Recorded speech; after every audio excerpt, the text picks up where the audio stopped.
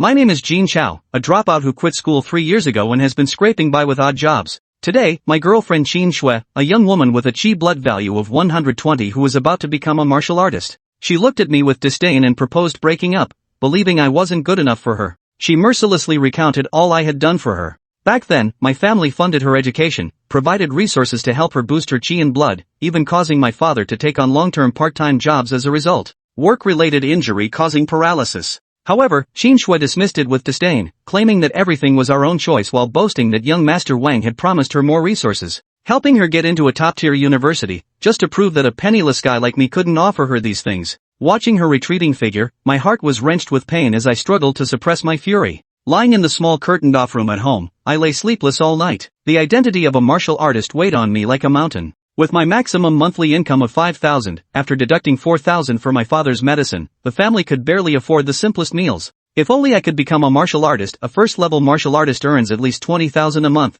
and killing a first-level mutant beast could bring over 30,000. Yet my chi blood value has remained at 82 for 3 years, making it impossible to become a martial artist. Just as I was feeling depressed and irritable, the buzzing sound of mosquitoes reached my ears. I casually swatted at it, and suddenly a mechanical voice echoed in my mind. Detected host capturing a mosquito. Vitality increased by 0.01. Does the host wish to tame it? I abruptly sat up and checked the system interface. Host, Jin Chao. Level, 0. Vitality, 82.01/200. Tamed beasts, none. I've awakened a system. This means I can become a martial artist, and my family won't have to endure hardship anymore, nor will we be looked down upon by Qin Shui. In excitement, I grabbed the fishing net and ran downstairs. To become a warrior, I need to boost my chi and blood to 200, with only 11,800 mosquitoes left to go. On a midsummer night, mosquitoes swarmed everywhere around garbage piles and under streetlights. Soon, under a streetlight, I trapped a swarm of mosquitoes beneath the fishing net. The system's voice frantically announced, host detected capturing a mosquito, vitality value increased by 0.01.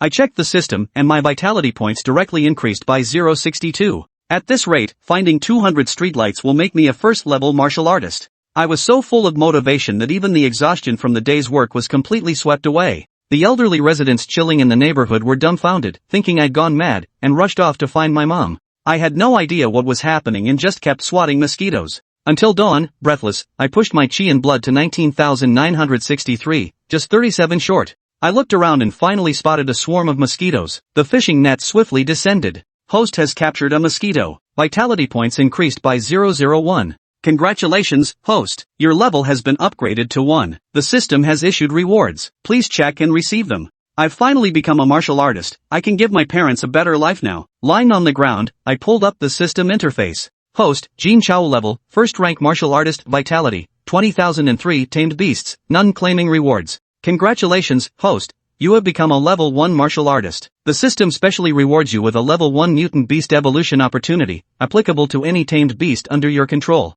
All can be used. This opportunity made me decide to tame a more formidable creature. Just as he was preparing to head to the warrior building, a faint meow came from the grass.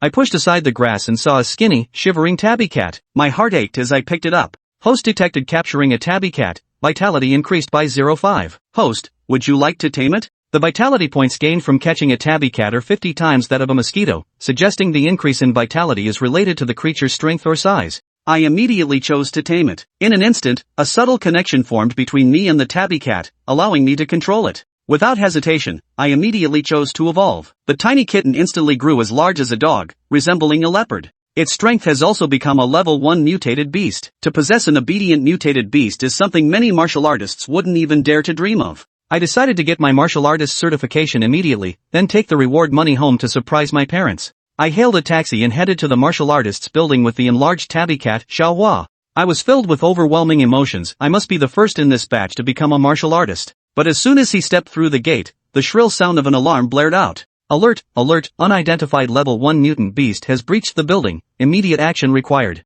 A flood of martial artists surged forward, while some newly advanced practitioners fled in panic. A security guard with a powerful aura shouted at me. Young man, don't be afraid. I can guarantee I'll kill it before it attacks you. I hurriedly panicked and said, don't kill it, I brought it here. It's very obedient and won't hurt anyone. Xiaohua also sensed the hostility and moved in front of me to protect me. The crowd clearly didn't believe it. After centuries of conflict between humans and mutated beasts, no one had ever managed to tame one. A middle-aged fat man asked disdainfully, "Do you know how many powerful factions have researched taming exotic beasts for decades without any progress? Do you think you can tame a mythical beast?" Everyone around me also thinks I'm delusional. I anxiously asked, "Then how can you believe me?" The fat man sneered disdainfully and threw me a collar with a chain, saying, "Unless you make it crawl into this collar on its own, then I'll believe you." This was clearly meant to be difficult. Getting a mythical beast to willingly enter a collar was equivalent to surrendering its life to a human. But I found it incredibly simple. I picked up the collar and said to Xiaohua, "Come here, crawl inside."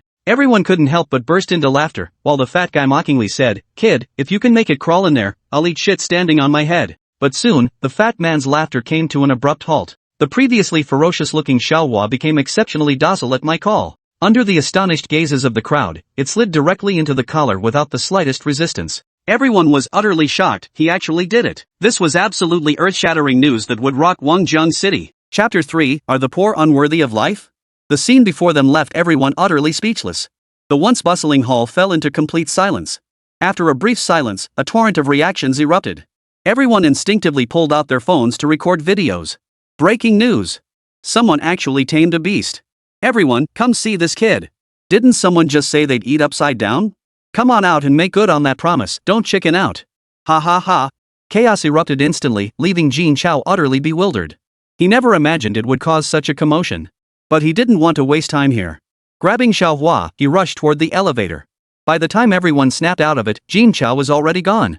The fat guy who'd made that ridiculous claim about eating upside down also slunk away in disgrace. Today was truly embarrassing. If I ever see that kid again, I'll make him pay.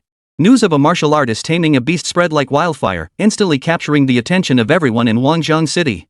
People were stunned, but without seeing it with their own eyes, most remained skeptical. After all, in all these years, no one had ever heard of anyone taming a beast. They simply couldn't bring themselves to believe such a thing. But the bigwigs saw it differently. They wouldn't let go of even the slightest possibility. A middle-aged man in a suit, sporting a full beard, declared with unwavering resolve, "Find this man immediately and bring him here." "No, I'll go myself. We absolutely cannot let those others beat us to it this time." His subordinates were startled by the order. What kind of status did their boss hold? In all of Wangjang City, aside from a select few, it was always others who came to see him. They had never seen anyone important enough to warrant their boss personally meeting them. On the rooftop of a skyscraper, a portly old man roared with laughter. "After all these years, someone has finally tamed a beast. Quickly, find him. He must not fall into others' hands. I will see him myself." Meanwhile, Jin Chao had arrived on the 7th floor, the place where martial artists had their chi and blood values assessed and received their martial artist medals. Only by obtaining a martial artist medal could one truly become a martial artist and enjoy the privileges accorded to them. "Hello, I'm here to claim my martial artist medal." Jin Chao approached window 3 and addressed the clerk inside. Inside, a female clerk sat, her figure plump and her face round as a pancake. Her makeup was applied so heavily that her face appeared several shades whiter than her neck. The round face froze upon seeing Jin Chao. So young.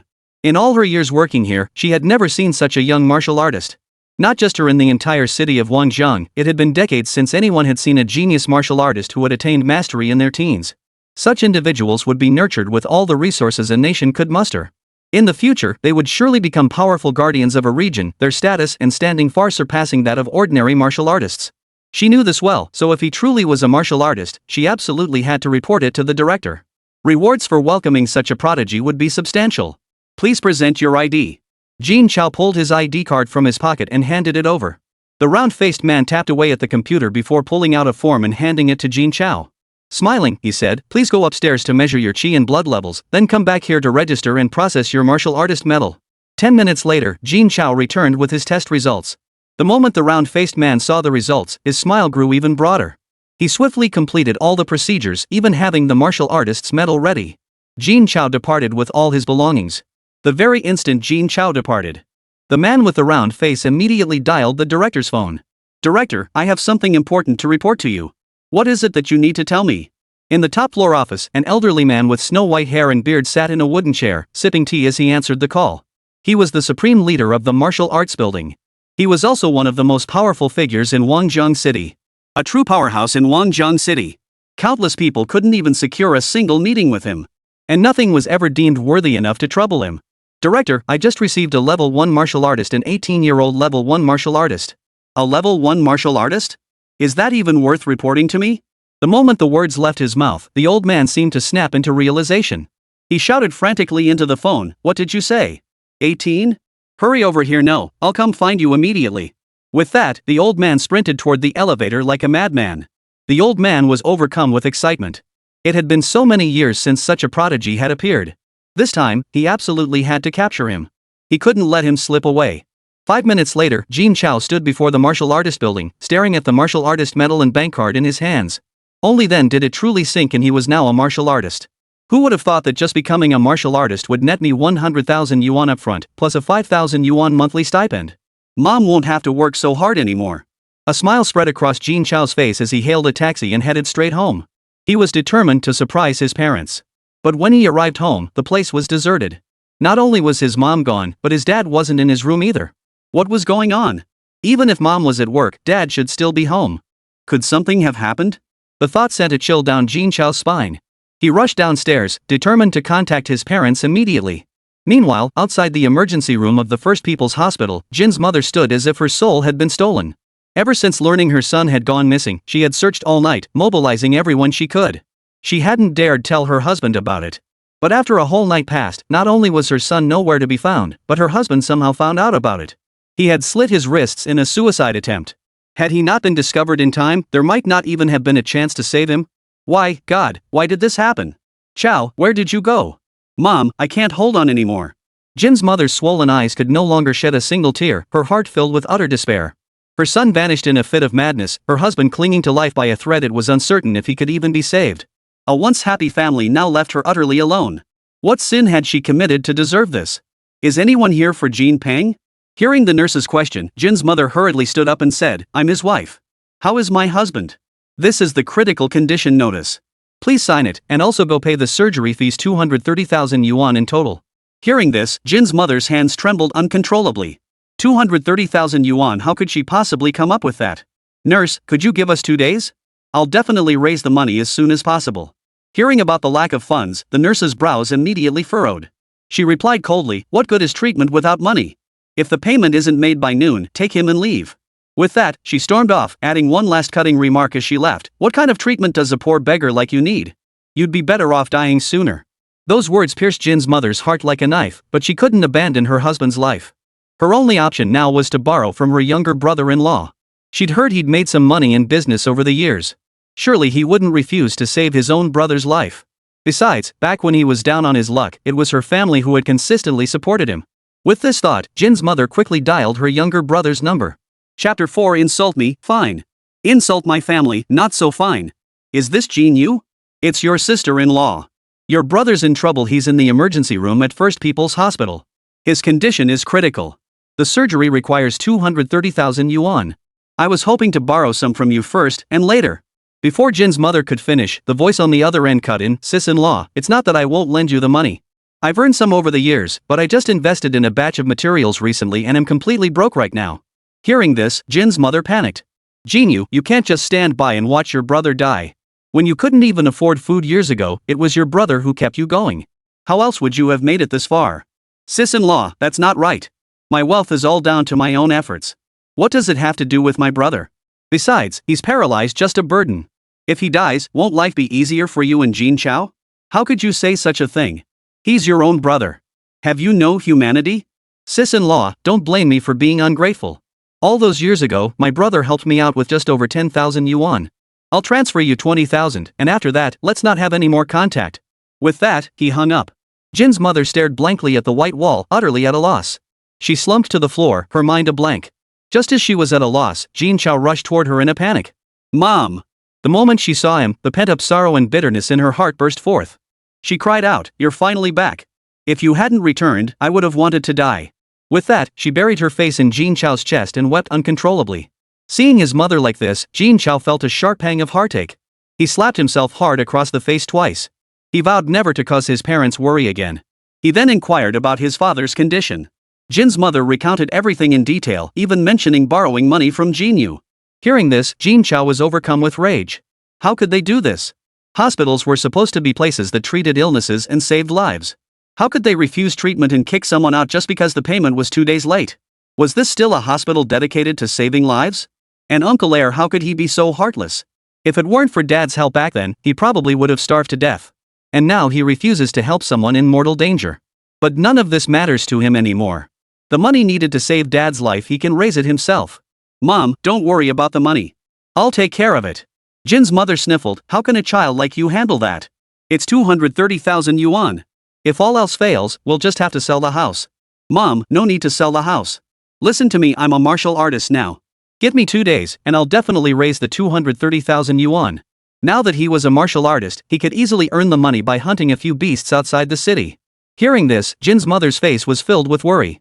Though she didn't believe her son had gone mad, his current state made her doubt herself. Chao, don't put too much pressure on yourself. I'll figure out a way to handle the money. You absolutely mustn't get hurt. Hearing this, Jin Chao froze for a moment before realizing what was going on. His mom was treating him like he was mentally unstable. Mom, I really have become a martial artist. Here's my martial artist's medal and the 100,000 yuan I just received. Jin Chao pulled out the badge and bank card, placing them directly in front of his mother. Only then did Jin's mother believe him. Martial artist medals couldn't be forged, and no one would dare to try. So her son had truly become a martial artist? Her husband was saved. Just then, the nurse from earlier returned and began scolding Jin's mother. Why haven't you paid yet? If you don't pay immediately, we'll have to take him away right now. Don't waste our time here. Mrs. Jin hurriedly replied, Nurse, we only have 100,000 yuan on hand right now. Can we pay the remaining 130,000 in a couple of days? The nurse replied with a look of disgust, no. Not a single cent less. If you can't afford it, why bother getting treatment? You might as well just wait to die at home. Jin's mother tried to plead further, but Jin Chao couldn't stand by any longer. How dare you speak to us like that? Isn't there a hospital policy allowing medical fees to be paid within 3 business days? As a nurse, how can you not know this basic rule? What kind of nurse are you? The nurse didn't flinch at all. The hospital does have rules, but they're for people who can actually pay later. Can you poor beggars even afford to pay later? With that, the nurse grew even more impatient. If you can't pay, get out of here with your patient. Otherwise, I'll call security. Jin Chao's rage boiled over. Just as he was about to retort, a familiar voice called out from behind him. Hey, isn't that Jin Chao? What are you doing here? Did someone get sick? Jin Chao turned to see his classmate, Wang Jianyu, a rich kid, approaching. Accompanying him was none other than Qin Shui. The nurse immediately broke into a smile upon seeing Wang Jianyu. Why, isn't this young Master Wang? What brings you to the hospital? Feeling under the weather? Wang Jianyu replied, how could I possibly be unwell? My girlfriend isn't feeling well, so I came to visit. Put the bill on my account. The nurse fawned, young Master Wang, what are you saying? Would I dare ask you to pay? Seeing the nurse's sycophantic expression, Jin Chao was already seething with rage. The hospital ignored the truly needy poor who required life-saving care. Yet when the wealthy suffer even minor ailments, the hospital fawns over them relentlessly. They even applied regulations meant for the poor to the wealthy. What kind of world was this? Wang Jianyu, however, remained unperturbed. He looked at Jin Chao with an amused expression and asked, what's going on here? The nurse shot Jin Chao a contemptuous look and replied, his father slit his wrists. They're still short 130,000 yuan for the surgery fees. Can't pay it. Qin Shui scoffed, why bother seeking treatment if you can't afford it? If it were me, I'd just let them die at home. Jin Chao was stunned that Qin Shui could utter such words, his anger flaring instantly.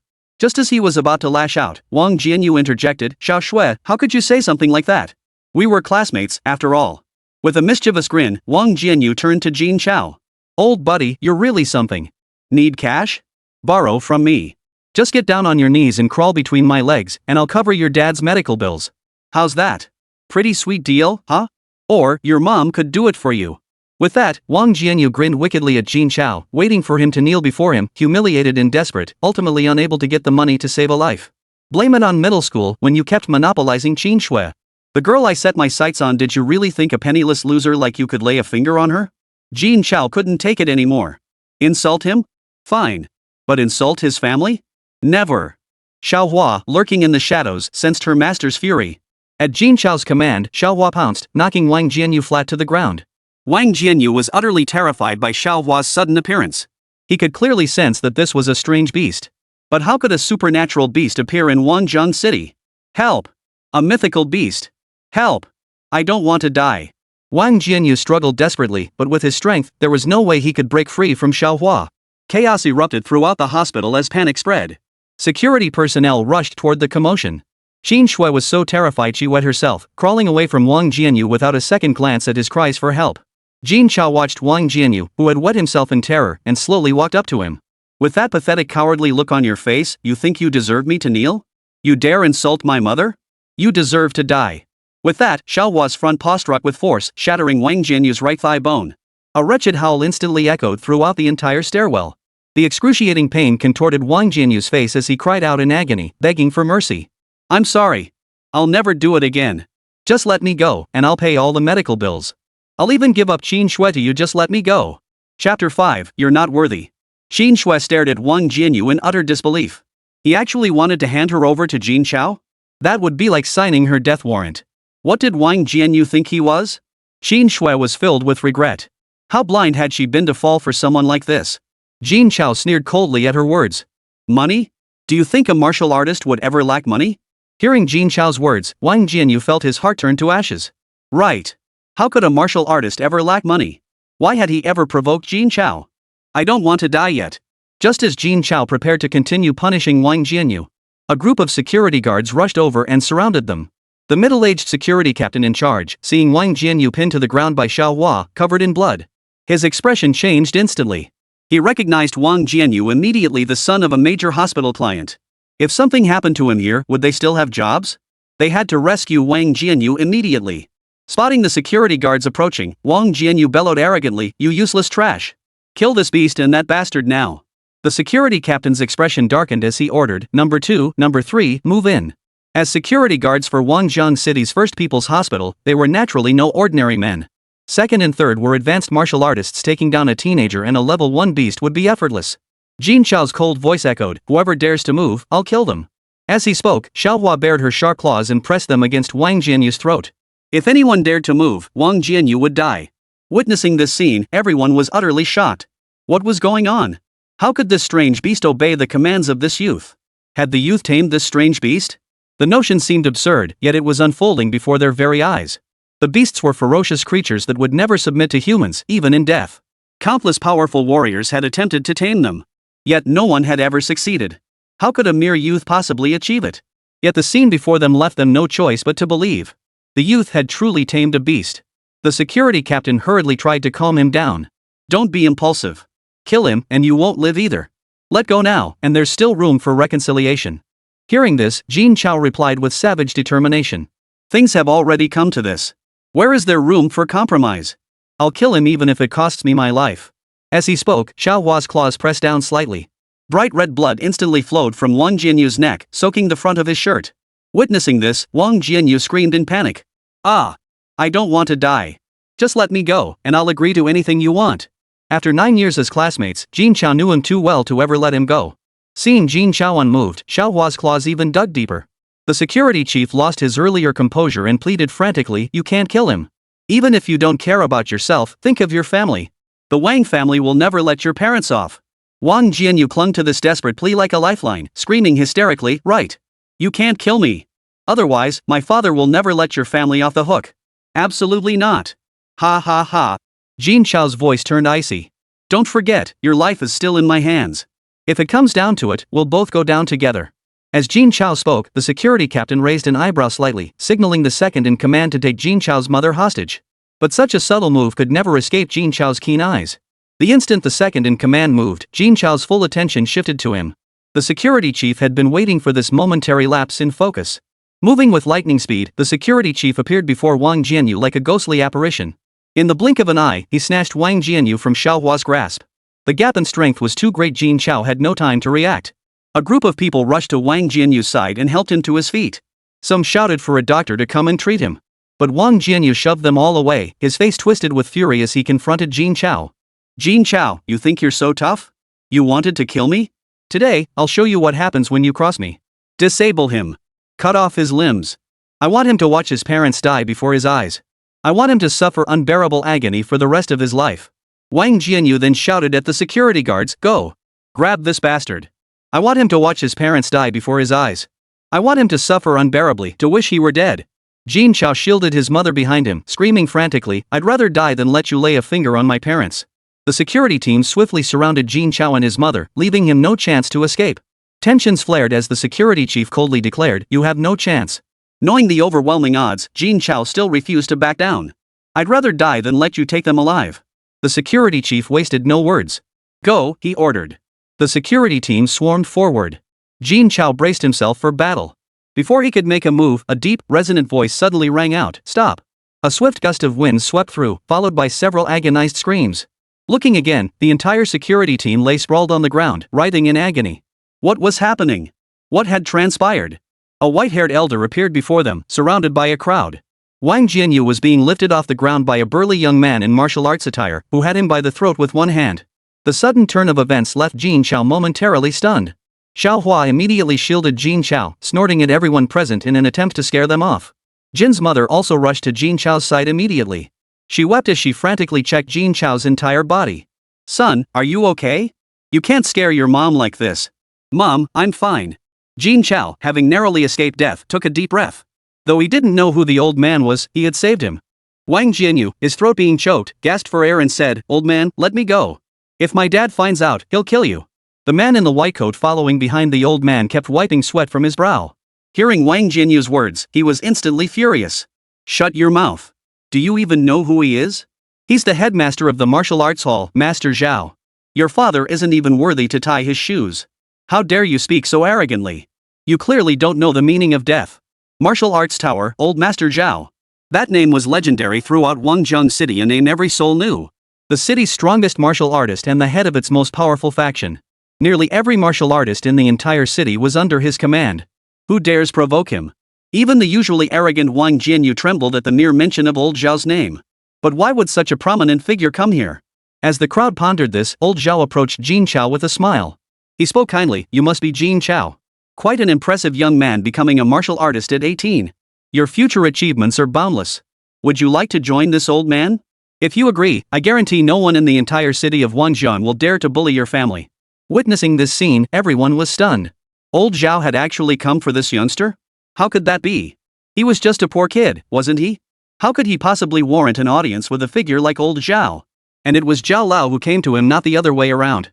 Such a thing, I've never even heard of it, let alone seen it happen. What incredible luck has this kid stumbled upon? And who on earth has he offended? Chapter 6, The Three-Way Struggle. Though they already suspected Jin Chao might be a martial artist, hearing it confirmed by Old Zhao himself still sent shockwaves through them. 18 years old. At 28, they hadn't even figured out what they were doing with their lives. He was already a martial artist at 18. Such talent in all of Wangzhong City, who knew how many years it took for someone like him to appear? A talent that emerged only once in a million people. No wonder even a figure like Old Zhao had come to meet him personally. Jin Chao was also somewhat stunned. He'd never met such a prominent figure before. He never imagined the man would invite him to join him. In the past, he would have refused outright. With the system, he could easily become powerful and earn vast sums effortlessly. But joining any organization meant being bound by its rules and doing things against his conscience. But after what just happened, he had come to a realization. In this world, no matter how powerful an individual might be, they could never stand against an entire faction. Even if one were powerful enough to stand against an entire faction. What about the people around them? Therefore, this time, he chose to align himself with a faction. Especially one like the Martial Arts Tower. Just as Jin Chao had made up his mind to join the Martial Arts Tower. A resonant voice cut through the air, "Mr. Zhao, isn't this a bit irregular? Young Jin is a talent recognized by more than just your discerning eye." A middle-aged man in a tailored suit approached, accompanied by a group of bodyguards. Ignoring everyone else, he headed straight for Jin Chao. He stated bluntly, "I'm Sunny Long, chairman of Nanyi Group. I have one question I'd like to ask, and I expect you to answer truthfully." Nanyi Group? Sunny Long? The revelation of his identity sent shockwaves through the crowd. This was one of the few forces in Wangzhong City capable of rivaling the Martial Arts Tower. Sunny Long was notorious for his ruthlessness, never showing courtesy to anyone. Yet here he was, addressing Jin Chao with the polite term "ask."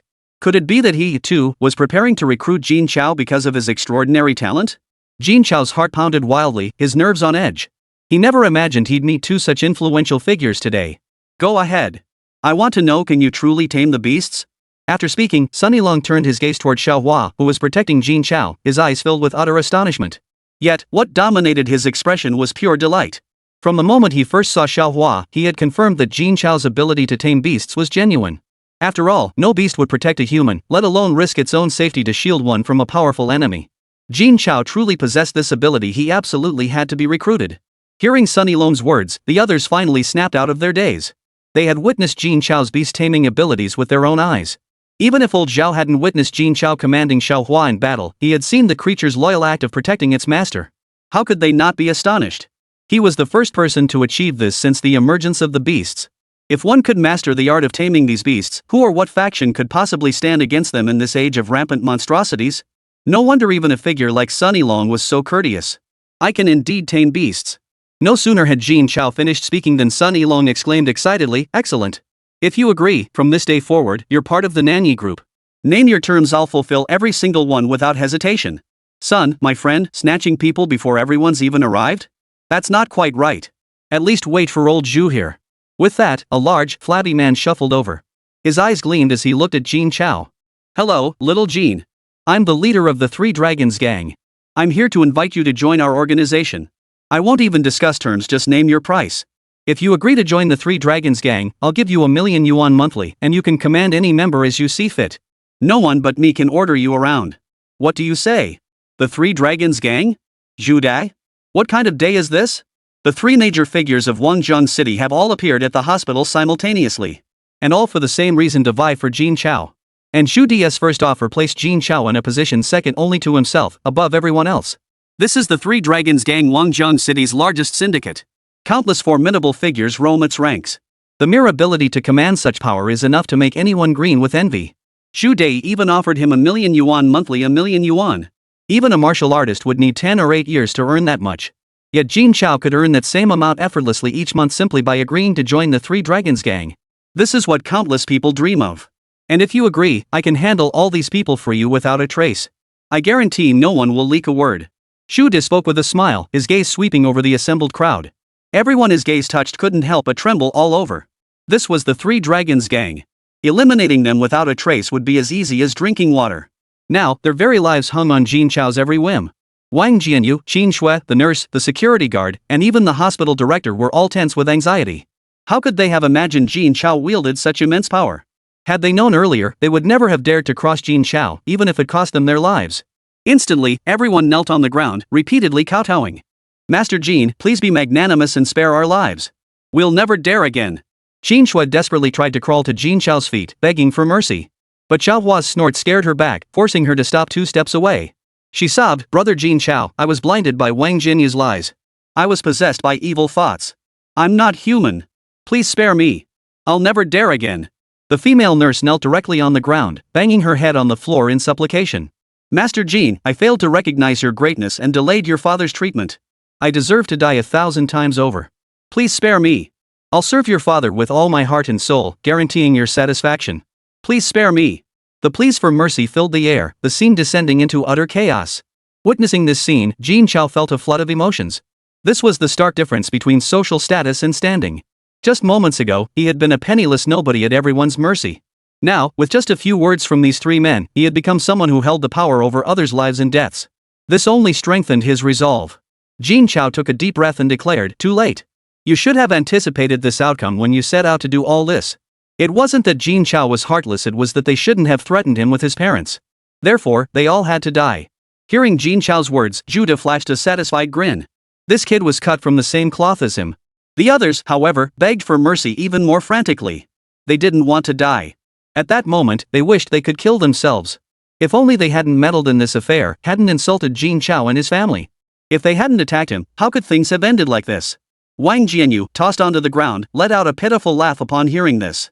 He did not beg for mercy, for he knew it would be futile. Had he cherished the chance Jin Chao had given him earlier, he wouldn't be in this predicament now. It was all his own fault. "Jin Chao, I don't beg you to spare me. I only ask for a quick end." Jin Chao looked at him coldly and nodded. Seeing this, Zhu Di waved his hand, signaling his men to step forward and dispose of them. But Sun Yilong spoke up to stop them. "Hold on." Everyone turned to Sun Yilong in confusion. Those about to be executed thought Sun Yilong was going to save them.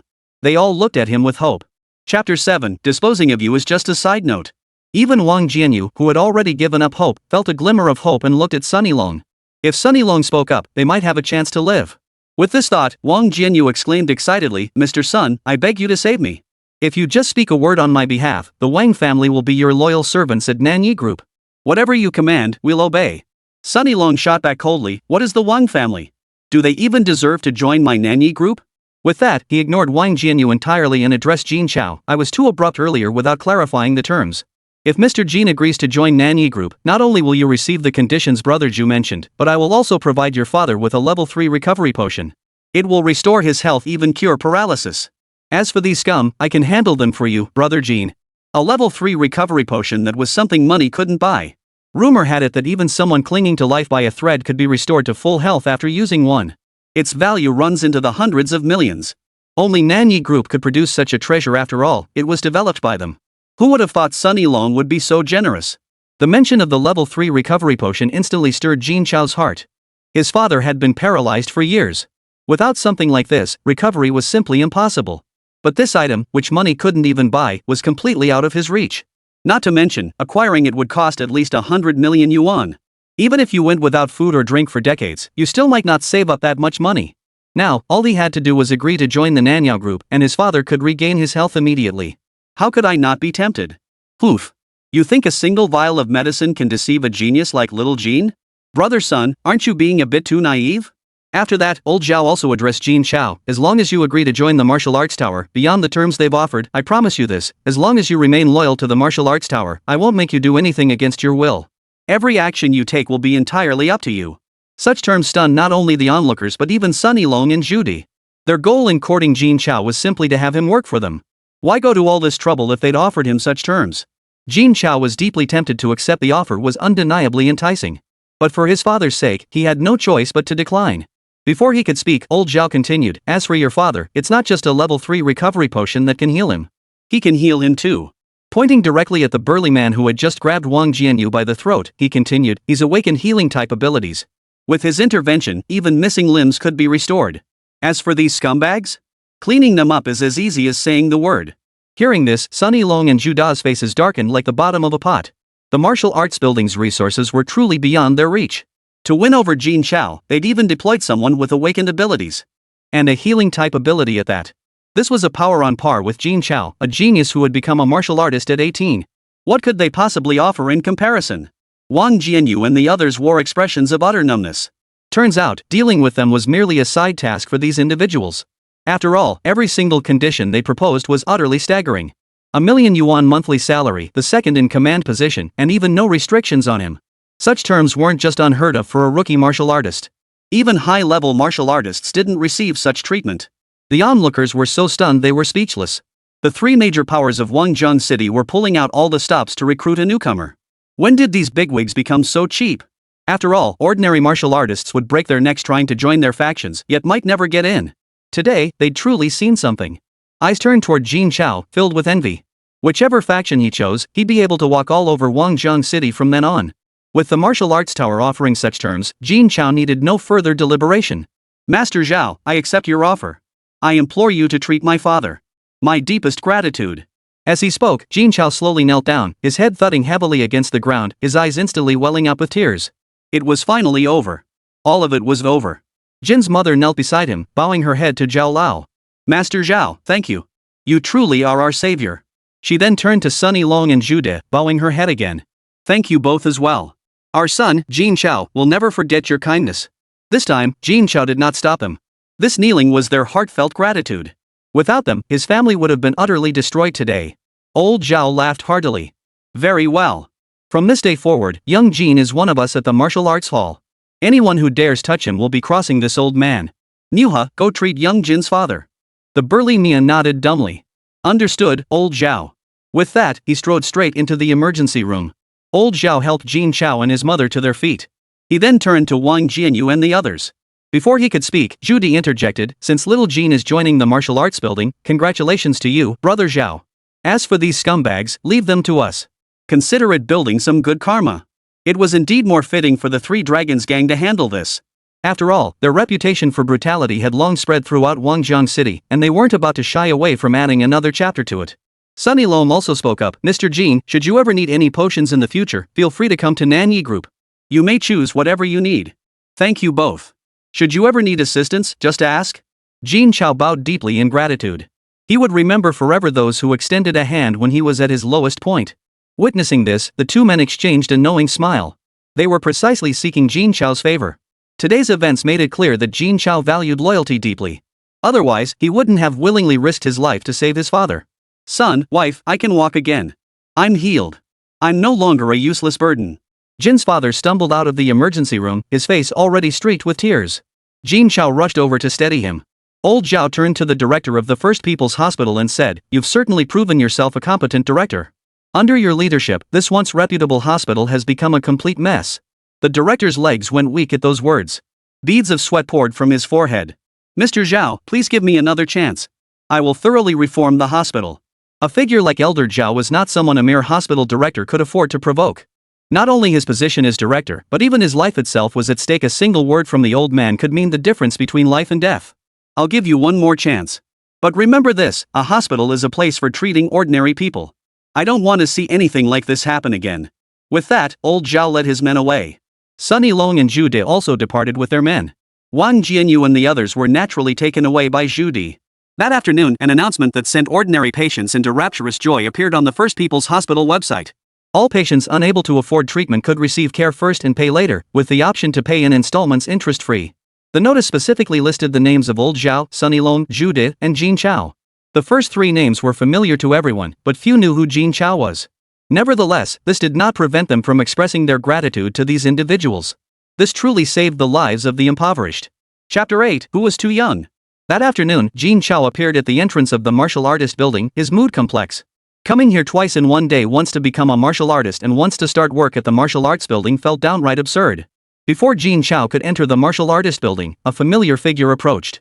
Big round face? What was she doing here? Jin Chao, Elder Zhao knew you'd be coming this afternoon. He specifically asked me to wait here for you and show you around the martial arts building. Come with me. Jin Chao's mouth twitched. What was Old Zhao thinking?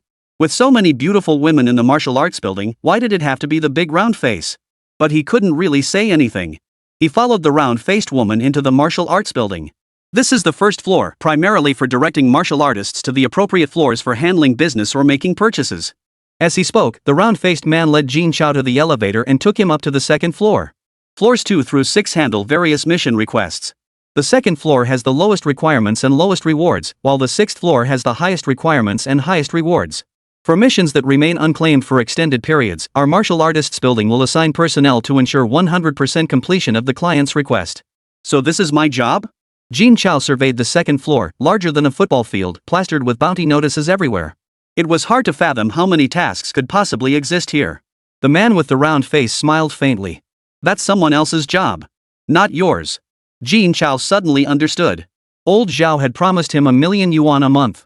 If this was truly the job, with his current level 1 martial artist strength, how many tasks would he need to complete to earn that salary? The round-faced man then led Jin Chao into the elevator. As they passed the 7th and 8th floors, he explained, the 7th floor handles the issuance and upgrades of martial artist medals. The 8th floor is for measuring chi and blood values. Floors 9 through 20 sell everything martial artists need: weapons, armor, potions, spatial items, martial arts techniques. You name it. The higher you go, the higher the grade and the steeper the price. Security there is handled by our martial arts building personnel. So my job is to be a security guard? A security guard earning 1,000,000 a month? What kind of priceless treasure would that involve protecting? With my current abilities, there's no way I could handle that. The man with the round face looked Jin Chao up and down before saying, that's their job.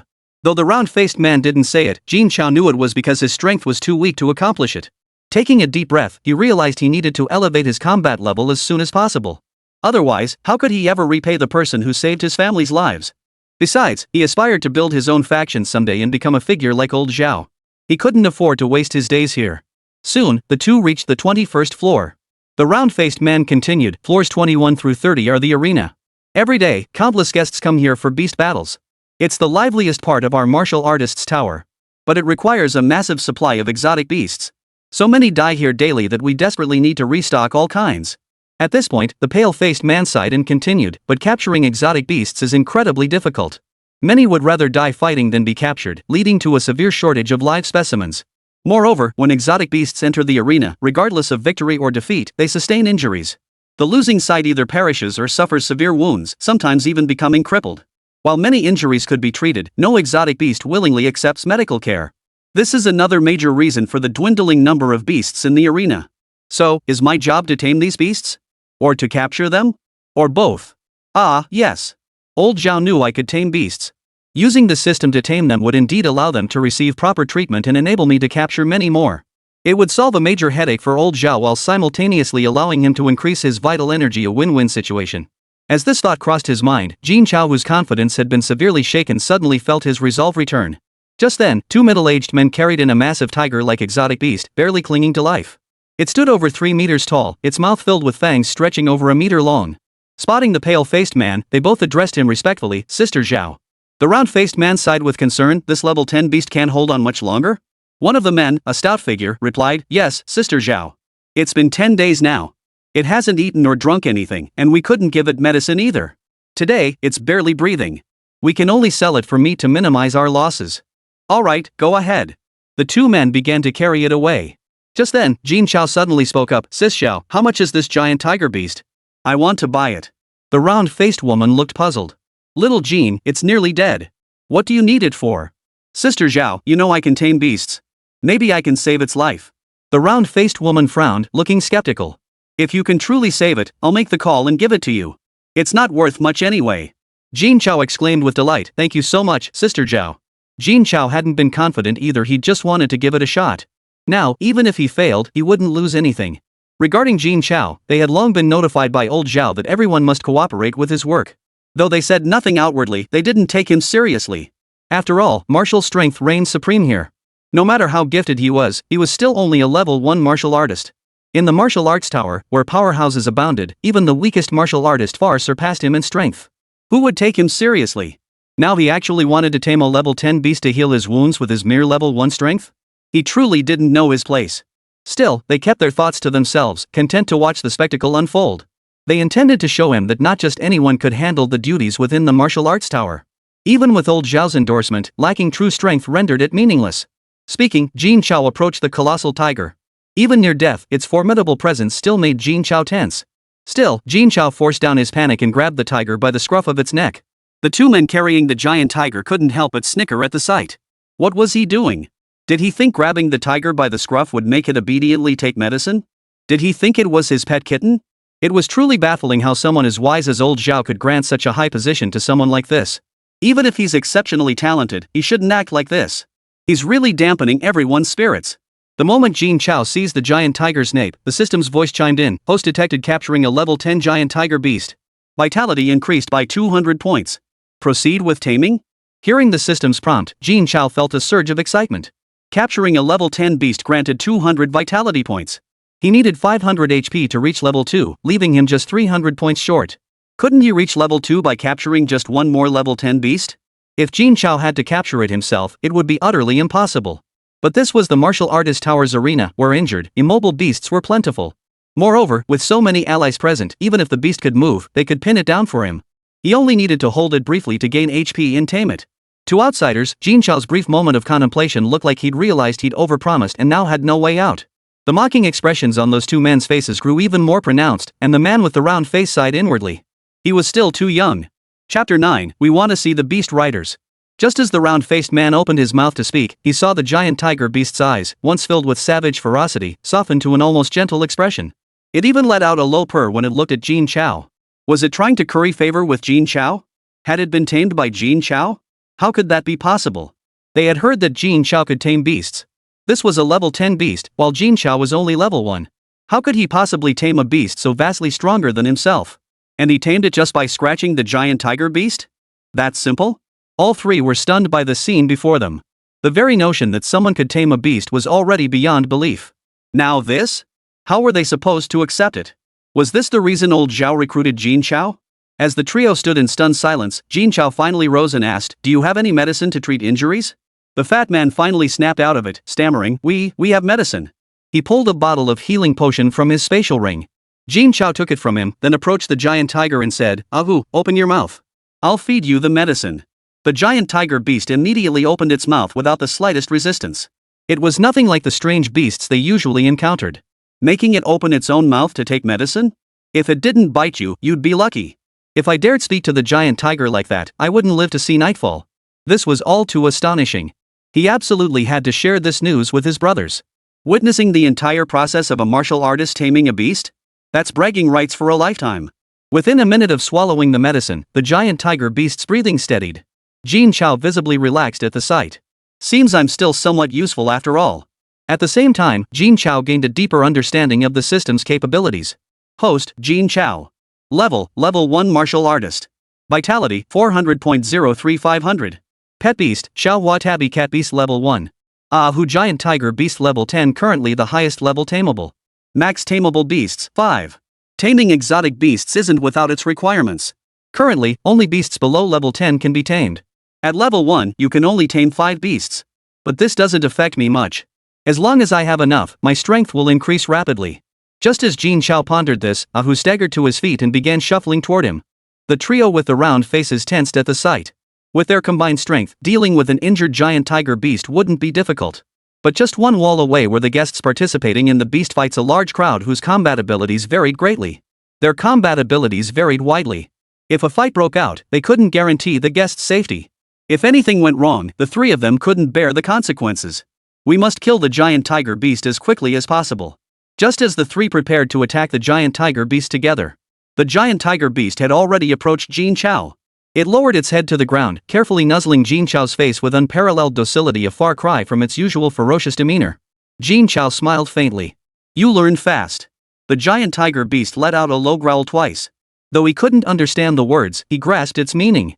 You want me to ride on your back? Jin Chao glanced back at the round-faced man, looking somewhat troubled. That might not be appropriate. Riding a level 10 beast around? If anyone saw that, they'd be utterly horrified. It certainly would be. Just hearing about it felt unbelievable. Using a beast as a mount? Jin Chao would undoubtedly be the first person in history to do such a thing. But the round-faced man's eyes twinkled as he declared, Brother Jin, no worries. It's yours now. Ride it whenever you want. We're dying to see it too. The two chubby guys nodded eagerly too. They were dying to see just how cool it looked to ride a beast like that. Jin Chao glanced at the three of them and could only sigh helplessly. Alright. With that, he climbed onto Ahu's head and settled onto its back. Feeling its master settle in, Ahu slowly rose to its feet, head held high, as if bearing its master was a tremendous honor. Sis Xiao, are there any other injured beasts around here? I want to take a look level 10 or below. The round-faced woman snapped out of her daze and nodded eagerly. Of course there are. Plenty of them. We were just worrying about what to do. You've solved a huge problem for us martial artists here. Come on, I'll take you right now. Without further ado, she led Jin Chao deeper inside, bypassing the usual tour route. And she deliberately chose routes through crowded areas. The goal was to spread the word the martial artists building could tame beasts. This gimmick alone would draw crowds, business would skyrocket. The entire 21st floor was unlike the lower levels, soaring over 10 meters high. At its center stood a colossal steel-forged arena, encircled by exceptionally sturdy glass walls. Within, two exotic beasts were locked in a life or death struggle. Surrounding it, rows of seats ascended from low to high, packed with spectators whose deafening cheers filled the air. Simultaneously, massive four-sided projection screens on the arena displayed the very scene of the two beasts' fierce combat. Just as everyone was intently watching the outcome of the battle, a spectator seated in the south stand suddenly froze in place. His mouth gaped wide, yet no sound came out, as if he'd seen a ghost. He could only grab his friend's arm with his left hand, point forward with his right, and keep uttering ah. Ah. His friend, already fuming because the beast he'd bet on was losing badly, was now being interrupted. Distracted by his friend's commotion, he snapped irritably, What is it? Seeing ghosts in broad daylight? But his friend kept tugging at him, stammering, Look. Someone is sitting on the giant tiger beast. You've lost your mind, haven't you? That's a beast, how could anyone sit on it? The man clearly didn't believe it. Don't believe me? Look for yourself. He pointed it out to the man. The man fumed, If there isn't, just wait till I get my hands on you. He followed his friend's pointing hand. He stood up in utter shock and bellowed, Holy! Someone's actually sitting on that giant tiger beast? Am I dreaming? Everyone, look! Someone's sitting on the giant tiger beast. The man's shout instantly drew everyone's attention. The crowd, who had been furious at having their view blocked by the man, instantly turned their attention to where he was pointing upon hearing his words. Soon, nearly everyone in the entire arena saw Jin Chao sitting atop the giant tiger beast, slowly walking along the colonnade. What the hell is going on? How could the giant tiger beast let someone ride it? Who is that man? He looks kinda familiar. Holy crap, am I seeing things? A giant tiger beast carrying a human? How is that even possible? In an instant, all eyes shifted away from the gladiatorial combat, fixated instead on the giant tiger beast. The buzz of discussion drowned out everything else. Some, unable to see clearly, even shouted at the staff to point the cameras at the giant tiger beast. Focus on the giant tiger beast. Focus on the giant tiger beast. Focus on the giant tiger beast. Wave after wave of sound drowned out all other voices, echoing endlessly throughout the arena. Inside the broadcast booth, staff members were sweating profusely with anxiety. They simply didn't have the authority to do this. But if they didn't broadcast it, they'd still lose their jobs if so many people complained. What should they do? Chapter 10. Could I be wrong about the one I've set my sights on? Just as the staff stood frozen in indecision, a sharp figure swiftly entered the room. Several staff members stood up upon seeing the arrival, respectfully addressing him, Brother Chi. The man addressed as Brother Chi frowned and looked at the camera, demanding, "What's going on?" A staff member hurriedly replied, "We don't know either. It seems someone is riding on the giant tiger beast. The audience is shouting for us to show that footage." Brother Chi looked skeptical at the staff's explanation, but upon seeing the audience's reaction outside, he had no choice but to believe it. "Focus the camera on that giant tiger beast." The staff members breathed a sigh of relief upon hearing Brother Chi's command. Their jobs were safe for now. They quickly switched the feed, and all 4 giant screens began broadcasting footage of Jin Chao riding the giant tiger beast. The entire crowd erupted in cheers. Damn awesome. To witness someone taming a beast like this in my lifetime, it'd be worth dying for. Holy crap, where did Martial Artist Tower find this guy? He can actually tame beasts. Martial Artist Tower is going to dominate the entire Wangjiang City beast fighting market. Everyone who witnessed this scene understood its significance. Being able to tame beasts meant capturing more living beasts. It also means healing those beasts injured in combat. With more exotic beast species in numbers, naturally more people would flock here for beast fighting. The skies over Wangjiang City were about to change. In the broadcast studio, Brother Chi stared intently at the screen. He quickly recognized Sister Zhao with her round face. Could this person be Jin Chao? The entire martial arts building knew about Big Round Face going to receive Jin Chao. Not a single person respected this parachuted-in leader. A level 1 martial artist? How dare he give them orders? What gives him the right? The martial arts building was full of young martial artists with their own prestige. None of them bowed to anyone else. Suddenly having a level 1 rookie martial artist lord over them? No way they'd fall in line. They were all waiting to see him fail. Brother Chi was naturally among them. But who could have imagined Jin Chao would deliver such a massive surprise upon his arrival? If memory served, Big Fat and 3 monkeys were planning to haul this dying giant tiger beast out to sell it. This giant tiger beast, which hadn't eaten or drunk anything for over 10 days in the martial artist building, was now full of life in just a short while. Could he truly tame beasts? Making such a splash right after arriving, this Jin Chao was quite interesting. With that thought, Brother Chi hurried out. The studio crew rushed to the surveillance screens, witnessing this astonishing scene. The camera zoomed in on Jin Chao's face, filling all 4 screens. Many recognized Jin Chao as the man who had been seen earlier that morning in the martial artist building with the tabby cat beast. At the time, they had dismissed it as nothing more than a joke. Little did they expect to see the real person in the afternoon. And this time, he was riding a giant tiger beast. Thrilling. Jin Chao also sensed something amiss, but seeing no reaction from the round-faced man, he said nothing more. Soon, the group arrived at the westernmost section of the 21st floor, the area designated for holding injured beasts. The moment the door opened, a pungent stench of blood assaulted their senses. Jin Chao couldn't help but frown. But when he saw the hundreds of beasts of all ranks, his eyes lit up with excitement. If he could tame them all, wouldn't his strength increase by several levels? Capturing a level 10 beast would add 200 HP points, and even a level 5 one should easily add at least 100 HP points. The round-faced man surveyed the beasts, his heart aching. These were all money, after all. Even the lowest tier level 1 beast cost nearly 100,000. Level 10 ones were even pricier, easily costing hundreds of thousands. If all these 100+ beasts died, the martial arts tower would lose at least 1 or 200 million. The thought alone was heartbreaking. But now, with Jin Chao here, these beasts have a chance. The martial arts tower could save over 100 million. When the time comes, shouldn't my bonus be at least 100 or 80,000? At this thought, the round-faced man looked at Jin Chao with pleading eyes. Meanwhile, on the 33rd floor of the martial artist tower, in the curator's office, old Zhao sat by the tea table, leisurely brewing and sipping tea. Beside him sat a gaunt, balding old man. Old Zhao, are you really going to give such immense power to a greenhorn? The balding elder frowned, clearly displeased. Old Qin, I know what you're thinking. You're well aware of the situation in our martial arts building. These young upstarts won't bow to anyone, and none of them possess the ability to keep the others in line. If this continues, won't we just become a disorganized mess?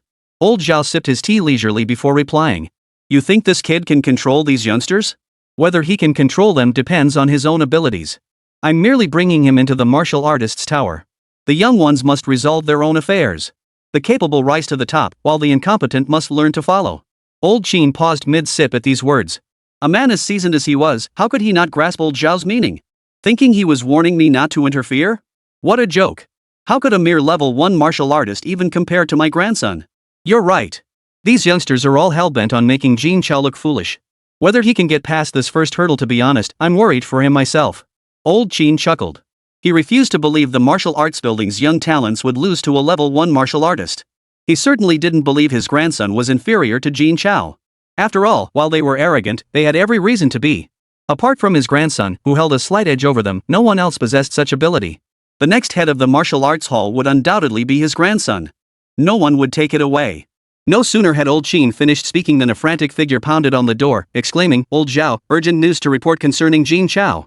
The panic in the voice made it clear this was no small matter. I just mentioned him, and now trouble's brewing. A smile spread across Old Chin's face, while Old Zhao looked concerned. Trouble already, so soon after his arrival? Come in. The newcomer was Muhei. Just as he was about to speak, he noticed Old Chin was present and quickly clamped his mouth shut. His eyes turned to Old Zhao, filled with questions. Old Zhao spoke up, "It's fine. Go ahead. Old Chin and I have been friends for years. There's no harm in him knowing about the martial arts tower." Yes, Old Zhao. Jin Chao has made a major breakthrough. He just reached the 21st floor and tamed a level 10 beast, curing it. Upon hearing Mu's words, Elder Zhao showed little reaction, but Elder Chin suddenly shouted, "What? A level 1 martial artist tamed a level 10 beast? How is that possible? Why are you so worked up, Old Chin? Didn't I tell you ages ago he could tame beasts? How could you forget so easily?" As Old Zhao spoke, his face was filled with amusement. "You old geezer looked down on the person I chose. Now you've been proven wrong. What's there to get excited about? He just saved a level 10 beast. It's nothing special. It can't compare to the achievements of those who've been with you for years." He continued, but that was just the beginning. Sister Zhao then took Jin Chao to the Beast Recovery Center, where they healed over 100 beasts. Rough estimates put the direct cost savings at 210 million yuan. Jin Chao has truly earned major credit this time. What? This time, not only Old Chin but even Old Zhao was visibly shaken. Less than an hour had passed, and they'd saved the martial arts tower 210 million yuan? What a treasure they'd found. Chapter 11, Trust Those You Employ. Of course, Old Zhao and Old Chin saw the bigger picture. Wuzhong City wasn't the only place doing the beast fighting business. But because the beasts were too ferocious, it was extremely difficult to capture them alive. This forced all arenas to operate in a semi-open, semi-closed state. Moreover, only a handful of exotic beasts ever entered the arena. Seeing which beast appeared almost guaranteed predicting the outcome. This made business extremely difficult for all the arenas. But now, with Jin Chao in the picture, none of this is a problem. Monopolizing the beast fighting business in Wangjiang City is now a distinct possibility. Old Zhao knew Jin Chao could greatly benefit the martial arts tower. But that would only happen after his strength improved. He never imagined Jin Chao, merely at level 1, could already be so impactful. This brought great comfort to Old Zhao's heart. Let's go take a look. Old Chin's expression darkened. With Jin Chao proving so outstanding, he couldn't help but worry about his own grandson. Inside the beast treatment room, the man with the round face stared at over 100 lively beasts, almost indistinguishable from pets. He was completely dumbfounded. Had taming these beasts been too easy? With just a single grab, the ferocious beasts had been tamed. And so obedient? A massive python over 10 meters long opened its gaping maw, allowing Jin Chao to climb inside to examine its internal wounds. When had such a scene ever occurred? Remember, these beasts hadn't eaten or drunk for over 10 days. They were at their hungriest. If it had been anyone else, they would have ended up in the giant python's belly long ago. That's enough. Jin Chao spoke, then emerged from the giant python's mouth. Glancing at the system interface, his face broke into a broad smile. Host, Jin Chao. Level 10 martial artist. Vitality, 20,173.03 25,000. The pet section was densely packed with entries. After taming these exotic beasts, his strength surged dramatically. In a single day, he broke through to level 10. This was something he had never even dared to imagine before. But it was exhausting. After all, the maximum number of tamed pets one could have was 5 times their own level. Once that limit was reached, he had to release the tamed beasts. It took a lot of time. But it didn't matter much. In the end, these exotic beasts would all be released anyway. After all, these beasts never truly belonged to me. The moment Jin Chao broke through to level 10, the system notification sounded once more. Congratulations, host, on reaching level 10. The system has awarded one reward package. Please claim it. Another gift pack? The system's features are becoming more and more appealing. He quickly said, claim. The gift package opened, revealing 3 rewards in total. Reward 1, 10,000 times the insight. Reward 2, choose one of 3 special abilities: light, poison, or earth. Reward 3, pet beast level boosted to level 10. Seeing the 3 rewards, Jin Chao was extremely excited. The most valuable was the choice of one of the 3 special abilities. This was a special ability, after all. Even elementary school kids knew how precious it was. Though not many martial artists emerged in Wangjung City each year, there were still tens of thousands. And those who awakened special abilities? At most, just a handful each year. This illustrates just how rare they are. Moreover, the abilities gained through awakening are wildly varied. Yet they all undeniably grant immense combat enhancement. Take Mu He, who treated his father this morning, for example. His ability appears limited to healing support. But if Mu fights while healing himself, as long as the strength gap isn't too great, he could simply wear his opponent down until they collapse. The only question is which of these 3 abilities to choose. When the chance arises, I'll ask Big Round Face no, Sister Zhao. Next, he needed to level his pets up to 10. Though all the tamed beasts are currently higher level than me. Except for Ahu, none of them belong to me. Only Little Flower could take advantage of this chance to level up. So Jin Chao chose Xiaohua without hesitation. He wondered what Xiaohua would look like once they got home. As for that 10,000-fold insight, he still didn't know how to use it. He'd just have to figure it out gradually. Everyone back to your cages. At Jin Chao's command, the exotic beasts all returned to their respective cages. Jin Chao then severed the taming bonds with each one. Unlike before, the beasts didn't go berserk, they still showed Jin Chao a great deal of affection. As for the others, it was the same old story, he couldn't touch them, couldn't even get close. Jin Chao said wearily, Sister Zhao, now that these beasts are all cured, where should we go next? The round-faced woman was still in a daze, but quickly perked up with excitement. Where? Let's go eat. You've done a tremendous job today. Even I've benefited from your efforts. This meal is on me. It was nothing, just a small favor. That remark was quite the backhanded compliment. A simple gesture saved the martial arts building over 200 million yuan. The reward alone would easily top 1 million. You sure know how to lend a hand. Before the round-faced girl could respond, a mocking voice cut in. How modest of you. But you're in for a world of trouble. All 4 turned toward the doorway. There stood Brother Qi, grinning maliciously at them. The round-faced man spoke first. Qi Feng, watch your words. Little Jin just did us a huge favor, how could he be facing trouble? Jin Chao also found it hard to comprehend. Qi Feng strolled over with a look of utter contempt on his face. Sister Zhao, while I don't know how he tamed the beast, one thing is clear, once tamed, it belongs to him. He didn't finish his sentence, but the round-faced man's expression darkened. These were all beasts from the martial artist's tower. If Jin Chao tamed them, wouldn't they all obey him? How could that be acceptable? If the curator found out, she'd be cursed to death and might even face a fine. Those were minor concerns.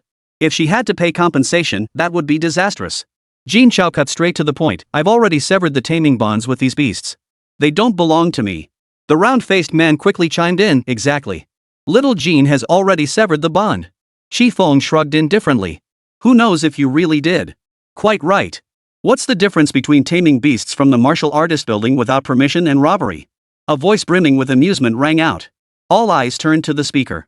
Qi Feng immediately addressed them respectfully, Elder Zhao, Elder Qin. Jin Chao, unaware of who Elder Qin was and recognizing the remark as directed at him, naturally showed no courtesy. Master Zhao. Upon hearing this, Elder Qin frowned with displeasure. Is this the young man you've taken a liking to? He has no manners whatsoever. Master Zhao merely smiled without responding. Jin Chao frowned, about to retort, when the man with the round face interjected irritably, Old Qin, what business is the martial arts building any of yours? Little Jin, ignore him, just an old codger flexing his seniority. Hearing this, Old Zhao struggled to suppress his laughter. 3 old men in a row, clearly, they held no regard for Old Qin. Old Qin's anger flared instantly. You little brat. If it weren't for my long-standing friendship with Old Zhao, would I ever meddle in the martial arts building's affairs? Just as the argument threatened to escalate, Old Zhao intervened. Enough, stop bickering. I trust Xiao Jin. Besides, I was already planning to have Xiao Jin take over the arena first. Even if these beasts obey him, it doesn't matter. I intend to reward him for it. At these words, everyone turned to stare at Old Zhao in shock. Wasn't it a bit inappropriate to entrust such a crucial place as the arena to Jin Chao so soon after his arrival? Even the round-faced man who had always supported Jin Chao spoke up, Old man, aren't you worried Jin Chao might have ulterior motives? Old Zhao looked at the round-faced man with a hint of exasperation. Trust those you employ. Chapter 12, Supernatural Abilities. Jin Chao was deeply moved by these words. Not only had Old Zhao saved his entire family's lives, but he also trusted him so deeply. He was determined to repay him no matter what. From now on, you'll oversee all operations at the Colosseum.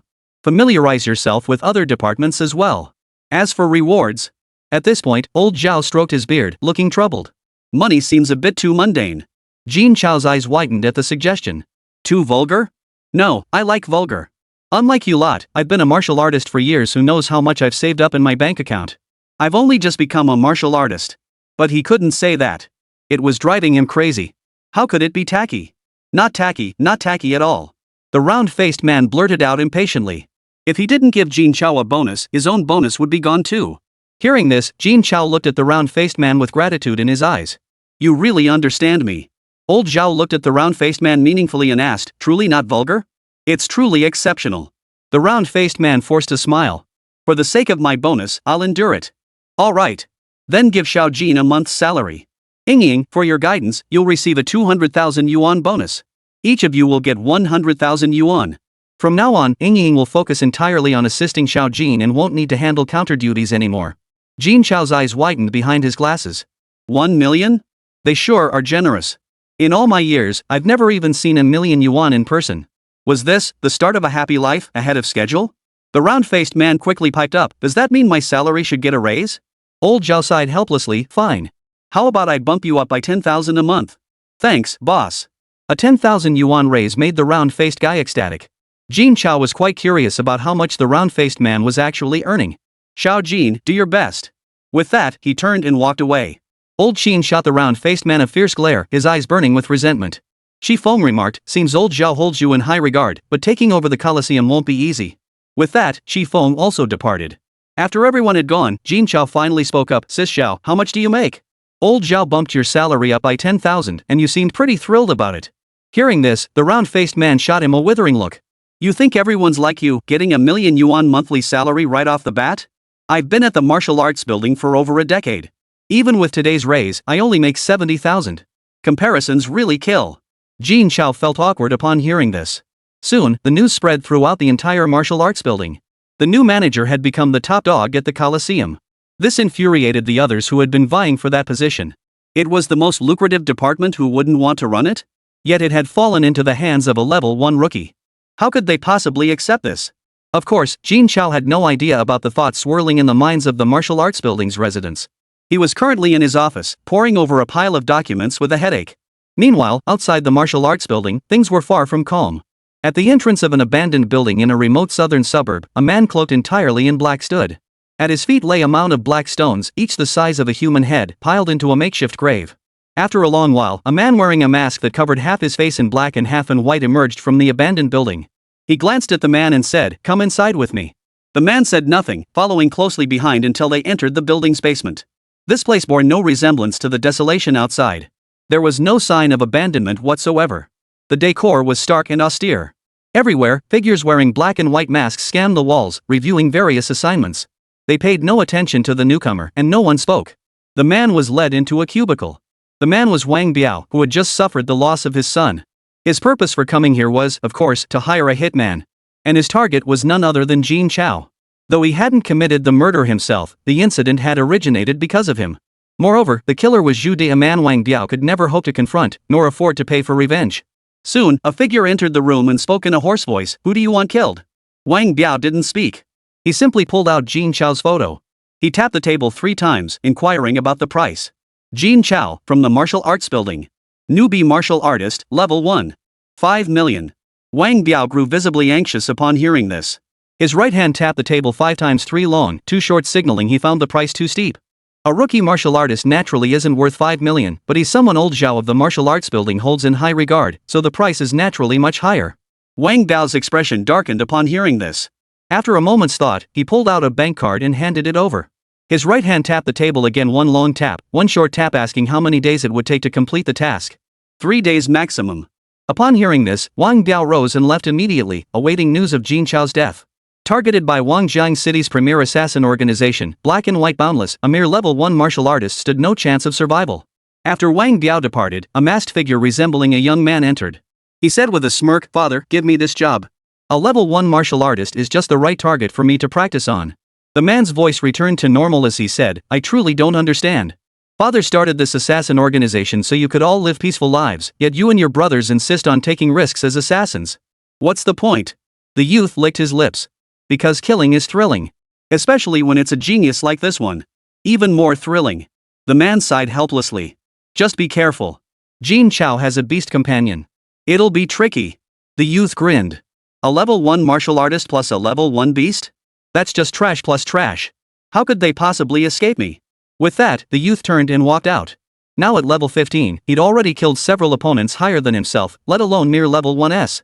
Why would he even bother? Martial Artist Tower, Jin Chao's office. After reviewing all the documents, Jin Chao stretched lazily. He never imagined that over the years, so many beasts had perished in the arena. Nearly every exotic beast they acquired could only be sold after fighting just 1 or 2 battles. It was a devastating loss. But now that he'd taken over the arena at the martial arts building, profits were bound to multiply several times over.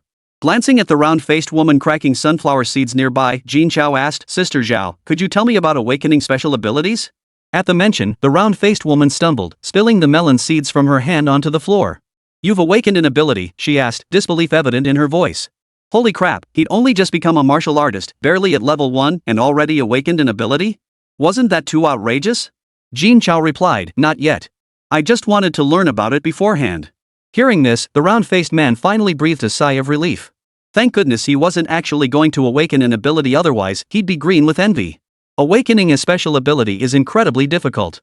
It requires an extreme resonance with something to even have a chance at awakening. You've only just become a martial artist, it's truly impossible for you to awaken one now. Jin Chao didn't immediately reveal his impending awakening. Then what should one pay attention to when awakening abilities? Like choosing which ability to pursue?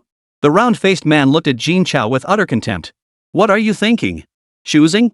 If you can awaken abilities, count yourself lucky, there's no choice involved. If you could choose, you'd definitely pick an elemental type: metal, wood, water, fire, earth, light, dark, ice. Mastering elemental powers lets you transform into the element itself to dodge attacks. It's incredibly powerful and would be a huge help for a newbie like you. Next are the animal and plant types. You gain the ability to awaken animal or plant powers, transform into them, and gain immense combat strength. Finally, there's the special category. It encompasses a wide variety of abilities like Muhi's healing, curses, or accelerating vitality growth. It's highly unpredictable, with abilities ranging from the bizarre to the extraordinary. Chapter 13, Sister Zhao, I've reached level 10. After speaking, Sister Zhao looked at Jin Chao and said, "Don't get ahead of yourself. What you need to do now is focus on steadily improving your strength and aim to reach level 30 as soon as possible. Only then can you establish yourself in the martial artist tower. Otherwise, how will you fight those little monsters at levels 40 and 50? Youngsters these days just can't settle down. Barely a martial artist and already dreaming of awakening special abilities. Honestly, I worry about him." After hearing Sister Zhao's words, Jin Chao gained a clearer understanding. It seemed the system had granted him quite powerful abilities, 2 elemental types at once. As for light and earth, Jin Chao leaned toward light. After all, light moves at incredible speeds. Combined with the system, his vitality would rise rapidly. Decision made. With that thought, Jin Chao directly chose to awaken the light ability. The moment the awakening occurred, Jin Chao's entire body radiated a dazzling brilliance. As if transformed into the sun itself, the entire 33rd floor was enveloped within its radiance. The man with the round face was completely dumbfounded. What the heck was going on? Could it be that his ability had awakened? How could that be? He'd just asked me about awakening supernatural abilities. And now it's awakened? He's only just become a martial artist. Wait, maybe I shouldn't be concerned about this. Could he really choose his own ability? This discovery left the big round face completely dumbfounded. Choosing his own supernatural ability? What kind of trick is that?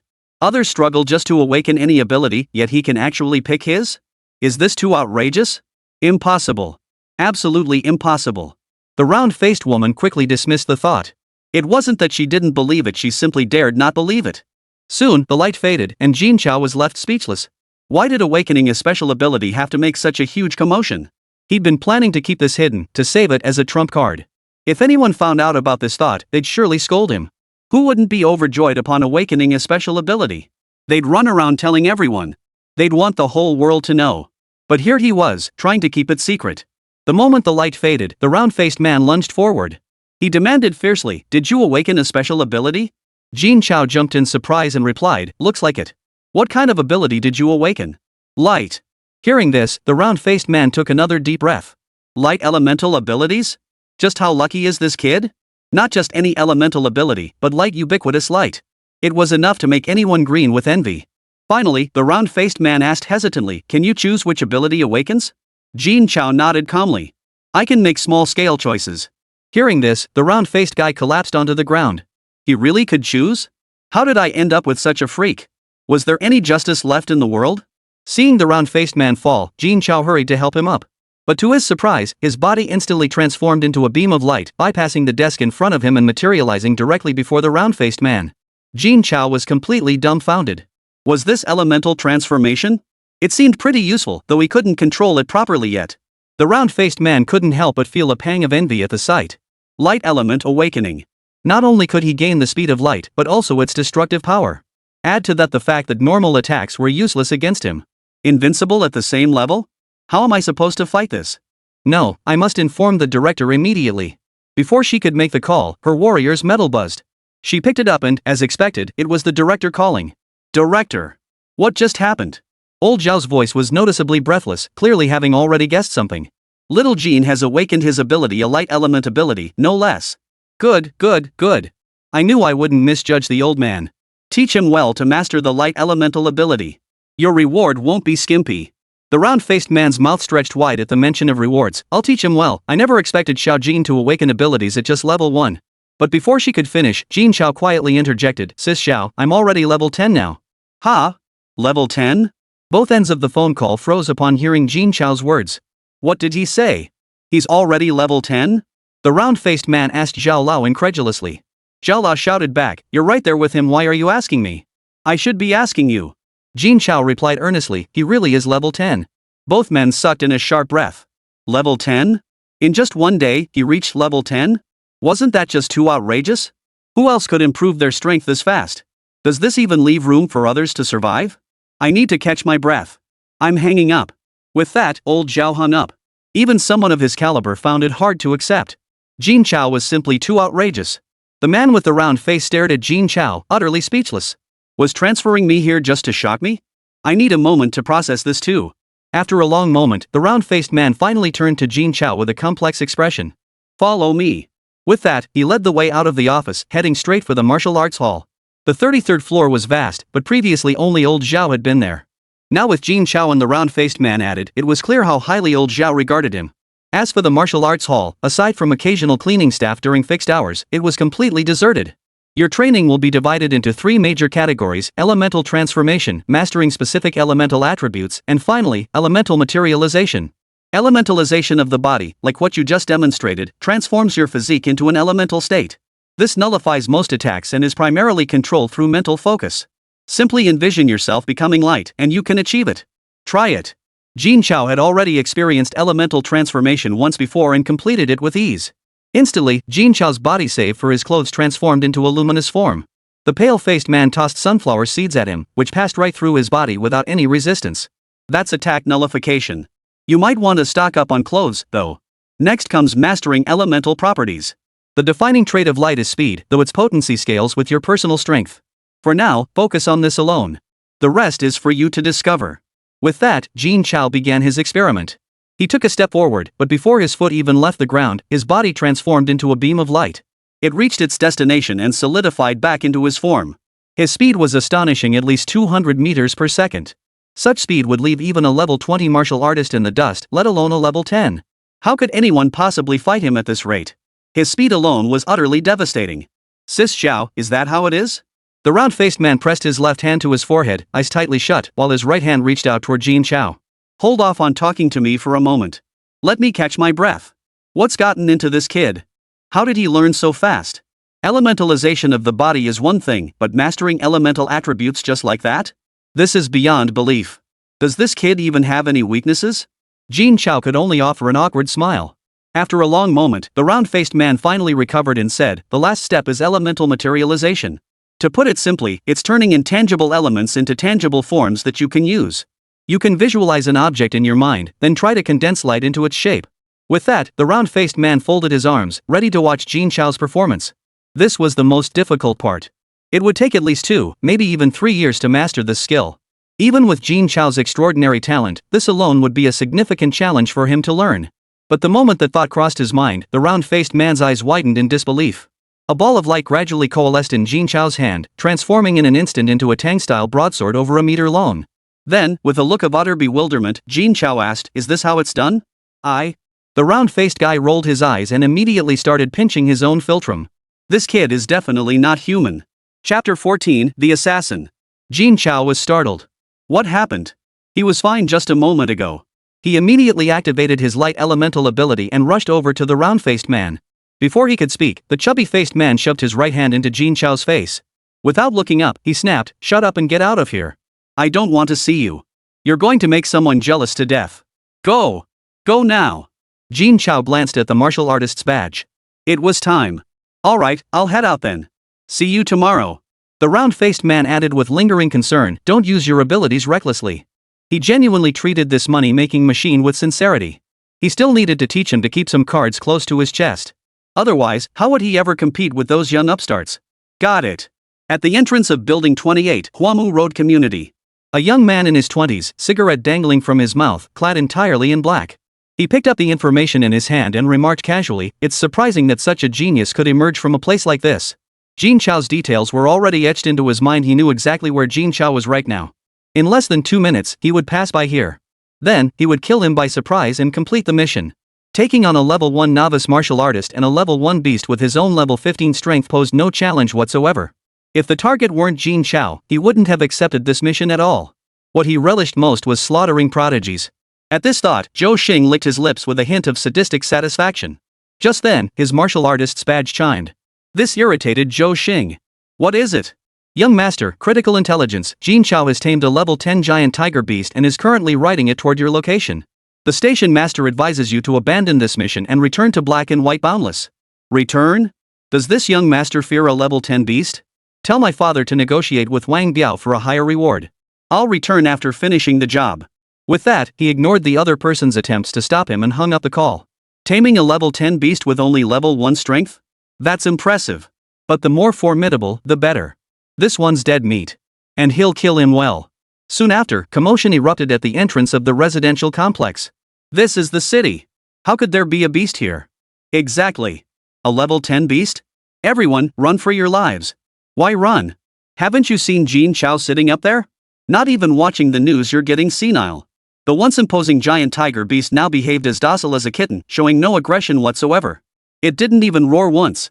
Even when children approached to pet it, it offered no resistance whatsoever. Instead, it was the child's parents who were startled. Jin Chao looked at the crowd surrounding him and felt a headache coming on. How on earth was he supposed to take Ahu home? The house was already cramped, barely enough space for 3 people. And now Xiaohua too. Come to think of it, how is Xiaohua doing now? Does she get much bigger when she levels up from 1 to 10? Will our house even hold up? Thinking this, Jin Chao hurriedly said to Ahu, "Stay right here, don't move around. I'll be back in a minute." With that, he dismounted the tiger and started running upstairs. But just then, a piercing whistling sound suddenly rang out nearby.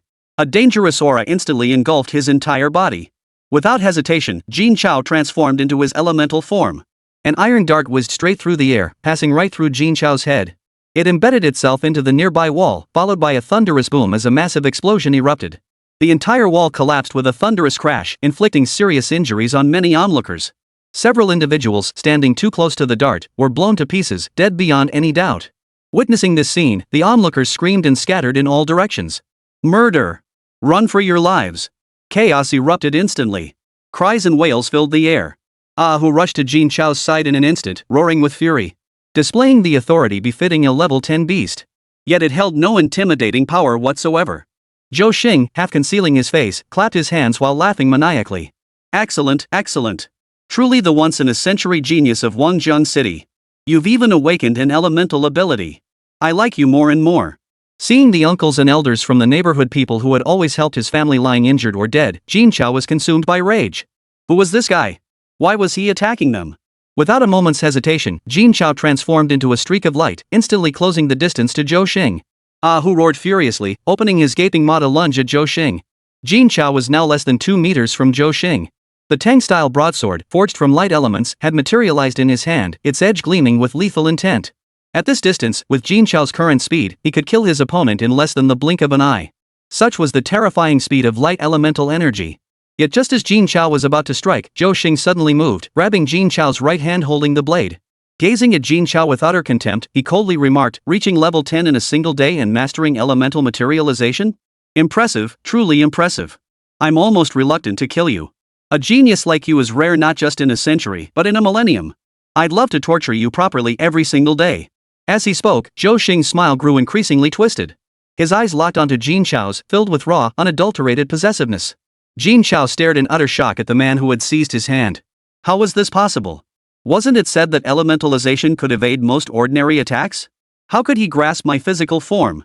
In the split second Jin Chao was distracted, a dagger appeared in Zhou Xing's hand. He plunged it directly into Jin Chao's abdomen. He then leapt backward, swiftly distancing himself from Jin Chao. An explosion erupted directly from Jin Chao's abdomen? Boom! The massive blast even tore a 10-meter-wide crater in the ground where Jin Chao had stood. The sheer power of the strike was evident.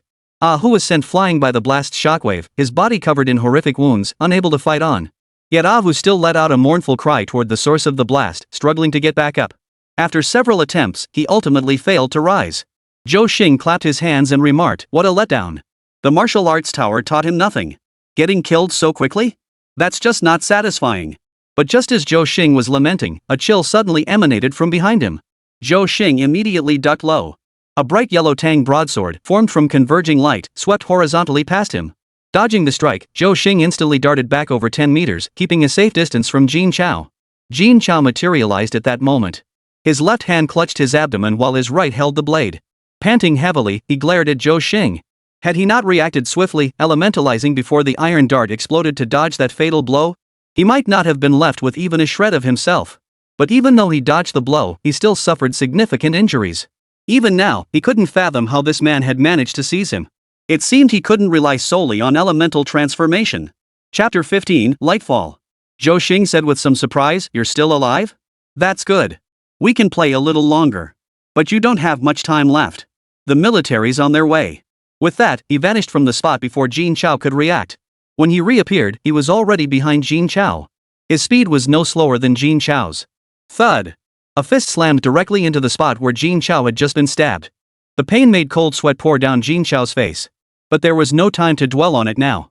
The Tang-style broadsword in his hand swung wildly at Zhou Xing. Though his strikes were lightning fast, not a single blow connected. Instead, every casual strike from Zhou Xing landed squarely on Jin Chao's vital points. Light element speed is what saves you. Otherwise, you wouldn't even have a chance to fight me. If given time to grow, I might not be able to kill you. But today, die peacefully. With that, he kicked toward Jin Chao's face. Jin Chao blocked it with his Tang horizontal blade. The next instant, the Tang hung sword shattered with a thunderous crash. It scattered into countless points of light that shot out in all directions. They pierced the ground, leaving countless small holes. Jin Chao, struck by the kick, flew backward violently, only coming to a halt when he slammed into the wall. He spat out a mouthful of blood, his face turning deathly pale. Jin Chao saw the gap between them. Whether in strength, speed, or combat experience, he was no match for this man. He was being utterly crushed. And it was a gap so vast that even his awakened abilities couldn't bridge it. He never imagined his first battle as a martial artist would be this grueling. "If I had the time, young master here would love to play with you properly. But now, I can only kill you." As he spoke, 10 iron darts materialized in his hand and shot toward Jin Chao. Their speed was so great that even Jin Chao, relying on the speed granted by his light element, couldn't evade them. He could only transform into an elemental form to evade the attack and retreat. But before Jin Chao could fully solidify his body, Zhou Xing delivered another kick. Jin Chao's body flew backward once more. This time, however, the bursting points of light emanating from Jin Chao's body inflicted wounds upon Zhou Xing. The crimson sparks caught his eye, making Jin Chao's vision brighten. After such a long battle, this was the first time Zhou Xing had been injured. There was still hope. But his body could no longer withstand even a single blow from his opponent. Zhou Xing's expression darkened instantly upon seeing his own wound. "Elemental abilities are troublesome, kid. You've hurt me, and I'll make your death agonizing. I hear your parents are on the 5th floor. Should I beat you half to death and make you watch as I torture them?" As he spoke, Jin Chao's eyes widened with fury, and he spat out another mouthful of blood. He would never let anyone lay a finger on his parents again. With that thought, Jin Chao's mind began replaying the scene of Zhou Xing's injury over and over. Zhou Xing had no intention of giving Jin Chao time to think. Only by beating him half to death could he ensure no accidents occurred. It was a habit ingrained from years of being an assassin. With that, Zhou Xing lunged toward Jin Chao in a flash. His right hand clenched a metal dart, thrusting it straight toward Jin Chao's abdomen. This strike was meant to completely shatter Jin Chao's ability to defend himself. As Zhou Xing drew nearer, Jin Chao's expression grew increasingly tense. If he couldn't figure out why Zhou Xing was injured, not only would he die, but his parents would suffer as well. Such an outcome was absolutely unacceptable. Just as Zhou Xing closed to within 3 meters of Jin Chao suddenly experienced a moment of profound realization. What had wounded this man was light. It was the power of light condensed into a single point. If he could focus that light into a single point and strike Zhou Xing, it would undoubtedly kill him. With that realization, Jin Chao hesitated not a moment. He immediately gathered the omnipresent light elements together. In an instant, countless bright yellow points of light appeared above Jin Chao. They plummeted downward, leaving Zhou Xing no time to react. Even though Zhou Xing was less than 3 meters away from stabbing Jin Chao. But Zhou Xing had no chance. The speed of light was far beyond his reach. Even though Jin Chao was only at level 10 and couldn't unleash the full speed of light, it was still enough. Light, fall. Before the words had even faded, countless points of light, condensed from luminous elements, crashed into the ground one after another. The earth shook with a deafening roar.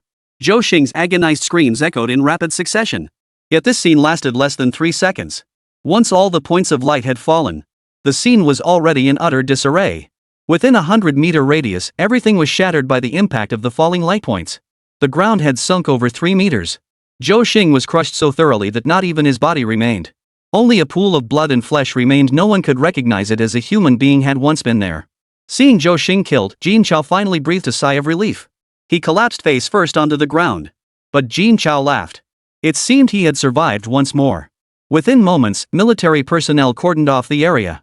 Accompanying them were the man with the round face and old Zhao. Witnessing the scene before them, everyone sucked in a sharp breath. Was this the destructive power of a level 10 martial artist? Even a 20th level martial artist wouldn't have done much more than this. What shocked them even more was that Jin Chao had actually killed his opponent. They had already recognized Zhou Xing's identity from the news reports and photos circulating from the scene. Everyone held their breath for Jin Chao. Zhou Xing's name was legendary to them all. He had reached level 15 before turning 20. His talent was extraordinary and his strength formidable. He once beat a level 20 martial artist into utter helplessness, ultimately turning the victim into a human pig before they bled to death. From that battle onward, Zhou Xing's name reverberated throughout Wangjiang City's assassin circles. Though his strength couldn't compare to the elite on the assassin rankings, his methods were the most brutal. Given time, he would undoubtedly secure a place on the assassin rankings. What was even more terrifying was that Zhou Xing was also the youngest son of the leader of Wangjiang City's most formidable assassin organization, Black and White Without Boundaries. Old Zhao never imagined Zhou Xing would be the one sent to assassinate Jin Chao. Even more unexpected was that Jin Chao had managed to kill his attacker.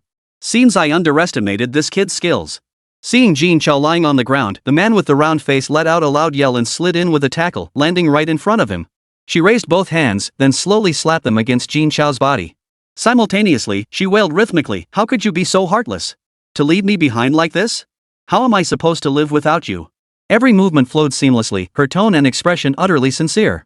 Old Zhao watched the scene unfold, covering his face with his right hand in utter helplessness. He desperately wanted to tell everyone that he had absolutely nothing to do with this woman. Just as the round-faced woman prepared to continue her wailing, Jin Chao, lying on the ground barely clinging to life, found strength from somewhere. He grabbed the plump-faced woman's hand weakly and said, "Sister Zhao, I'm not dead yet. If you keep hitting me, I might really kick the bucket here." Chapter 16, The Mansion. The round-faced woman replied awkwardly, "You're not dead yet? I thought you'd already breathed your last." That's good, that's good. Old Zhao couldn't bear to watch any longer. "Stop messing around, Muhei. Go treat Jin Chao immediately." Moheo replied in a deep, resonant voice, "Yes, Elder Zhao." Immediately, his massive frame loomed over Jin Chao, casting a shadow that enveloped him entirely and radiating an overwhelming sense of pressure. If one didn't know he'd come to save them, the sight alone could terrify them to death. Muhi placed both hands on Jin Chao's shoulders. A surge of green energy flowed through his arms, enveloping Jin Chao's entire body. Wherever the green energy touched the ground, wounds healed at a visible pace. Even his internal organs rapidly repaired themselves. Within less than a minute, Jin Chao, who had been gravely wounded and near death, felt only slight fatigue, having been completely restored. Jin Chao was stunned by Mu's formidable healing ability. Such potent healing effects if he could truly maintain this blessing upon himself. Even if he were on the same level as Mu and had fully mastered light element abilities, he would still be unable to defeat him. Fortunately, those who awaken such abilities likely possess limited combat prowess, and he wouldn't have to face him anyway. After all, Mu had saved both his and his father's lives within a single day.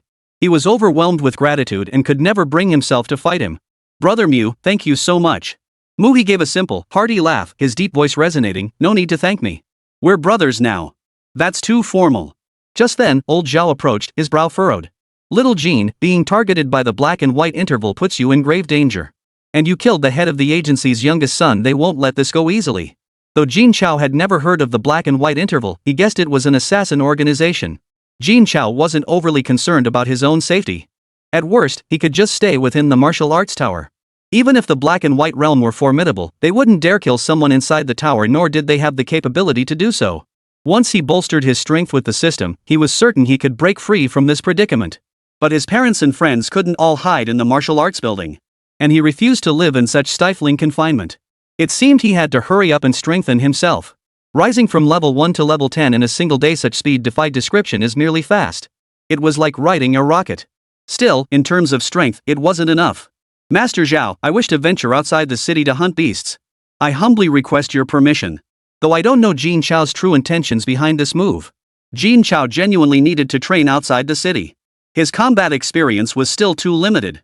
Engaging in combat with beasts was the fastest way to gain that experience. Very well. Ying, I'll leave this matter in your hands. After that, old Zhao glanced around and added, find Jin Chao a safer place to stay.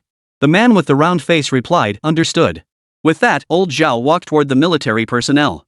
The military personnel greeted him with great courtesy. After exchanging words, they never came looking for Jin Chao. The round-faced man then led Jin Chao's family away from Huamu Road residential area. Over an hour later, Jin Chao's family had moved into the most prestigious villa district in the heart of Wangjiang City.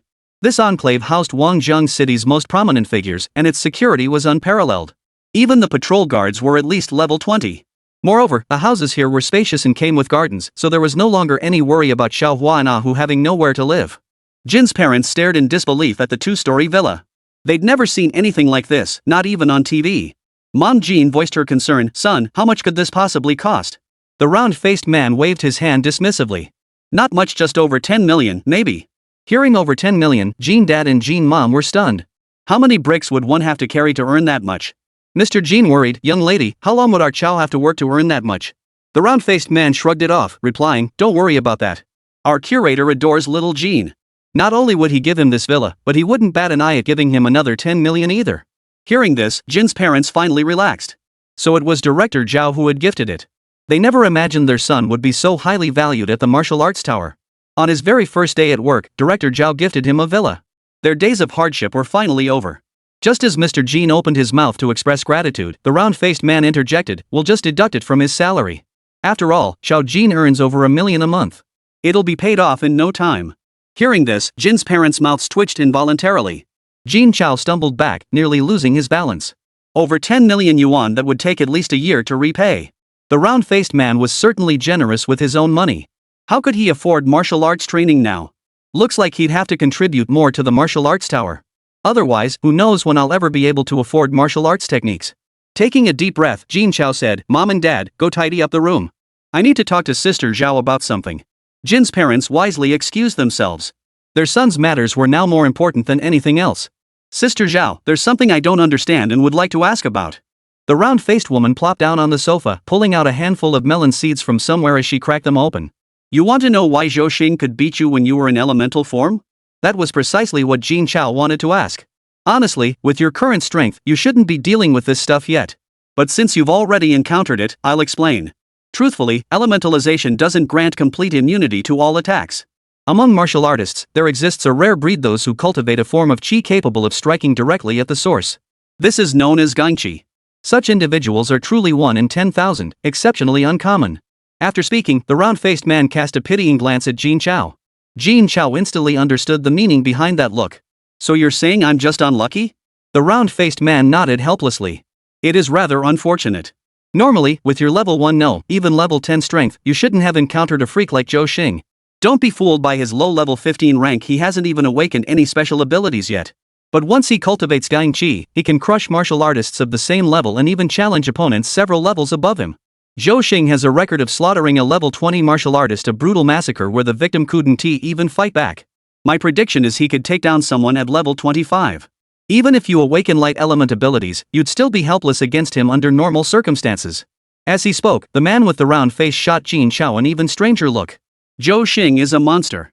And you're a monster too. Killing Zhou Xing at level 10? Taking on a level 25 martial artist would be no problem. Skipping 15 levels at once? That's unheard of. Jin Chao heard this and fell deep in thought.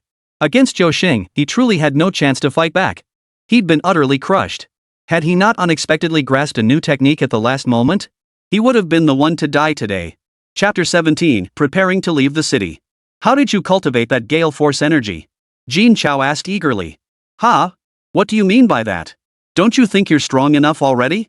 Want to practice Gang Chi? Are you trying to kill me? Though that's what I was thinking, I still had to teach what needed to be taught. Gang Chi isn't like other abilities, awakening it depends entirely on innate talent. Hearing this, Jin Chao's face broke into a smile. As long as it wasn't predetermined at birth, he had confidence he could cultivate it. What if he encountered another martial artist who awakened elemental superpowers like his? Wouldn't he just be at their mercy? But it's even harder than awakening supernatural abilities. Jin Chao stumbled again. What's wrong with Big Round Face today? He kept gasping for breath while speaking. But the round-faced man didn't look at Jin Chao as he continued. Gang Chi is the primordial energy within every human being. Everyone possesses it, but sensing it is incredibly difficult. Harnessing it to fight an enemy is 1,000,000 times harder than sensing it. Do you understand now? With that, the round-faced man turned to look at Jin Chao. Jin Chao was still confused. You've been talking for ages, but you still haven't said how to practice it. Only then did the round-faced man look slightly embarrassed, yet he declared with righteous indignation, Why are you staring at me like that? I don't know Gang Chi either. Do you expect me to teach you? Go to sleep now. Tomorrow, we'll head to the martial artist building. There's plenty to do. With that, the round-faced man walked away. Meanwhile, in the southern suburbs. In the innermost conference room of Black and White Boundless. Zhou, the chamber master, sat at the head of the table, his eyes slightly closed. Rows of assassins wearing black and white masks lined both sides. Every person seated here held a high position within Black and White Boundless. Yet not a single voice dared to speak, the atmosphere thick with oppressive tension. Zhou Xing's death had sent shockwaves through Black and White Boundless. All those implicated would meet a grim fate. Zhou Xing was Zhou Yu's favorite son, groomed all along to succeed him as the next master of the interval. Now Zhou Yu was being told that the son he had poured his entire heart and soul into cultivating, his most cherished son, Zhou Xing, had been killed by a mere level 10 martial artist? How could he possibly accept this? Speak, Zhou Yu said softly, his tone utterly calm. Zhou Yu spoke softly, his tone utterly flat. Yet the more composed he sounded, the more terrified the others became. At that moment, the heavy-set middle-aged man seated second from the left trembled violently, sweat dripping relentlessly from his chin. Master Spy, please hear me out. This was our oversight. The martial artist building is simply too well protected. We couldn't uncover a single piece of information. We had no idea that Guy had advanced to level 10 in a single day, let alone that he awakened his special ability on his very first day as a martial artist. Not only could they not uncover it, but even if they had, they wouldn't have dared to believe it. How could such a thing possibly happen? Hearing the man's words, Zhou Yu finally opened his eyes and murmured, So you're saying it's my fault we didn't uncover Jin Chao's information? Or are you implying Zhou Xing deserved his death? By the time the last word left his lips, Zhou Yu had vanished from his chair. He reappeared behind the fat man, one hand clamped around his throat, lifting him off the ground. Choked, the fat man rasped, Spy Chief, spare me. We'll never. Before he could finish, a sharp crack echoed through the air. The fat man's neck snapped, and his body went limp. Zhou Yu released his grip. The corpse fell to the floor, lying in an awkward position. Zhou Yu clapped his hands, as if he had accomplished something trivial. But those who knew the fat man's background were drenched in cold sweat. The fat man was a level 61 martial sovereign, after all. How many martial lords existed in the entire city of Wanzhong? In any major power, such a figure would be treated as a trump card and cherished. Zhou Yu had dispatched one so effortlessly, without a shred of regret. Issue the order, starting today, spare no effort to eliminate Jin Chao. At any cost. At these words, everyone in the conference room rose to their feet in unison, responding in a single voice, Yes, sir. They feared that delaying even a second would lead to the same fate as the fat man. But just then, a figure burst in, frantically reporting, Section Chief. People from the martial arts tower have broken in. They demand to see you. How many? A gaunt middle-aged man beside him asked in a sinister tone. Though the martial arts building was formidable, the Black and White interval feared them not. One person. One person dared to barge into Black and White Boundless? Was he out of his mind? And he wanted to see the master? Zhou Yu frowned, his tone tinged with displeasure. Is it old Zhao? The man bowed his head and replied, Yes. In the conference room, everyone except Zhou Yu sucked in a sharp breath. What is he here for? Could it be about Jin Chao? Zhou Yu's expression darkened. I'll see what old Zhao wants. With that, Zhou Yu vanished from his spot in a flash. The others followed closely behind, but before they could exit, the entire Black and White realm began violently shaking, as if an earthquake had struck. Simultaneously, a series of violent collisions erupted. Everyone stared in horror. Had the fighting begun already? They had no way of gauging Zhou Yu and old Zhao's true strength. But as the leaders of Wanzhong City's two most powerful factions, their power far exceeded anything these people could imagine. Their battle was so intense that even martial lords above level 60 couldn't intervene.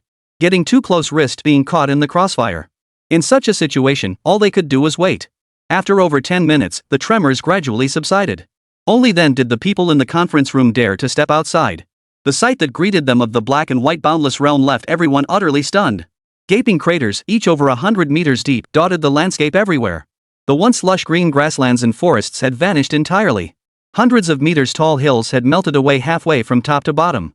Melted rock flowed everywhere. It resembled a natural disaster descending upon the land. The two of them fighting it was terrifying. Yet now, only Zhou stood at the entrance to the realm of black and white, his face ashen. Assassins ranked 20 levels above Jin Chao, hold back. The rest of you, go all out. I want him torn to pieces. Hearing this order, everyone was shocked, yet they obediently replied, yes.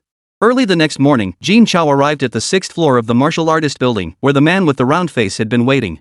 Sister Zhao, I'm late. The round-faced man said, not late at all. Let me introduce you to these teams, they're all experienced in capturing exotic beasts. If you want to go outside the city to hunt one, choose a team to accompany you. I'll be going with you too. Just don't expect me to be of much help though. Jin Chao smiled awkwardly but politely upon hearing this. He hadn't expected the round-faced man to be of much help anyway. Just as Jin Chao was about to state his request, a voice rang out from the crowd, you're Jin Chao, right? If it's you, I won't take this job. With that, the group turned and left. Soon, numerous other teams departed without a word. Seeing this scene, Jin Chao was taken aback. He looked at the round-faced man with a puzzled expression. Chapter 18, The Get Rich Quick Squad. The round-faced man sighed helplessly. You can't blame them. Capturing exotic beasts is inherently difficult, and the rewards are often disappointing. Catching two alive in one go is already quite an achievement. Moreover, the martial artists who post these missions are either exceptionally powerful or possess significant expertise in capturing beasts. Otherwise, no one would bother posting such tasks. This thought left Jin Chao thoroughly puzzled. Couldn't taming beasts be considered helpful for capturing them? Seeming to sense Jin Chao's confusion, the man with the round face explained, your strength is too low. The beasts you capture won't fetch a good price. Their rewards are tied to funding. At your level, you can only target C rank and D rank teams for now. Seeing the dwindling number of teams left on the field, Jin Chao felt no disappointment. He stepped forward and came to a halt before the crowd. Just as everyone thought Jin Chao was about to make a request, Jin Chao addressed one team directly, you're chosen. Everyone turned to look at the chosen team, their expressions filled with astonishment. A D rank team? The weakest D rank team?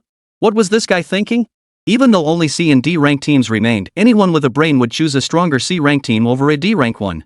But honestly, no one really cared.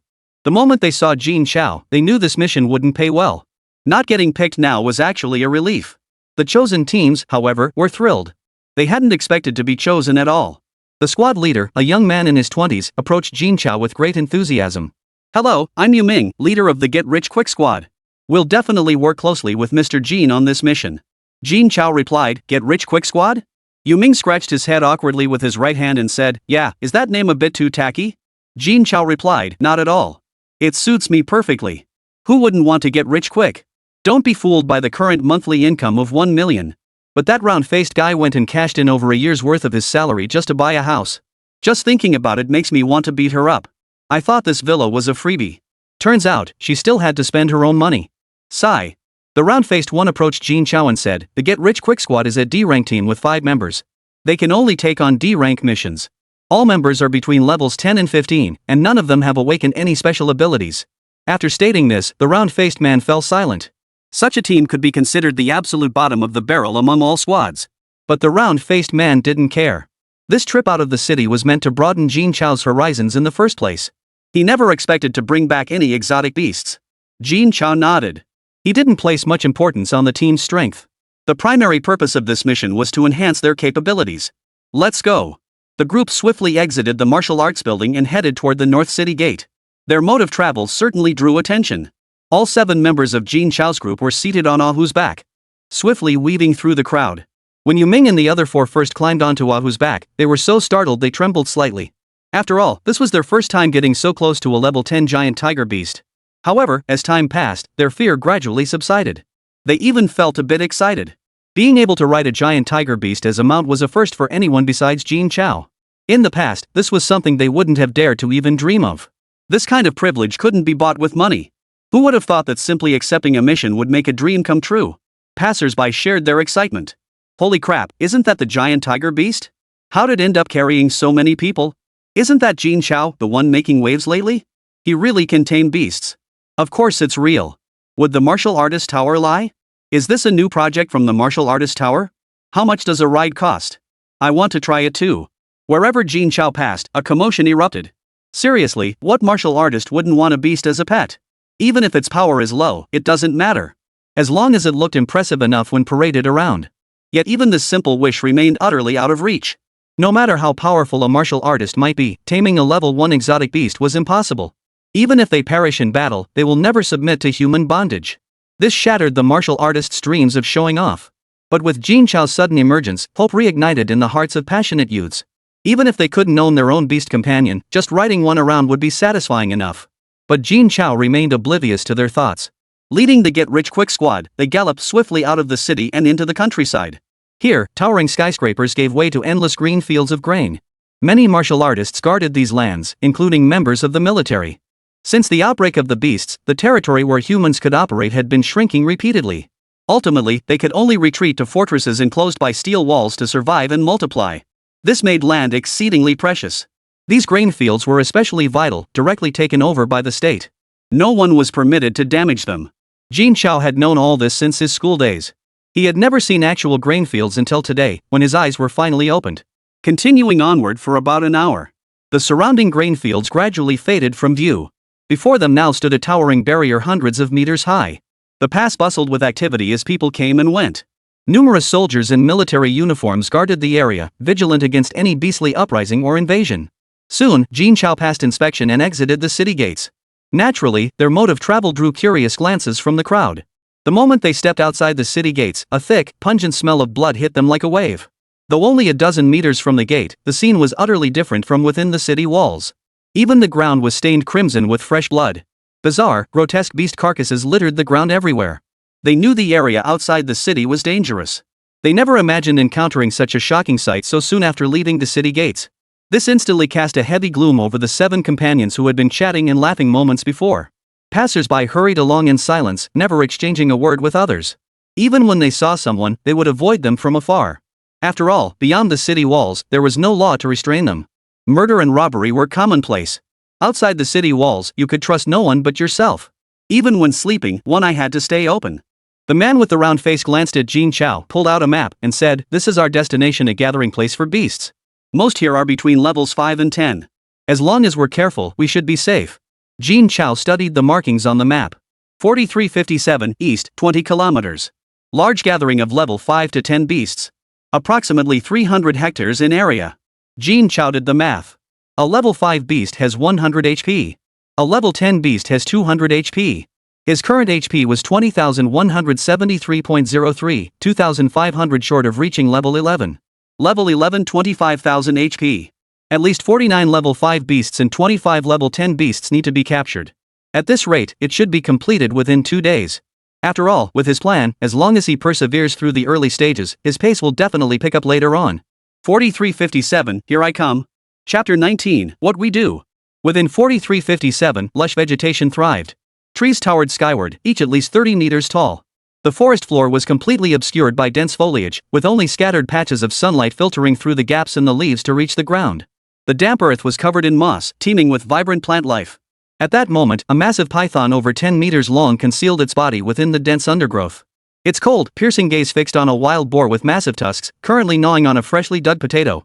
In an instant, its body shot out like lightning, capturing the boar before it could react. It instantly snapped the boar's bones and crushed its internal organs. Then, bite by bite, it swallowed the boar whole. Such scenes unfolded daily within these mountain forests. Sometimes the victims were beasts, sometimes human warriors. After this hunt, the level 7 purple python would seek a secluded spot to digest its meal. But before it could depart, a massive tiger paw descended from above, slamming down directly onto its head. The python, startled, launched its massive body into a swift attack, attempting to coil around the tiger's frame. But the tiger was ready, snapping its jaws onto the python's tail and flinging it with tremendous force. The massive python's body slammed into a towering tree, one requiring 4 or 5 men to encircle it over 30 meters tall. The colossal tree crashed down with a thunderous roar. The tree pinned the entire python beneath it, leaving it utterly immobilized. No matter how fiercely the python struggled, it was all in vain. Only then did the group of 7 leap down from the nearby trees. One of them strode directly to the python's head, completely ignoring its icy glare, and placed a hand on its skull. A mechanical voice echoed in his mind. Host detected capture of a level 7 purple python. Gain 140 HP, proceed with taming? Tame. The instant the taming command was issued, the giant purple python, which moments before had looked ready to devour them, became utterly docile. It flicked its tongue, fawning over Jin Chao. At Jin Chao's signal, Ahu lifted the massive tree trunk. Ignoring its injuries, the giant purple python coiled itself into a towering snake mound, encircling Jin Chao within. Its enormous head lowered beside him, happily flickering its tongue. Yu Ming and his 4 companions were utterly dumbfounded by the scene. Taming a level 7 purple python that easily? This was a cold-blooded beast, after all. It possessed no emotions whatsoever. Taming other beasts might be somewhat understandable. But a purple anaconda? Being tamed and so effortlessly at that? Wasn't that utterly unreasonable? Just as the 5 were stunned, Jin Chao's actions left them utterly dumbfounded. Purple, spit out that pig. Ha? What did he say? He wanted the giant purple python to regurgitate the wild boar beast it had just swallowed? How could that be possible? Forget a mythical beast, even a pet raised for years. Getting them to regurgitate what they've eaten is impossible. But the moment the thought crossed his mind, the giant purple python's belly began to writhe. Within a minute, the wild boar it had just swallowed was regurgitated intact. The giant purple python showed no sign of displeasure or resistance. This scene left everyone speechless. While ordinary people couldn't even obtain a single pet beast, Jin Chao had not only tamed a beast so effortlessly, but also made it perform an act that seemed almost impossible to succeed at. Wasn't this a bit too much? Wasn't it bullying both people and beasts? Behind Yu Ming, a girl watched the scene unfold and spoke with a hint of displeasure. Why did you make it spit it out? It clearly ate because it was hungry. By all accounts, girls should be repulsed by such beasts. But now this girl was speaking up for a giant purple python? Jin Chao found this baffling. It wasn't her fault. Tamed exotic beasts were incredibly rare. Not just a python, even a maggot she couldn't bear to see it hurt. Yu Ming frowned and gently admonished, Xiao Shui, this is Mr. Jin's own business. We have no right to interfere. Though Xiao Shui resented Yu Ming's reprimand, she knew this matter wasn't their place to meddle in. After all, the squad was only here to assist Jin Chao in completing his mission. It's fine.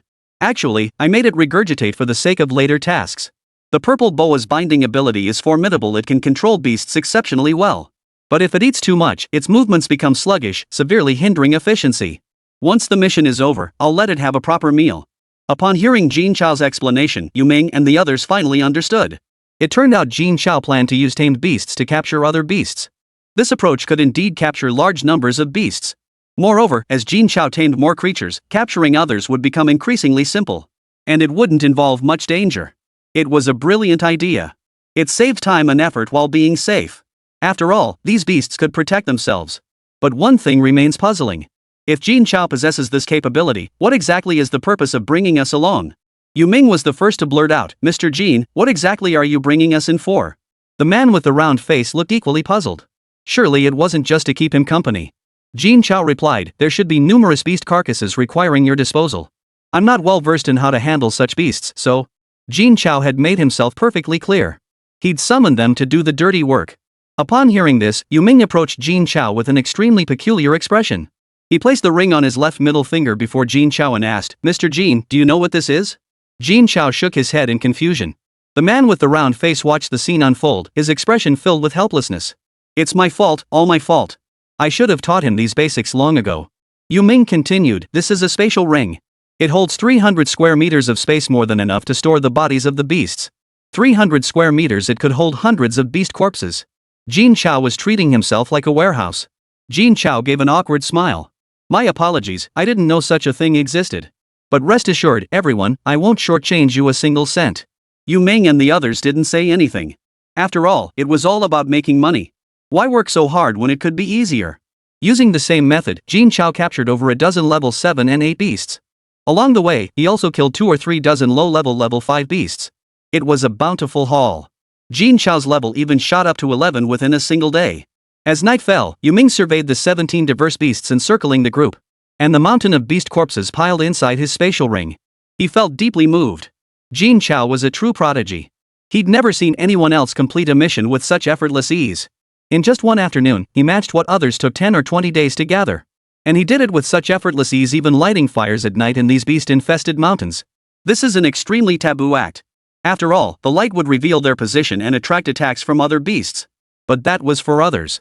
With Jin Chao's current setup, forget about other beasts causing trouble. It was already impressive enough that Jin Chao didn't go looking for trouble with those beasts. This Jin Chao, he's seriously impressive. Chapter 20, C-Rank Squad. In the dim forest, the constant chirping of insects filled the air. Two human figures darted about like ghostly apparitions, fleeing in panic as if some deadly monster were hot on their heels. "Captain, I can't run anymore." The trailing figure halted, gasping for breath. Hearing this, the figure ahead also halted, panting heavily. He scanned the surroundings warily, and only after confirming safety did he exhale in relief. The moment his guard dropped, the chubby one who'd spoken earlier collapsed to the ground, clutching his head and weeping. "Captain, how could this happen? This area was supposed to have only level 10 beasts. How did a level 20 golden crowned flame eagle suddenly appear?" Third, fourth, and fifth died so unjustly. The captain was equally heartbroken upon hearing this. Their original plan had been to hunt level 10 beasts to sell back home. If they got lucky and captured one alive, the price would skyrocket tenfold. But who could have imagined that instead of good fortune, they'd encounter a Grim Reaper? A level 20 golden crown flame eagle was among the most formidable of all level 20 beasts. Even a level 25 martial artist would need to avoid its sharp beak. Much less a level 20 C-rank squad. Facing it, forget about fighting back, they couldn't even escape. Had the five of them not split up, even he and the fat man might not have survived. As for the other three, one was swallowed whole on the spot. One was burned to ashes. The third managed to escape but was targeted by the golden crown flaming eagle, leaving him no chance of survival. A level 20 martial artist was utterly helpless against a level 20 beast. "Stop crying. We're not safe yet. Let's move." With that, the two began leaping swiftly through the trees once more. Soon, a glimmer of light caught their attention and the scent of roasting meat wafted into their nostrils. People? Lighting a fire to grill meat here was incredibly bold. One careless move could draw the attack of the beasts. Even he wouldn't dare do such a thing. But daring to light a fire here meant whoever was responsible was powerful. It seemed their salvation had arrived. With that thought, the two hurried toward the glow of the fire. But as soon as they approached, they saw over a dozen beasts surrounding the group of 7. The two froze in shock. They were surrounded? But that didn't make sense. The 7 people inside showed no signs of preparing to fight. Instead, they sat comfortably on several dry rocks, gathered around a roaring fire in the center, roasting chunks of meat, whatever it was. One girl was even reclining on the tail of a giant tiger beast. They didn't look like they'd come here to fight at all. It looked more like they were on vacation. Compared to the miserable state of the 5, it was like night and day. No, not compared to themselves. But compared to all the warriors who came out to complete their missions. Under normal circumstances, which martial artist sent outside the city to complete a mission wasn't in a sorry state? Even the stronger teams proceed with extreme caution to avoid provoking attacks from beasts. After all, the power of these beasts far surpasses that of martial artists. 5 people against a beast of equal strength might still manage to fight back. But if surrounded, there's no chance of survival. Yet these people seemed utterly unafraid. Could they possibly tame these beasts? The moment the thought surfaced, he dismissed it as absurd. But upon seeing Jin Chao, his expression changed instantly. "Isn't that Jin Chao from the martial arts tower the one who can tame beasts?" the fat man exclaimed in surprise. The captain quickly looked in the direction the fat man was pointing. It really is him. No wonder they have beasts guarding their post. Jin Chao's reputation had grown so immense lately that nearly every martial artist recognized him. Naturally, they also knew about his ability to tame beasts. At this thought, a wave of intense envy washed over both men. When would they be able to do the same, heading outside the city as if on vacation? And complete their missions with such ease? Is anyone over there? Their conversation caught the attention of Jin Chao and his group. The captain replied, "Don't misunderstand, we mean no harm." With that, the two leapt down from the tree and appeared before Jin Chao and his group.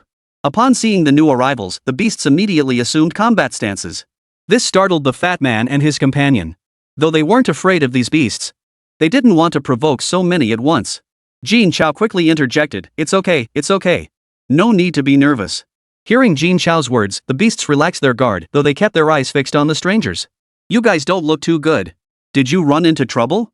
The two men sighed and recounted their ordeal.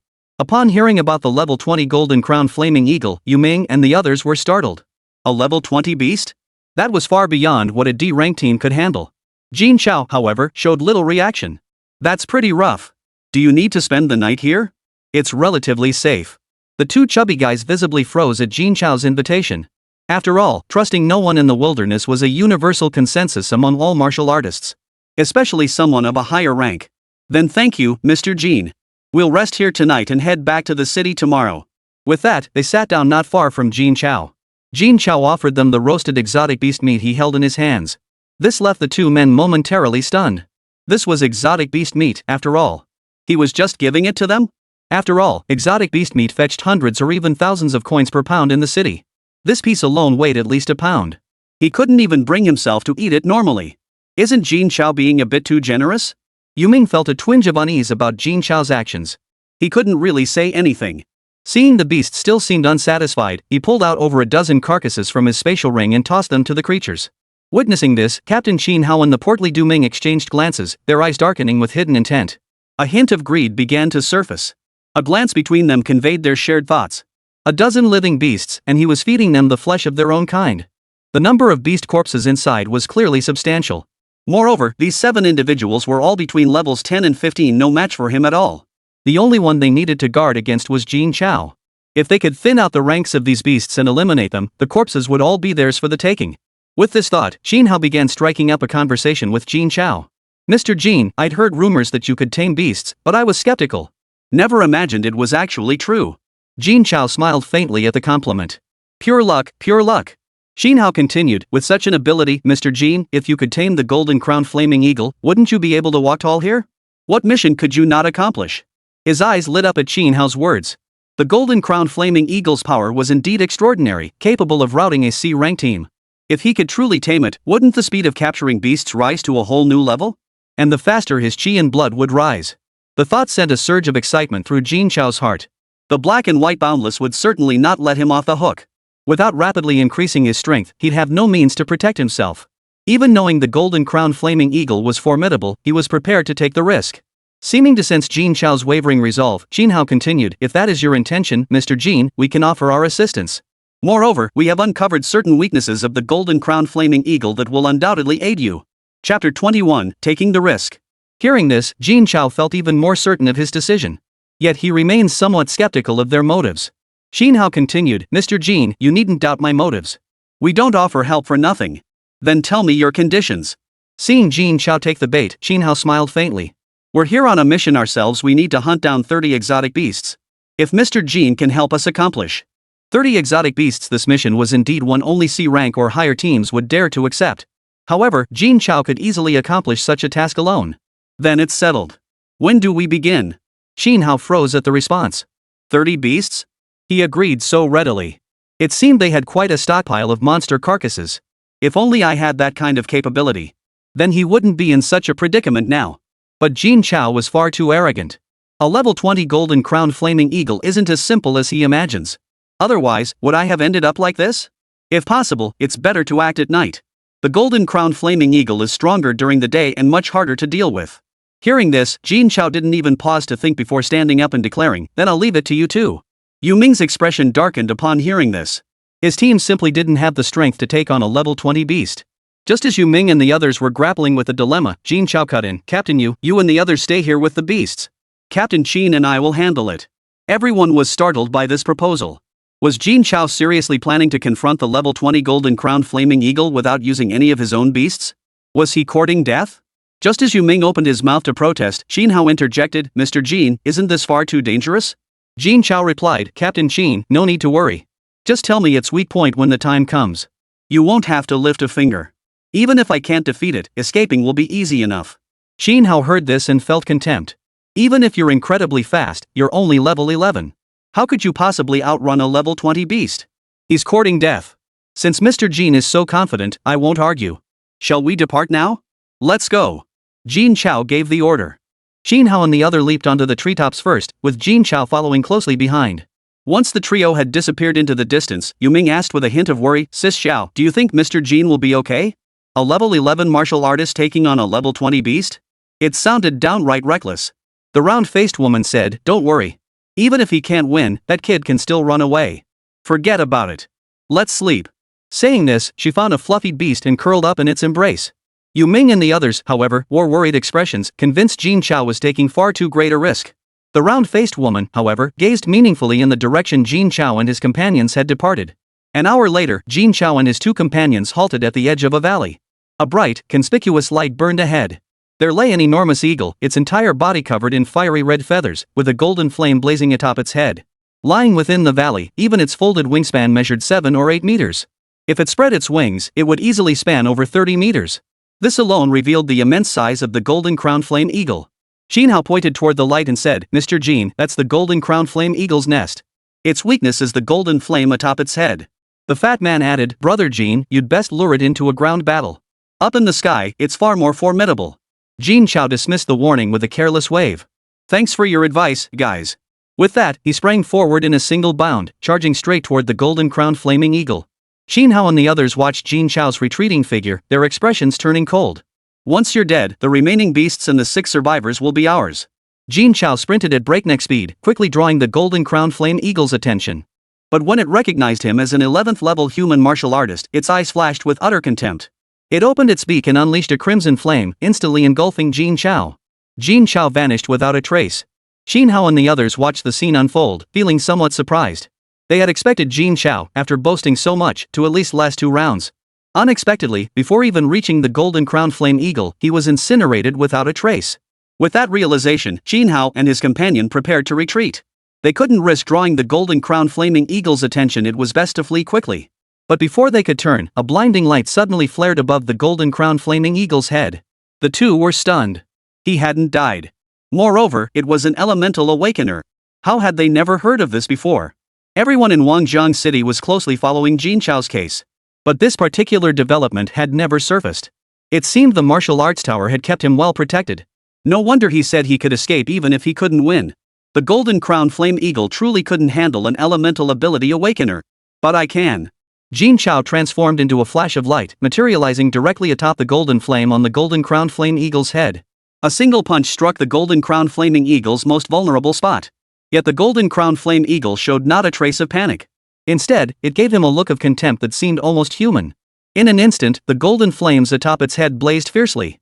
Swiftly engulfing its entire body, the golden flames instantly illuminated the entire valley.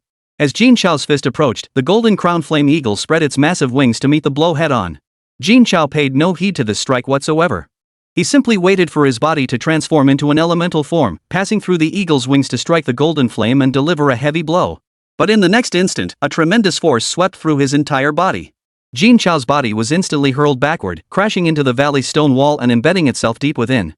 All 3 stared in utter disbelief. What the hell just happened? How could a mere beast possibly strike an elemental type awakened? Could it have mastered the elemental force?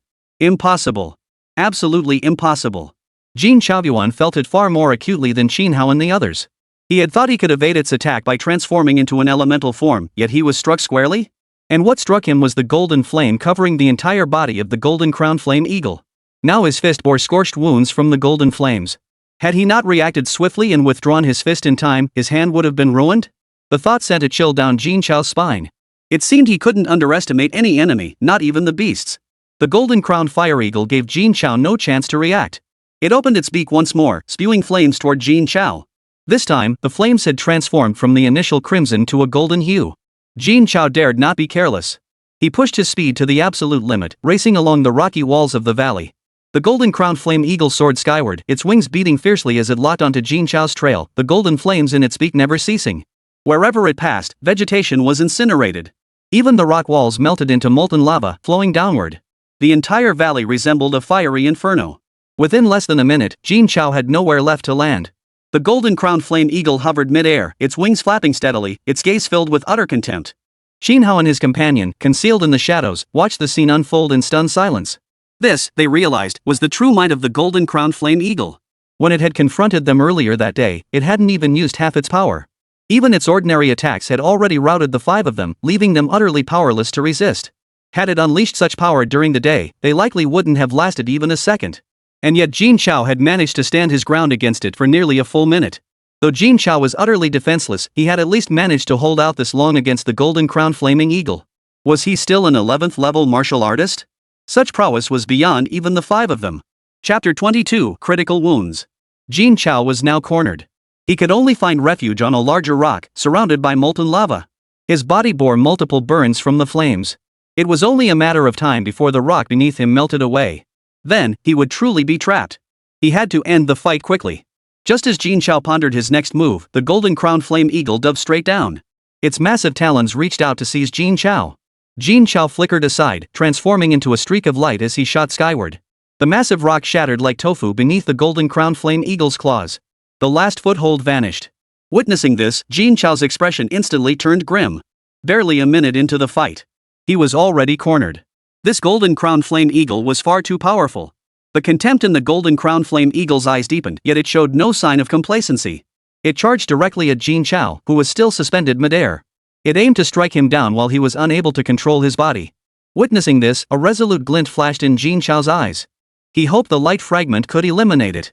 Even if it couldn't, it would at least buy him a moment to breathe. With that thought, Jin Chao hesitated no longer. Instantly, he gathered all the light elements around him. They coalesced into countless peanut-sized orbs of light, appearing above the golden crown flame eagle. Lightfall. With a thunderous shout, countless orbs plummeted downward at breakneck speed. The golden crown flame eagle paid Jin Chao's attack no mind whatsoever. A mere level 11 martial artist, no matter how formidable, could never harm a level 20 golden crown flame eagle. Especially not one operating at full strength. Boom! A deafening explosion erupted as countless light orbs instantly struck the golden crown flame eagle's entire body. Sparks flew everywhere, lighting up the entire forest as bright as day. Countless light orbs crashed into the ground, causing the entire valley to sink over 10 meters. The ground shook violently. Jin Chao stared at the scene before him, utterly unable to believe this was the work of an 11th level martial artist. Forget level 11. Even a 20th level martial artist couldn't achieve this. Jin Chao was simply too formidable. If he hadn't held back and refrained from engaging directly, there might not even be bone fragments left. Originally, it was thought that the golden crown flaming eagle would crush Jin Chao with overwhelming force. But now it seemed the outcome was far from certain. After all, the golden crown flaming eagle possesses extraordinary strength. Even a 25th level or even a 30th level martial artist would find it extremely troublesome to face. Even if Jin Chao, at level 11, possessed extraordinary strength, he could never defeat the golden crown flaming eagle. In the end, he would likely meet a fate where not even his bones remained. I remain the ultimate victor. Just as the two were basking in their triumph, the aerial battle drew to a close. A figure plummeted rapidly through the fiery sky. To their utter surprise, the figure was enormous. Even though they couldn't make out its features, they knew it was the golden crown flame eagle. Witnessing this scene, both of them gaped in utter shock. The golden crown flaming eagle had been defeated? How could that be possible? An 11th level martial artist had actually defeated a golden crown flaming eagle? Was this some kind of dream? Before they could recover from their shock, they watched Jin Chao's figure plummet rapidly, straight toward the golden crowned flaming eagle. An absurd thought suddenly crossed both their minds. Could he possibly be trying to tame the golden crowned flaming eagle? This was a level 20 golden crowned flame eagle. A full 9 levels above his own. How could he possibly tame it? If such a huge level gap could be bridged, then Jin Chao wouldn't be unmatched at his level, he'd be unmatched across levels. Such a person couldn't possibly exist. Both men swallowed nervously, their eyes fixed intently on Jin Chao's figure. In an instant, Jin Chao caught up to the golden crowned flaming eagle. Soon, two figures plummeted into the valley. Jin Chao and the other exchanged glances. Failed? The thought flashed across their faces, bringing a momentary look of disappointment. But they quickly snapped out of it. Why were they disappointed? It would be better if both were dead. Not only would they be able to seize numerous low-level beast corpses, but also bring back the carcass of a golden crowned flame eagle. This was the carcass of a level 20 beast. Its price is dozens of times that of a level 10 beast. Just think how much money we could make. But now, I wouldn't dare get close. What if the golden crowned flame eagle isn't dead? Going there would be like walking into a trap. Even if it's gravely wounded and near death, as long as it still has a breath left, killing us would be as easy as pie. We're not that psychopath Jin Chao. With that thought, the two cautiously backed away. Regardless of whether they lived or died, he could seize this chance to kill and loot. After backing up several meters, they turned and sprinted away. But before they could take a few steps, two beams of light pierced straight through their skulls. Jin Chao and his companion never knew where they had miscalculated, even in death. At that moment, Jin Chao, lying atop the golden crowned flame eagle, had exhausted every ounce of strength. Taming a golden crowned flaming eagle was no easy feat at this moment. Fortunately, he had managed to gain the upper hand in the end and successfully tame it. As for Jin Chao and his companions' intentions, they had been exposed the moment the golden crowned flaming eagle unleashed its first burst of fire. Jin Chao, of course, had long prepared a contingency. Gasping for breath, Jin Chao forced himself upright. From the pocket of his tattered clothes, he pulled out a vial of green liquid and held it to the eagle's beak. Drink this. The golden crowned fire eagle looked utterly aggrieved, as if accusing Jin Chao of striking it far too harshly just moments ago. Having tamed the golden crowned flaming eagle, Jin Chao could now clearly sense its emotional shifts. Now, he could only look awkwardly at it. If I hadn't been so harsh, I'd be the one lying down right now. After some soothing, the golden crowned flaming eagle finally drank the healing potion. Within a minute, the eagle had recovered most of its strength. It then led Jin Chao back toward their original direction. Back at camp, Yu Ming paced anxiously, his gaze fixed on the distant flames. The immense commotion earlier, even from this distance, clearly signaled an extremely fierce battle. Such a commotion far exceeded the capabilities of an 11th level martial artist. Even a 20th level martial artist couldn't achieve such a feat. Jin Chao simply couldn't handle it. Now, all he could do was hope Jin Chao returned safely. The man with the round face spoke impatiently, "Can you just be quiet for a moment? You're keeping me awake." Yu Ming retorted irritably, "You still have the nerve to sleep? Aren't you worried about Mr. Jin's safety?" The round-faced man didn't even open his eyes, yawning as he said, "Relax. Even if he can't win, he'll still make it back. No need to worry." Yu Ming laughed bitterly at this remark. Even if he can't win? He has no chance at all. That's a golden crown flaming eagle. Even a 30th level martial artist wouldn't dare provoke it lightly. How could Mr. Jin possibly defeat it? The round-faced man agreed. Even if Jin Chao was exceptionally strong, he was only an 11th level martial artist. Defeating a 20th level martial artist was already pushing his limits. Challenging a golden crowned fire eagle that even level 30 martial artists dreaded was indeed premature. Still, Jin Chao was a light elemental awakener. He wouldn't be in any real danger. It would serve as a valuable lesson, hopefully teaching him not to be so reckless in the future. The only real concern now was Jin Hao. The golden crowned flaming eagle might not be able to handle Jin Chao alone, but the two of them together? That's another story. Let's hope Jin Chao plays it smart. Just as Yu Ming was still chattering on and on, a piercing eagle cry split the sky, followed by the massive, 10-meter-tall form of the golden crowned flaming eagle plummeting from above. Its wingspan of over 30 meters stirred up a whirlwind. The blast swept clean the area where the group had been resting. All 6 men went on high alert, nervously drawing their weapons. A dozen strange beasts also assumed battle stances, yet faced with a level 20 golden crown flaming eagle, they all trembled uncontrollably. Yu Ming and the others knew well that if a battle ensued, they wouldn't stand a chance. Chapter 23, The Trembling of 4357. Jin Chao and Jin Hao hadn't returned.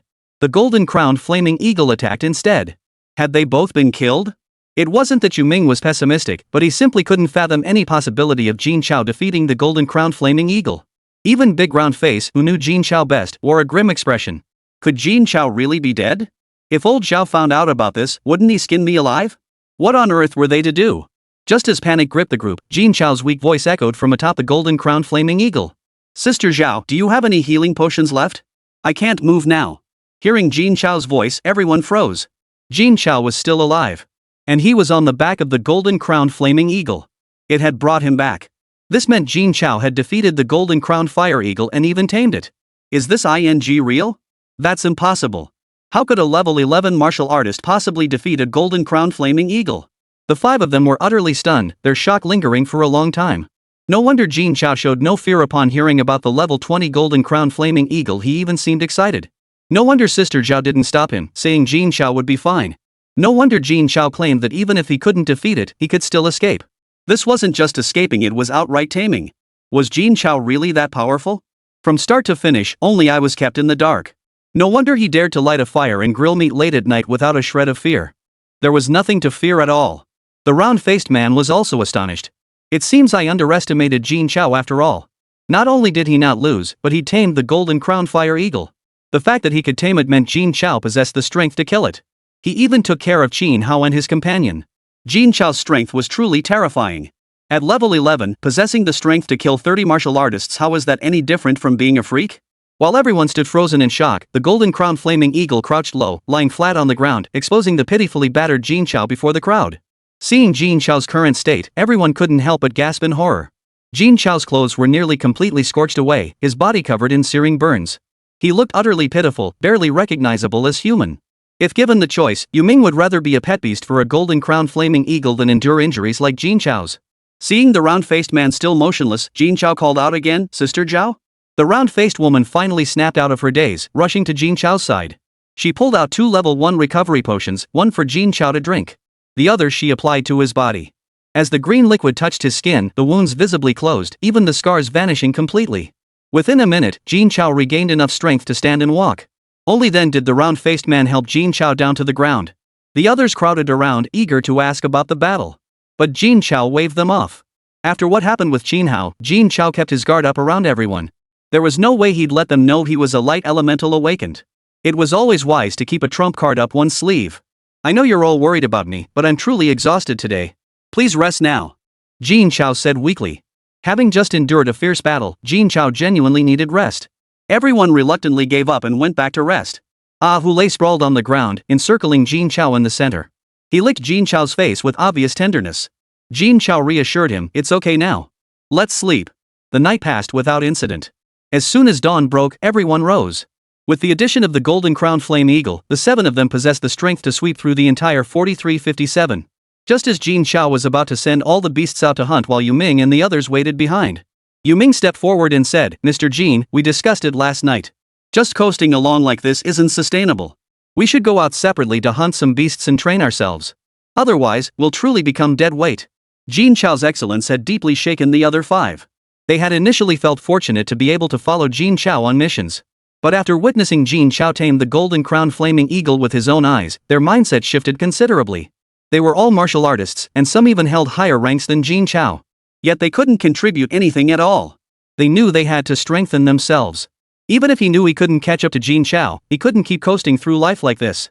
Jin Chao gave it only a moment's thought before agreeing, instructing Ah Hu to accompany them for protection. For the next day, Jin Chao remained in place to recuperate. A dozen or so beasts scattered to hunt prey, bringing the wounded back to Jin Chao.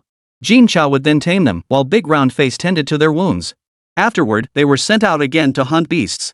Among these beasts, the golden crown flaming eagle was naturally the swiftest. Often, they would return within a minute, dragging back a gravely wounded beast. Sometimes, before the round-faced man could finish treating the first one, another would already be brought back. It was simply too much to handle. Even Jin Chao, who specialized in taming these beasts, found himself scrambling. The maximum limit of 55 was quickly reached. His vital energy surged rapidly. In the end, he could only kill the beasts after absorbing their vital energy. Jin Chao enjoyed a peaceful moment, immersed in the joy of his chi and blood surging wildly. But the entire 4357 district plunged into panic. 5 middle-aged martial artists had just slain a level 7 beast when a level 10 giant tiger beast appeared before them, its jaws clamped around a half-dead level 7 giant tooth rat. The 5 warriors turned ashen-faced. Exhausted from their recent battle, they had no strength left to confront this level 10 giant tiger beast. They had no choice but to abandon their hard-won prey and flee. Just as they prepared to flee, another level 10 giant lizard beast crashed through 2 trees and appeared before them. Its jaws clamped around another dying beast. Witnessing this, the 5 exchanged glances and immediately abandoned any thought of resistance. Against 1 beast, escape might still be possible. But 2? There was no hope of even getting away. Why was their luck so terrible? To encounter a level 10 beast in this situation. Was this really how they were going to meet their end? Just as the 5 were about to surrender, the giant tiger beast and giant lizard beast carried their prey away together, sprinting off in one direction. Seeing this, the 5 froze in shock. What was going on? They hadn't been attacked at all. This was something they'd never heard of before. In the wild, whenever humans encountered strange beasts, a fierce battle was inevitable. Beasts never spared humans. Yet today, these 2 beasts didn't attack me.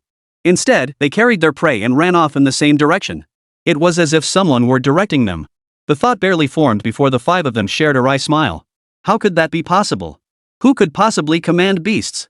Not even high-level beasts could be commanded. Humans certainly couldn't. And commanding them to hunt? Every beast that catches prey keeps it for itself.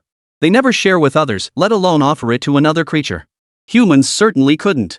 Just as the 5 were preparing to leave with their prey, a massive shadow swept swiftly overhead. The 5 froze in place, stunned. For it was a level 20 golden crowned flaming eagle. Moreover, they clearly saw it clutching a gravely wounded, dying beast in its beak. Similarly, its flight path mirrored that of the 2 level 10 beasts they had encountered earlier. Chapter 24, A Terrifying Day. The mere appearance of a level 20 beast here was shocking enough. And like the 2 level 10 beasts before it, it seemed to be assisting something in capturing prey. Wasn't this getting a bit too absurd? The middle-aged man in the lead turned deathly pale and snapped, "Get out of here. Head straight back to City 4357. We can't stay here any longer." The 5 ignored their exhaustion, even leaving their hunted prey behind as they fled. They feared that even a moment's delay might draw the attention of that terrifying creature. An entity capable of controlling a level 20 beast was far beyond anything the 5 could have imagined. The same scene unfolded across 4357. Every warrior squad that witnessed the scene fled swiftly, abandoning their missions entirely. With their very lives on the line, who cared about missions? Meanwhile, the legend of terrifying monsters lurking in Sector 4357 spread like wildfire among the martial artist squads. Some daring individuals even captured the scene with their martial artist medals and posted it online. The footage showed a level 7 giant python, half-swallowing a wild boar, charging northward at breakneck speed. Following behind it was another boar, its jaws clamped around a level 5 wild dog, charging in the same direction as the serpent. The moment this footage surfaced, it ignited a storm of heated debate. This is obviously fake. How could a giant python catch prey but not eat it, instead dragging it back and forth? Could the video editors use a brain? Didn't you read the video title? Exactly. This clearly shows a terrifying entity from 4357 taking control. Otherwise, how could a giant python and a wild boar monster hunt together? What terrifying entity? It's just a coincidence. In all these years, I've never heard of anything controlling beasts. Hey, have you heard of Jin Chao? What do you think? Could Jin Chao be controlling these beasts? Are you kidding? Jin Chao can tame beasts, but he couldn't possibly tame this many and make them hunt together. What are you thinking? Jin Chao's ability to tame beasts is common knowledge in Wanjiang City, but controlling this many beasts? That's simply impossible. After all, the video clearly showed over a dozen different beasts. The entire 4357 district was caught in the chaos. It was simply beyond Jin Chao's capabilities alone. Amidst the online uproar, the military released footage confirming the abnormal behavior of the 4,357 creatures. However, it did not explicitly state whether a terrifying presence existed. Simultaneously, they warned martial artist teams to avoid approaching 4,357 in the near future to prevent unforeseen incidents. The military's message was cryptic, but it couldn't hide the truth from the vast online community. Within moments, it was confirmed that a major threat truly lurked within Sector 4357. In an instant, all martial artist squads evacuated Sector 4357. Not only human martial artists, but even the beasts were in a panic, fleeing in all directions. Giant trees lay snapped and broken everywhere. Some beasts were trampled to death. Under normal circumstances, these trampled beasts would have been a windfall for any martial artist squad. But now, no one has time for such concerns. Life matters more than money. 4357 had descended into utter chaos. Faced with this turmoil, the national forces who rarely intervened were compelled to dispatch elite troops to investigate. The chaos outside had no effect on Jin Chao whatsoever. He was already overwhelmed just taming the exotic beasts. Too many beasts were being delivered. On average, he had to handle 3 beasts every minute. He simply couldn't keep up. By the end of the day, the corpses of beasts piled up around him like a dozen small mountains. Simultaneously, Jin Chao's vitality surged wildly. In just a single day, he'd shot up to level 18. Had he not stopped early, reaching level 20 would have been well within his grasp. As night fell, Jin Chao collapsed onto the ground. The day had been exhausting, and his body was already weak. Combined with such an immense workload, he simply couldn't take it anymore. Meanwhile, Big Round Face gazed at the mountains of beasts piled before him and the 89 living creatures still writhing nearby, his heart bursting with joy. All of this meant commissions, pure, hard cash. Meanwhile, Yu Ming and the others hurried back in high spirits. Today, the squad had slain a total of 10 level 5 beasts, 3 level 7 beasts, and 1 level 10 beast. Such a feat would have been unimaginable before. But much of it was thanks to Ahu's help. Otherwise, it would have been impossible to achieve. Only now did Yu Ming and the others truly grasp the benefits of having a pet beast. If given the chance, they would definitely acquire one. The assistance was immense. Compared to owning a beast, they envied Jin Chao even more for being able to tame so many beasts. And he had even tamed a level 20 exotic beast. Who knew how many exotic beasts they'd capture today? Soon, the 5 people and 1 beast arrived at the camp. But before they could get close, they saw over a dozen small hills formed by piles of various beasts. A thick, pungent stench of blood permeated the air for miles around. Not even the beasts themselves dared approach, let alone the few who knew Jin Chao was responsible. What sent chills down the spines of the 5 was the sight of dozens of beasts. As far as the eye could see, they were all colossal beasts, each at least 5 meters in length. The sheer oppressive presence of even a single one was enough to instantly annihilate all 5 of them. The sudden appearance of so many, even knowing they were Jin Chao's pets, left the 5 holding their breath in terror. Possessing such a beast army was enough to crush the entire 4357. The phrase unmatched among peers no longer sufficed to describe Jin Chao. Not even a 20th level martial artist could stand against him. And that was without counting the level 20 golden crown flame eagle. It was utterly staggering. The 5 swallowed hard in unison, paralyzed with fear, unsure how to react. Just as they stood frozen in place, Jin Chao spotted them first. His face lit up with relief as he called out, "You're finally back. Quick, gather up these beast carcasses, the stench is unbearable." Hearing Jin Chao's voice, Ahu immediately sprinted forward, leaping right in front of him. He crouched low and affectionately licked Jin Chao's face with his tongue. Though they'd only been apart for a day, it felt like a year had passed. Jin Chao chuckled softly, tickled by the wet licks, patting Ahu until the dog finally settled down. Though they had obtained 2 spatial rings from slaying Qin Hao and his companion, they were locked and unusable. Only by returning to the martial artist building and finding specialists to unlock them could they be used again and the items inside retrieved. The big round-faced man was even poorer, lacking even a single ring. This task would have to fall to them. Seeing Jin Chao troubled by having nowhere to store the beast carcasses, the five of them exchanged self-deprecating glances. When would they ever have such a problem? Soon, Yuming finished cleaning the camp and packed all the beast corpses. But a new problem arose. Their spatial rings were full. This was the first time they'd ever encountered such a situation. The space within each ring was by no means small. They could easily hold over 1,000 monster corpses. But today's haul was simply too vast. Their original 10-day plan had to be altered midway. But Jin Chao had no intention of returning just yet. He was only 2 levels away from reaching level 20. No one would turn back now. He could only send Yuming back first, waiting until he reached level 20 before returning himself. As night fell, everyone slept soundly. With 90 beasts standing guard, restless sleep was simply impossible. Chapter 25, The Uninterrupted Killing Order. Deep into the night, a figure cloaked in darkness prowled restlessly outside 4357. A look of impatience flickered across their face. On the very day Jin Chao arrived at 4357, the black and white boundless assassins had already received word. Numerous level 30 assassins converged here. They waited to eliminate Jin Chao and claimed the immense bounty offered by the Interval Master. Yet, who could have foreseen that such bizarre events would unfold the moment they arrived? To command so many beasts to hunt for it, that thing's power must be terrifying beyond measure. Even so, driven by the immense bounty, the assassins resolved to risk the venture. But who could have predicted that the military elite would intervene at this very moment? If they encountered them, forget about killing Jin Chao. They might not even get a chance to see him before being struck down by the military forces. Thus, the group maintained vigilance at every exit of 4357, waiting for Jin Chao to emerge.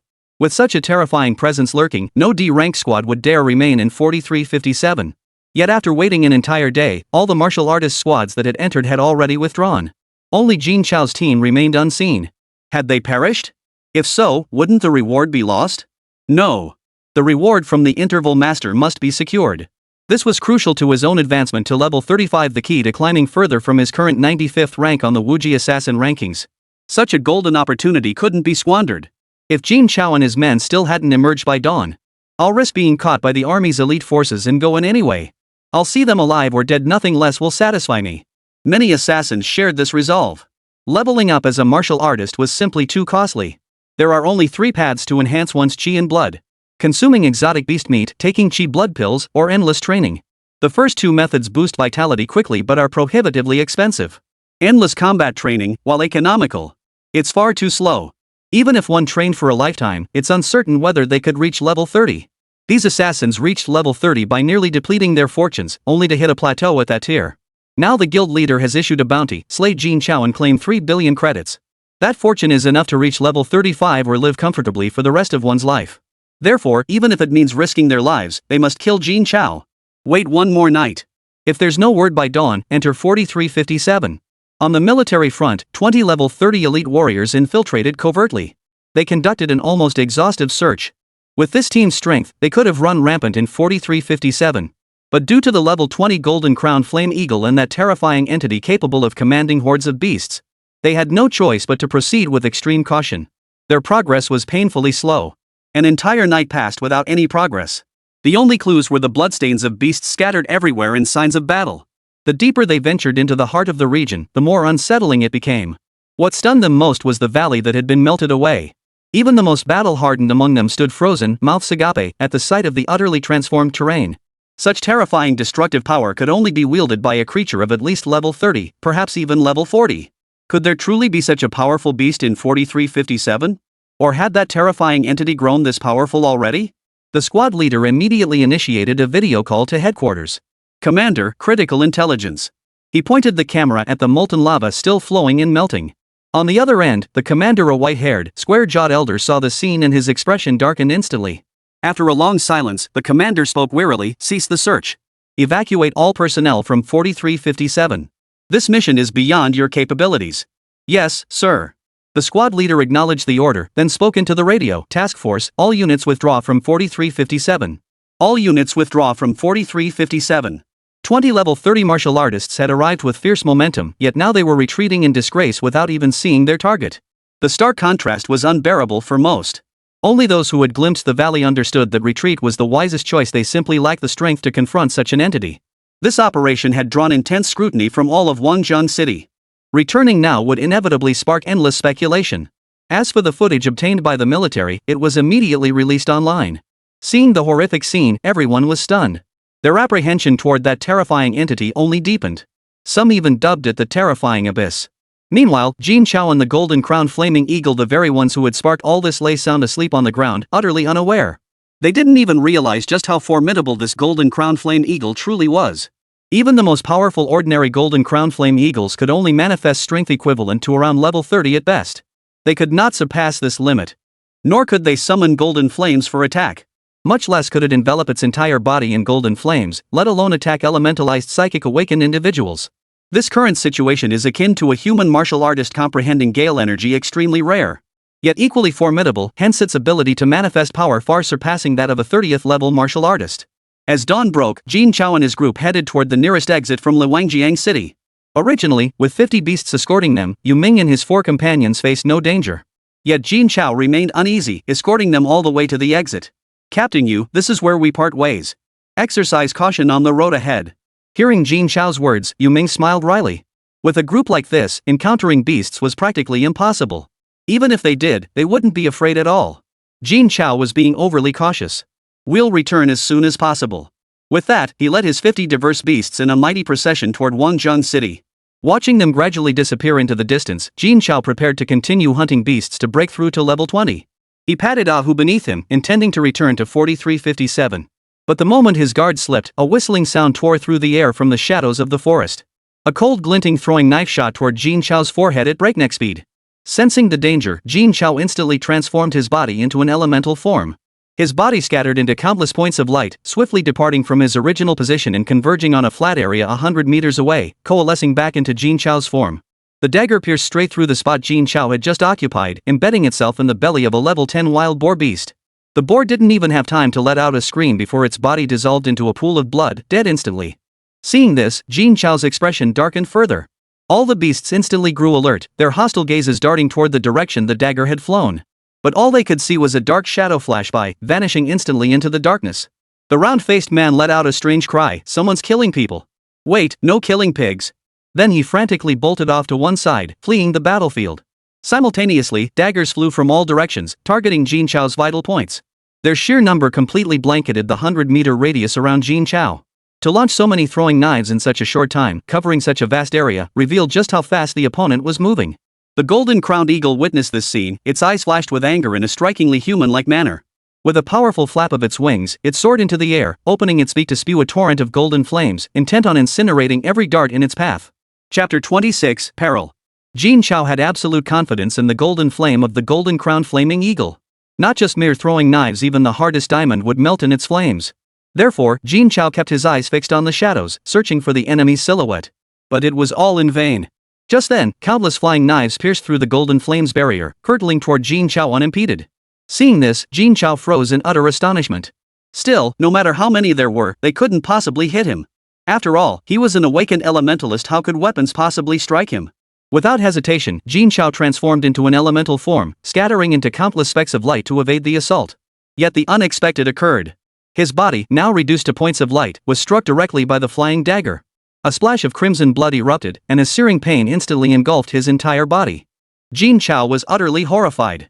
What was happening? He was clearly in elemental form, how could the dagger possibly hit him?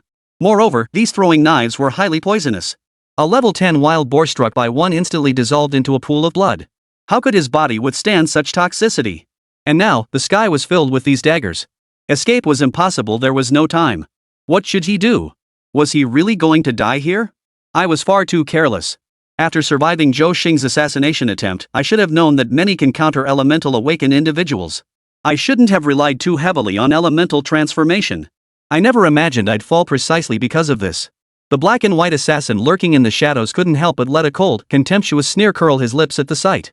As a battle-hardened assassin, he understood the psychology of his targets best.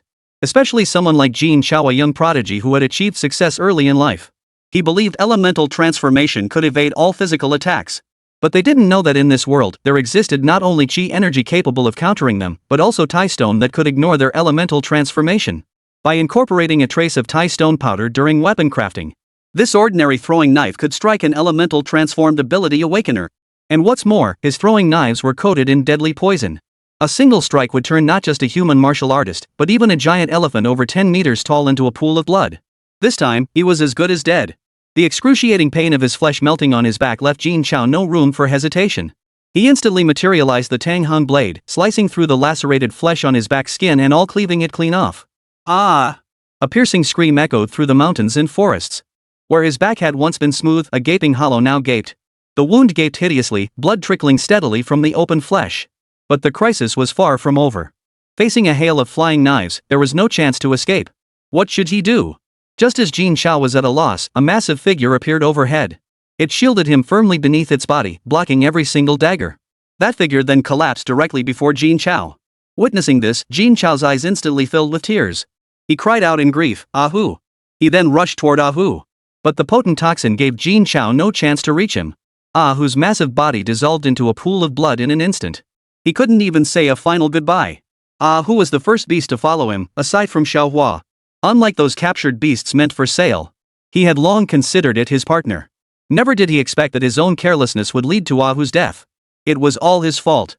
Stunned into stillness, Jin Chao completely forgot the danger he was in. Only when the piercing sound split the air again did Jin Chao, eyes reddened, instantly lock onto the enemy's location. In the next instant, Jin Chao vanished into a speck of light. He raced toward the assassin's location. The assassin from the black and white interval never expected Jin Chao to detect his presence so quickly. But his surprise lasted only an instant. If he couldn't handle such a weakling, he wouldn't be an elite assassin of black and white. In an instant, countless flying knives shot forth, halting Jin Chao's rapid advance, forcing Jin Chao to dodge. But this also gave the assassin an opening. A wave of throwing knives descended. Another wave of blades followed, closing in on Jin Chao's movements. There was no chance to catch his breath. Now, Jin Chao couldn't even stop, let alone close in on his opponent. As for the 38 beasts, they couldn't keep up with the assassin's speed at all. They were even caught in Jin Chao's attacks, dying from the deadly poison of the flying knives. In an instant, half the beasts vanished. For the remaining half, death was merely a matter of time. And yet, even so, those beasts showed no fear. When Jin Chao faced danger, they would sacrifice themselves to block the flying daggers that might harm him, just like Ahu had done. They died willingly. Jin Chao's heart burned with fury, wishing he could tear his enemy limb from limb. But that was impossible now. He had to stay calm, find the enemy's weakness, and strike with a single, decisive blow. As time ticked by, Jin Chao finally spotted a sliver of vulnerability. Jin Chao clearly observed that with each attack, the shadow revealed its form. After striking, it would dissolve back into the darkness, instantly reappearing elsewhere to strike again. Moreover, as the golden-crowned flaming eagle continuously spewed flames that consumed the trees, the area of shadow steadily retreated, leaving certain spots beyond the opponent's reach. Clearly, the distance was insufficient. Without hesitation, Jin Chao commanded, "Flame Eagle, burn all the trees nearby." Without hesitation, the golden-crowned flame eagle soared upward, opening its beak to form a massive sphere of fire. In the next instant, countless smaller fireballs shot out from within the giant orb, incinerating everything they struck. Instantly, a 10-mile radius around Jin Chao became a barren wasteland, transformed into a sea of flames. The assassin, clad in stark black and white, had nowhere left to hide and appeared before Jin Chao. Gazing upon the enemy who had slain Ahu, Jin Chao could no longer contain his rage. Gripping his Guangtong broadsword, he instantly closed the distance. His blade struck toward the enemy's head with a speed far surpassing that of a 20th-level martial artist. Even a 30th-level martial artist could not match it. This strike must end him. Yet the assassin in the black and white mask didn't even flinch. Through the black and white mask, Jin Chao could even see a smug, triumphant smile in the assassin's eyes. A chill ran through his heart. But it was too late to withdraw his blade now. In the next instant, Jin Chao's Guangtong broadsword struck the opponent's head squarely. Yet there was no sensation of striking solid flesh. The figure's body dissolved like flowing water before Jin Chao, merging into the ground. An elemental ability awakener. It had to be. Otherwise, how could he have been struck by the blade yet still evaded it? In the split second Jin Chao hesitated, a figure emerged from the shadows behind him. A cold throwing knife was already pressed against Jin Chao's throat. Then came a cold, emotionless voice. "Fool! You're not the only elemental awakener in this world. Go die peacefully." The next instant, the blade sliced clean through Jin Chao's throat. This time, there was no escape. Chapter 27, Light and Shadow. The blade fell. But the expected scene of blood splattering did not materialize. Instead, Jin Chao's body dissolved into scattered points of light. In the next instant, a golden flame pierced straight through the assassin's chest. The assassin stared in disbelief at his now empty chest. Even in death, he couldn't comprehend what had happened. Why had Jin Chao's body vanished? Why had he been struck by the golden-crowned flame eagle? What on earth was going on? Before he could grasp these questions, life drained from his body, and he collapsed with a thud. Only then did Jin Chao leap down from the golden-crowned flaming eagle's back. His right hand clutched the gash in his back. His expression twisted in agony. From the very first time he was struck by a flying knife, Jin Chao knew he must never let the blades touch him. Thus, he attempted to deceive his opponent with light, which led to the scene just now. But he never imagined the opponent was also an awakened elementalist. If not for this light projection clone, he would have been dead. Seeing the opponent fall, a large, round-faced figure who had been hiding cautiously emerged. Approaching Jin Chao from behind, the figure said with lingering fear, "The black-white boundary assassins are truly relentless. Thank goodness you're so skilled, Jin Chao." Jin Chao took a deep breath, gazing at the pools of blood before him, his heart filled with profound sorrow.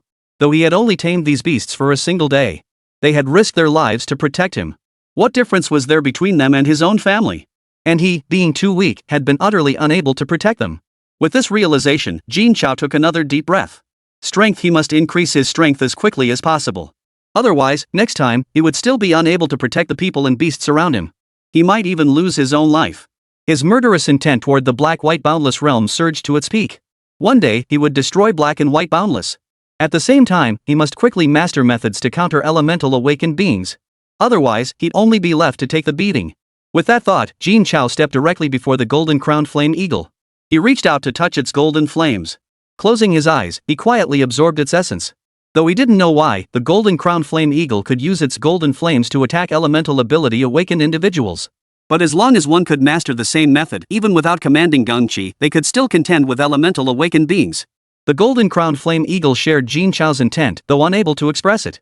Yet it cooperated perfectly, making the golden flames surge with unprecedented vitality. Jin Chao sat in quiet contemplation, shutting out all distractions around him as he immersed himself completely in the golden flames within his grasp. Meanwhile, the round-faced man grew restless. He walked directly to the corpse of the Wujin assassin, reaching out to remove his mask. He wanted to know which assassin had pushed Jin Chao, that monster, to the brink of defeat. Jin Chao had slain the monster Zhou Xing back at level 10. He had even defeated the golden-crowned flame eagle, a foe that gave even 30th level martial artists headaches. His strength was on par with a level 30 martial artist. Yet even so, he nearly died at this killer's hands. This guy is definitely no ordinary opponent. As these thoughts raced through his mind, the round-faced man had already removed the assassin's mask. His small eyes were filled with shock. It was him. Shadowless, ranked 95th on the Black and White Realms assassin list. Who would have thought even he would show up? He was the only one who had cracked the top 100 of the Black and White Realm assassin rankings with a mere level 30 strength. He was the one who had firmly suppressed 5 level 40+ assassins, leaving them unable to mount a comeback. His battle record was nothing short of legendary. He was the ruthless individual who once annihilated 3 B-rank teams with a single strike. These were B-rank teams with an average strength of 40. Even within the martial artist tower, a gathering place for elite fighters, such feats are exceedingly rare. His strength speaks for itself. He effortlessly crushed level 30 martial artists.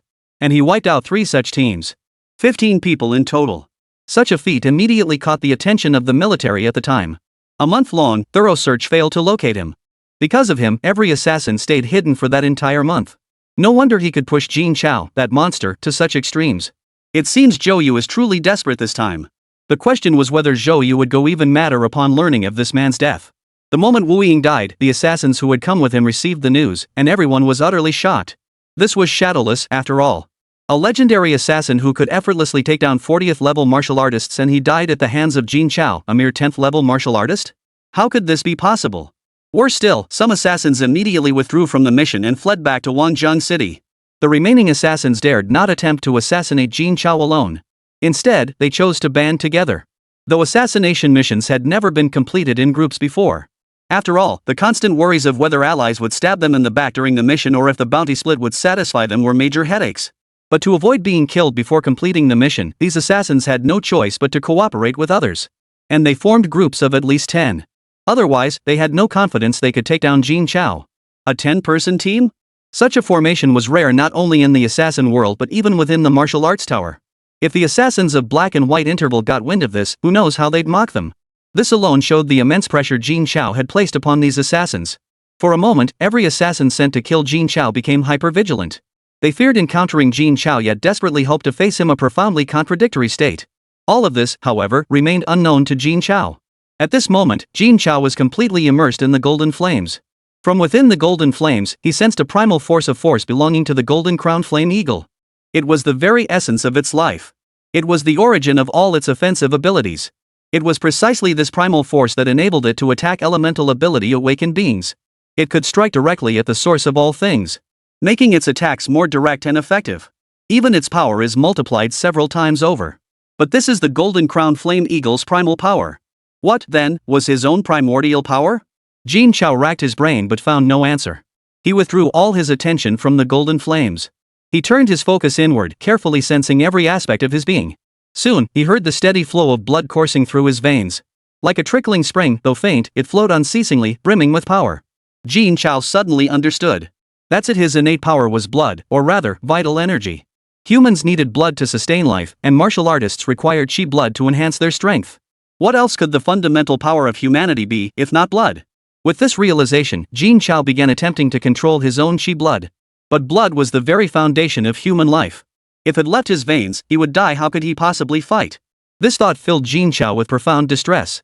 But soon, Jin Chao recalled the scene of the golden-crowned flame eagle unleashing its golden flames in battle. He began to emulate the golden-crowned flame eagle's technique. He gradually drew blood out of his body, while simultaneously circulating it to sustain himself. The speed accelerated until the blood lost its original form, resembling a swirling mist. It increasingly resembled the essence of blood energy. Simultaneously, once the blood transformed into vital energy, the original blood within his body showed no discernible decrease. There was no longer any need to draw it out. Is this it? Jin Chao slowly opened his eyes, feeling somewhat uncertain. Chapter 28, Vital Energy. The originally bored, round face stared at the faint aura of blood energy swirling around Jin Chao. Its mouth gaped open, eyes widening to twice their original size. Shock overwhelmed it. How could this be? How could he have mastered the art of wielding blood energy? How on earth did he manage it? He was only level 18 and had become a martial artist less than a week ago, yet he'd mastered blood energy? How is this even possible? I've been a martial artist for over a decade, yet I still haven't mastered blood energy. Even old Zhao, the most elite martial artist in all of Wangjiang City, hasn't mastered it. And now some young martial artist has mastered it? A prodigy. He's definitely a prodigy. This is blood energy, after all. It's even harder to master than gale energy. Everyone first masters gale energy before gaining a 1 in 10,000 chance to grasp blood energy. This guy skipped Gong Qi entirely and mastered blood Qi directly. Big round face nearly choked on his breath and passed out. Envy, jealousy, and resentment. Even though he's her superior and all his achievements are tied to her bonus, she still envies him. Why didn't she possess such god-tier comprehension? How infuriating. And this golden-crowned flame eagle, it can actually attack elemental-type awakened individuals. They're even rarer than martial artists who've mastered Gongqi. Master, you're a freak of nature. Even your tamed beast outshines humans. Truly, comparing oneself to others is enough to drive one mad. Feeling the changes in his body, Jin Chao slowly opened his eyes. Staring at the faint crimson aura swirling around his body, he felt a bit dazed. What was going on? Wasn't he supposed to have mastered the Gongqi? Why was it red? Pondering this, Jin Chao turned his gaze toward the round-faced man, utterly perplexed. The round-faced man rolled his eyes so hard they nearly popped out. With extreme reluctance, he muttered, "How did I end up with a freak like you? Simply put, you've grasped a blood energy far more potent than gale energy. It's greatly enhanced your strength and can also strike elemental ability awakened individuals." Hearing the round-faced man's explanation, Jin Chao finally grasped his current situation. In short, he was stronger than before. Before mastering blood Qi, facing a level 30 martial artist was extremely taxing. One wrong move could get him killed. Now, he should be able to hold his own against a level 30 martial artist. With that thought, Jin Chao strode over to the corpse of the Wujin assassin, retrieved his martial artist's badge, and sought to glean some information from it. He hoped to find some clues. Opening the martial artist's badge, he saw a dense cluster of red dots inside. Without a doubt, they represented assassins like himself. Seeing the number well over 100, even Jin Chao, whose strength had broken through, felt a chill run down his spine. Dealing with one was already so taxing, facing this many might be impossible. Moreover, these red dots were converging toward his location, clearly intending to surround and eliminate him. To survive in front of so many assassins, there was only one method left to try. The question was whether he could pull it off now. "Sister Zhao, I'm about to attempt something extremely dangerous. If you don't want to go, you can head back to Wangjiang City first." Jin Chao turned to the woman with the round face, awaiting her decision. The round-faced woman replied calmly, "Dangerous? Since I've known you, what have you ever done that wasn't dangerous? If I left you behind and went back alone, old Zhao would skin me alive. Spit it out, what do you want to do?" Jin Chao smiled faintly. "Taming a level 30 beast. North gate of Wangjiang City." The soldiers guarding the city diligently checked the medals of every warrior entering or leaving, meticulous in their task. Simultaneously, they kept a close watch on the distant beast gathering grounds, wary of any unusual movements. After all, abnormal behavior among the beasts could have a massive impact on humanity. Moreover, an unknown terrifying presence had just been detected. Caution was imperative. Just as a soldier finished inspecting a warrior's insignia before leaving the city, he sensed a slight tremor in the ground. Confused, he glanced around. When he looked towards Sector 4357, he was utterly shocked. He quickly pulled out the medal and shouted, "Report! Report! A massive beast uprising has erupted at 4357. Requesting backup. Requesting backup." With that, he drew his broadsword, fixed a grave expression on his face, and assumed a combat stance, gazing intently toward 4357. Others swiftly prepared for battle. The martial artists witnessing this scene were also deeply unsettled. But once confronted, there was no reason to flee. They drew their weapons and stood ready for battle. Though they might be selfish and cowardly in ordinary times. But when faced with a beast uprising, no martial artist would back down. For within the city walls lay their families, friends, and the things they must protect.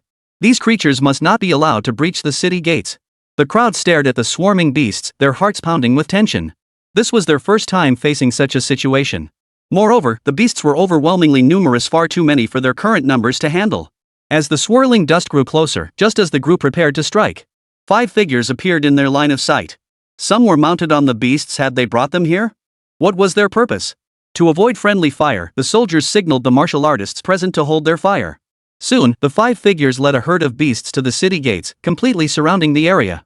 Both soldiers and martial artists watched the scene unfold, swallowing nervously. Earlier, from a distance, the impact hadn't felt so acute. Now, with the creatures so close, the oppressive pressure hit them head-on. Though these beasts were all level 10 or below, their sheer numbers were overwhelming. Moreover, the beast's strength far surpassed that of martial artists of the same rank. If it really came to a fight, I honestly don't know if we could hold out until reinforcements arrive. What do you want? The soldier on duty shouted loudly, summoning his courage. At that moment, the 5 riders dismounted from their beasts.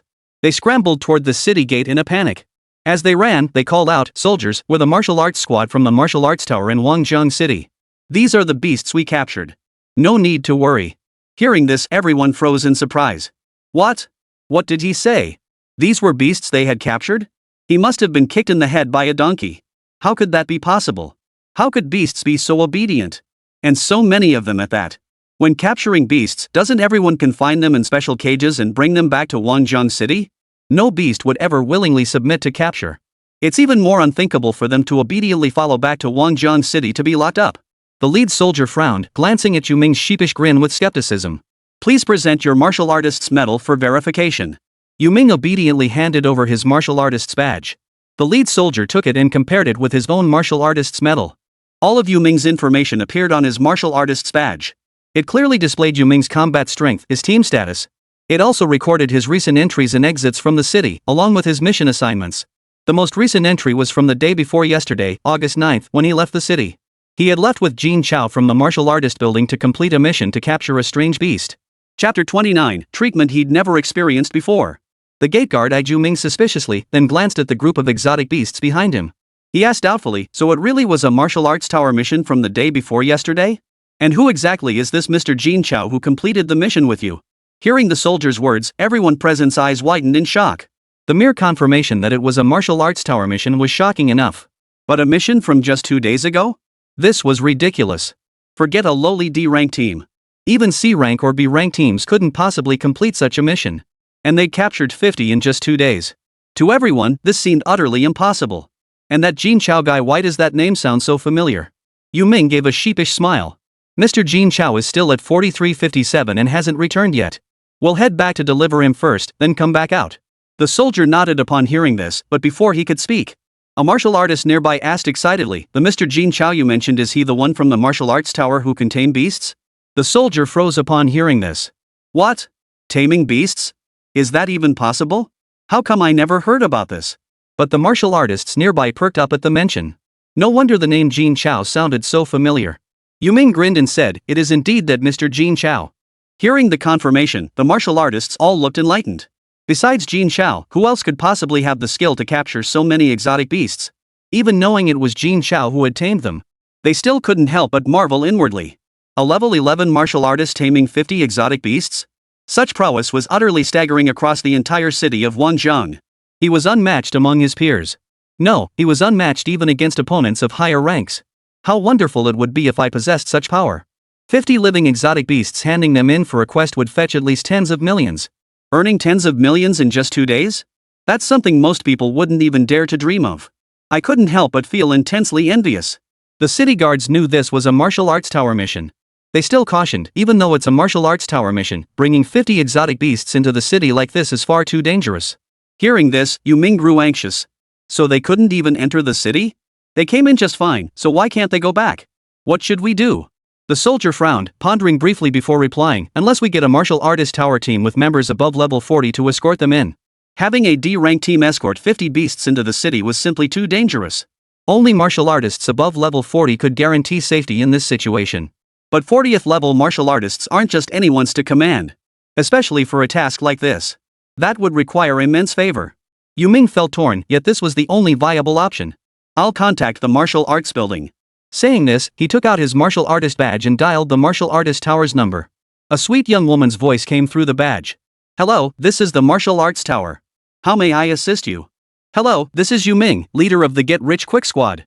I was on a mission with Mr. Jin Chao the day before yesterday, and we've encountered a situation. I'd like to request assistance from the martial arts tower. The young lady sounded slightly surprised. Mr. Jin Chao? At the mention of Jin Chao's name, the young lady's voice visibly grew excited. He was the second in command of the martial arts building.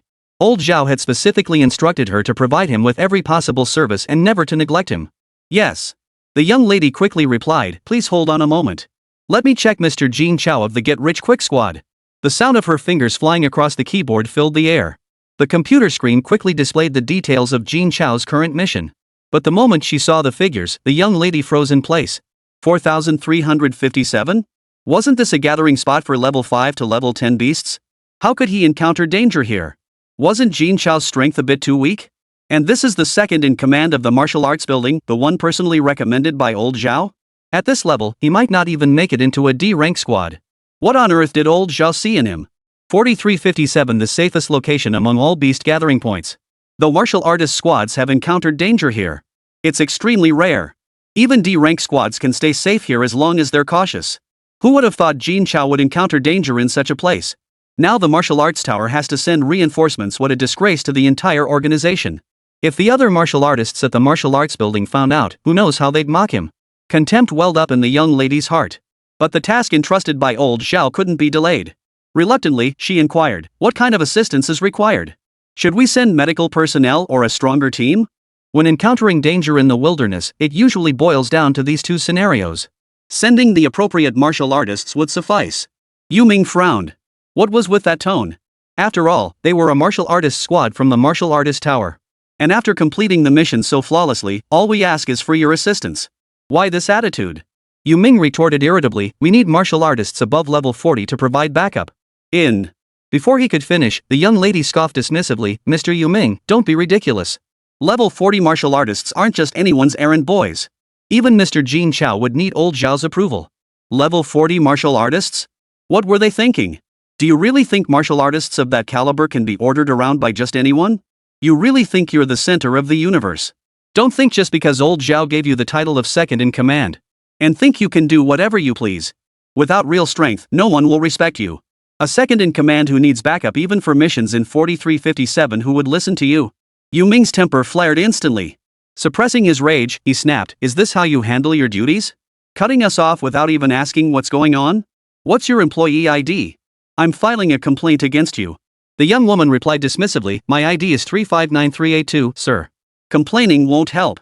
This requires Mr. Zhao's approval. If you insist, have Mr. Jin speak directly with him. Without waiting for Yu Ming's response, she hung up the phone.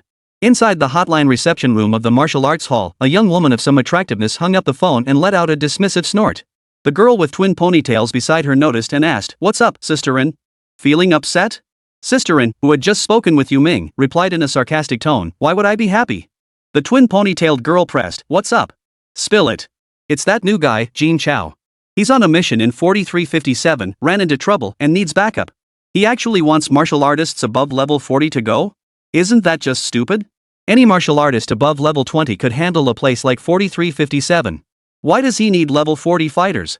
The girl with the twin ponytails asked, so how did you handle it? After all, he's our superior. Sister Rin shot her a withering look. Look at you, so pathetic. What's so special about being a leader? Without real strength, he's nothing. If we bail him out like this, who knows how long he'll last in the martial artists building? If he wants 40 plus martial artists, he should go straight to old Zhao. Let old Zhao decide if this guy deserves to be the second in command in the martial artists building. She finished with a smug look, completely dismissing Jin Chao. Chapter 30, Karma's a bitch. Sister Rin continued, besides, my brother is the captain of an A-rank squad, and I'm about to be promoted to squad leader myself. Once old Zhao sees what Jin Chao is really like, he might even reward me for it. With that, Sister Rin began touching up her makeup without waiting for a response. The twin ponytails disagreed, but she didn't argue with Sister Rin. It had nothing to do with her. Just as Sister Rin was still boasting, the door burst open. A middle-aged man with a greasy bald head, a double chin, and ears sticking out like horns stormed in wearing a light gray suit. Sister Rin and the twin tails girl immediately stood up, bowing respectfully. Manager Chin. After speaking, Sister Rin wore an even more seductive expression as she swayed her hips toward Supervisor Chin, her hands reaching to wrap around his right arm. The twin ponytailed girl watched the scene unfold, her expression turning distinctly sour. Supervisor Chin, owing to his relationship with Sister Rin and brother Yen, had always shown her special favor.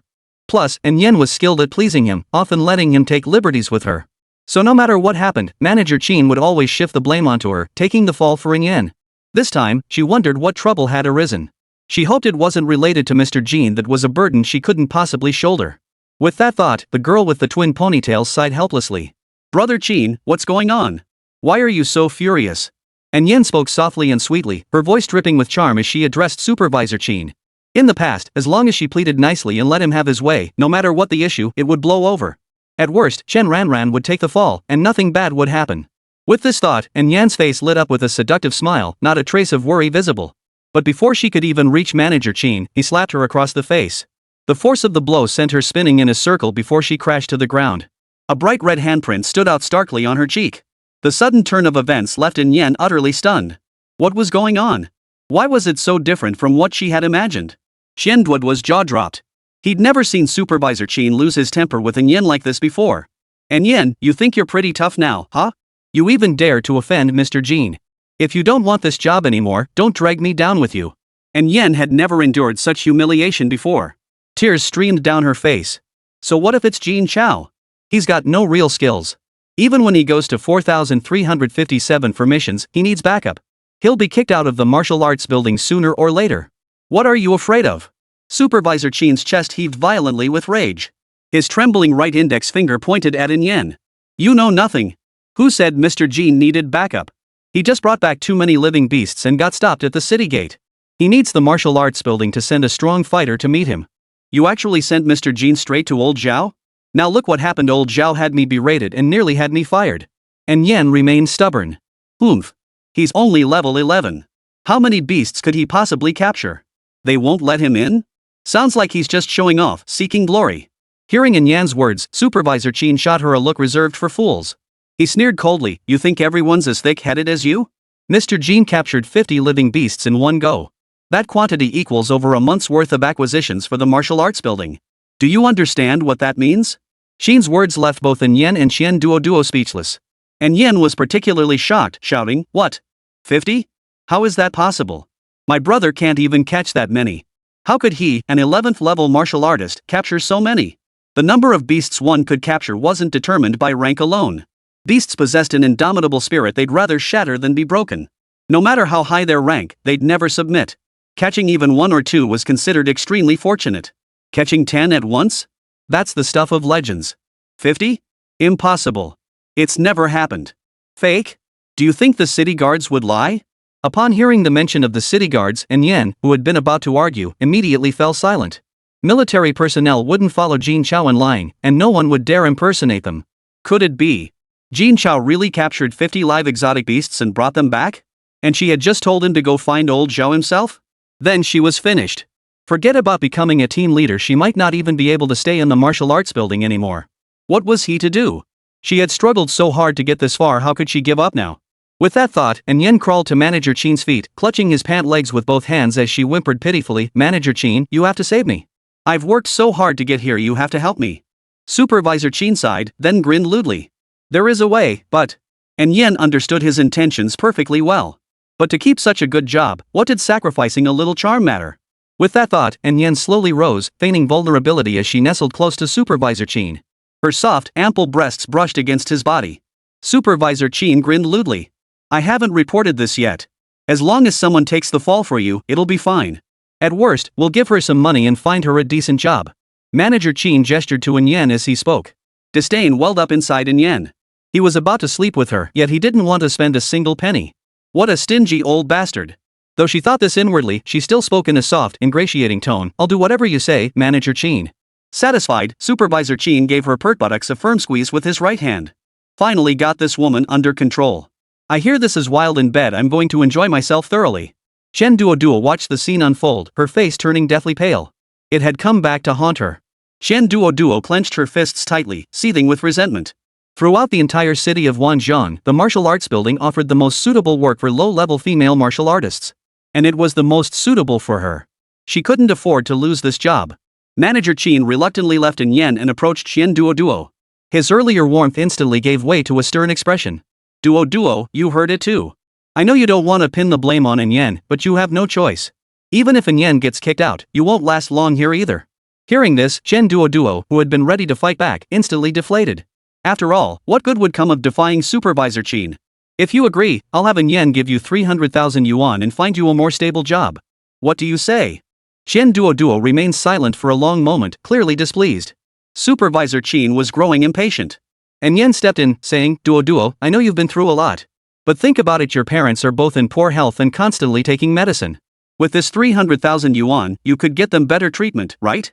If you think it's not enough, I can add another 100,000. What do you say? At the mention of his parents, Shen Duoduo's tightly clenched fist suddenly went limp. 400,000 yuan, it was already a year's worth of his salary. It could certainly improve his family's life.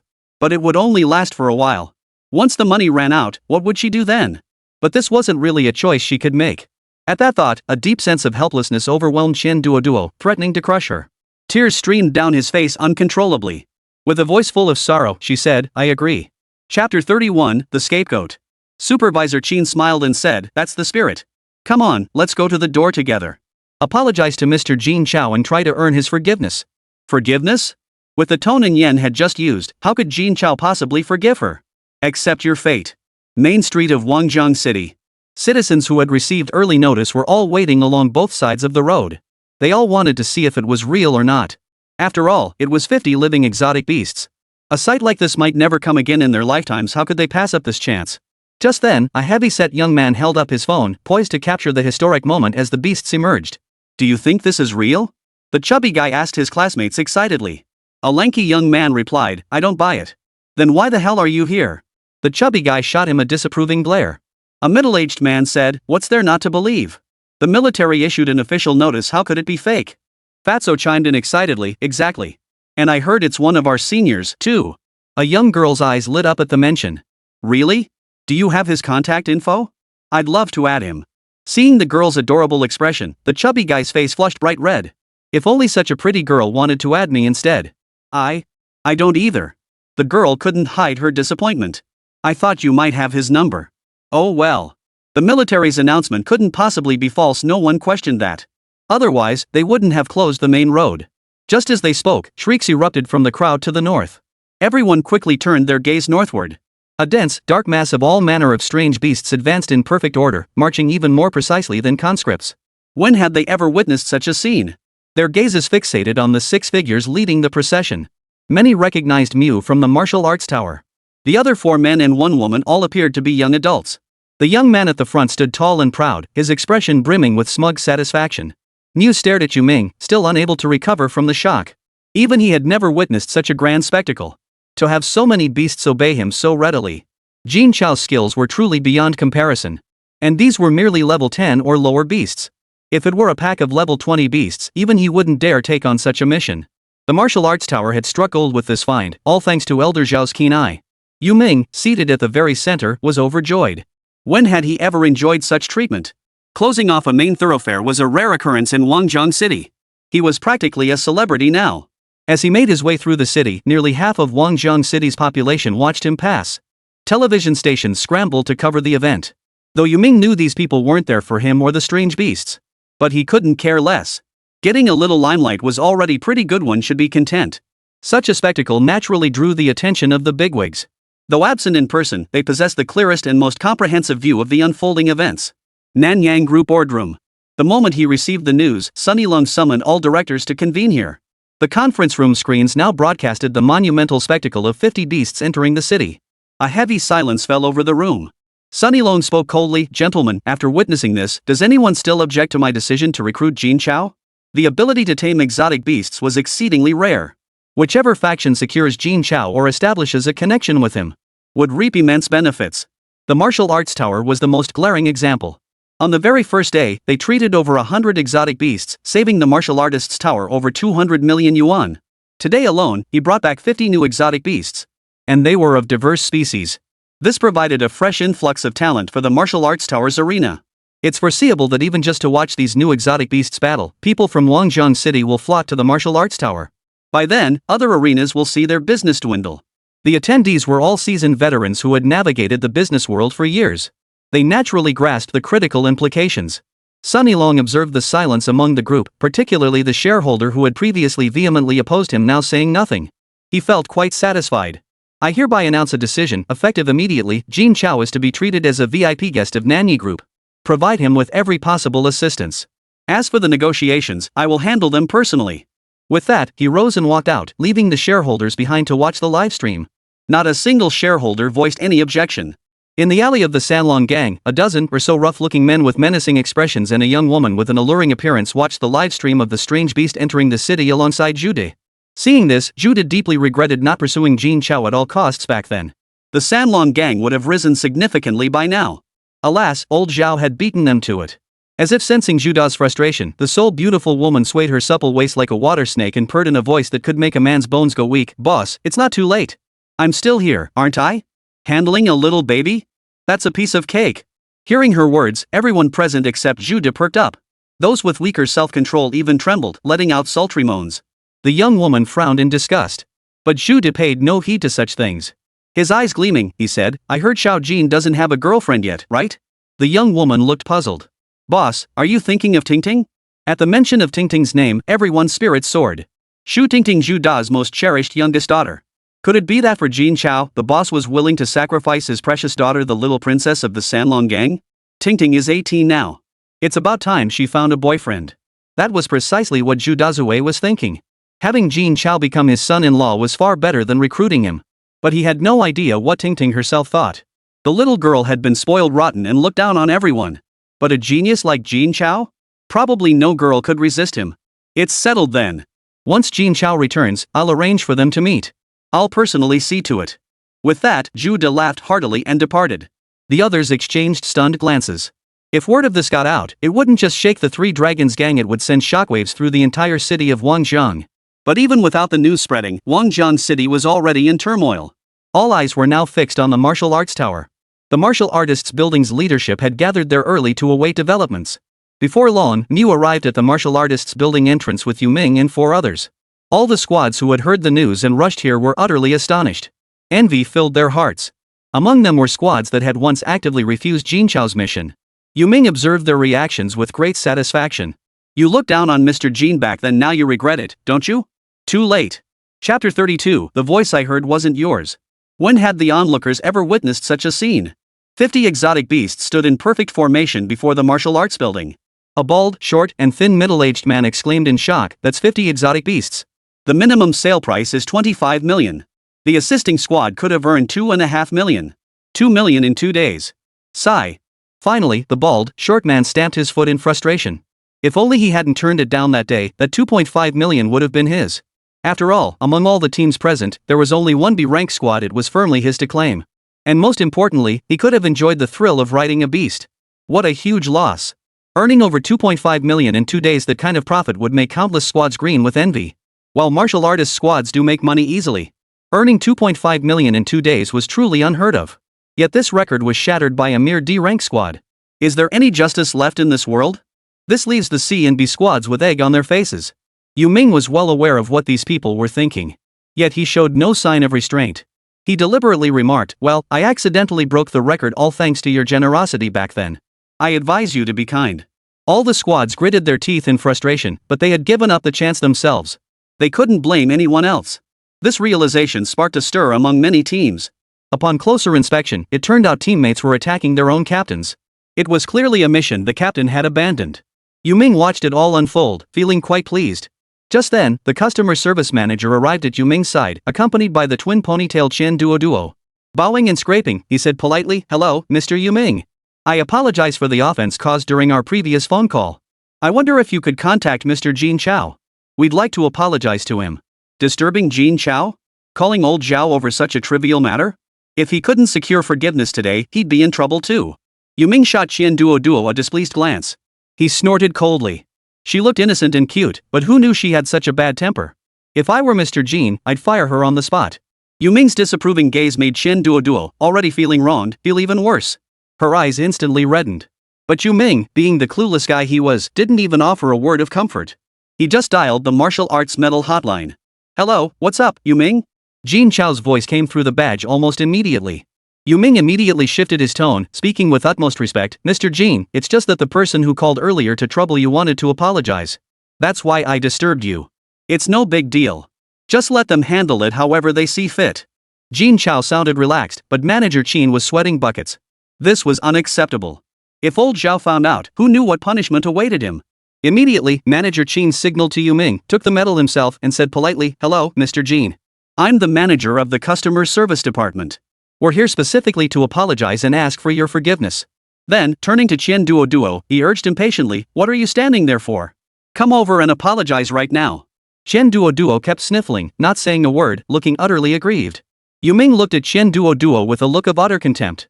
If you don't want to apologize, at least don't act like you're being bullied. Anyone unaware of the situation might think we're picking on a little girl. Yuming, this straight guy, looked honest and straightforward, but when he took the mickey out of someone, he showed no mercy. He showed no mercy toward girls, and it served him right to be destined for loneliness. On the other end of the call, Jin Chao's voice was flat. "If there's nothing else, I'll hang up now. I've got work to do." Hearing this, Supervisor Qin immediately grew anxious. He approached Chen Duo and whispered in a voice only the two could hear, "Think about your parents. Think about their illnesses. Without money or a job, how can you support them?" The threat hung heavy in the air. Chen Duo closed her eyes, her heart feeling utterly desolate, as two large tears rolled down her cheeks.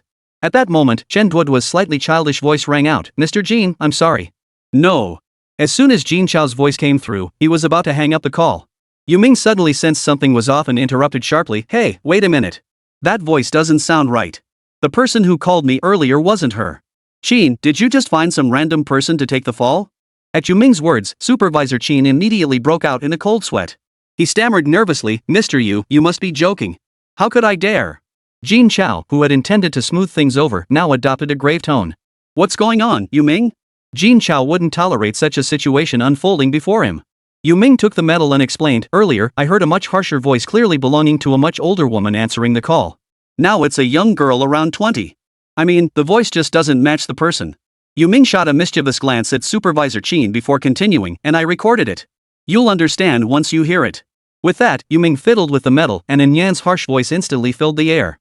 Everyone present could tell it wasn't the voice of the girl standing before them. On the other end, the round-faced man hesitated before saying, "But that is Yan's voice. Why is she demanding Chen Duo apologize? Fatso Qin, what's going on here?" Supervisor Qin was now flustered and floundering. He'd been so focused on finding a scapegoat that he hadn't anticipated this turn of events. He stammered, "Mr. Jin, I have no idea what's going on. Please believe me." Mui frowned, watching silently as he waited for Jin Chao's decision. Chen Duo, seeing the truth laid bare, immediately crouched down and began sobbing aloud, her voice filled with profound sorrow.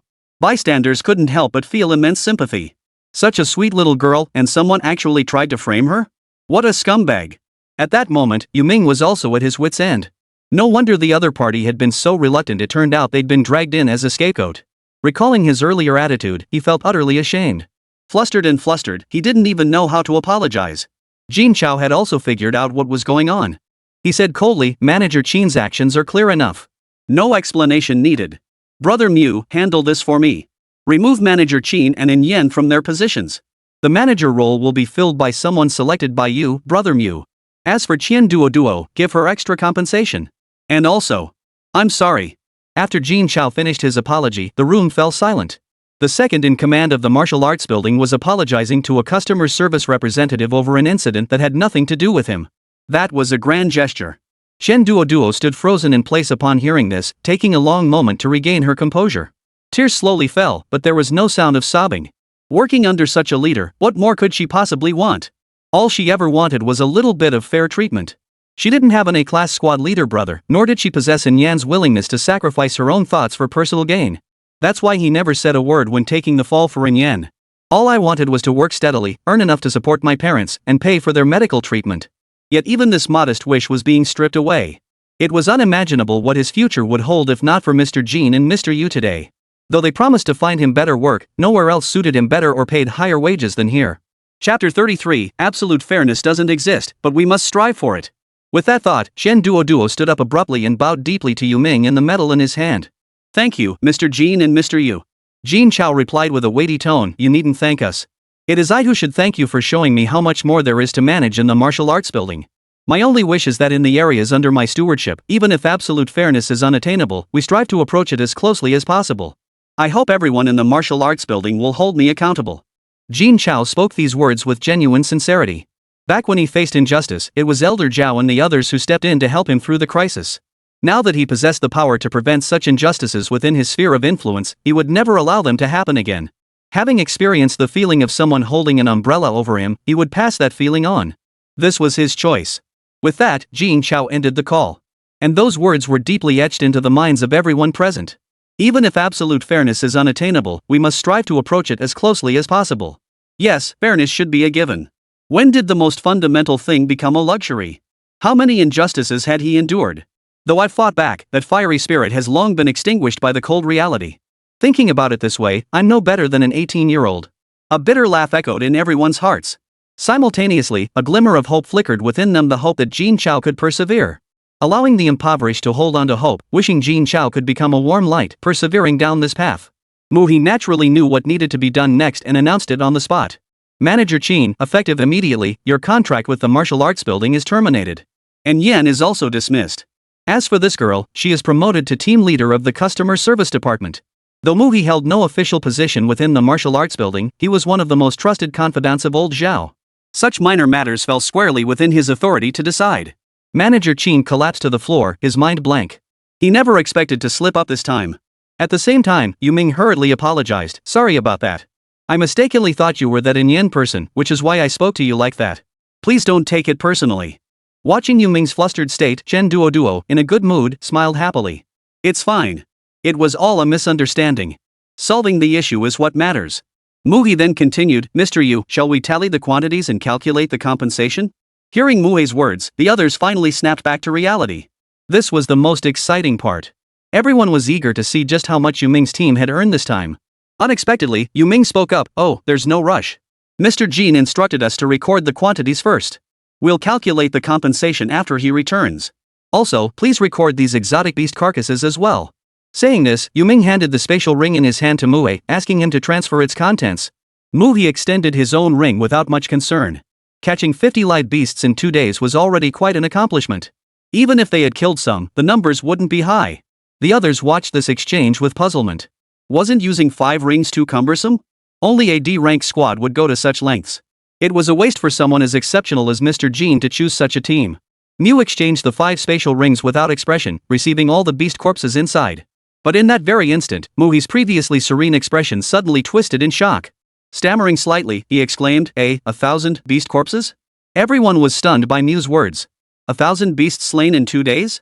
And captured 50 alive? How could that be possible? They were just a D-rank squad. How could they possibly achieve such a feat? Even if these beasts didn't fight back, it would still take a while to kill them all. After all, these beasts have pretty high defenses. Everyone who heard this statement froze in shock. Even if we take the lowest estimate of level 5 for 1,000 beasts, that's still 50 million. The Get Rich Quick squad could claim 5 million, plus at least 2,500,000 from earlier. That's 7,500,000, and that's the absolute minimum estimate. The Get Rich Quick squad would get more than that, never less. 7.5 million yuan. Earning 7.5 million in just 2 days, it was almost too good to be true. At the same time, everyone realized something even more terrifying. That was the income of Jin Chao, the mission issuer. At least 70 million. At this thought, everyone sucked in a sharp breath. 70 million, that's 70 million, not 70,000. Even if martial artists made money easily, this wasn't how it was done. What kind of monster is Jin Chao? Mind-blowing. Truly mind-blowing. By now, countless videos had already spread across the internet. Jin Chao's legendary exploits were known to everyone in Wangjing City. A level 11 martial artist, in just 2 days, tamed 50 exotic beasts and slayed over 1,000. No martial artist could ever match such feats. Meanwhile, Jin Chao's past was also being dug up. At 18, he became the youngest martial artist to break through to level 10 in a single day. He tamed exotic beasts, exposed corruption at the People's Hospital, and changed the reality where the poor couldn't access hospital policies. One glorious feat after another was brought to light. Jin Chao thus eclipsed all the prodigies of Wangjing City, emerging as the most extraordinary figure.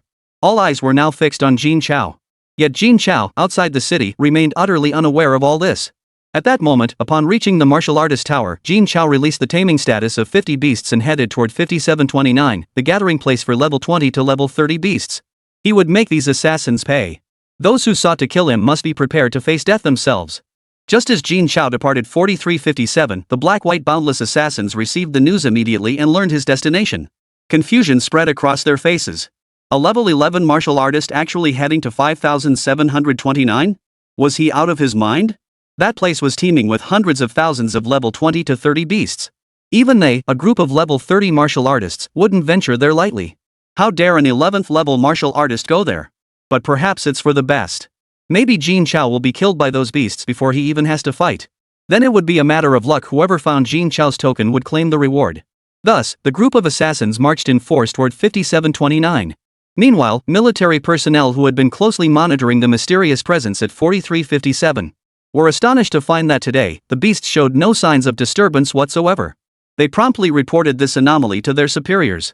A square-jawed middle-aged man studied the report in his hands and exhaled deeply. The movements of 4357 could be said to grip the hearts of everyone in the military. Although the creatures here were generally of a very low grade. But this area was far too close to Wangjing City. Moreover, their numbers were immense. Should unrest truly erupt, the losses to Wangjing City would be immense. Therefore, even after learning the disturbance had been quelled, vigilance remained unwavering. After all, the entity that triggered the beast uprising remains the greatest cause for concern. A being capable of controlling beasts to such an extent if it truly harbors hostility toward humanity. Wangjing City would be in grave danger. Monitor 4357's every move closely. Simultaneously intensify surveillance of other beast gathering sites. Report any anomalies immediately. Understood. Chapter 34, Beast Mastering. It's all about overwhelming numbers. Jin Chao, seated atop the golden crown flame eagle, was still adjusting to the surge in all his attributes. Reaching level 18 had brought tremendous gains across all attributes: strength, speed, and self-defense alike. As for controlling his chi and blood, Jin Chao had become highly proficient. He could now separate chi from blood, releasing only chi, what the round-faced man referred to as gang chi. After all, mastering chi was far more difficult than mastering blood chi. Conversely, lowering one's focus from the higher-tier blood chi to master the gang chi was incredibly simple. With all his current abilities, he was already capable of facing a level 30 martial artist one-on-one. But facing dozens? That was still too risky to attempt. Thus, he resolved to journey to Sector 5729, tame a level 30 beast, and confront this band of assassins in one decisive battle. After all, when it came to sheer numbers, he had never feared anyone. Half a day later, the golden crown flame eagle spread its wings and soared into a flower valley within Sector 5729. Upon landing, the two men and the eagle remained highly cautious. During the journey here, the round-faced man had already provided a detailed briefing on Sector 5729. The range of 5729 is at least 5 times larger than that of 4357. After all, beasts above level 20 possess a strong sense of territory. Typically, a radius of several dozen miles serves as the habitat for a single beast or a pack. Other beasts rarely intrude. Thus, 5729 appears far more tranquil than 4357 on the surface. But the dangers lurking within could only be truly understood by those who had experienced it firsthand. Jin Chao now stood in a basin bursting with blooming flowers. Sunlight streamed down brightly, a gentle breeze blew softly, and the fragrances of countless flowers wafted through the air. Were it not for the massive skeletal remains of strange beasts scattered around, it would have been as beautiful as the flower fields where protagonists meet in romantic dramas. But reality was harsh. This sea of flowers was indeed a sea of flowers that buried the world. Moreover, this floral valley was vast, spanning over 100 miles in diameter. This alone indicated that the beasts occupying this place were exceptionally powerful. Thinking this, Jin Chao called out to the round-faced woman sitting on the ground, "Sister Zhao, the beasts here are too strong. We should go elsewhere." Jin Chao's goal was simple and straightforward, just as it had been in 4357, tame one beast, then use that beast to tame others. Challenging such a formidable beast right off the bat was clearly not a wise choice. But no sooner had the words left his mouth than a peculiar fragrance drifted over from somewhere. Jin Chao was certain this was no ordinary floral scent. The instant he caught the floral scent, an inexplicable dizziness washed over him. Just as Jin Chao was at a loss, the round-faced man let out a startled cry, "Holy crap, 1,000 phantom rain butterfly! Run!" With that, he abandoned Jin Chao entirely and took off running. Seeing the round-faced man's reaction, Jin Chao didn't even bother to glance at whatever the 1,000 illusion rain butterfly was before following the round-faced man in flight. From their interactions over the past 2 days, Jin Chao had come to realize that while the round-faced girl might lack other skills, her sense of danger was absolutely top-notch. She always managed to bolt the instant danger approached, so following her required no hesitation whatsoever. But after running for just a moment, Jin Chao knew he'd made a mistake. Not only was her sense of danger acute, but her escape speed was also top-notch. Even at his own pace, he couldn't keep up with her. Could it be that her level surpassed his? It was hard to imagine a level 20 martial artist working as a customer service rep in the martial arts building. In the split second Jin Chao froze in shock, a massive figure suddenly materialized before him, blocking his escape route entirely. For the first time, Jin Chao saw the true form of the 1,000 illusion rain butterfly. A colossal butterfly, over 10 meters tall and enveloped in dazzling colors, slowly fluttered its wings as it hovered before Jin Chao. Faced with such a colossal creature, even Jin Chao couldn't help but swallow hard. As the 1,000 phantom rain butterfly continued to flap its wings, tiny specks of fluorescent powder drifted toward Jin Chao, enveloping him. The moment this powder touched him, that dizzying sensation returned. Jin Chao shook his head repeatedly, trying to clear his mind. Just then, a slender, needle-like object appeared before him in an instant. A wave of dread instantly washed over Jin Chao, his blood rushing to his heart, a primal response triggered only when facing mortal peril. Though Jin Chao didn't know what it was, he knew that if struck, he would die without a doubt. In less than a second, Jin Chao transformed his body into an elemental form and twisted sideways with all his might, trying to dodge the strike. But his speed proved insufficient. His body barely shifted an inch before the needle pierced through Jin Chao's skull. Fortunately, Jin Chao's elemental form suffered no injury whatsoever. Even so, Jin Chao's heart pounded wildly as he swiftly darted to the side. If the 1,000 illusion rain butterfly could attack elementalized psychic awakened individuals like the golden crowned flame eagle, he would have been dead this time. A loud boom echoed. Behind where Jin Chao had been standing, a bottomless pit appeared.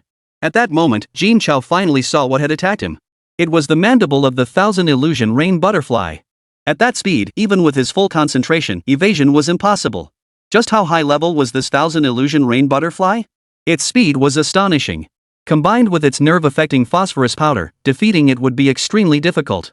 The only option now was to flee this place as quickly as possible and avoid provoking the 1,000 illusion rain butterfly. Resolved, Jin Chao turned to flee. But before he could take a step, the 1,000 illusion rain butterfly, which had been hundreds of meters away, suddenly materialized before Jin Chao. Its slender proboscis lunged once more. Drawing on his prior experience, Jin Chao instantly transformed into elemental form, dodging the lethal strike. He immediately created distance, but before he could steady himself, the 1,000 phantom rain butterfly materialized before him once more. Another strike pierced his skull, causing Jin Chao to frown involuntarily. The longer he fought the 1,000 illusion rain butterfly, the more excruciating the pain in his head became. Moreover, he began hearing his mother calling his name, and even glimpsed her figure before his eyes.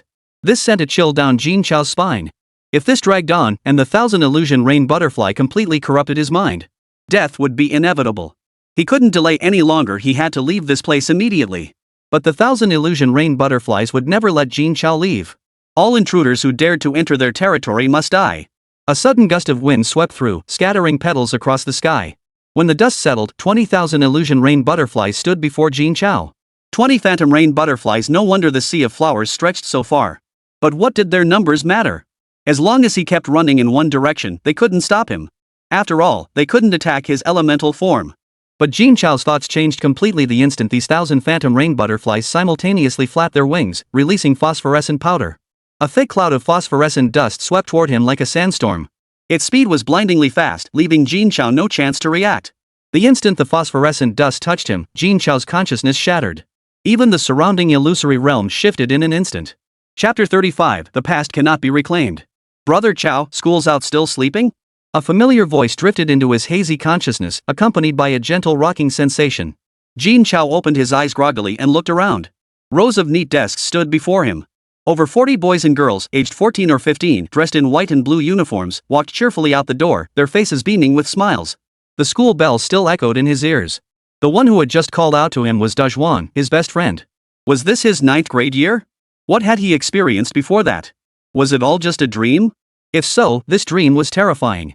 Seeing Jin Chao still frozen in place, the chubby Dajwan leaned in with a lecherous grin and whispered into his ear, "Bro Chao, let's go. Xiao Shui's waiting at the gate to walk home with you." As he spoke, he yanked Jin Chao so hard he stumbled, nearly falling. "Slow down." He felt the wind brushing past his ear, the unmistakable sensation of his right wrist. Even the solid ground beneath his feet as he ran, the weariness in his body. All of this convinced Jin Chao that this was real. His father hadn't fallen and was bedridden. His family hadn't fallen on hard times to the point of being unable to afford his education. His beloved Xiao Shui hadn't betrayed him for a rich second-generation heir. And he certainly hadn't nearly killed his parents through his own recklessness. But what had happened felt all too real. So real it was impossible to ignore. Even the scar on his hand from the golden-crowned hawk's burn remained. As this thought crossed his mind, Jin Chao's running pace gradually slowed. The smile on his face slowly faded. Just then, Dajwang turned his head and asked Jin Chao in confusion, "What's wrong, Brother Chao? Let's hurry up and go." Jin Chao looked at Dajwang and forced a smile. "No, Dajwang. You go back. I won't be going." Dajwang looked even more puzzled. "School's out. If you're not going home, where are you going?" Hearing this, Jin Chao's expression turned grim. He was hesitating. It seemed that if he went home with Dajwang, everything in his dream wouldn't be real. His parents, who had never experienced those horrors, would be safe at home, preparing dinner for him. Though he would still become a martial artist in the end, a remarkably gifted one, the most celebrated martial artist of all. But those 3 years of suffering were more than anyone his age could bear. If not for his parents holding on with all their strength, he likely wouldn't have survived. That life was too bitter for him to bear at the time. But illusions remained illusions. He couldn't lose himself in fantasy. Dajwang approached Jin Chao, bewildered, attempting to pull him home. Just then, flames suddenly engulfed Jin Chao. Everything around them was reduced to ashes in the golden flames. The intense searing pain instantly clears Jin Chao's dazed mind. A series of anxious eagle cries echoed incessantly. Jin Chao took a deep breath. A flood of emotions surged through him. How he wished all this were real. But the past cannot be reclaimed, and what has happened cannot be undone. As for the culprit who forced these memories upon him, he would never forgive. With that thought, Jin Chao shouted, "Xiao Jin, use the golden flame to shield me from their phosphorus powder." With that, Jin Chao charged straight toward the 1,000 illusion rain butterfly. The golden crowned flame eagle, hearing this, was overjoyed. Golden flames enveloped Jin Chao completely. Simultaneously, Jin Chao leapt into the air, his body shrouded in crimson mist. He delivered a single punch directly at the 1,000 phantom rain butterfly's massive head. The sheer force of the blow crushed the butterfly's head flat. It plummeted to the ground, barely clinging to life, its 6 legs twitching uncontrollably. It looked as if death would come in the next second. Yet mid-air, as he descended, Jin Chao wore a look of utter bewilderment. Was this thing really that fragile? Or was it that this creature wasn't actually that high level? Yet both the speed of its attack and the potent hallucinogenic properties of its phosphorus powder didn't suggest a low-level beast. Hiding nearby, the large round-faced figure watched the scene unfold, his face filled with resentment. Weren't these two monsters just too powerful? One at level 20, using primordial golden flames to incinerate the phosphorescent powder of the 1,000 illusion rain butterfly. Is this something fire can burn? And the other, a level 18, took down a level 30,000 phantom rain butterfly with a single punch. That was a level 30 beast, after all. Even if its defenses are weaker, it's still weaker among level 30 beasts. It shouldn't have been nearly killed with a single punch. If that punch landed on a level 30 martial artist, wouldn't they be reduced to nothing? So why would you need to overwhelm those Wuji assassins with sheer numbers? You could handle it alone. There's absolutely no need for this. This blood essence's combat power boost is practically unbeatable. As the round-faced man's envy churned within him, Jin Chao had already reached the nearly killed Qianhuan Yudi and tamed her outright. It was only in that instant that Jin Chao realized the 1,000 illusion rain butterfly was a level 30 beast. He couldn't help but be surprised. A level 30 beast this week? But now wasn't the time for such thoughts. "Sister Zhao, hurry and save it." After shouting this, Jin Chao's body transformed into a beam of light once more, charging toward the next 1,000 illusion rain butterfly. The round-faced girl looked utterly speechless. All the hard, grueling work falls on me.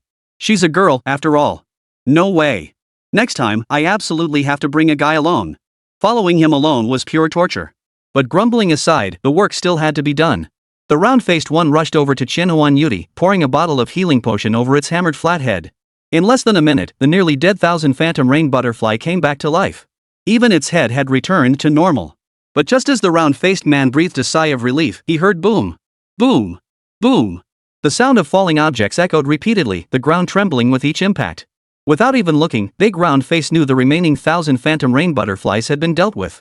Rolling his eyes, he sighed helplessly and dragged himself toward the nearest 1,000 phantom rain butterfly. He poured a bottle of green recovery potion over it, then moved on to the next one before the effects had even kicked in. It took a full 20 bottles of healing potions to finally subdue the entire swarm. Taming 20 level 30,000 illusion rain butterflies at once finally lifted the round-faced one's spirits. 20 butterflies, 3 million each, meant 60 million total. Her commission alone would be at least 600,000. This outing had truly paid off. Jin Chao felt pleased as well. Each 1,000 phantom rain butterfly provided 600 HP points. 20 butterflies meant 12,000 HP points. This instantly boosted him from level 18 to level 20, with plenty of HP points to spare. At the same time, the reward Jin Chao had been eagerly anticipating arrived. Congratulations, host, on reaching level 20. You have been awarded a grand gift package. Please claim it promptly. Jin Chao grinned and thought to himself, claim. Congratulations, host, on obtaining one opportunity to level up a beast to level 20, and the complete beast encyclopedia. 2 rewards. Though not as impressive as previous rewards, Jin Chao was thoroughly satisfied. The level 20 upgrade opportunity? No question, it was definitely for Little Flower. This was his very first beast, and more than that, it was a safeguard for his parents. It couldn't be allowed to remain weak. Jin Chao chose Xiaohua without hesitation. Chapter 36, The Terror of the Melting Abyss returns. As for the comprehensive beast encyclopedia, it was likely a compendium detailing various beasts, their appearances, abilities, tiers, and habits. Though it might not be particularly useful, knowing was better than remaining ignorant. With that thought, Jin Chao directly accepted the complete encyclopedia of strange beasts. Instantly, a colossal wave of knowledge flooded Jin Chao's mind. The instant this knowledge flooded his mind, Jin Chao froze in place. Could this be real? How could this possibly be real? Monsters could actually level up, evolve, and even awaken? How could this be? Such things had never been heard of before. Ever since the beasts first appeared, humans have been studying them. Even now, we've only managed to classify their species, strength, abilities, and categories. Beyond that, consuming their flesh boosts vitality. Beyond that, we're completely stumped. Yet these are merely the most fundamental entries in the comprehensive encyclopedia of monsters. It even clearly lists what kind of beast it is, its level, how much to consume, and how much vitality it can enhance. It also provides a detailed explanation of how exotic beasts level up. Various evolutionary paths. Methods for awakening abilities like the Golden Crowned Flame Eagle's Golden Flame origin. It even contained methods for initiating beast taming. If such knowledge were made public, it would undoubtedly send shockwaves through all of humanity. This is knowledge humanity has spent countless years studying without ever mastering. The system it just handed itself over to me? Jin Chao's breathing grew slightly ragged. Who wouldn't want to tame and possess their own exotic beast? Such creatures far surpassed warriors of the same rank. However, the conditions for initiating beast taming were extremely stringent. It required a martial artist capable of taming a beast and possessing strength at the king level to accomplish it. This created a vicious cycle. After all, in this world, no one else besides oneself can tame a beast. And it's even more impossible for a king-level powerhouse capable of taming beasts to exist. Even if all these conditions were met, without knowing the method to activate it, the task would remain impossible. Had he not awakened the system, it would take at least hundreds of thousands of years for anyone in this world to gain the potential to tame beasts. As for whether to activate it, the decision rests entirely with me. But pondering such matters now is premature. A king-tier powerhouse is at least a level 71 existence. Currently at level 20, reaching level 21 would grant me 80,000 vitality points. Capturing a level 30 beast for taming would grant 600 vitality points. Capturing a level 79 beast would only yield 47,400 vitality points. At best, that would only get me to level 23. Future level ups would require even more colossal amounts of vitality points. Leveling up is getting harder and harder. If others knew this, they'd surely be jealous enough to strangle Jin Chao. It's only been a few days, yet he's already reached level 20. Such speed was truly unparalleled in history. It's utterly impossible for anyone to surpass him. For anyone else to climb from level 1 to 20 would take nearly a year at the very least. And yet, even at this pace, he still isn't satisfied. Is he trying to make someone else die of envy? Jin Chao shook his head, pushing these thoughts to the back of his mind. The most urgent matter now was dealing with the assassin from the Black and White realm. With that thought, Jin Chao retrieved the assassin's martial badge. The dense cluster of red dots on it was rapidly converging toward Jin Chao's location. However, it would take at least half a day for them to reach this location. The flight speed of the Golden Crowned Flaming Eagle was far beyond what they could match on foot. Half a day is enough. With a fierce glint in his eyes, Jin Chao grabbed the round-faced man who had just finished his work and was resting on the ground. Hey! What are you doing? Even the production team's donkey wouldn't be treated like this. The round-faced man, complaining incessantly, stumbled along behind Jin Chao. Half an hour later.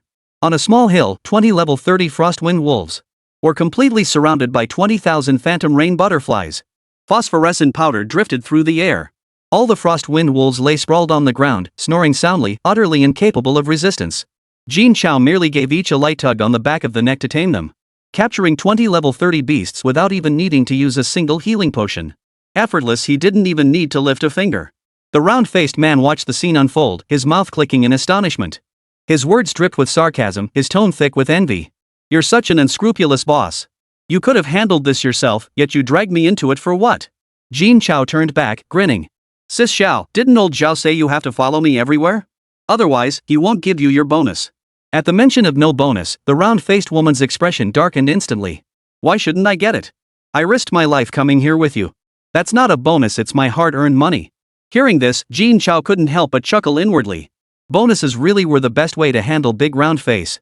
Without delay, Jin Chao led the 40 beasts straight to the next beast territory. With the complete beast encyclopedia, he had an unparalleled understanding of every beast's habits. It made things considerably easier. Jin Chao led the large group of beasts deep into the dense jungle. Meanwhile, the garrison forces stationed in Wangjiang City had not abandoned their investigation into the terrifying Rongyuan. Failure to gather intelligence on the enemy posed a grave threat not only to Wangjiang City but to the entire nation of Huaxia. Thus, the city's supreme commander replaced the investigation team with two 51st-level Grand Marshal Sovereigns. Specifically, the most speed-oriented Grand Marshal Sovereigns. The goal was to ensure they possessed the capability to escape with their lives should they encounter the enemy. Yet after searching Search 4357 for hours, they found nothing but scattered ruins and bloodstains from strange beasts everywhere. They had also inspected that dreadful valley. The scene within was truly horrifying. Could it be that the creature had sensed their approach and fled in advance? At this thought, the two middle-aged men, one plump, one thin, nodded in deep agreement. It was impossible for a mysterious level 40 martial sovereign to evade military surveillance and lurk within Sector 4357. The plump man, resembling the Buddha Maitreya, wiped the sweat streaming down his face. He grumbled, "Old Gene, you think this guy chickened out?" The lean old Gene shot him a glance. "You're telling me? He's only got the guts to flex his muscles around here. He wouldn't last a second anywhere else." His tone dripped with contempt. 4357 was filled with low-level beasts. Ruling the roost here doesn't mean much. At best, he's just a clown. I thought he'd be a real pain. If I hadn't known he could control beasts, I'd never have set foot in this hellhole. Old Gene looked equally fed up. "Enough complaining. Hurry up and clear things up with headquarters. Let's get back." With that, Fat Old Wu prepared to file a report. He didn't want to stay here a moment longer, it was unbearably hot. But just then, Old Wu suddenly received a call from headquarters. "Major Wu, urgent notice, Terroric Molten Abyss has appeared at 5729. Terroric Molten Abyss has appeared at 5729. Proceed immediately to investigate. Ensure your safety. Ensure your safety." Then, a video feed appeared on Old Wu's martial arts badge. The footage showed the entire 5729 site in utter chaos. Abnormal beasts were frantically darting about. Dozens of level 30 beasts were savagely hunting down others. They then dragged the mortally wounded beasts toward the same destination. Witnessing the same eerie scene as in 4357, Old Wu and his partner Old Gene were both dumbfounded. Even martial artists over level 40 would have to avoid such a large group of level 30 beasts. Yet they all obeyed his commands. Was this guy's power just a little too terrifying? Chapter 37, The Oppressive Presence of the Beast. At that moment, Old Wu and the others were filled with panic. Thankfully, they hadn't encountered that terrifying creature. If they had, they'd have been skinned alive if not killed outright. To control so many level 30 beasts, that person must be at least level 40. Even stronger than themselves. The thought sent cold sweat pouring down both their backs. Just moments ago they'd been mocking him, now they realized how reckless that had been. Old Wu's face turned pale as he stammered, "Old Gene, should we still go?" His words came out almost one syllable at a time, revealing just how terrified Old Wu truly was. For a great martial sovereign to be this terrified. It showed just how terrifying the terror abyss must be in his mind. Old Jin's face was equally grim. How had they ended up with such a mission? But orders from above couldn't be disobeyed, that was the duty of a soldier. Besides, the higher-ups weren't asking them to confront the enemy head-on. Gathering intelligence on them was sufficient. To probe their attitude toward humanity. This was crucial for Wangjiang City, he couldn't refuse. Is there any choice? Stop dithering and get moving. With that, Old Gene headed straight for 5729. Though Old Wu looked thoroughly reluctant, he had no choice but to follow. Meanwhile, the video was being widely broadcast across major platforms. It sparked heated discussions among all Wangjiang City residents. Citizen A, isn't that 5729? Where did the terroric abyss go? Citizen B, he controls so many level 30 beasts. If he attacks Wangjiang City, won't we be in danger? Citizen C, hey, you up front, are you out of your mind? Level 30 beasts trying to storm Wangjiang City? Do you think our martial artists here are pushovers? Citizen D, even if he can't break through, casualties would be massive. Who knows if he's friend or foe? Citizen E, am I the only one who thinks Terror Rong Yuan looks a lot like Jin Chao from that martial arts tower? Citizen F, you're wrong, buddy. Yesterday some idiot had the exact same idea. Citizen E, I was that person yesterday. Citizen E, wait, are you calling me an idiot? Citizen G, seems like he really is calling you an idiot. Citizen E, holy crap. No one paid attention to the two men's farce. What everyone was most concerned about was the attitude of the terrifying Rong Yuan toward humanity, whether it posed a threat to their safety. After all, no one knew the other's strength. What level of beasts could it control? Level 30 beasts certainly posed no threat to Wangjiang City. But what if it were level 40, level 50, or even level 60? The beast type from decades ago remains vividly etched in memory. The scene of corpses strewn across the fields resembled hell itself descending upon the world. Even with every martial artist in Wangjiang City fighting to the death, it was still a Pyrrhic victory. Wangjiang City's population plummeted by half overnight. Countless families were torn apart, shattered beyond repair. Its strength had become the weakest among the 18 cities of Huaxia. Wangjiang City could never endure such a catastrophe again. The situation quickly escalated. Panic gripped the entire city. Meanwhile, in the dreaded Rongyuan, Jin Chao had already tamed 99 level 30 beasts. He hunted down numerous beasts until the round-faced man's spatial ring was filled to capacity. His strength had reached level 25. Jin Chao surveyed the vast expanse of beasts before him, his gaze utterly cold. Just as the red dot on his martial artist's badge approached the outskirts of 5,729, less than a kilometer away, Jin Chao coldly commanded, "Go! Kill them!" Chirp! A hawk's cry echoed as the golden crown flame hawk soared into the sky. Jin Chao transformed into a golden streak of light, soaring skyward before landing steadily on Xiao Jin's back. He soared toward the assassins in the realm of black and white. 5729 periphery, dozens of assassins, each with distinct builds, gathered together. Exchanging glances, they all silently agreed to act together. Even Shadowless had been killed by him. Without joining forces, completing the mission was utterly impossible. Just as one of them lifted a martial artist's badge to pinpoint Jin Chao's current location, a piercing eagle's cry instantly captured everyone's attention. Chirp! The golden crown flaming eagle circled overhead, and Jin Chao's figure was perched upon its back. Seeing Jin Chao had only brought one golden crown fire eagle, the group felt a slight sense of relief.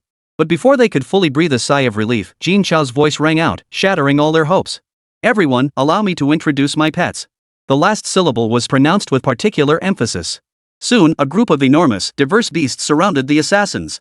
Witnessing this scene, every face turned deathly pale. Many began trembling uncontrollably. So many level 30 beasts outnumbering their own group. 3 people struggling to take down a single beast.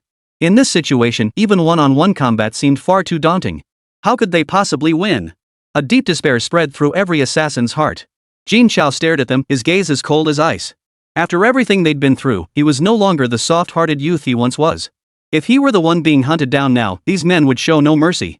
At this thought, Jin Chao raised his right hand. All the beasts, seeing this, prepared to strike. But before Jin Chao could give the order, several assassins from the black and white realm suddenly dropped to their knees with a thud. They cried out in desperation, "Mr. Jin, please spare me. I'll never do it again." Another shouted, "Mr. Jin, if you spare me, I'll give you everything I own, even my life is yours." As he spoke, he emptied his spatial ring of every precious item inside. But Jin Chao didn't even glance at them. Instead, he coldly declared, "Kill him. Those things will be mine anyway." With that, Jin Chao showed not a shred of mercy. His right hand, raised halfway, came crashing down. 99 beasts instantly obeyed the command, pouncing to slaughter the assassins. The group felt utterly defeated. Yet they fought desperately. Waiting for death was certain, survival was impossible. This offered a sliver of hope for escape. Yet, it was ultimately a delusion. 99 level 30 beasts against dozens of level 30 martial artists, there was no suspense whatsoever. It was a one-sided slaughter. Jin Chao hovered midair, watching the bloody carnage below. His stomach churned. He had killed a few people before, but they were mostly reduced to dust by light elemental blasts. There had never been the gruesome sight of severed limbs, half-missing bodies, or blood-soaked carnage like this. Not to mention, there were so many people. This scene went on for over 10 minutes. Besides Jin Chao, there were other witnesses present. They were Old Wu and Old Jin, who had come to investigate.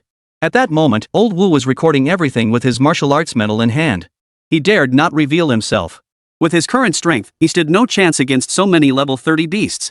Not to mention the presence of the 1,000 phantom rain butterflies, 20 of them. Escape was his only option. And the creature riding the golden crowned flame eagle could actually command them. It was truly unbelievable. This matter must be reported to higher-ups immediately. Soon, a video showing 99 level 30 beasts slaughtering human martial artists spread across major media platforms. The headline, "The Abyss of Terror, Human Warriors Slaughtered," was stark and terrifying. It sent shockwaves through every citizen who witnessed the footage. Chapter 38, Citywide Martial Law. Even the highest-ranking military commander stationed in Wangjiang City wore a grim expression upon viewing the footage. Yesterday it was 4,357 low-level beasts. Today, they become 5,729 of those level 30 beasts. This creature's power was escalating far too rapidly. If this keeps up, tomorrow it might be the turn of those level 40 and level 50 beasts. If that day truly arrives, Wangjiang City would surely be plunged into utter panic. The old man's brow furrowed deeply, his face etched with worry. But we cannot act rashly now. The enemy remained outside the city walls, showing no intent to attack Wangjiang City. If we strike first and provoke them, who knows what the consequences would be? If we must strike, it must be a decisive blow. There can be no room for failure. At this thought, a gleam of sharp determination flashed in the old man's eyes. Issue a martial law order. Strictly control the number of people leaving the city each day. Station heavy troops at all 4 exits. Execute immediately. A young boy standing nearby heard the commander's words and looked utterly astonished. Martial law? How many years had it been since that order was last issued? The commander was imposing citywide martial law over a single video. Though bewildered, the youth respectfully replied, "Yes, Commander." He then jogged off to announce the order. The moment the news reached them, the entire military headquarters sprang into action. Even soldiers on leave were recalled. 2/3 of the garrison's forces were deployed to secure all 4 access points. Having watched the footage, they were equally stunned. Dozens of level 30 beasts were more than enough to pose a significant threat to Wangjiang City. Caution was imperative. Meanwhile, all citizens of Wangjiang City received the news. They were all utterly bewildered. Citywide lockdown? Is it really that serious? The last time martial law was declared was decades ago during the Beast Tide attack. Could it be another Beast Tide is coming? At this thought, panic gripped everyone. They frantically began contacting relatives and friends who had already left the city. Outside the city walls was now far too dangerous. Dozens of level 30 martial artists were wiped out in under 20 minutes. The terrifying power of the terroric abyss was beyond imagination. A curfew was declared. The entire city of Wangjiang plunged into panic. Meanwhile, the instigator was busy collecting the spoils of war. The assets of dozens of assassins were incredibly substantial.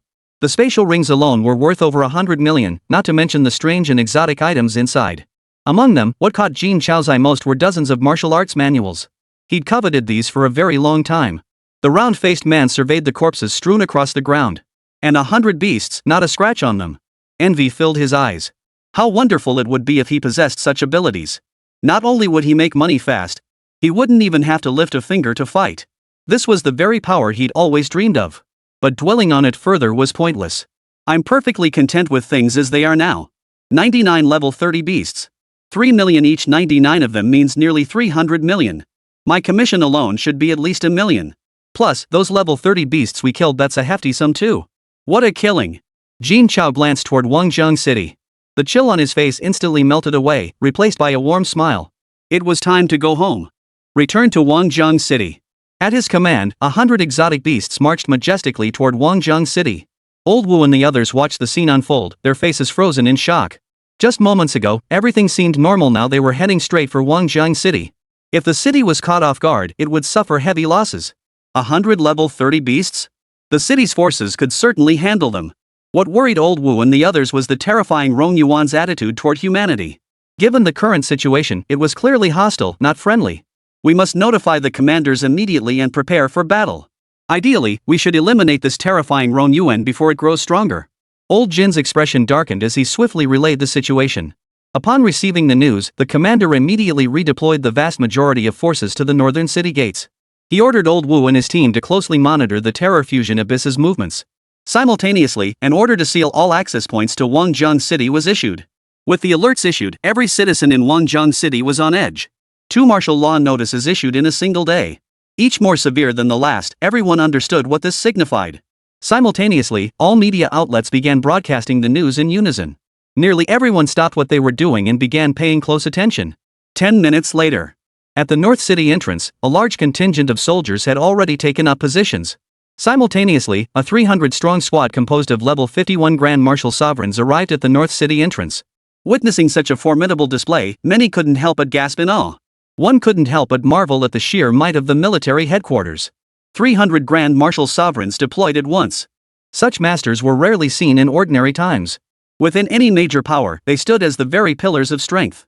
Absolutely top-tier combat power. Who would have thought that to deal with 100 level 30 beasts, they would deploy forces of this magnitude? What shocked everyone even more was that, besides the 300 great martial sovereigns, there were also 10 martial emperors above level 61. Was the military headquarters overestimating them? This alone revealed just how terrifying the strength of the frightening Rongyuan truly was. After all, no one had ever witnessed it in action. 20 minutes later, the beast horde had reached the vicinity of 4,357. 30 minutes later, standing at the northern entrance of Wanjiang City, the beast horde could already be seen.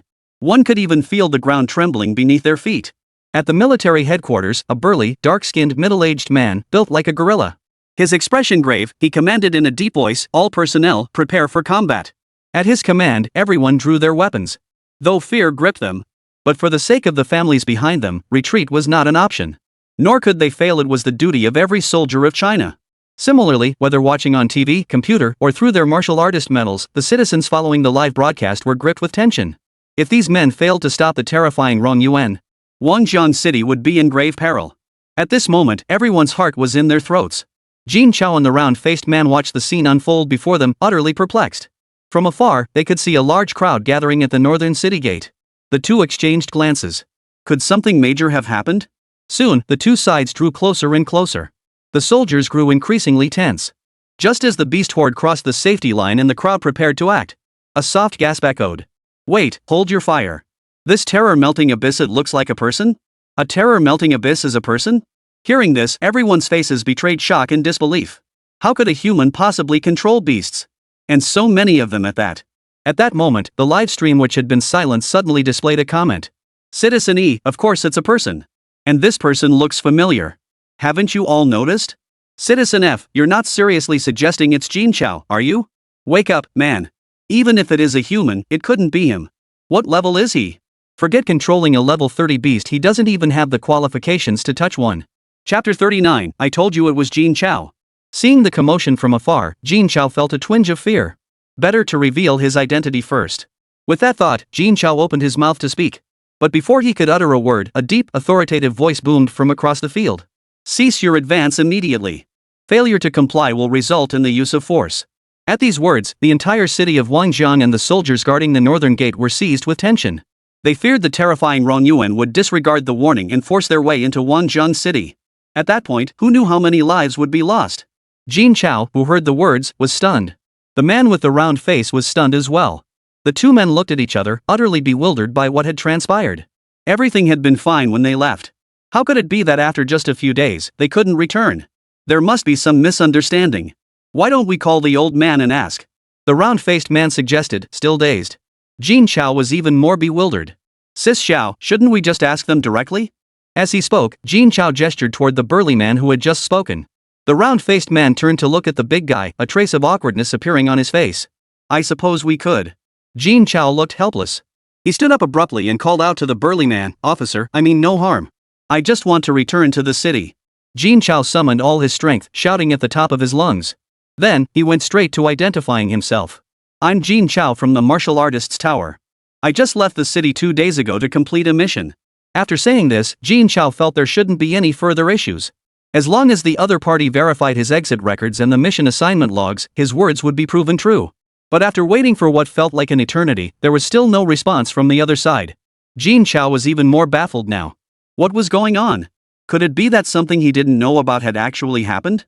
Meanwhile, the military personnel and all the citizens of Wanjiang City watching the livestream were all frozen in place. What did he say? He's Jin Chao from the Martial Arts Tower? That Jin Chao who can tame beasts, barely in his teens? How is that possible? How did he manage to tame so many level 30 beasts? Suddenly, a comment appeared in the chat, which had been quiet for ages. "Citizen E, I told you all Terror Rongyuan was Jin Chao, but you wouldn't believe me. Believe it now? Whoever insulted me yesterday, come apologize right now." Or else, I'll dig up your family graves. This comment was like pouring a bucket of cold water into a boiling pot. The citizens of Wangjang City erupted in chaos. Citizen A, holy crap, it really is him? But he's only level 11, right? Citizen B, worried for 2 days, and it turns out the terror of Rongyuan is him? Thank goodness, thank goodness. Terrifying Rongyuan is Jin Chao. This news sent both those who knew Jin Chao and those who didn't into a state of shock. What on earth is going on? Meanwhile, the city leader of Wangjang City finally breathed a sigh of relief upon receiving the news. The terror of the melting abyss was human. And it was Jin Chao, the man who had made a name for himself in Wangjang City just days ago. Now there was no need for concern. Still, such a promising young man must be nurtured properly. With the matter resolved, the leader's mood lifted considerably.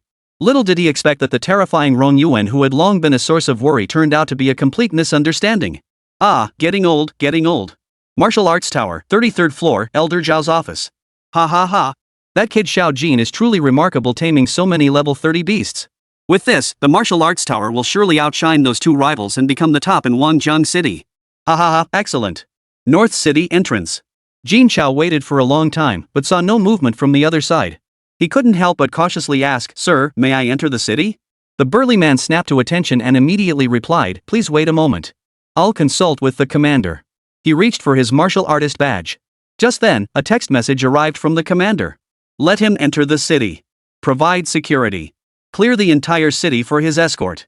The big guy's eyes bulged wide when he saw the text message. A citywide escort operation. Even when the commander-in-chief inspected the work last time, there wasn't such a big show. Could this kid actually be more important than the commander? Though he seethed inwardly, the commander's orders must be obeyed. You may enter the city. Hearing they could enter the city, Jin Chao and the round-faced man finally breathed a sigh of relief. They'd been genuinely afraid they wouldn't make it back. He drove the 100 beasts toward the entrance. As Jin Chao drew nearer, the shock growing in the hearts of the city's soldiers and martial artists intensified. Though they knew Jin Chao meant them no harm. The sheer scale and overwhelming presence of such a massive, charging horde of beasts still sent shivers down their spines. By the time the beasts reached them, the pressure peaked. Many trembled in fear, their legs shaking uncontrollably. Yet, these ferocious beasts, under Jin Chao's command, marched through the city gates in orderly file. This display left everyone present utterly stunned. Were these truly the flesh-devouring beasts? And level 30 beasts at that? Seriously jealous. News of Jin Chao entering the city with 99 level 30 beasts spread throughout Wangjang City in less than a minute. Simultaneously, a citywide cleanup notice was issued. But issuing this notice was as good as not issuing it at all. Who would pass up such an opportunity? 99 level 30 beasts, after all. Even though they had seen them just yesterday. But how could lower level beasts compare to level 30 ones? Many people had never even had the chance to get up close to such high level beasts. Who would pass up such an opportunity? Within half an hour, the main thoroughfare leading from the North City entrance to the Martial Artist Building was already packed with people. The scene was even more astonishing than yesterday's. This time, over 90% of Wangjang City's citizens had turned out. A sea of people stretched from 90-year-old elders down to infants still nursing. Even patients undergoing treatment for hemiplegia in the hospital came, seated in wheelchairs. What? A marriage proposal? Marriage my ass.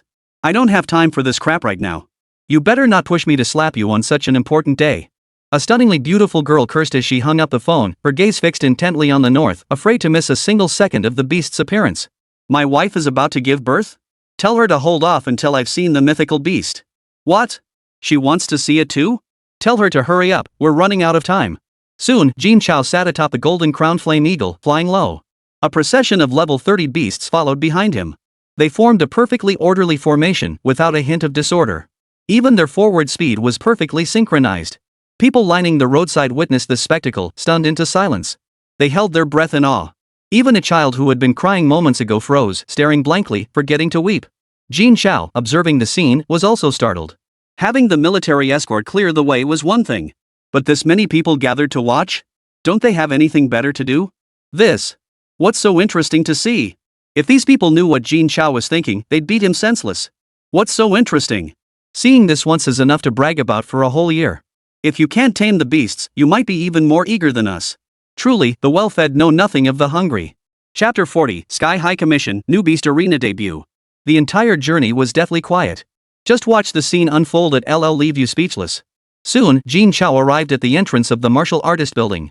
The entrance was already packed with people. Every vantage point offering a glimpse of the entrance was occupied.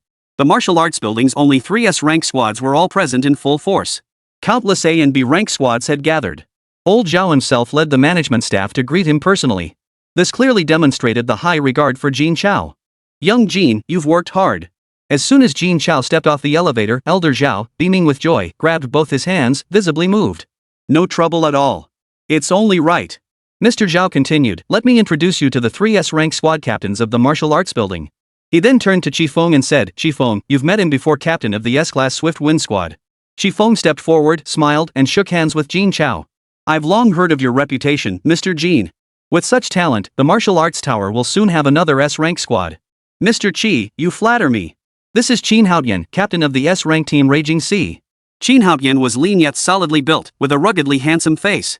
Yet his entire being radiated an aura of distant aloofness, a disregard for everything around him. It made one reluctant to approach him further. Even when introduced by old Zhao, he merely gave Jin Chao a fleeting glance and offered a simple nod.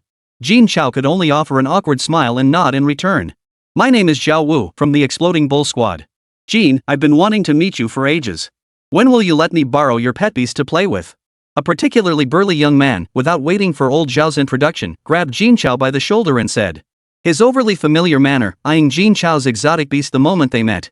It was a bit hard to handle. Old Zhao frowned at the scene and snorted in displeasure. Zhao Wu, upon hearing this, immediately retreated to the back with an awkward smile. Only then did old Zhao speak up, this is my good-for-nothing grandson. If you ever need anything done, just boss him around. No need to stand on ceremony. Hearing this, Zhao Wu merely scratched his head with his right hand and gave a sheepish grin. After the introductions, old Zhao surveyed the room with a look of immense pride. This was the man he had chosen. Today, he would silence every doubting voice. Mu, begin calculating Jin Chao's commission for this mission. The burly Mu calmly pulled out his tablet and began the calculations. Yesterday, 370 level 5 beast corpses received 18.5 million. Level 6 monster carcasses, 305, 18.3 million. Level 7 monster carcasses, 112 units, 7.91 million. Total, 76.49 million. As Mu recited each figure one by one, the vast majority of those present sucked in a sharp breath. Though estimates had circulated yesterday, hearing it spoken aloud by Mu himself was profoundly shocking. 76.49 million, such a vast sum, and merely a fraction of the total. It was impossible not to be stunned. Mu continued without pause. Yesterday received 7 level 5 beasts alive, 3.5 million. Level 6 beasts, 10 in total, 6 million. Level 7 beasts, 3 in total, 2.1 million. Total, 12 million. Today's capture, level 20 exotic beast, 2 million. Level 30 beasts, 99 units, 297 million. 297 million. That's a hefty sum even for martial artists. Combined with the previous earnings, it's nearly 400 million. Most martial artists couldn't earn that much even if they worked their entire lives. Jin Chao earned this much from just one mission. It's enough to make anyone green with envy. Total. Mu, he was about to speak. The round-faced man's slightly anxious voice cut in. Hold on, I've got something else here. With that, the round-faced man eagerly pulled out the corpses stored inside his spatial ring, dumping them all out at once. Watching the bodies tumble out endlessly, old Zhao, Jin Chao, and everyone nearby quickly backed away. Soon, a mountain of corpses appeared before them. And they were all level 30. So many level 30 beasts. How had the two of them managed to kill them all in such a short time? Forget it. They didn't kill them. These beasts killed them. How bitter. Why wasn't it me? Everyone was filled with envy, wishing they could take their place. Only old Zhao looked at big round face with utter disgust. The guy had no sense at all these bodies piled up, blood staining the floor everywhere. Cleaning this up would be a real pain. The chubby-cheeked man, however, wore a smug expression. Trying to take my bonus? Not a chance. Mu, he composed himself and began the tally. A full half hour later, he continued, for 62 level 30 beast corpses, totaling 138,600,000. The grand total is... Before Muhei could finish, Jin Chao urgently interrupted, hold on. Everyone turned to stare at Jin Chao in utter disbelief. What's going on? There's more? Could you not do this? Couldn't you just get it all out at once? Jin Chao seemed to realize his mistake. He approached Elder Zhao with some awkwardness and said, Elder Zhao, I plan to keep the 1,000 Phantom Rain Butterfly and the Golden Crown Flame Eagle for myself. I won't be selling them. When calculating the price, please exclude them from the total. The Golden Crown Flame Eagle had already awakened, making its value incalculable despite its low level.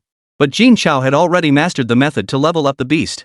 Raising its level was merely a matter of time. As for the 1,000 Phantom Rain Butterfly, Jin Chao intended to keep it as well. Their abilities would be indispensable on future missions.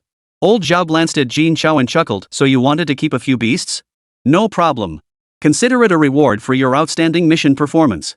The payment will still be calculated as usual, no need to worry. This statement sent shockwaves through the crowd. What? Old Zhao was actually giving him such a valuable reward? These were level 30 exotic beasts, each worth 3 million credits. 20 of them amounted to 60 million credits. Was Old Zhao really that generous? When did the martial artist tower start offering such generous perks? Is it too late for me to join the martial artists tower now? Jin Chao was taken aback by the offer. He hastily declined, Master Zhao, this is far too valuable. I simply cannot accept it. Enough with the too generous nonsense. It's settled. Mu He, calculate it immediately. Mu continued, the total comes to 526,009,000 taels. When the final figure was announced, everyone except Old Zhao and Mu He sucked in a sharp breath. Not even Jin Chao and the round-faced man were spared. 500 million taels. He'd only been gone a few days and already made 500 million? Over 100 million a day? Counting money couldn't be faster than him making it. Mu He continued immediately, the Get Rich Quick Squad takes a 10% cut, totaling 52,600,900 yuan.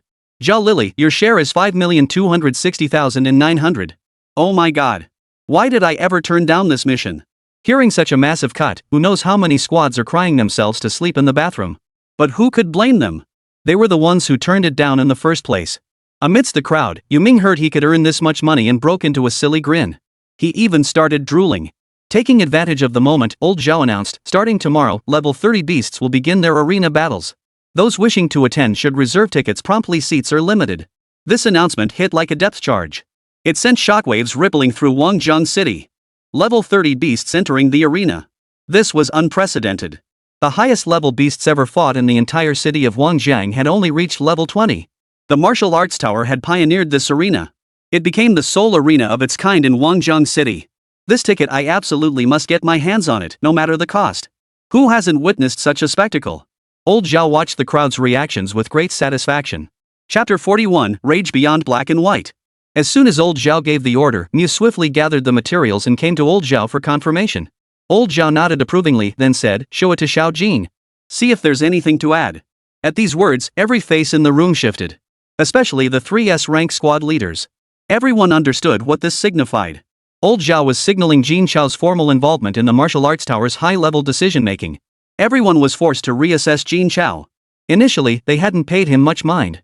After all, a newcomer to the martial world, even one with the ability to tame beasts, wasn't worth their concern. Without sufficient strength, he posed no threat. On the contrary, once he became a manager, Jin Chao would be the most capable assistant. But now it was different. Jin Chao's strength was rapidly spiraling out of control. And he was climbing at a breathtaking pace. He was even threatening the positions of several individuals. This was intolerable. Except for Zhao Wu. At this moment, he was grinning widely, patting Jin Chao on the shoulder as he said, Brother Jin, you've been promoted. This whole thing falls under your purview now. Congratulations. He showed not a shred of awareness that the Crown Prince's authority was being usurped. But Old Zhao was displeased. How dare you call him Little Jin? Address him as Uncle Jin. Everyone stared at Old Zhao with question marks on their faces. Uncle Jin? What generation are you talking about? Zhao Wu was also taken aback by Old Zhao's outburst. Approaching him cautiously, he explained, Grandfather, generations don't work that way. Didn't you want to set up Little Jin and my sister yesterday? Calling him uncle already skips a generation, doesn't it? His expression clearly showed he was afraid of Old Zhao. Old Zhao suddenly seemed to understand. Ah, that's how it is. From now on, you'll each address him according to your own generation. Hearing this, everyone's faces lit up with curiosity, except for Qin Haotian, whose previously cold expression now flashed with anger. The crowd's curiosity only grew. Everyone in the martial arts tower knew that Qin Haotian had been pursuing Miss Xiao. And now Old Zhao was trying to set her up with Jin Chao? Qin Haotian was bound to give Jin Chao a thorough beating. But judging by the current situation, Qin Haotian's chances of dealing with Jin Chao didn't look too promising. With a pack of level 30 beasts guarding him, victory wouldn't come easily for Qin Haotian. But Miss Xiao, that ice queen, wasn't someone just anyone could get close to. Even Old Zhao couldn't interfere. By then, Miss Xiao herself would probably beat Jin Chao into a pig's head before Qin Haotian even had to lift a finger. Jin Chao, meanwhile, was flushed crimson. His ears were so crimson they looked like they could bleed. At a loss for words, he could only take the plan from Mue's hands and shift his focus. Though he'd dated before, being called out like this in front of so many people was still deeply embarrassing. Especially since he hadn't even considered it himself. After all, he was still an innocent 18-year-old boy. Old Zhao, Zhao Wu, and the big-faced guy all exchanged knowing glances at the scene. Jin Chao's thoughts were quickly absorbed by his work. It must be said that Nia handled the arrangements impeccably.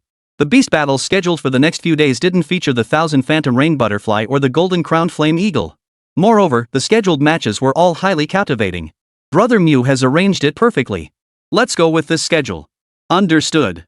Mew's reply was neither humble nor arrogant, steady and composed, instilling a profound sense of reassurance. The moment Mew clicked to publish, everyone pulled out their martial artist badges and phones, frantically scrambling for tickets. There was no time to spare for anything else. These tickets were worth fighting tooth and nail for. In less than a second, they were all sold out. Those who secured tickets rejoiced, while those who missed out wailed in despair. Even Zhao Wu, the crown prince of the martial arts tower, failed to secure one.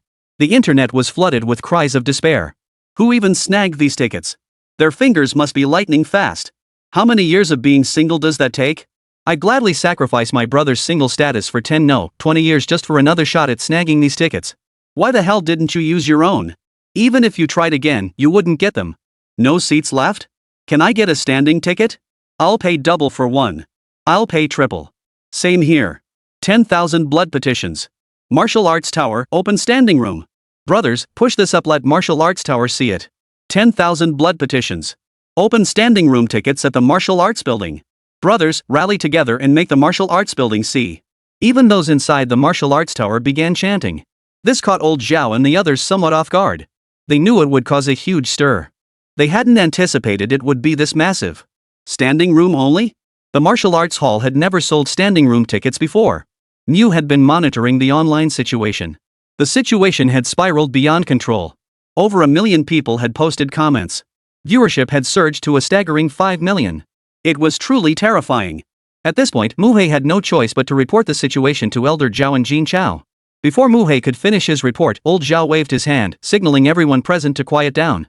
Since you all are so eager to see it, then my martial arts tower will make an exception and open standing room. If you still can't get in, you'll only have yourselves to blame. Mew, open the standing room. With that, old Zhao led his entourage toward the martial arts tower. Behind them, cheers erupted. The martial arts tower was filled with festive cheer. Yet within the black and white realm, the atmosphere was oppressively heavy. The master of the realm of no boundaries watched the video before him with an expressionless face, his thoughts unreadable. Yet those who had served under him for years were already drenched in sweat. Over 100 level 30 assassins. Assassinating a level 11 martial artist not only ended in failure but nearly wiped out their entire group. Among them was even a top 100 assassin on the rankings. How could this not provoke fury? You can't even handle an 11th level martial artist? Old Wang, are these the assassins you've trained? His tone was utterly calm. But the moment the words left his mouth, a powerful surge of martial energy instantly filled the entire room. The wooden conference table shattered into splinters, scattering across the floor. The steel table legs and chair legs were all bent out of shape. The video display screen was rendered useless. Even the floor and walls were covered in cracks. This clearly demonstrated the Wuji Lord's current fury. A mere martial artist had not only killed his most cherished youngest son, but also caused the loss of numerous level 30 assassins. The black and white boundless prestige had been trampled underfoot by this Jin Chao. How could he not be furious? Old Wang, now under the Lord of the Boundless Realm's piercing gaze, felt as if 10,000 needles were stabbing him. He was restless and uneasy. He had always been the one commanding all assassins within Black and White Boundless. Jin Chao's assassination order had been entirely his doing. He had thought it was a sure thing. But he never expected such a massive blunder to occur. But this can't be blamed on me. Who could have predicted Jin Chao's strength would improve so rapidly? Just the day before yesterday, he was still taming level 10 beasts. Today I hear he's tamed 100 level 30 beasts. With combat power like that, forget a level 30 assassin. Even a level 40 assassin couldn't complete the mission. To eliminate him now, they'd need to deploy at least a level 50 assassin. But the agreement between the branch chief and old Zhao of the martial arts tower. Though deeply troubled, old Wang dared not speak of it. The last person who made a mistake was killed right before everyone's eyes. No one wanted to follow suit. Chapter 42, Level 50 Assassin. Old Wang sprang to his feet, wiping sweat from his forehead with his right sleeve. His voice trembled slightly as he pleaded, "Section Chief, please give me one more chance. I swear I can kill Jin Chao and complete the mission. The Black and White Realm's fatal command each time it is issued, there can be no error. This is the pride of Black and White Boundless, no mishaps can be tolerated." The Master of the Realm stared blankly at Old Wang, his expression utterly void, his lips sealed. Though it lasted only a few seconds, Old Wang felt as if he had walked through the gates of hell several times over. His body was drenched in cold sweat. Just as old Juan was about to collapse. With a squeak, the conference room door swung open. A flippant voice rang out. "Uncle Wang, your assurances hold no credibility anymore." The newcomer was a man in his 30s. He bore a striking resemblance to the master of the underworld, none other than the master's eldest son, Zhou Ming. Hearing this, old Wang gritted his teeth, suppressing his anger as he said, "Kid, this isn't your place to butt in." Zhou Ming scoffed dismissively before addressing the Lord of the Netherworld. "Father, I'll take this task. Anyone who dares harm the Zhou family will pay the price." The Lord of the Netherworld watched his son, his brow gradually furrowing.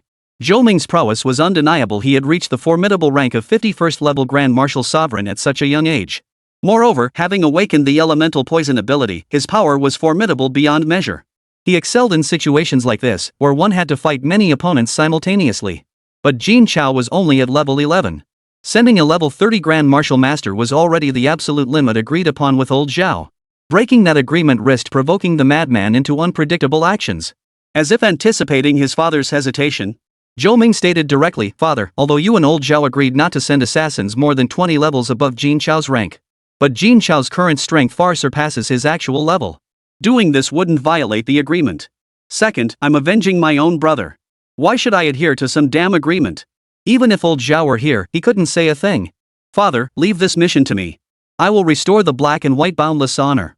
The Lord of the Black and White realm fell silent, head bowed in deep thought for a long while. Zhou Ming's words held truth. Given Jin Chao's current strength, dispatching a 50th level martial sovereign wouldn't violate the pact. The vengeance for his youngest son must be exacted. But sending Zhou Ming filled him with unease. Jin Chao's power had risen too rapidly, making it impossible to feel at ease. Still, for now, sending Zhou Ming was the only option. That Jin Chao's abilities are too troublesome. The master of the Netherworld looked up at Zhou Ming and said, "This matter is entrusted to you. Handle it with caution." Zhou Ming grinned at the words, his eyes gleaming with bloodlust. "I'll hang Jin Chao's head at the entrance of the martial arts building, so everyone knows the consequences of crossing the black and white boundless." With that, he turned and departed. Everyone nodded in satisfaction. They knew Zhou Ming's strength well. At just 29 years old, he had already reached the 50th level martial sovereign realm. He would soon become the youngest 51st level Grand Martial Sovereign. Moreover, having awakened the elemental poison ability, he was a formidable presence whether fighting alone or facing multiple opponents. Not to mention, Zhou Ming's innate prowess was formidable. He also ranked 39th on the black and white assassin list. Unless one's strength far surpasses Zhou Ming's, they would stand no chance against him. As for that Jin Chao fellow, he stands no chance against Zhou Ming whatsoever. Jin Chao naturally knew nothing of the black and white realm's movements. At this moment, he sat atop Xiao Jin's back, a swarm of 1,000 phantom rain butterflies trailing behind him as they sped homeward. Wherever they passed, it was as if dark clouds obscured the sun. They drew gasps and looks of envy. Wouldn't it be amazing to have a mount like that? A man beside him sneered at the young man who spoke. "You? Forget about it in this lifetime." The rebutted youth frowned immediately. "Why not? Just the other day, that get-rich-quick crew rode back into town on Mr. Jin's exotic beast. Why couldn't I?" The sarcastic youth was visibly taken aback by this retort. "Exactly.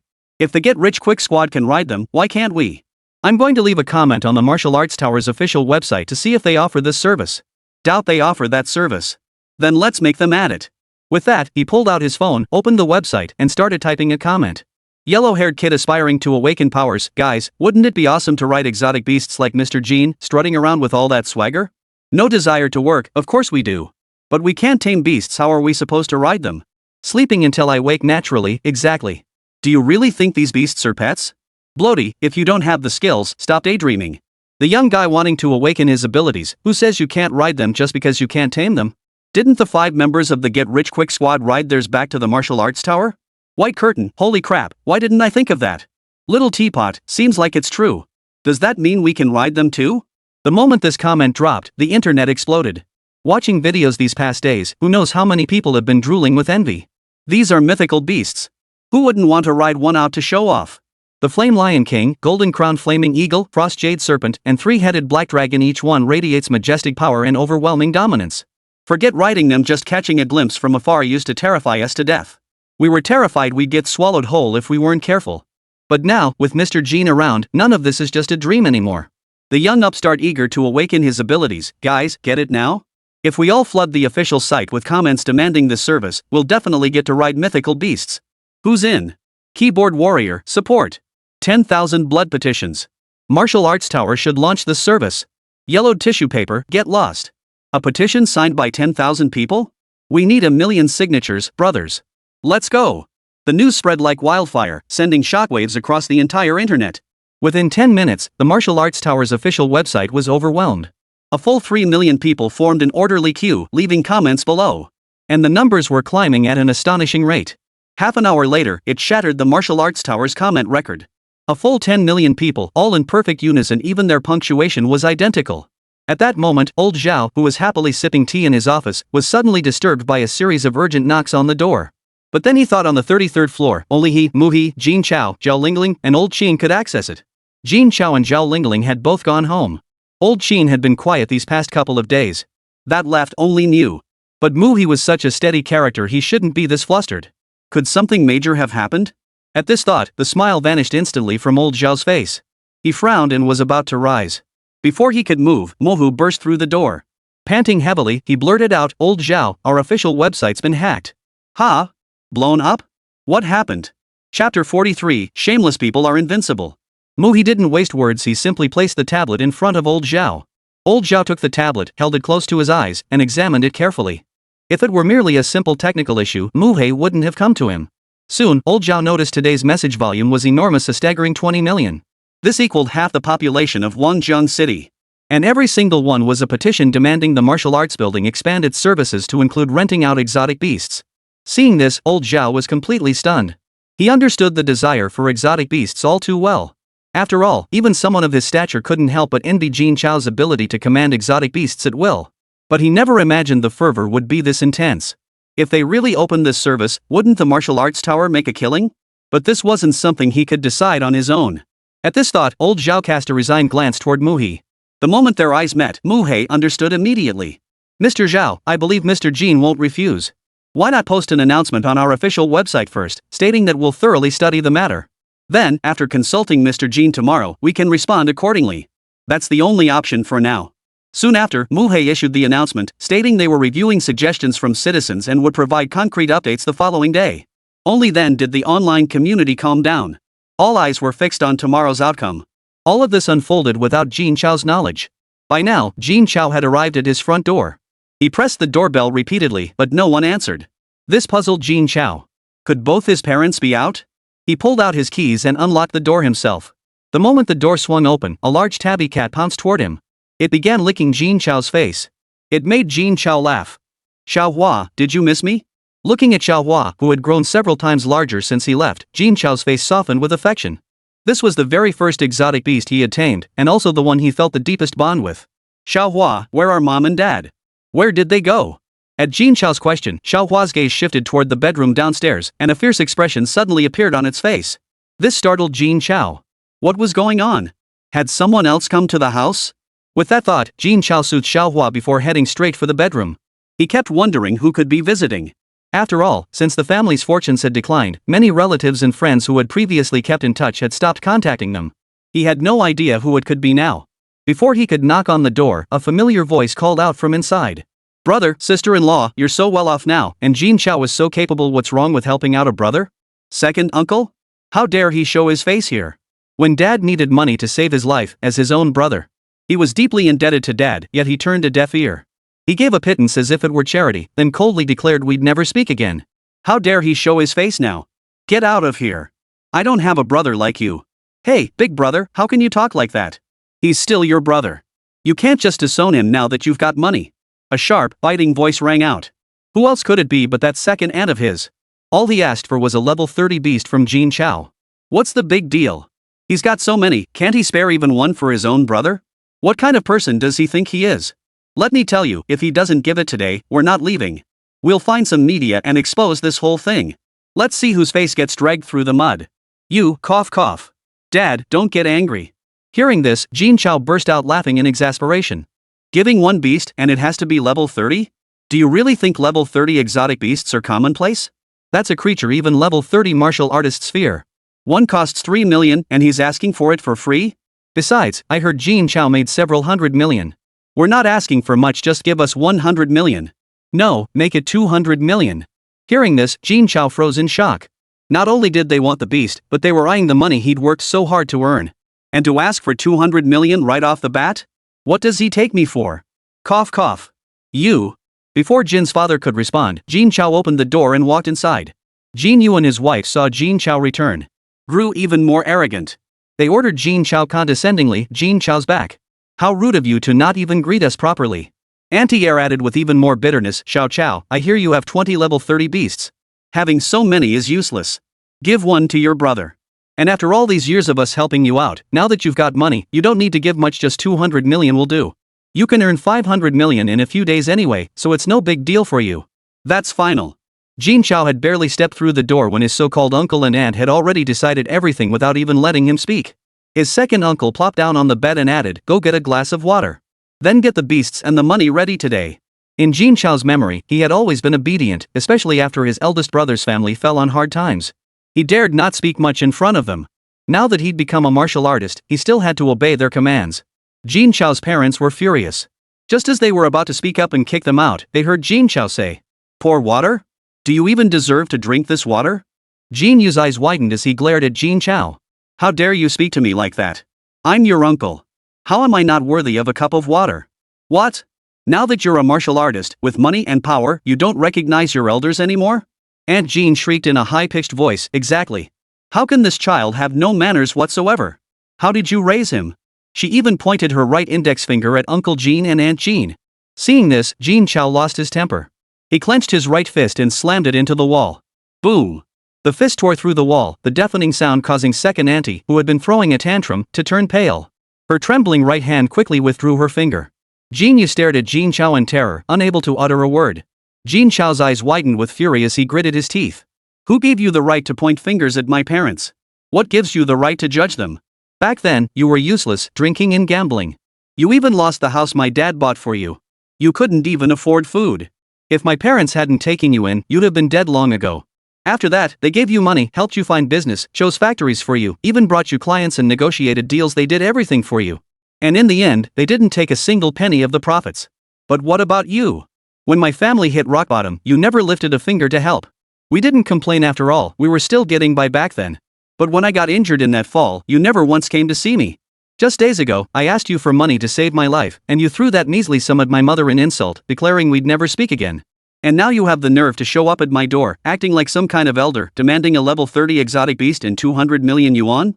What gives you the right? No matter how easily I earn my money, it's still mine. You don't deserve a single penny of it. And that level 30 beast? Money can't buy that. What makes you think you deserve any of this? Jin Chao unleashed a torrent of words, spilling everything he'd bottled up inside these past days. Chapter 44, Fox Borrowing Tiger's Might. Jin Yu and his wife turned pale, then flushed crimson upon hearing Jin Chao's words. They wanted to curse and throw a fit, but dared not. That single punch had already silenced them. Only now did they realize Jin Chao was now a martial artist, and one who commanded over 20 strange beasts. To tidy oneself up, one needn't lift a finger. But to be spoken to like that by a junior, how could he swallow his pride? Yet she couldn't think of a rebuttal. Just then, Auntie Two let out a wail, plopped down on the floor, and wailed, bullying. Just because you have a little money, you don't recognize us anymore. When your father was critically ill, we even gave you money. And this is how you treat us. Oh dear, we can't go on like this. Seeing this, Jin's parents were furious, yet utterly helpless. It seemed today, she wouldn't relent until she got the money and the exotic beast. Refuse, and they'd keep this up. Could a KO really fight her? With second aunt determined to push things to the brink, Jin Chao lost all restraint. Closing his eyes, he took a deep breath before opening them again. His tone was calm as he said, do you really think this means I can't handle you? Xiao Hua, throw them out. At Jin Chao's command, Xiao Hua's massive form approached, radiating a faint aura of menace. Her pupils narrowed into vertical slits, fixing Jin Yu and his wife with an intense stare. Ha! The sound alone sent the couple reeling, unable to stand steady. Wailing and scrambling, they fled Jin Chao's villa. Jin Chao watched the couple curse and flee before immediately dialing the community security. This is Jin Chao. The Jin Yu family is not to be seen at my doorstep again. Hearing Jin Chao's displeasure, the security guard apologized profusely. My apologies, Mr. Jin. It was our oversight. We will ensure they never disturb you or your family again. Jin Chao's fame was now known throughout the entire city of Wangzhong, especially among the security guards in the complex. The scene of Jin Chao leading 20 level 30,000 phantom rain butterflies past them moments ago was still vivid in their minds. With such power, coupled with his current fame and influence, if they ever crossed this man, they'd be out of a job. After hanging up, the tension eased from Jin Chao's face. Jin Chao had always disliked this uncle. Ever since he could remember, the man had been lazy, greedy for small gains, and only willing to get up early if there was something in it for him. But he was still his uncle. In the past, even if he didn't like him, he would still greet him when they met. Later, as the family gradually declined, the two households had little contact. Though Jin Chao was furious at his uncle's ungrateful behavior, he didn't exactly harbor hatred toward him. That was until the incident a few days ago involving the loan. Jin Chao finally saw him for who he truly was. Now he actually wanted to profit off me? He wouldn't give them anything, not even if he were throwing it to dogs. As if sensing Jin Chao's foul mood, Xiaohua lowered her head and rubbed against Jin Chao. Jin Chao snapped out of his thoughts, patted Xiaohua's head, and smiled. It's okay, it's all in the past. Jin's parents approached then, smiling as they said, you must have endured hardships out in the countryside these past days. Go rest now. Mom will whip up some of your favorite dishes. Hearing this, a smile finally spread across Jin Chao's face. Mom and Dad are the best. I've been craving your cooking these past few days. Jin's mother gazed at him with tender affection. Her eyes brimmed with concern. At such a young age, he was already holding up this family. How could it not be hard? Other kids his age were still in school. Ah Chao, however, had to risk his life battling those beasts. The thought alone was heartbreaking. Yet she could do nothing to help. All I could do was cook his favorite meals when he came home and tend to his daily needs. Returning to his room, Jin Chao took a long, thorough shower. Wrapped in a bathrobe, he lay down on the bed. His nerves finally relaxed completely, and sleepiness washed over him. Though there was little danger in the wilderness, it still couldn't compare to the comfort and peace of home. And certainly not with such a soft bed. Home was still the best place to be. With that thought, Jin Chao drifted off to sleep. Jin's mother finished cooking and knocked on his door, calling out, Xiao Chao, come out for dinner. But after a while, there was no response from inside.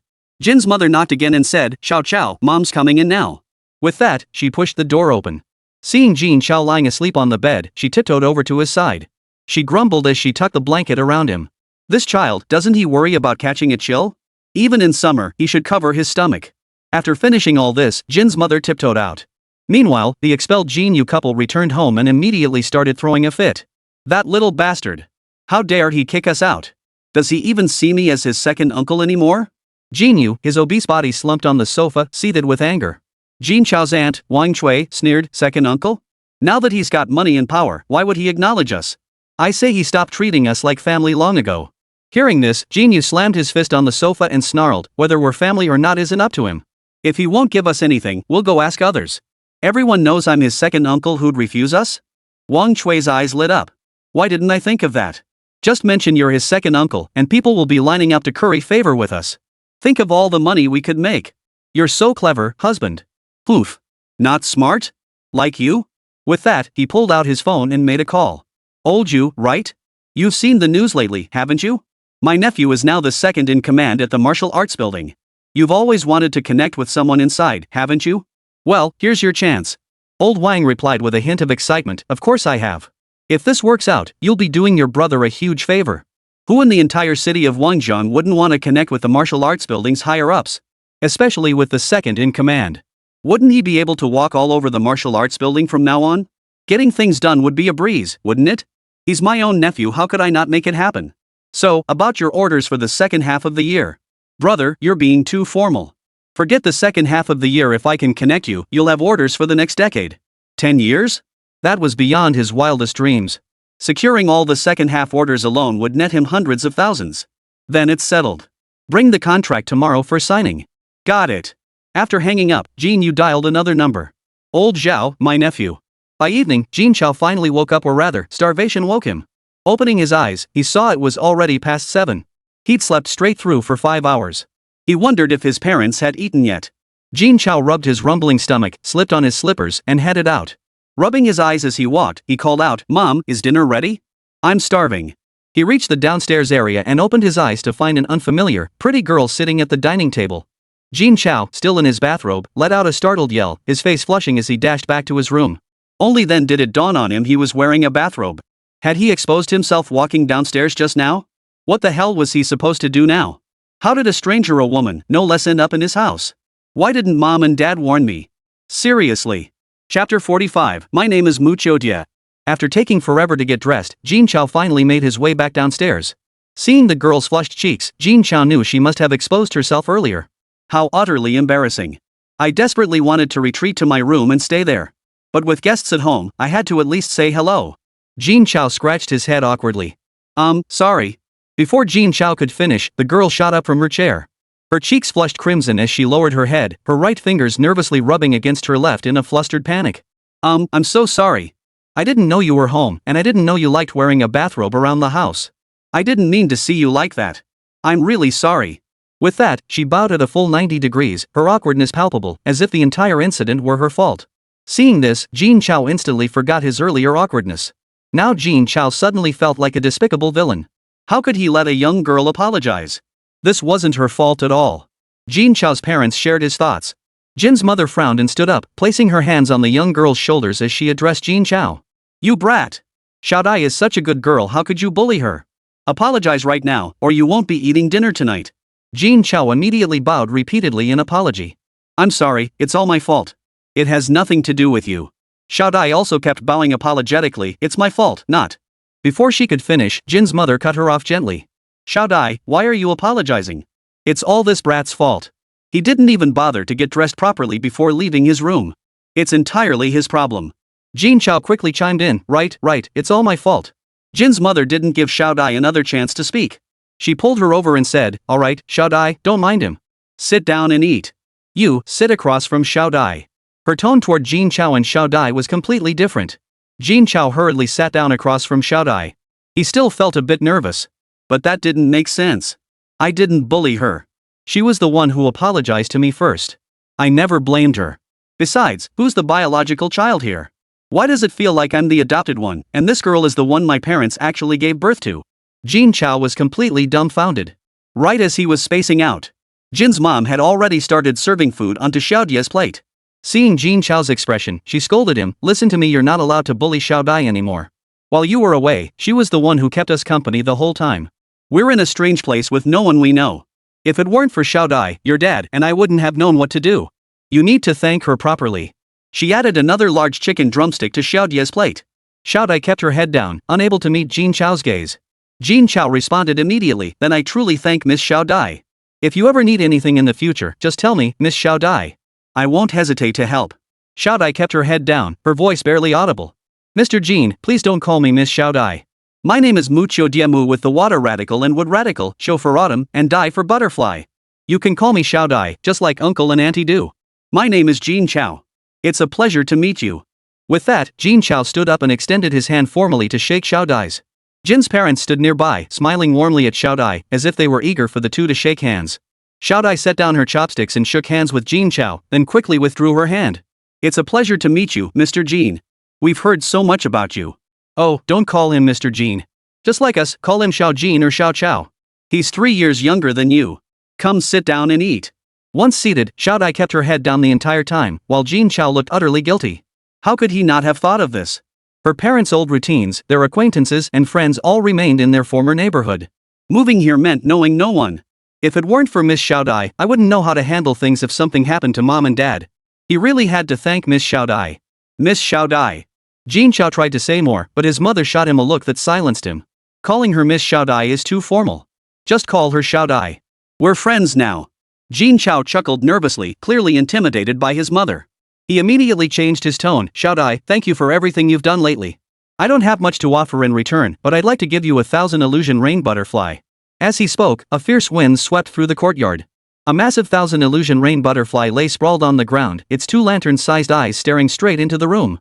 The 3 of them stared at the 1,000 phantom rain butterfly through the window, all a bit stunned. It was the first time any of them had seen such a large butterfly alive.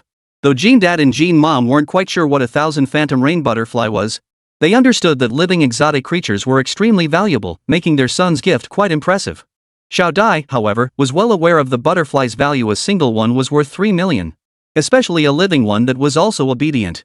This was the only one of its kind besides Jin Chao's. Its value was astronomical. It wouldn't be an exaggeration to say it was worth 300 million. She never imagined that for just a small favor Jin Chao would bestow such an extravagant gift. There was no way she could accept this. No, I can't accept such a heavy gift for just a small favor. I absolutely mustn't take it. Oh, come on, what's the harm in accepting it? My son has plenty of these. Just take it. Besides, the name suits you perfectly. If you don't take it, Auntie will feel awkward asking for your help if she ever needs anything in the future. Jin's mother quickly urged. Yes, just take it.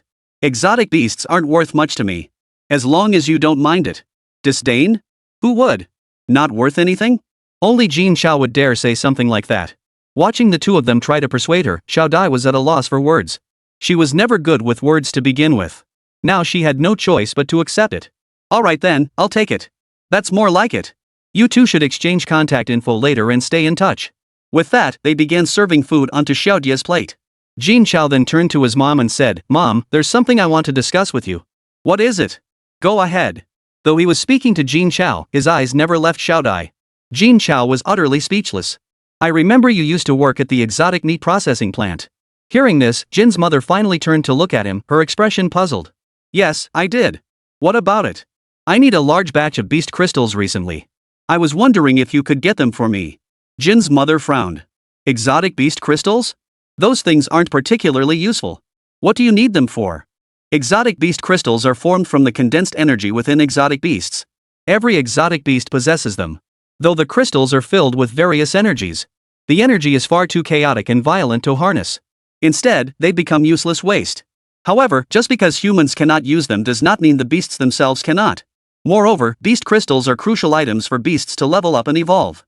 Only by consuming sufficient crystals can beasts rapidly level up. Therefore, Jin Chao now desperately needed this stuff. Chapter 46, My Family Has Many. Jin's mother couldn't understand her son's request. But if her son wanted something like this, she'd just find it for him. These things are easy to come by, just some 3rd and 5th grade beast crystals. Just mention it to the workers in our neighborhood and they'll bring plenty over. Level 3 and 5? That level is a bit too low. The lowest level beast I have now is at least level 20. To level up by devouring crystals of that tier, who knows how many would be needed? Are there any higher level ones? I'm willing to pay for them. Let the uncles and aunts earn some extra cash." Jin Chao was still quite familiar with the old neighborhood. It was home to ordinary citizens. They could only take on manual labor jobs with low wages. While life was slightly better than before. But none were wealthy, they barely scraped by. Moreover, when his family faced hardship, these uncles and aunts had generously supported them. Now that he had the means, he naturally wanted to repay them. The higher level ones are only level 5 or 6, nothing beyond that. Hearing this, Jin Chao couldn't help but frown. Level 5 and 6, that's quite a gap. It seemed they'd have to compensate with quantity instead. "I suppose that'll have to do." Just as Jin Chao was about to continue, Xiao Dai raised her right hand like a student seeking permission to speak, her voice soft and sweet, "Mr. Jin." At that moment, Xiao Dai glanced at Jin's mother and quickly amended, "Little Jin needs high-grade beast crystals. My family has them." Jin Chao looked at Xiao Dai, his face lighting up with delight. But his excitement was quickly dampened. Even if they had some, it probably wouldn't be much. It seemed he'd have to find someone else to handle this matter. "Then please take me to retrieve it, Xiao Dai. Don't worry about the money, whatever it costs, I'll pay it." "No need for money. You've already given me the 1,000 phantom rain butterfly. I can't accept payment for something like that. I just don't know how much you need." Xiao Dai asked earnestly. Jin Chao shrugged indifferently, "Whatever you have, I'll take it all." "Then you'll need dozens of spatial rings. My family has plenty of those." Hearing Xiao Dai's words, Jin Chao was utterly stunned. He'd assumed her family might have a few dozen at most, already quite impressive. After all, aside from collectors, no one really needed such things. But she was asking for dozens of spatial rings. How many would that be? A single spatial ring held dozens to hundreds of cubic meters. A beast crystal is only slightly larger than an egg. A single spatial ring could hold hundreds of thousands of them. Dozens of them? That'd be nearly 10 million. How could her family have so many? Jin Chao cautiously inquired, "May I ask what levels those beast crystals are?" "Most are around level 10, with some in the high 20s. If you want them all, I'll have my dad arrange for delivery, but it'll have to be tomorrow." Levels 10-20. And so many of them. What exactly does Xiao Dia's family do? Though I knew those who lived here weren't ordinary people. But to possess this many beast crystals? Xiao Dai's family must wield considerable influence. After all, each crystal represents a single exotic beast. "May I ask what your family does?" Jin Chao asked cautiously, knowing such a question wasn't exactly polite. "My family? We run exotic beast slaughterhouses. Most of the slaughterhouses in the city belong to us. A slaughterhouse for beasts of the 10th to 20th tiers. Even if Xiao Dai's family couldn't match the martial arts tower in influence, they were likely the second most powerful force at this level. Who would have thought the timid-looking Xiao Dai came from such a formidable family? Then I'll trouble your uncle and aunt. It's nothing. These things have been sitting around for ages. Even if you didn't take them, we'd have to throw them out anyway. Consider it a return gift for you." Xiao Dai offered a shy smile as she spoke. Over 10 million beast crystals, would it be enough to level them all up to 37? With the biggest matter settled, Jin Chao finally sat down to eat. As for the neighbors from the old neighborhood, Jin Chao had already set the price, 1 yuan per crystal for beasts below level 10. Level 11 to 20 crystals would be 2 yuan each. And so on. They probably wouldn't find any above level 20 anyway. Even so, this would significantly improve their lives. After dinner, at the strong insistence of Jin Chao's parents, he drove Xiaodai home. But he only walked her to the door. It was only a few hundred meters away, taking less than 15 minutes round trip. He really couldn't fathom what his parents were thinking. Upon returning home, Jin Chao prepared to rest. Xiaodai, upon arriving home, hurried straight to her room. She pressed her hands together over her chest and flopped onto the soft bed. She actually met her idol. And she'd even had a meal with him. He even walked her home. He even gave her a level 30,000 phantom rain butterfly. Was this really happening? Just thinking about it made her heart race. Ever since Jin Chao's exploits went viral online, I've been following him closely. The abilities he possessed were coveted by millions. At the same time, Mr. Jin's strength was formidable. Taming a level 30 beast at just level 10? It's beyond what others could even imagine. Moreover, Mr. Jin is deeply compassionate. He reformed the First People's Hospital, ensuring even the poor could receive medical care. Mr. Jin also possesses a strong sense of justice. He cleared the names of wrongfully accused lower-level staff and severely punished the ringleaders. Each and every action demonstrates his noble character. At the same time, he's incredibly handsome, a perfect idol. Countless young women dream of meeting Mr. Jin. And here I am, getting so close to my idol. And even witnessed. Recalling the moment when Jin Chao had a wardrobe malfunction. Xiaodai couldn't help but blush and feel her heart race. Just as Xiaodia's thoughts were in turmoil, a young man burst right in. He stood with legs spread wide, one hand gripping the doorknob, the other braced against the doorframe. His entire body formed a wide stance. He looked at Xiaodai with intense excitement. The next second, he charged straight to her, grabbed her shoulders with both hands. He yanked her off the bed. He exclaimed excitedly, "Sis, was it Mr. Jin who brought you back just now? Was it Mr. Jin?" Xiaodai lowered her head, her voice tinged with shyness. "Yes, it was Mr. Jin." Hearing her answer, the boy instantly released her grip and exclaimed, "Ah! What did I miss? If I'd known it was Mr. Jin, I would have rushed over right then." The boy knelt on the ground, his hands clasped over his head in frustration, then stretched his arms toward the sky. "Why?" he cried out in anguish. "My idol was right before my eyes, and I just missed her. No way, I have to go find her." With that, he sprang up from the ground and started toward Jin Chao's house. But Xiaodai acted quickly, grabbing his shoulder and whispering, "Xiao Jie, Mr. Jin just returned from outside and is very tired. Let's go see him tomorrow instead." Xiao Jie seemed to suddenly remember, quickly agreeing, right. Mr. Jin has been outside the city for so many days, he must be exhausted. He should rest well. I'll go see him tomorrow." Then, staring intently at Xiaodai, he demanded, "Tell me everything you did with Mr. Jin today. I want to hear it all." Chapter 47, I must win him over. Xiaodai looked at her brother's eager expression, feeling somewhat helpless. This kid idolized Mr. Jin even more than she did. If she didn't tell him everything he wanted to hear today, he probably wouldn't let it go.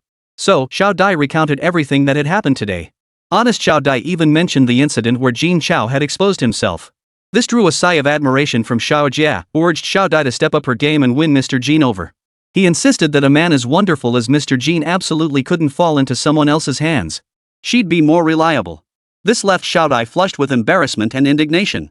When Xiao Jie heard that Xiaodai had gone out to dinner with Jin Chao, that he'd given her 1,000 phantom rain butterfly, and that they'd arranged to meet again tomorrow, Xiao Jie was utterly consumed by envy. Just having dinner with his idol was enough to make anyone jealous. But for the idol to also gift a precious level 30 exotic beast? Mr. Jin was just too generous. No wonder he's the one we both admire. So generous. As for delivering the beast crystal tomorrow, I absolutely must go. Even if it's raining knives from the sky, I'll be there. If only to make a name for myself in front of my idol. Hearing this, the Mu couple, who had been hiding outside the door, stepped out simultaneously. They felt a bit awkward. After all, eavesdropping on their children's conversation felt a bit underhanded, even for parents. But you can't blame us for this. As parents, we know our daughter's temperament better than anyone. Such a fine specimen shouldn't be snatched up by just anyone. But Jin Chao? He's a different story. After all, a man who can casually gift a level 30 exotic beast to someone he just met. He'd certainly treat his own people even better. The only question is whether my daughter can win Jin Chao over. Xiaodai, you said Mr. Jin needs a large quantity of beast crystals? When does he need them? Xiaodai didn't seem upset with her parents. Tomorrow, I think that's what he said. Mu Dad tapped his chin with his right hand and declared, then have the workers prepare everything tonight. We can't delay Mr. Jin's affairs. With that, Mu Dad produced his martial artist's medal and stepped out of the room to make arrangements. Mom Mu, however, approached Xiao Dai with a cheerful smile, taking her hand and asking, Xiao Dai, what do you think of Mr. Jin? Xiao Dai knew exactly what her mother meant. Her face flushed instantly. Mom, I've only just met Mr. Jin. Besides, he's such a wonderful person, how could I possibly be worthy of him? As she spoke, her head drooped lower and lower until her voice was barely audible. But anyone with eyes could see. Xiao Dai liked Jin Chao very much. She just felt she wasn't good enough for him. Just as Mu Ma was about to comfort Xiao Dai, Xiao Jia pushed his way over. Grasping her shoulders, he declared solemnly, Sis, you can't think like that. Mr. Jin is outstanding, but you're no slouch either.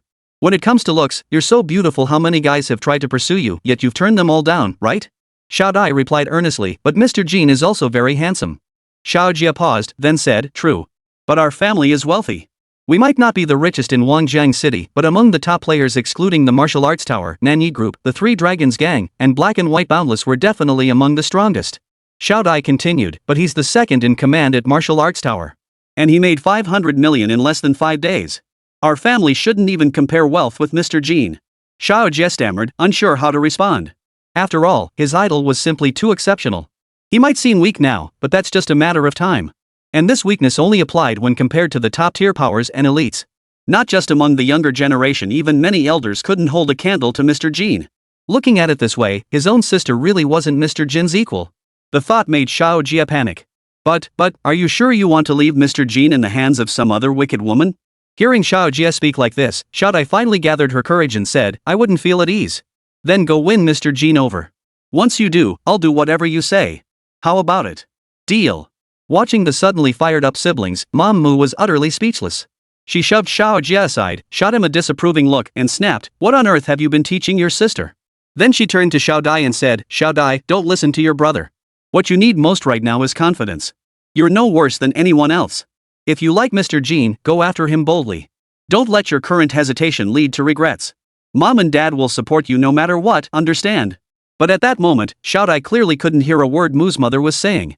The thought of Jin Chao possibly falling into the hands of those villains. Xiao Dai was furious. How could such a good man be hurt by those wicked women? Absolutely not. Mom, I understand. I'll definitely protect Mr. Jin. Seeing this scene, Mu's mother felt a headache coming on. She grabbed Xiao Jia by the ear and dragged him outside. Xiao Jia yelped in pain but still managed to cheer Xiao Dai on. Ow, it hurts. Mom, easy on me. Easy. Sis, go for it. You gotta catch Mr. Jin. Mom, easy on me. Stop hitting me. The Mu household was bustling with activity, while Jin Chao had already fallen asleep. Early the next morning, a ringing sound woke Jin Chao. He fumbled for his warrior badge and answered the call, still half asleep. Hello? Who is this? Little Jin, I'm sorry to disturb you so early, but it's unavoidable. Come to the martial artist building immediately. There's an urgent matter requiring your attention. Old Zhao's voice came through the line. Jin Chao was instantly wide awake. Got it. I'll be right over. Hanging up the warrior badge, Jin Chao began dressing and washing up. He hurried downstairs, offered a flustered explanation, grabbed a steamed bun, and dashed out the door. Before leaving, he didn't forget to send a message to Xiao Dai, asking her to deliver the beast crystals to the martial artist building.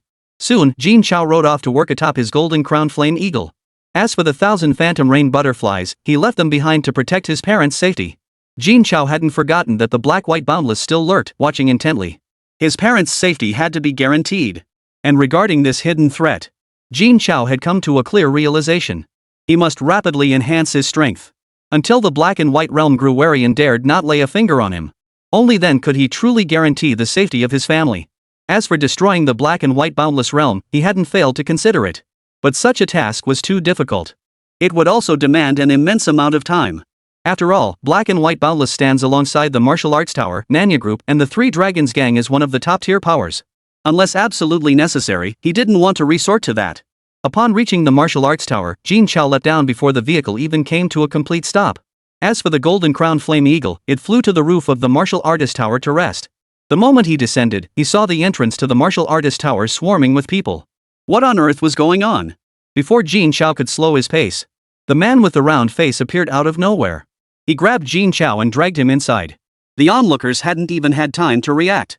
They could only watch helplessly as Jin Chao entered the elevator of the martial arts building. A chorus of shouts erupted as the crowd surged frantically toward Jin Chao's direction.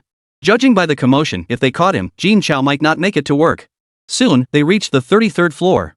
Old Zhao and the other 3S rank squad leaders had been waiting for Jin Chao. As for the others, they were all participating via video conference. Seeing this, Jin Chao felt deeply embarrassed. He had kept so many people waiting just for himself.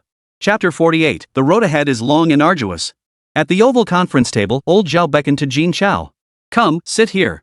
He pointed directly to the seat beside him. The others watched with mixed expressions. But Jin Chao paid no heed to their thoughts, sitting down directly beside old Zhao. Let's begin. Old Zhao said, signaling to Muhe to begin the meeting. Mu nodded, projected the screen, and then spoke in a measured tone. I trust everyone is already aware of yesterday's events. Yesterday's incident? What incident? Jin Chao looked puzzled. He'd just gone home to sleep. Had something major happened? Seeming to notice Jin Chao's confusion, Mohu deliberately explained, yesterday, over 30 million citizens of Wangjiang City petitioned on the Martial Artists Building's official website, requesting us to expand our services to include renting out exotic beasts. Since we're unsure about the feasibility of this service, we're holding a meeting today specifically to discuss it. Hearing this, Jin Chao finally understood. No wonder there were so many people at the entrance today. They were all here for the exotic beasts. Seeing Jin Chao grasp the situation, Muhi continued, the first item on today's agenda is assessing the feasibility of this service. With that, Muhe stood behind old Zhao, diligently taking notes.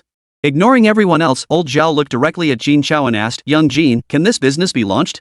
As old Zhao posed the question, all eyes turned to Jin Chao. Given the current fervor among Wangjiang City's citizens, this venture could easily double the martial arts tower's revenue. But the prerequisite was that the beasts could be rented out, and the safety and experience of the clients could be guaranteed. However, not everyone was eager to see this venture launched. After all, Jin Chao was the only one capable of controlling the exotic beasts. The more popular this venture becomes, the greater Jin Chao's importance in old Zhao's eyes. And the higher his standing within the martial arts tower. For the others, the greater the threat becomes. Naturally, they did not wish to see such a situation unfold. But this matter was not something they could decide on their own. Jin Chao paused briefly before replying, renting it out is possible, but... Hearing Jin Chao say it could be leased, Elder Zhao and the other leaders visibly relaxed. If the building could be leased, the martial artists tower would soon outshine the other three major factions, becoming the true top power in Wangjiang City. Yet when Jin Chao uttered that but, tension immediately returned. Old Zhao pressed, but what? There are so many people in Wangjiang City wanting to rent it, but we don't have enough exotic beasts to go around. Hearing Jin Chao's concern, everyone relaxed. Old Zhao chuckled, I thought there was some major obstacle. So that's what it was. You needn't worry about that. As long as we can rent them out, the issue of beast numbers can be fully resolved. With that, old Zhao let out a deep sigh. Jin Chao's deep breath was genuinely startling. On to the next question. Muhi continued, once we confirm rental feasibility, we need to set the rental price. Based on yesterday's small-scale online survey, there's a significant gap in rental price expectations across different income brackets. My proposed solution is as follows. As he spoke, Muhe tapped his tablet, instantly switching the projection to a detailed table. Clearly labeled were the beast's grade, rental duration, flight capability, aquatic adaptability, and corresponding price points extremely detailed. Jin Chao stared in astonishment. Even he, who possessed an encyclopedic knowledge of exotic beasts, couldn't have broken it down so meticulously in such a short time. It was unimaginable that Muhi had compiled this in a single night. As for the question he had just posed to Mu, the table provided clear solutions. For low-income individuals, lower-tier exotic beasts without special abilities could be leased. The daily rate was only around 2,000 yuan. For those seeking merely a ride, the hourly rate of 200 yuan is entirely affordable. For those demanding higher-grade beasts with specific abilities, the price naturally increases significantly. This tier of consumption is entirely geared toward the wealthy. Everyone present was thoroughly satisfied upon reading this. At the same time, they gained a profound understanding of Mu's capabilities. He truly lived up to being the man Zhao Lao kept by his side. He was more than capable of being groomed as the next successor. However, compared to Jin Chao, he still has much to learn. If there are no objections, we'll proceed according to this price list. Everyone agreed. Muhi continued, next, we'll discuss the issue of exotic beast quotas. Given that the total population of Wangjiang City has reached 57,894,291 and continues to grow steadily. After excluding the young, the elderly, those with no need for exotic beasts, and those eligible for shared rentals, the core demand base remains over 1 million people, with daily requirements hovering around 100,000. Hearing this figure, every attendee sucked in a sharp breath. A daily demand of 100,000, even at the lowest price of 2,000 per beast per day. That translates to 200 million yuan in revenue. Moreover, the consumption and investment required were minimal. It was a surefire money-making venture. The moment of glory unique to the martial artist building had arrived. Such massive demand is difficult to meet immediately. I propose the following solutions. First, acquire severely injured exotic beasts from various arenas and slaughterhouses. Treat them, and they can be put back into service. Second, intensify our acquisition efforts for exotic beasts. Raise the purchase price to incentivize martial artist squads to capture them. Third, mobilize all personnel from the martial artists tower to assist Mr. Jin in capturing exotic beasts. Options 1 and 2 can be implemented simultaneously. Upon seeing Mew's solutions, everyone expressed admiration. They were deeply impressed. However, all 3 points hinged on Jin Chao. Today's meeting is less about convening with everyone present here, but rather to seek Jin Chao's input. Ultimately, however, the final decision rests with old Zhao. After furrowing his brow in thought for a moment, old Zhao turned to Jin Chao and asked, "Which approach do you think is better?" Jin Chao had already made up his mind. "I believe combining the first and second approaches is best. Given the public's enthusiasm, the sooner we launch this service, the better. Compared to the second and third options, the first is the fastest. Therefore, I believe combining the first and second approaches aligns best with the current situation. As for the third option, we can wait until the day after tomorrow to implement it, since it involves a relatively large volume." Although he didn't have precise data, Jin Chao had a rough understanding. For an arena, possessing dozens of exotic beasts beyond major factions like the martial artist tower was already quite remarkable. And across the entire city of Wangzhong, there were only a few dozen such establishments. Even if they took in all the severely injured ones, it wouldn't amount to much. Still, this was far faster than mobilizing people to hunt them down outside the city. Upon hearing Jin Chao's analysis, old Zhao's face lit up with a satisfied smile. These were things old Zhao had long considered. He had merely been testing Jin Chao. Very well. We'll proceed as young Jin suggests. Chapter 49, entrusted to Mr. Jin. With that, the more important matters of this meeting were concluded. The remaining items were more tedious. The meeting ran from 8 a.m. until 12:20 p.m. before concluding. The subsequent agenda items required no input from Jin Chao. This left Jin Chao feeling drowsy throughout. He nearly dozed off several times. However, old Zhao didn't say anything about it. Instead, he suggested Jin Chao take a break first. When lunchtime came, old Zhao sent for him. Naturally, Jin Chao hadn't left, that would have been too rude, so he forced himself to stay alert and continue. Meanwhile, Zhao Wu, who had also dozed off during the meeting, was scolded harshly by old Zhao. He dared not utter a word in response. The favoritism was glaringly obvious. By the end of the meeting, everyone gained a clear understanding of Jin Chao's importance within the martial arts building. In fact, most future operations would revolve around Jin Chao. It seemed the winds of change were truly blowing through the martial arts building. Those who had previously dismissed Jin Chao as too weak and lacking competitiveness were now reconsidering their allegiances. The 3 S-rank squad captains, who were also contenders for the next leader of the martial arts building, felt immense pressure. However, Zhao Wu was an exception. Just as the meeting concluded, an elder Zhao invited everyone to dinner. A massive figure appeared at the conference room window. It was the level 30,000 illusion rain butterfly. But what puzzled Jin Chao most was the figure standing on Chen Huan Yudi's back. Hadn't he only given one to little butterfly? Why was there a man standing on the back of the 1,000 illusion rain butterfly? Still, this man bore a striking resemblance to Xiao Dai. Yet his attire immediately revealed a personality diametrically opposed to Xiao Dai's, utterly flamboyant. There was no denying that this face would look handsome on anyone. But the more I look at this guy, the more he seems like a clown. He shielded his eyes with both hands, craning his neck to peer inside. The moment he spotted Jin Chao, he instantly lit up with excitement, bouncing up and down and waving his hands frantically. But no matter how much he made a scene, not a single sound reached the room inside. Everyone in the conference room turned to look at Jin Chao.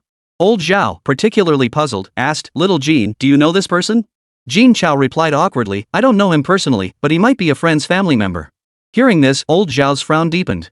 "A friend's family? You wouldn't be referring to Mu Qiudie, would you?" This time, it was Jin Chao who looked puzzled. "Mr. Zhao, you know Mu Qiudie? How could I not? That sister and brother are famous in the martial arts world, strong as monsters." Jin Chao grew even more perplexed. Monster-like? Old Zhao was definitely talking about Mu Qiudie. Such a well-behaved young girl couldn't possibly be associated with someone as strong as a monster. Just as Jin Chao was puzzling over this, Mu Hei received a phone call. He approached old Zhao and Jin Chao and said, "Old Zhao, Mr. Jin, Mu Qing says he has an appointment with you and has already arrived downstairs."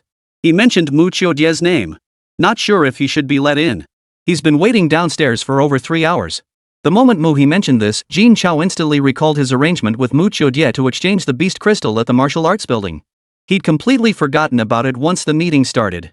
Making her wait this long was truly unacceptable. "Tell the staff below that I'll be right down." No sooner had he spoken than Mu He interjected, "Mr. Jin, I think it would be better if Mr. Mu came up to the 32nd floor instead." Mu's words made Jin Chao realize that if he went down now, he wouldn't be able to accomplish anything. He'd be surrounded by the people at the door and unable to break free. Mr. Mu would have to come to the 32nd floor instead. Only with old Zhao's permission could anyone access the 33rd floor. Just as Jin Chao was about to speak, old Zhao spoke directly, "Have Mr. Mu come to the 33rd floor. It's a good opportunity to meet such an outstanding young man." As he spoke, old Zhao cast a peculiar glance at Jin Chao and asked, "Aren't you going to let him in?" "Oh, right. Probably too tired." Jin Chao's brain wasn't working properly. He rushed to the window, opened it, and let the kid in. Mu Qiujie saw the window opened by his idol himself. He was overcome with excitement. Jumping inside, he grabbed Jin Chao's right hand with both of his, bent over, and grinned, "Brother-in-law, I finally get to meet you." Brother-in-law? When did that happen? They'd only met once. How did he become brother-in-law? Not only Jin Chao, but even old Zhao was dumbfounded. Little Jin has a girlfriend? Had he been too slow to act? No, this needs sorting out. He was even planning to introduce his own granddaughter to Xiao Jin. He couldn't let someone else beat him to it. Though the girl doesn't agree. But as long as the old man persists relentlessly, wears her down with persistence, and keeps pushing, sooner or later, that girl will give in. Jin Chao quickly withdrew his right hand and explained, "Your sister and I just met. It's not what you think. Don't go spreading rumors." Mu Qiujie paid no heed to Jin Chao's words, scratching his head as he said, slip of the tongue. Just blurted out what was on my mind. Don't be angry, Mr. Jin." Jin Chao was utterly speechless inside, but old Zhao listened with great delight. "Not a couple? That's good. Why isn't Xiao Dai here?" As agreed, it was Xiao Dai who was supposed to deliver the exotic beast crystal, not this conspicuous person. Upon hearing this, Xiao Jia immediately adopted a tone of disappointment. "We agreed perfectly last night that we'd come together today. Who knew she'd chicken out at the last minute? Now she's off to Mr. Jin's place, chatting with uncle and auntie. I see. Given your sister's personality, crowded places aren't really her thing. Come on, let's go pick up uncle and aunt." With that, he led the way out. Before they even stepped outside, a hearty laugh echoed from beyond the door. No need. I'm already here. It's been quite a challenge to see you, Mr. Zhao. Hope you're well." Old Zhao smiled faintly. "Still the same. But you, young man, seem to be quite fortunate lately." Mu's father knew exactly what old Zhao meant. His son, that conspicuous figure, had arrived first. No wonder old Zhao knew everything. He could only chuckle awkwardly and say, same as always. With such a capable assistant as Mr. Jin, the martial arts building reaching new heights is just around the corner. Enough with the pleasantries. Let's get down to business, we're all starving. Yes. If old Zhao honors us with his presence, I'll treat everyone to a meal shortly. Alright, it's settled then. After exchanging pleasantries, it was time to hand over the beast crystal to Jin Chao, the real purpose of today's meeting. Meanwhile, Jin Chao pondered what gift to offer in return. But then Mu Dad dropped a bombshell, addressing Jin Chao directly, "Mr. Jin, from now on, this brat is yours to discipline. I can't handle him anymore. In all of Wangjiang City, he probably only listens to you." Hearing this, Jin Chao was utterly dumbfounded. What was going on? Wasn't he here to deliver the beast crystal? Why was he suddenly handing over his son? This doesn't feel right. Chapter 50. There's nothing else to give, so here's a beast. It wasn't just Jin Chao. Everyone present, except the Mu family father and son, was stunned. Not only was she giving her daughter to Jin Chao, but now she wanted to attach her son to him too? Besides, don't you know how notorious your precious pair is out there? If Mu Qiujie weren't so stubborn and unruly, he'd have been snapped up by major factions long ago. You're practically forcing them on us. What are people supposed to think? Though Mu Qiujie and her brother were young, only 21 years old, they've already broken through to level 38, and their awakened abilities are utterly unstoppable. Even the few young talents present here, renowned throughout Wangjiang City, would find it extremely difficult to handle them. Consider this, aside from Jin Chao, everyone present vastly surpasses the siblings in both level and strength. They're the cream of the crop. Otherwise, they wouldn't be so highly regarded by old Zhao. And Jin Chao had acquired two such talents outright? Wasn't that a bit too reckless? It took Jin Chao a moment to snap out of it, his gaze drifting blankly toward the conspicuous figure beaming with anticipation. Then he thought of Xiao Dai and the exotic beast crystal Mu Dad had delivered today. Though extremely reluctant, he couldn't refuse Mr. Mu's face. So, Jin Chao reluctantly said, "At the very least, you should tell me your name." Hearing Jin Chao's agreement, Mu Dad visibly relaxed. He'd been worried Jin Chao wouldn't want to take on his conspicuous little bundle. After all, with Jin Chao's current standing, he could have anyone he wanted. It seemed his daughter's reputation held more weight than his own as her father. Upon hearing Jin Chao's words, Mu Qiujie visibly froze, muttering to himself, "That damn sister of mine is so unreliable. She didn't even tell my idol my name. I'm gonna give her hell when I get back." With that, he quickly switched his expression, looking at Jin Chao with excessive flattery, even a hint of nervousness. My name is Mu Qiujie. I'm 21 years old and Mu Qiujie's twin brother. Just because my sister emerged half a minute earlier, she broke through to level 38 martial artist, mastered Genchi, and awakened a special type time ability. Mu Qiujie tried to continue, but Jin Chao raised a hand to cut him off. He looked at Mu's father with some confusion. Are you sure you want to entrust him to me? He had assumed Mu Qiujie wasn't particularly strong, which was why Mu dad had sent him to train under Jin Chao. But from the sounds of it, that wasn't the case at all. Level 38, Mastery of Genchi, Awakened Time Manipulation Abilities. Though Jin Chao didn't know Mu Qiujie's exact strength, these few points alone made him stronger than himself. Any ability tied to time is practically unbeatable. Why is he even following me? Mu dad panicked upon hearing this, shooting Mu Qiujie a fierce glare. Under normal circumstances, Mu Qiujie wouldn't have been afraid. But now it was about whether his idol would keep him around. I'm panicking too. Could it be I didn't explain myself clearly enough? Or did the idol think I was too weak and didn't want me to follow him? I should have made myself sound stronger. What should I do now? Should I pick a fight with someone here? That way, my idol would see I'm not weak at all. If the people present found out about Mu Qiujie's thoughts, they'd be speechless. You're weak? If I hadn't been born a few years earlier than you, I might not stand a chance against you now. Now there's Jin Chao, who's even more insane than this brother-sister duo. As the representative of Wangjung City's young generation, the pressure is immense. And isn't Jin Chao getting a bit too cocky? You're turning down this kind of talent? If you don't want it, I'll snatch it away. Mu's father clearly hadn't processed it yet. But then again, it's only natural for Jin Chao to look down on his own son. After all, the proof is in the pudding. At just level 27, he could crush a martial sovereign over level 40. Such a prodigy had never been seen before. His son truly wasn't worthy. Thus, Mu Qing cautiously inquired, Mr. Jin, is it that you find this lad's strength insufficient? There's no need to worry about that. Once we return, I will subject him to grueling training and provide him with the finest qi and blood-nourishing supplements. He will definitely break through to level 41 within a month and will not hold you back, Mr. Jin. Mu Qiujie listened, his gaze hardening as he nodded firmly.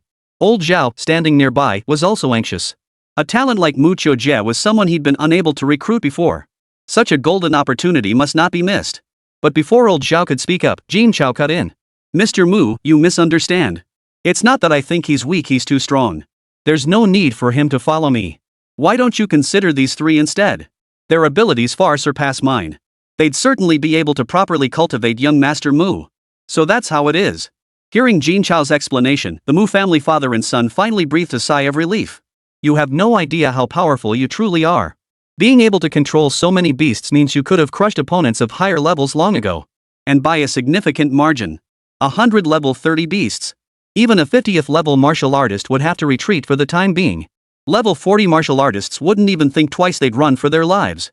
A moment's hesitation meant being reduced to nothing but bones. If you still call yourself weak, then no one is strong. Mr. Jin, you jest. Everyone here knows your strength far surpasses that of my good-for-nothing son. Besides, the boy's personality is far too arrogant.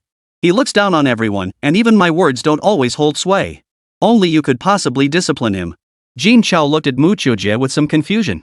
This show-off is mostly fine aside from being a bit talkative. I don't see him as particularly difficult to deal with. Mr. Mu must have said that deliberately. Things had already reached this point. I can't refuse now. Alright then.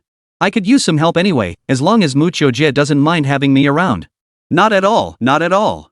Fighting alongside my idol is something I'd be thrilled to do, how could I possibly look down on it? Mu Qiujie's heart finally settled. It's our first meeting, so I don't have much to give you. Since you seem to like the 1,000 phantom rain butterflies so much, I'll give you one. Everyone froze upon hearing this. Was he being this generous? Giving an obedient exotic beast as a gift on the very first meeting? What were the people present supposed to think? Jin Chao's actions now were no different than telling a beggar, I've got more money than I know what to do with here, take 300 million to play around with. In that moment, he deeply understood the feeling of the poor looking up to the wealthy. And he was that poor man. Even old Zhao was tempted to swallow his pride and ask Jin Chao for a beast. But after a moment's thought, he decided against it. He simply couldn't bring himself to do it. As for Mu Qiujie, the man at the center of it all, he stood frozen in place. My idol is giving me a mythical beast? Was this some kind of dream?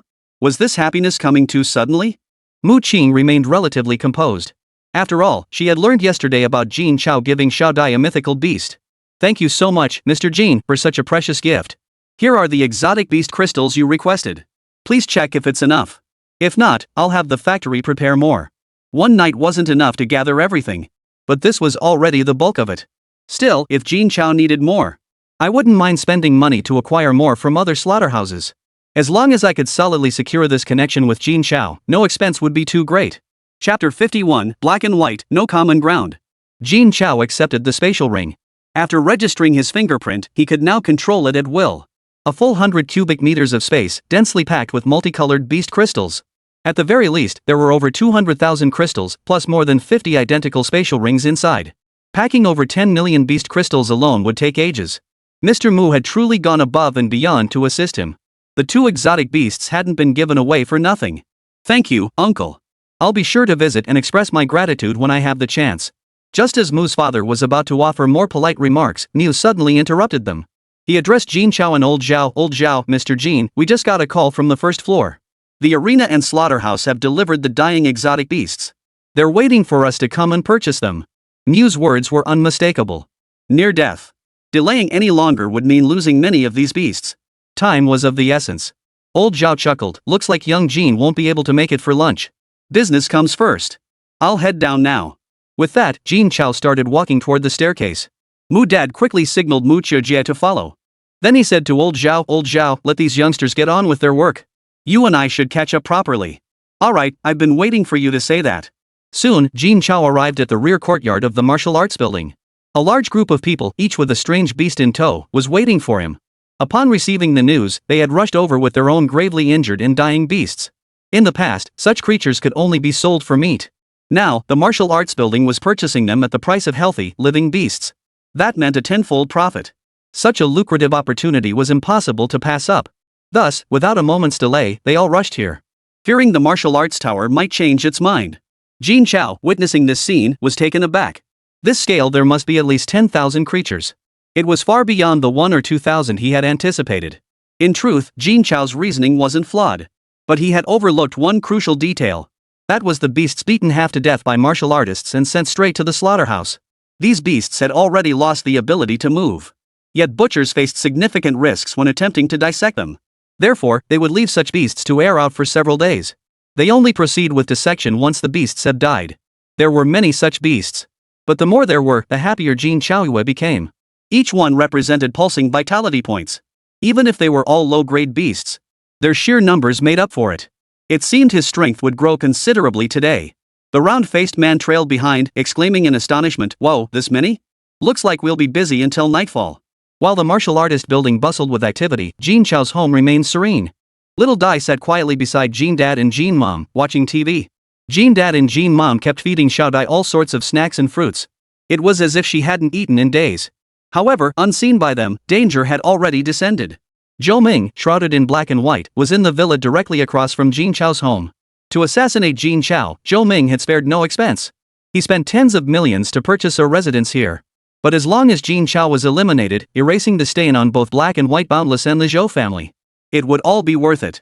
After a morning of surveillance, Zhou Ming had thoroughly mapped out Jin Chao's household situation. Jin Chao was currently at level 27, awakened with light-type abilities. He commands 2 level 20 beasts. Additionally, 19 level 30 beasts flew overhead, safeguarding his parents' safety. In a direct confrontation, even a 50th level martial sovereign would likely suffer defeat at Jin Chao's hands. But none of this posed any real challenge to him.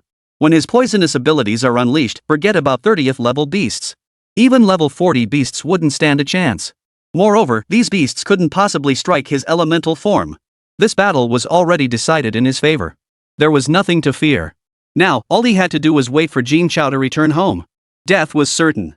Time ticked by, and the sky gradually darkened. It was long past quitting time. Yet the backyard of the martial arts building remained bustling with activity. There was no sign of it stopping. By now, Jin Chao was drenched in sweat from exhaustion. Although one only needs to be responsible for taming exotic beasts. But now there are far too many beasts. The personnel dispatched from the martial arts tower alone were simply overwhelmed. Jin Chao could only tame the beasts while simultaneously feeding them recovery potions. The entire afternoon passed without even a moment to drink water. Still, the gains were substantial. He had now reached level 35 and acquired 2 extraordinary abilities.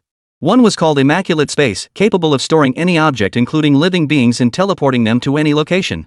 The limitations were that the power levels of the entities couldn't differ by more than 10 levels, and the range was restricted to within 5,000 kilometers. This ability seemed rather useless at first glance, essentially just a storage space, though it did offer one advantage over a standard space ring: it could contain living beings. Yet this is precisely what Jin Chao needs. After all, traveling with a large group of exotic beasts every time was far too conspicuous and inconvenient. Now that he had a place to store them, carrying them with him was a godsend. However, the greatest utility of this ability lies in teleportation. Imagine encountering an enemy too powerful to handle. And if the level difference was exactly 10 levels, Jin Chao could simply store him in the immaculate space and teleport him far away. He could even send them to the front lines of high-level beasts, using them as cannon fodder. The very thought is terrifying as seemingly unbeatable existence. Another ability is the burning void ink flame, which can incinerate everything within sight into ashes, including space itself. Even Jin Chao sucked in a sharp breath upon reading this description. To incinerate even space itself? The void-burning ink flame was terrifying beyond measure. Doesn't that mean that by unleashing the burning void ink flame and buying enough time, one could simply burn their opponent to death? This wasn't just unbeatable, it was invincible. However, such a formidable skill also had limitations. The level gap between users couldn't exceed 10 levels. Otherwise, it can only inflict burns, not a fatal strike. Reading this, Jin Chao's racing heart finally calmed slightly. Without this restriction, even Jin Chao would find it hard to stomach. But now, he was invincible within a 10-level gap. As for Mu Jie, he was in an even worse predicament. His primary task was to screen out the dying beasts, then carry them before Jin Chao. When had the pampered young master ever done such work? Under normal circumstances, he wouldn't even glance at such work. He wouldn't even give it a second glance. But because of Jin Chao's single command, Mu Jie worked with relish, even occasionally seeking praise from Jin Chao. He didn't even mind being covered in blood. If Mu's father saw this, he'd be speechless with shock. Who knew his son could actually work? And all for the sake of a single compliment from Jin Chao. This seemingly worthless demeanor was hard to reconcile with the rebellious Mu Jie he knew. But just as everyone was working feverishly, Jin Chao suddenly froze in place, fists clenched, veins bulging on his forehead, his face contorted with uncontrollable rage. In that very instant, an eagle's cry pierced the sky. Without a word, Jin Chao leapt onto the back of the golden-crowned flaming eagle. In less than 2 seconds, he vanished from sight. He left behind a group of utterly bewildered people. But Jin Chao had no time to spare for them now, because the assassin from the Black and White realm had struck at his family. Chapter 52, Spatial Ability. The big-faced man and Mu Jie, their wide faces staring at the small one, were completely out of the loop. What was wrong with Jin Chao? He was working just fine, then suddenly got angry. And then he just ran off without a word? That wasn't like him at all. Little Jin must be exhausted and throwing a tantrum? That kid is so inconsiderate. If he's tired, he should just say so. We could wrap up for the day, no need to quit like that. The round-faced man feigned annoyance as he spoke. Truthfully, he'd been itching to clock out all day. Today had been the most exhausting day since he started working here. Even if Jin Chao didn't quit, he was tempted to quit himself. Hearing this, Mu Jie immediately grew displeased. He glared with wide eyes, fuming, big round face, I won't have you speaking ill of Mr. Jin. He's not that kind of person. Something major must have happened. I need to hurry over and see for myself. Just as big round face was about to erupt, a giant butterfly appeared overhead. Mu Jie leapt onto its back and flew off in the direction Jin Chao had gone. He witnessed the scene and immediately calmed the commotion. He instructed them to return the next day while simultaneously reporting the situation to old Zhao. Upon hearing the news, old Zhao immediately sensed something was amiss. He immediately ordered, Niu, follow them at once. I suspect the Black and White boundary has made their move. Niu's expression instantly turned grave. If the Black and White boundary had acted, and Jin Chao was here, could it be they've targeted Jin Chao's family? The unwritten rules of the underworld dictate that harm should not extend to family. Black and White boundary had gone too far this time. Sister Zhao, secure the scene. I have urgent business to attend to. With that, he vanished in a flash before the round-faced man could respond. Only the round-faced man remained. What's gotten into everyone? Rushing about like this in such a hurry to be reincarnated? Everyone had left, leaving only the unfortunate soul behind. Meanwhile, chaos erupted at Jin Chao's residence. All 18,000 phantom rain butterflies lay sprawled on the floor, their bodies glowing an eerie purple-blue as they twitched uncontrollably. The vast villa was enveloped and saturated by a pool of purple liquid. Walls and floors were already corroded beyond recognition, riddled with holes and teetering on the brink of collapse. With such potent toxicity, who knew what state the people inside had been reduced to? And all of this was, of course, Zhou Ming's handiwork. He had been waiting patiently in the villa across the way. But long past quitting time, Jin Chao still hadn't returned. Zhou Ming instinctively assumed the martial arts building had gotten wind of the plan. They'd warned Jin Chao not to return home, but if Zhou Ming took action himself, failure was not an option. Thus, he resolved to kill Jin Chao's parents, forcing him to come to him. With his strength combined with his poisonous abilities, eliminating these beasts was effortless. In a single encounter, all 19,000 phantom rain butterflies were poisoned. Had they not possessed inherent toxicity and some immunity, they would have perished instantly. As for the two ordinary humans, he didn't even bother to acknowledge them. Were it not for Mucho Die, Jin Chao's parents would have been reduced to nothing but bone fragments. However, even with her unique abilities, she could only hold out for a short while. Death was inevitable, sooner or later. It was a pity such an exceptional ability would go to waste. Mucho Die, give up. You've lasted this long under my attacks. Your spatial ability is truly formidable. But the gap in raw power isn't something an ability alone can bridge. Why prolong this agony? An early death might bring you peace sooner. Zhou Ming raised his right hand, 3 poison-tipped arrows formed from venom fluttering up and down. His gaze was filled with amusement as he looked at Mucho Die, showing her no respect whatsoever. Though Mucho Die's spatial ability was troublesome, but controlled by venom and burdened by 2 liabilities, she couldn't escape even if she wanted to. Mucho Die was straining every ounce of energy to maintain the protective barrier created by her spatial ability. She had no spare energy to deal with anything else. Yet Zhou Ming's decision to attack ordinary people had already filled her with rage. Martial artists are forbidden from attacking ordinary people. And you, a high-level martial artist, don't you fear the military coming after Black and White Boundless? Hearing this, Zhou Ming burst into laughter. Mucho Die, did all that book learning turn you into a fool? If we at Black and White Interval feared the military, we wouldn't be in the assassin business. As for your claim that we shouldn't harm ordinary people? In my eyes, ordinary people are no different from trash or garbage. It'd be best to wipe them all out. It'd save resources. I won't let you speak that way about Uncle and Auntie. Mucho Die flew into a rage the moment Zhou Ming insulted Uncle Jean and Aunt Jean. If not for the venom surrounding her, she would have charged forward to beat Zhou Ming senseless. But facing Mucho Die's fury, Zhou Ming merely sneered coldly, "You should mind your own business first."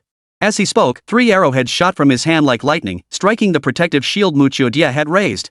Crack! Crack! Crack! 3 crisp snaps echoed. The shield, already teetering on the brink of shattering, was now covered in a dense network of cracks. It could no longer hold. Soon, Zhou Ming's venom would completely consume the 3 of them, leaving not a trace behind. Though Jean Dad and Jean Mom didn't understand these details, they knew that Xiao Dai had held out this long because she must have a way to escape. She had stayed behind solely for their sake. But now it seemed Xiao Dai couldn't hold on either. Xiao Dai had already done more than enough for them. They couldn't let her die. Xiao Dai, Auntie knows you can escape. Don't risk your life for Uncle and Auntie.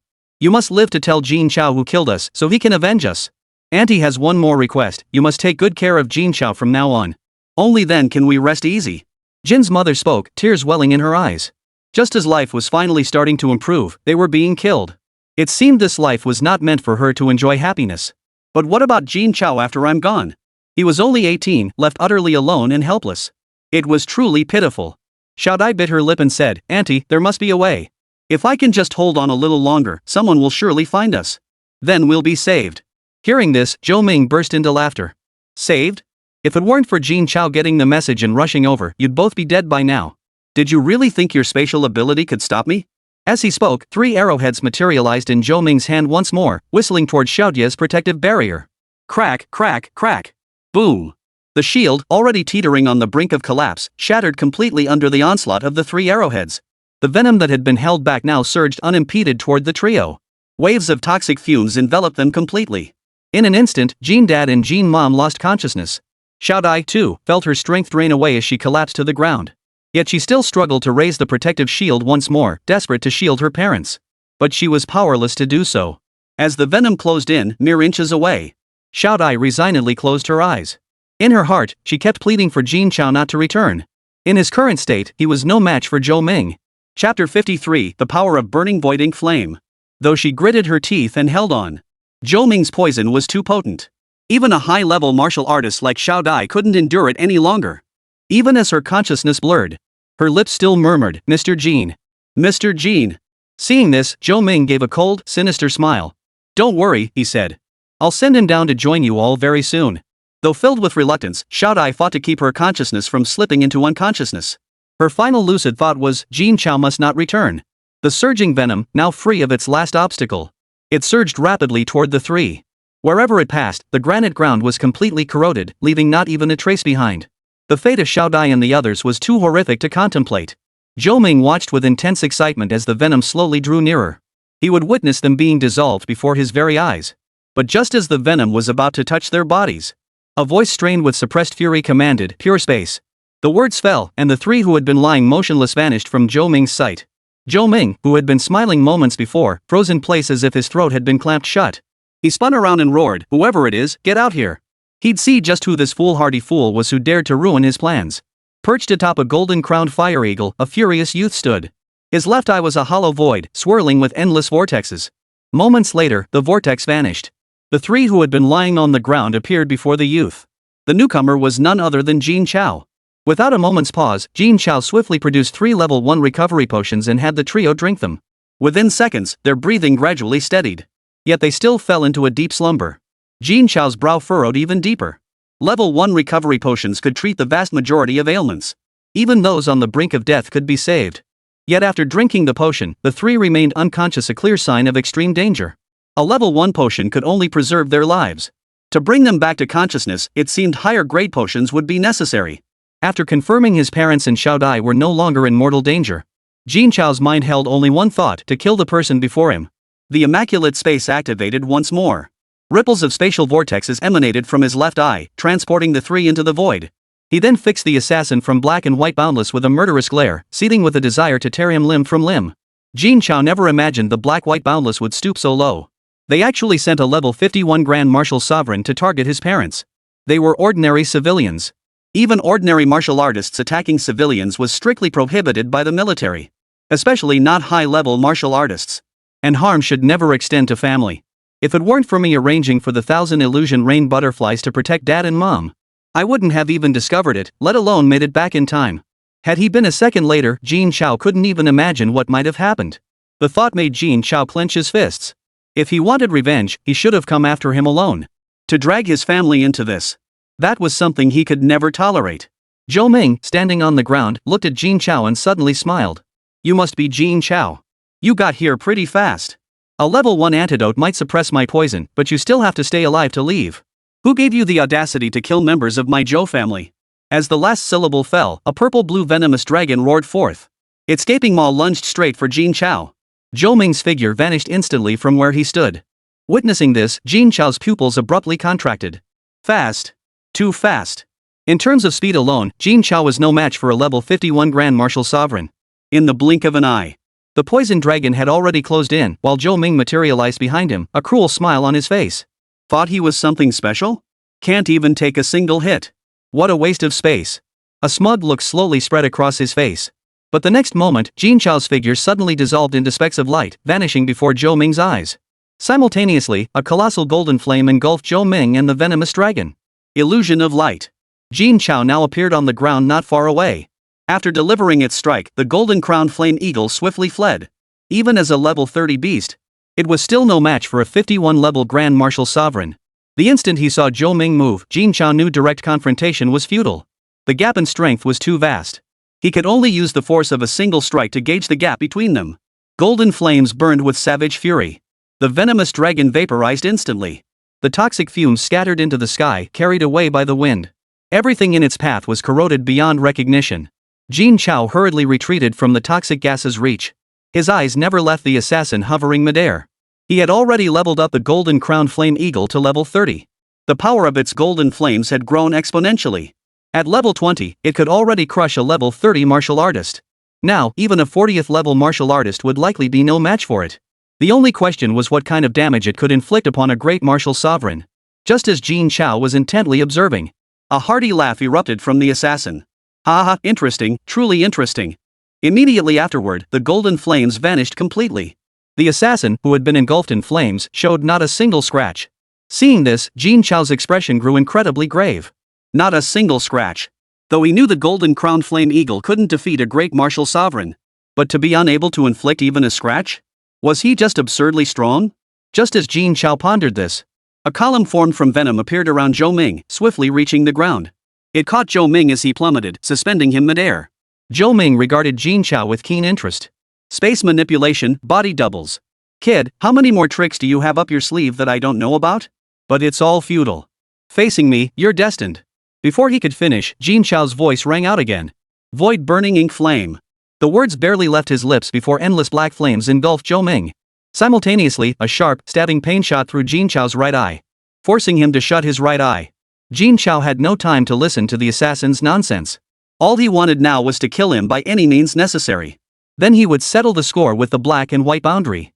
Zhou Ming, interrupted by Jin Chao, felt a surge of rage rising within him. Twice. Already twice.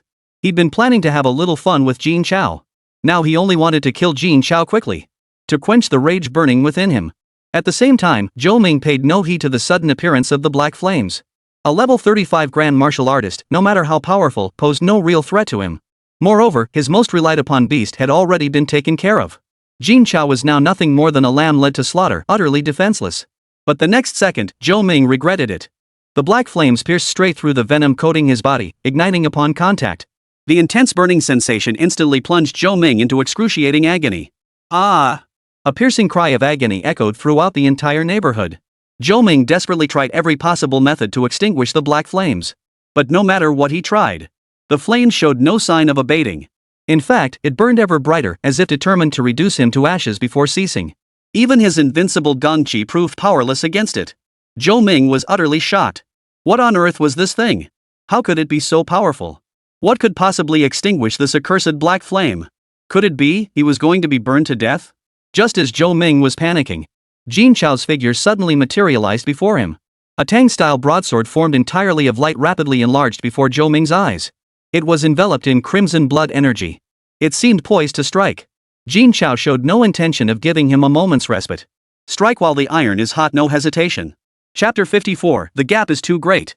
Zhou Ming watched the attack closing in, not a trace of panic in his eyes.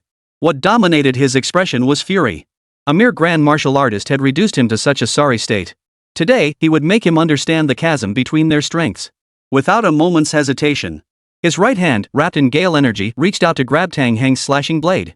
In Zhou Ming's eyes, the attack of a level 35 grand martial artist was no different from a child tickling him. This blade stood no chance of piercing his protective aura.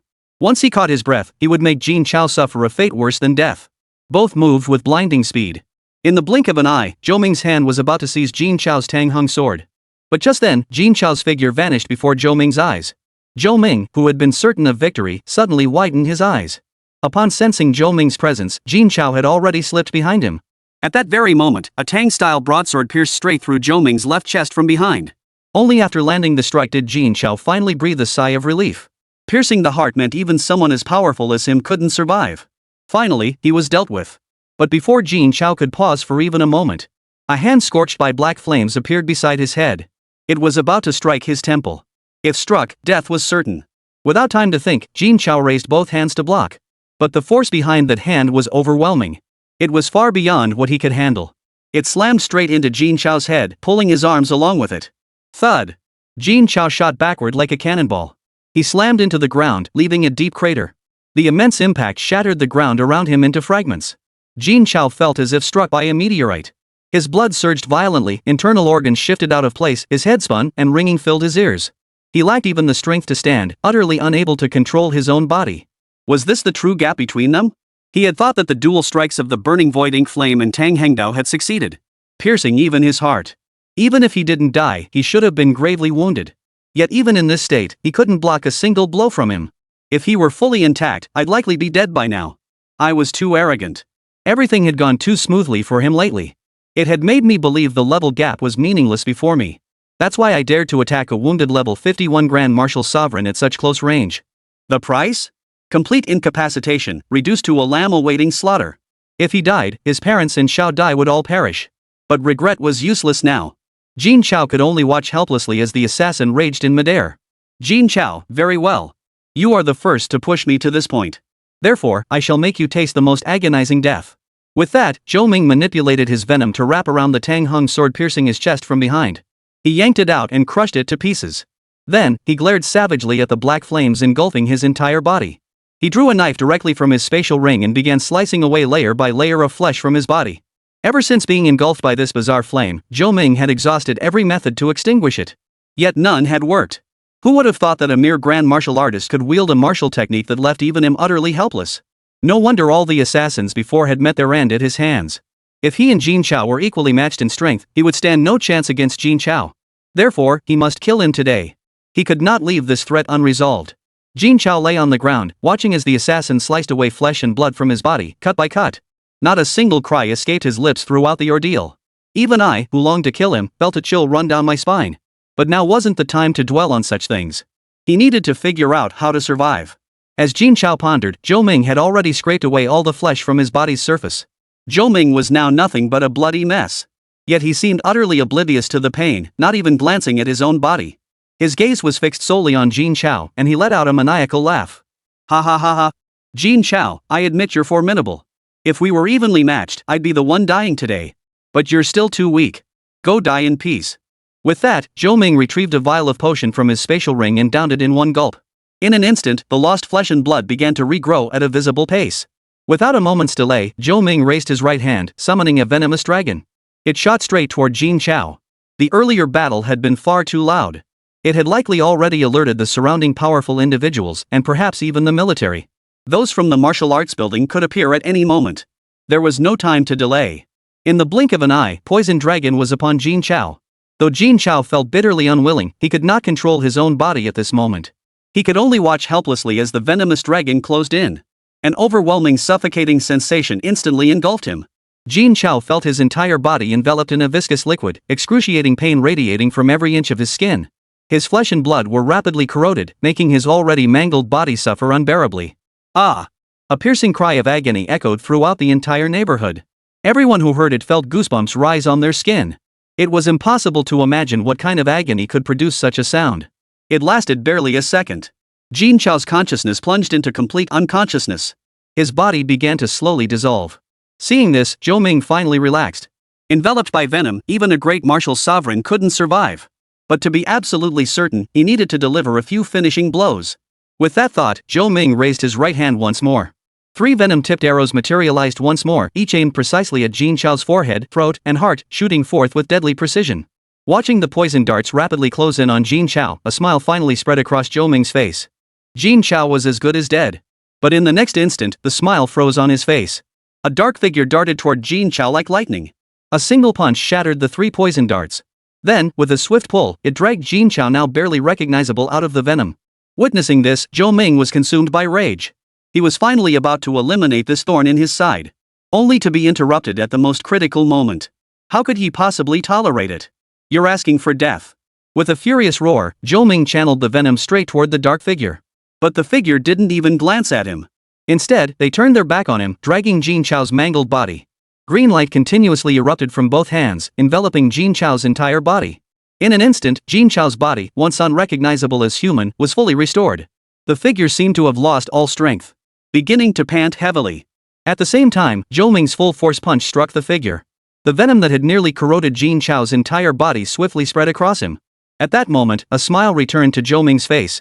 I thought some formidable figure had arrived. It was nothing more than a wasted life. Chapter 55, The Enraged Mew. Zhou Ming's poison was potent enough to dissolve anyone. Even the strongest fighters were useless. Once struck, no one could survive without a level 3 recovery potion. But level 3 potions were incredibly precious, money couldn't buy them. For this man to dare take his blow head on was nothing short of courting death. But the most important thing now was to kill Jin Chao. His potential was terrifying, he must be crushed before it could grow. Just as Zhou Ming prepared to strike Jin Chao again, the figure standing with his back to Zhou Ming suddenly spoke, "Leave now, and I'll pretend I never saw you. Otherwise." Zhou Ming stared at the figure in astonishment. He was unharmed? His poison had clearly touched that man, how could he possibly be unharmed? He must have some method to delay the toxin's onset. Once the poison took effect, he would die without a doubt. Making him give up on killing Jin Chao? Impossible. Want me to leave? You'll have to be capable enough to make me. With that, Zhou Ming summoned the venomous dragon once more, intent on devouring both men. But before Zhou Ming could act, Mu He delivered a direct punch to his face. He paid no heed to the venom enveloping Zhou Ming. Zhou Ming's face froze in shock as his body flew backward. He crashed through 4 or 5 small villas behind him before finally coming to a halt. His chest caved in, the number of broken ribs unknown. But none of that mattered to Zhou Ming. What mattered to Zhou Ming was who this person truly was. Not only could he ignore Zhou Ming's venom, but also possessed such overwhelming strength.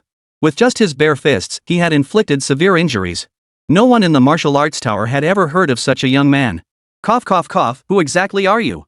As if he hadn't heard Zhou Ming's words, Mu tossed the unconscious Jin Chao upward with his right hand, flinging him onto the newly arrived Mu Choujia. Then he turned to face Zhou Ming and said, "I've already given you a chance." With that, he began to strip off his shirt. Mu Qiujie watched the scene in utter shock.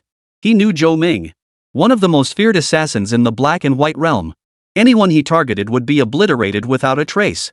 His prowess was formidable, routinely taking down opponents far above his level. Even a formidable 60th level martial master would have no choice but to flee in his presence. Who would have thought that Mu He, a medic, would actually try to go toe-to-toe with Zhou Ming? What was he thinking? Mu He's true strength has always been a mystery. After all, few had witnessed him in action. Moreover, the special ability he awakened was healing, which offered no enhancement to combat prowess whatsoever. These past years, he's been serving as Zhao Lao's assistant. He's barely left the city. How could he possibly defeat Zhou Ming, that freak? I thought Mr. Jin challenging Zhou Ming one-on-one was already absurd enough. But Mu He's even crazier. He'd be wise to keep his distance. Getting Mr. Jin out of here was the top priority. While Mu Qiujie was distracted, Mu He had already stripped off his shirt and pants. He was left wearing only a pair of tight-fitting shorts that barely reached his knees. Meanwhile, Zhou Ming had used this time to heal his own injuries.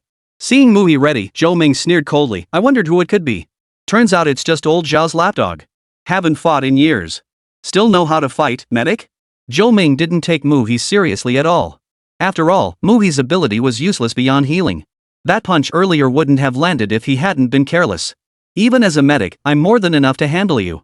Biocharge. With a thunderous shout, Mu, already muscular and imposing, surged in size once more.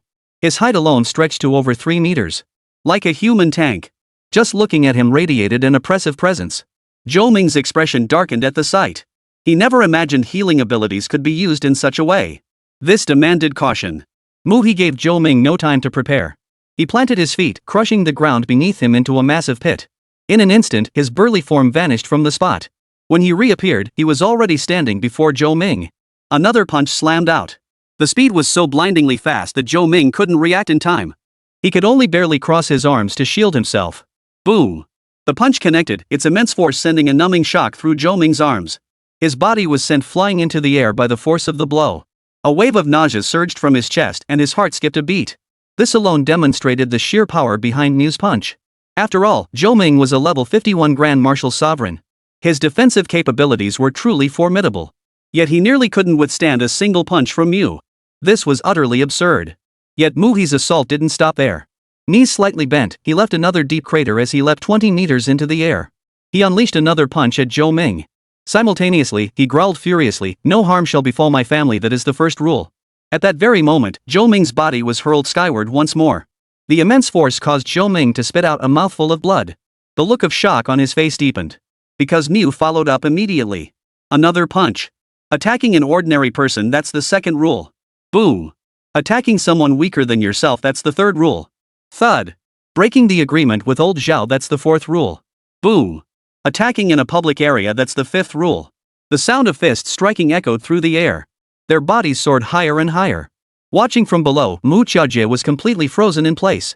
Originally, I thought Mu was no match for Zhou Ming. But unexpectedly, it turned into a one-sided domination. Zhou Ming now resembled nothing more than a punching bag. Mu He pounded him relentlessly with punch after punch, leaving Zhou Ming no chance to fight back. At first, Zhou Ming could still assume a defensive stance. Now, he'd been beaten into unconsciousness. He was nothing more than a human punching bag. Mu He is just too fierce. Who would have thought that Mu He, who had always stayed by old Zhao's side, diligently handling all sorts of mundane tasks with quiet diligence, could be this formidable? Then he thought back to his own attitude toward Mu earlier. A cold sweat broke out on his forehead. It was unimaginable. What if Mu He got angry and took action against me? What would the consequences be? Probably no better than Zhou Ming's current state. No, it would be far worse. But no matter how formidable Mu was, he couldn't match his idol. Even though he'd been far away just now.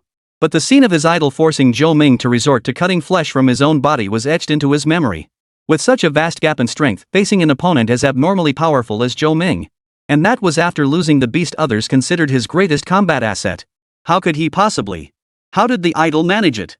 If he were allowed to grow stronger, wouldn't he instantly kill Zhou Ming? And that bizarre black flame. It couldn't be extinguished. It even bypassed the defenses of a level 51 Grand Martial Sovereign, striking directly at his flesh. Had Zhou Ming not acted decisively, he'd be nothing but a pile of ashes by now. The very thought was terrifying. Chapter 56, Strengthening His Power. Mu Qiujie watched as Mu unleashed punch after punch in midair. The sight of Zhou Ming taking the beating was so gruesome it made one shudder just watching. Fortunately, he had discovered it early. Otherwise, he might have ended up taking a beating himself. It was truly brutal. He glanced at the idol in his arms. Idols are still the best. Boom! A thunderous crash. Zhou Ming's body slammed hard onto the ground. A house was completely demolished. A massive crater gouged into the ground. The surrounding ground was covered in a dense network of cracks. It was clear just how devastating Mook's strike had been. Mu Qiujie winced at the sight, even feeling a twinge of sympathy for Zhou Ming. Yet, despite enduring such a brutal assault, Zhou Ming staggered to his feet from the deep pit. Countless bones throughout his body were shattered. He stood crooked and twisted, like a zombie. Even beaten to this state, Zhou Ming refused to concede defeat. He glared fiercely at the descending Mu, his words slurred as he growled, "Mu, I'll remember this today. Someday, I'll make you pay back double." With that, his body dissolved into venom and escaped through a crack in the ground. Mu Qiujie watched this unfold and immediately shouted in panic, "Hey, hey, hey! Don't let him get away." But Mu Qiujie dared not intervene.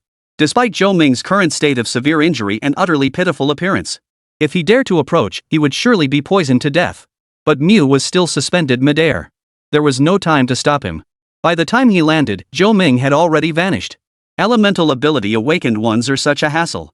In truth, Mu never intended to kill Zhou Ming. Seeing Jin Chao's ruthlessness toward Zhou Ming just now, Mu knew.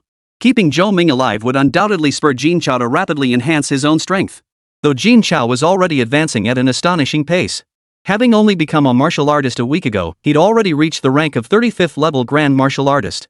Such speed was unimaginable, let alone achievable.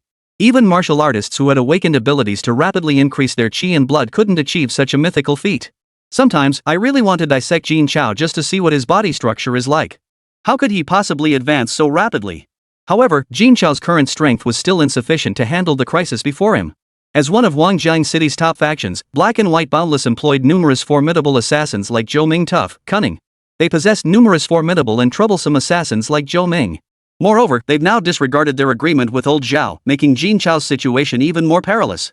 At this thought, Mu He couldn't help but frown. Let me see how Mr. Jin is faring. Having witnessed the earlier battle, Mu Qiujie dared not act presumptuously before Mu He. He obediently handed Jin Chao over to Mu He. After examining him, Mu He remarked calmly, he's out of immediate danger. He'll be fine once he wakes up. But, as he spoke, his brow furrowed once more. Surveying the devastated surroundings, all that met his eyes were a dozen or so critically wounded, dying thousand phantom rain butterflies. Jin Chao's parents were nowhere to be seen. Had they arrived too late? The thought weighed heavily on his heart. Mu Qiujie seemed to suddenly remember something. His eyes widened as he exclaimed, "Oh no! My sister should be here too. Where is she?" He frantically pulled out his martial artist's badge, about to contact Mu Qiujie. Just then, a hand seized his wrist. A weak voice murmured, "No need to search. I'm here." With that, Jin Chao mustered every ounce of strength to activate the immaculate space, releasing all three of them. Seeing this, Mu Qiujie's eyes instantly widened. He was equally astonished. A spatial ability? How could that be possible? Wasn't Jin Chao just a light type awakened? How could he have awakened spatial abilities too? Could he be a dual ability awakener? Good heavens, a dual ability awakener is 1 in a million. And I just happened to meet one? He truly lives up to his idol status, utterly incredible. Jin Chao naturally had no idea about Mu Qiujie's thoughts. All he wanted now was for his parents and Xiao Dai to recover. "Brother Mu, please treat my parents and Xiao Dai."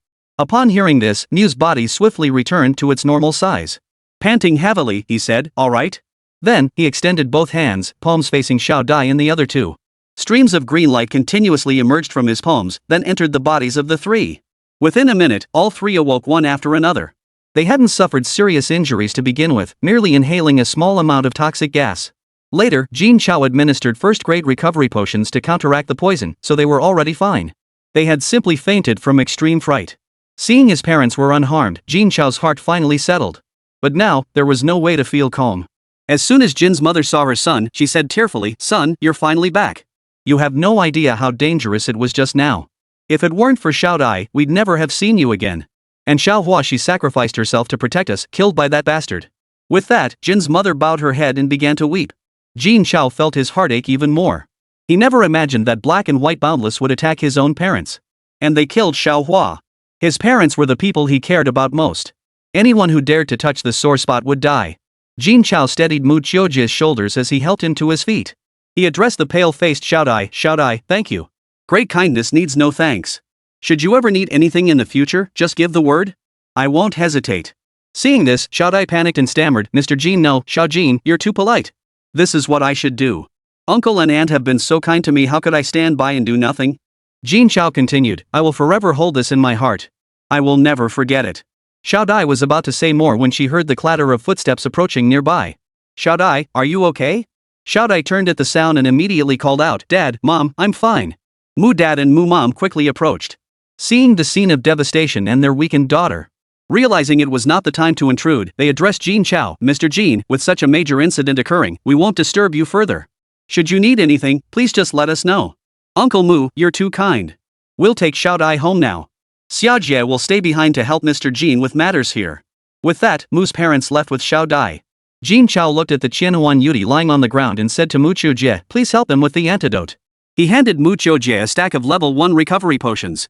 Mu Qiujie took the potions and went to work. Jin Chao then addressed Mu Yi, brother Mu, please notify those selling exotic beasts that tonight's transaction will see a 5% price increase. I'll cover the extra cost. Tonight's transaction?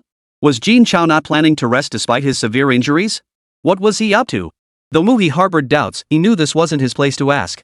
Chapter 57, Annihilation Operation. Jin Chao continued, please tell brother Mu and elder Zhao that I'll be leaving the city early tomorrow morning. I'd appreciate it if he could look after my parents for me. Having old Zhao look after his parents felt somewhat inappropriate. It was the safest and most reliable option available. Besides old Zhao, he couldn't think of anyone else he could trust. Rest assured, uncle and aunt will be perfectly safe with old Zhao. After saying this, Mu Yi looked at Jin Chao as if he wanted to say something else. Given the current situation, Jin Chao would never let black and white interval off the hook. Mo Hai knew all too well how deeply Jin Chao cherished his parents.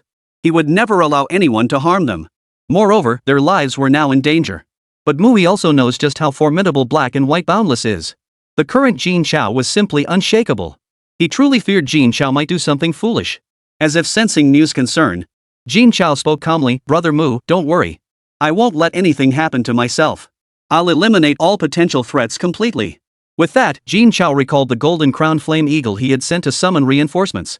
By then, Mu Qiujie had also neutralized the poison affecting all the 1,000 phantom rain butterflies. Under Jin Chao's arrangements, he distributed numerous exotic beast crystals among them. He instructed them all to consume the crystals to level up. Then, with Mu Qiujie in tow, he hurried toward the martial artist tower. Mu Yi's efficiency never failed to impress. Within mere minutes, every martial artist in the city possessing a beast received the news. They then swarmed to the martial artist building. A 5% price increase. For them, this represented a substantial profit. Naturally, no one would pass up this opportunity. And this was precisely what Jin Chao hoped to see. Now, they must swiftly enhance their strength and completely eliminate the threat of black and white boundless. They must never be given another chance to harm his parents. Under Jin Chao's arrangements, the martial arts building was ablaze with lights. All participating staff volunteered to work overtime. After all, Jin Chao's popularity was skyrocketing. Naturally, Jin Chao wouldn't let them help for nothing. He promised them that once the current tasks were completed, each would receive a unique beast as a gift. At this promise, the entire overtime crew erupted in excitement. Jin Chao was truly generous. Just for helping out with overtime, they'd each receive an obedient exotic beast. Wouldn't that mean they could ride exotic beasts to work every day, just like Mr. Jin? Just imagining that scene felt incredibly cool. It was something countless people could only dream of. Meanwhile, those folks still have to wait for news from the martial arts tower just to rent a beast. Meanwhile, the martial arts tower folks are about to get their very own exotic beasts. If those people found out, they'd be green with envy. Damn it, even if I work myself to death today, I won't stop. Not until Mr. Jin is satisfied. While the martial arts tower bustled with fervent activity, the Zhou family of the black and white boundless realm also found sleep impossible. Smack! Zhou Yu slapped Zhou Ming across the face. Then he shouted angrily, who gave you permission to do this? Don't you know you're not supposed to lay a finger on ordinary people? Attacking ordinary people was considered a major taboo within the military. Though ordinary people possess little strength, they possess no ability to resist against beasts. They could only rely on martial artists for protection. Moreover, during beast uprisings, they become a liability to martial artists. Yet no matter how powerful martial artists become, they remain a tiny minority compared to the sheer numbers of ordinary people. Moreover, without ordinary people, where would martial artists even come from? If the military intervenes in this matter, forget killing Jin Chao. Black and white boundless would find itself at a disadvantage in every future operation. In any city, the rules established by the military are not something anyone dares to challenge lightly. That little brat, defying orders so brazenly. He must be tired of living. What's most infuriating is, he didn't even manage to kill Jin Chao. He came back beaten to a pulp. Without a level 2 recovery potion, he'd be a useless cripple even if he survived. Facing Zhou Yu's furious rage, Zhou Ming felt utterly defiant. Dad, what are you afraid of? All these years, the military hasn't been able to touch us. What's there to fear? Hearing this, Zhou Yu raised his right hand, ready to slap him again. But in the end, he held back. Get back to your own room. Without my orders, you're not to step outside it. What about Jin Chao? Are we just going to let him off like that? And that Mu-he, cough cough. As he spoke, Zhou Ming began coughing violently. I'll handle those two myself. You needn't concern yourself. But, get out. Zhou Ming tried to speak again, but Zhou Yu's glare silenced him instantly. He stormed out in anger. The vast room was left with only Zhou Yu. His eyes tightly shut, his right hand pressed against his forehead, he looked utterly distressed. He had thought that dealing with a minor figure like Jin Chao would be easy. But he hadn't anticipated how rapidly Jin Chao would advance. In less than a week, he had ascended from a level 1 martial artist to a level 35 Grand Martial Master. If given more time, wouldn't he become a martial sovereign? By then, killing him would be even harder. If he were allowed to reach level 60. The thought alone gave Zhou Yu a splitting headache. By then, Jin Chao wouldn't be taming low-level beasts. But 60th level or even 70th level beasts. The mere thought of Jin Chao one day leading a horde of level 70 beasts to attack the black-white boundless realm. Zhou Yu felt an overwhelming sense of dread. He must be eliminated immediately. Issue the order, recall all assassins ranked within the top 30. Simultaneously, monitor Jin Chao's movements closely. Report any developments immediately. This time, there can be no further mishaps. Recalling all top 30 assassins simultaneously. This was unprecedented in Black and White Boundless. Even when eliminating a top-tier faction years ago, they hadn't deployed this many assassins.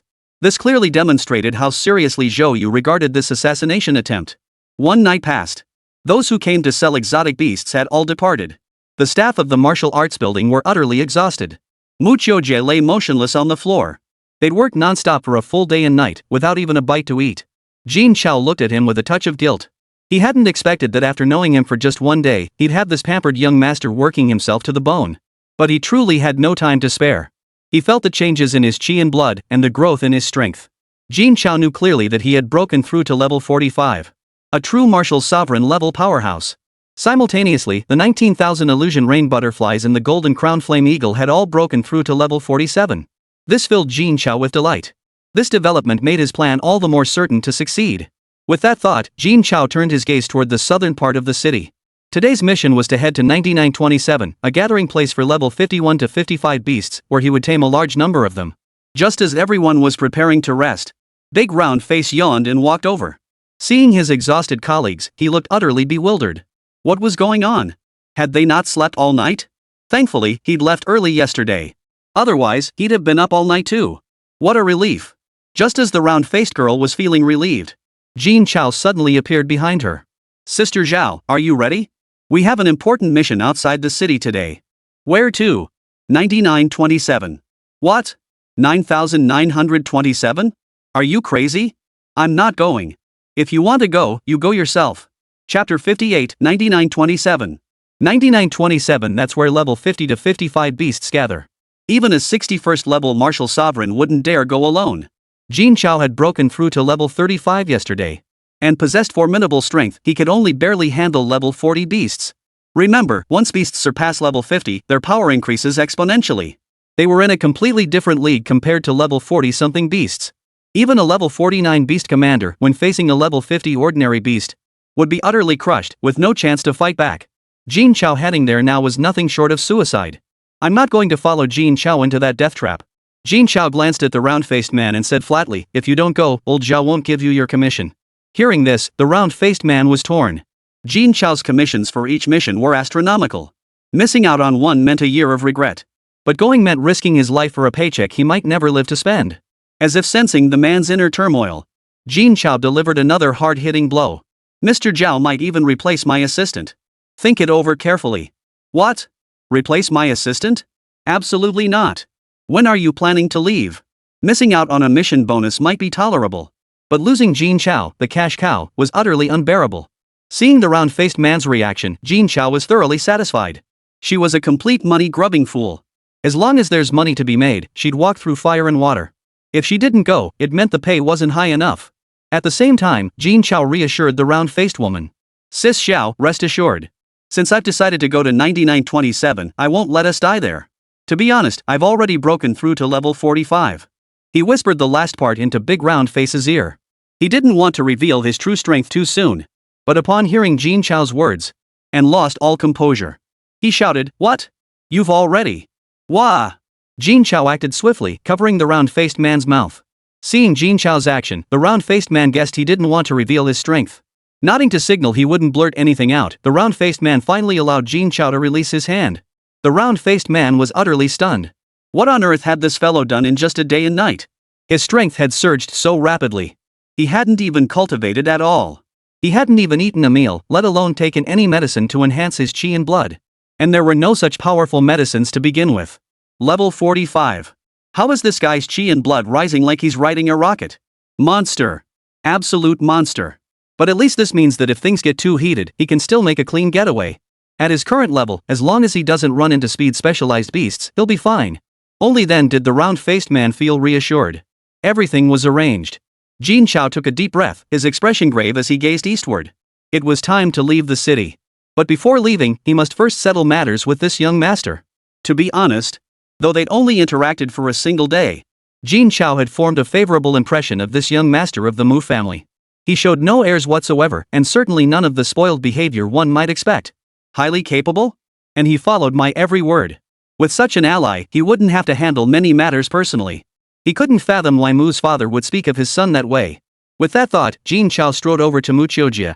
He scooped him up in one swift motion, intending to take him to the office for some proper rest. But the moment he lifted Mu Qiujie, the kid woke up.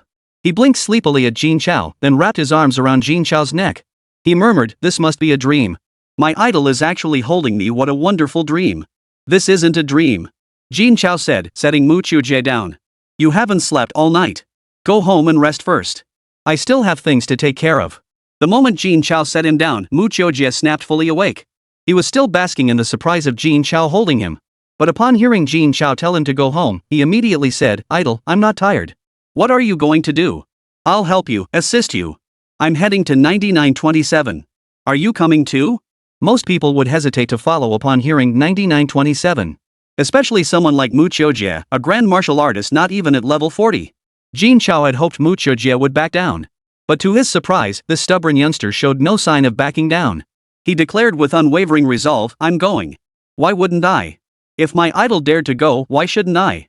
Seeing Mu Qiujie like this, Jin Chao was utterly surprised. This guy truly feared nothing under heaven. Still, everything was already prepared. Adding Mu Qiujie to the group wouldn't make much difference. "Fine, let's go together then." With that, Jin Chao summoned 19,000 phantom rain butterflies and the golden-crowned flame eagle. They were now over level 40. As their power grew, their size had increased significantly. 20 of them circled above the martial artist tower, their wings covering the sky and casting a shadow, radiating an overwhelming sense of pressure. At the same time, they drew the envious gazes of onlookers.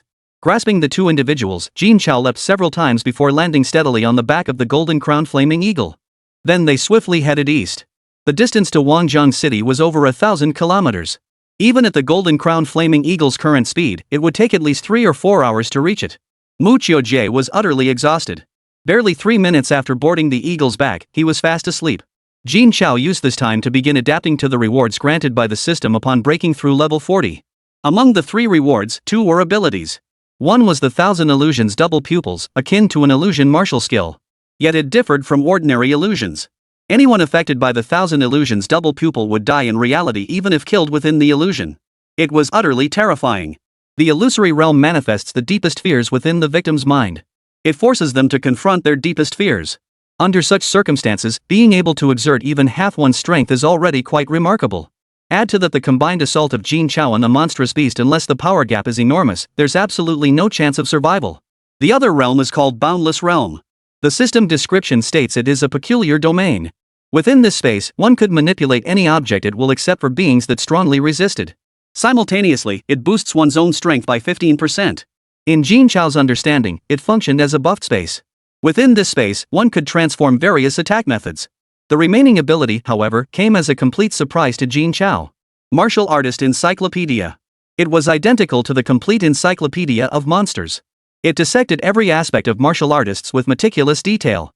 It even included numerous methods for rapidly advancing a martial artist's rank. But this was clearly useless to Jin Chao. No matter how fast those methods might be, they couldn't possibly match the speed of upgrading through the system. Yet it proved immensely valuable for Jin Chao in cultivating his subordinates. After all, no one could keep pace with the speed of Jin Chao's own power growth.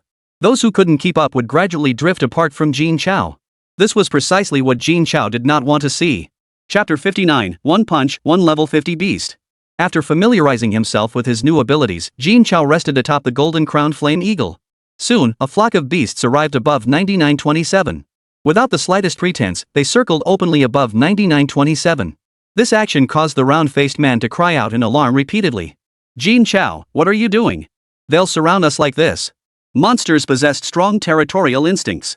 Especially those above level 51, they absolutely refused to tolerate any other beasts entering their territory. Not even in the air. Beasts of this caliber differ from those below level 20. They've long since mastered ranged attack techniques. Just like the golden-crowned flaming eagle. Moreover, there were plenty of flying beasts here as well. Jin Chao was playing with fire. Upon witnessing this scene, Mu Qiujie was so terrified his legs trembled uncontrollably. His face turned deathly pale. His hands clutched Jin Chao's pants tightly. Yet he forced himself to murmur, I'm not afraid, I'm not afraid. My idol wouldn't harm me. Just then, a deafening roar echoed through the air. Mu Qiujie was so startled he sat down on the back of the golden-crowned fiery eagle. Her hands clutched Jin Chao's pants tightly. If Jin Chao hadn't reacted quickly, he would have pulled his pants down. The big round face wasn't faring much better. He'd flopped right onto the back of the golden-crowned eagle, burrowing into its feathers. He kept muttering under his breath, can't see me, can't see me. Jin Chao shook his head helplessly, yanking his pants free from Mu Qiujie's grasp. Just as he was about to act, countless earth spikes erupted from the ground. The strange beasts charged straight toward the sky. Their speed was so overwhelming that Jin Chao had no time to command the beasts. Fortunately, these creatures instinctively knew how to dodge. Still, they inevitably lost their balance. Mu Qiujie and the round-faced man let out another shriek of terror. Jin Chao could only leap onto the back of 1,000 phantom rain butterfly, directing the golden-crowned flame eagle to carry the two higher to avoid being caught in the crossfire. Simultaneously, the creature's complete information appeared in Jin Chao's mind. Shatter Mountain Savage Bull, a level 53 strange beast. Possesses the ability to manipulate the earth. Its strength is formidable, capable of splitting mountains and cleaving cliffs. Defense is astonishing, as solid as rock. Its speed is astonishing, as swift as lightning. Upon reading this, Jin Chao's brow furrowed involuntarily. Range, strength, defense, speed. It had almost no weaknesses. Was the first beast he encountered this troublesome? Should he switch to a different beast? Just as Jin Chao pondered his next move, the earth-splitting bull launched another assault. The once level ground rapidly erupted with countless sharp stone pillars, surging toward Jin Chao and the 1,000 illusion rain butterflies. The swarm of 1,000 phantom rain butterflies instantly fell into chaos. They scattered in all directions. Those unable to evade in time had their mouthparts extended to shatter the protruding pillars. But the pillars were simply too numerous. Soon, several rain butterflies had their wings pierced, and some even had their bodies pierced. They plummeted downward. At the same time, the earth-splitting bull intensified its assault, aiming to smash these 1,000 phantom rain butterflies to pieces. To utterly annihilate these lowly beasts that dared intrude upon its territory. Yet just as the stone pillars were about to collide with the wounded 1,000 phantom rain butterflies, all the 1,000 phantom rain butterflies vanished. Simultaneously, countless points of light plummeted from the sky at breakneck speed, shattering the stone pillars into dust. This finally granted the 1,000 phantom rain butterflies a moment to catch their breath. In just one exchange, several thousand phantom rain butterflies had been wounded. If the battle continued, they risked total annihilation. Could it be that this earth-splitting bull had no weaknesses? The moment this thought surfaced, the system alerted them. Earth-splitting savage bull, simple-minded, easily deceived by illusions. Seeing this prompt, Jin Chao was momentarily stunned. Wasn't this like walking into a trap? Whether it was the 1,000 illusion rain butterfly or his new skill, both were related to illusions. If he'd known it was this straightforward, why bother hiding? Jin Chao immediately commanded the remaining 1,000 illusion rain butterflies to scatter hallucinogenic phosphorus powder. The moment the phosphorescent dust appeared, Jin Chao utilized the power of the immaculate space to teleport it around the earth-splitting bull. In an instant, it was completely surrounded. The earth-splitting bull sensed the danger in the air. It sought to flee the phosphorescent dust swiftly. But Jin Chao wouldn't give it a chance to escape. He instantly teleported before the earth-splitting bull, locking eyes with it. The 1,000 illusions' dual pupils activated instantly. Jin Chao's eyes transformed into two parallel pupils, each emitting rapid ripples. The earth-splitting bull hadn't even registered what was happening. It could never have imagined that a weak human would dare to approach so closely. Without a moment's hesitation, it braced its 4 hooves, preparing to charge at Jin Chao. Such a charge would shatter not just Jin Chao, a mere human. It was absolutely certain it could crush even a small hill into dust. It was utterly certain it would kill this despicable human. But the moment its body surged forward, a dizzying vertigo swept through its mind. The scene before it shifted dramatically. It was no longer the massive, powerfully built level 53 earth-splitting bull. Instead, it was a newborn calf, still in its juvenile form. The scene before it was a nightmare it would never forget. Its parents were being hunted down by a pack of 3-headed flame lions. Hidden behind a rock, it could only watch helplessly as its parents were torn apart and devoured by the fiery beasts. Even after reaching adulthood, it still dared not confront those 3-headed flame lions, much less avenge its parents. It lacked both the courage and the strength. Jin Chao saw the earth-splitting bull trapped in the illusion and couldn't help but feel a surge of joy. But his smile quickly faded. Though the earth-splitting bull was trapped in the illusion, its massive body still crashed into him. Even without the control of its consciousness, greatly weakened, it was still far beyond what he could withstand. Moreover, its speed was blindingly fast, and the distance between them was mere inches. There was no chance to escape.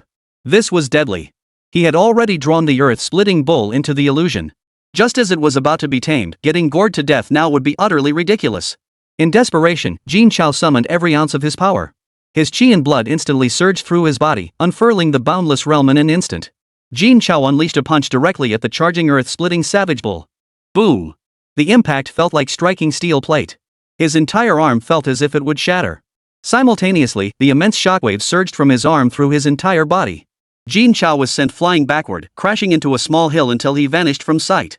However, Mu Qiujie and the round-faced man paid no attention to this. Instead, they stared in shock at the earth-splitting bull.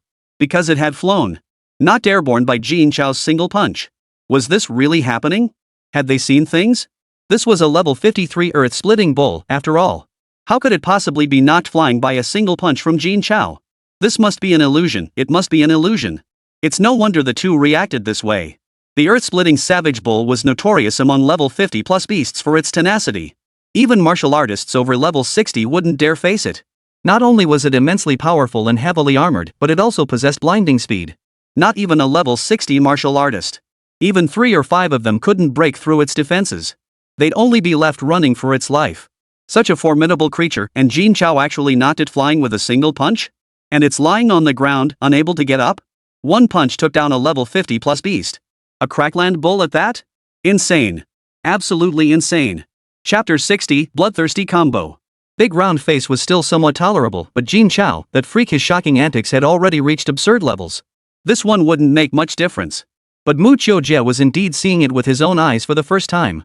He'd heard about it before, and it was shocking enough. Nothing compared to witnessing it firsthand. The idol is just too damn talented. His skills were improving, and improving fast. Mastering numerous skills. Taking on opponents far above his level is no big deal. If I'm not mistaken, Jin Chao just used blood chi. How did the idol master something as insane as blood chi? Why hasn't anyone reported this? Even I, a die-hard fan, had no idea.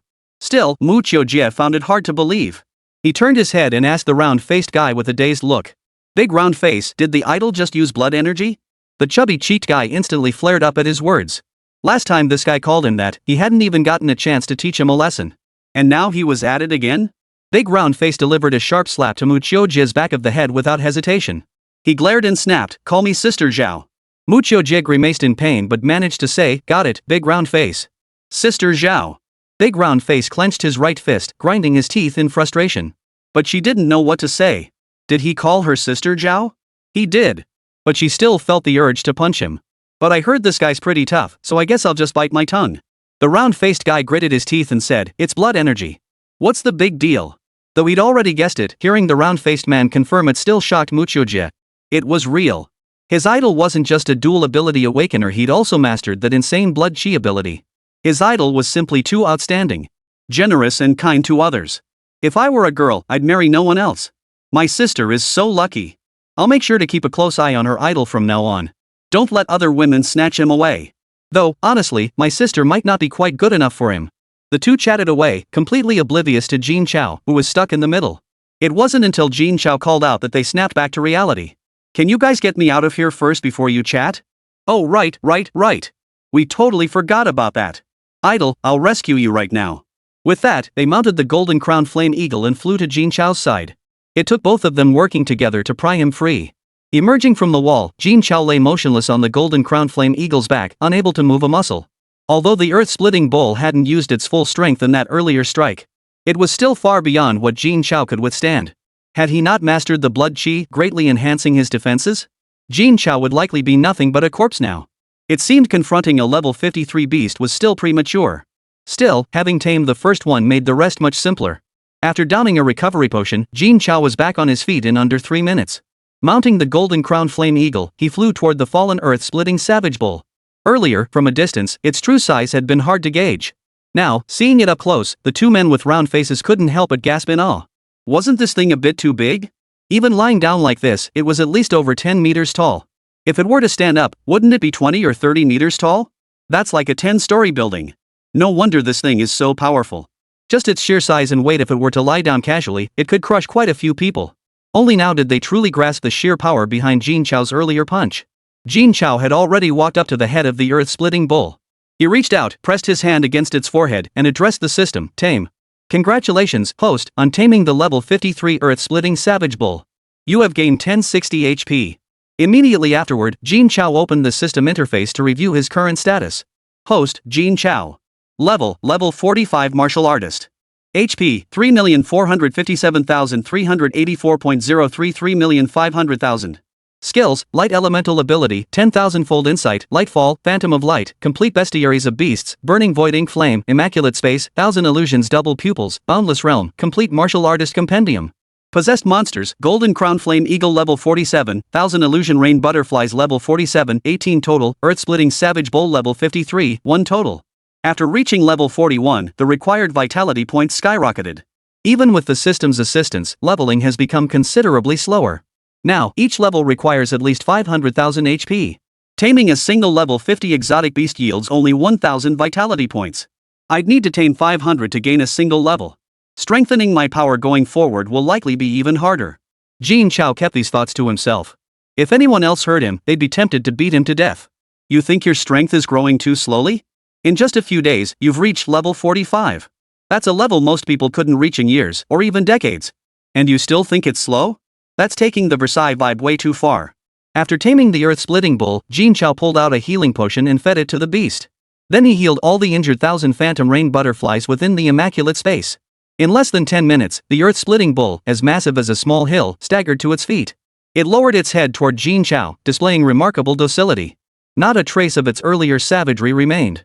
Seeing this, Jin Chao breathed a deep sigh of relief. The hardest part was done. Now it was time to begin. In the time that followed, Jin Chao led his pack of beasts to hunt other creatures. The earth-splitting bull's strength was undeniable. But the other beasts were equally formidable. Even if he could successfully tame these beasts with their current combat strength, the pace would still be too slow. Thus, Jin Chao began integrating the earth-splitting savage bull, the 1,000 phantom rain butterfly, and the pristine void. First, engage the earth-splitting bull in direct combat. Then, use the pristine void to transport the phosphorescent powder of the 1,000 phantom rain butterfly to the vicinity of the hunted beast. Lure it into the illusion, then let the earth-splitting bull finish it off. The plan was flawless, but execution proved difficult. The main issue was that the 1,000 phantom rain butterfly's level was still too low to sufficiently confuse beasts above level 50 for an extended period. Moreover, after the first attempt, these beasts develop immunity to the phosphorescent powder. Re-enchanting them was utterly impossible. This wasted a great deal of time when attempting to tame the second level 52 beast. This pace fell far short of Jin Chao's ideal. Jin Chao's plan was to tame 1,000 beasts today, then return to the city to annihilate the black-white boundless. But now, forget about a single day, it would be a miracle if he could finish in 10 days. Jin Chao absolutely couldn't afford to wait that long. The thought of his parents trapped in danger, unable to leave the martial arts tower, and even having to trouble old Zhao to protect their safety. Jin Chao felt utterly powerless. He couldn't even protect the people closest to him. And then there's Xiao Hua, his very first tamed beast. She had died at Zhou Ming's hands. Every day he lived was torture for Jin Chao.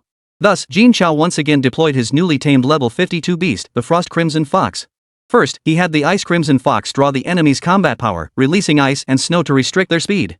Then he released phosphorus powder to confuse the enemy. Finally, he utilized the Immaculate Space to teleport the earth-splitting bull, charging at full force, behind the hunted beast. Seizing the brief moment of disorientation, he delivered the decisive blow. Even if the enemy regained their senses in time, it would still be trapped by the Ice Crimson Fox's icy restraints, making evasion impossible. Seeing Jin Chao and the beasts coordinate so flawlessly, Mu Qiujie and the round-faced man were utterly stunned. Defeating a level 50+ beast, had it become this simple? The entire battle lasted less than a minute. Was this even humanly possible? Jin Chao had no time to acknowledge their astonishment. There was no time to waste, not even a single second. Otherwise, there was no way they could capture 1,000 beasts within a single day. Chapter 61, The Level 50 Mutant Beast Horde. For the next stretch, the entire 9927 was filled with the sounds of battle. Wherever Jin Chao passed, no beast survived beyond a single round. Half an hour later, Jin Chao had already tamed 17 level 50+ beasts. He then organized them into groups of 5 to hunt other beasts. He himself continued hunting with the earth-splitting bull and the frost crimson fox. Efficiency skyrocketed. An hour later, the number of tamed beasts had surpassed 100. The hunting teams had expanded to 20 groups. 2 hours later, over 200. 3 hours later, over 400. After 4 hours, over 700. After 5 hours, over 1,000. Watching the entire process, Big Round Face and Mu Qiujie were both dumbfounded. Wasn't this speed a bit too fast? Over 1,000 level 50+ beasts captured in just 5 hours? All they could say was, damn impressive. Meanwhile, the round-faced man had already begun calculating. 1,000 level 50+ beasts. If we round them all to level 50, that's 5 million per beast. 10 beasts is 50 million. 100 beasts is 500 million. 1,000 beasts is 5 billion. My commission alone would be over 30 million. Listening to the round-faced man spit out numbers non-stop, Mu Qiujie was dumbfounded. What the hell? You just ran around for 5 hours, did nothing, and you get over 30 million? Is this money too easy to earn? Then there's the idol's income. 5 hours, 50 billion. Holy crap. That's more money than I've ever seen in my life. And that's just what the idol made in 5 hours. If you gave him more time, he could buy the entire city of Wangjiang. The thought made Mu Qiujie feel utterly overwhelmed. He'd thought that even if he couldn't match his idol now, he could at least support his idol financially. But now it seemed that wasn't necessary at all. Who could earn money as fast as his idol? Now he was nothing compared to him in any way. Now I'm genuinely afraid my idol won't find my sister worthy. After all, I truly am unworthy. Once the number of tamed creatures reached 1,000, Jin Chao stopped. At his current level 46 strength, he could only tame up to 230 at most. But due to the system's mechanics, even if the taming bond is severed, he could still control these beasts. They just lack the loyalty of beasts under a formal taming contract. But that was sufficient. It's time to head back. Mu Qiujie, can you get the address for Black and White Boundless? Hearing his idol's request, Mu Qiujie promptly patted his chest with a smug grin, declaring with absolute confidence, no problem at all. Then let's go eliminate him now. What? Eliminate him? Who? Black and White Boundless? Take down Black and White Boundless? How could that be possible? Black and White Realm had at least 3 powerhouses above level 70 guarding it. Forget about the idol alone. Even the martial arts tower, Nanyi Group, the 3 Dragons Gang, and the military combined would pay a huge price to take him down. What was the idol thinking? Jin Chao spoke with grave solemnity. Yes, it's Black and White Boundless. Jin Chao would never let anyone who dared to harm his family go unpunished. No matter how powerful they are. Idol, don't be impulsive. Black and White without boundaries. Jin Chao knew Mu Qiujie would try to dissuade him. But once he made up his mind, there was no changing it. Enough. I know this involves a lot. Just give me the address of Black and White Boundless. I can handle this pack of beasts alone. Hearing Jin Chao's words, Mu Qiujie was plunged into deep conflict. On one side stood the formidable Black and White Boundless, on the other, his most revered idol. The choice was truly agonizing. If only he could buy his idol a little more time. Destroying Black and White Boundless would be no problem at all. But now, Black and White Boundless possessed absolute power enough to kill his idol. I truly don't want my idol to take any risks. Idol, hold on a sec, I need to call my dad. Jin Chao understood Mu Qiujie's reaction perfectly. After all, the might of Black and White Boundless was not something the Mu family could afford to provoke. Hey, Dad, I need to let you know something. From now on, I'm no longer part of the Mu family. I'm going with my idol to take down Black and White's lair. Don't try to talk me out of it, I'm just letting you know.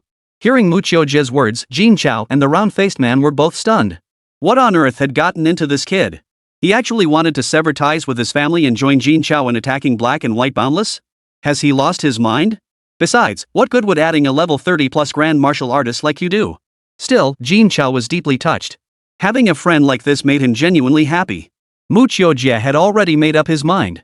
He was determined to follow his idol for the rest of his life. Though it was reckless. But his family had nearly been killed. If he didn't act recklessly now, it would mean he'd truly misjudged the situation. However, he must draw a clear line with his family regarding this matter. If he succeeded, everyone would be happy. If he fails, dying won't matter. But he absolutely couldn't drag his family down with him. After hearing Mu Chiujia's words, Mu's father fell silent for a moment before replying solemnly, "Son, have you thought this through?" "Dad, I've made up my mind." "Alright, then go for it. I'll support you fully. As for cutting ties, don't even mention it. The Mu family will eventually be handed over to you and shall die. It's time for you two to gain some experience." Mao Chiujia was deeply moved by his father's words. Tears quickly filled his eyes, and even snot began to run down his nose. Gone was the resolute, handsome demeanor he'd displayed moments before. "Dad, you're the best. Cut the mushy stuff with me. How long before you two get back?" "I need to make some preparations. About 5 or 6 hours." "Got it."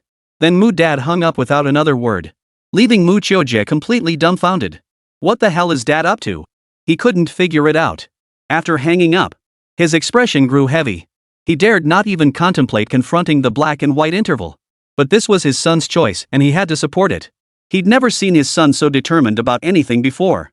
Ever since Jin Chao appeared, the boy seemed like a different person. Gone was the fearless, arrogant attitude that defied everyone. Now he obeyed only Jin Chao's commands. He had looked into Jin Chao himself. He's excellent, both his abilities and character are top-notch. My son following him is absolutely the right choice. Therefore, such a promising young man must never be lost in the murky world between black and white. This is going to be a busy time. Uncle Zhao, arrange meetings with Elder Zhao of the Martial Arts Building, Boss Zhu of the Three Dragons Gang, and Mr. Sun of the Nanyi Group. Tell them there's an important matter concerning Mr. Jin that requires our discussion. I hope we can meet at the Martial Arts Building. Understood, sir. Soon, all three received calls. Upon hearing it concerned Jin Chao, they readily agreed and arranged to meet in the 33rd floor conference room of the Martial Arts Building in an hour. The relationship between the Mu family and Jin Chao was widely known. Those bigwigs who kept a close eye on Jin Chao knew it all too well. The Mu family's young master had become Jin Chao's right-hand man. The Mu family's daughter had even risked her life to save Jin Chao's parents. If not for her, Jin Chao's parents might not be alive today. In Jin Chao's heart, their place is second only to old Zhao, the benefactor who saved Jin Chao's entire family. Therefore, the Mu family would make every concession, especially since this matter concerned Jin Chao. Chapter 62, The Alliance. The three titans gathered at the martial arts tower. After Mr. Mu respectfully greeted them, he took the seat at the far end of the table. Shude, cane in hand, spoke calmly, "Mu family, what's the big deal that brought us all here? Any one of Wangzhong City's three titans could handle any matter arising within the city. Nothing required all three to intervene. Were it not for Jin Chao's reputation, none of them would have bothered with this Mu fellow." Sunny Long spoke solemnly, "I trust Mr. Mu wouldn't summon us without cause. Please enlighten us." At this point, only old Zhao remained silent. Mr. Mu's father kept his gaze fixed on old Zhao. This prompted old Zhao to suddenly sigh. He said with a hint of resignation, "Could it be that young Jin intends to pit the black and white worlds against each other?" Hearing Zhao Lao's words, Mu's father smiled calmly. "You truly understand Mr. Jin, Zhao Lao. Ah, that boy, he's good in every way, but he's just too filial." Overhearing their conversation, Zhu Di and Sunny Long both looked utterly stunned. Jin Chao wants to fight black and white? What kind of strength does he have to even think about taking on black and white? Just as Mu's father was about to ask the other two for their opinions, Zhu Di slammed his palm on the table and burst into laughter. "Ahaha, I like this kid Jin. His personality suits my taste perfectly." Sunny Long smoothed his suit and replied calmly, "Though taking on black and white is difficult, if it's to help Mr. Jin, Nanyi Group agrees." Mu Dad watched the scene unfold, somewhat surprised. He'd expected to have to offer extremely tempting terms before they'd agree to get involved. After all, they were dealing with the most formidable black and white boundary. He hadn't expected them to agree so readily. What terms would you require? Though Mu Dad couldn't make the decision, he was still curious. Conditions? Do we even need to ask? Anyone who helps Xiao Jin will be remembered. When the time comes, whatever you need from him, you won't even have to ask. Zhu Di shot Mr. Mu a look of utter contempt. This guy didn't understand Jin Chao at all. Sunny Long added, "We trust Mr. Jin's character." With that, Sunny Long stood up. "Please let us know the operation timeline, Mr. Mu, so I can make arrangements." Around 8:30 p.m. at the Black and White's hideout. With that, all four men rose to their feet. "I won't keep the old man waiting. Mobilizing so many people at once is a bit of a tight schedule." Zhao Lao spoke first. "Most of my Sanlong gang men are stationed within the city, so I'm not in such a rush. I need to go back and make arrangements. Mobilizing so many people at once might put some pressure on our daily operations. Then we'll meet up when the time comes." "Agreed. I won't break my promise." A simple meeting, yet it was about to reshape the entire landscape of Wangjang City. Such was the power of these three individuals. However, the black and white boundary were no fools. The timing of their meeting at this moment. Zhou Yu had naturally guessed something. Add to that their subsequent series of actions. The purpose was self-evident. Upon seeing these reports, Zhou Yu showed no sign of panic. He remarked coldly, "These fellows can't sit still any longer." Fat Wan looked worried as he asked, "Chief, are you sure we can handle them all at once?" Zhou Yu shot him a cold glance. "What's the problem? As long as the military doesn't intervene, black and white interval can handle them." After that, he asked, "Have those 10 men returned yet?"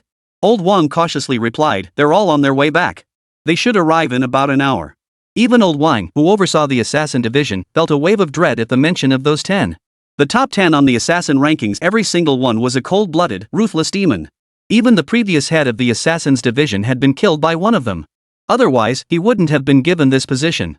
Hearing this, Zhou Yu flashed a cruel smile. "The men I personally trained have been gone for so long, letting those old fools think we've fallen.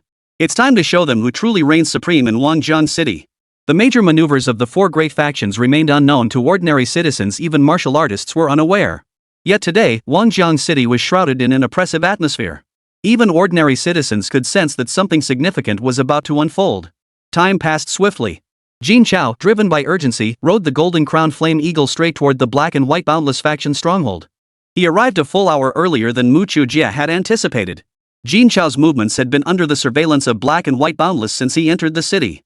But they held their fire. They knew Jin Chao would come looking for them. Soon, Jin Chao arrived at the barren wasteland north of the city. Looking at the empty grassland, where was there even a hint of a building? Was black and white really here? Jin Chao eyed Mu Chuejie with deep suspicion. Could this guy be trusted at all? Idle, trust me. The black and white realm's lair isn't something just anyone can find. Unless they want to see you, ordinary people would never discover their entrance. Then do you know where their entrance is? Seeing Mu Chuejie's confident expression, he must know. Mu Chuejie replied with equal confidence, "I don't know." "You don't know? How can you be so sure?" "But I know that as soon as you show up here, they'll come out in no time." No sooner had Mu Chuejie finished speaking than a group of people materialized out of nowhere, standing not far away and facing off against Jin Chao. The masks covering their faces left no doubt they were undoubtedly members of Black and White. Jin Chao instantly recognized Zhou Ming standing among them. He wanted nothing more than to go kill him right then and there. But Jin Chao held back. Acting rashly now would truly spell the end. Zhou Yu, standing at the front of the group, looked utterly perplexed. What was that kid thinking? He didn't come with the others? He came alone? Come to his death? Or did he think he could take down the entire black and white interval by himself? How laughable. But that suits me just fine. First kill Jin Chao, then eliminate those who harbor ill intentions toward black and white. Today, let everyone in Wangjang City know. Black and White Realm is the true ruler of Wangjang City. Kill him. At any cost. Without a moment's hesitation, Zhou Yu issued the order to eliminate Jin Chao. The moment the order reached them, every assassin of Black and White Realm charged toward Jin Chao. In their eyes, he was nothing short of a juicy target. The Black and White Realm's kill order, with its 3 billion yuan bounty, was more than enough to drive anyone to kill. What's more, Jin Chao hadn't even come with the others. He hadn't even brought any beasts. He was practically walking into his own grave. Gazing at the thousands of martial artists brimming with murderous intent, Jin Chao's expression grew grim. This time, he would annihilate the Black and White Boundless. Chapter 63, Time Manipulation. As the assassins charged toward him, Jin Chao's expression grew extremely grave. But he knew the real trouble wasn't these men. It was the 30-odd individuals who had remained motionless. They were the real main force. To be honest, they didn't even consider Jin Chao a threat. A mere level 35 grand martial artist wasn't worthy of their attention. One of the men, a large, fat figure, sneered, "Third brother, how long do you think this guy can hold out?" A sickly, frail-looking woman coughed and replied, "Well, that depends on when our men reach him." The implication was clear, Jin Chao wouldn't last even a minute. The fat man glanced back at Zhou Ming, his eyes brimming with contempt. "You can't even handle a weakling like this? How did you even rank 39th? Pathetic." With that, he spat on the ground, showing Zhou Ming no respect whatsoever. The once arrogant Zhou Ming now hung his head, unable to utter a word. All because that fat man was a terrifying presence ranked within the top 10. Even as the son of the chamber master, he could be beaten at will. In the entire Black and White realm, only his father could reign in this brute. These were merely cannon fodder for testing him. If these cannon fodder could take him down, then those higher-ups wouldn't need to lift a finger. But even among the cannon fodder, there are many Grand Martial Masters above level 50. Winning this battle would be extremely difficult. Mu Chuejie, you still have time to back out. Jin Chao looked at Mu Qiujie with solemn earnestness, hoping he would withdraw. He already owed the Mu family far too much and didn't want anything to happen to Mu Qiujie. Seeing these men, Mu Qiujie's playful expression vanished. His face even paled slightly. But he forced himself to say, "Idol, you're not worried I'll hold you back, are you? Today, I'll show you the power of time manipulation." Without waiting for Jin Chao's response, Mu Qiujie mounted the 1,000 phantom rain butterfly and soared toward the crowd. Big round face knew better than to get in the way now. She mounted the golden crown flame eagle and soared into the sky to watch the battle. But she wasn't idle either. She pulled out her martial artist badge and started a live stream. The title was nothing short of explosive. Martial artist Jin Chao of the Martial Artist Tower battles the entire black and white boundless assassin corps. The moment the title appeared, it drew a massive crowd. Whether it was the Martial Artist Tower or black and white without boundaries, or hot topics online. But none of these held a candle to Jin Chao's appeal. The combination of the three was an absolute game changer. Within a minute of going live, tens of thousands had flooded in. Netizen 1, let me see what's going on here. Who dares impersonate my bro Jin for a livestream? I'm reporting this guy today until he questions his entire existence. Netizen 2, exactly. If brother Jin were streaming, the official Martial Arts Tower website would definitely announce it beforehand. This is clearly fake. Netizen 3, is it true? Is brother Jin going after black and white interval? I've never liked them. Brother Jin is unstoppable. Netizen 4, are you guys brain dead? What level is brother Jin? How could he possibly take on black and white? Netizen 5, brother Jin will definitely take on black and white, but not now. He's only level 35, he'd get crushed. Netizen 6, not necessarily. If black and white divergence dares to touch my parents, I'll make them pay dearly even if it kills me. Netizen 7, hold your horses. Let the streamer show his face first. I want to see who's impersonating Jin Gu. Netizen 8, exactly. If the streamer doesn't show their face, we'll track you down. No one can just invade brother Jin's reputation like that. Regarding Jin Chao's fight with black and white boundless, half the netizens think it's impossible. The other half think the streamer who made this headline deserves to be beaten to death. No one actually believes it. After all, black and white interval is a powerful force on par with the Martial Arts Tower. It's the top dog of Wangjiang City's underground world. Even if the Martial Arts Tower tried to take it down, it would only end in mutual destruction. Jin Chao alone was simply incapable of such a feat. They also couldn't believe Jin Chao would be so foolish as to court his own demise. Seeing the skepticism, the round-faced man pointed the camera directly at himself. Netizen 9, whoa, that face so big, so round. Netizen 10, I recognize this guy. Isn't he brother Jin's assistant? Netizen 11, could brother Jin really be taking on the underworld? That's badass. Netizen 12, even if he is brother Jin's assistant, that doesn't mean this is true. Netizen 13, exactly. I advise you to shut up and get off the stream. Stop spreading rumors here. Netizen 14, how did this woman become brother Jin's assistant? That face, it looks like she's stuffed. Netizen 15, hey, you up there, I'm warning you, don't try to tell brother Jin to replace his assistant. With a face like that by his side, us sisters can rest easy. Even if a big round face appeared on camera, netizens wouldn't believe it. But you can disbelieve all you want. Why are you gossiping about me? My face looks like this. Did I eat your rice? Did I gobble up your pancakes? Mind your own business. Now you want Jin Chao to replace his assistant? That'd be stealing my livelihood. This is unbearable, but I have to endure it. She's counting on these people for tips. Out of sight, out of mind. The round-faced woman immediately pointed the camera at Jin Chao. The real deal is right here, now you believe me, huh? Netizen 16, holy crap, it really is brother Jin. I gotta tell my homies brother Jin's gonna take on the cops and gangsters for real. Netizen 17, bro Jin is awesome. Kick their asses. I've had it with them for ages. Netizen 18, thought it was a joke, but brother Jin is serious. Someone tell me this is a dream, not real. Seeing Jin Chao himself appear, everyone was utterly shocked. He actually dared to take on black and white. Was he courting death? No matter how formidable Jin Chao was, or how many tamed beasts he commanded, he couldn't possibly defeat the overwhelming numbers of black and white boundless. These beasts were ruthless killers who didn't blink an eye. And they're incredibly powerful. Plus, Jin Chao has only tamed beasts in their 30s right now. They simply stand no chance against the black and white realm. Just as netizens were buzzing with speculation, Jin Chao had already engaged them in combat. Mu Qiujie made the first move. Mounted on the 1,000 phantom rain butterfly, he soared into the air. Clenching his right fist, he then extended his middle and index fingers, pressing the middle finger against the index finger and holding it before his chest. Eyes slightly closed, he murmured softly, "Time, swamp." The moment the words left his lips, an invisible energy field instantly enveloped an area spanning several kilometers, radiating outward from Mu Qiujie as its center. All black and white boundless assassins within this sphere suddenly felt an invisible resistance permeate their entire bodies. It felt as though they had stepped into a swamp, their speed instantly halved. Jin Chao watched this unfold, utterly dumbfounded. Was Mu Qiujie's ability a bit too overpowered? It could actually affect an opponent's movements. Under these circumstances, in a battle between equals, he was practically invincible. Half the speed. What's the difference from slow motion? No wonder old Zhao and the others say Mu Qiujie is so formidable. If I were to face him, I'd have a hard time winning. Jin Chao's shock hadn't even subsided. Mu Qiujie began to unleash his next ability. Time, accelerate. With that, another surge of energy enveloped him and Qianhuan Yudi. In an instant, Qianhuan Yudi and Mu Qiujie vanished from their original spot. When they reappeared, they were already hovering above the assassins. Qianhuan Yudi's mouthpart started out like lightning, stabbing relentlessly. In the blink of an eye, dozens lay pierced through. Even if they didn't die, they were gravely wounded. Jin Chao, witnessing this scene, was utterly stunned. This speed was far beyond what a level 47,000 illusion rain butterfly should possess. It should belong to a beast at least level 50 or above. Mu Qiujie's supernatural ability was too powerful. This wasn't just invincibility against peers. Even when challenging higher-level opponents, it felt like a game-breaking glitch. One wields spatial abilities, the other commands temporal powers. This brother and sister duo are the true monsters.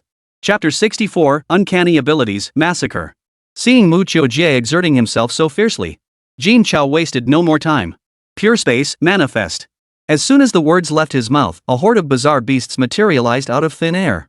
The moment they touched the ground, the earth itself trembled violently. 1,000 beasts, each over level 50, let out deafening roars.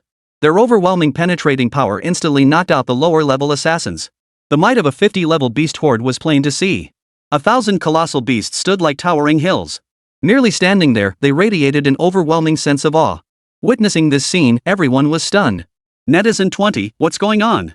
How did so many beasts appear at once? And they all look like they're over level 50? Netizen 21 thought it was just a show, but turns out it's the real deal. Netizen 22, is that even the point?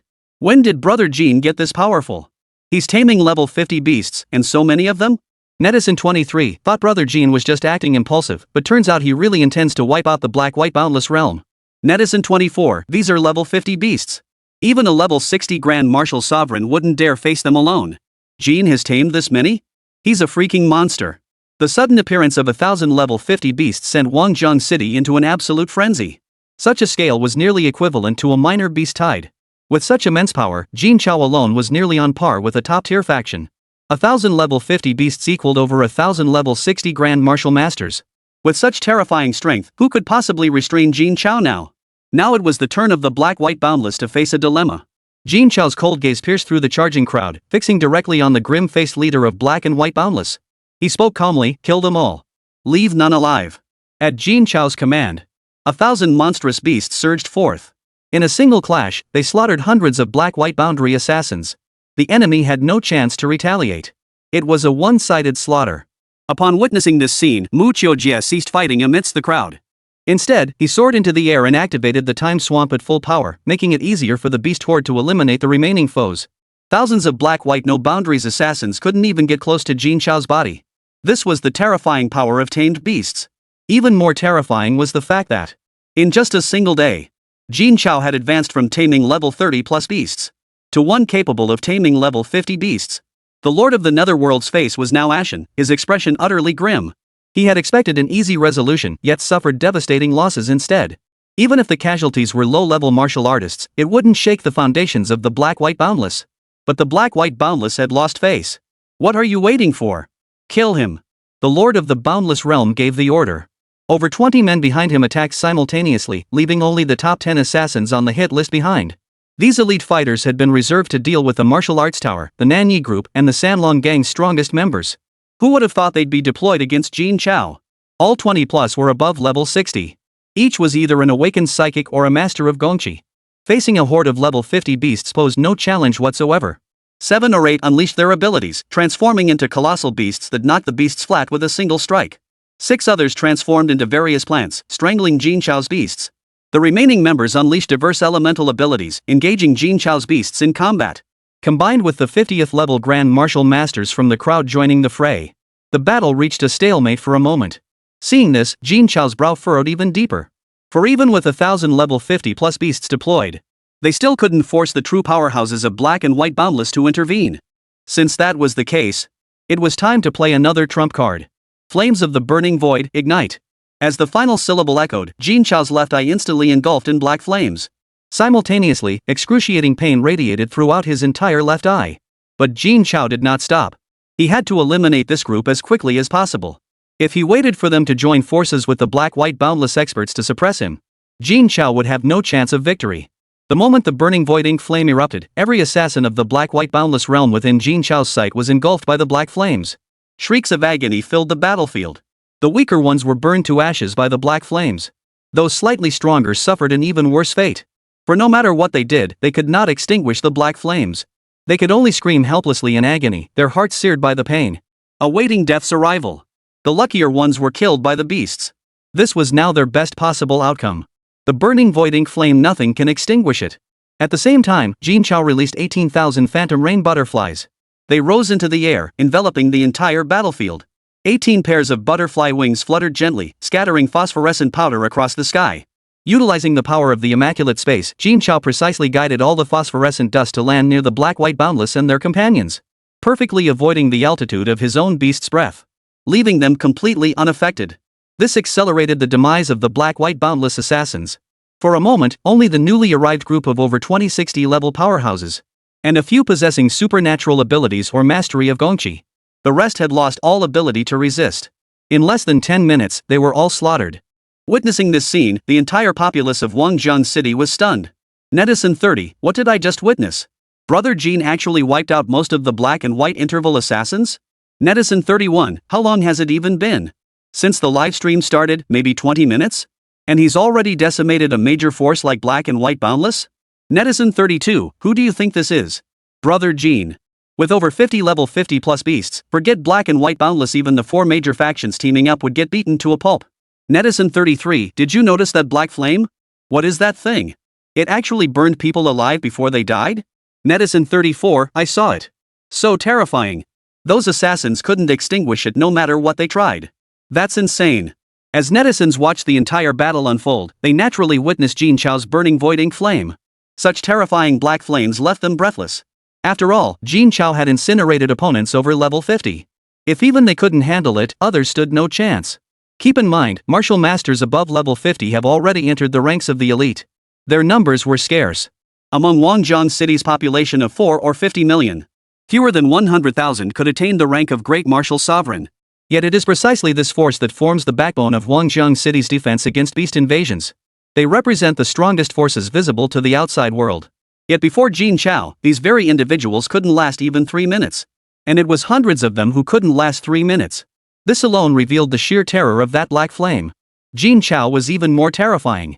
In just over 20 minutes, he had eliminated thousands of assassins from the Black and White realm. All who witnessed it were utterly stunned. Such a feat could only be accomplished by Jin Chao. The name Black and White Boundless was known throughout the entire city of Wangjiang. To call them the most hated faction in the city would draw no objections. Yet no one dared touch a single hair on their heads. For if they were given even a moment's breathing room, they would face a relentless, brutal retaliation. And within Black and White Boundless, there are many powerful figures. To think of annihilating the Black and White realm is nothing short of a fool's fantasy. Even someone like Jin Chao, who dared to take on the Black and White realm alone. Not even Zhao Lao, the acknowledged strongest in Wangjiang City, dared to do so. But Jin Chao not only dared, he slaughtered his way through Black and White Boundless. Netizen 33, Brother Jin is awesome. Netizen 34, Brother Jin is awesome. Jin Chao had no idea about the livestream.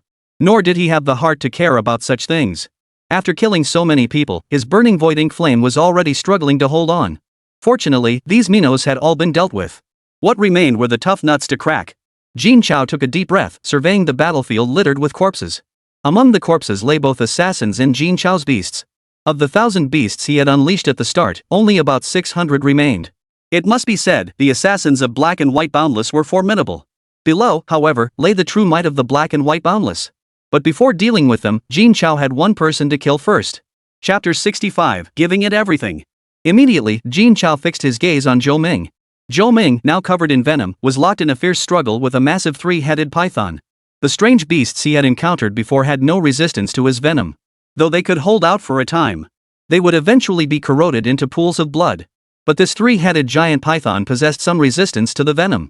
Moreover, it possessed a multitude of attack methods. However, with his body elementalized, he feared none of these attacks.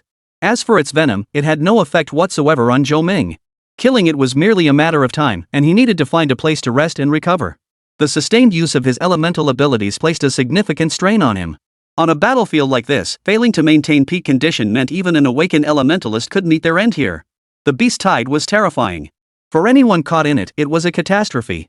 With the final strike, the venomous dragon Zhou Ming commanded swallowed 3 giant serpents whole, ending their lives. Zhou Ming exhaled deeply. His gaze shifted to Jin Chao. If not for him, Black and White Boundless would never have faced this ordeal. But it was fortunate that he wouldn't survive the night either. His father had personally intervened. No one had ever walked away alive.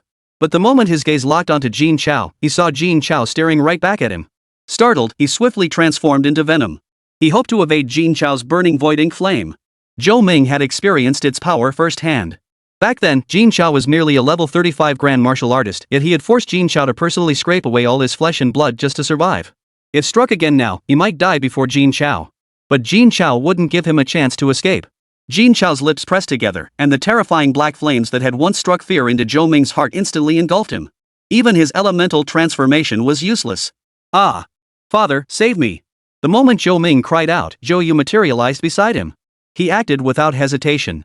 One strike sliced away all the areas covered by black flames on Zhou Ming's body. All that remained was a skeleton, barely clinging to life with a pitifully small amount of flesh. An ordinary person in such a state would have been dead long ago. But Zhou Ming was a level 51 martial sovereign and an awakened elemental ability user. He still clung to life. Barely clinging to life. Zhou Yu dared not delay for even a moment. He retrieved a level 3 recovery potion from his spatial ring. Simply pouring this potion over Zhou Ming would restore him to his original state. This was the most extraordinary third-grade recovery potion. But Jin Chao wouldn't let him succeed. Gritting his teeth against the excruciating pain in his left eye, he unleashed the burning void ink flame once more. A black flame blossomed upon the level 3 recovery potion in Zhou Yu's hand. In an instant, it incinerated the potion completely. At the same time, black blood flowed from Jin Chao's left eye. A wail of excruciating agony erupted from his mouth. Ah! His left hand clamped tightly over his eye as his body shook uncontrollably. Yet his face bore a smile. He had finally killed Zhou Ming, avenging his parents, Xiao Dai and Xiao Hua. Yet Jin Chao couldn't even enjoy a moment of triumph. A green potion had appeared in Zhou Yu's hand at some point. He poured it directly onto Zhou Ming's body. Jin Chao tried to intervene, but it was too late. He could only watch helplessly as Zhou Ming recovered. The revived Zhou Ming gasped for breath. Had it not been for his father, he truly would have died. He had never come so close to death before. That feeling of helplessness, suffocation, disorientation, and terror still seeped through his entire body. He absolutely refused to go through it a second time. Jin Chao must die today. Father, Jin Chao must die today. Even without Zhou Ming saying it, Zhou Yu understood this truth. Jin Chao posed an overwhelming threat to the Black and White realm.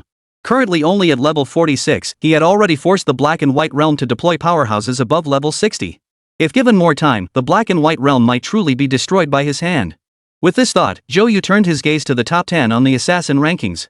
His face darkening, he declared, "Go kill him. At any cost." Hearing Zhou Yu's words, the 10 assassins wore a mix of expressions. Some showed excitement, others hesitation, fear, cruelty, or disdain. Yet not a single one objected. "Master, I alone am sufficient to deal with him." The large, fat man who spoke wore an expression of arrogance. Even after witnessing Jin Chao's formidable combat prowess, he still didn't take Jin Chao seriously. "Old 9, let's handle him together. He looks so strong, I'm scared." The speaker was a delicate-looking young girl. Her voice was sweet and delicate, her face timid and fearful as she looked at Jin Chao. Hearing the girl speak, everyone turned to look at her. The big, fat old 9 sneered without restraint. "We're all on the same side. What are you pretending for? You say you're scared, but I bet you've already thought of a million ways to kill him. This guy's mine. None of you are taking him." With that, he bent his knees and charged straight at Jin Chao. In an instant, his body transformed into a monstrous deity tens of meters tall, with 3 heads, 6 arms, a green face, fangs, and a body covered in purple-black scales. With a single strike, he tore apart the level 55 giant elephant beast blocking his path. The beast had no chance to resist. Yet this beast, which had just moments ago forced a 65-level martial sovereign from the Black-White Boundless realm into a defensive stance, was now easily slain. The live stream exploded at this sight. Netizen 41, is this even human? It's a monster. A level 55 beast, torn apart like that? Netizen 42, I thought Brother Jean was already pretty fierce, but this guy is just straight up invincible. Whose subordinate is this? Netizen 43, did the person above get kicked in the head? This is clearly the black and white assassin. Who else could he be working for? Netizen 44, I'm so worried about brother Jin. He won't get killed by this guy, will he? Netizen 45, the worry above is spot on. If brother Jin doesn't have a trump card, he won't even be able to escape this time. The moment this guy appeared, the masses who'd been rooting for Jin Chao to take down Black and White Realm. The tide turned instantly. No one could imagine how Jin Chao could possibly kill this demon god. This guy is just too formidable. Seeing this, Jin Chao's heart sank to the bottom. But expecting him to admit defeat was impossible. Just as Old Nine charged toward Jin Chao, poised to crush him into pulp with a single punch. Jin Chao, his right eye closed, staggered and declared, "Boundless realm, earth awakens." The moment the words left his mouth, the ground beneath Lao Jio's feet erupted with towering stone spikes, crashing toward him. But how could this possibly harm Lao Jio? Lao Jio swung his 6 arms, shattering every stone spike aimed at him. Jin Chao gave him no chance to catch his breath. Boundless realm, wind blades. With that command, the gentle breeze instantly transformed into crescent blades 3 to 4 meters long. They assaulted Old Nine with frenzied ferocity. Blood spattered everywhere, making the already terrifying Lao Jio resemble a demon god risen from hell, utterly terrifying. Even as Old Nine appeared on the brink of death, Jin Chao showed no sign of relenting. Boundless realm, ice freeze. As the words fell, within the domain's reach, ice crystals materialized out of thin air. In an instant, everything within a kilometer radius centered on Jin Chao was encased in a layer of frost. The sweltering summer night turned bone-chillingly cold. The colossal demon god Lao Jio was frozen solid into an ice sculpture. Chapter 66, Beyond Human Capability.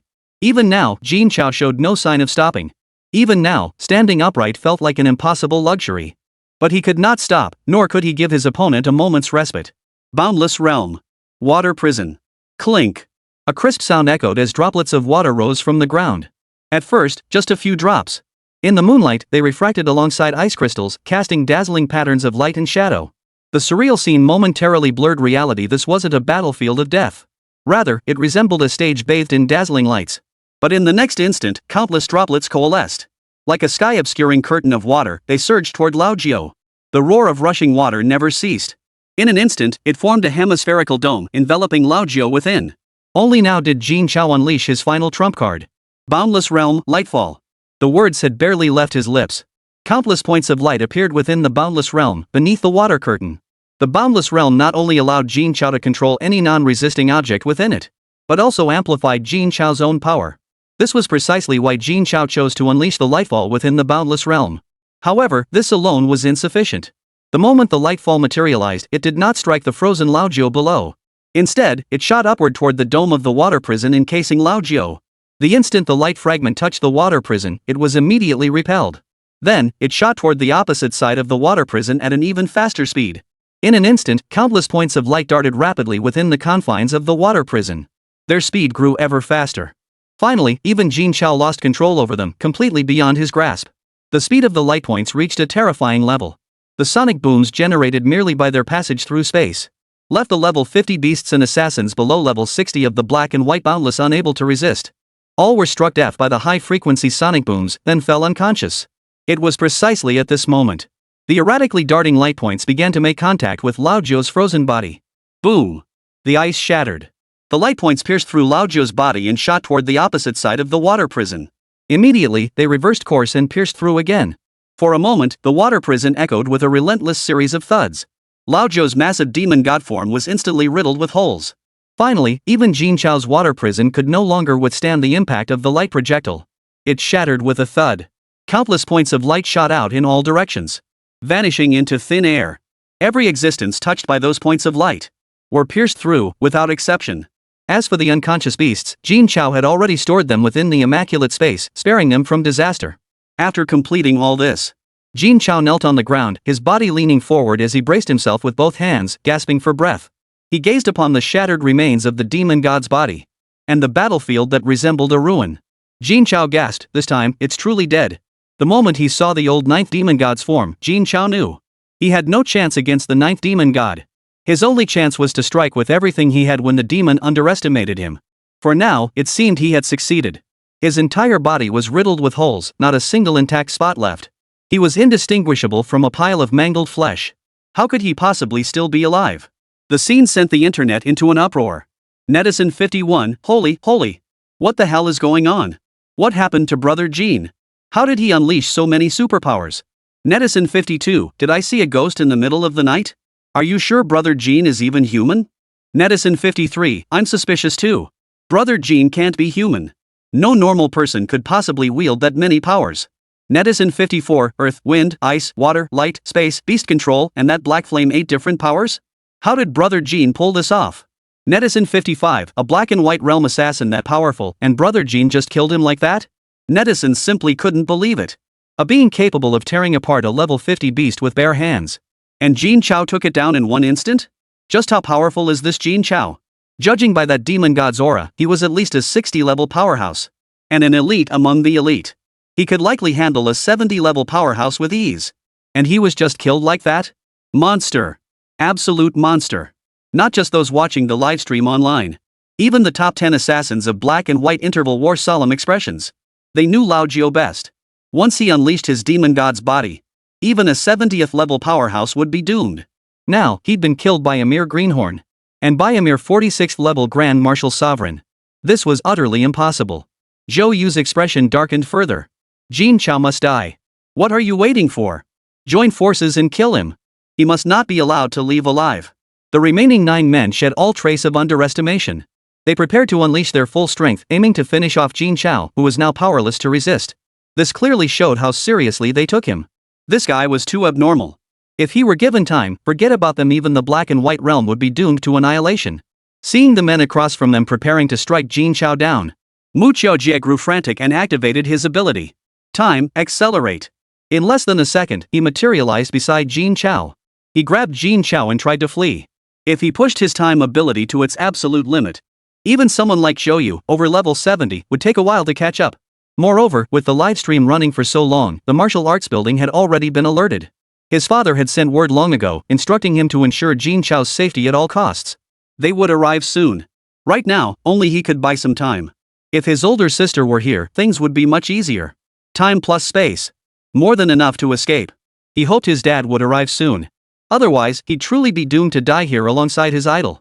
The moment Mu Qiaojie grabbed Jin Chao's expression changed drastically as he shoved him away. Immediately afterward, a massive purple palm descended from the sky. It slammed down on the ground where Jin Chao stood, causing it to sink 3 meters. The ground shook violently. Countless cracks spread wildly from the palm's edges.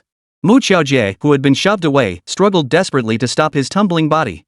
He desperately tried to crawl over. The force of this strike, let alone Jin Chao, who was already too weakened to stand, even at his peak, would have been a death sentence. Could it be his idol was truly dead? Before Mu Qiaojie could crawl far, a deafening hum erupted. Damn, that hurt. This kid forced me to play my trump card. At least he died worth it. Old 9, beaten to a pulp by Jin Chao, slowly rose from the ground.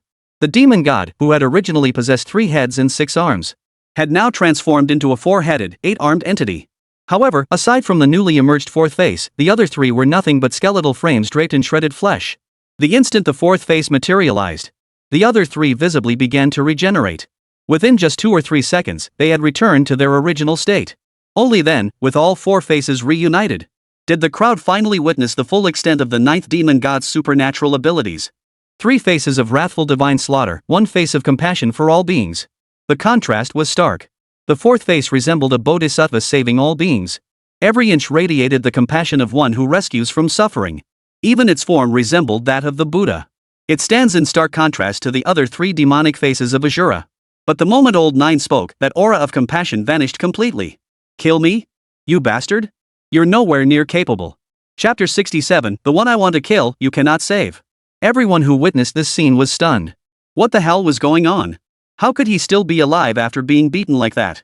And he seemed completely unharmed? What kind of power is this? How incredibly powerful. Not just netizens everywhere. Even the top 10 assassins of Black and White Realm, along with their mentor Zhou Yu, couldn't believe their eyes. He actually has a 4th face? With just 3 faces, he was already virtually unmatched. Now with a 4th face? Wasn't he poised to claim the top spot in Black and White Realm? Old 9, you've been hiding your depth well. A gaunt man with a limp spoke in a sinister tone. Old 3, cut the ing bull.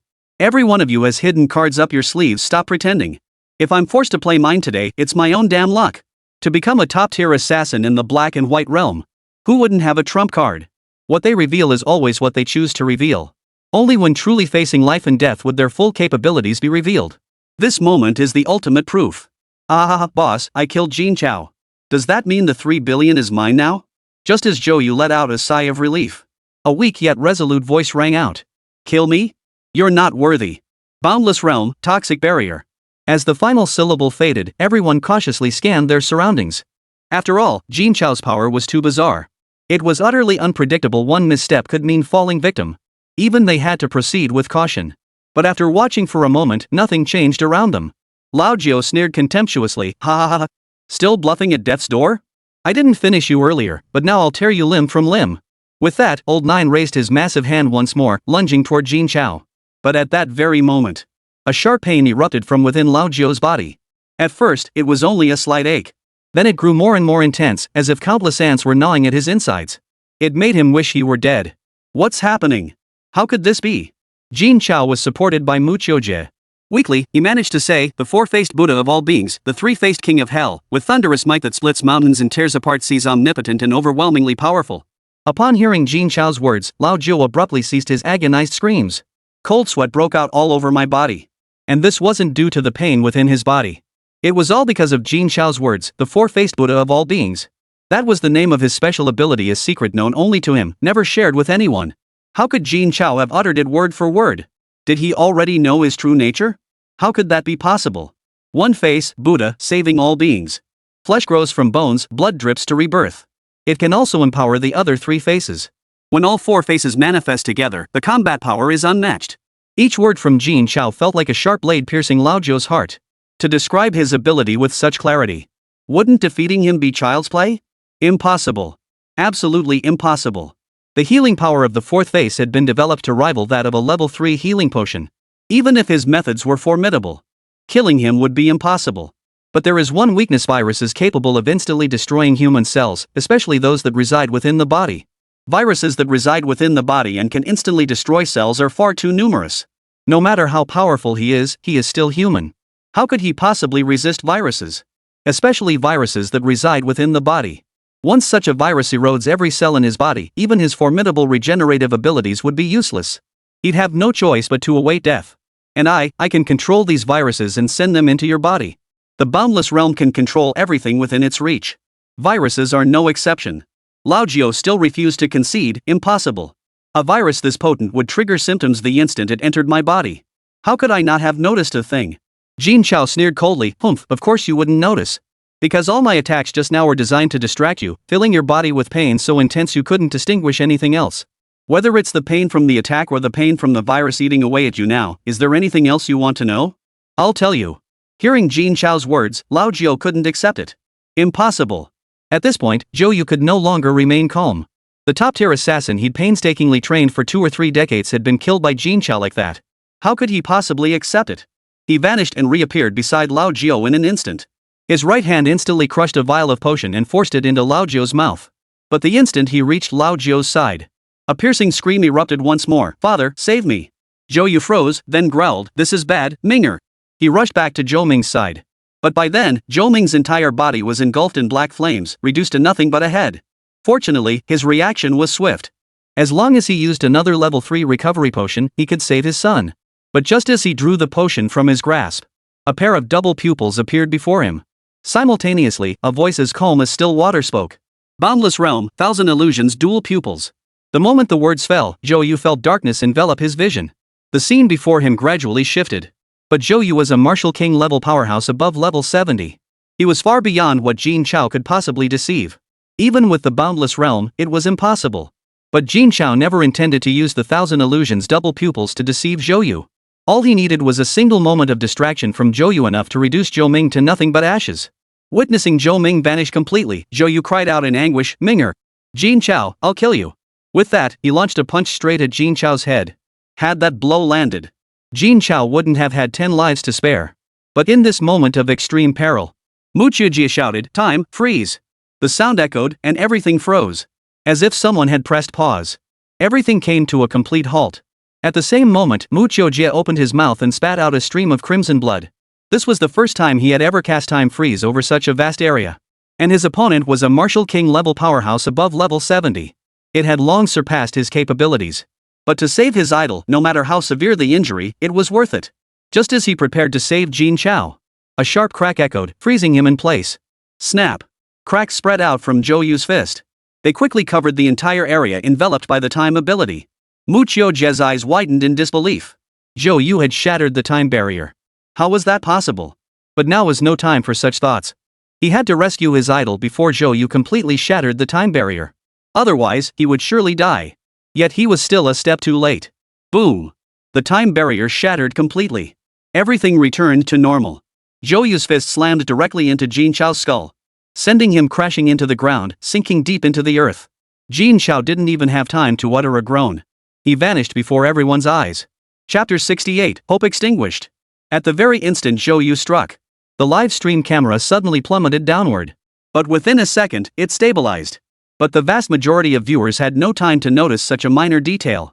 Netizen 71, what happened to Brother Jin? Is he dead? Netizen 72, shut up, Brother Jin. Though I desperately wanted to argue back, the words just wouldn't come out. A martial king tier powerhouse could shatter mountains and sever rivers with a single strike. Their power was far beyond what those martial reverends in their 60s could match. Jin Chao, however, had to exert every ounce of his strength just to handle the four-faced demon god. Only through cunning tactics did he finally defeat them. Yet he merely knocked them down far from slaying them. How could he possibly withstand the full fury of a martial king's enraged strike? This was the genuine thought of nearly every viewer watching the live stream. And it wasn't just them. Even Zhu Di, Sunny Long, and Mu Dad couldn't fathom any possibility of Jin Chao surviving. Witnessing this scene, the few present felt a whirlwind of emotions. The alliance had been forged to save Jin Chao, to unite and bring an end to black and white without boundaries. But now that Jin Chao is dead, is there any point in continuing? But after only a moment's thought, Mu's father made up his mind. This time, he must go. Even if it meant retrieving Jin Chao's body, he would go. Zhu Di showed no fear whatsoever. Jin Chao was the young man he admired most. Even if he couldn't avenge him, he would drag a few others down with him. Sun Yilong hesitated not at all. All 3 level 3 potions had come from him. Even if it was just to make amends, he had to kill those who had attacked Jin Chao. As for old Zhao, he hadn't even watched the livestream. He was rushing over there in a panic. Zhou Yu watched Jin Chao crash into the deep pit in the ground. His face twisted in fury. 2 sons. Both of his sons had died at the hands of this bastard. Even the black and white boundless organization he had poured his heart and soul into building had been largely destroyed by him. This grievance he could never swallow. Only by flaying Jin Chao alive, tearing him limb from limb, grinding his bones to dust, could possibly ease the hatred in his heart. When Mu Qiujie witnessed this scene, he froze in shock. If Lao Jiao's earlier strike, Jin Chao might still have a chance of survival. Even if gravely wounded, he could still use his time manipulating ability to buy him time. He could have slowed the worsening of his injuries and perhaps even saved him. But now, Zhou Yu's single strike had killed Jin Chao outright. What good were his abilities now? Could I possibly turn back time? My idol is dead. My idol is dead. No! Mu Qiujie screamed wildly. He couldn't accept the reality of his idol being killed. Even less could he accept that it happened right before his eyes. Time reversal. Yes, time reversal. If only I could master time reversal, my idol could still be saved. With that thought, Mu Qiujie strained every ounce of his power to manipulate time. He attempted to rewind time, bit by bit, to change what had already happened. But no matter how fiercely he channeled his temporal power, he could not reverse it. The river of time could only flow forward. It could not flow backward. Even with his mastery of time manipulation, it was impossible. But how could Mu Qiujie ever give up? This was the idol he most admired. In over 20 years of life, no matter how formidable the powerhouse, had never moved him to the core. Because whatever they could achieve, he knew he could achieve too, sooner or later. Jin Chao was different. He would never surpass Jin Chao. Not just his beast taming skills, but his character as a person. Such an admirable idol, dying before his very eyes, how could he ever accept it? Time, turn back. Time, turn back. I command you, turn back. Mu Qiujie's face contorted into a hideous grimace, his entire countenance flushed crimson. At this moment, he had descended into utter madness. Even if it meant his own death, he would revive Jin Chao. Boom! A furious roar erupted as Mu Qiujie's consciousness shattered. His entire body crashed to the ground, his face twisted with utter refusal to accept defeat. He lost consciousness completely. Even so, his eyes remained fixed on Jin Chao's location. At the same moment, Zhou Yu arrived above the deep pit where Jin Chao lay. His right hand slowly raised, and in the next instant, a massive pair of flaming wings erupted directly from his right shoulder blade. The blazing light illuminated the entire battlefield as bright as day. The scorching heat ignited raging fires across the ground. Even the surviving level 40-50 black and white boundless assassins were instantly reduced to ash. They had no chance to resist. Viewers in the livestream gasped in unison at the sight. The king of the black and white realm was simply beyond human defeat. This was not deliberate on his part. It was simply the inherent heat of that wing. And yet, the sheer destructive force unleashed by that alone matched everything Jin Chao had just unleashed. This was the gap in power. At this moment, everyone understood with absolute clarity that Jin Chao was undoubtedly dead. What Zhou Yu was about to do was plain for all to see. To kick a dead man. He was determined to erase even the faintest trace of existence. Yet who dared utter a word of dissent? Such is the sovereign. Those who provoke his wrath are reduced to ashes. Zhou Yu blared down with vicious fury. His massive flame wings instantly transformed into tendrils of fiery thread. Plunging straight into the earth, they tore Jin Chao from the depths. Seeing Jin Chao stripped of his ascension, every witness felt a sinking sensation in their hearts. The light within their hearts extinguished. How vast was Wanzhong City? Ordinary people like them, along with low-level martial artists, had no idea. They knew even less about the lives led by the city's elite. But they knew this before Jin Chao appeared. No one cared whether they lived or died. They toiled themselves to death day after day, yet couldn't even earn enough to afford medical care for themselves. Even if their children were fortunate enough to find decent jobs, and the family's circumstances improved, they might still be threatened by the powerful and influential to take the fall for someone else. Such incidents are all too common among ordinary people at the bottom of society. So common, in fact, that they themselves come to believe it's just the way things are meant to be. They might even tell their children, "There's nothing we can do about it." They never imagined that in this world, the one who commits the crime should be the one to suffer the punishment. Jin Chao's emergence allowed the poor, unable to afford medical care, to seek treatment on credit. Though it meant taking on heavy debt, at least they didn't have to wait in despair for death. It was Jin Chao's arrival that showed them that fairness still existed in this world. At least, it existed with Jin Chao. They were still pondering. When the day comes that Jin Chao becomes the strongest and most powerful figure in Wanzhong City, he could influence the entire city of Wanzhong. That's why, during their rare moments of rest, they paid attention to any news about Jin Chao. For this was their only glimmer of hope. But now, even that faint glimmer has been extinguished. Their hearts have died too. The saddest thing about people is not that they never had hope, but that hope had been right before their eyes, only to be cruelly extinguished before their very eyes. And they could only watch helplessly. It's not that they lacked the courage to help Jin Chao, but they were powerless. Chapter 69, Four-Way Standoff. Zhou Yu naturally had no idea what these people were thinking. Even if he did, he wouldn't have cared. A crowd of ordinary people, no matter how numerous. They were still just ordinary people. Not only could they not kill him, they couldn't even touch him. Why would he give them a second thought? Right now, his sole desire was how to torment Jin Chao. Should I start by flaying his skin, or by ripping out his tendons? Or perhaps just burn him alive, bit by bit? Or perhaps burn him outright, leaving only his head to hang before the martial arts hall? As he spoke, a slender thread of flame slowly coiled around Jin Chao's neck. A slight tug would sever his head from his body. Just as Zhou Yu was about to act, a dark shadow suddenly materialized. It swallowed all the flames coiled around Jin Chao. Then, it engulfed Jin Chao's entire body, freeing him from Zhou Yu's grasp, vanishing before his eyes. Witnessing this, the top 10 assassin of the black and white realm instantly went on high alert. They prepared to eliminate the assailant lurking in the shadows. Zhou Yu, witnessing this, roared with unbridled fury, "Jolly, if you dare take his body, I will slaughter every soul in the martial arts tower and ensure you never know peace." Zhou Yu's furious voice sent a chill down everyone's spine. This was a vow sworn by the king of black and white. No one dared defy it. Those targeted by him might not be killed, would never know peace for the rest of their lives.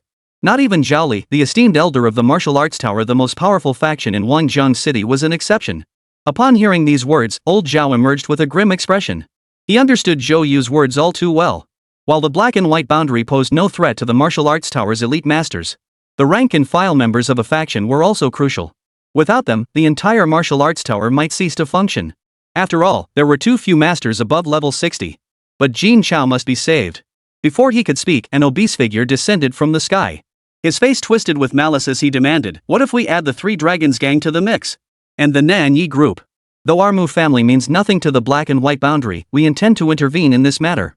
As the voices echoed, Zhu De, Sun Yilong, and Father Mu emerged one after another. Few followed behind them. Yet each radiated an aura of formidable strength. 3 top-tier factions, plus the first-rate Mu family, joining forces to confront the black and white boundless. Such a formidable display would overwhelm any single faction. Zhou Yu stared at the formidable figures trailing the 4. His face twitched uncontrollably. He never imagined that for someone like Jin Chao, these guys would actually bring out their entire arsenal. But even so, Jin Chao wasn't leaving today. No matter who comes today, no one will take him away.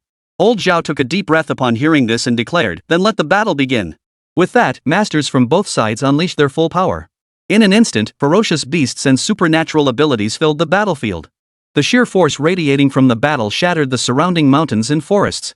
The battle itself reduced everything to shards, causing violent tremors. It felt like an earthquake. Deep, bottomless ravines continuously appeared. Even distant urban areas felt the intense tremors. People everywhere were utterly shocked. Could this be the true power of a martial king-level warrior? Before the battle even began, its effects reached this far. If they truly clashed, wouldn't Wanjiang City be utterly destroyed? It seems the tales of martial king-level masters shattering mountains and severing rivers are no exaggeration. Now it seemed Jin Chao's ambition to annihilate the black-white boundless sect was nothing short of overreaching. Without needing those assassins, Zhou Yu alone could dispose of Jin Chao and his monstrous beasts with a mere flick of his finger. Before Zhou Yu, Jin Chao was utterly insignificant. Just as the situation spiraled out of control, a commanding voice boomed out. "Whoever dares to act, I will destroy them." The moment the words fell, countless massive weapons materialized above the battlefield. These massive weapons were shrouded in boundless gale energy. Simultaneously, a formidable figure slowly stepped forward. Dressed in a green military uniform, paired with a green cloak and black leather boots, he stood abruptly amidst the crowd. His furious gaze forced everyone to avert their eyes. A single man silenced this group of supremely arrogant martial kings, leaving them speechless. For the newcomer was none other than the commander of the military headquarters of Wanjiang City. The terrifying entity who held the power of life and death over them all. "I can tolerate whatever you do, but only on the condition that the safety of Wanjiang City's people is guaranteed. If you dare threaten their safety in the slightest, I will kill every last one of you without hesitation." He dared to come here alone, relying not on the might of the nation's armies. It was his own strength. Strength far surpassing that of a martial king. Today's matter ends here. No further retaliation is permitted. Now get out. The military commander's furious roar left every face in the room deathly pale. Even Zhou Yu, whose son had just been killed, dared not utter a word. With those words, he turned and stepped onto the flying sword weapon, soaring into the sky and vanishing from sight. Netizens watching this scene were stunned. Is that Commander Shangwan of the military headquarters? That couldn't be possible. Wasn't he the one who only knew how to train soldiers? Then commanding the soldiers on duty in the city, directing traffic and maintaining order? Such an approachable commander. When did you get so powerful? With just a few simple words, he silenced the martial kings of the four major powers, not a peep from any of them? Truth be told, in Wanjiang City, Commander Shangwan truly held less sway than the leaders of the three major factions. Some people even get so impatient waiting at traffic lights. They'd directly call him to complain. And they're quite rude about it. Yet Commander Shangwan always apologized, never uttering a single harsh word. Could such an approachable commander truly be such a formidable presence? Had they spoken too loudly earlier? Everyone withdrew. Jin Kaozarin was also taken back by old Zhao. Mu Qiujie was also taken home by his father. "Boss, are we just letting this slide?" Old Nine glared fiercely at the direction everyone had departed. "What else do you want?" Zhou Yu closed his eyes slightly, exhaling as he spoke. "I want to chop Jin Chao's flesh into mince, make it into buns, and feed them to his parents. Only then will I feel satisfied." Zhou Yu chuckled upon hearing this. "You think I don't want to? But in Wanjiang City, Commander Shangwan's word is ironclad. Those who defy him never meet a good end." With that, Zhou Yu ignored the defiant old Nine and addressed everyone behind him. "I warn you all, don't cause trouble for me at this critical juncture. Otherwise, a major conflict was diffused by Commander Shangwan's few words. But compared to this, the general public was far more concerned about whether Jin Chao was dead or alive. Even now, they clung to a sliver of hope. Hoping Jin Chao wasn't dead. Chapter 70, Settling in, Leveling Up. When the live stream ended, everyone fell silent. They did not want Jin Chao to be dead. In a dilapidated room, a family of 3 stared at their phones, lost in thought. Then, a child of 7 or 8 shook his father's arm and asked, "Dad, is brother Jin Chao dead?" The father, his face weathered by hardship, looked at his son, unsure how to respond. The mother beside him offered gentle reassurance. How could brother Jin Chao be dead? He must have gone with Grandpa Zhao to the martial arts building to recover. In a few days, we'll see him again on our phones. Hearing his mother's words, the child brightened considerably. Then let's go see brother Jin Chao. I want to give him a piece of candy so he won't mind the bitter taste of his medicine. Seeing their son's expression, the couple exchanged a look, feeling deeply troubled. Not only did they have no idea how Jin Chao was faring, even if they went to the martial arts building, they'd never actually see Jin Chao. They simply couldn't fulfill their son's wish. Just then, there was a knock at the door. Old Zhao, are you home? Dad was taken aback. Wasn't that old Zhang's voice? Why was he coming over at this hour? Before the couple could respond, old Zhang's voice rang out again from outside the door. Hey, Mrs. Zhao, did old Zhao go to the martial arts building on his own without telling us? How dare you say that? You refused to go earlier. If it weren't for Mr. Jin, would the hospital have treated you when you had no money for medical care the other day? Wife, let's not argue in front of the child. We should hurry over. Old Zhao hurriedly opened the door upon hearing this. Old Zhang, are you heading to the martial arts building? Old Zhang was delighted to see old Zhao hadn't left yet. You haven't left yet? Perfect, let's go together. Faced with old Zhang's warm invitation, old Zhao was a bit puzzled. What's the point of us going to the martial arts building? Seeing Zhao's reaction, Zhang immediately grew displeased. Why wouldn't it be useful? At the very least, we can pray for Mr. Jin at the entrance of the martial arts building. We'll be the first to know when he wakes up, and we can cheer him on, right? At that moment, old Zhang's wife chimed in. Exactly. Mr. Jin has done so much for us. Now that something's happened to him, we can't just not go see him. That would be heartless. Old Zhao's wife and son approached. Dad, let's go. Old Zhao hesitated. He thought about the rush job tomorrow. If they didn't rest tonight, how would they work tomorrow to earn money to support this big family? Honey, let's go. Otherwise, we'll never find peace of mind. Isn't that what life is all about, living with a clear conscience? Isn't that what life is all about, living with a clear conscience? Those words struck him like a heavy hammer, shattering all his reservations. Let's go. No work tomorrow. Tonight, even if we have to keep vigil, we'll wait until Mr. Jin wakes up. Without even changing clothes, the six of them rushed toward the martial arts building. They weren't alone. Across Wangjiang City, countless people were streaming toward the city center. Even patients in wheelchairs, hooked up to 4 drips, were making their way there. They were going there to pray for Jin Chao, to do whatever little they could. Though Jin Chao had only risen to fame in the past few days. Even the major reforms at the First People's Hospital had only unfolded over the past couple of days. But there were simply too many people in Wangjiang City who couldn't afford medical care. Had Jin Chao not forced the first hospital to reform, they would have suffered agonizing deaths in the grip of illness. They were deeply grateful to Jin Chao. Though they knew waiting endlessly at the martial arts building would yield nothing. This was the only thing they could do for Jin Chao. If they weren't there at this moment, their consciences would never let them rest. Meanwhile, Elder Zhao and his group sped toward the martial artist building with Jin Chao. Before departing, Sunny Long had already equipped Jin Chao with a level 3 recovery potion. They had administered it to Jin Chao long ago. But it had no effect whatsoever. Jin Chao remained completely lifeless. As a powerhouse on par with Zhou Yu.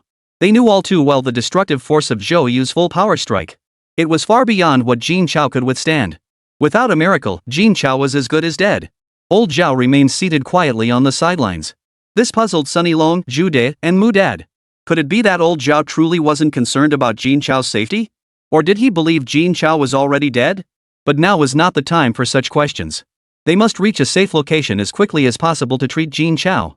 Soon, the group arrived at the martial artist building. Just as they were about to enter, the scene before the martial arts building stunned them. A dense circle of people surrounded the martial arts building for miles around, leaving no room to breathe. Yet, a single path remained open, with not a single person blocking it. For they knew Jin Chao could not afford to waste a single moment. Even as Jin Chao was carried through the crowd, not a single soul dared to ask a single question. They feared delaying the rescue of Jin Chao. Watching this scene, old Zhao and the others felt a complex mix of emotions. They never imagined that in just a few short days, Jin Chao would come to hold such an important place in these people's hearts. The group hurried through the crowd and arrived at the 33rd floor of the martial artist building. They gathered all the healing medicines, and Mia had already been waiting there for some time. The moment they met, he channeled his healing abilities to their fullest. The level 3 recovery potion proved useless. Their only hope now rested with Mu. If even he couldn't save Jin Chao. Time ticked by, and everyone grew increasingly anxious. The citizens downstairs wished they could share Jin Chao's suffering. Someone finally spoke up, "May Mr. Jin be safe and sound." So many others began to echo the sentiment. At first, only a few murmured softly. But as time passed, more and more people joined in, their voices growing louder. Until finally, all their voices merged into one resounding, devout cry. "May Mr. Jin be safe and sound." The sound was so loud it could be heard for miles around. Even those on the 33rd floor could hear it clearly. But now, they had no time to pay attention to such things. By now, Mu He was drenched in sweat. But Jin Chao, lying on the bed, showed no reaction whatsoever. It had been half an hour since Jin Chao lost his vital signs. If there was no response soon, no one could save him. Mu, having pushed his abilities to the limit for so long, he could barely hold on. Were it not for sheer willpower keeping him going, he would have collapsed long ago. But no matter how strong that conviction was, it couldn't overcome the weakness of his body. I've done my best. With those words spoken, Mu collapsed unconscious. Everyone present witnessed this scene. Were utterly shocked, their faces filled with sorrow. Could Jin Chao truly be gone forever? Just as everyone stood frozen in grief, a faint, weak breath sounded. Immediately after, Jin Chao slowly raised his hand. He murmured, "Water." Chapter 71, more than half a month. Dawn broke, yet none of those waiting here had left. They all wanted to know how Jin Chao was faring. Yet deep down, they already had their suspicions. No word all night. Jin Chao might not have made it after all. Soon, the official website of the martial arts building released a statement. It contained only a few simple words. Jin Chao's funeral is tentatively scheduled for September 1st. The moment this news broke, the entire city of Wangjang erupted. Jin Chao was truly dead. In an instant, the homepage of the martial arts building was once again flooded by netizens, causing it to crash. It became completely inaccessible. Everyone was paying their respects to Jin Chao. They wanted to see him off on his final journey. Meanwhile, the members of Black and White Realm also received the news. The news of Jin Chao's death undoubtedly filled them with immense joy. But Zhou Yu remained deeply suspicious. In this current situation, both sides were locked in a fight to the death. Only Jin Chao's death could bring peace. Otherwise, Black and White Boundless would not let it rest. Precisely because of this, Zhou Yu harbored deep doubts about Jin Chao's death. Investigate Jin Chao's case with all available resources. Leave no stone unturned. Though no one understood, no one dared disobey Zhou Yu's orders. After all, they were all well aware of Jin Chao's achievements. Within about a week, he reached level 46. He even brought numerous exotic beasts, nearly slaughtering his way through their Black and White realm. Had they not intervened, the Black-White Boundless would have been utterly destroyed. Even if they had managed to kill Jin Chao in the end, the Black-White Boundless would have lost all face. Now that Jin Chao's death has been announced, yet the funeral is set for September 1st. With over half a month to go, if Jin Chao truly isn't dead, by then, he would become the greatest threat to Black and White Boundless. Dispatch personnel from headquarters. Within 24 hours, establish strict surveillance at all entry and exit points of Wangjang City. No one resembling Jin Chao is to leave the city. Execute immediately. Black and White was in a state of frantic activity. The citizens of Wangjang City were also far from idle. They did everything in their power to offer their final prayers for Jin Chao. Upon receiving the news, Jin's parents had fainted from grief multiple times. Mu-He now provides round-the-clock care. The elderly couple simply cannot accept the news of Jin Chao's passing. Just 2 days ago, he was full of life and energy right before their eyes. He had assured them not to worry. Now he lies as a cold, lifeless body. How could they possibly accept this? Ever since Jin Chao became a martial artist, he cured his father's illness. He lifted the family out of poverty into a spacious home. No longer eating coarse grains and vegetables, no longer counting every penny to get by. Jin Chao had become the backbone of this family. He was their pride and joy. But now, barely 2 days into their newfound prosperity, suddenly, they were told Jin Chao was dead. Their only son was dead. How could they possibly accept it? Upon learning of Jin Chao's death, the Mu siblings were equally devastated. Mu Qiu wept like a broken reed. She locked herself in her room all day. She refused to eat or see anyone. As if she were trying to cut herself off from everyone. Mu Qiu grew even more frenzied. Ignoring all attempts to stop him, he vowed to slaughter every member of the Black and White Division to avenge Jin Chao. In the end, it was Mu's father who handed the two a certain item, finally bringing about their change. Simultaneously, both the Nanyi Group and the Three Dragons Gang issued a joint statement. The content was simple. Starting tomorrow, both factions would begin purchasing beast crystals.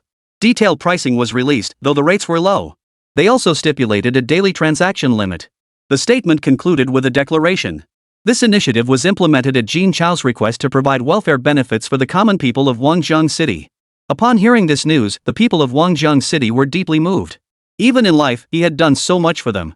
Even in death, he continued to advocate for their welfare. How could they ever repay such a man? If only he were still alive. While some grieved, others rejoiced. None were happier than Wang Jianyu's father. Seeing the man who killed his son dead, he wasted no time, immediately hosting a banquet at a 5-star hotel. He even hung banners celebrating Jin Chao's death. This drew curses from many. But he couldn't care less, even if not a single person showed up to celebrate. He was thoroughly enjoying himself. Meanwhile, Jin Chao's uncle was laughing heartily. That little bastard got what he deserved. Serves him right, serves him right. What's so good about it? Now that he's dead, how are we supposed to profit? How can we not profit from his death? Just watch me make money off the dead. Day after day passed. The commotion over Jin Chao's death gradually subsided. Business at the martial arts tower continued as usual. The Nanyi group and the Three Dragons gang, aside from adding a new venture in acquiring beast crystals, the Black and White division conducted a thorough investigation for a full fortnight. They found nothing suspicious whatsoever. Wangjiang City had returned to its usual state. Jin Chao's appearance and death seemed to have left no trace in Wangjiang City. Meanwhile, the annual martial arts high school entrance exams drew near. September 1st. Originally a crucial day for the high school entrance exams. However, over 1 million parents petitioned to attend Jin Chao's funeral, requesting a postponement of the exam dates. This presented a significant headache for the military authorities. Such an important day, even they didn't have the authority to make decisions arbitrarily. Moreover, some people disagreed with this approach. This only compounded Commander Shangwon's headache. Inside the military headquarters conference room. What are your thoughts on this matter? I believe the exam date should not be postponed. Delaying such an important event for Jin Chao's funeral is utterly unreasonable. A young male officer spoke with visible exasperation. His words immediately sparked heated discussion among the officers present. I disagree. The number of petitioners is overwhelming. Refusing their request could provoke widespread discontent among the populace and the majority of examinees. If they abandon the exams, universities will face a severe talent shortage. The resulting damage would be immeasurable. A female officer stated firmly. The male officer who had spoken earlier scoffed at this. Secretary Qin, you're making a mountain out of a molehill. Would they really delay their children's crucial entrance exams just to attend some funeral for Jin Chao? The significance of the martial arts proficiency exam was self-evident. Achieve high scores, enter a prestigious martial arts university, and become a martial artist destined for success. Fail, and they'd be denied martial arts university admission, forced into manual labor upon entering society, becoming part of the underclass. They'd spend their days worrying about basic survival. Who would jeopardize their child's future on such a crucial day? He simply couldn't believe Jin Chao possessed such immense influence. Lieutenant 1, don't underestimate the faith of the common folk. Jin Chao is the only one who has secured tangible benefits for them over the years. He has long become their untouchable idol. It would be unwise for us to antagonize them at this moment. Lieutenant Wen, what more is there to argue? Commander Shangwon cut him off. Enough. I know what must be done. Issue the order. The martial arts examination will proceed as scheduled. With that, Commander Shangwon rose and departed. Lieutenant Wen shot a defiant glance at Secretary Qin. Then he strode out of the conference room with great swagger. Only Secretary Qin was left feeling utterly helpless. Wangjiang City was truly headed for trouble. Chapter 72, Collective Exam Boycott. The moment the news spread, it immediately sparked widespread discontent among the grassroots populace. They only wished to bring their children to attend Jin Chao's wedding. Couldn't the military authorities make an exception? Daughter, now Dad wants to hear your opinion. Should we go to Mr. Jin's funeral or take the martial arts exam? An 18-year-old girl looked at her father with sincere eyes and said, Dad, I want to attend Mr. Jin's funeral. I can take the martial arts exam again next year, but Mr. Jin's funeral is a once-in-a-lifetime event. If it weren't for Mr. Jin, Grandpa might never have seen me take the martial arts exam. How could we possibly miss Mr. Jin's funeral? Hearing this, the middle-aged man patted his daughter's shoulder with deep satisfaction. You truly are, my daughter, grateful and kind-hearted. I believe you'll achieve excellent results next year. Come, let's go attend Mr. Jin's funeral now. The entire city of Wangjiang was filled with a vast procession of mourners heading to Jin Chao's funeral. Hardly anyone cared about the martial arts examination. It wasn't until roll call at the examination site that the military officials realized how few had actually shown up. This meager turnout wouldn't even fill a single university's enrollment quota. This is bad. Notify the commander immediately, something major has happened. In this world overrun by beasts, martial artists held immense importance. And universities are where the largest number of martial artists emerge each year. If a gap in martial artist recruitment occurs even for just 1 year, it would pose a significant crisis. Losing public trust would make the crisis even worse. This matter must be reported immediately. Commander, it's bad news. None of the martial arts candidates are coming to take the exam this year. What are we to do? I hear they've all gone to attend Jin Chao's funeral. A long silence followed. A deeply weary voice finally came through the phone. Understood. What should we do now, Commander? The chief administrator of the martial arts examination was now pacing like a caged animal. Proceed with normal operations on your end. Prepare to continue the exams tomorrow and the day after. With that, Commander Shangwon hung up the phone. At that moment, he was facing a major headache. The martial arts examination must not proceed as planned. Attend Jin Chao's funeral. With that, Commander Shangwon walked out of the office. This matter must be resolved. At Jin Chao's memorial hall, Jin's parents, dressed in black, wore white flowers pinned to their chests. Standing before their son's altar, tears streamed down their faces. Zhao Lao, Sunny Long, Zhu De, and Mu's father each arrived with their respective groups to pay their respects. They bowed before Jin Chao's portrait. Witnessing this scene, many in the martial arts building felt profound relief that it had stirred the three top powers of Wangjiang City in the Mu family. Jin Chao's influence was truly immeasurable. Had Jin Chao remained alive, the top position in the martial arts building would undoubtedly have been his. No one could have taken it from him. Fortunately, he was dead. While everyone was rushing to console Jin's parents, outside the funeral hall, crowds of Wangjiang City residents appeared. They swarmed the memorial hall, filling every inch of space. Learning they had all come to bid farewell to Jin Chao, Jin's parents were deeply moved. They kept bowing to express their gratitude. "Thank you all for coming to my son's funeral. Thank you." Seeing the state of Jin's parents, many people shed tears. They offered comfort. "Brother and sister-in-law, it's us who should be thanking Mr. Jin." Yes. If it weren't for Mr. Jin, my grandfather might not have made it this far.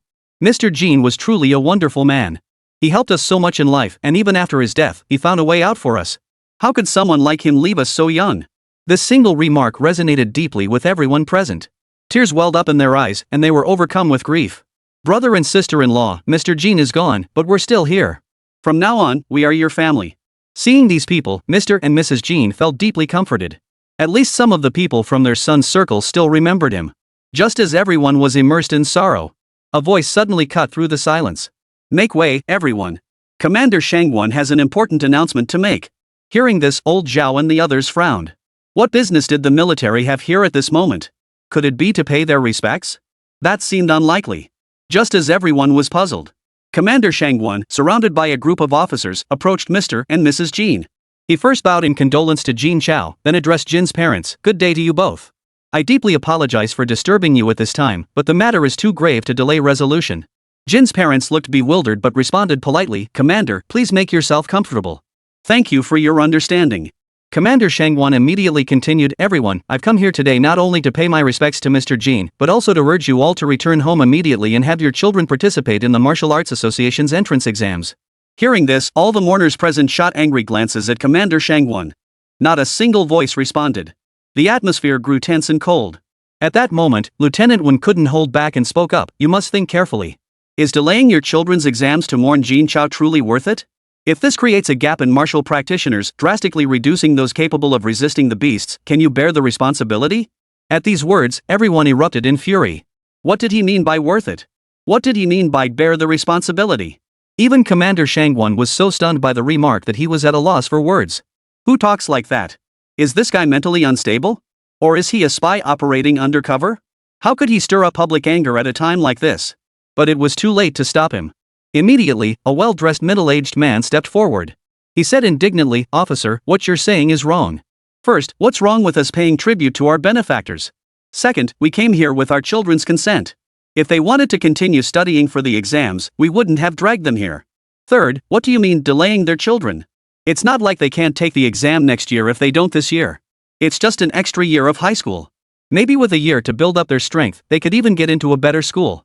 Fourth, what do you mean we're reckless? It's you who are reckless. If the risk is so great, why couldn't you postpone the exam by just one day instead of rejecting our request outright? If we're so unimportant in your eyes, why are you now demanding we return for exams? Tell me, isn't that right?" Exactly. You guys go back. We're not going back to take the exam now. We have to see Mr. Jin off on his final journey." The man's arguments were sound and well-reasoned, leaving Lieutenant Wen speechless. Commander Shangguan was sweating profusely with anxiety. If only he hadn't stopped Lieutenant Wen back then, this situation wouldn't have arisen. Now it was too late for regrets. The only course left was to persuade Jin Chao's parents to try and talk him out of it. Chapter 73, Public Resentment Runs Deep. With this thought, Commander Shangguan approached Jin's parents and said, "Mr. Jin, you've seen the situation for yourselves. These students, in their grief for your son, have even neglected their martial arts exams. We hope you might step in and persuade them." Mr. Jin, unused to such formalities, replied stiffly, "Commander, would my words carry any weight?" Lieutenant Wen was already deeply dissatisfied with the Jin family's actions. Now, hearing Mr. Jin utter such words only fueled his anger further. He retorted bluntly, "The commander is consulting you to help you see the situation clearly. Your son is merely holding a funeral. If this truly disrupts the martial arts examination, can your family bear the responsibility?" The usually honest and straightforward Jin dad and Jin mom were instantly filled with rage upon hearing this. What did he mean? Can you bear the responsibility? What does this have to do with us? We're just holding a funeral for our son. Should we be blamed for something like this happening? But the tongue-tied couple couldn't find the words to retort. Instead, the four elders who had stood by all along spoke up angrily. Commander Shangguan, is this the military headquarters decision? Old Zhao's face darkened as he stared at Commander Shangguan. Sunny Lone loosened his tie, his expression darkening as he replied, "First, there is no law prohibiting holding a funeral during the Martial Arts Association's examinations. Second, before this incident occurred, the general public had already submitted requests to the military headquarters. It was the military headquarters' stubborn insistence that led to today's situation. Finally, Mr. Jin is merely reserved by nature. He simply doesn't know if he can persuade these people. Lieutenant, is this how you treat others? Do you really think honest people can be bullied at will? And may I ask, is this how one approaches someone for assistance? If the military truly could resolve this matter, they wouldn't need to beg Mr. Jin for help. They should handle it themselves and bear all consequences." Zhu De remained silent but kept his gaze fixed on Lieutenant 1. That gaze alone would have kept him from leaving had Commander Shangguan not been present. As for Mu's father, he let out a cold laugh and declared in a booming voice, "Lieutenant, you mustn't bully Mr. Jin Chao's parents. They've just lost their son, they can't bear any more emotional strain. It's just a matter of letting these students return to take their exams. I can't say for Mr. Jin himself, but I'll speak for him." With that, Mr. Mu turned and walked toward the exit. Commander Shangguan, upon hearing this, glared at Lieutenant 1 with anger. Bringing him along was meant to secure his support. But not only did he fail to help, he's making things worse. This was our decision-making error to begin with, otherwise, such a major oversight wouldn't have occurred. Earlier, the people were merely resisting. Now we've outright ignited public fury. How are we going to clean this up? Before Mu's father could speak, the crowd who'd heard the commotion began shouting. Who's bullying Mr. and Mrs. Jin? I alone am responsible for my actions. This has nothing to do with their family. Take it out on me, but don't torment them.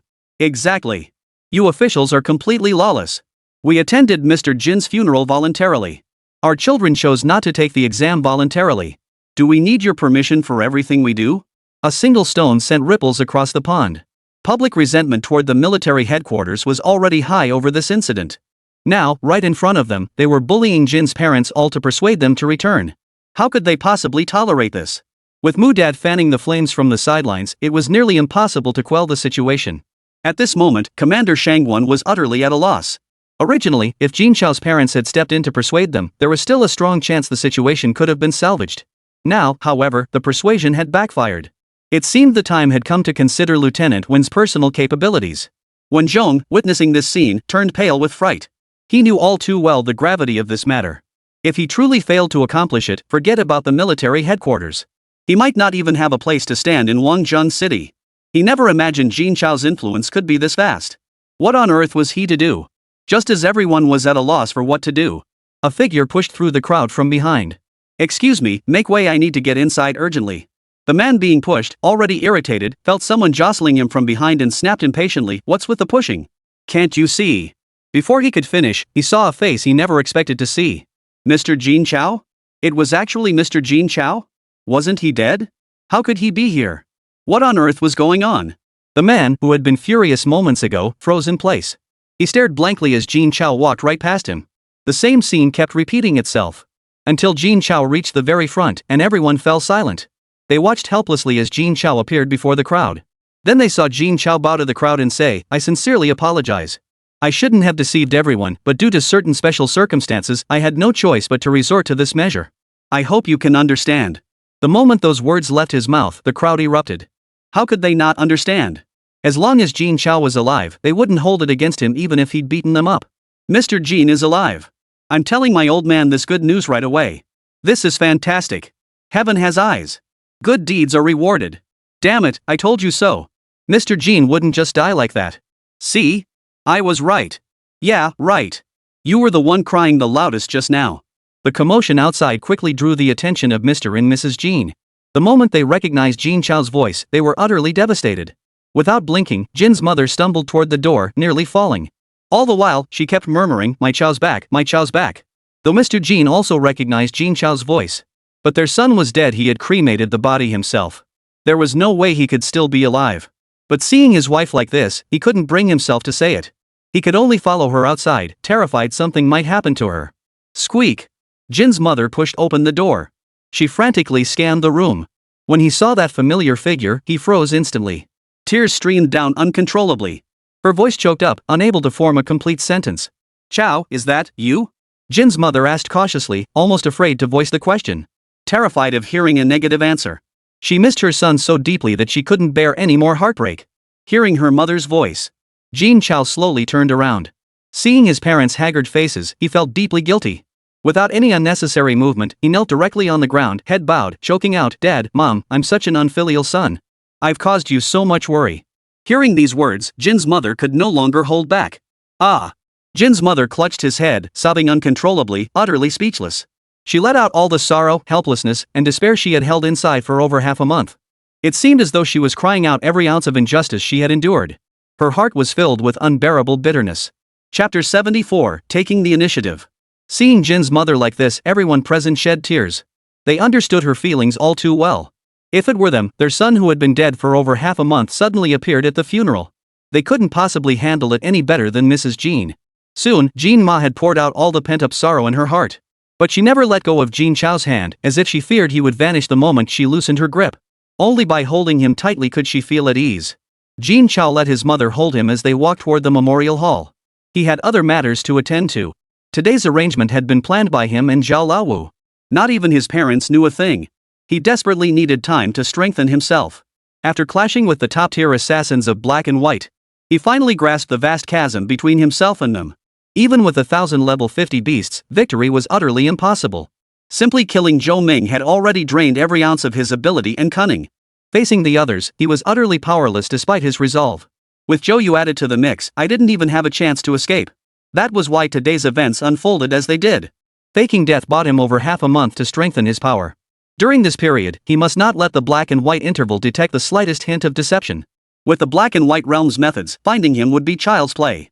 Fortunately, everything had gone smoothly. He now possessed the strength to outmaneuver the Black and White realm, though it had been a hardship for his parents. But no matter how much he planned, he never imagined his own funeral would disrupt the martial arts examination.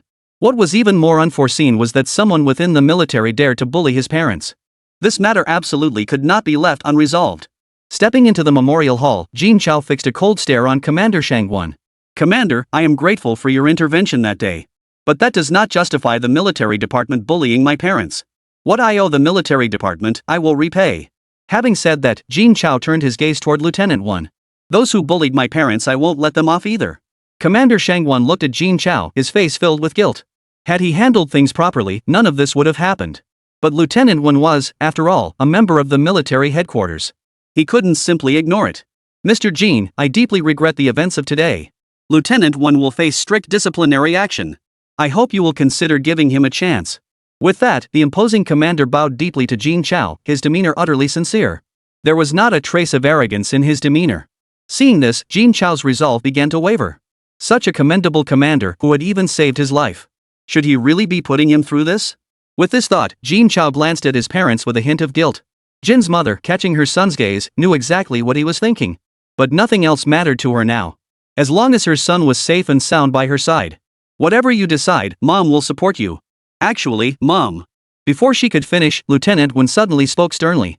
Commander, why are you apologizing to him? If he hadn't faked his death and staged that funeral, none of this would have happened. Moreover, I believe it's imperative to hold Jin Chao accountable for disrupting the normal order of society. Lieutenant 1's words stunned everyone present. When did the military headquarters produce someone who twists right and wrong like this? Even if Jin Chao faked his death and held a funeral, what did that have to do with the military headquarters? And what does it have to do with public order? Everyone attending Jin Chao's funeral did so of their own free will. Moreover, it was the military headquarters that, after learning everything, still chose this course of action, leading to today's events. Instead of reflecting on his own failings, this Lieutenant 1 brazenly shifts all blame onto Jin Chao. Does he truly believe that wearing the military's uniform grants him license to act lawlessly and twist truth into lies? Jin Chao had originally decided to let him off with a warning. But now, it was clear this couldn't be resolved peacefully. Oh? And what punishment does the lieutenant suggest for me?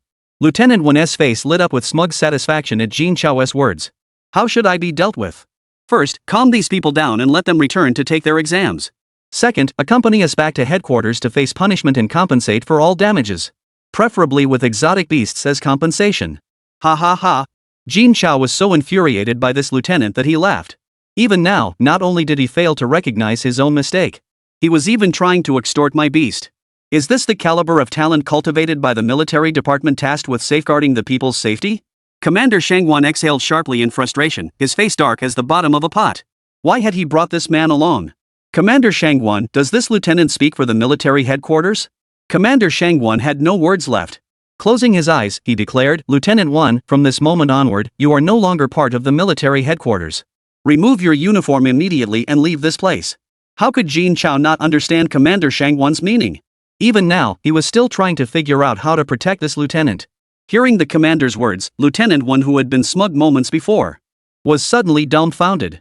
What? The commander was actually ordering him to leave the military headquarters?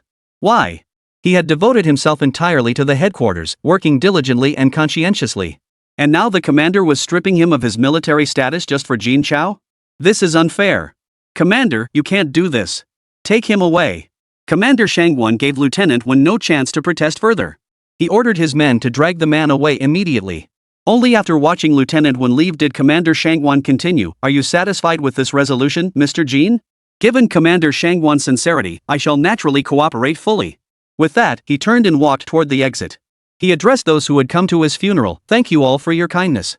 However, this is a critical time for the exams. Please take your children home and focus on their studies. I will be reporting to the martial arts building tomorrow. Any matters can be discussed then, okay? Understood. Jin Chao's words commanded unanimous agreement. No one dared to object. But with less than an hour left before the exam, there was no way they could make it back in time. Though everyone understood this, no one voiced the concern. After all, before coming here, they had already made up their minds to have their children retake the exam next year. But Jin Chao wasn't about to give up. He directly activated the immaculate space, transporting everyone to the exam hall. Not a single minute was wasted. In fact, they even had an extra half hour to rest and adjust. This would have no impact whatsoever on their exam results. After seeing everyone off, Jin Chao finally exhaled in relief. But at that very moment, a figure shot straight toward him. Jin Chao instinctively fought back. But the moment he recognized the attacker, he immediately ceased his resistance. The next moment, Mu Qiujie, the conspicuous figure, was hanging onto Jin Chao. Sniffling and tearfully wailing, he cried out, Idol, you're not dead. You really aren't dead. This is wonderful. This is wonderful. My sister won't have to be a widow after all. The touching scene was instantly soured by his words. What was this about being a widow? He and Mu Qiujie hadn't even done anything, okay? Chapter 75, Terrifying Enhancement. Seeing Mu Qiujie clinging to him, he'd actually felt quite moved. After all, aside from old Zhao, Sunny Long, Jude, Mu Dad, and Mu, no one knew he'd faked his death. Father Mu had been sending him updates on the siblings' recent behavior without omission. It made him feel truly guilty. He had planned to return and make it up to him properly, but it seemed that wouldn't be necessary. This guy doesn't need it. But one thing puzzled him. Today is my funeral. Where did those two go? Why are they only arriving now? Where's Xiaodai? Jin Chao ignored Mu Qiujie's struggles and yanked him down. This guy had no qualms at all, just wrapping his arms around my neck, hanging in front of me, with his legs wrapped around my waist. If it had been a girl, that would have been one thing, but it was a guy. Pulling Mu Qiujie away, Jin Chao scanned the crowd and quickly spotted Xiaodai. She stood there, biting her lower lip, eyes brimming with tears, desperately holding back her sobs. She wanted to look at Jin Chao but dared not. She looked as if she might shatter at any moment, and Jin Chao felt a pang of heartache. In terms of family background, the Mu family was among the most prestigious in Wangjiang City. Only the 4 major powerhouses could rival them. In terms of looks, Xiaodai was a beauty of the highest order. Even if she wasn't the most beautiful woman in Wangjiang City, she was certainly among the top 10. Her personality was gentle and endearing, and she held a somewhat blind adoration for him. What a wonderful girl. How could he possibly deserve her? Whether he deserved her or not, he needed to comfort her now. With that thought, Jin Chao gently raised his right hand, patted Xiaodai's head, and said softly, It's okay now. I'm back. I made you worry. That single pat from Jin Chao. Xiaodai, who had been teetering on the edge of breaking down, lost all control. Why, she cried out, bursting into tears. He wasn't dead.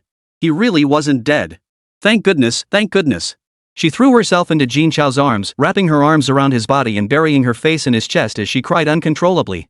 These past days, Xiaodai had lived in constant sorrow. She had been reliving every moment she shared with Jin Chao. Though they'd barely interacted and only known each other for a day or two, those had been the happiest days of her life. She knew she wasn't worthy of Jin Chao.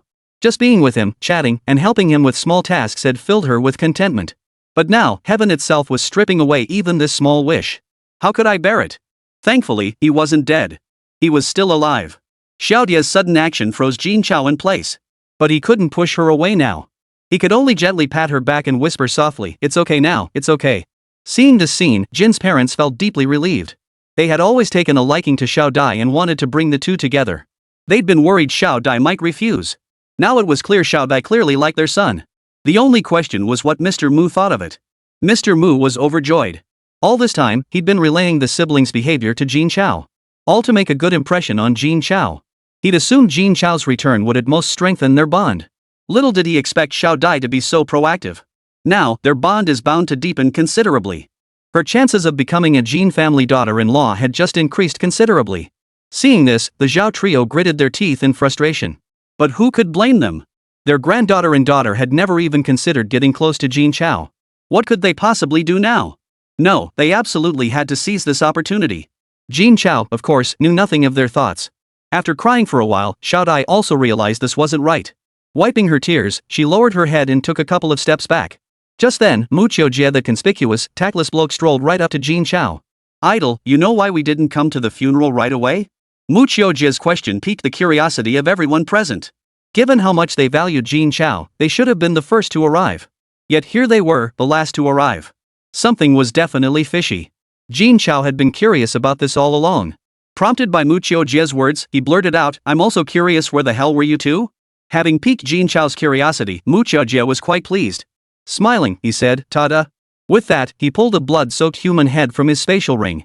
"Idol, a gift for you." He handed the head to Jin Chao. Jin Chao looked at Mu Qiujie with utter bewilderment. A gift? Who uses severed heads as gifts? But when he saw the face of the head, his eyes widened in shock. Wasn't this old nine from Black and White Realm the one with the four-faced Buddha ability? How did he die? Could it be that the siblings killed him? How could that be possible? He was a martial sovereign over level 61. How could those siblings possibly take him down? Not just Jin Chao, everyone present was utterly shocked.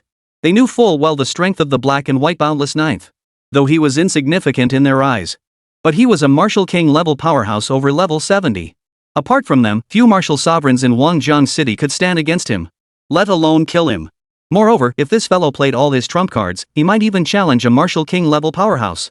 Such a formidable figure. There are only a handful in all of Wangjiang City. How did those siblings manage to kill the ninth prince? But the real shock was yet to come. Jin Chao asked in bewilderment, "Uncle Mu, the cultivation plan I devised for you was only about 10 days ago. Could your strength have improved this rapidly?" On the day Jin Chao feigned death, he had devised a detailed qi and blood cultivation plan for the siblings based on the martial artist encyclopedia provided by the system. While he knew the system's resources were exceptionally powerful. But based on his calculations, there was no way they could have advanced enough to kill that man. Had he miscalculated? At this mention, Mu Qiujie's smile widened even more. "Idol, your plan is incredible. My sister and I followed it for just over 10 days and shot straight up to level 52, almost a level per day." Zhao Lao and the others heard this and instantly gaped in astonishment. All traces of the composure befitting their high status vanished. What was this guy saying? 1 level per day? How is that even possible? Before level 15. With the Mu family's wealth, leveling up once a day wouldn't be a problem at all. Weren't they already in their 30s before? At this level, advancing 1 rank every 2 or 3 months is already considered fast. How did he manage to level up once a day? And what about Jin Chao's plan? Is this plan really that effective? They knew about Jin Chao's plan when he made it. They thought it might just speed things up a bit at most. Being able to shave off 20% of the time for the siblings is already pretty impressive. But to directly increase the speed by nearly 100-fold? This is terrifying. How did Jin Chao pull this off? Chapter 76, Frenzy. Jin Chao furrowed his brow slightly, then said after a moment, level 52 matches my estimate. But that still won't kill him. He knew firsthand just how terrifying Lao Jiu's strength was. Forget level 52, even level 62 fighters rarely stand a chance against him, let alone kill him. Hearing this, Mu Qiujie smirked triumphantly. "Idol, you're underestimating us siblings. With our combined abilities, we could take down not just old 9, but even the top 10 from Black and White Boundless." "Ha? Kill the top 10? That powerful?" Hearing Mu Qiujie bragging like this, and Jin Chao seemed to actually believe him. Mu Qiujie shot her brother a reproachful look and whispered, "Brother, don't talk nonsense. Little Jin, Mu Qiujie is just bragging. Even working together, we could only take down 1. 2 of them? No way." His bluff called, Mu Qiujie showed no embarrassment whatsoever. Instead, he declared with righteous indignation, 10 is impossible, but 2? Absolutely no problem. You're just too cautious, sis. Otherwise, we could have brought back another one today. Jin Chao didn't quite buy Mu Qiujie's words. But he never imagined the two of them could kill Lao Jiao together. Were their abilities truly that potent when combined? This wasn't just about surpassing their level. This was outright killing an elite beyond their level. It seemed he had underestimated the siblings after all. Everyone was naturally astonished by the siblings' combat prowess. But what Zhao Lao and the others cared about most was Jin Chao's training program. How exactly did he manage to make them level up in a single day? No, they had to get that training schedule back. With that schedule in hand, wouldn't they be able to cultivate as many people as they desired? Then what would they have to fear? Monsters? The Black and White Realm? Old Zhao couldn't hold back any longer. He approached Jin Chao and said, "Young Jin, could you spare me a copy of that training schedule? I'd like to study it myself." Shuda grew anxious the moment he heard this. "Old Zhao, why the rush? If you're going to share, you should give it to us first. Little Jin, I know this training schedule is invaluable. I won't take it for free, I'll trade you for it. Name anything I can offer, and I'll agree without hesitation." Zhu Dei's offer was undeniably tempting. After all, Jin Chao was no longer the narrow-minded Jin Chao of the past. He now earned nearly 100 million a day. If he asked for something, it would undoubtedly be of immense value. This clearly showed how much Zhu De valued this schedule. It further highlighted the sheet's extraordinary value. Once Zhu De made his move, Sunny Long wasn't about to be left behind.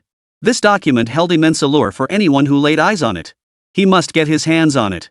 "Little Jin, Nanyi Group doesn't have much to offer, but if you give me this form, you can take any medication from us anytime.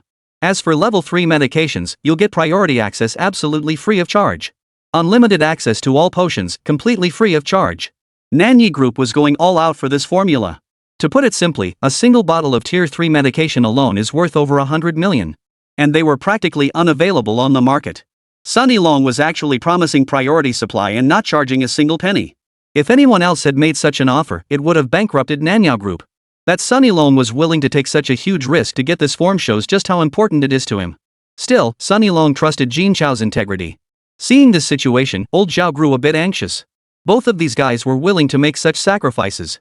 He hoped to get it for free, but now that seemed impossible. But what could he possibly offer them now? He'd already granted them the utmost authority. Money? How much would it cost to buy such a training regimen? Since neither power nor money will do, I might as well hand over the financial control of the martial arts building to Xiao Jin. Xiao Jin, I have nothing else to offer you. I can only entrust you with the financial authority of the martial arts building. You must give me this form. The three men presented conditions, each more tempting than the last. Mu Dad didn't utter a single word. He was overjoyed inside. This was striking first to gain the upper hand. Had his daughter not climbed this mighty tree, and had he not forced his son onto Xiao Jin, he wouldn't even have a shot at this form now.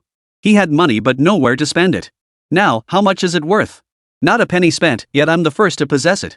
I really admire myself. At this thought, Mu Dad couldn't help but laugh out loud.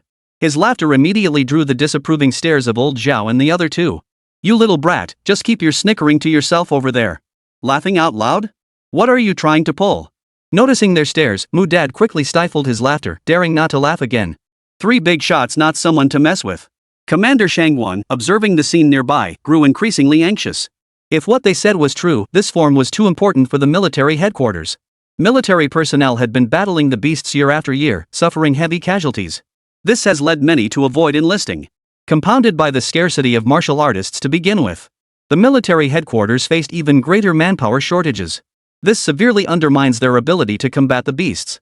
If we could obtain this training manual, all these problems could be resolved. Stronger soldiers mean fewer casualties. Martial artists would choose to join. Combined with such rapid advancement, it would undoubtedly attract more recruits to the military. At this thought, Commander Shangwan's breathing grew uncontrollably rapid. It could be said that no one needed this training schedule more than he did. But what could he offer Jin Chao in exchange? The military command wasn't solely his domain, he didn't hold absolute authority. Compared to the terms offered by the other 3 parties, the military headquarters held no competitive edge whatsoever. Yet he absolutely had to get his hands on that training schedule. With this in mind, Commander Shangwan steeled himself and approached Jin Chao. He stammered awkwardly, "Mr. Jin, I know this is a difficult request, but I still hope you'll hand this form over to the military headquarters. Name any condition you can reasonably ask for, and I'll do my utmost to fulfill it." Hearing Commander Shangwan's words, all eyes turned to him. Compared to the other 3 parties who offered to meet any demand, the military's offer held far less appeal. After all, they were well aware of the military headquarters' conditions. Therefore, they paid Commander Shangwan little mind. Moreover, the military representative had just made an arrogant remark, offending Jin Chao. No matter how magnanimous Jin Chao might be, he wouldn't hand over something so precious to the military headquarters. Commander Shangwan's words had naturally reached Jin Chao's ears as well. Jin Chao shook his head. Commander Shangwan, witnessing this, grew visibly anxious. Though he and Jin Chao had little rapport, he was determined to secure the training schedule even if it meant losing face. Just as Commander Shangwan was about to speak, Jin Chao spoke up, "This training schedule isn't as crucial as you all think." Hearing Jin Chao's words, the others instantly lost their composure. What did he mean? Not that significant? You've been using it all along, so you can't feel how difficult it is for ordinary people to enhance their chi and blood. Of course you wouldn't know what this chart represents. But they knew. Truly, comparison is the thief of joy. Chapter 77, The Revenge Begins. Jin Chao continued, "The reason their results are so noticeable is tied to their innate talent. Plus, their starting levels weren't that high to begin with. They won't be able to level up as quickly later on, maybe one level per week, and it'll slow down even more after that." Jin Chao's explanation only made things worse. The more he taught, the thicker the air of snobbery grew. They're both over level 50, and you call leveling up once a week slow? Under normal circumstances, at level 50 plus, leveling up once every 6 months would be considered fast. Enough. Talking to this monster was going to drive me crazy. I was planning to give these to you all anyway. And to thank you for saving my life, I prepared some gifts. With that, he handed them the pre-printed training schedules. They were all stunned. Does Jin Chao genuinely not understand the significance of this form? Gifts? What gift could possibly be more valuable than this schedule? Besides, this schedule alone was sufficient to repay any debt of gratitude. Commander Shangwan, standing before them, stared at the form in his hands, his heart filled with mixed emotions. He had expected Jin Chao to demand exorbitant terms. But he gave it away for free. Whether he knew how precious this form was or not, his willingness to repay kindness alone set him apart from so many others. No wonder so many people chose to let their children stay in school an extra year just to attend his funeral. A man like this was truly worthy. Once everyone present had received their forms, a sense of unreality lingered in my heart. Was it really that easy to obtain? What was all that fighting over it for? Did they not know Jin Chao? Jin Chao, that kid, was loyal to a fault. This left them eagerly anticipating what gifts Jin Chao would bring them next. Seeing the eager looks on everyone's faces, Jin Chao didn't keep them in suspense. He stated directly, "I've prepared 100 level 50 plus exotic beasts for each of you." The moment those words left his mouth, everyone sucked in a sharp breath. 100 level 50 plus exotic beasts? Had Jin Chao lost his mind? Never mind how precious level 50 plus exotic beasts were. Selling them outright would fetch at least a few billion. 5 people meant 50 to 60 billion. Isn't Jin Chao being a bit too generous? Zhao Lao, Zhu De, Sunny Long, Mu He, and Mu Dad, the 5 of them. None of them believed Jin Chao would actually gift Commander Shangwan. After all, he hadn't done anything. Even Commander Shangwan himself felt he didn't deserve it. Getting that form from him was already a stroke of luck. How could he dare hope for anything more? Old Zhao spoke first. "Young Jin, you're being far too polite. How can an old man like me possibly accept this? Whether you take it or not, my earlier promise still stands." Zhu De laughed heartily, overjoyed. "Little Jin, I truly haven't misjudged you. From now on, you're my Zhu Da's brother." Ah, wait, that messes up the family hierarchy. I'll have my grandson recognize you as his elder brother. From now on, you'll be my godson. How about you become the second in command of the Sanlong gang? Sunny Long lost his usual composure. His lips curled into a wild grin. Brother Xiao Jin, you'll be my son's elder brother. Nan Yi Group will always be your backing. Whatever you ask for, we'll do everything in our power to fulfill. Seeing Mu Dad's example, everyone was scrambling to build connections with Jin Chao, afraid of being left behind. Mu He, who had remained silent, scratched his head and said, "Little Jin, you're giving me so many exotic beasts, but I have nowhere to keep them. Maybe we should just forget it. I'll take the form instead." As soon as Mu said this, old Zhao was the first to object. "You fool! Don't refuse them. I'll pay you. Returning them to little Jin is out of the question. I'll pay 7 million per beast. What do you think, Brother Mu? I'll offer 8 million each." Mu He's exotic beasts were instantly snapped up. Mu's father wasn't about to be outdone. "I'll offer." But before he could finish, the glances from the others silenced him. Commander Shangwan then spoke up, "Gentlemen, could you spare these 100 beasts for me? The military headquarters truly needs them." At Commander Shangwan's words, everyone fell silent. They already had 100 of them. Handing them over to the military headquarters was only natural. After all, the military headquarters had always protected Wangzhong City. They shouldn't be treated too harshly. Commander Shangwan was pleased to see them all fall silent. Just as he was about to discuss the price with Mu, Jin Chao spoke up, "If the military headquarters needs them, then let's give Commander Shangwan 200. Is that enough? After speaking, Jin Chao ignored the stunned expressions on everyone's faces and looked directly at Commander Shangwon. Seeing no response, he assumed it wasn't enough and added, if that's not enough, 300 would be acceptable. That's more than enough. Combined with Brother Mu's 100, it far exceeds my expectations. They had assumed Commander Shangwon wouldn't contribute. Unexpectedly, Jin Chao not only gave them, but offered 300. Jin Chao was not only generous but magnanimous. He even forgave the military headquarters that had just offended his family. They knew they themselves could never have done the same. Commander Shangwon felt even more guilty. Had they known Jin Chao was such a good man. Forget about postponing the exam for a day to attend his funeral. Even postponing it for a week wouldn't have been a problem. They shouldn't have listened to that when fellow and alienated such a fine man. On behalf of the military headquarters, I express our gratitude for Mr. Jin's contributions. Commander Shangwon saluted Jin Chao with a standard military salute.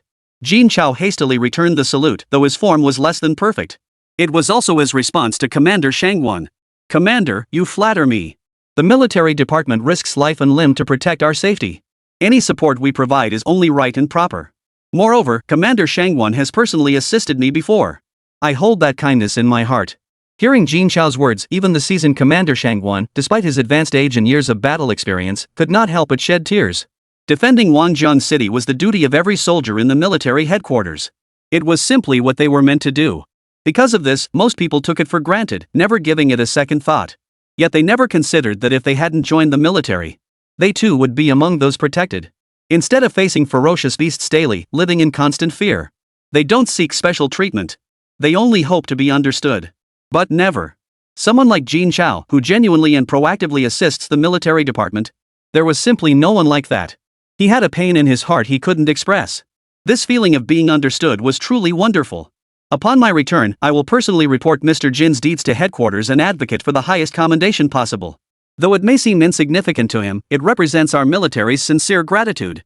I hope Mr. Jin will not decline. It is my honor to be of service to the military headquarters. I only ask that Commander Shangwon grant me one request. Go ahead, Mr. Jin. I will certainly not let black and white interval off the hook. I only ask that Commander Shangwon, when the time comes, not interfere in this matter. Jin Chao and Black and White Boundless were locked in a fight to the death. The preparations he had made were sufficient to carry out his plan. Only Commander Shangwon remained beyond his control. A powerhouse over level 80 could sway the entire course of the battle. He could only hope that Commander Shangwon would not interfere when the time came. Chapter 78, Carnage. Commander Shangwon naturally wouldn't refuse Jin Chao's request. As long as it did not endanger the safety of Wangjian City's residents, the military headquarters would not intervene. I can assure Mr. Jin of that. Then I thank you, Commander Shangwon. With that, Jin Chao turned to everyone present and said, thank you all for playing along with this charade. Once I've resolved matters with the Black and White Realm, I'll make sure to properly thank each of you. With everyone's affairs settled, Jin Chao led his parents back home. Before arriving here, Jin Chao had already purchased a property. And this time, the house he bought was right next to the Mu family's residence. This would make it convenient for his parents to visit the Mu family and also allow the Mu family to protect them. Moreover, he had paid a hefty sum for this property. He had arranged for Mu Dad to connect the buildings on all sides beforehand, creating an exceptionally large courtyard. This was because the exotic beast he was bringing back this time was much larger. A level 60 plus beast already measured nearly 100 meters in length. It was truly a colossal creature. Only this way could he feel at ease. Such a situation must never happen again. Returning to his room, Jin Chao collapsed onto the bed and fell asleep instantly. Sleeping at home was still the most reassuring. The news that Jin Chao was still alive spread throughout Wangjiang City in mere minutes. Black and White Interval learned of it firsthand. What they never could have imagined was that Old Nine had been killed. Inside the Black and White Interval's meeting room, Zhou Yu was beyond furious. They had clearly killed Jin Chao, so why was he still alive? He hadn't killed him last time when he had such a golden opportunity. Jin Chao wouldn't give him a second chance like that.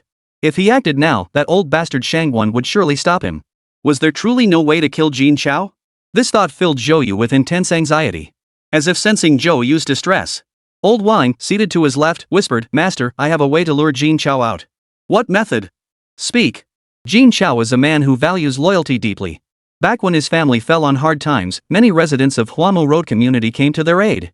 If we threaten to take those people's lives, he'll come out to meet his end without hesitation. With that, Old Wang let out a sinister chuckle. Zhou Yu frowned at the suggestion. Using ordinary people as leverage to force Jin Chao into a suicide mission. This was undoubtedly the most effective method. After all, Jin Chao's weaknesses, aside from his short time in the game, Was his excessive attachment to sentimentality? But doing so carried significant risks. Although Black and White had many assassins targeting ordinary people to handle contracts targeting ordinary people, but this method is utterly despicable. Sacrificing ordinary lives to kill Jin Chao. Only a madman would do such a thing. Yet this time, Jin Chao not only survived, his strength has also risen to level 54. Though he still held no regard for him, this terrifying rate of advancement sent shivers down his spine. If given more time, forget avenging his two sons by killing him. He could destroy the entire realm of Black and White. Zhou Yu's brows knitted tightly together, his expression weary, as if making a resolute decision. He exhaled helplessly, his voice weary. Do it your way. This time, no one holds back. Kill Jin Chao with everything you've got. Don't give him another chance. Old Wine gave a cruel smile. Mission accomplished. Everyone, dismiss yourselves. With that, Zhou Yu collapsed into the armchair, his right finger pressed to his forehead. He looked utterly defeated. He never imagined that Jin Chao alone could push him to this breaking point. But there was no time to dwell on it now. As long as he could kill him, everything would be worth it. Night fell. Assassins from both sides began their operations. Their sole target, every resident of Huamu Road community. Though killing ordinary civilians violated the military's regulations for martial artists. But when the boss gives the order, they would carry it out with absolute dedication. Besides, killing ordinary people was far more satisfying. The feeling of taking them down one by one was pure exhilaration. At that moment, within the Huamu Road residential complex, almost everyone was discussing the news that Jin Chao was still alive. An old woman sat beaming on a community bench, fanning herself with a palm leaf fan. That Jin kid really knows how to scare us. Playing such a joke, I was worried sick. Thank goodness he's okay. A balding old man replied, that boy is so inconsiderate. Doesn't he realize what his parents have been going through these past few days? A middle-aged man chimed in, little Jin had no choice. If he hadn't faked his death, those Black and White boundary people would never have let him go. Because of Jin Chao's incident, the Black and White realm, an entity known to only a select few even among martial artists. It had already spread throughout the entire city of Wangjiang. Even ordinary folks like them could freely discuss it. Oomph. Just hearing the name Black and White realm makes me furious. How could such a good kid like Xiao Jin get targeted by these people? Why doesn't the military department do anything about it? The old woman spoke with palpable indignation, her hand fan fluttering faster in her grasp. You don't understand. Martial artists have their own rules. I just hope Xiao Jin can fight off these people and nothing else happens. The bald old man sighed helplessly. Only after learning about them over the past few days did they realize how powerful the Black and White Boundless truly were. I'm truly worried for Xiao Jin. Fortunately, the martial arts building protected him. Little Jin, that kid, even after gaining power, he hasn't forgotten the people in the neighborhood. Have his mother pass on the message, collect beast crystals. Isn't that practically handing over money? What a good kid. Come on, old lady, stop sulking here. It's time to go home. He stood up and reached out to pull the old woman.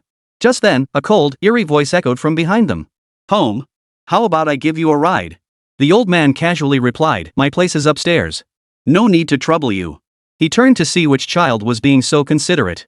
But before he could turn, a cold blade swiftly sliced across his throat. Then across his entire neck. With a thud, the old man's head rolled onto the ground. It rolled several times before coming to rest at someone's feet, or it was crushed under their boot. The sudden scene left everyone frozen in shock. The man then spoke, it's time to send you back home.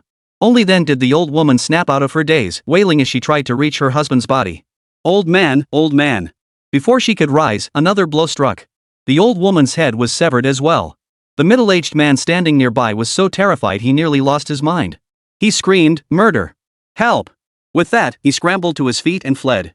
The killer didn't pursue him. Instead, he said with a look of pure enjoyment, this is the feeling.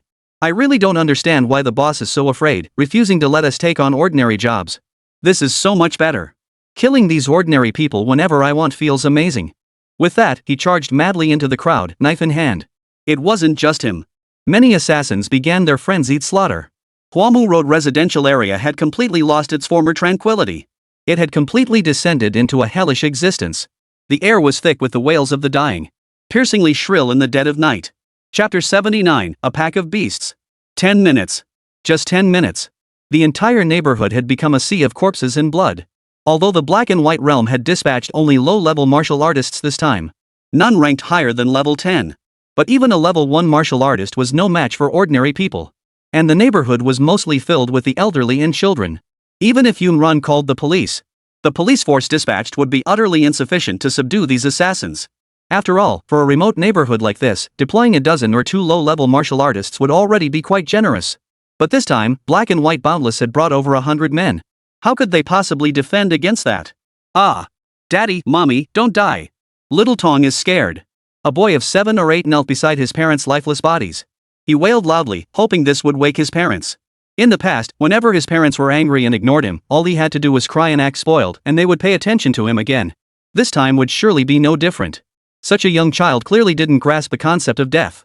He only knew that his parents' current state resembled what he'd seen on television. They must be dead. But he didn't know what death truly meant. The child's cries quickly drew the killer's attention. A gaunt man wearing a black and white mask and wielding a long knife entered the room. His voice was cold and menacing, useless. Such a golden opportunity, and you let it slip away. Are you even fit to be assassins? Since you won't kill him, I'll do it myself. The child had survived this long because other assassins, unable to bring themselves to kill him, had spared him. But he had encountered this one. Black and White Realm was full of ruthless individuals. Kid, stop crying. If you miss your parents so much, Uncle will send you to see them. The child saw a masked figure approaching. He was terrified at first. But when the man said he could help him see his parents, he instantly cheered up. Wiping the snot from his right cheek, he asked excitedly, Uncle, can you really take me to see my mom and dad? Of course I can. That's wonderful. Uncle, please wake up my mom and dad right away. The child thought that letting him see his parents meant waking them up. He cheerfully stood up, ready to run and pull the assassin. But before his hand could touch the assassin, a long blade pierced straight through his chest. The assassin's blade was too fast. So fast that the child didn't even register the pain at first. By the time he did, his consciousness was already fading. The assassin who had killed the child laughed with evident satisfaction. He turned and walked away, heading toward the next room. Such tragedies unfolded in every room. Soon, the cries and screams gradually faded away. Of the thousands who had entered, fewer than 300 remained. The scene was utterly horrific. In a basement, a woman in her 40s picked up her phone with trembling hands. Shaking, she dialed a number. Her heart raced with anxiety. Even the few seconds it took for the phone to ring felt unbearably long.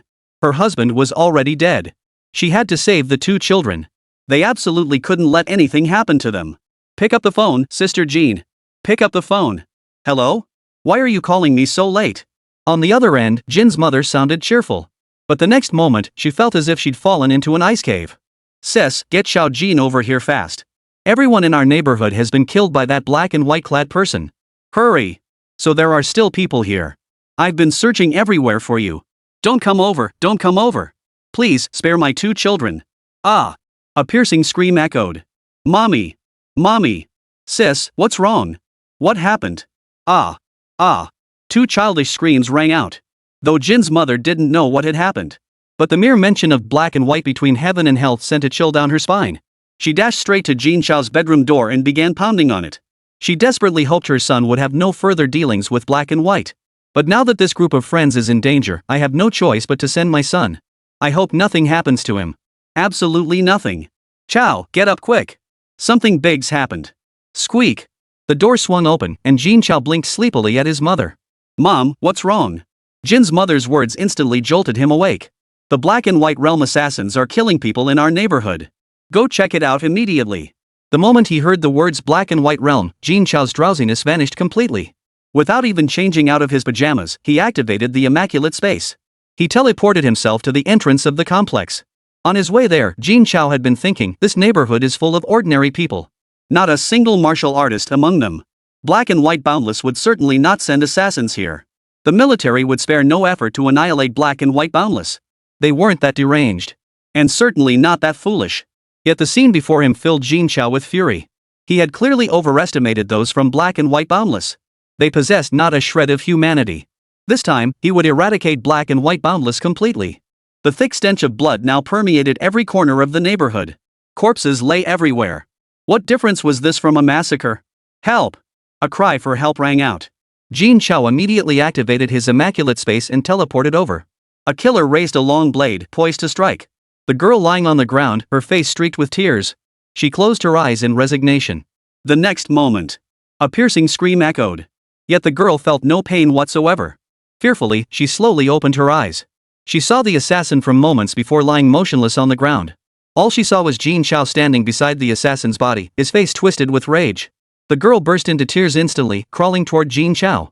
Brother Jin, you finally came. Dad, Mom, and my little brother, they killed them all. They're all dead. Hearing these words, Jin Chao's heart ached unbearably. He desperately wanted to comfort her, but now was not the time. Many others were waiting for him. Xiaoyu, don't say anything else now. I'll get you out of here. The girl nodded, her face streaked with tears. Then everything spun wildly. When she came to, she found herself in an unfamiliar place.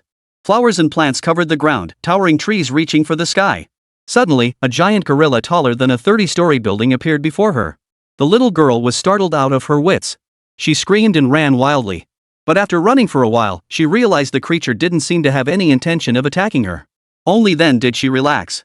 In that split second of distraction, a crowd of people suddenly appeared around her. It seemed Brother Jin had saved quite a few people. In Huamu Road residential complex, Jin Chao's figure darted swiftly between rooms, rescuing every survivor. Any assassins Jin Chao encountered were ruthlessly eliminated without mercy. In the eyes of the residents, Jin Chao was now their savior. He was their hope for survival. In just 3 minutes, in the entire residential complex, no one else remained alive except him. Chapter 80, The Military Headquarters Fury. Watching the kind residents who had once helped him being brutally slaughtered, Jin Chao's heart ached unbearably, and his rage surged to its peak. He had intended to wait until tomorrow, but now he couldn't wait another moment. With that thought, Jin Chao activated his immaculate space and instantly appeared in Mu Qiujie's room. The moment he arrived, Jin Chao froze in shock. He never imagined Mu Qiujie would be sleeping naked, leaving himself completely exposed. This show-off, doesn't he even know to wear pajamas? At the very least, wear some underwear. But then again, barging in like this was pretty rude of him too. Mu Qiujie froze too, staring straight at Jin Chao. His right hand carefully tugged at the blanket, covering his private parts. Then he asked blankly, "Idol, what brings you here so late?" On the surface, they appeared calm, but deep down, both felt utterly awkward. But now wasn't the time to dwell on that. Jin Chao cleared his throat and said, "Do you know where Black and White's current hideout is?" At that mention, Mu Qiujie perked up. He jumped up, grinning widely. "Are you planning to attack Black and White Boundless, Idol? Last time we attacked Black and White Boundless, he hadn't been able to help at all. He'd watched helplessly as his idol was brutally killed, even dying right before his eyes. That helpless feeling, he never wanted to experience it again. So, after receiving the training plan from my idol, I trained relentlessly. Eventually, my strength surged. Working in tandem with my older sister, we took down the Black and White Boundless ninth. Just as I was about to show off in front of my idol, the chance presented itself. Jin Chao witnessed the scene and immediately turned his face away, saying, "How about you put some clothes on first?" Mu Qiujie snapped out of it, looking extremely embarrassed. Sorry. I got too excited." With that, he quickly pulled his clothes back on. Jin Chao then recounted everything that had just happened to Mu Qiujie. Finally, with Mu Qiujie in tow, the trio headed straight for the new Black and White Without Boundaries base. News of the Huamu Road incident quickly reached Commander Shangguan and the other leaders. The moment everyone heard the news, they all wore expressions of schadenfreude. Not harming ordinary people was Commander Shangguan's bottom line. Daring to cross that line meant Black and White Without Boundaries was in for serious trouble. The moment Commander Shangguan heard the news, he exploded. Gone was his usual calm and composed demeanor. He slammed his hand down on his desk, shattering it into pieces. Gritting his teeth, he declared, "Black and White Boundless? Fine. Very well. I'll see just what else you have planned." Without even bothering to leave his office, he unleashed his supernatural abilities, summoning an endless array of weapons.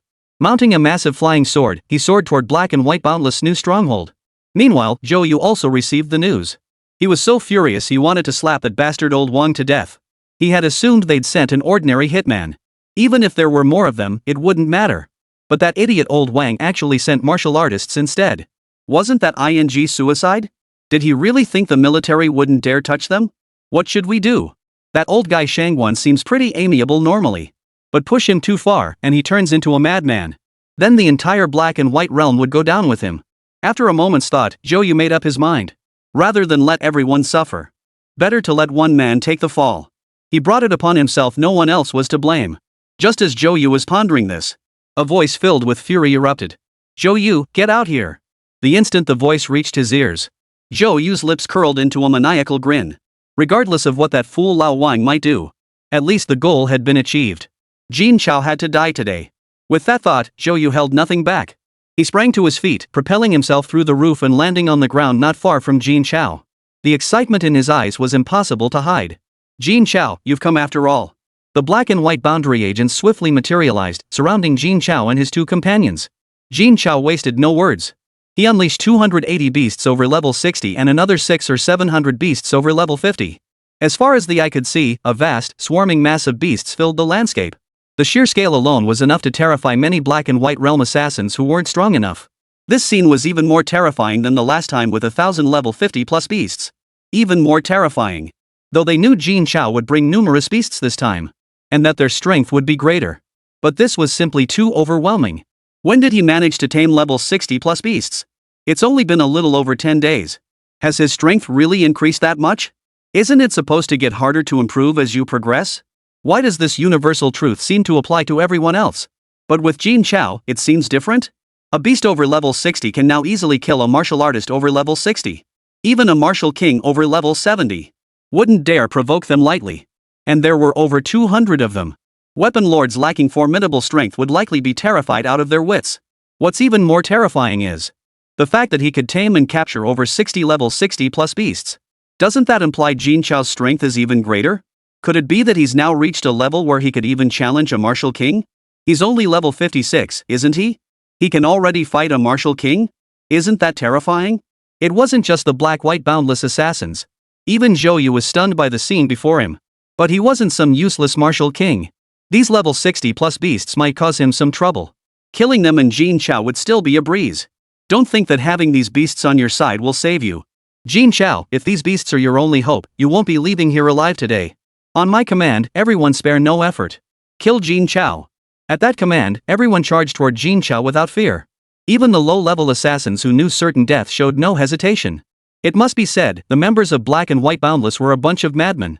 Meanwhile, Zhou Yu had deployed the Black and White Boundaries 60-plus level martial lords to eliminate the 60-plus level beasts. Especially the top 10 assassins on the rankings, they possessed the capability to take down these beasts single-handedly. Such was the might of the top 10 assassins of Black and White Boundless. As for him, naturally, he was facing Jin Chao. He intended to kill Jin Chao with his own hands, avenging his son. At the same time, Mu Qiujie was visibly excited.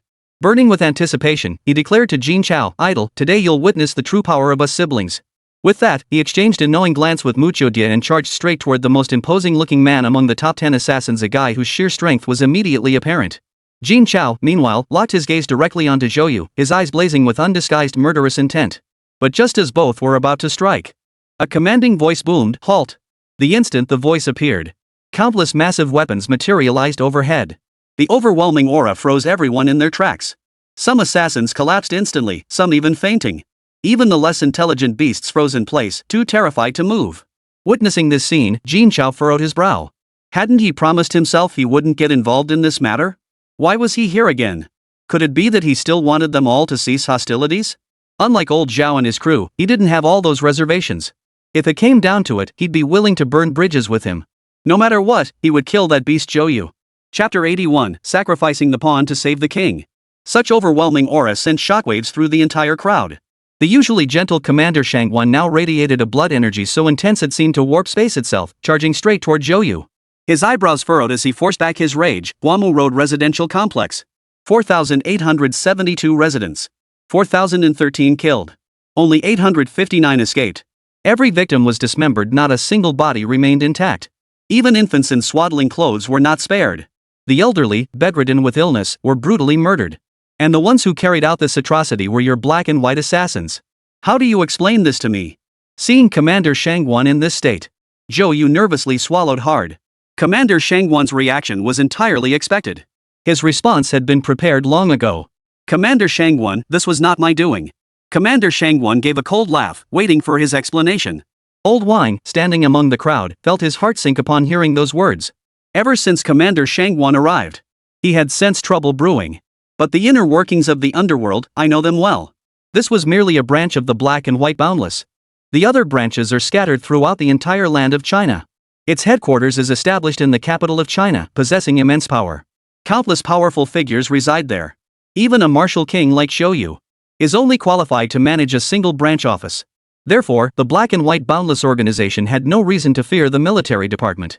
That's precisely why I sent warriors to massacre Huamu Road Residential District.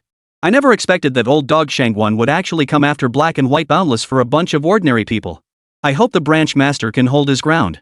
Killing those in Huamu Road Residential area to force Jin Chao out, that was my idea.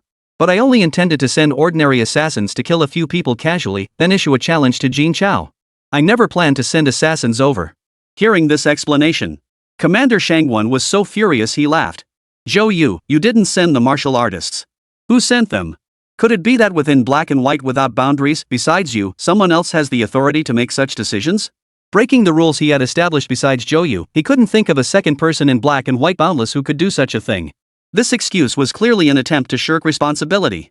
Old Wang grew even more flustered upon hearing this. What did Zhou Yu mean by that? Was he going to turn him in? What should he do? Shangwon, that old bastard, was furious now. There was no way he could escape. "No, I must save myself." Zhou Yu continued, "This entire affair was orchestrated by Wang Ji. The commander can interrogate him. With the military headquarters' investigative capabilities, I'm confident the truth will be uncovered." Hearing Zhou Yu's words, Commander Shangwon turned to Wang Ji with an icy stare. He understood exactly what Zhou Yu was thinking. But he also knew Zhou Yu dared not deceive him. The military headquarters had numerous interrogation experts. Even a simple line of questioning could reveal the entire sequence of events. Zhou Yu wasn't foolish enough to tamper with the evidence here. It seemed this matter truly wasn't something that could be manipulated. With that thought, Commander Shangwon swept his right hand through the air. A massive dart shot through the air, locking onto Wang Ji. In an instant, the overwhelming pressure forced Wang Ji to his knees, unable to stand. His face drained of color, his entire body trembling. His consciousness began to blur. But he absolutely could not collapse now. If he did, he would truly have no chance of survival. With that thought, Wang Ji bit down on his tongue. The pain instantly surged through his entire body. His consciousness snapped back into focus. He immediately shouted, "Zhou Yu, what are you afraid of? What power do we, the Black and White Boundless, possess that we should fear the military headquarters?" The Black and White realm's power was indeed formidable, strong enough to stand toe-to-toe with the military. This was one reason why the Black and White realm maintained a presence in every city, and why Huaxia had not moved to eradicate them completely. But being able to stand on equal footing didn't mean they could freely oppose the military department. Zhou Yu understood this well. So when Wang Ji spoke those words, he merely replied coldly, "Wang Ji, you think too highly of yourself. How could Black and White possibly defy the military for your sake? Besides, you brought this upon yourself. Not even I would lift a finger to help you, let alone headquarters." A martial sovereign barely past level 60 meant nothing in headquarters, where powerhouses abounded. There was no way headquarters would intervene. Hearing this, Wang Ji snarled at Zhou Yu, "Fine, Zhou Yu. Today I'll show you that I, Wang Ji, am not someone you can just dispose of at will." With that, Wang Ji pulled a black token from his facial ring. Engraved in bold, angular characters were 4 words. Black and White without boundaries. The moment Zhou Yu saw the black token, his eyes widened in shock. How could this be? How could he possess a token from headquarters? Even he himself was unqualified to possess the headquarters black iron token. How could this old man have one? Zhou Yu was utterly shocked. Possessing the headquarters black iron token meant wielding the authority of a headquarters supervisor. It allowed one to command all branch masters. His status was one rank higher than Zhou Yu's. Typically, only powerhouses above level 80 held such authority. There had never been a case of a martial sovereign holding a black iron token. This was hitting a brick wall. Commander Shangwon naturally recognized the black iron token of the boundless realm. He knew exactly what it signified. If he were truly killed, it would inevitably draw the attention of the Black and White Boundless headquarters. If it escalated to the military headquarters, even as the commander of the Wangzhong City Military Division, he would be unable to shoulder such responsibility. Could it be that the lives of over 4,000 men on Huamu Road were lost in vain? At this thought, Commander Shangwon's brow furrowed deeply. Witnessing this scene, old Wang burst into a loud, hearty laugh. "Ha ha ha ha. Zhou Yu, you never saw this coming, did you? I only ever wanted to live out my retirement peacefully in this little branch office in Wangzhong City. Even when you barked orders at me day in and day out, I endured it. But today, you forced me into the spotlight. I see your days in the top seat are numbered." Speaking with effort, old Wang mustered every ounce of strength to rise to his feet. "From this moment on, you are no longer the head of the Black and White Division in Wangzhong City. I will report this matter to headquarters, and tomorrow you will receive your dismissal notice. You'll just have to wait for headquarters' decision." With that, he turned away from Zhou Yu, whose face was twisted with unwillingness. He lifted his head and looked at Commander Shangwon with contempt. "Commander Shangwon, I wonder if the black iron token of the black and white interval in my hand might persuade you to reconsider this rule." A blatant threat. It was like riding on Commander Shangwon's neck to take a. Commander Shangwon clenched his fists tightly upon hearing these words. What could he do? If he let him go today, the Black and White Boundless would grow even more brazen in the future. The ordinary citizens of Wangzhong City would face even greater peril. But if he didn't release him and killed him instead, The pressure from the military headquarters would be far beyond what he could bear. The title of commander? He never cared about it. But if I leave, who will protect the peace in Wangjun City that my brothers paid for with their lives? Those brothers underground. Chapter 82, Commander Shangwon's Choice. At this thought, the faces of fallen comrades kept flashing through his mind. Tears welled up in Commander Shangwon's eyes. Suddenly, a hand tapped him on the shoulder from behind. A familiar sensation welled up within him. Isn't that old Six's favorite move? After a momentary lapse, Commander Shangwon quickly turned around. His face lit up with surprise. The familiar face came into view. Old Six, is it really you? Commander Shangwon was immersed in the joy of reuniting with an old friend. But Old Six across from him wore a look of utter disgust. His tone dripped with sarcasm. Third brother, the higher you climb in rank, the smaller your courage seems to grow? What was the point of us reclaiming this land from the beasts back then? Commander Shangwon froze at Old Six's words. Back then, they had sacrificed so many comrades to wrest this land from the beasts, all for the sake of giving the common folk a place to live and work in peace. All these years, he had faithfully upheld that very purpose. But the situation now was different. He was afraid what would happen to the ordinary people of Wangjun City if they truly left this place? Commander Shangwon hurriedly explained, I'm not afraid of losing my position. I'm afraid. What the hell are you scared of? You faced those monstrous beasts that devoured people whole back then without flinching. What the hell are you scared of now? Whoever the hell stops ordinary people from living, just take them down. Even without your position, you're still a man who stands tall and proud. What's the problem? Just because you're not an official anymore, does that mean you can't protect the people? Can't you still defend Wangjun City? Lao Lu's barrage of curses snapped Commander Shangwon back to his senses. Right. He could still protect the common folk without holding office. He could still defend Wangjun City. What was he afraid of? Even without the title of commander, he was still a martial king-level powerhouse. He was more than capable of safeguarding Wangjun City from any unexpected threats. As the realization dawned, the gloom in his heart vanished instantly. Commander Shangwon smiled at Lao Lu and said, Old buddy, I couldn't even let you die in peace. It's my fault as your elder brother. I know what I must do now. The moment these words left his lips, the previously sullen expression on Lao Lu's face instantly gave way to a broad smile. Simultaneously, his body began to fade, gradually disappearing. Commander Shangwon knew full well this wasn't real. But he wished it were. At least this way, those brothers would still have a chance to speak with him.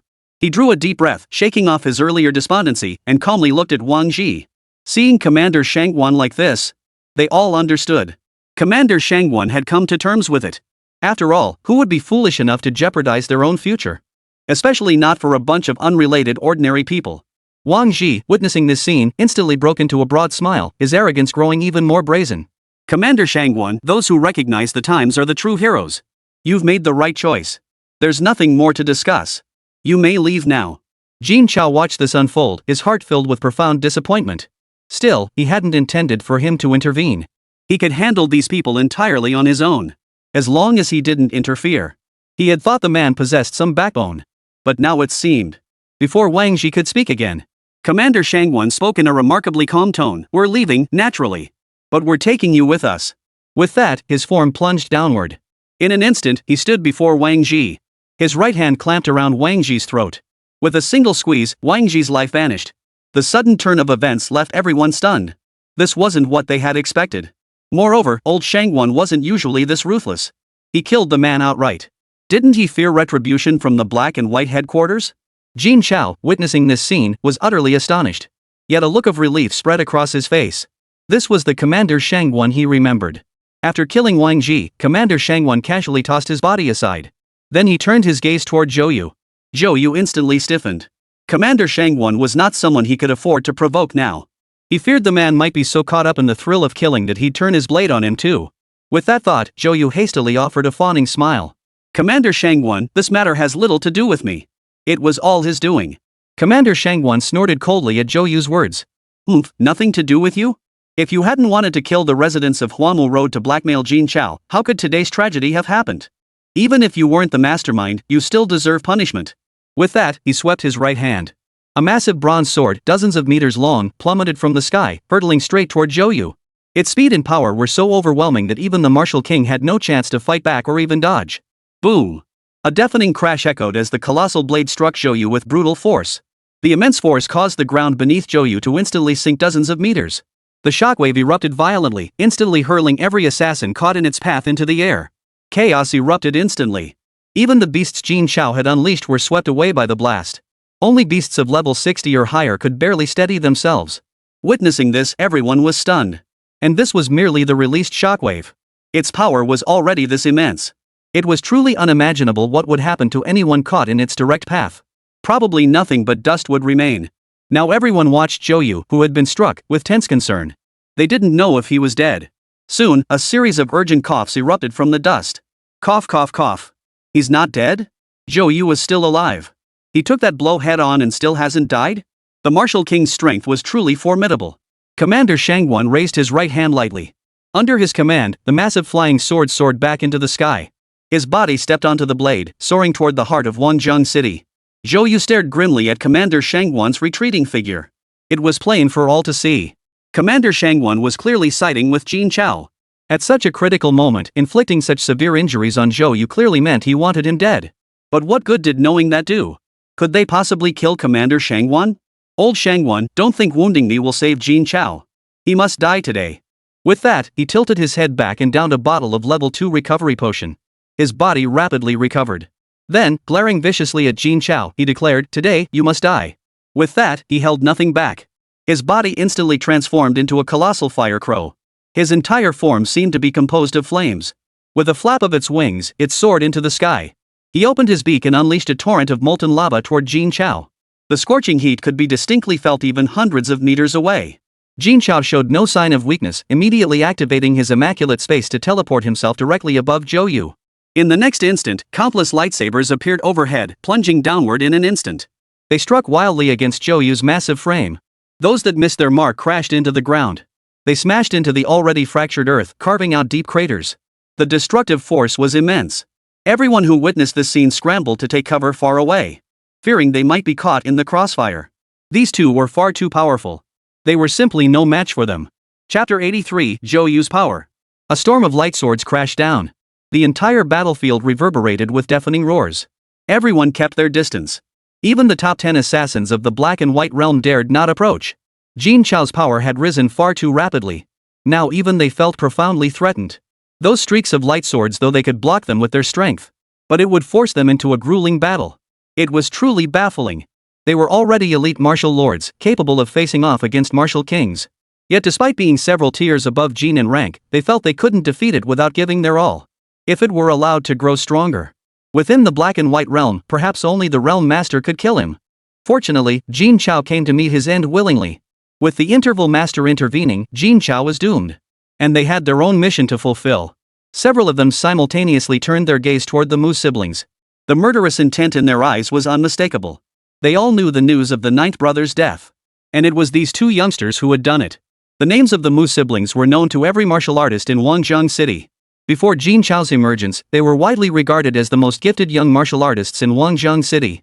Moreover, their awakened abilities were exceptionally powerful. Dealing with one alone was already a formidable challenge. If they teamed up, opponents not only at their level but even those over a dozen levels higher would be overwhelmed. However, their previous strength levels were too low to warrant any attention. But in just over half a month, their strength surged dramatically. They'd reached level 52 and even teamed up to kill Old 9. This development truly caught everyone off guard. Moreover, it was rumored that their rapid advancement was entirely due to a training regimen provided by Jin Chao. For a moment, they didn't know what to envy more. But once they eliminated these threats, they could seize both the training regimen and the two individuals themselves. Then they could rapidly break through to Martial King. They would become the most formidable warriors in Wanzhong City. Then, they'd never have to kowtow to anyone again. Feeling the gazes of the 9 men, Mu Qiujie instinctively moved closer behind her younger brother, a hint of fear in her eyes. She dared not meet their gazes. But Mu Qiujie, the conspicuous one, wore a look of utter defiance. He raised both hands in a taunting gesture, flipping them off with his middle fingers. He shouted arrogantly, "What are you staring at? If you don't like it, come fight me." Faced with such provocation, cruelty flashed in the eyes of all 9. Abusing and killing prodigies was precisely what they relished most. Without a moment's hesitation, they charged straight toward the Mu siblings. Seeing the 9 men preparing to gang up on them, Mu Qiujie felt a pang of unease. Damn it, have you no shame? 9 of you against just the 2 of us? Cowards! Since you're ganging up, don't blame me for what comes next. With that, Mu Qiujie rolled up his sleeves, seemingly prepared to fight to the bitter end. But the next moment, he shouted toward Jin Chao suspended in midair, "Idol, save me." Mu Qiujie felt even more panicked. She'd already been unsure of herself. Now they had to face 9 opponents at once. She was terrified. They'd come to help, but now they'd only cause trouble. Jin Chao, locked in aerial combat with Zhou, caught sight of the scene and groaned inwardly. This guy always managed to get himself into trouble. Despite his complaints, Jin Chao certainly wouldn't abandon them. He immediately commanded 20 level 60+ beasts to intercept the 9 attackers. But he couldn't stop them all. A frail little girl broke through the beast blockade and swiftly charged toward the brother and sister. Jin Chao prepared to send more beasts to block her path. A voice, cold and utterly indifferent, suddenly rang out from behind him. You're fighting me, yet you still have the mind to worry about others? Are you taking me for granted? Flame slash. With a thunderous shout, Zhou's massive divine transformed flame wings flapped forward simultaneously. 2 massive curved blades of flame crossed in midair, striking toward Jin Chao. Jin Chao's heart clenched. He hastily activated his immaculate space, teleporting several hundred meters upward just in time to narrowly evade the strike. The flames of the Yenzan sliced clean through an entire mountain peak, obliterating it completely. Witnessing this, Jin Chao couldn't help but frown deeply. It seemed that even wounded, Zhou's power remained terrifyingly formidable. His countless light fallen strikes earlier had failed to inflict even a scratch on Zhou. Now, he could only barely hold his ground by relying on the immaculate space to evade. It seemed ordinary methods were utterly useless against him. In the instant Jin Chao lost his focus, a massive claw of a fire crow struck out. Simultaneously, a voice filled with contempt rang out. Kid, weren't you acting all cocky earlier? Ready to kill? Now you're scurrying around like a rat, hiding everywhere. What kind of skill is that? The massive claw swung wide once more. But this time, Jin Chao didn't hide. Instead, he teleported directly above Zhou's head. He snarled, as you wish. 1,000 illusions twin pupils. The moment the words left his mouth, Jin Chao's double pupils manifested once more. A powerful mental disturbance surged toward Zhou's mind. Even a martial king as formidable as Zhou was briefly ensnared in an illusion. Jin Chao had been waiting for this very moment. Infinite realm wind blades, inferno flames, extreme ice, thunderbolt, kill. In less than a second, Jin Chao unleashed 4 consecutive elemental attacks. The battlefield erupted with chaotic energy surges. Endless waves of the 4 elements relentlessly slashed at Zhou's body. Crashing roars echoed ceaselessly. In an instant, Zhou's body was buried beneath the onslaught. Merely a trace of elemental energy was enough to obliterate the black-white boundless assassin on the ground, leaving not even a speck of dust behind. Even the level 50+ assassin offered no resistance whatsoever. It felt like the apocalypse had descended. The top 10 assassins currently battling the beasts witnessed this scene. Their hearts tightened. It seemed they had underestimated Jin Chao's strength. Such an attack was likely beyond their ability to withstand. The mere aftershock alone could slay martial artists over level 50. They could manage it, but it would never be as straightforward as Jin Chao's approach. They even began to worry about the safety of the chamber master. But the moment such thoughts surfaced, they suppressed them. Zhou's strength was simply beyond their reach. Before Zhou, even they would be instantly annihilated. There was simply no room for retaliation. Though they acknowledged Jin Chao's formidable strength, it was only relative to themselves. Before Zhou, they too would meet their end. Jin Chao, of course, knew nothing of their thoughts. His sole focus now was to kill Zhou swiftly. He also knew that attacks of this caliber wouldn't stand a chance against Zhou. So after unleashing the 4 elements, he did not stop. Void burning ink flame, ignite. Endless black flames appeared eerily on Zhou's body surface. Even though Zhou now seemed forged entirely from flames, it could not extinguish the burning void ink flame. This was a flame capable of consuming all matter. After the burning void ink flame appeared, a trickle of blood flowed from Jin Chao's right eye. Jin Chao began gasping for breath. His body was struggling to keep up after unleashing so many skills in succession. But this was still insufficient. To kill Zhou, these methods alone were inadequate. Chapter 84, Jin Chao's True Power. Without pause, Jin Chao channeled his vital energy. In an instant, his entire body was enveloped in crimson blood qi. Overwhelming power surged through every inch of his being, accompanied by a searing, tearing pain. Jin Chao knew this was the manifestation of pushing his qi and blood to its absolute limit. He had experienced this agony before during his battle against a level 60+ beast. Though excruciating, its effects were profound. Now, both his strength and speed were dozens of times greater than before. Even a level 60+ beast could be knocked down with a single punch. Even if he couldn't kill Zhou, he could still cripple him. With that thought, Jin Chao hesitated not a moment. He unleashed a punch directly at Zhou. Boom! A thunderous collision echoed through the air. Zhou's massive frame was instantly sent flying, hurtling toward the ground. Boom!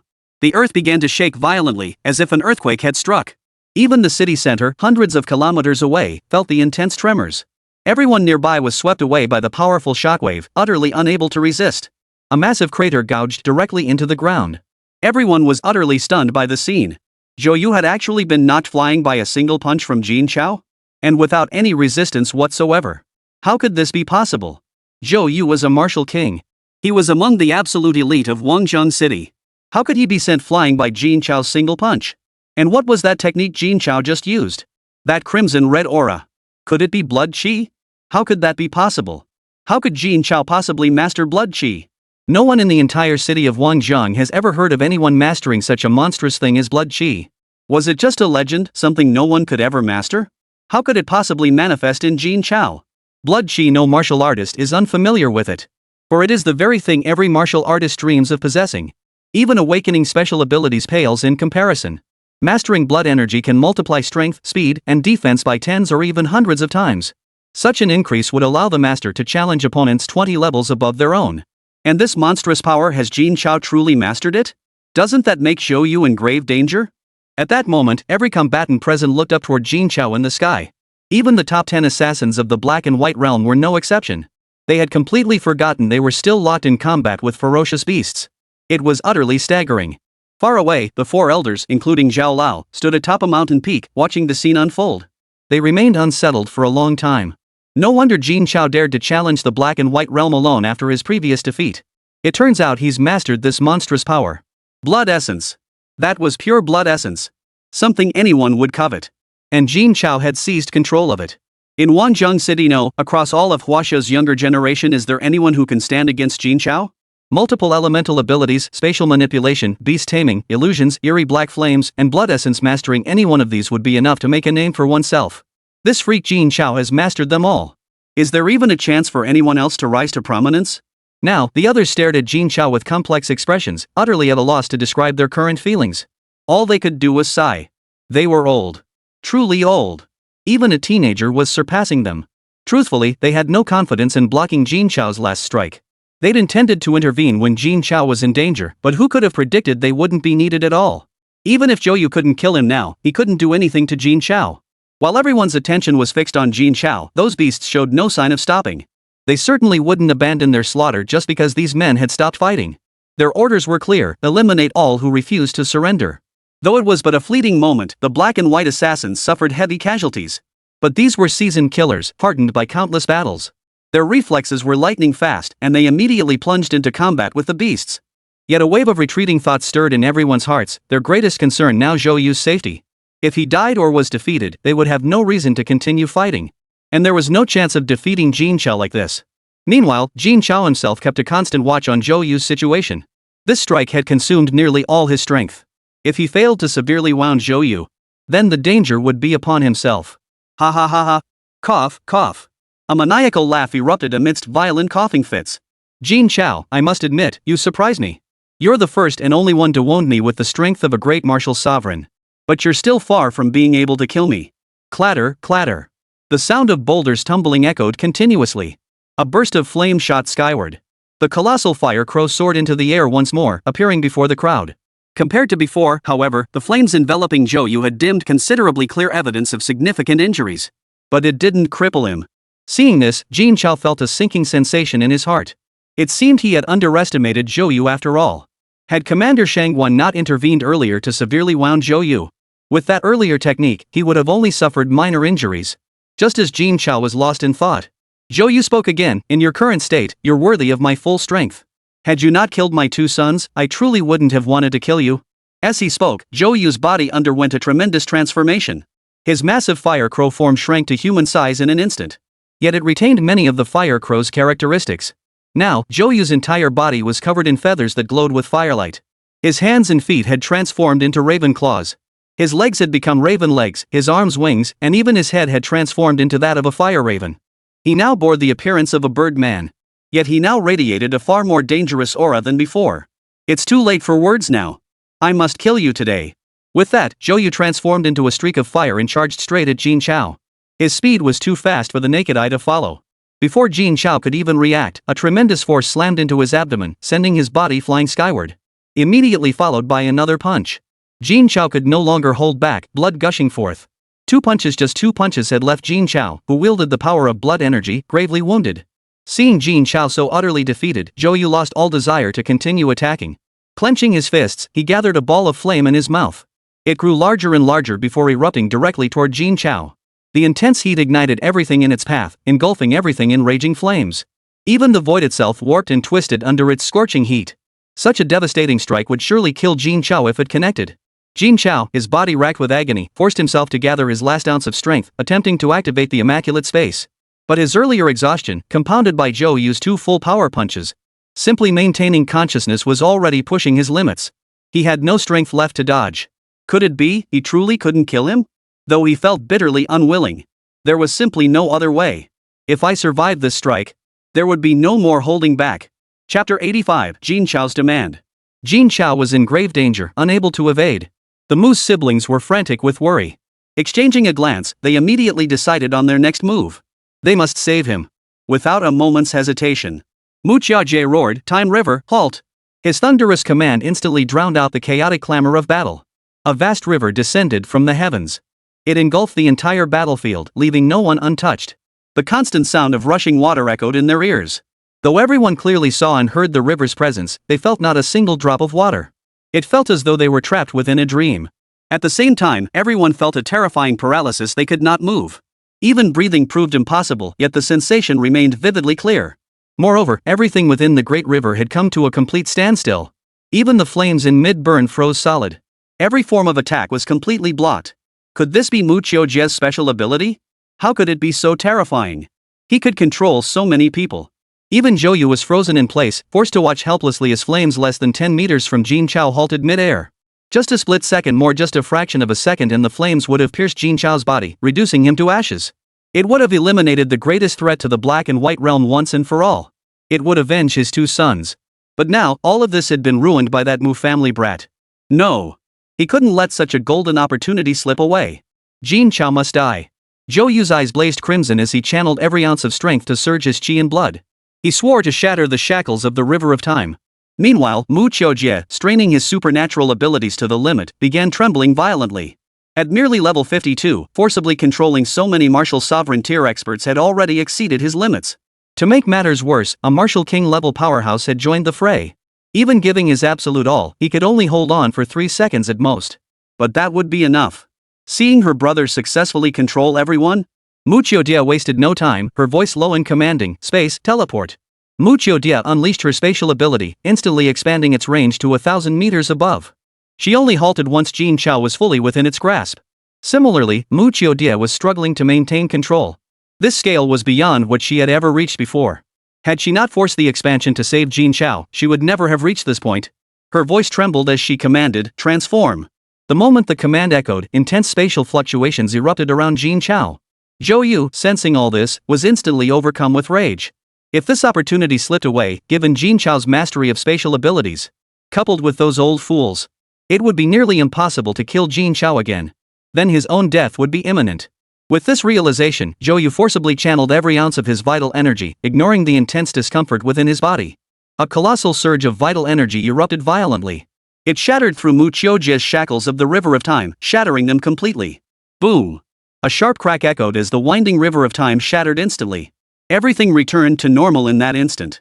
The flames hovering less than 10 meters before Jin Chao engulfed him completely in an instant. Mu Qiaojie, his ability shattered, staggered backward as if struck by a heavy blow. His body staggered backward, spitting out a mouthful of blood. Yet he paid it no heed, his panicked gaze fixed on his older sister. He wanted only to know if Jin Chao had been saved. Her face was deathly pale. How could this happen? Just a moment ago, he was so close, so very close to teleporting Jin Chao back. Why did Zhou Yu choose this moment to shatter his younger brother's time manipulation? Zhou Yu, suspended mid-air, witnessed the scene and roared with triumphant laughter. "Ha ha! I've finally avenged you all. Kill them. Leave not a single one alive. Not a single one." He harbored no mercy for either beast or man. The consequence for offending the Black and White boundary? Death alone. Hearing Zhou Yu's words, the siblings could no longer hold themselves up and collapsed to the ground. Their eyes stared blankly at the spot where Jin Chao had stood moments before, their hearts aching with unbearable pain. Why? Why did it have to end like this? If only I had been stronger, held on just a little longer, none of this would have happened. Or if I could have stopped my idol from coming here, none of this would have happened. It's all my own fault. But before he could feel relieved, a faint voice echoed, I'm not dead yet. At that moment, a burning figure suddenly raised its right hand and swung it down with force. The searing flames instantly extinguished. Jin Chao, looking utterly disheveled, reappeared before everyone. But now, Jin Chao was utterly exhausted, barely able to suspend himself in midair using the immaculate space. Seeing Jin Chao alive, the siblings felt as if they had been given a new lease on life. Idol, you're not dead. Thank goodness. Jin Chao glanced weakly at the two of them, forcing a smile to signal he was fine. Seeing his condition, Mu Qiujie voiced her concern, "Little Jin, are you really okay?" Before Jin Chao could respond, Mu Qiujie interjected with a grim expression, "How could the idol be okay?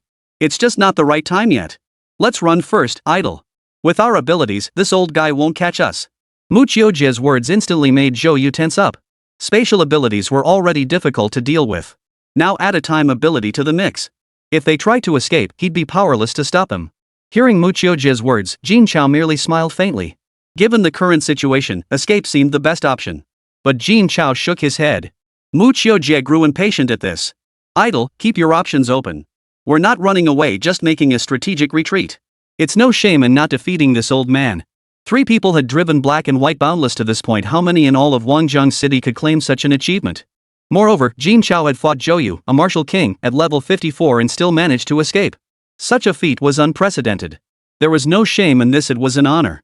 But to Jin Chao, it was nowhere near enough. "Ajia, I have only one request for you two siblings now, leave this place immediately. Because soon, I don't know what I might do. I simply cannot guarantee your safety." Hearing Jin Chao's words, the siblings exchanged puzzled glances. Jin Chao was already gravely wounded, utterly incapable of fighting again. Why was he telling them to leave now? What was he thinking? If he couldn't guarantee their safety, what was he planning to do? But no matter what Jin Chao intended to do, they wouldn't leave. If they were going anywhere, they'd go together. Just as Mu Qiujie was about to speak, Jin Chao seemed to have anticipated the outcome. He murmured softly, "Pure space, teleport." A powerful spatial fluctuation erupted from Jin Chao's left eye, instantly transporting the siblings and a strange beast to old Zhao's side. Only 10 60+ level beasts remained on the battlefield. Witnessing this, Zhou Yu burst into laughter. In his eyes, Jin Chao was courting death.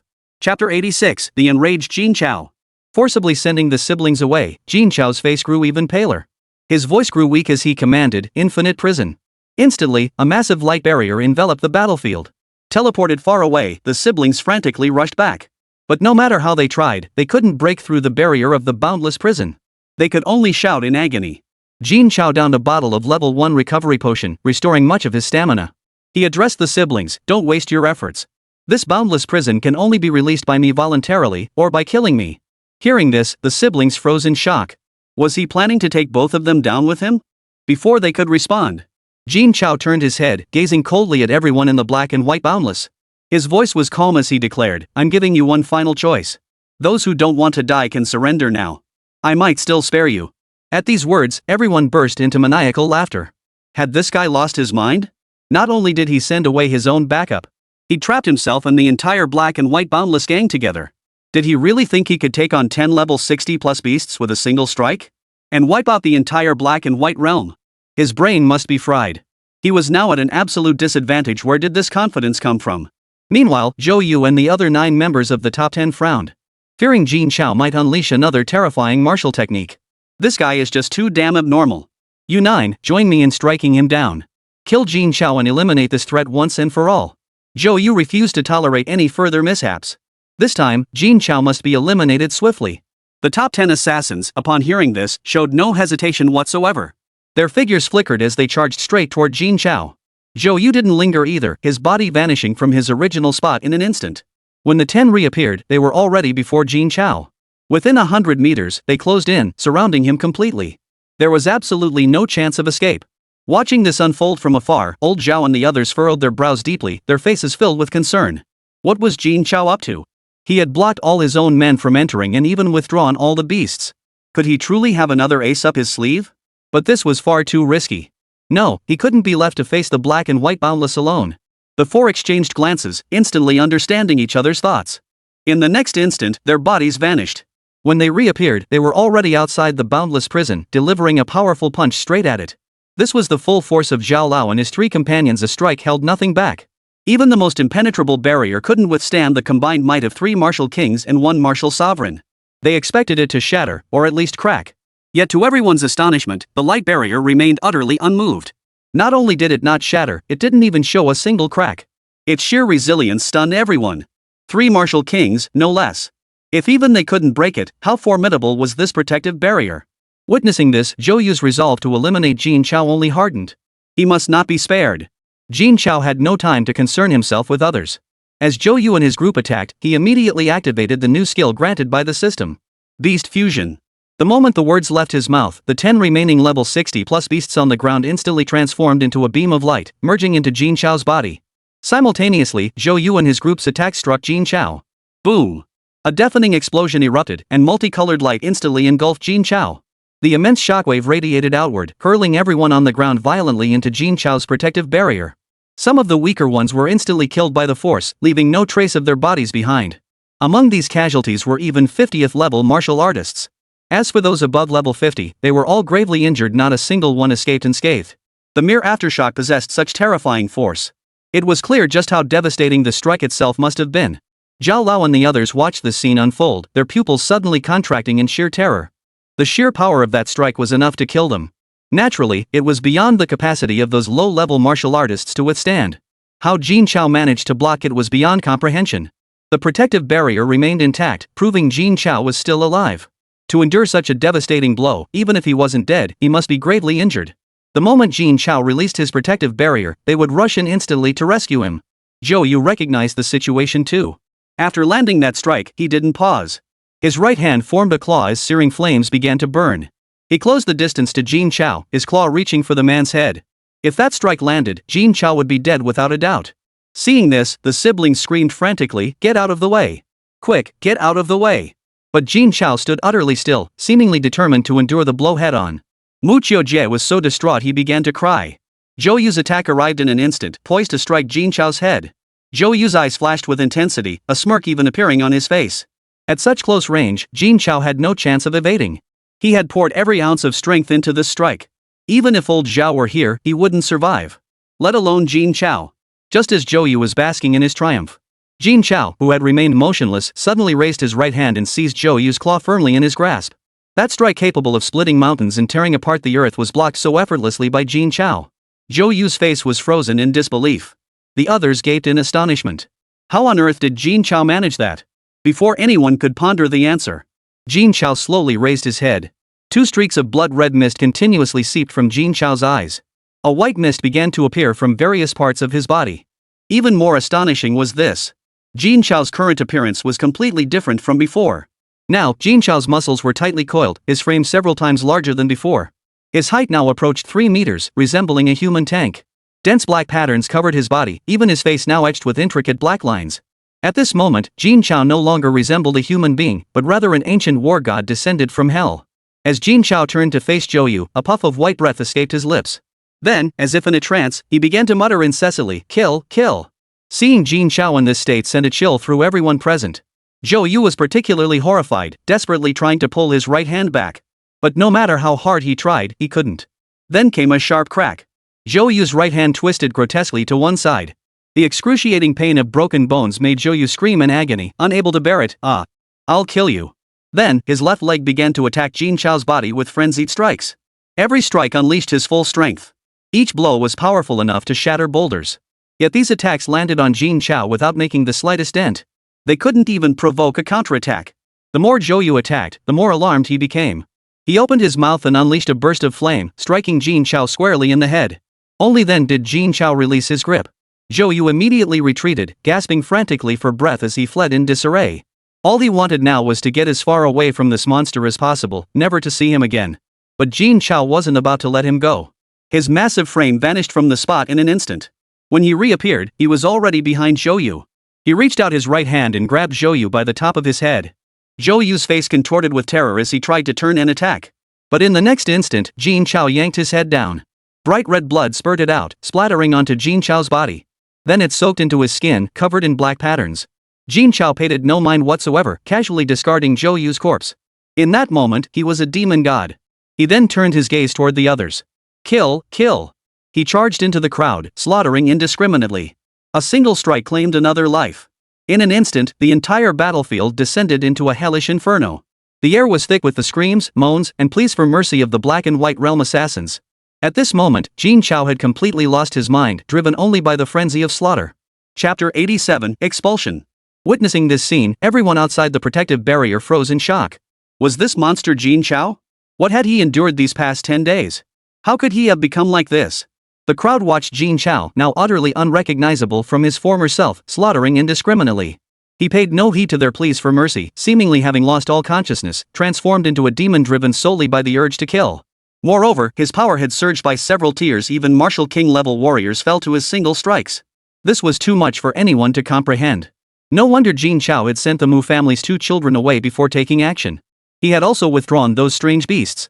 He even asked these people if they were willing to surrender. It turned out he truly couldn't control himself. It was truly unimaginable without this protective barrier. Would Jin Chao have attacked them? If he truly turned on them, could any of these people stand a chance? The memory of Zhou Yu's helpless death sent a chill down everyone's spine. At the same time, they helplessly realized they stood no chance against Jin Chao in this state. The group fell silent, save for Mu Chujie, the conspicuous one, still shouting, "Idol, kill them! Idol, you're so awesome." Mu Dad approached him, slapping him on the head with a dark, ambiguous expression. Honestly, I don't know what to say right now. Jin Chao was far too dangerous now. Mu Chujie looked utterly bewildered. What's wrong, Dad? Why'd you hit me? Mu Dad sighed, looking at the innocent-faced Mu Chujie and the clearly worried Mu Chujie. What do you two think of Jin Chao now? Though Mu Dad wanted his family and Jin Chao to be bound together, and in the past, he'd hoped their relationship would deepen further. But now, he had to reconsider. What if Jin Chao faced danger again someday and resorted to this tactic? Wouldn't that put both his children in grave peril? Mu Chujie didn't pick up on his father's worry at all. He grinned widely. Dad, what else could I think? My idol is awesome. He took down the entire black and white interval single-handedly. If word got out, forget the rest of Wangzhong City, even you guys couldn't pull that off, let alone that commander guy. Crossing his arms, Mu Chujie declared with pride, "I'm bursting with pride right now." What do you think, sis? Hearing his son's words, Mu Dad looked utterly helpless. His foolish son was just too naive. He hadn't the slightest clue about the danger lurking around Jin Chao. He could only pin his hopes on his daughter, praying she would be more level-headed. Mu Chujie glanced at her younger brother, her voice filled with concern. I'm a bit worried about Xiao Jin. A flicker of relief crossed Mu Dad's eyes as he urged, worried about what? Tell me quickly. Mu Chujie looked at Jin Chao with concern, her voice soft and gentle. I'm worried his wound might get infected if it comes into contact with these people's blood. Hearing Mu Chujie's words, Mu Dad was utterly speechless. One was love-struck, the other completely brainwashed. These 2 kids were beyond saving. It seemed he had no choice but to explain the current situation to them. Kids, I'm not opposed to your relationship with Jin Chao, but you must understand that his current state is extremely dangerous.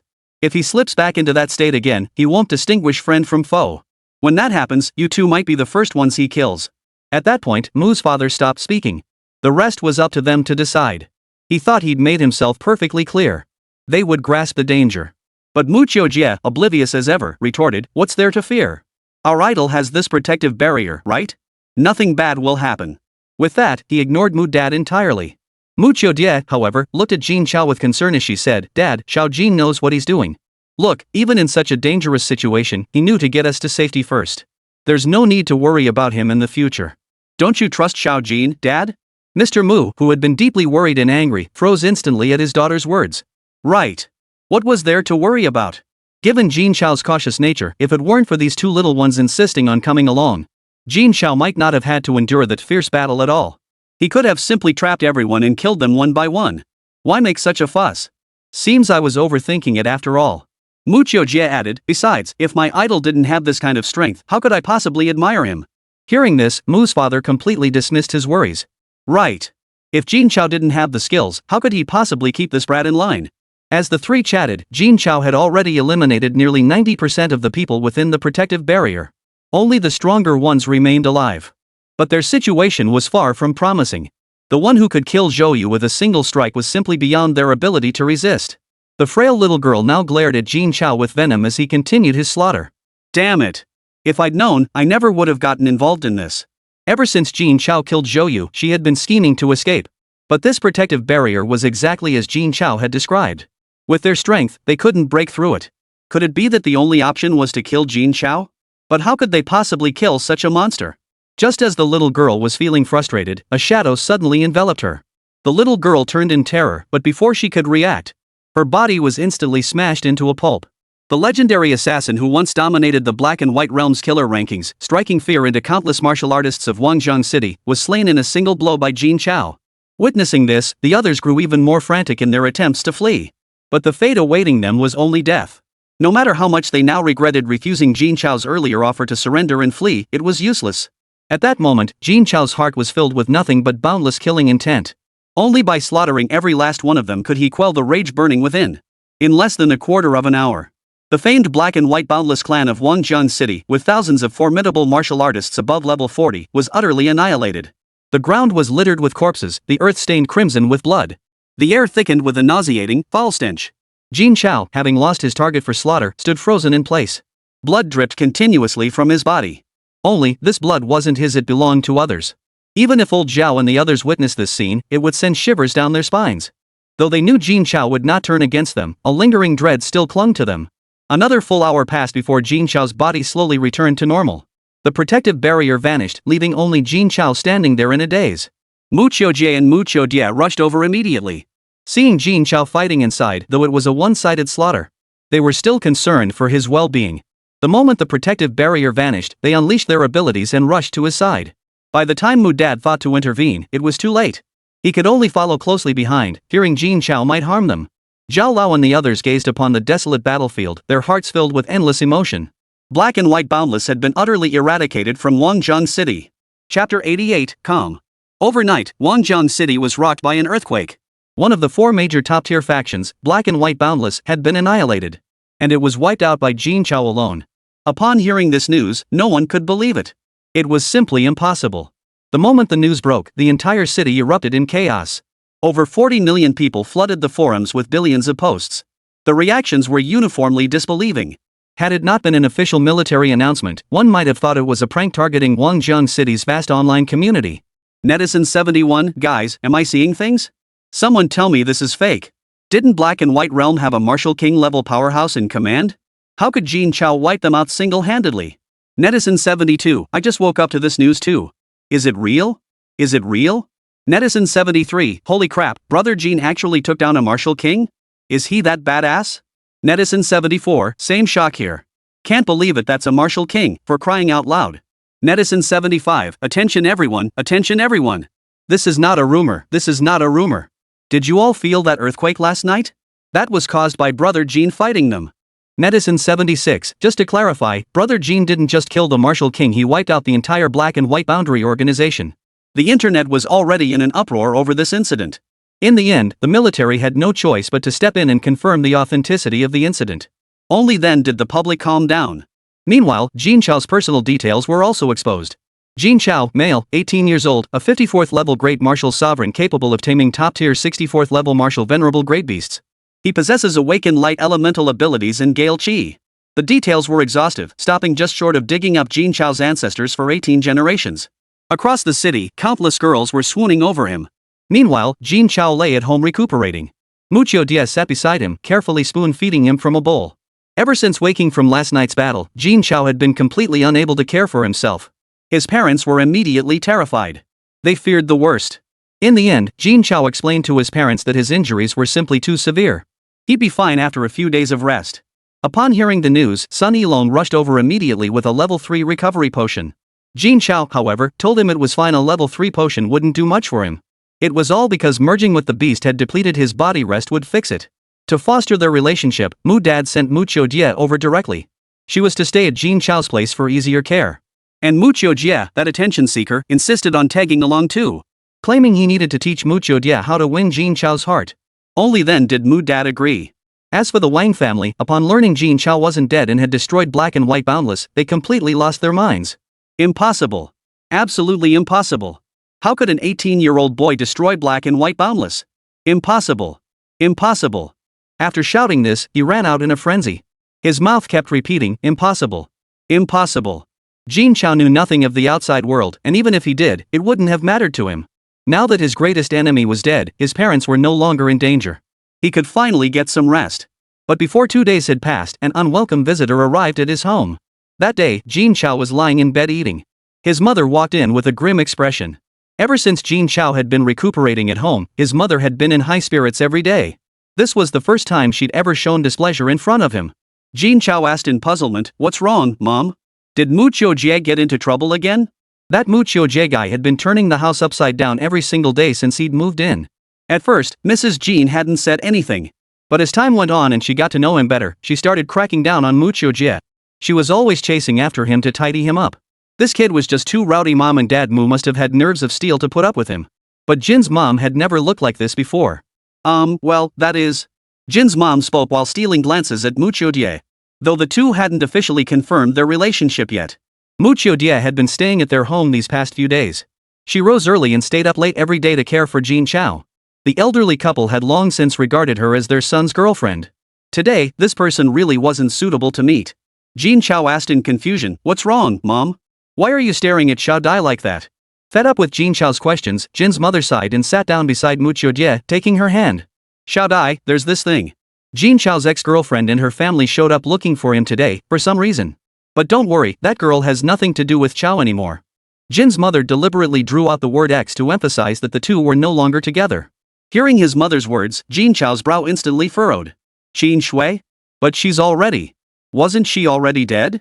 She should have been dealt with by the Sanlong gang long ago. How did she end up at home? Seeing Jin Chao lost in thought, his mother gave him a light tap on the shoulder, then frowned and gestured toward Xiao Dai.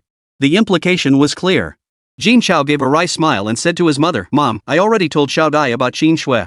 She knows everything. Xiao Dai immediately flushed and said, Auntie, I know about Qin Shui. It's okay. If it's uncomfortable, I'll step out. Jin's mother quickly grabbed Xiao Dai's hand. That's not what I meant, dear. I only said that because I was worried you might feel uncomfortable. I didn't mean for you to leave. After hearing Mrs. Jin's explanation, Xiao Dai sat back down, her face still flushed. Jin Chao pressed, Mom, why did Qin Shui come to our house? After all the unpleasantness back then, why was she seeking him out now? Could it be that she saw their family had turned their fortunes around and wanted to reconcile? The thought made Jin Chao frown deeply. He then said, Mom, there's nothing left for me to discuss with her. Just send them back. But before he could finish, a woman with a beaming smile pulled Qin Shui through the door. Behind her followed a boy of 15 or 16 and a middle-aged man in his 50s. The woman spotted Jin Chao and immediately adopted a fawning expression, calling out loudly, Jin Chao, I heard you were sick. As soon as I had a moment, I rushed right over. How are you feeling? Better? Jin Chao frowned deeply, his tone sharp. Aunt Chen, I don't believe our families are on such friendly terms. With that, he turned his head away, refusing to look at Qin Shui's mother. This woman was incredibly opportunistic. Back when her family was still doing well, she'd pushed hard to match him with Qin Shui. She visited their home every other day. But after his father's incident left the family struggling, she quickly distanced herself. Not only did she refuse to visit, she wouldn't even mention them. She even forbade Qin Shui from contacting me. Then that incident happened not long ago. Jin Chao naturally wore a sour expression. Chapter 89, The Scoundrel. Hearing this, Qin Shui's mother didn't seem to care at all. She thickened her skin and said, What are you talking about? Aren't you and Xiao Shui boyfriend and girlfriend? How could you say you're not involved? Boyfriend and girlfriend? Hearing this, Jin Chao's frown deepened. So that's what this was about. Yes. You've been dating for so many years, how could you back out now? Qin Shui finding a boyfriend like you is a blessing from 8 lifetimes of good karma. Qin Shui's mother said with a beaming smile. Aunt Chen, your daughter broke up with me ages ago. Surely you know that, right? Jin Chao couldn't even bear to glance at the mother and daughter. People like this were utterly disgusting. Oh, come on, what breakup? It was just a fight. Shui met a new friend and upset you, that's all. Today, I brought her here to apologize. Why don't you come over and say sorry? She shot a fierce glare at Qin Shui. Qin Shui cowered like a frightened quail, not daring to look at Jin Chao. She was terrified that if he got upset, he might kill her. If her parents hadn't forced her, she'd never have dared show her face before him. Jin Chao, I'm sorry. I know I was wrong. Please don't break up with me, okay? Before Jin Chao could respond, Qin Shui's mother blurted out, What breakup? That was just a momentary outburst, right, mother-in-law? She grabbed Jin Chao's mother's hand and continued, Look, these two have been dating for years. They're both adults now. Isn't it time to set the wedding date? It would put our minds at ease. Ha? Qin Shui's mother's words left Jin's mother completely dumbfounded. Could someone be this shameless? First she complained about their family being poor and broke up with her son. Now she apologizes and immediately starts discussing marriage? Money really can make the devil grind the millstone. Before Jin Chao and the others could react, the conspicuous Mu Qiujie suddenly burst in. His face lit up with curiosity and excitement as he blurted out, Wedding? What wedding? Did my sister propose to you, my idol? That's fantastic. I'll tell mom and dad right away so they can prepare the dowry. He reached for his phone. Jin Chao's mother saw the situation and immediately grew anxious. Who the hell are you brat? What does your sister think she is? Does she even deserve to marry our Jin Chao? Get lost.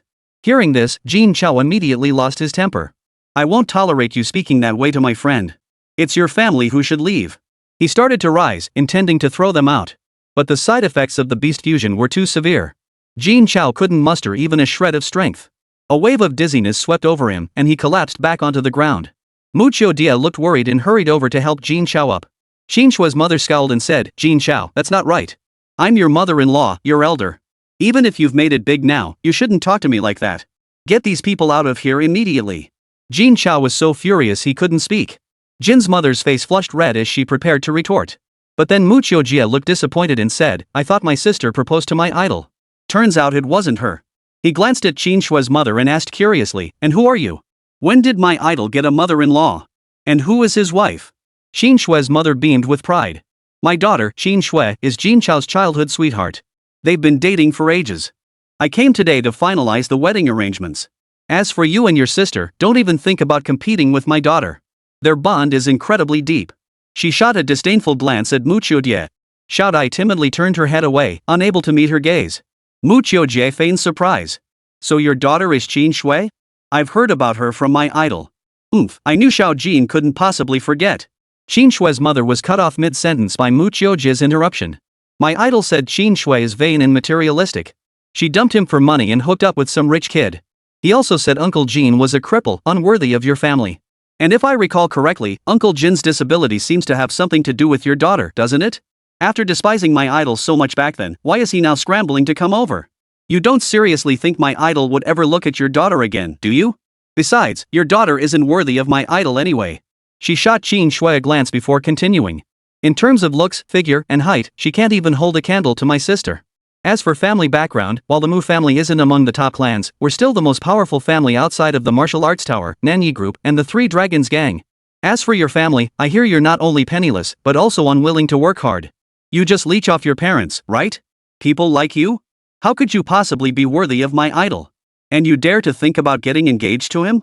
Have you even looked at yourselves in the mirror? If you know what's good for you, get out of here now. Don't make me use force.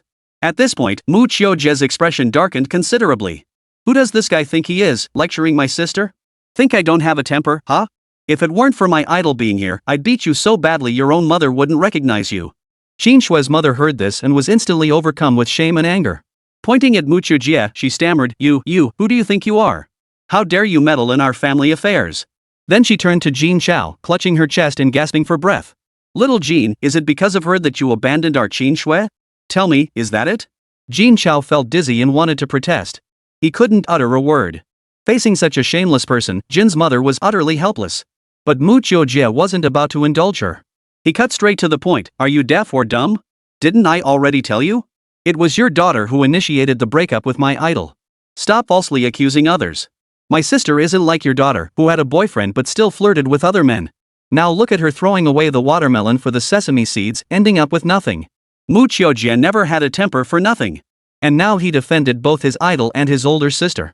He was already holding back by not lashing out. Jin Chao's mother's finger trembled as she pointed at Mucho Dia. You. I'll beat you to death. She raised her hand to strike Mucho Dia. But Mucho Dia had been waiting for this very moment. He flashed behind her, lightly tapping her with his finger. Losing her balance, Jin Chao's mother took a nosedive, landing flat on her face. Jin Chao, her younger brother, and her father rushed over to help her up. But she swept them all aside with one arm. She cursed, Are you all dead? Just watching me get bullied? Not even a peep out of you? Chapter 90, Martial Artist Rankings. Enough! Jin Chao, regaining his composure, bellowed, silencing everyone. Jin Chao continued, This is the last time I'll tell you, I have no connection to your family anymore. Don't come bother us again. Without waiting for Jin Chao's family to react, he activated his immaculate space, transporting all four of them away. He then dialed the community security hotline. From now on, anyone not authorized to enter the complex under the pretense of being my friend or relative is strictly forbidden. I don't want this happening again. This is the second time I'm giving you a chance. The person on the other end of the line was so frightened they stammered in panic. There absolutely won't be a next time, Mr. Jin. Rest assured.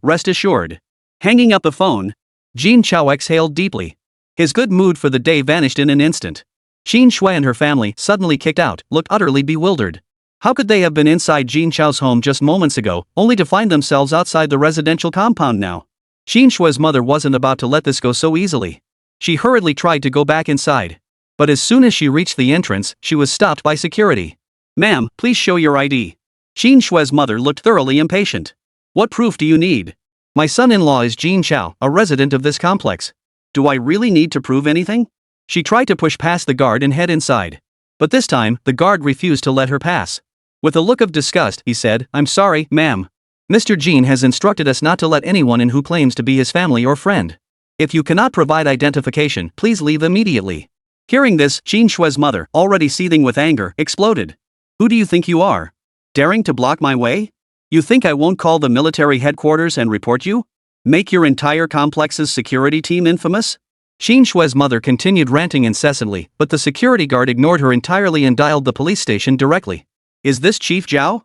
We have a disturbance in our complex. Please send someone over." "Wangjiang community, yes. Should we restrain the person first?" Understood." Hearing the security guard's response, Jin Shui's mother panicked. If she really ended up behind bars, there might not even be anyone to bail her out. Her precious son was still in school, this couldn't interfere with his education. With that thought, she didn't wait for the security guard to hang up. Jin Shui's mother stormed off, muttering curses under her breath. At that moment, Jin Chao and the others were all in a foul mood. They never expected Jin Shui's family to be so shameless. After all the trouble they caused back then, they still had the nerve to bring up the marriage now. What a bunch of people. Mu Qiujie noticed how troubled everyone was by this incident. His eyes darted about, and a mischievous idea popped into his head. He crept over to Jin Chao's bedside and said with a sly grin, "Idol, I've got a plan to make Jin Shui's family stop bothering us." "Want to hear it?" Jin Chao turned to look at him. Honestly, he didn't trust him much. After spending these past few days together, he'd gotten a good read on this guy. He was a walking eyesore, capable of conjuring up the most bizarre schemes. Still, Jin Chao had no better options right now, so he decided to listen. "Go ahead." Mu Qiujie said cheerfully, "The reason the Jin Shui family keeps pestering your idol is to get Jin Shui to marry you, right? If you were already married." Hearing this, Jin Chao helplessly raised his right hand and pressed it against his forehead. What kind of crazy idea is that? Besides, marriage is a huge deal, you can't just decide to get married on a whim. Jin's mother shot Mu Qiujie a disapproving look before adding, "Exactly. Besides, where would we even find someone to marry?" Despite being criticized by both of them, Mu Qiujie didn't seem to care in the slightest. "Isn't she right here?" He pointed at Mu Qiujie. Upon seeing this, Jin's mother's eyes lit up instantly. But Jin Chao retorted, "Nonsense. That's your sister." Seeing Jin Chao's anger, Mu Qiujie quickly added, "Idol, don't get mad. It's just a fake marriage, not a real one. We just need to set up a few tables, make an announcement, and we don't even need to register." Though Mu Qiujie said this, his mind was already racing with calculations. Once it was announced publicly, his older sister would have a reason to move into his idol's house. Then, they'd have more opportunities to be alone together. Once their feelings blossomed, the fake marriage would become real perfect. Just then, Jin's mother sat down beside the bed and said to Jin Chao, "Exactly. Little Dai is such a wonderful girl. Your father and I both adore her. Besides, we don't even need to register the marriage." The two of them kept urging her on, making Mu Qiujie blush bright red beside them. Jin Chao grew even more impatient. Who does things this way? Xiao Dai was a pure young maiden, and now she was being swept into marriage with him so carelessly. And it's a sham marriage. Won't her reputation be ruined for life? How could she ever marry someone she truly loved in the future? This absolutely won't do. Just as Jin Chao was utterly exasperated, a voice rang out. "Getting married? Well then, old man, congratulations in advance." Everyone was startled by this remark. When did an outsider come to the house? But when they recognized Commander Shangwan, their expressions eased slightly, though confusion lingered. As if reading their thoughts, Commander Shangwan smiled and said, "I saw the door was open, so I just came in." Jin Chao quickly stood up and asked, "Commander, is there something you need?" Commander Shangwan steadied Jin Chao as he said, "You should still be recuperating and I shouldn't have disturbed you, but this matter is too important, I must trouble you." "What is it, Commander Shangwan? Just tell me. If it's something I can help with, I won't hesitate." Commander Shangwan had helped him openly and behind the scenes countless times. Anything within his power, he would certainly assist with. "Then I'll get straight to it. Have you heard about this martial artist ranking list?" "Martial artist rankings?" At the mention of that name, Jin Chao paused in surprise. Though he was already a 54th level Grand Martial Sovereign, he still wasn't particularly well versed in matters concerning martial artists. Lately, he'd been so preoccupied with figuring out how to deal with the black and white boundless that he hadn't looked into anything else. Seeing Jin Chao's expression, Commander Shangwan understood immediately. The martial artist rankings are our nation's statistical ranking of all martial artists across 12 cities. Those who make the list are the absolute elite of the entire country. This ranking is divided into two categories, the Supreme List, featuring the nation's absolute elite, and the Prodigy List. Those listed are the nation's most outstanding prodigies, all under the age of 30. Because of the black and white boundless incident, you've already made it onto the Prodigy List. As he spoke, Commander Shangwan's face lit up with excitement. It had been years since anyone from Wangjiang City had made it onto the martial artist rankings. How could this not stir his emotions? In Huaxia Nation, with its population of over 1 billion, only 100 individuals could make the list. They represented the nation's absolute elite. Making the list was an honor beyond compare. Moreover, the state allocated substantial resources to the cities of those listed, encouraging martial artists to enhance their strength. Before Jin Chao, Wangjiang City had gone decades without a single entry on the rankings. This had left Wangjiang City's overall strength significantly weaker than other cities, leaving it no match for them. Without national resource support, confronting the monstrous beasts became even more challenging. This had long been a thorn in Commander Shangwan's side. Unexpectedly, Jin Chao had resolved it. With these resources, the overall strength of Wangjiang City's martial artists would see a significant boost. Chapter 91, Bad News. Upon hearing this good news, the Mu siblings were deeply moved. This was a national top 100 ranking. It proved their idol's talent was truly top tier. Mu Qiujie quickly asked, "Commander, what's the idol's ranking? What's the exact position?" He seemed even more excited than Jin Chao himself. Commander Shangwan also said excitedly, "Since we weren't familiar with Jin Chao's actual strength, we gave him the 97th rank based purely on age and level. If we factored in his true ability, his ranking would definitely be higher." Upon hearing the ranking, Mu Qiujie responded with some disappointment, "Only 97th? My idol should be at least in the top 10, if not number 1. Commander Shangwan shook his head. "You underestimate the prodigies of Huaxia. While no one matches Jin Chao in growth speed, this ranking prioritizes raw strength. Still, the ranking isn't set in stone. Defeat anyone ranked above Jin Chao, and you'll take their spot." At this, Mu Qiujie's excitement surged. "Idol, let's challenge them. We'll come back as number 1. Jin Chao's reaction, however, was surprisingly calm. "I don't really care about rankings. Commander, let's talk about your situation instead." Jin Chao's relentless pursuit of strength was driven solely by the need to eliminate the threat of black and white. To secure a peaceful life for his family. Now that his goal was achieved and life was steadily improving, rankings held no significance. Even if he didn't make the Celestial Prodigy list, it wouldn't matter to him. Hearing this, Commander Shangwan grew anxious. "Young Jin, you absolutely mustn't disregard this. Making the Celestial Prodigy list grants you 100 billion yuan in national cash subsidies, 10,000 chi blood pills, plus 1 million chi blood pills for our city of Wangjiang, 10,000 caddies of high-grade beast meat, and vast quantities of chi blood training equipment. For every rank you climb, your rewards increase, and Wangjiang City receives even more. You absolutely mustn't disregard this." Hearing Commander Shangwan's words, Jin Chao and the others instantly widened their eyes. The rewards are that generous? 100 billion yuan, that's 100 billion yuan. Although he could earn money easily now. But compared to earning a huge sum just by climbing one rank? Jin Chao knew exactly which option to choose. Not to mention the chi blood pills. One chi blood pill was worth 10,000 yuan. 10,000 pills meant 10 billion yuan. Add in all the rewards from Wangjiang City's resources and equipment. All told, it must be worth at least 100 billion. The state really knows how to invest. How do we find those people? At this thought, Jin Chao felt a surge of excitement. It wasn't primarily about the money, it was about securing benefits for the citizens of Wangjiang City. Yes, that was it. Seeing Jin Chao's reaction, Commander Shangwan was pleased. Today's meeting is primarily about this matter. With your abilities, securing a spot in the top 50 should be no problem.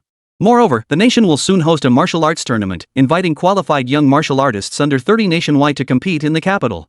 The rewards are substantial, and it's also an excellent opportunity to improve your ranking. Are you going? Of course I'll go. Why pass up an easy chance to earn money? One more thing, if you make it into the top 30, you'll qualify for the International Youth Martial Arts Tournament. That's where things get really important. If we defeat other nations and secure a top ranking for China, the scope for land reclamation will expand significantly, greatly increasing our nation's territory. Plus, I heard the International Martial Artists Association discovered many areas highly suitable for human settlement this year. If we perform well, we could gain another city. It's still a bit early to discuss these matters with you now. Just focus on preparing for China's martial arts tournament. Ever since the beasts descended, vast tracts of land have been seized by these creatures. Humanity struggles to survive. To establish a city, all beasts must be eradicated.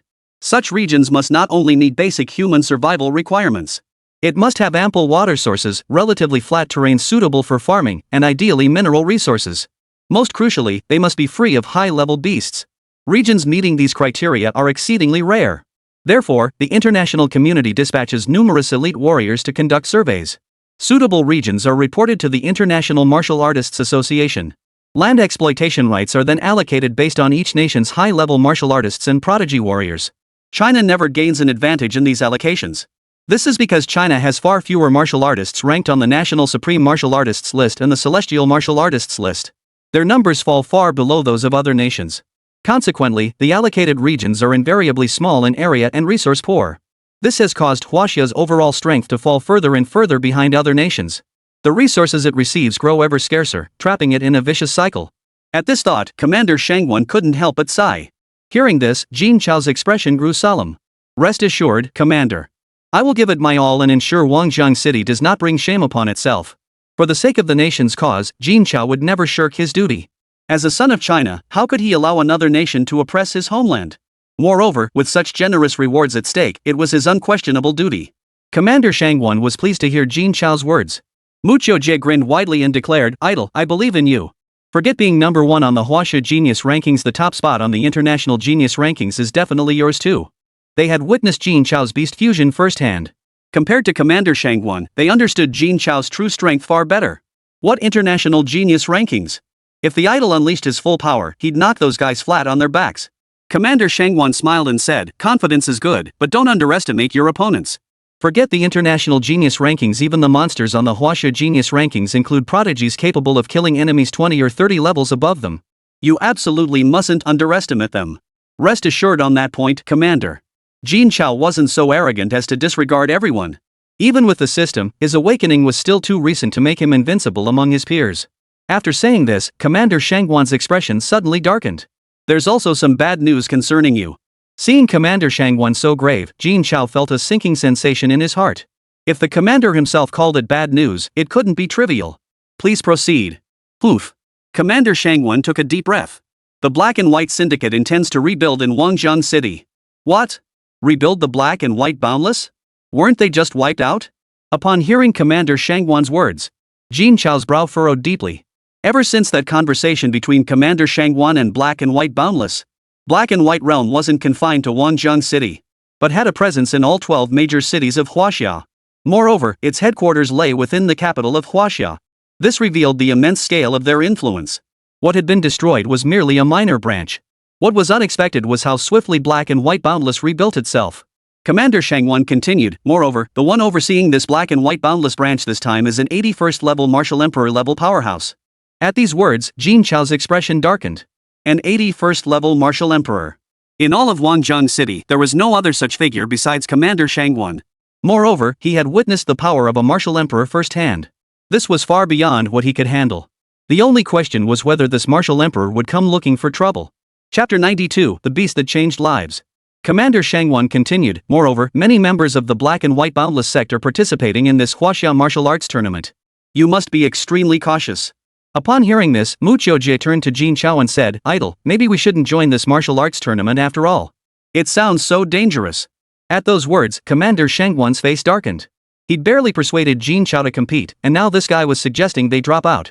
He couldn't let this fool ruin everything. Just as Commander Shangwan was about to speak, Jin Chao interjected, "I've already promised the commander, so I can't go back on my word. Rest assured, Commander, I'll make sure to adjust properly these next few days." "Then I'm relieved." With that, Commander Shangwan rose to his feet. "The message has been delivered. I should return to prepare for the martial arts tournament. You're still unwell, no need to get up." With that, he turned and left. "Commander, take your time." Jin Chao's parents hurriedly followed him out. Once Commander Shangwan had departed, Jin Chao pressed his temples in frustration. One Black and White boundary was eliminated, only for an even stronger one to arrive. This was never ending. If he still wouldn't let him be, then he'd have to make him meet the same fate as Zhou Yu. It seemed he couldn't afford to rest any longer. With that thought, Jin Chao pulled out a level 3 recovery potion. He hadn't planned on using such an expensive potion. But now, he had no choice. He had to elevate his strength to the next tier as quickly as possible. With that thought, Jin Chao tilted his head back and downed the potion. Just then, a call came in. "Hello, Elder Zhao. Jin Chao, come to the martial arts building. I have something important to discuss with you." "Understood." After hanging up, he got up, changed his clothes, and informed his family before he hurried to the martial arts building. The martial arts building was now unrecognizable from its former self. It had monopolized all the beast fighting markets in Wangjang City. After all, no other faction held any advantage against the martial arts building. Its sheer variety of exotic beasts alone completely outclassed other factions. Moreover, the martial arts building was now vigorously expanding its exotic beast rental services. Not only has this significantly increased the martial artists building's revenue, but also provided immense convenience to martial artists in Wangjang City. Consider this: previously, hunting a level 20 beast required deploying at least a B rank martial artist squad. Such missions were highly dangerous, often resulting in the team being surrounded and attacked by multiple beasts. Now, one only needs to rent several level 20 plus beasts to venture out together. Not only does this lower the strength requirements for martial artist squads, but also drastically reduces the casualty rate. Although this service has been in operation for less than a month, it has already surpassed any other service offered by the martial artist building. It has become the most profitable and most popular service among martial artists. Meanwhile, Jin Chao has earned the profound respect of countless martial artists. Without Jin Chao, they would still be traveling outside the city with hearts pounding in fear. Unlike now, where not only can safety be guaranteed, but more money can be earned. Arriving at the 33rd floor conference room of the martial arts tower, the building's senior executives had gathered there early. As Jin Chao entered, Elder Zhao was the first to rise, smiling as he gestured, "Come, sit beside me." Everyone present greeted him with smiles, daring not to utter a single word of criticism. Jin Chao was no longer the connection-dependent outsider who had only reached the 33rd floor through Zhao Lao's influence. He possessed the strength that earned their wholehearted respect. Jin Chao smiled and greeted everyone before taking his seat beside old Zhao. "The reason I asked Jin Chao to come today is mainly to discuss a few matters with you." Hearing this, Jin Chao felt a pang of apprehension. "Master Zhao, whatever you need, just give the word." Old Zhao was the man who had saved his entire family's lives. No matter what became of him, he would always hold Mr. Zhao in the highest regard. Whatever he asked of him, Jin Chao would fulfill it, even if it meant walking through fire and water. "Ah, no need to be so formal. These matters fall under your purview anyway, there's no need for you to oversee them personally. Just tell me what you need done." Old Zhao smiled and nodded at Jin Chao. This kid is capable, unpretentious, unhurried, and remarkably steady. He's got the makings of a great leader. If those other youngsters had even half of little Jin's competence, they'd probably have their noses in the air. First order of business, we're discontinuing the beast fighting operations. Redirect more exotic beasts to the rental service. This will not only boost the martial arts tower's profits but also significantly reduce expenses on potions and minimize casualties among the exotic beasts. What do you think? Jin Chao's eyes lit up at the suggestion. He'd long considered discontinuing the beast fighting business. After all, these beasts were all creatures he had tamed himself. He felt a special bond with them, and seeing them kill each other day after day weighed heavily on his heart. Now that old Zhao had brought it up himself, it couldn't have come at a better time. "I share the same view as Elder Zhao on this matter." Old Zhao smiled faintly. "Then it's settled. Second, since the exotic beast rental service has expanded rapidly, its applications are vast and incredibly convenient. As such, the military has sent representatives to discuss cooperation. They wish to launch an exotic beast transportation service. They propose using the beasts from the martial artists building to replace conventional transportation. This is merely the first step in our collaboration. If successful, the risks will be manageable. We will also vigorously promote the integration of exotic beasts into various urban development projects." At this point, old Zhao visibly grew excited. After so many years, his dream was finally about to come true. What he hadn't anticipated was that even the military would seek collaboration with the martial arts tower. This was a tremendous opportunity for the martial arts building. It wouldn't be long before the martial arts building services expanded into every industry in Wangjang City. Jin Chao, however, wore an expression of astonishment. He never imagined that exotic beasts could be utilized in such a manner. He couldn't help but wonder what Wangjang City would become in the future. As old Zhao spoke, the high-ranking officials of the martial arts building grew visibly excited. Their gazes toward Jin Chao grew even more fervent. Without Jin Chao, the martial arts building would never have reached its current heights. Jin Chao truly was the martial arts tower's lucky star. After composing himself, old Zhao turned to Jin Chao and asked, "What do you think about this matter?" "I think we can proceed." Receiving Jin Chao's affirmative response, old Zhao continued, "Third matter, I intend to grant Jin Chao full management authority over all martial arts tower operations and financial control. Does anyone present have any objections?" The statement sent shockwaves through the room. What was old Zhao up to? Was he preparing to retire? If word of this got out, wouldn't it cause a major upheaval? But then again, it made sense. Jin Chao possessed the capability to shoulder such a heavy responsibility. Moreover, old Zhao has only granted Jin Chao the same authority he himself held. He hasn't formally announced his retirement. Even if he were to step down now, the many people present here would be more than capable of assisting Jin Chao in developing the martial arts building even further. I have no objections. Mr. Jin possesses the capability to shoulder greater responsibilities. I concur. Agreed. Agreed. Chapter 93, An Attitude Beyond Black and White. Harmony filled the conference room, while the training room on the 32nd floor echoed with the clatter of ping-pong balls. Qin Haotian stood bare-chested, his lean muscles taut as he relentlessly pummeled the mechanical dummy before him with both fists. Sweat streamed down his body. Though his expression remained calm, the rage in his eyes was impossible to conceal. Sitting here sulking? So they didn't let you attend the meeting. What's the big deal? Shi Feng walked over with his arms crossed, a smile on his face. He seemed completely unfazed by the incident. Qin Haotian stopped punching the bag, adjusted the white cloth band wrapped around his fist, and panted slightly. Without turning his head, he asked, "What are you doing here?" Seeing Qin Haotian acting as if nothing had happened, Shi Feng continued, "No need to put on a show in front of me. I know you better than anyone. You're probably seething inside right now." With that, Shi Feng gave a faint smile. Qin Haotian had always seen himself as the heir apparent of the martial arts tower. Now Jin Chao had suddenly appeared, not only stealing all his limelight. Now he didn't even have the right to attend the meeting. He must be furious. Qin Haotian spoke indifferently, "If you came to mock me, you may leave now. I have no interest in entertaining you. Why would I come to mock you? We're two peas in a pod. I'm only here to inform you that the martial arts tournament is about to begin." At the mention of the martial arts tournament, Qin Haotian's hands froze mid-motion. He took a deep breath before replying, "I know that." Shi Feng continued, "To truly establish yourself, you need a strong showing at the martial arts tournament. Making it onto the genius rankings would be even better." At the mention of the martial arts tournament, Qin Haotian fell silent. The martial arts tournament was the annual grand event of Huaxiao martial arts. The nation's most gifted prodigies converge upon the capital to compete and exchange skills. As one of Guangzhou City's most elite prodigies, he had already accompanied Commander Shangguan to the capital for the tournament several times. Yet each time felt like an ordeal. Guangzhou City's strength was simply too weak. I had believed that by my 20s, I could become a martial arts master of over 40 levels. He had even awakened elemental-type supernatural abilities, which was reason enough for pride. Yet unexpectedly, the other 11 cities proved to be monstrously powerful, one after another. The weakest among them were grand martial masters. Each had awakened unique abilities. Their strength was utterly formidable.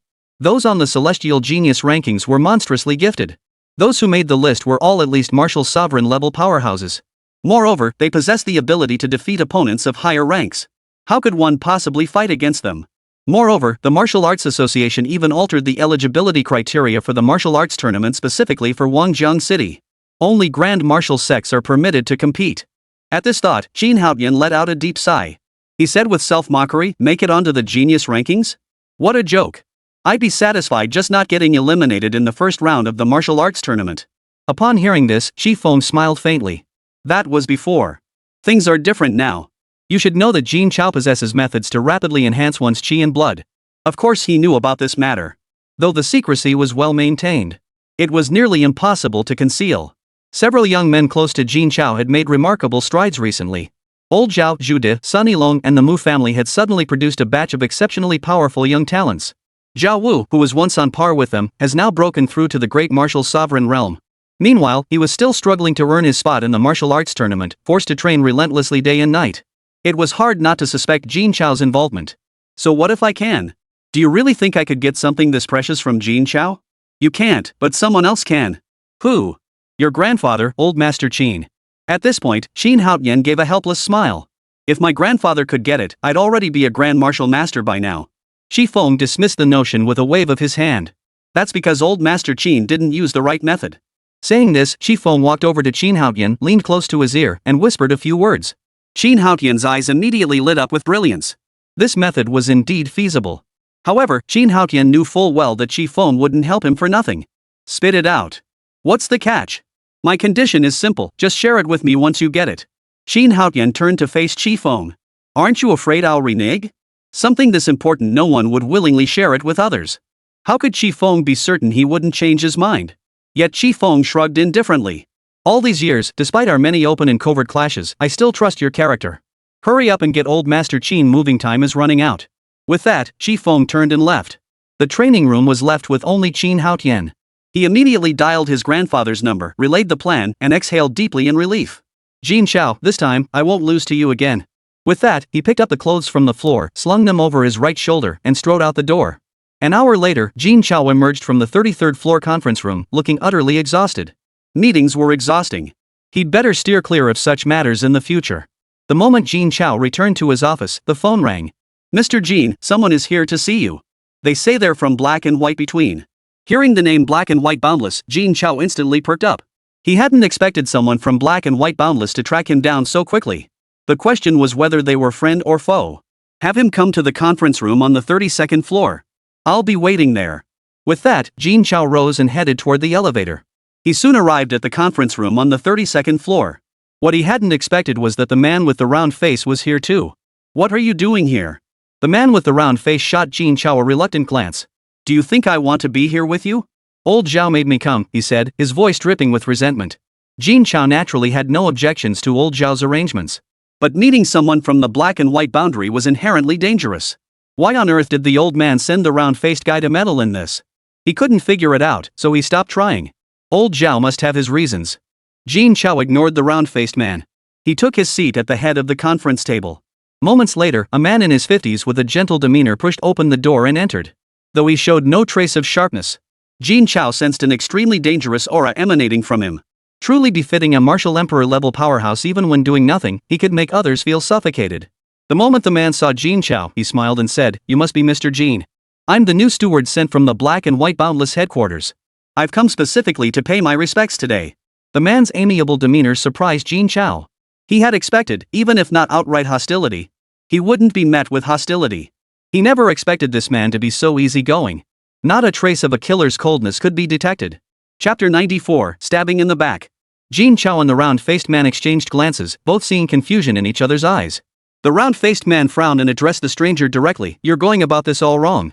Shouldn't you first confront him with accusations, then issue threats to intimidate him, and finally deliver a formal challenge?" After speaking, the round-faced man seemed unable to vent his doubts fully and continued, "Even if you don't plan to confront him, you should at least threaten him until his nose isn't his nose and his face isn't his face. This politeness of yours doesn't fit your status at all." Hearing the round-faced man's words, Jin Chao grew impatient. This guy couldn't stand seeing him do anything right. "Doesn't it bother you at all that one less person is causing me trouble?" Jin Chao cleared his throat forcefully, signaling the round-faced man to shut up. Realizing his tone was off, the man explained, "Actually, my attitude isn't unreasonable. After all, I have no grudge against Mr. Jin. Moreover, I should thank Mr. Jin. If he hadn't eliminated Zhou Yu's group, I wouldn't have come to Wangjiang City. So in that sense, I owe him gratitude." Jin Chao didn't want to dwell on this issue and cut straight to the point. "So what brings you here today?" The man smiled faintly. "Allow me to introduce myself first. My surname is Wu, and my given name is Tian. I came here primarily to meet Mr. Jin and express my apologies." With that, Wu Tian retrieved an exquisitely crafted wooden box from his spatial ring and slowly opened it, revealing a Tier 3 recovery potion within. "This is for you, Mr. Jin. I hope it can make up for what Zhou Yu did to you and your family." Presenting a third-grade recovery potion was the most sincere gift Wu Tian could conceive of. After all, acquiring such a third-grade recovery potion would cost at least over 20 billion credits. And it was practically impossible to find on the market. He himself had accumulated considerable merit in the realm of Black and White to secure a single purchase opportunity. Handing it over to Jin Chao still felt a bit reluctant. Jin Chao's brow furrowed slightly upon seeing the Tier 3 recovery potion, but he showed no other reaction. The round-faced man, however, exclaimed dramatically, "A grade 3 recovery potion?" Wu Tian was quite pleased with the round-face's reaction. This was the perfect way to demonstrate his sincerity. But before he could offer any polite remarks, the round-faced man continued, "This must be incredibly expensive. It probably costs hundreds of millions to acquire, right?" "Ha? Hundreds of millions? That price can't be right. Why did it cost me 2.3 billion when I bought it? Could prices in Wangjiang City really be that much lower than other cities?" "Well, a few hundred million it is. At least this thing is extremely rare on the market. Even money can't buy it." But what the round-faced man said next stunned Wu Tian even more. "This thing is expensive, but it's not a great gift for Xiao Jin. He has plenty of these, and he doesn't spend a dime on them." Hearing this, Wu Tian froze in place. "A lot? Without spending a dime? How could that be? Do you think third-grade recovery potions are produced by your family?" Wu Tian gave a nervous chuckle. "Miss, you must be joking. Grade 3 recovery potions cost at least 20 billion on the market, and they're practically impossible to find. Countless people can't get their hands on them, let alone have multiple bottles. As for you saying it's free, I honestly can't believe that." Across the entire Huaxia nation, only the Nanyi group can produce grade 3 recovery potions, and their output is extremely limited. From what I understand, most of their supply is sold to other cities. Wangjiang City shouldn't have much of it. Are you kidding me? A grade 3 recovery potion? One vial is worth a life. Such a precious item, even the bigwigs at the Black and White headquarters treasure every single vial they possess. How could anyone have as many as they wanted? Hearing Wu Tian's words, Jin Chao was equally stunned. Is it really that expensive? Over 2 billion per vial. And only Nanyi Group can produce it. Who would have thought Nanyi Group, usually so low-key, was this formidable? They've managed to monopolize the production of level 3 recovery potions nationwide. This is the true hidden powerhouse. The privilege Mr. Sun had granted him was truly invaluable. Jin Chao never imagined he'd possess such immense resources. The round-faced man insisted earnestly, "It's true. Why would I lie to you? Little Jean is practically a major shareholder in Nanyi Group now. Getting some level 3 recovery potions is no big deal." Wu Tian's mind was reeling at the revelation. Before arriving in Wangjiang City, he had already investigated everything about Jin Chao. He knew Jin Chao had strong connections with the martial arts tower, the Three Dragons gang, and the head of Nanyi Group. But he never imagined it would be this deep. Seems my investigation wasn't thorough enough after all. Holding the third-grade recovery potion, Wu Tian found himself in an awkward predicament. Neither giving it nor keeping it felt right. He felt terribly awkward. Who would have thought that a third-grade recovery potion, so rare it was nearly impossible to find outside, could ever be deemed unworthy of being gifted? Mr. Wu, I appreciate your gesture. As long as Black and White Realm doesn't cause trouble for me, I won't provoke them. As for this gift, I'll accept it. Saying this, Jin Chao reached out and accepted the gift. Wu Tian naturally took the hint. He then added, "Since the gift has been delivered, I'll take my leave now. I'll see you out." Jin Chao escorted him to the elevator entrance before returning. Wu Tian's mindset was truly baffling. Even if he didn't want to be an enemy, he only needed to avoid provoking me. Going out of his way to deliver a gift like this was beyond comprehension. Hopefully it's not some kind of scheme. Stepping out of the martial arts building, Wu Tian got into a black sedan. Only after settling in did he breathe a sigh of relief. The young man in the passenger seat asked respectfully, "How did the section chief fare? Was that kid sensible enough?" Wu Tian exhaled deeply, his expression instantly turning icy. No trace of his earlier affability remained. "Things didn't go quite as I anticipated. Once we're back, dispose of the person responsible for gathering intelligence on Jin Chao. Then, start collecting information on him again. Not a single detail can be overlooked." The young man nodded at the order. "Yes, Director." Long before arriving, he had already received orders from headquarters: eliminate Jin Chao. Everything done today was merely to lower his guard. How could the Black and White Realm ever let any enemy slip through their fingers? Wu Tian looked up at the upper floors of the martial arts building and sneered coldly, "I hope you return alive from the martial arts tournament. Otherwise, my plan will be ruined." The black sedan slowly merged into the crowd and gradually vanished. Meanwhile, news of the upcoming martial arts tournament had ignited fervent discussions among the citizens of Wangjiang City. In previous years, Wangjiang City's participants had performed dismally. The vast majority couldn't even make it past the first round. They were consistently at the bottom of the rankings. This year, the competition requirements had changed. Wangjiang City can barely even field enough participants. Forget about securing resources, they might not even need to show up. Chapter 95, I'll bet 10,000. October 19th, Wangjiang City Military Website. The Huaxia Martial Arts Tournament will commence on November 5th. All young individuals aged 18 to 30 who have attained the Grandmaster level are eligible to apply. A total of 30 spots are available. We encourage enthusiastic participation in the selection process. The moment this announcement dropped, Wangjiang City's netizens went wild. Netizen 81, so it's real? Only Grand Martial Sovereigns can enter? We're screwed. Netizen 82, Grand Martial Sovereign? And under 30? Forget it. Not even worth watching this year.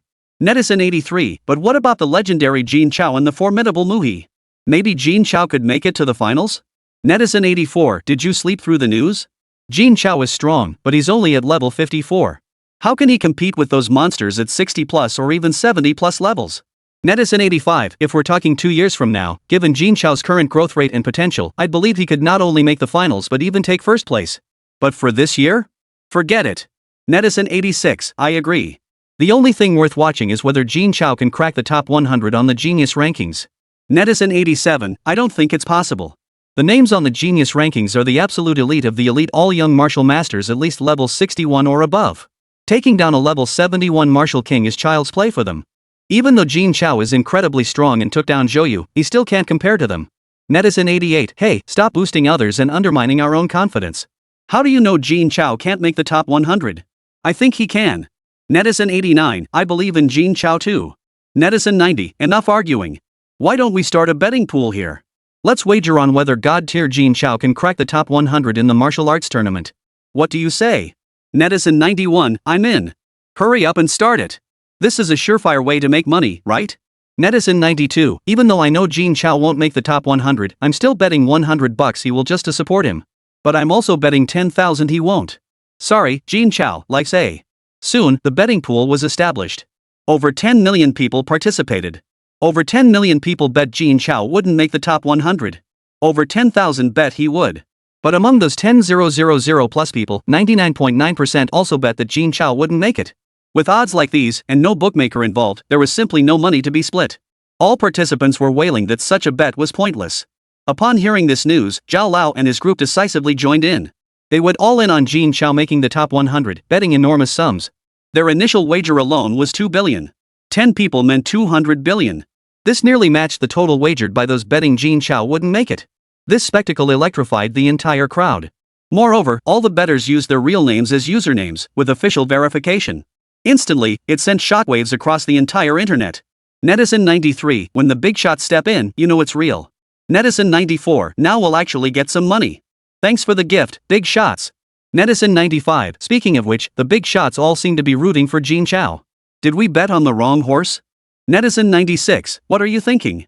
Every big shot here is tight with Jin Chao. Even if we're throwing money around, we're betting on Jin Chao making it in. We just sit back and collect. Netizen95, I still feel uneasy. I'll bet 10,000 first. Better safe than sorry. Netizen97, coward. You'll never get rich in this lifetime. Reading these comments, old Zhao smiled faintly. He knew Jin Chao's capabilities better than anyone. Making it into the top 100 was absolutely no problem. The only question was what rank he would achieve. These people, their vision is too limited. The 2 billion yuan was as good as in his pocket. Just as old Zhao was congratulating himself on his cleverness. A knock sounded at the door. Come in. The simple-minded Muhi walked in, his entire face creased with worry. He opened his mouth to speak, then closed it again. Seeing Muhi like this, old Zhao immediately guessed what was wrong. He immediately closed his eyes in exasperation, rubbing his forehead with his right hand. Spit it out. What does that Jin you want this time? Muhi spoke with some indignation, this time, that Jin Yu wants our martial artists building to arrange jobs for a few people. The requirements are 1 million yuan annual salary and easy work. Ha!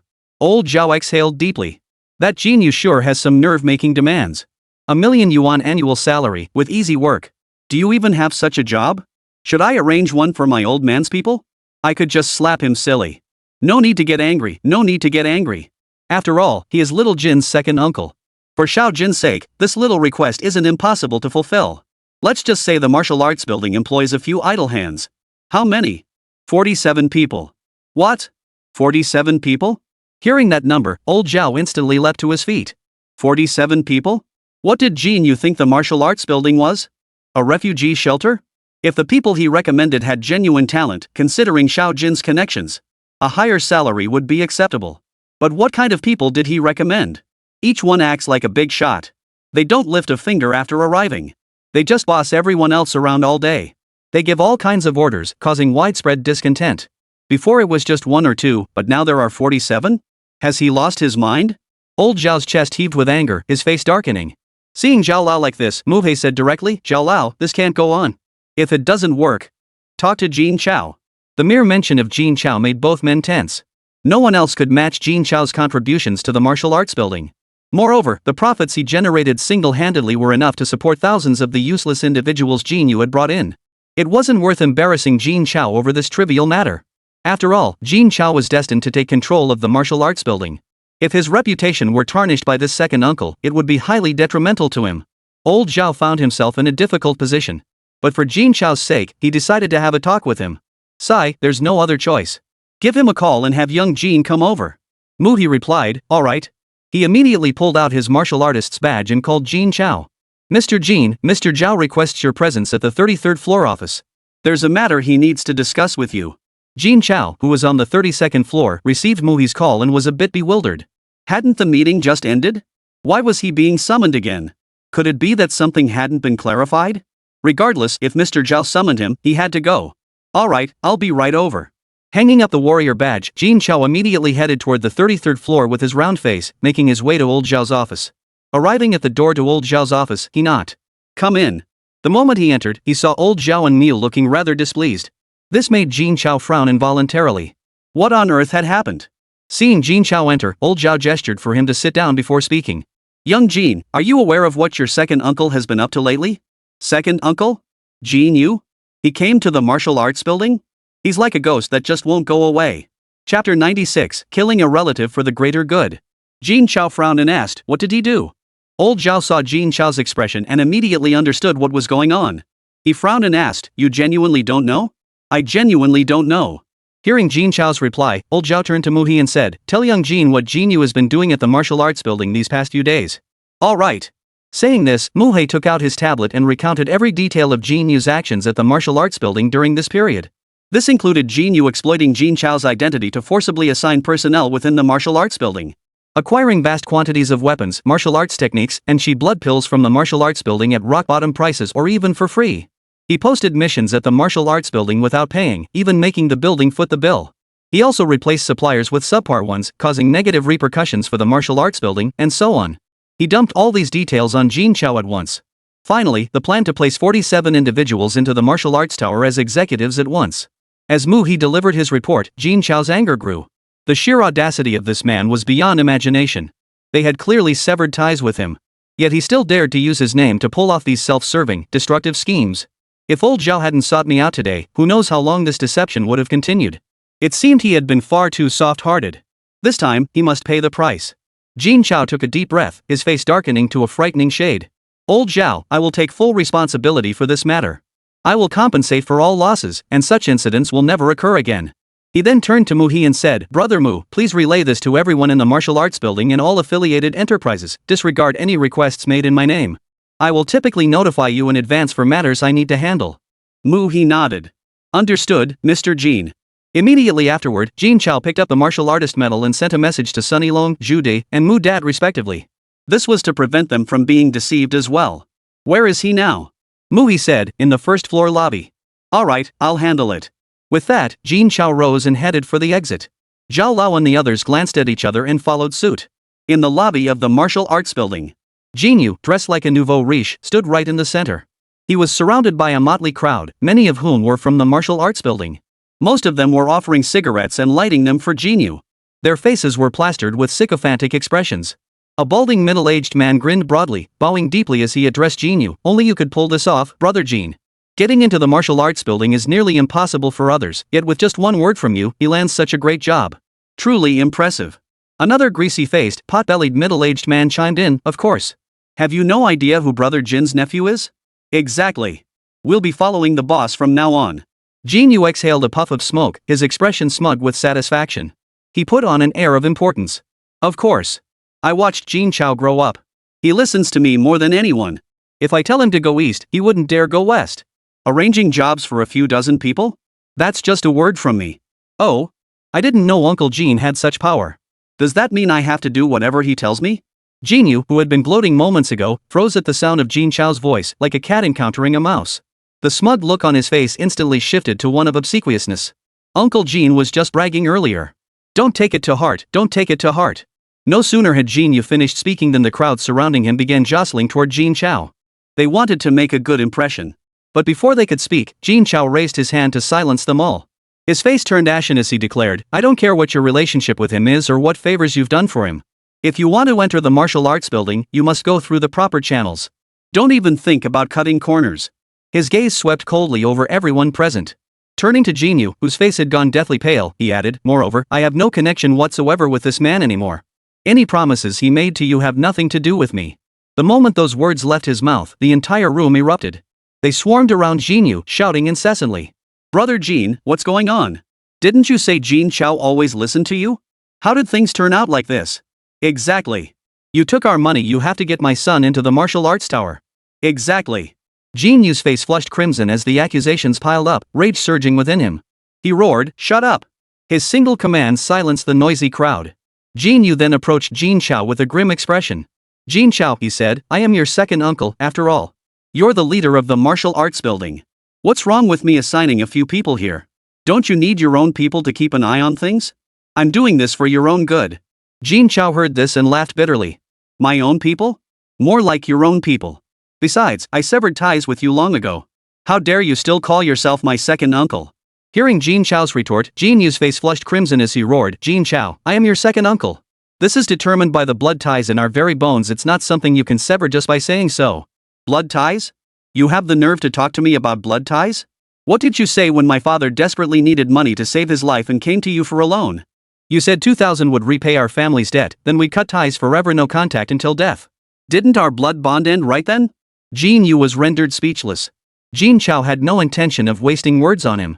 I'm giving you notice, return everything you've swindled through underhanded means during this period, every last penny. Otherwise, I'll have you sent straight to prison.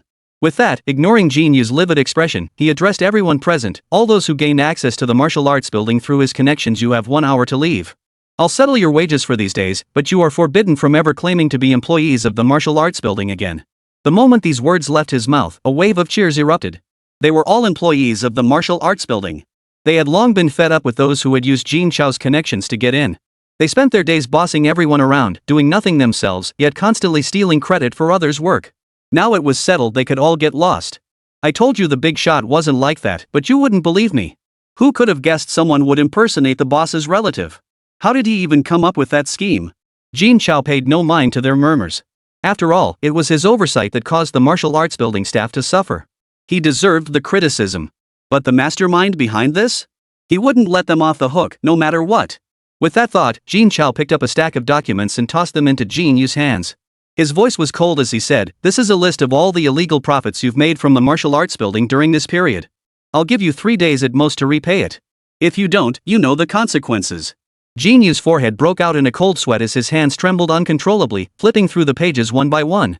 With each page turned, the figures froze his heart a little more. Until he reached the final tally. 359,728,000. He sucked in a sharp breath. Such a staggering sum, he couldn't possibly repay it even if he sold everything he owned. Chapter 97, Reaping What He Sowed. Jin Yu trembled uncontrollably, his face drained of color. Staggering, he grabbed Jin Chao's arm and pleaded, Chao, you can't do this to me. We're family, after all. Please spare me this once. I'll never dare again. Jin Chao looked at Jin Yu coldly. I gave you chances long ago. This is your own doing. You have no one else to blame. With that, he shook off Jin Yu's hand and declared ruthlessly, you have 3 days. If I don't see your compensation by then, prepare to spend the rest of your life behind bars. Hearing Jin Chao's words, Jin Yu collapsed to the ground, blood drained from his face, watching Jin Chao walk away. The crowd around them immediately swarmed to surround Jin Yu. They had paid Jin Yu a hefty sum to get their children into the martial arts building. Now that the matter hadn't been resolved and Jin Chao held a grudge against him, they felt they'd lost big. No, they had to demand an explanation. At the very least, they had to get their money back. Jin, you took our money. Since you failed to deliver, you must return it. Exactly. We thought you and Jin Chao were close, but you're just an ungrateful scoundrel. Using Jin Chao's name to scam people everywhere, we're letting you off easy by not calling the cops. Give us our money back now. Right. Give us our money back now. Give us our money back. Jin Yu was already seething with pent-up frustration. Seeing the true colors of this crowd pushed him over the edge. What the hell are you lot? When you needed me to pull strings, you were all over me like lapdogs. Now that things didn't work out, you want me to give you your money back? No way. No money, but I've got my life. Push me any further, and I'll stab you all to death. With that, Jin Yu drew a short knife and began swinging it wildly at the crowd, scattering everyone who had closed in to demand their money back. Jin Yu's actions immediately triggered the security guards at the martial arts building. Several guards closed in swiftly. A young man lunged forward with lightning speed. In the blink of an eye, he snatched the dagger from Jin Yu's hand and pinned him to the ground. 2 others swiftly restrained Jin Yu, immobilizing him completely. Pinned down, Jin Yu screamed frantically, "Let me go! Let me go!" The 3 guards paid no heed, hauling him out and tossing him aside. The debt collectors followed close behind, surrounding him and kicking and punching him relentlessly. As they beat him, they cursed, "See how arrogant you get? Think you're tough? You wanted to stab me to death? Come on then, let's see if I don't beat you to death. You owe money and still think you're in the right? Let me tell you, I'm no pushover. If you don't pay me back tomorrow, I'll tear your factory apart." Over 100 people surrounded Jin Yu in the center, beating him relentlessly while cursing non-stop. Only when the crowd had vented their fury did they gradually disperse. Jin Yu remained, covered in bruises and footprints, moaning in pain. Every passerby cast strange glances his way. Yet no one came to help him up, nor did anyone call for an ambulance.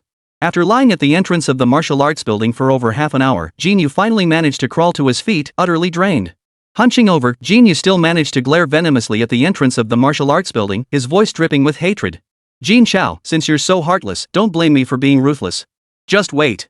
I won't let you off easy. With that, he limped away from the martial arts building. In the 33rd floor office of the martial arts building, Jin Chao watched until Jin Yu was out of sight before exhaling a long breath. His expression was deeply complex. The round-faced man sat on the coffee-colored sofa, cracking melon seeds as he casually remarked, "You really intend to send your second uncle to prison?" He spat out a sunflower seed shell and continued, "He'll never come up with that kind of money." Jin Chao turned to face the round-faced man. "Why do you carry melon seeds everywhere you go?" He'd expected Jin Chao to answer his question first, but the kid's thought process was so peculiar, worrying about his sunflower seeds instead. Could it be he wanted some too? With that thought, the round-faced man reluctantly held out the bag of melon seeds. Jin Chao grabbed them without hesitation, cracking them as he spoke, "Of course I know he can't pay it back. That's why I never planned on making him." Hearing Jin Chao's words, the round-faced man wore an expression that said, "I knew you were up to no good. I'll cover the losses at the martial arts building, but he needs to learn a lesson. I don't want any more dealings with him. You're quite the grudge holder, kid." Jin Chao remained non-committal at the round-faced man's remark. Perhaps other matters wouldn't bother him much. But when it came to anything involving his parents, he would never let anyone off the hook. Not even his own uncle. "Tell Brother Mu to issue a statement. Anyone claiming any connection to me must have my explicit approval. Otherwise, I won't acknowledge them. Then notify all affiliated companies and stakeholders. I don't want this happening again." Understood. "I'll speak with Brother Mu immediately." Only after arranging these matters did Jin Chao finally breathe a sigh of relief. "Those who chose to abandon us during our darkest hour won't get a single crumb from me now." Sitting down at his desk, Jin Chao began contemplating his next moves. Zhou Yu's faction had been eliminated, and his parents no longer posed a threat. The martial arts building was now liaising with the military regarding various matters involving exotic beasts. A massive influx of beasts would likely be required soon. But none of that was a problem. With his current strength, capturing thousands of beasts in a single day was no issue. Then there was the matter of the martial arts tournament. Based on information gathered online, the individuals on the Celestial Prodigy list are the most exceptional among the exceptional. Achieving a good result at the martial arts tournament with his current strength was far from guaranteed. Merely leveling up wouldn't suffice. At this thought, Jin Chao's brow furrowed slightly. It seemed he must prioritize enhancing his beast's abilities. The Beast Encyclopedia contained numerous methods to enhance the power of his beasts. Not only could they raise their levels and help them awaken their primordial powers, like the Golden Crown Flaming Eagle, but also aid in their evolution, mutation, and more a diverse array of techniques. Each one could significantly boost a beast's power. Fusing with such beasts can dramatically elevate one's own power. The effect far surpasses mere leveling up. But right now, the path of evolution is the most suitable. With this thought, Jin Chao murmured softly, "I wonder how Xiao Jin's evolution is progressing. I hope it unfolds just as described in the records." With that thought, Jin Chao prepared to rise and depart. He couldn't afford to waste time here. After all, the rewards for the genius rankings were incredibly tempting. Simply making the list would net 100 billion in prize money. And this was merely for ranking in the 90s. If he made it into the top 10, or even first place, who knows how much the reward would be. This money, I absolutely must get my hands on it. Chapter 98. Is this still not enough for you? Stepping out of Elder Zhao's office, Jin Chao exhaled deeply. Before participating in the martial arts tournament, he needed to settle matters concerning the martial arts building. 3,000 exotic beasts should be sufficient for the trial phase. He could use the beast hunting opportunity to boost his own strength. He chose destination 9917, the zone where level 65 to 75 beasts congregated. Moreover, this location contained the crucial substance for fire attribute beast evolution, molten flame stone. Last time I went there for molten flame stones, I nearly got injured by the beast guarding them, the Komodo flame dragon. I only managed to get a small amount, barely enough for Xiao Jin. This time, I absolutely must gather more. Who knows? I might even be able to tame the Komodo flame dragon. That would give me a much better chance at the martial arts tournament. The Komodo flame dragon, a terrifying beast of legend, born from molten lava.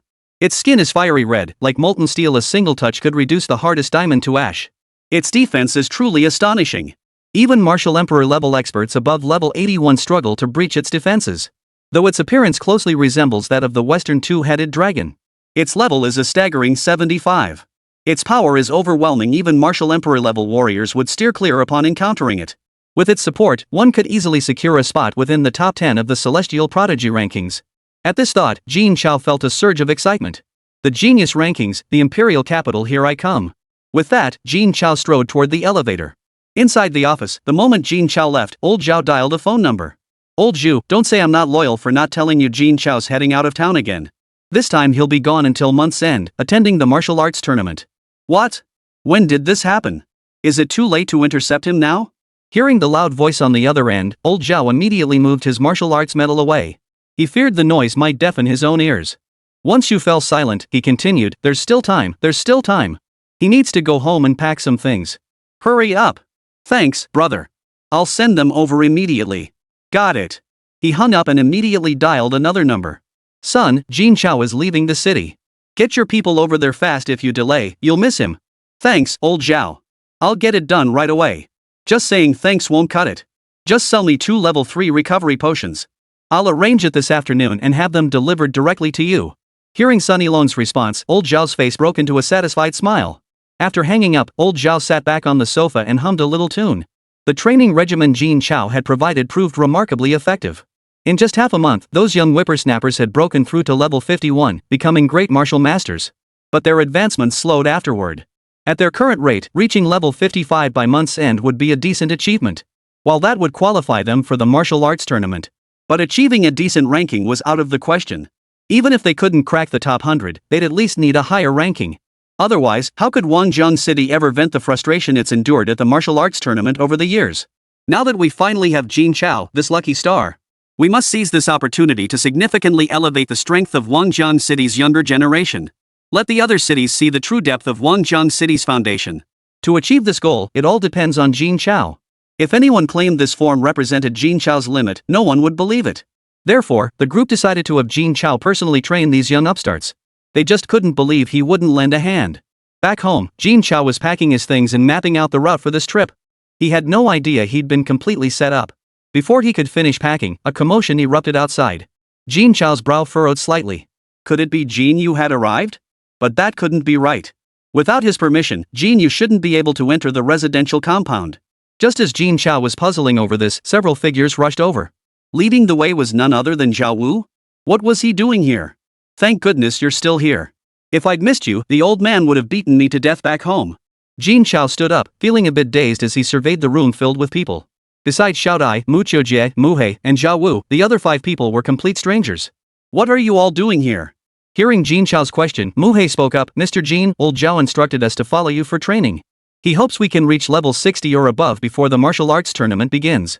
Otherwise, it would be a disgrace to Wangjiang City. Ha? He wants me to train these people? Old Zhao sure knows how to assign people. Even if I have to train them, at least send me people I know. Who are these people? I've never even met them. These are... Oh, I forgot to introduce you. This is Zhao Lao's granddaughter, Zhao Qian. She's 23 years old, just broke through to level 51, awakened fire element abilities, and has mastered Gangqi.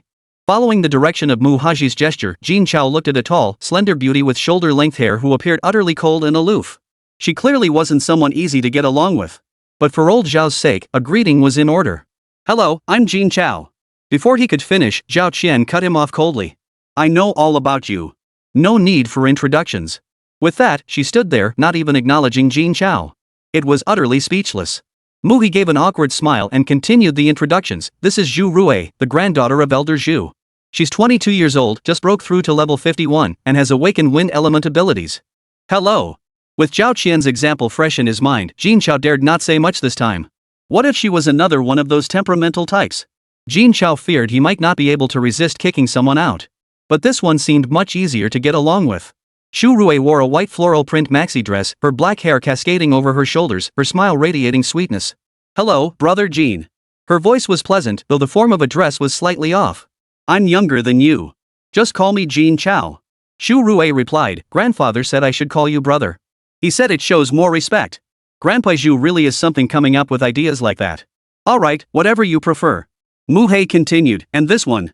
Before Miu could finish, a girl dressed in a short leather jacket, her head adorned with a dozen slender braids. Her lips painted with dark lipstick, a lollipop dangling from her mouth, this flamboyantly dressed girl boldly extended her hand toward Jin Chao. Hi, I'm Sun Jie. Like them, I just broke through to level 51, awakened water element abilities, and mastered Gongqi. I'm 21 this year and Sun Yilong's daughter. Hearing Sun Jie's introduction, Jin Chao was momentarily stunned. Sunny Long was such a meticulous man, how could his daughter be so flamboyant? She didn't look anything like him. And addressing brother Sun by his first name? That was downright disrespectful. Hello, hello. Jin Chao gave an awkward smile. Before He could continue the introduction, Jin Chao cut him off. Chapter 99, where are you going? Everyone looked at Jin Chao, unsure of his intentions. Jin Chao looked at Muhe with a headache.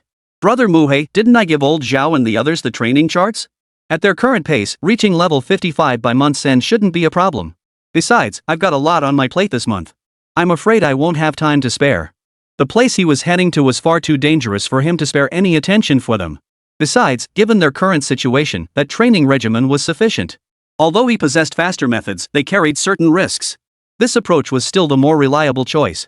Mui smiled and said, Old Zhao mentioned that you don't need to worry about the beasts for now, Mr. Jin. Just focus on strengthening yourself and training us. Besides, the martial arts tournament isn't just individual matches, there are team competitions too. Without strong teammates, it'll be tough to achieve good results. That's why Elder Zhao issued a strict order, Mr. Jin must get us all to level 61 or above by the end of the month.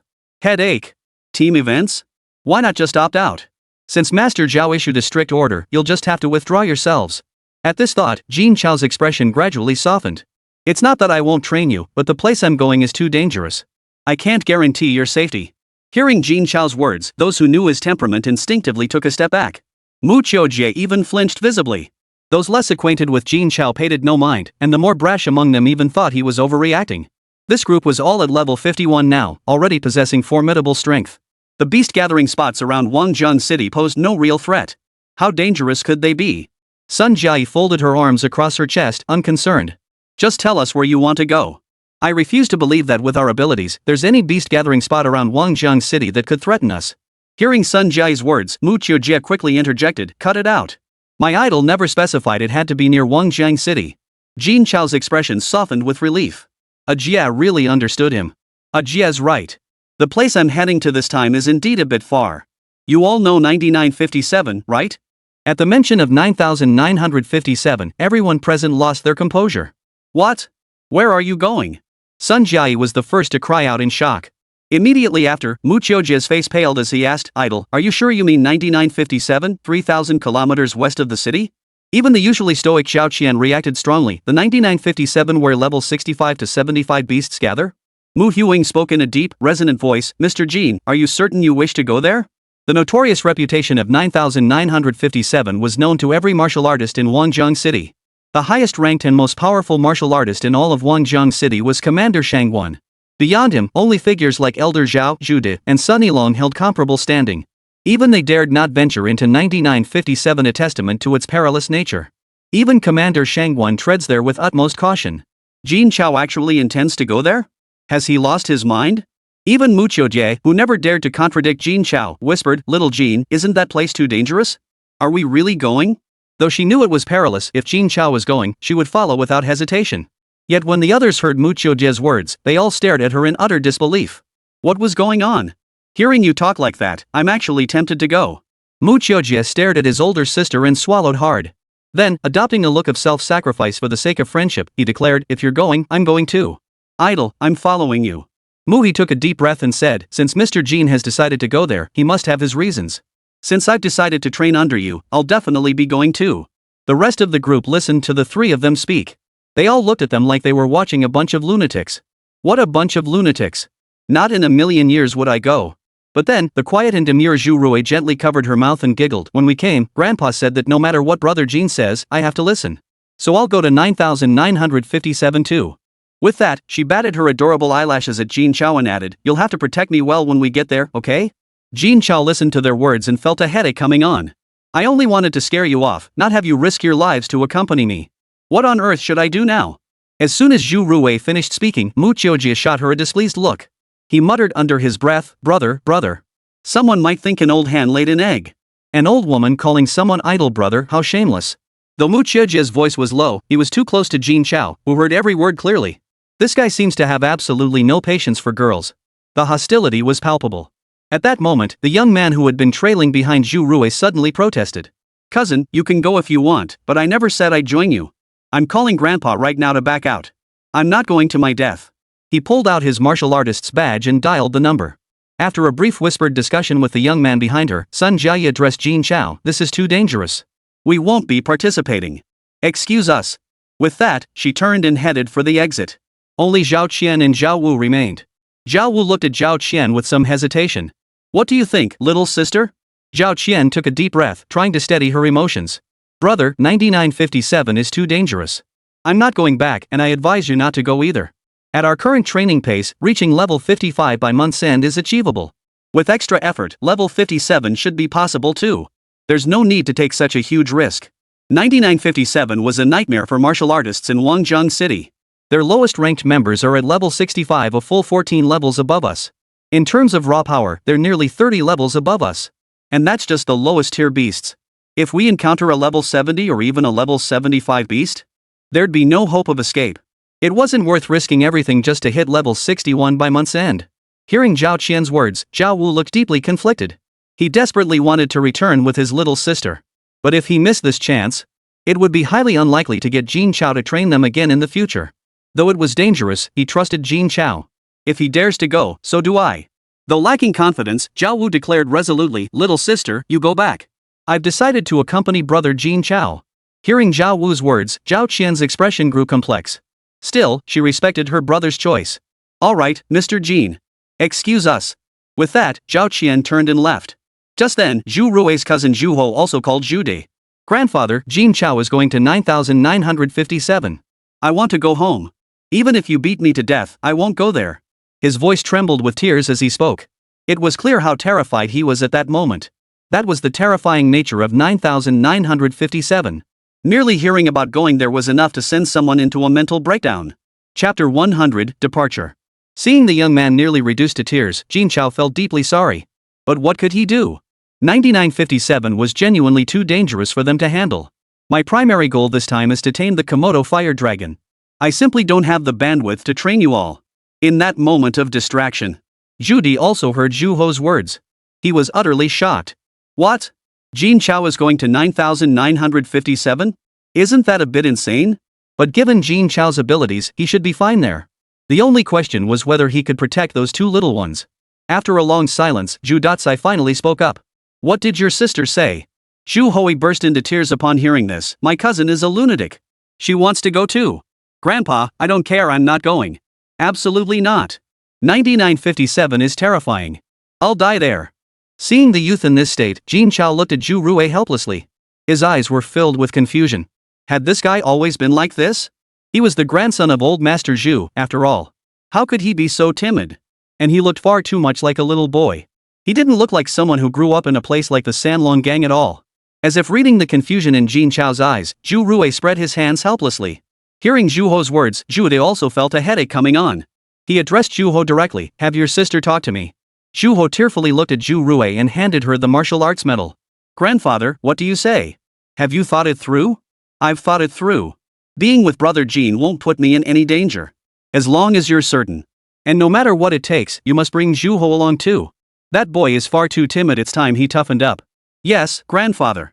With that, Zhu Rui disconnected the warrior's badge. Zhu Ho eagerly asked, Cousin, what did grandfather say? Can I go back now? Zhu Rui held the warrior medal in both hands, returning it to Zhu Ho. She smiled and said, Nope. Grandpa said you have to go with brother Jin to 9957 too. At this, Zhu Ho immediately refused, plopping down on the ground and throwing a tantrum. Sniffling and sobbing, he wailed, No, I won't go. I'm still little. I don't want to die. I want to go home. I want to go home. Seeing Zhu Ho like this, everyone looked stunned. Mu Qiujie didn't even bother to hide his contempt.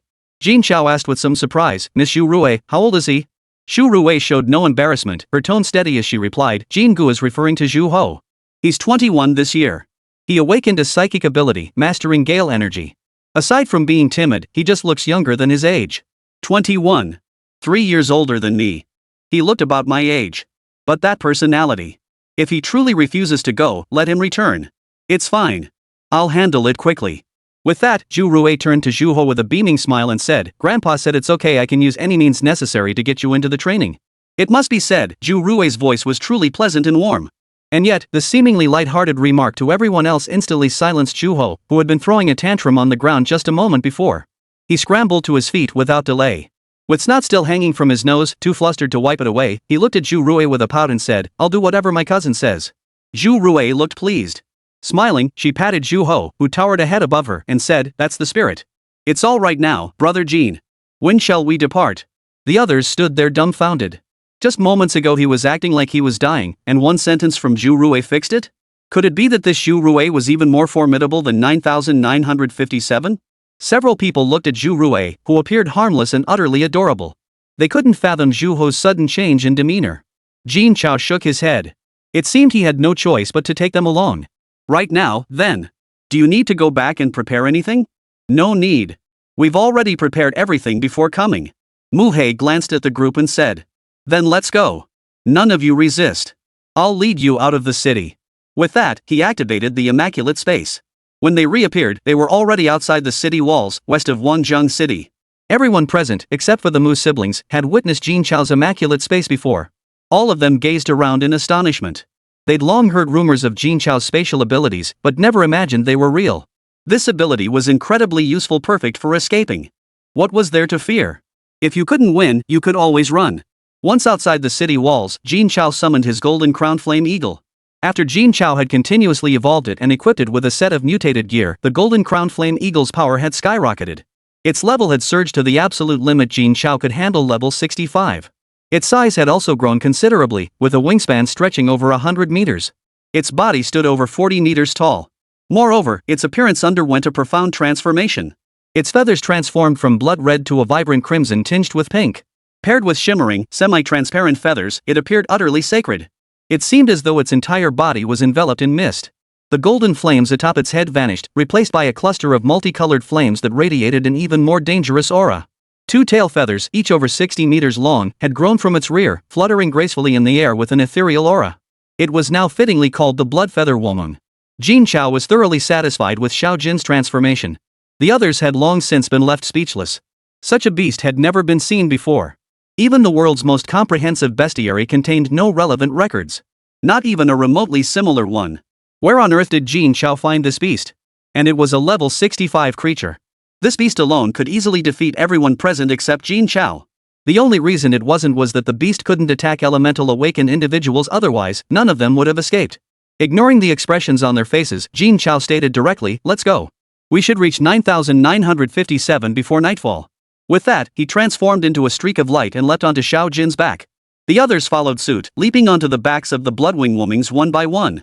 Xiao Jin then flapped its wings, unleashing a colossal gale that uprooted an entire forest. Then, like a bolt of lightning, it vanished from its spot and set off toward 9957. Meanwhile, on the 33rd floor of the martial arts building, Elder Qin emerged from Elder Zhao's office with a smug look on his face. In his hand was a form. It was the very same one Jin Chao had given to Elder Zhao. To obtain this training schedule, Old Master Qin had staked his entire reputation. All for the sake of rapidly boosting his grandson's strength. So he could surpass Jin Chao sooner and become the most prominent figure in the martial arts building. Only then could he smoothly take over the martial arts tower when old Zhao stepped down. Achieving this goal justified any sacrifice.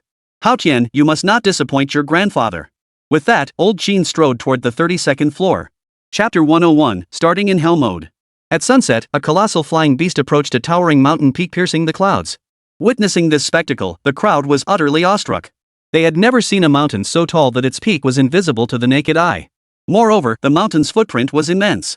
It was nearly as large as 10 Wanzhong cities combined. The 7 of them were so stunned they couldn't even close their mouths. This was 10 times the size of Wanzhong City. And keep in mind, Wanzhong City is a metropolis housing over 50 million people. Holy crap, there's a mountain this huge? How many beasts could be up there? Little Jin, are you sure you want to train here? Jin Chao was momentarily speechless. He had been here once before. But that time, he'd teleported directly to the Camerado Flame Dragon's lair using the pristine space to steal the molten flamestone. He hadn't had time to observe it closely. He never imagined this place was so vast. He'd have to be extra cautious this time, no repeating the mistake of triggering a large-scale beast disturbance like before. If the beasts here really swarmed me, even I wouldn't stand a chance. It is indeed here, Jin Chao said with some difficulty. Meanwhile, Mu Qiujie, standing nearby, heard Zhao Wu call his idol Little Jin and immediately took offense. He opened his mouth to retort. But the instant he opened his mouth, a massive ape suddenly leapt out from the dense mountain forest. Its hands reached out as if to grab Xiao Jin's wings, its eyes gleaming with a bloodthirsty light. The 7 witnesses were utterly horrified by the sight. Xiao Jin was thousands of meters above the ground. That a single ape could leap to such heights. This revealed the terrifying power of its strength. Moreover, Xiao Jin was now a level 65 exotic beast. Even a level 65 beast dared not attack it directly. Much less a monkey that cannot fly, inherently at a disadvantage. To leap up like that is nothing short of suicide. If it wasn't sheer stupidity, then it possessed the strength to take down a level 65 beast. At this thought, the 7 felt their hearts tighten once more. As the giant ape drew nearer, the 7 gradually made out its form. Holy crap, it's a level 71 ancient mountain-splitting ape. How did we run into such a powerful monster right after arriving?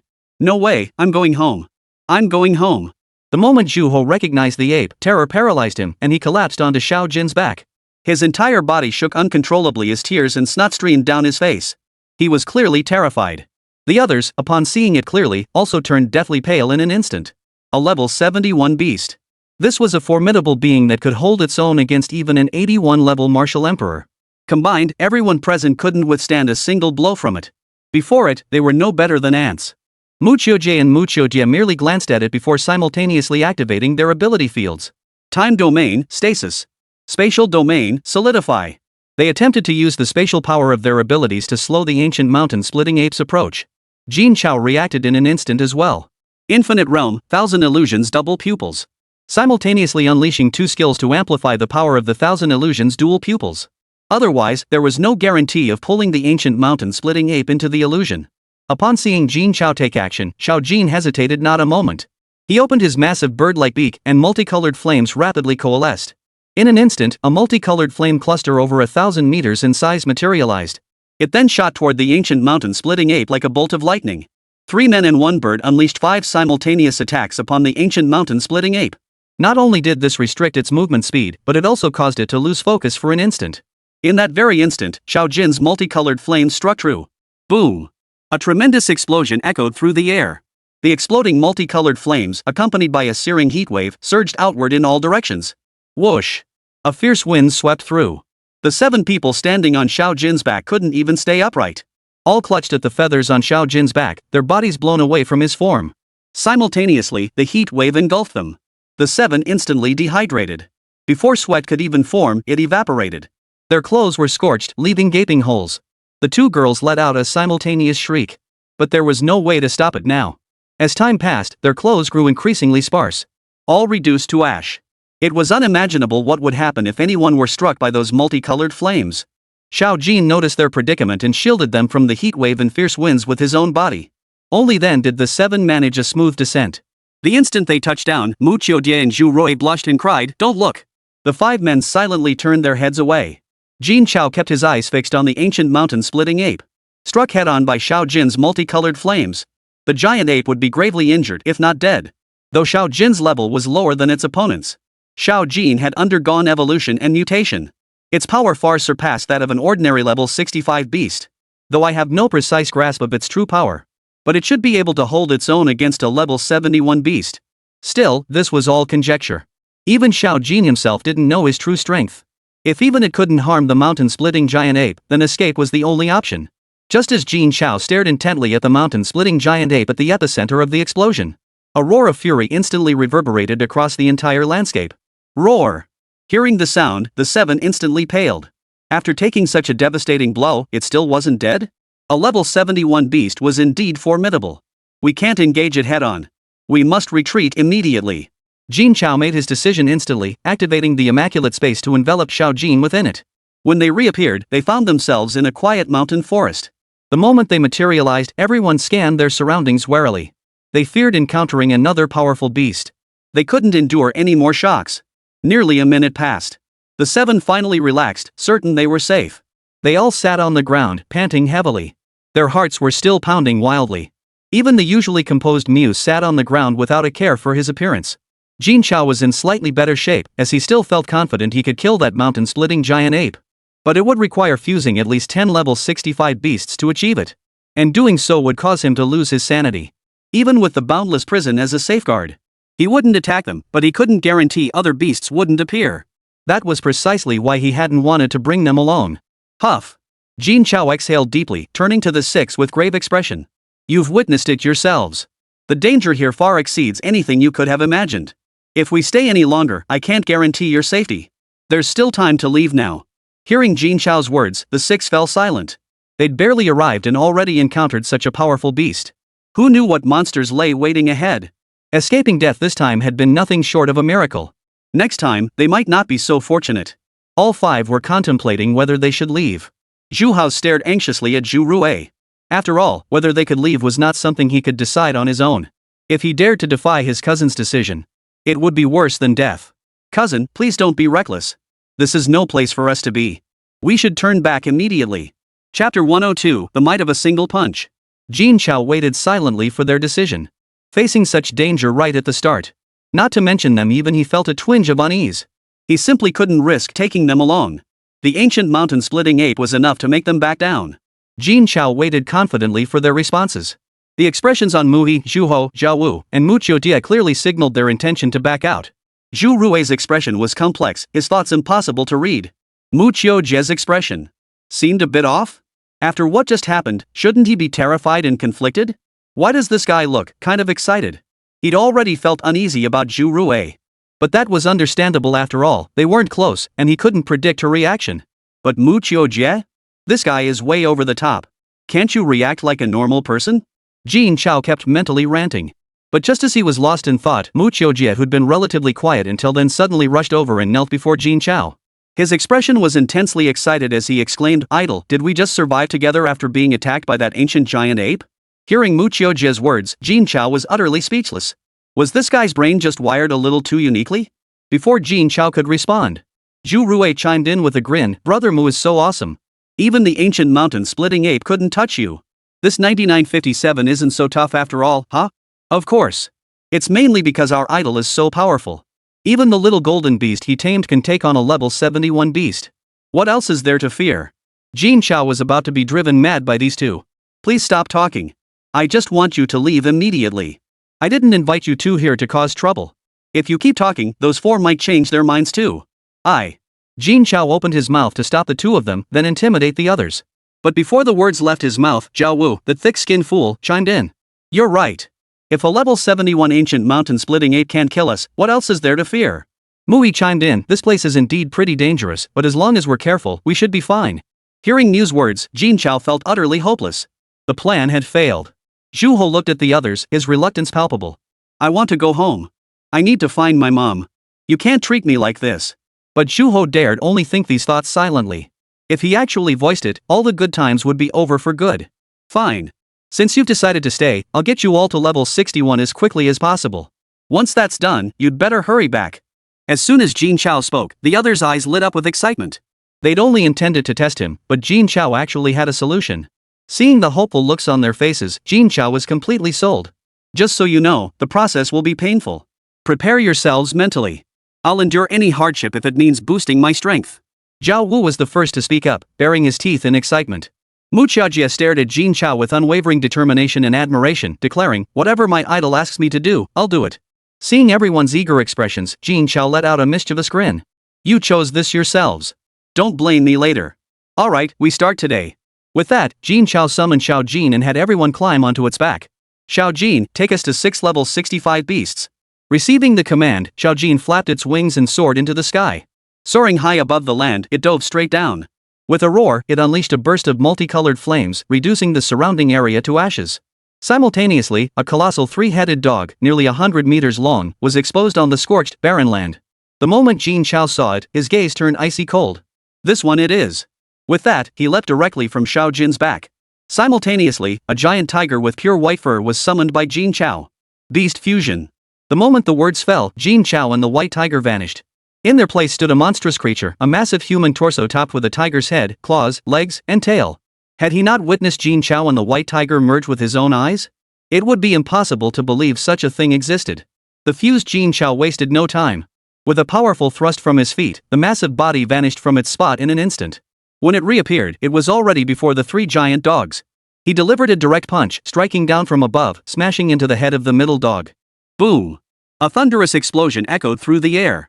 The level 65 3-headed hound was sent crashing headfirst into the ground, all 4 limbs off the earth, as if Jin Chao's punch had driven it into the soil. It offered not the slightest resistance. A powerful shockwave rapidly radiated outward. Ancient trees hundreds of meters tall snapped clean in half at the waist. The ground shook violently as cracks several meters wide spread wildly outward. The ground where Jin Chao struck was left with a massive, deep crater. The sheer power of that single punch was evident. Those witnessing Jin Chao's beast fusion for the first time were utterly stunned. They were utterly speechless at the sheer power he displayed. What was going on? Weren't the three giant dogs 65th level beasts? How could they not even withstand a single punch from Jin Chao, getting knocked unconscious instantly? When did Jin Chao's strength become so terrifying? We know you're powerful, even borderline insane. But please spare us the shock, don't be quite so insane. Isn't this gap just too huge? No wonder everyone says Jin Chao killed Zhou Yu without breaking a sweat. I wasn't entirely convinced before. Now I do. If someone claimed Jin Chao possessed the strength of an 81st level martial emperor, no one would doubt it. Seeing how pathetic the others looked, Mu Qiujie sneered with disdain, and you're surprised? Let me tell you, my idol confused 10 level 65 beasts at once and reduced Zhou Yu to dust with a single punch. Now that's what I call impressive. With that, he gave Zhao Wu a light pat on the shoulder before adding solemnly, follow my idol closely and you'll reap the rewards. Zhao Wu stared blankly at Mu Qiujie before nodding. After Jin Chao knocked out the three giant dogs with a single punch, he immediately released the fusion, leaving the golden-eyed white tiger to guard nearby. He then pulled out a vial and collected some of the three-headed hound's blood. He then tossed in 7 sesame seed-sized black stones. In an instant, the 7 pebbles barely visible in the blood sucked up every last drop of the blood, far exceeding their own combined volume and weight. Jin Chao poured the black pebbles out of the bottle and nodded with satisfaction. This blood volume should be sufficient. Come down now, he shouted. Shao Jin landed smoothly. The 6 men immediately gathered around Jin Chao, curiously observing the 3 giant dogs. It was their first time seeing the 3-headed giant dogs up close.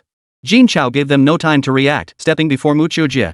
He extended a finger and made a tiny cut on the back of Mu Qiujie's left hand. He then took a black pebble the size of a sesame seed and secured it to the wound with white bandage.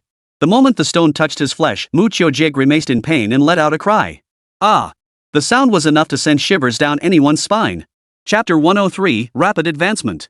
Observing Jin Chao's unusual behavior, the others were puzzled but none intervened. Not a single word was spoken. They simply watched calmly. Even Mu Qiujie, writhing in unbearable pain, didn't utter a word. Or dare move his right hand. Only Zhu Ho kept frowning, as if the pain were his own. Once Jin Chao finished tying him up, Mu Qiujie, who had been holding still the entire time, suddenly began wildly flinging his right hand about, as if he could shake the pain off. Idol, what is this thing? Why does it hurt so much? Jin Chao gave Mu Qiujie a dismissive glance. It's black tie stone. After absorbing the blood of 3 giant hounds, it turned into this. Jin Chao spoke with casual indifference. But the others listened with hearts pounding in terror. The blood of 3 giant dogs just like that, mixed with human blood? How could that be possible? Even professional doctors wouldn't dare attempt such a procedure under these circumstances. Human blood is inherently fragile and highly susceptible to infection. The slightest carelessness can lead to various illnesses. In severe cases, it can even be fatal. Even intravenous transfusions require blood type compatibility. Moreover, the blood of beasts differs fundamentally from human blood. They must never be exposed to each other lightly. Prolonged exposure is especially dangerous, it can be fatal. Moreover, no one knows what Jin Chao's purpose was in doing this. Mu He understood these matters best. He immediately interjected, Mr. Jin, doing this puts young Master Mu at significant risk of dying from blood infection.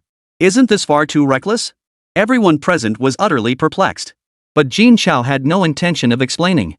He simply made a small cut on the back of his own hand and bandaged it. Ah! A blood-curdling scream pierced the air once more. They had thought that after enduring the agony of flesh being sliced off, no pain could be unbearable. He never imagined this method would hurt so much. It hurt worse than cutting his own flesh. Seeing Jin Chao not only ignore his question but also cut his own hand and press a black tie stone against it, Mu immediately grew anxious. He couldn't let them get hurt over this. With that thought, Mu moved to stop Jin Chao. Before he could act, Mu Qiujie, who had been wailing pitifully, suddenly shouted in astonishment, I broke through. I reached level 52. I did it. What? Hearing Mu Qiujie's words, everyone looked utterly stunned. Broken through? Reached level 52? How is that possible? He clearly hadn't done anything. Jin Chao had merely bound a tiny black tie stone to his wrist. And he broke through? It hasn't even been a minute yet. Hearing Mu Qiujie's words, Jin Chao merely smiled faintly. This was a method recorded in the martial artist's encyclopedia. Naturally, it wouldn't fail. Moreover, he had already minimized the risks to a manageable level. If only his own level weren't so low. He wouldn't have absorbed just that one small vial of beast blood. A single person requires at least the entire blood supply of one beast. In that case, even a martial artist above level 60 could advance a rank in a short time. It was better to play it safe for now. The others rushed to Muqiujia's side, carefully sensing the shift in his level. Their expression shifted from doubt to shock, culminating in utter disbelief. He had truly advanced one level. This was simply unbelievable. Following the training regimen to boost vitality was already fast enough. Who would have thought Jin Chao actually had an even faster method? And this was just the beginning. Muqiujia had already leveled up once. If they followed Jin Chao until the end of the month, wouldn't they have a chance to reach level 71 and become Martial King tier powerhouses? The thought sent a wave of excitement through their hearts. Martial King level powerhouses. In the past, they wouldn't have dared to even dream of such a thing. In the entire city of Wanzhong, there were only a handful of Martial Kings. They were geniuses among geniuses. Though he was confident he could reach that level someday, it would still take at least 2 or 3 decades. Reaching that level in half a month? Even 10 years would be a miracle. Yet for Jin Chao, it seemed as effortless as drinking water. How incredibly easy. In the brief moment they stood stunned, Jin Chao's level had already climbed to 56. Seeing this, the others grew even more impatient. Only Zhu Ho was still agonizing over whether it would hurt. The others had already rushed to Jin Chao's side, vying for him to bind the black tie stone to them. One agonized scream after another soon filled the air. However, within the next few minutes, each of them successively broke through their levels. Jin Chao gathered them together and said, "What we're about to do is simple. The 6 of you must work together to take on this 3-headed giant hound. No matter what methods you use, you cannot flee. You must hold out against it for 10 minutes. That will conclude today's training." Upon hearing Jin Chao's demand, the group fell silent. What? We're supposed to take on a 3-headed giant dog? Was Jin Chao joking? And hold out for 10 minutes? How is that even possible? Jin Chao seemed oblivious to their expressions as he continued, "And I haven't tamed this beast. Though it's badly injured, if you don't give it your all, you'll likely be severely wounded. So don't count on luck." Whoa! The group sucked in a sharp breath. Jin Chao gave them no time to prepare. Because the 3 giant hounds had already awakened. Jin Chao immediately led the golden-eyed white tiger and Xiao Jin away from the clearing, leaving the 6 men to face the 3 giant dogs alone. The 3 giant dogs, severely wounded moments ago, were now at their most furious. Now, seeing several humans loitering before them, their rage boiled over. Ignoring their own wounds, they opened their 3 massive jaws and lunged at the group. The startled group, seeing this, scattered in all directions. They tried to put as much distance as possible between themselves and the 3-headed beast. But how could the 3-headed beast possibly give them a chance? In an instant, the 3 massive jaws coalesced into a colossal black sphere.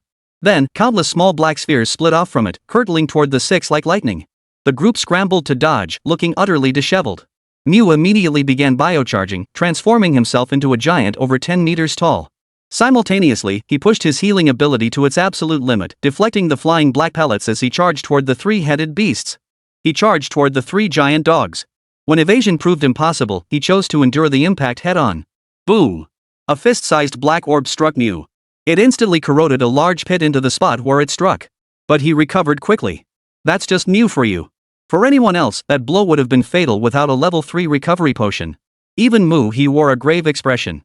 This single strike had drained 10% of his psychic energy. If he were struck 9 more times, he wouldn't be able to recover. He never imagined that the 3-headed giant hound, which Jin Chao had disposed of so easily, would prove so troublesome. He must close in on the 3-headed beast before his powers were depleted. Only then could his attacks land and inflict damage. Gritting his teeth, Mew declared, "I'll give it my all." Chapter 104, Devil Training.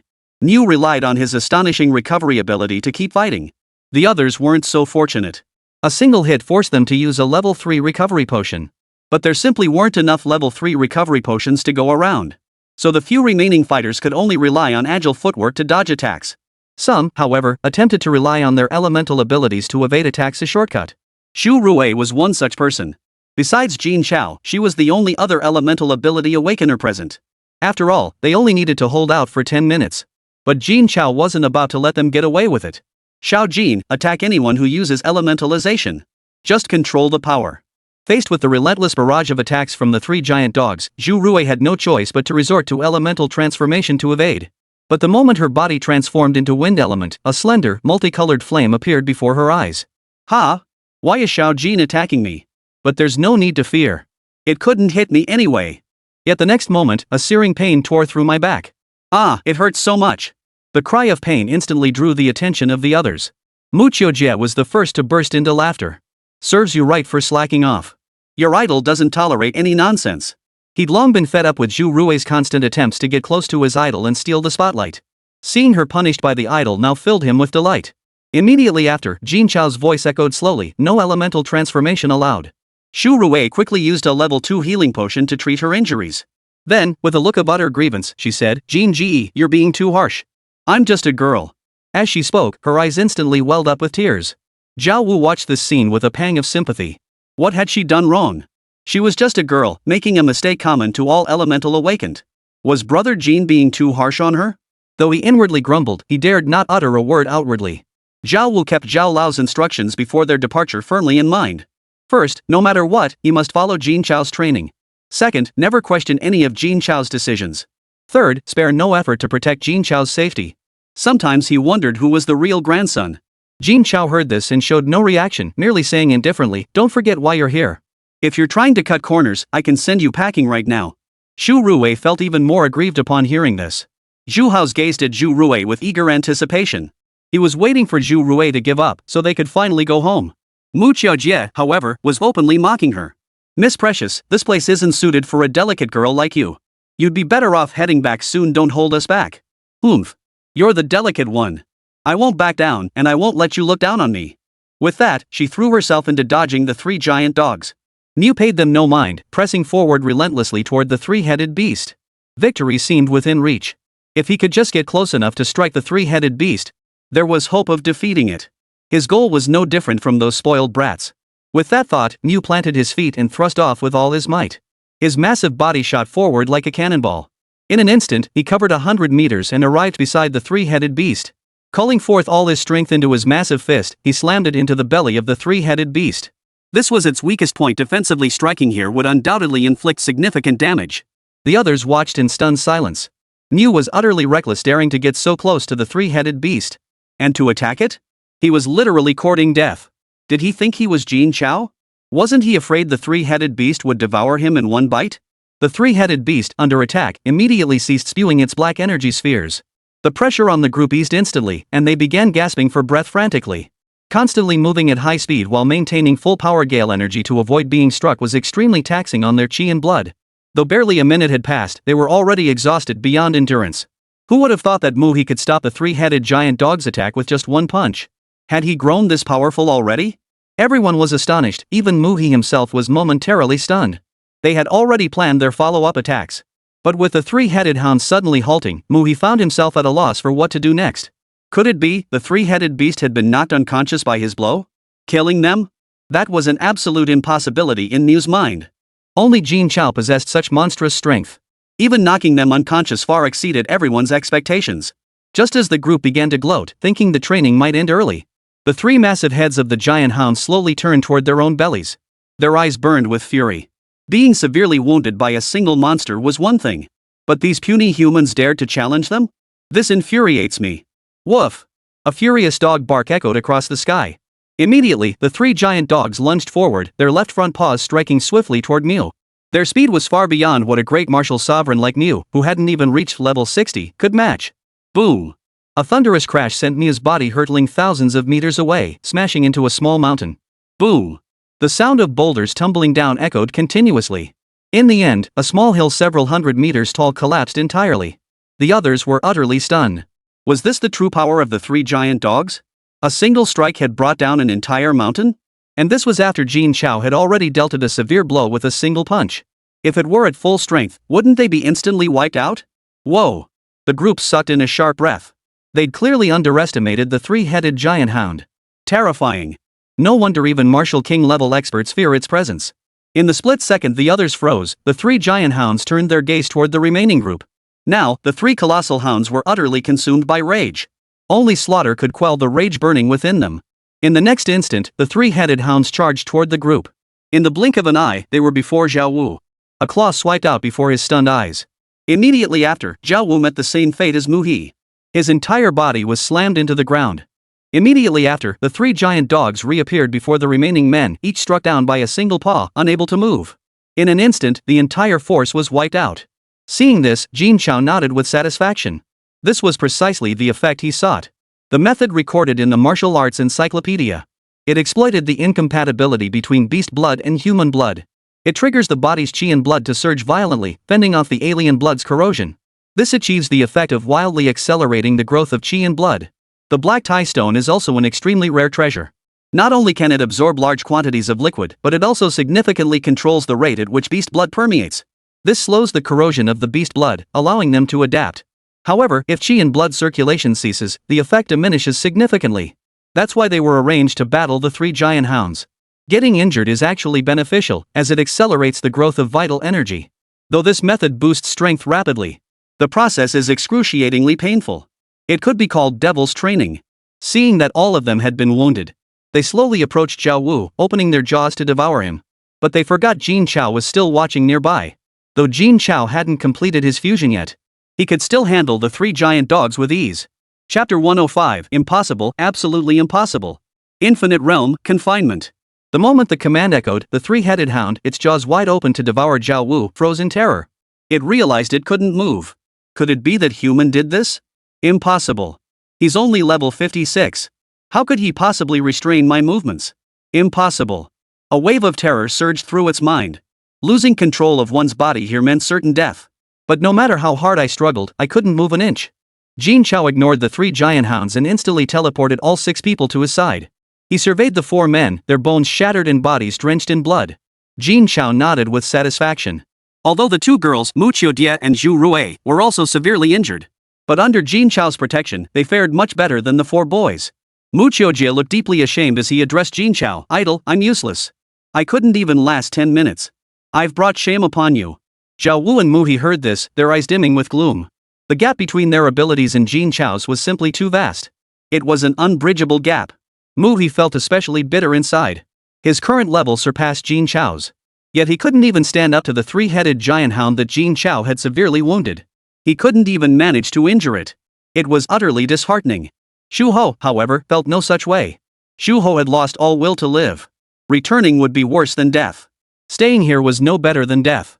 He was still just a child, why must he endure such torment? Mu Qiujie felt deeply ashamed, yet she said nothing. Zhu Rui, however, seized every chance to act spoiled. Brother Jin, I've tried so hard, but it's just too strong. I can't beat it. What should I do? Jin Chao took in the expressions on everyone's faces. It's perfectly normal that you can't defeat it now. Your purpose in coming here isn't to defeat a 3-headed giant dog. If that were the case, there'd be no need for me to train you. Over the next fortnight, I won't just raise your levels above 61, I'll elevate your combat prowess to a whole new tier. I'll equip each of you with the capability to solo level 71 beasts. Since I accepted this mission, I won't deliver half-baked results. Hearing Jin Chao's words, everyone froze in shock. Level 60-something, yet capable of fighting a level 71 beast? How could that be possible? Was he joking? If that were true, wouldn't they become unmatched among their peers? The very thought sent a thrill through him. But upon reflection, it made sense. If Jin Chao reached level 61 or above, he might even be able to take down a level 71 beast. It seemed Jin Chao truly had a way. At this thought, the group grew wildly excited. They completely forgot the pain in their bodies. Zhu Ho was the exception, though. Hearing Jin Chao wanted to increase the difficulty made him feel utterly hopeless. When would he ever get to go home?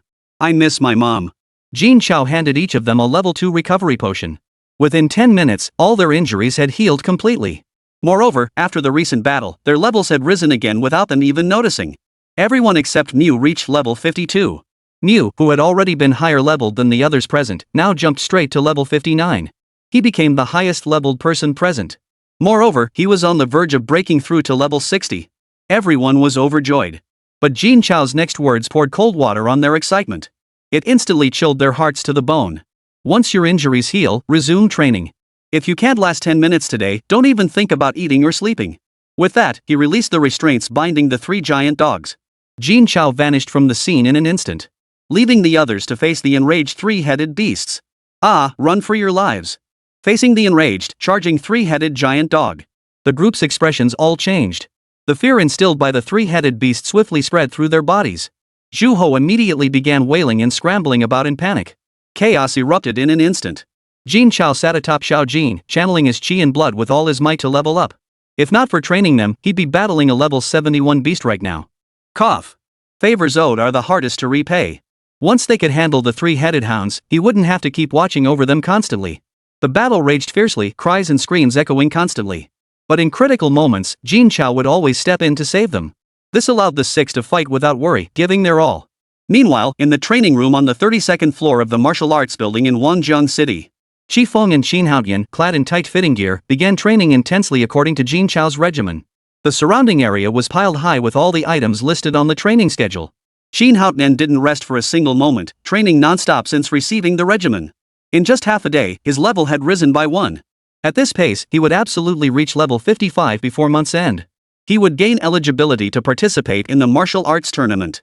He even held the hope of surpassing Jin Chao, becoming the top talent in the martial arts tower, perhaps even in all of Wanjiang City. This time, he would trample Jin Chao underfoot and reclaim Master Zhao's admiration. As night fell, the members of 9957 were still struggling to hold on. This was already their 35th attempt. There was no sign of passing the trial. Their closest attempt had only lasted 7 minutes. If this kept up, they truly wouldn't be sleeping tonight. However, their strength had grown considerably. Mu had even advanced to level 61, becoming a Martial King tier powerhouse. This gave the group a glimmer of hope. During the intermission, they lay sprawled on the ground, utterly disregarding their appearance. Panting heavily, Mu addressed the others. Guys, this isn't sustainable. We need strategy to survive the 10-minute trial. Everyone agreed with Mu's words. However, deciding what strategy to employ and who would lead it posed a significant problem. After all, many present were unfamiliar with each other. They weren't even familiar with each other's abilities. To endure 10 minutes under the attacks of 3 giant dogs, everyone would need to push their abilities to the absolute limit. Otherwise, success was utterly impossible. Mu Qiujie sighed dejectedly. We should use a strategy, but who's going to lead it? Hearing this, several people wore deeply troubled expressions. Mu continued, actually, the martial arts tower has thoroughly investigated everyone's abilities. The records have always been kept here with me, so I'm quite familiar with your capabilities. I believe I can take on the role of commander. Hearing this, the others frowned and turned to look at Mu. Investigating their abilities, what exactly was the martial arts tower up to? Such actions were bound to arouse widespread resentment. After all, no one wanted others to know their secrets. But upon second thought, it was forgivable. In the past, they certainly wouldn't have given the martial arts tower a friendly reception. But now they were all under Jin Chao's command, even if it was just for training. They held Jin Chao in high regard. Mu Qiujie and Mu Qiujie were no exception. So they didn't dwell on the matter. Alright then, let's give it a shot. Mu Qiujie stood up, brushed the dust off his pants, and continued, if it really doesn't work, we'll just have to let my sister use her beauty tactics. Chapter 106, The Beauty Trap? Hearing this, everyone exchanged peculiar glances between Mu Qiujie and Mu Qiujie. Were these siblings being a bit too reckless? Mu Qiujie, of course, didn't care. He'd always been thick-skinned. Mu Qiujie, however, flushed crimson with embarrassment. Alright, since we've agreed, let's begin. With that, everyone stood up and prepared themselves. Training commenced once more. Jin Chao immediately released the control over the 3 giant dogs. Facing the enraged 3-headed beast, Mu immediately activated his bio-energizing ability, causing his body to grow to enormous proportions. Then, with a solemn expression, he declared, everyone spread out. I'll protect the safety of the Mu siblings. Shu Rui, use wind element to ascend and provide aerial support. Imbue everyone with wind element to reduce their weight and accelerate evasion speed. Hearing Mu's command, Zhu Rui soared into the sky, surveying the entire battlefield. She channeled wind elemental power to bolster the scattered members. The speed of those on the ground instantly increased by a notch, making it much easier for them to dodge the black energy ball attacks of the 3 giant dogs. Mu immediately commanded, Zhao Wu, unleash your curses to weaken the 3-headed hound's combat capabilities. Without a moment's delay, Zhao Wu extended his right hand while sprinting forward. His fingers splayed open as intricate black runes flew toward the 3-headed hound one after another. They embedded themselves firmly into its body. These black runes represented Zhao Wu's supernatural ability. Creatures struck by different runes would suffer corresponding debilitations. At this moment, Zhao Wu held nothing back, recklessly hurling every rune he possessed at the 3-headed giant dog. In just a moment, every rune at his disposal was unleashed. The 3-headed hound's speed, strength, defense, and spirit all showed noticeable weakening. Initially overwhelmed by the unfamiliar effects, they nearly stumbled and fell. Yet the 3-headed beast was, after all, a level 65. Their abilities weren't something Zhao Wu's level of power could fully control. Once they adjusted, they immediately turned their attention toward Zhao Wu. Terrified, Zhao Wu scrambled to hide. Even with the wind element's boost increasing his speed, the 3-headed hound's slowed speed still made escape impossible. In the blink of an eye, they closed in on Zhao Wu. At that moment, only one thought filled Zhao Wu's mind: defeat. Just as Zhao Wu braced himself to meet the 3-headed giant dog's powerful strike, Mui's voice rang out once more. Zhao Wu, keep running. Don't stop. Mu Qiujie, activate your time ability to freeze time. Without a word, Mu Qiujie unleashed his time ability domain. The moment it enveloped the three giant dogs, he activated the time freeze. The attack motions of the three giant dogs froze for an instant. Zhao Wu seized the chance to escape the attack range. But Mu Qiujie's time ability only affected less than a second. After breaking free from the stasis, the three giant dogs let out a deafening howl to the heavens. They charged toward Zhao Wu with even greater fury. They were about to catch up to Zhao Wu. Mu spoke again. Zhu Ho, use your psychic ability to control the earth. Make it tremble, tear up the ground, and hinder the three giant dogs' movement. Zhu Ho, no longer being pursued by the three-headed hounds, found himself considerably less strained. Upon hearing Mu's command, though reluctant to provoke the beasts, he swiftly moved through the shadows while channeling his psychic energy. Instantly, the ground beneath the three-headed hounds began violently trembling. Massive chunks of earth tore from the ground and hurled themselves frantically toward the beasts. While this couldn't inflict any real damage, however, it effectively obstructed their vision, slowing their movements. Zhao Wu seized the opportunity to escape. Seeing the significant effect, Mu breathed a sigh of relief. He kept swinging his arms to shield the Mu siblings from the incoming black energy spheres. Then he turned to Mu Qiujie behind him and said, keep a close watch on the movements of those three giant dogs. If anyone encounters danger and can't escape, use your spatial ability to teleport them to safety. That way, we can hold out for 10 minutes. Mu Qiujie nodded earnestly. Jin Chao, watching from a distance, was astonished by their coordination. Even with the 6 of them having broken through their previous levels and joining forces, they still stood no chance against the three giant dogs. Surviving 10 minutes seemed utterly impossible. But after Muhi's coordination, though battered and bruised, they effectively contained the three giant dogs. They had secured a glimmer of hope for victory. It must be said, Mu was a rare talent. No wonder old Zhao held him in such high regard. However, Mu overlooked 2 critical points. First, whether the 6 individuals could sustain their control over their unique energies for even 10 minutes under such intense combat. Second, his lack of understanding regarding the capabilities of the three giant hounds. As level 65, the three giant dogs possess far more than just this level of strength. At most, they'd last 9 minutes before collapsing. What a pity. If only he could have given the complete encyclopedia of mutant beasts and the complete encyclopedia of martial artists to Mu. He would certainly do a better job than I could. But the content was too vast, he simply couldn't finish writing it all. He could only teach him bit by bit. With this thought, Jin Chao retrieved paper and pen from the immaculate space and began recording all the information about the three-headed giant hound and the 6 individuals. 9 minutes passed quickly. The 6 gradually faltered, yet each stubbornly persevered. This was already the longest they had lasted so far. They were just 1 minute away from passing the training. With this thought, everyone summoned their last reserves of strength and gritted their teeth to endure. But at that very moment, the 3 giant dogs went berserk. All 3 suddenly ceased their attacks. They stood frozen in place. Not a sound came from them.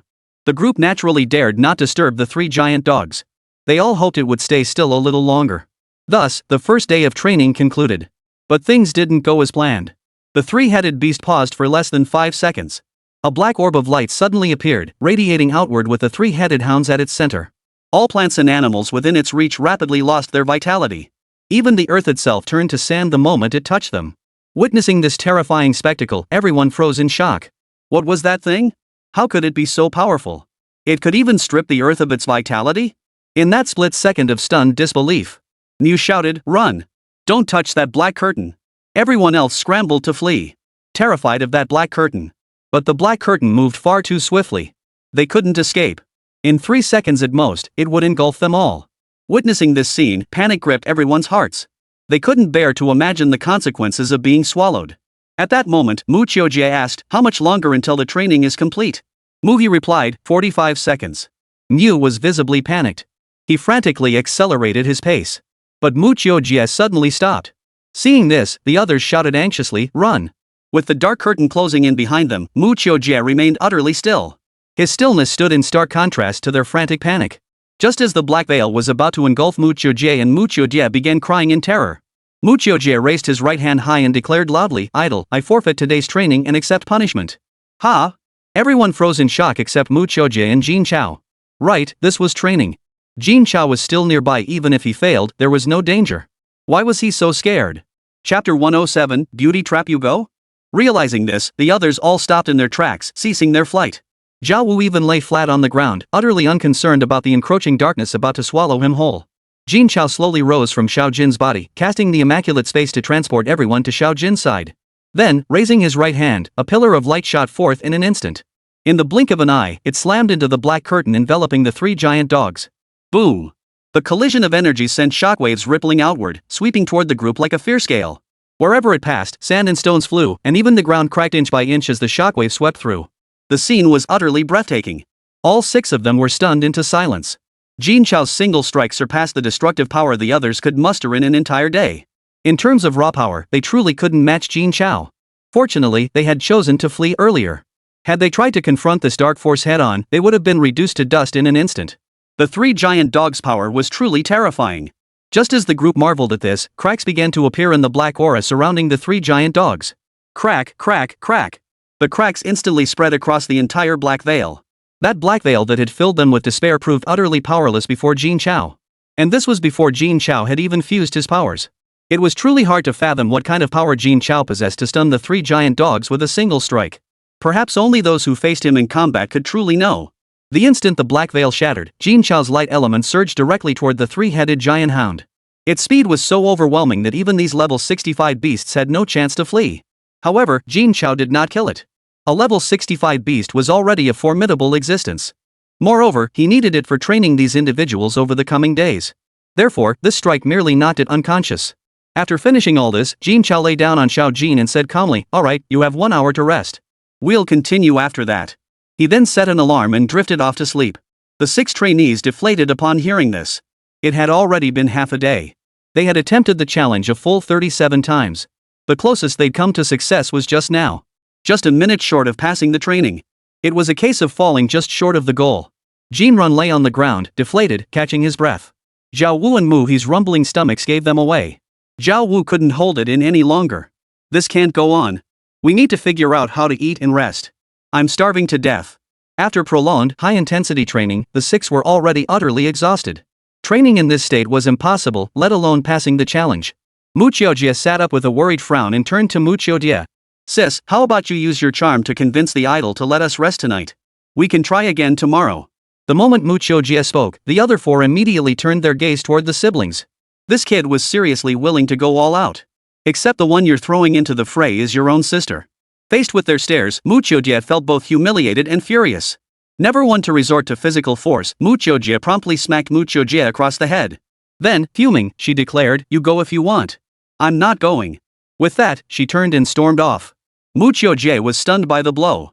Mu He and the others struggled to stifle their laughter. Zhu Rui, of course, wouldn't let this opportunity slip by. She seized the moment to tease him mercilessly. "Oh dear, I wonder who claimed they had a way to get some rest. Well, now they'll just look like a little dog that talked big." Poof. Hearing Zhu Rui's sarcastic tone, Mu Qiujie felt his face flush with embarrassment. "Who said I was bragging? I'm not backing down. I'm going." The words caught everyone off guard, even Mu Qiujie, who had already slipped away from the group, froze in surprise. What did Mu Qiujie say? He's going? Did he mean what I thought he meant? A beauty trap? He must be out of his mind. You should know you're a man. And I've never heard Jin Chao had that kind of thing. This guy must be out of his mind. Just as Miu was about to intervene, Zhu Rui, who loved a good spectacle, chimed in, "Then go ahead and do it. If we can't sleep tonight, you're a big talker, little dog." "Fine, I'll go. It's not like I'm scared." With that, he turned and strode toward Jin Chao. But Mu Qiujie's heart was pounding. What the hell was he supposed to do? Go back and admit he was wrong? No way. Zhu Rui wouldn't let me off that easily. But if I go mess with my idol, wouldn't I get beaten to a pulp? At that thought, the image of Jin Chao defeating 3 giant dogs with a single strike kept flashing through his mind. Mu Qiujie shuddered at the memory. But compared to being mocked by Zhu Rui, Mu Qiujie would rather be beaten by his idol. He just hoped it would be light. With this thought, Mu Qiujie summoned his courage and walked toward Jin Chao. His demeanor resembled that of a warrior marching to his death. There was even a hint of tragic grandeur about him. Under the gaze of several people, Mu Qiujie quickly approached Jin Chao. Looking at his idol, who had already closed his eyes, Mu Qiujie hesitantly reached out to wake Jin Chao. The drowsy Jin Chao opened his eyes just in time to see Mu Qiujie standing beside him, head bowed in awkward hesitation. "What? Is it time already? So soon? Is it time already?" Mu Qiujie shook his head, then hesitantly said, "Idol, could we skip practice today? Everyone's just too exhausted." Hearing Mu Qiujie's words, Jin Chao immediately frowned. What's gotten into this guy today? Acting like a little girl. Could it be he wasn't tired enough and still had the energy to mess with me? The thought made Jin Chao's frown smooth out. He crossed his arms over his chest. "So what do you suggest?" "My suggestion is to call it a day. Get a good night's rest, and we'll absolutely finish the training tomorrow. As he spoke, Mu Qiujie mimicked Zhu Rui's mannerisms, batting his eyelashes as he looked at Jin Chao. Trying to pull off a cute act. Jin Chao immediately shot him a look of utter disgust. He declared sternly, impossible. Today is your first day of training. If you don't meet the standards from the start, it'll be hard to guarantee your progress later on. The 5 trainees, who had still held some hope for Mu Qiujie, after hearing Jin Chao's words, they all lowered their heads and sighed. Looks like it's still not going to work. But Mu Qiujie was truly willing to go all out. Not only was he willing to risk his own sister, but he was willing to risk himself too. He's a real man. But isn't Jin Chao's demand a bit too strict? Everyone present except Mu. All 5 others had leveled up 3 times in just half a day. They're all at level 54 now. Even Mu had advanced 2 levels. Is this training outcome still considered subpar? At this level, forget about advancing 2 or 3 levels in a single day. Many players struggle to gain even 1 level in a month. Even the most gifted players who gain 2 or 3 levels in a month are considered prodigies. Advancing 2 or 3 levels in a single day? I've never even heard of such a thing outside of this place. Doesn't even this meet Jin Chao's expectations? At this thought, everyone fell silent. It seemed they wouldn't be getting any sleep for days. Just as they assumed Mu Qiujie would concede defeat. Mu Qiujie's next move left everyone utterly speechless. You gotta hand it to him, Mu Qiujie was truly going all out. Damn impressive. Chapter 108, Training. Mu Qiujie grabbed Jin Chao's right hand with both of his, swaying his body back and forth as he pleaded with a look of grievance, idle, please let us rest. We promise we'll complete the mission tomorrow. Please, I beg you. Seeing this, Jin Chao was dumbfounded. Goosebumps rose on his skin. What the hell is wrong with this guy today? You're a man. Do you really think this is appropriate? Jin Chao quickly pulled his hand back. Flustered, he stammered, stop. I'll stop right now.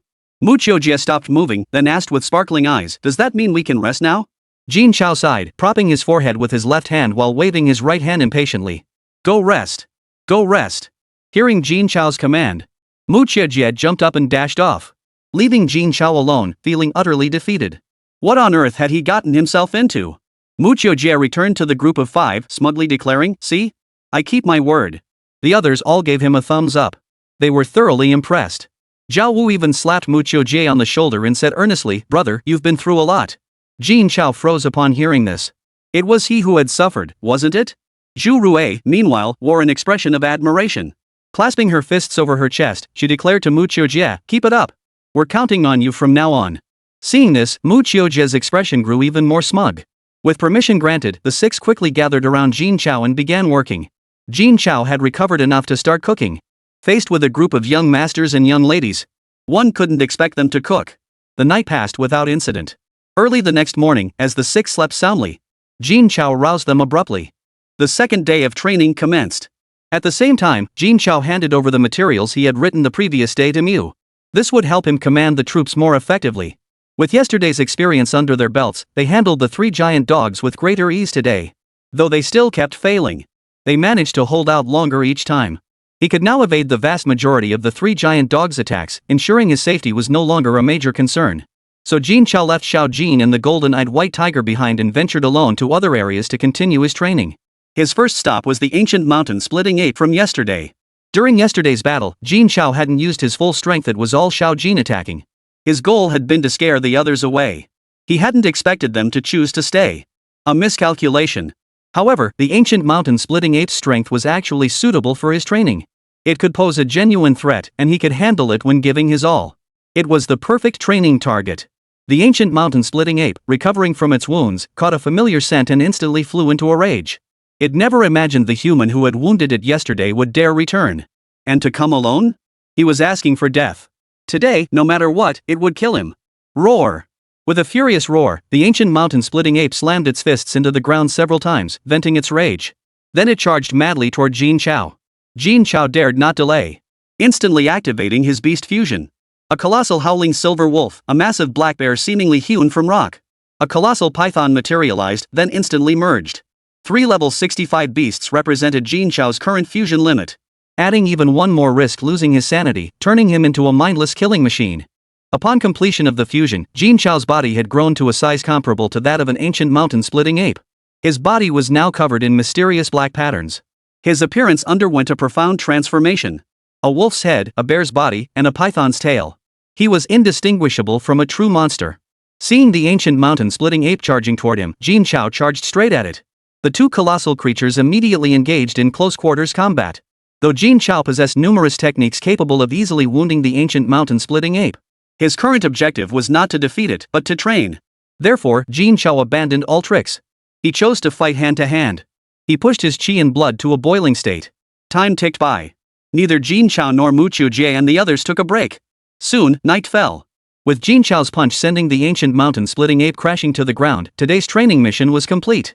Jin Chao flopped onto his back on the ground, gasping for breath. An entire day. Not a moment of rest. Pure sheer willpower.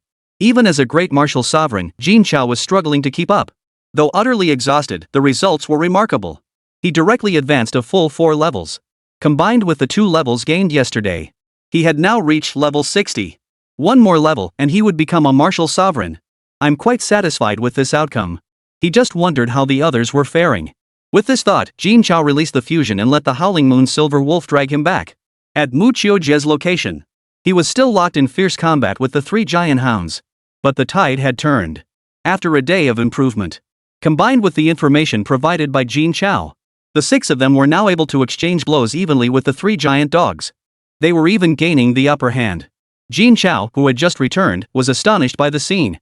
Their rapid improvement, far exceeding his expectations. Zhao Wu, unleash all curses. Shu Ho, interfere with all your might. Zhu Rui, channel the power of wind elements into me. Mu Qiujie, halt time. Mu Qiujie, execute spatial leap and transport me to the top of the 3-headed giant hound. Mu He issued each command in orderly succession. The 6 immediately sprang into action. In an instant, all commands were executed. Zhao Wu expended his last ounce of unleashing every curse upon the 3-headed giant hound. This reduced the 3-headed giant dog's combat effectiveness by at least 1/3. Wind elemental energy surged into Mu, doubling his speed instantly. Combined with Zhu Ho and Mu Qiujie's relentless interference, the 3 giant dogs were utterly stripped of their ability to attack. Finally, Mu was teleported by Mu Qiujie to hover above the heads of the 3 giant dogs. The giant-like figure of Mu unleashed a punch with all his might. The blow stunned the 3-headed beast. Boom! The massive bodies of the 3-headed hound crashed to the ground. The 6 of them had once again completed their training. Every last one of them collapsed onto the ground, utterly exhausted, gasping for breath. Seeing this, Jin Chao nodded with satisfaction. He also observed the changes in their strength. Mu He had broken through to level 61, becoming a martial sovereign.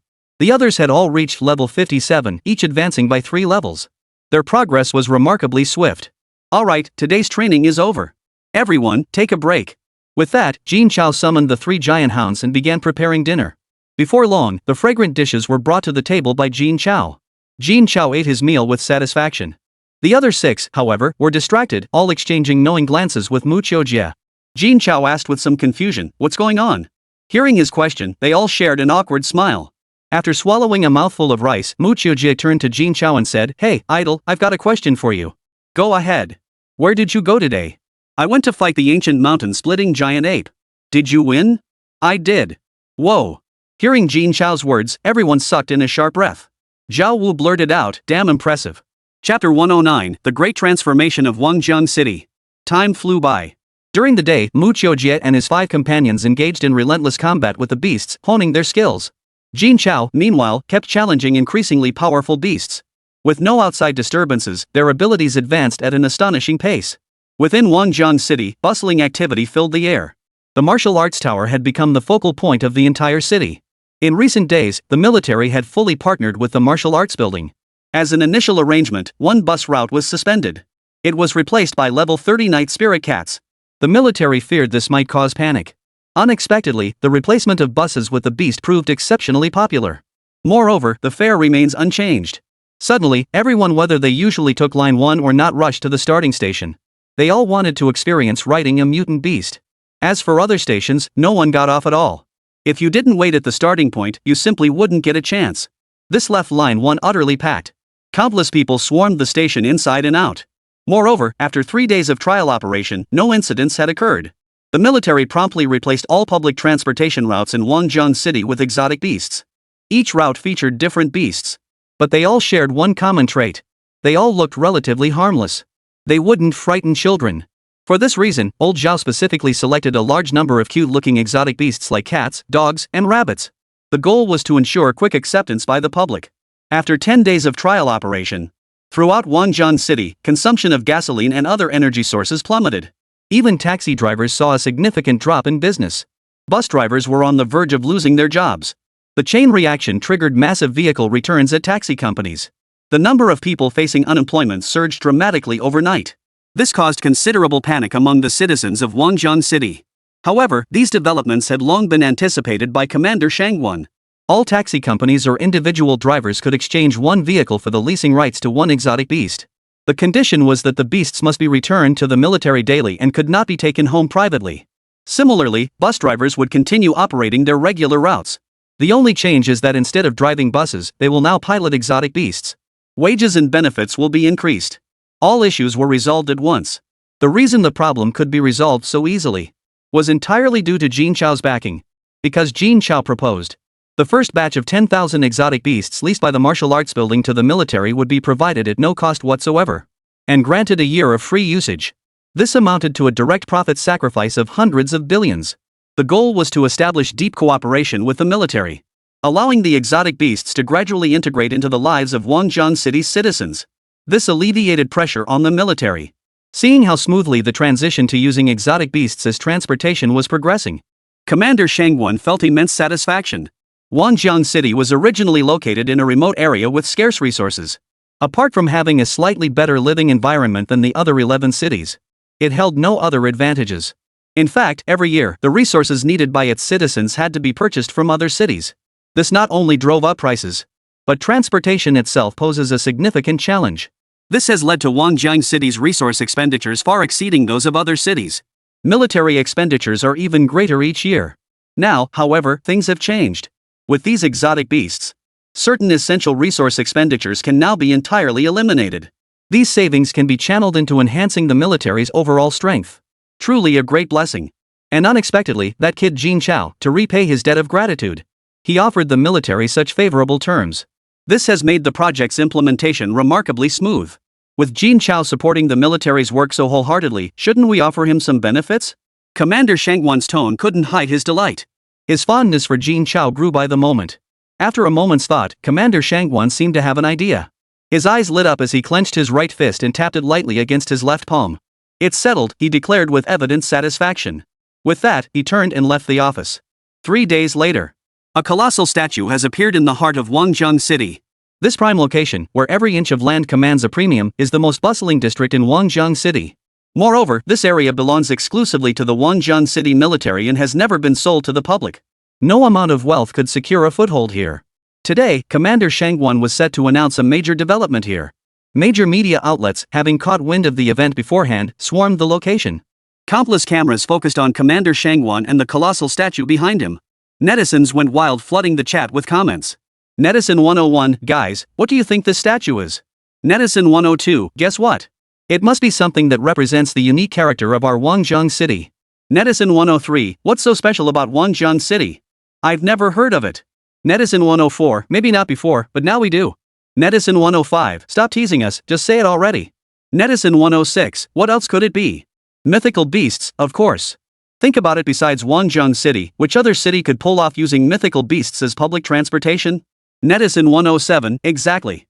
From now on, when we mention Wanjian City, it'll be one of a kind. The days of Wanjian being unremarkable are gone forever. Netizen 108, so based on what you're saying, could this statue actually be a mythical beast? Netizen 109, of course it is. What else could it be if not a mythical beast? Netizen 110, so excited. Wonder what exotic beast Commander Shangwon picked. Netizen 111, it hasn't been decided yet. How do you know it won't be a person? If you ask me, if they're going to erect a statue, it should be one of Jin Chao. None of this would have been possible without Jin Chao. Netizen 112, what are you thinking? While Jin Chao's contributions are outstanding, it's not like the military would erect a statue for him downtown. Besides, the martial arts building isn't exactly giving away free statues. Netizen 113, not necessarily. Regarding the statue proposal, though there was debate, everyone agreed that such an honor was beyond anyone but Jin Chao. The online debate raged on. Commander Shangwon had already commenced his press conference. Media friends, thank you for joining us today. We have two main announcements. First, regarding Wanjian City's comprehensive plan to integrate exotic beasts into the urban environment, the military expresses its profound gratitude to Jin Chao and the Martial Arts Tower for their support. Without Mr. Jin Chao generously leasing 10,000 beasts to the military free of charge, this initiative could not have progressed so smoothly. On behalf of the military, I extend our sincere gratitude to Mr. Jin Chao and the Martial Arts Tower. With that, Commander Shangwan saluted the media cameras. The moment these words were spoken, the internet erupted in an uproar. No payment? 10,000 exotic beasts, free rental for a year. What a grand gesture. Netizen 114, guys, I'm speechless. Can someone tell me how much the annual rental fee for 10,000 exotic beasts is? Netizen 115, I can answer that. Earlier this month, I rented a level 20 exotic beast. The daily rental fee was 10,000, so monthly it's 300,000, and yearly it's 3.6 million. For 10,000 beasts, that's 36 billion, and that's just for level 21s. Rumor has it the Martial Arts Tower leased all level 30 beasts to the military this time. The price must be at least 10 times higher, 360 billion. Netizen 116, 360 billion. Whoa. Everyone was stunned by that figure. That's 360 billion. Jin Chao is incredible. Chapter 110, Unshakable. Commander Shangwan paid no heed to the shock his words had caused throughout Wangzhong City. He continued, secondly, to express the military's gratitude to Mr. Jin Chao, it has been decided that the iconic statue of Wangzhong City will be sculpted using Mr. Jin Chao as the model. Furthermore, the usage rights to a 5,000 square meter plot of land in the city center will be granted to the Martial Arts Tower. The moment these words left his mouth, everyone was stunned. Was the military serious? They intended to model Wangzhong City's iconic statue after Jin Chao? This was no joke. Normally, no one would object to bestowing any honor upon Jin Chao. But a city's landmark statue represents the city itself.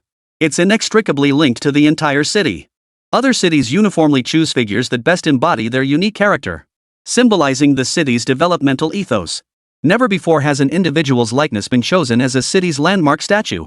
Jin Chao is undoubtedly the first of its kind. Originally, everyone believed that Nanyi Group's Tier 3 potion would become Wangzhong City's iconic monument. After all, the Great 3 potion was the only thing Wangzhong City could truly boast about, the one thing that set it apart from the other 11 cities. The sudden announcement that Jin Chao would be the symbol left everyone feeling a significant sense of disappointment.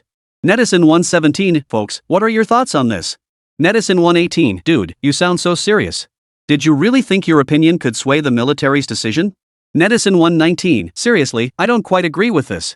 While Jin Chao has played a crucial leadership role in Wangzhong City's development, compared to Nanyi Group's Tier 3 potion, it still feels like it falls short. Netizen 120, how is it inferior? Netizen 121, what's lacking? Nanyi Group's Tier 3 serum is the best in the country, no other city can surpass it. Isn't that enough? Netizen 122, you talk like other cities have monsters replacing buses so I can ride them. Netizen 121. Netizen 123, but Nanyi Group's Tier 3 medication is still Wangzhong City's largest manufacturer, providing at least 1 million jobs for our city. It's deeply intertwined with our lives and even guides Wangzhong City's development direction. Can Jin Chao even compare? Netizen 124, if you put it that way, I have to say something. Aren't the beasts fully integrated into our lives? Isn't that closely related to our lives? Besides, those millions of jobs at Nanyi Group are all high-end, specialized positions. What do they have to do with ordinary folks like us? These exotic beasts are different. Once they're fully integrated, we'll just command them to work for us. Making money will be so much easier. Netizen 125, nice dream. If beasts do all the work, what's left for us? Netizen 126, you can't say that. Just look at bus drivers and taxi drivers. Mr. Jin Chao has already thought this through for us. He'll absolutely ensure our livelihoods. Netizen 127, gotta admit, Jin Chao really is a great guy. Netizen 128, so you're saying this statue of Jin Chao is exactly what everyone wanted? Netizen 129, I still don't think it's a good idea. The online debate raged on, but everyone was fixated on this minor detail: the statue. The bigwig's attention is entirely focused on that plot of land in the city center. Downtown? 5,000 square meters? Do you know what that represents? That's military-designated land. No faction, no matter how powerful, could ever lay claim to it. And now Commander Shangwan is actually giving it away to the Martial Arts Tower for free? What does this signify? It means the military has officially endorsed the Martial Arts Tower. The entire Martial Arts Tower, the whole of Wangzhong City, even the military itself, are now bound together. It's practically telling everyone in Wangzhong City that the Martial Arts Tower now represents the military. Seeing this, whether it was old Zhao, Zhuda, Sunny Long, even the newly transferred head of the Black and White Division from the capital of Huaxia, all wore expressions of envy. Such a situation had never occurred before. With the military as its backing, the martial arts building in Wangzhong City could absolutely walk all over others. They were all acutely aware that the martial arts building's elevated status was entirely due to Jin Chao. This realization filled Zhu De and Sun Yilong with bitter regret. If I'd known this would happen, I should have done whatever it took to win Jin Chao over back then. Then everything would be ours now. Regret. Old Zhao, however, wore a look of satisfaction. His judgment had been spot on after all. It seemed he needed to urge the young lady to hurry things along.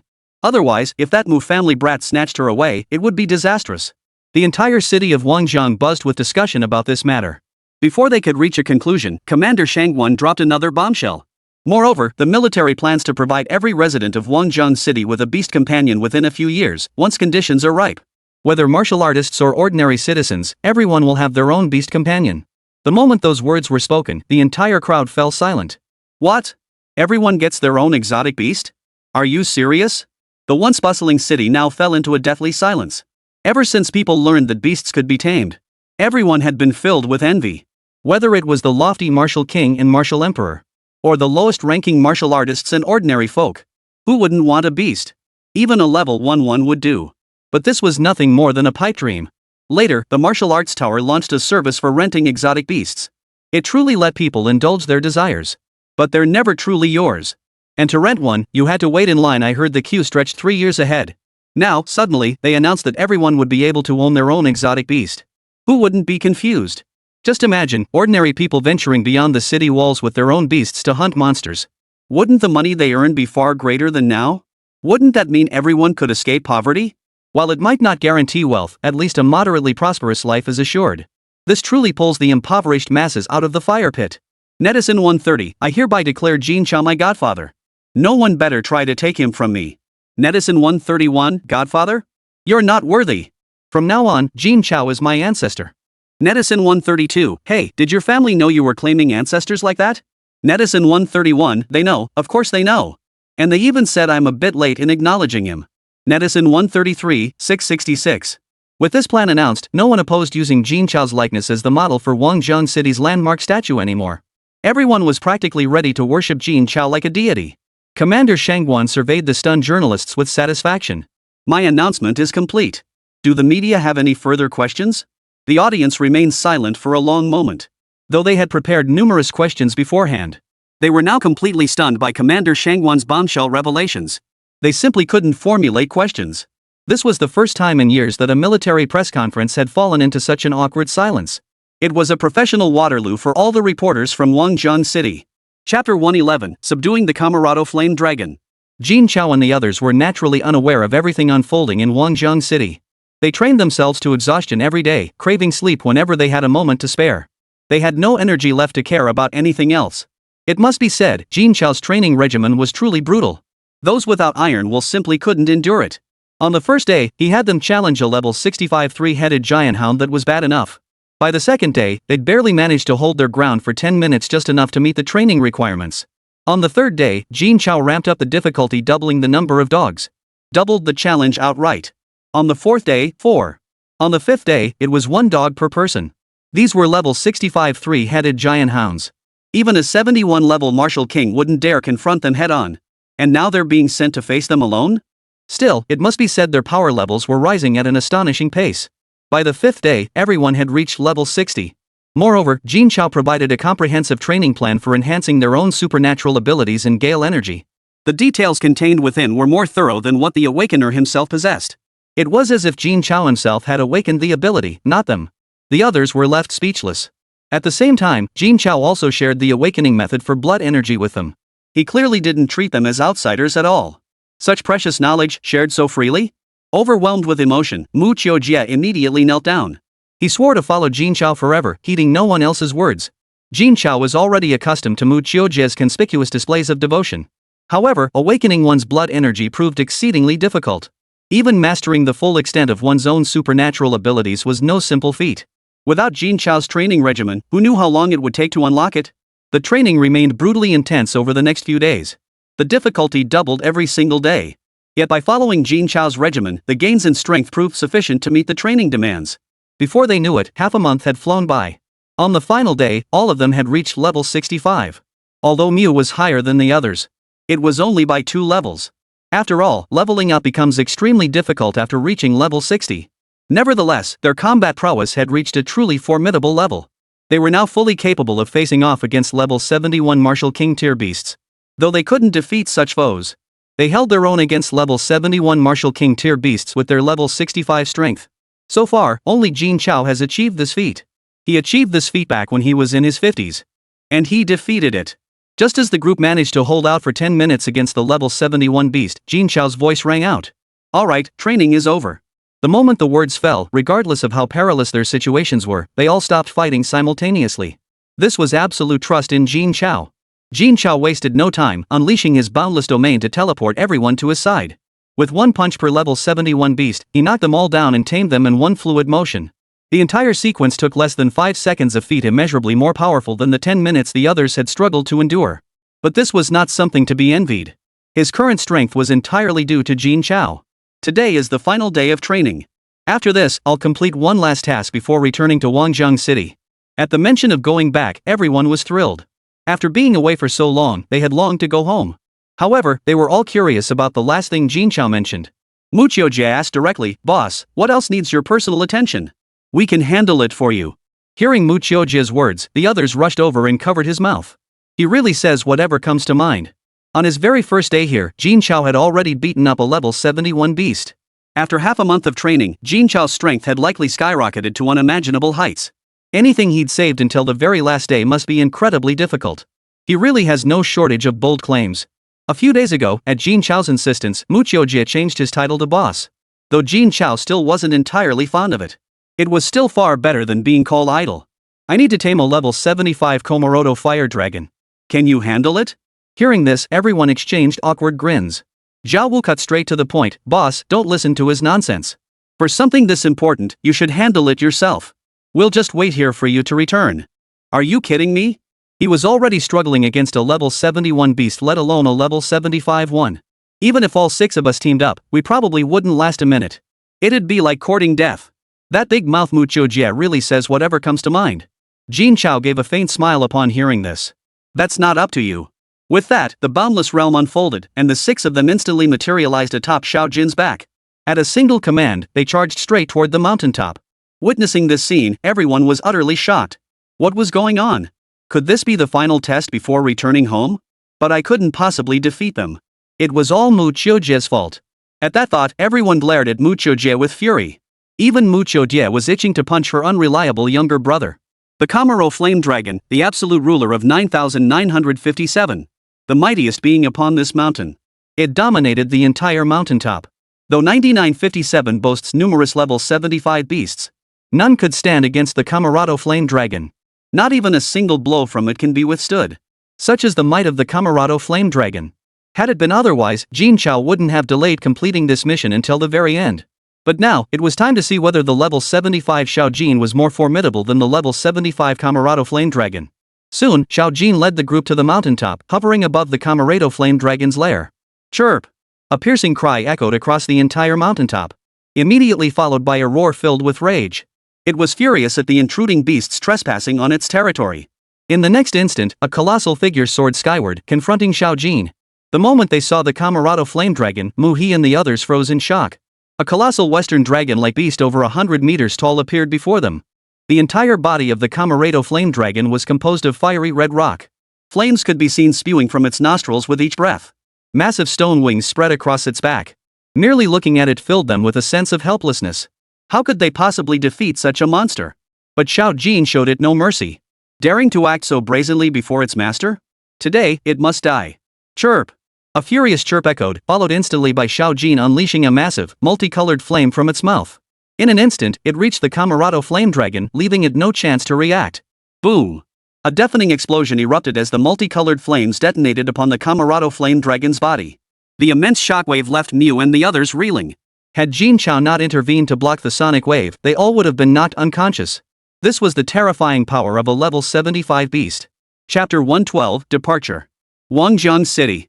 October 31st, the final day of the martial arts tournament selection. Apart from Jin Chao and Mu He, no other candidates meeting the selection criteria had been announced online. Everyone was deeply concerned, for this participation hinged on the honor of the entire Yangjiang China clan. Online discussions were even more heated. Netizen 201 and guys, still no news. Surely this year won't just have the legendary Jin Chao and Mu participating? Netizen 202, in previous years, the list was announced way ahead of time.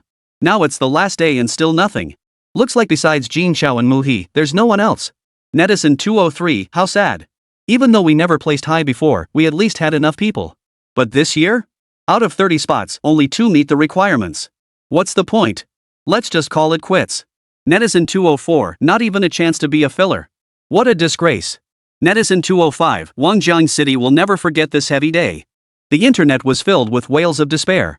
Across the entire city of Wangjiang, with millions of martial artists over 1 million under the age of 30, they couldn't even muster 30 participants. It's embarrassing to even say it. We knew we lagged behind other cities, but surely not this badly. Wangjiang City had truly made a name for itself. In all the years of the martial arts tournament, no city had ever sent only 2 participants. At this rate, it might as well not participate. Going would only be an embarrassment. Just when all hope seemed lost, the military's official website released an announcement. Due to the overwhelming number of applicants this year, a rigorous selection process is underway. The final list will be announced in half an hour. The moment this announcement appeared, the entire crowd erupted. Netizen 206, huh? What does this mean? Is it what I think it means? Netizen 207, are you sure there are so many applicants? Not that no one applied? When did we suddenly have so many geniuses under 30 and over 50? How come I've never heard of them before? Netizen 208, could this be fake news? Netizen 209, what are you talking about? This is an official announcement from the military headquarters. How could it be fake? Netizen 210, now I'm curious, how large is this huge number? 100? Or 200? Netizen 211, go ahead and take a wild guess, buddy. I'll go out on a limb and say 250. The news sparked a heated discussion as soon as it was released.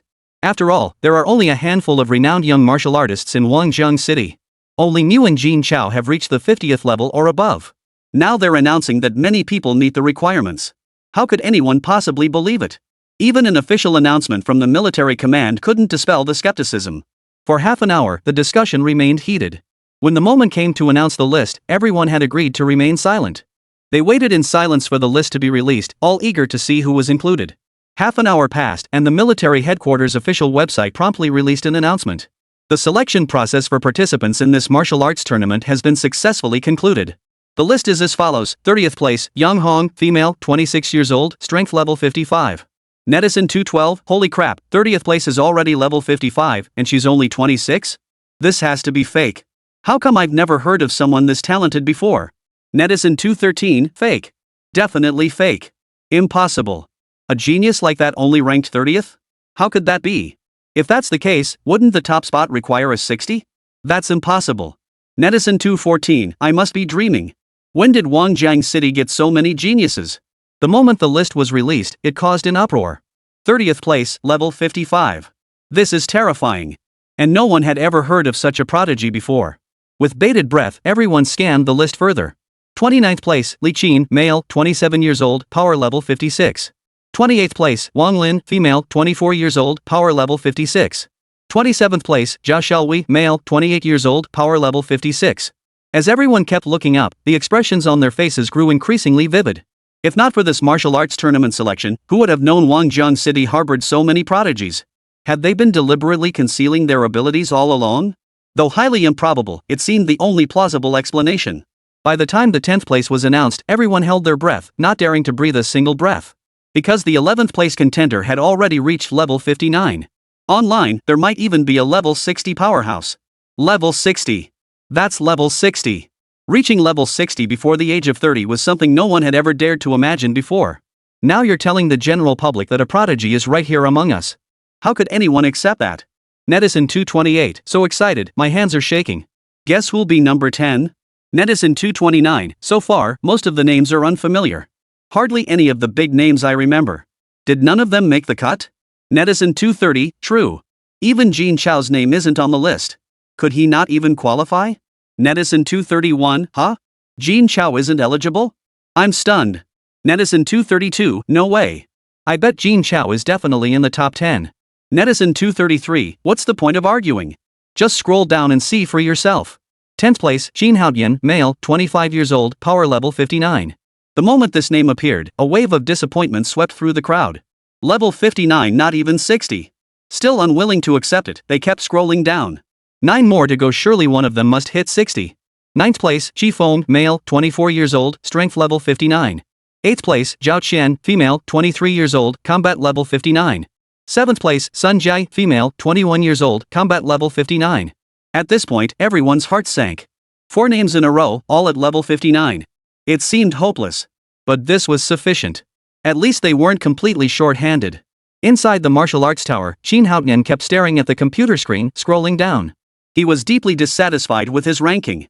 For the past fortnight, he trained relentlessly, sleeping only 4 hours a day. Only on the final day did he break through to level 59. He had expected that with such strength, even if not first, he would at least be in the top 3. But to his surprise, he was only 10th. Finishing behind Qifeng, Zhao Qian, and Sun Jia was bad enough, but someone actually ranked ahead of them? I'll be damned if I don't find out who managed to outrank all 4 of us. 7th place, Zhu Ho, male, 21 years old, power level 65. The announcement of 7th place sent shockwaves through the crowd like a nuclear explosion. The 65 left everyone speechless. Even if someone was stronger than before, we'd assumed it would only be around level 60. Who could have imagined surpassing the previous rank by a full 6 levels? Jumping from 59 straight to 65? That's a sheer cliff edge domination. Netizen 234, huh? I must still be half asleep. I need to catch some more shut-eye. Netizen 235, this must be a mistake by the military department. How could a 21-year-old possibly be level 65? That's impossible. Netizen 236, what's impossible about it? Look further down, they're all level 65. I'm seriously blown away. Seeing this comment, everyone frantically scrolled down. 6th place, Zhu Rui, female, 22 years old, power level 65. 5th place, Zhao Wu, male, 25 years old, power level 65. 4th place, Mu Qiujie, female, 21 years old, power level 65. 3rd place, Mu Qiujie, male, 21 years old, power level 65. 2nd place, Mu He, male, 25 years old, strength level 67. Chapter 113, Strong Demand for Establishing an Academy. Mu He, male, 25 years old, power level 67. These few words delivered a massive shock to everyone. Originally, they thought anyone breaking through 60 would be the strongest in the entire city. Unexpectedly, not only did these individuals surpass level 60, they broke through level 65, with Miu even reaching level 67. They were barely a few steps away from the 70th level. And Mu He was only 25 years old. Breaking through to level 70 before turning 30 was absolutely within reach. A martial king at 30 years old. This was something unimaginable before. Yet now it's right before our eyes. How could anyone accept this? Qin Haotian's face twisted into a savage grimace as he saw their levels. His right fist clenched, then slammed down hard on the table. The immense force shattered the table into pieces. Why? Why is this happening? How could they have broken through so quickly? Could it be that grandfather's training method wasn't the fastest? I'm so frustrated. Meanwhile, on the 33rd floor, old Zhao glanced at the rankings of these young people and smiled helplessly. I'm old. Truly old. I never imagined I'd retire so soon. Sigh, if that girl Chanshan had listened, she'd be at least level 65 by now. She's just too headstrong. At least Xiao Wu was more obedient. Good. Wonder what those old guys are up to. Better give them a call. Just as the thought crossed his mind, the warrior's medal chimed. Zhu Da's name appeared brightly on the screen. I couldn't help but mutter under my breath. Old Zhao, see? My 2 little ones are both 65 now, ha ha ha. Before he could finish his sentence, Zhu Da burst out laughing. Old Zhao sighed helplessly. I see. So they're both level 65 now. Is that really worth running over here to brag about? Now that I've finally managed to outdo you, don't I deserve to rub it in?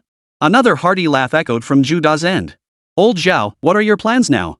Hearing this, old Zhao smiled faintly, a weight lifted from his shoulders. What plans? Retire, of course. Spend my days fishing, playing chess, sipping tea. Isn't that what you're planning? I've wanted to retire for ages. If it weren't for these useless brats, why would a 70-something old man like me still have to show my face? Then it's settled. Once the martial arts tournament ends, we'll retire together. And mark my words, I'll beat you senseless. You're such a terrible chess player. Just don't beg for mercy when the time comes. While some rejoice, others grieve. Sun family living room. Sunny Long stared calmly at the kneeling siblings and asked, anything else to say? Sun Jia's expression was grim. The young members of the 3 families had always been competing, none willing to be outdone. Before Jin Chao's emergence, the balance had remained relatively stable. Later, Jin Chao shattered that equilibrium, though it hadn't significantly affected these individuals. It wasn't until that training schedule surfaced that the Mu siblings' abilities skyrocketed, finally instilling a sense of crisis in the others. Thus, after obtaining the training schedule, they all trained relentlessly. They had believed that even without following Jin Chao, they could still keep pace with others. But the gap turned out to be this vast. What else could they say? Seeing the two remain silent, Sunny Long spoke in a flat tone, "If you can't improve your relationship with Jin Chao at this martial arts tournament, don't bother coming back." With that, he rose and left, leaving only the kneeling siblings behind in the living room. Meanwhile, the online frenzy showed no signs of abating, with everyone discussing this incident. Some even dug up their combat rankings from half a month ago. The results left everyone speechless. On average, each had risen about 15 levels in half a month, essentially gaining 1 level every 2 days. Seeing such results, everyone was dumbfounded. When did leveling up become this easy? Before, it was just Jin Chao alone. Now it's suddenly a whole group? This just doesn't make any sense. Had all their years of hard work been for nothing? Or did these guys secretly evolve without me? Meanwhile, what intrigued the citizens of Wangjiang City most was, who is the top-ranked individual? What level of power do they possess now? The second-ranked player is already at level 67. The top player must be at least level 68, right? Or maybe even level 70? That's not very likely. Let's hope it doesn't hit 70. Today's been rough enough. Better to avoid more shocks. Another thing is that Jin Chao hasn't appeared on the leaderboard at all. This has led many to reasonably suspect that Jin Chao is actually the top player. At the same time, people are extremely curious about Jin Chao's strength. Just what level has he reached? How terrifying is his current power? What kind of powerful beasts can he command?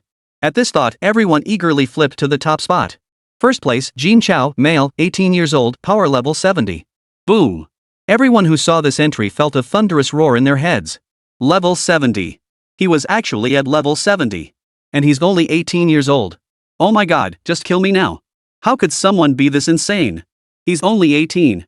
But before the crowd could post their reactions online, the military issued another message, this time pinned to the top. The headline boldly read, acknowledging Mr. Jin Chao's contributions to the martial arts tournament selection. Seeing this, everyone's attention immediately shifted to the announcement. A pinned thank you notice. This was an unprecedented event that hadn't occurred in years. Previously, the pinned feature was reserved only for crises or major events affecting the entire city of Wangjiang. Now, it was pinned simply to express gratitude. This was unprecedented. And the headline is quite eye-catching. Could it be that Jin Chao participated in the martial arts tournament selection this time and made an outstanding contribution? Simultaneously, an absurd thought crossed everyone's mind. At this thought, everyone eagerly clicked through. A total of 3,781 participants took part in this martial arts tournament selection, with an average strength rating of 55.3. This remarkable achievement was entirely attributable to Mr. Jin Chao's training guidance. In recognition of this, the military headquarters hereby expresses its gratitude and hopes to deepen cooperation with Mr. Jin Chao to collectively enhance the overall strength of Wangjiang City. Reading this, even the most obtuse person would grasp the situation. Jin Chao possessed methods to rapidly enhance combat prowess. He had already helped 3,781 individuals break through to level 55 or higher. The highest even reached level 67. That's terrifying. His own demonic prowess was one thing. But he actually has a way to turn others into prodigies too. Is this even human? Netizen 261, Master, what price must one pay to train under you? I'd sell everything I own to train with you. Netizen 262, don't get too greedy, man. You want to train under Jin Chao? I'd take his training methods at any cost. Netizen 263, Master is amazing. Strongly demand he open a class. I'd even sell my kidneys to enroll. One wouldn't be enough, I'd give two. Netizen 264, is your kidney worth anything?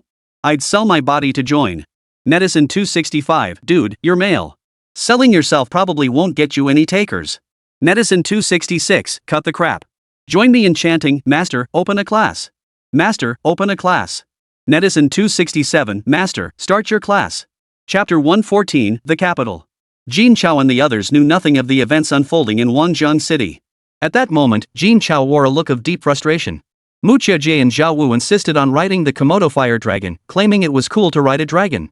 He couldn't fathom it. That creature was covered in scorching hot rocks. Not only was it uncomfortable to sit on, but it would burn their clothes and scald their feet. Only a fool would ride it.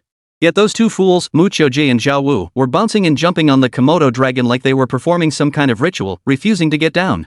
Xu Ho, seated atop Xiao Jin nearby, stared intently at Mu Qiujie and Zhao Wu with a look of intense longing.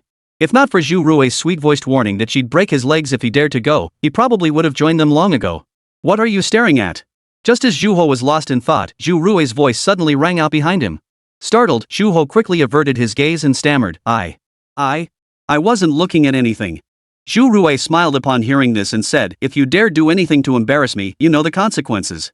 Hearing this, Zhu Ho looked at Jin Chao with teary eyes. His expression was utterly pitiful. Jin Chao sighed with a headache. Xu Rui, stop scaring him. Boys are just like this.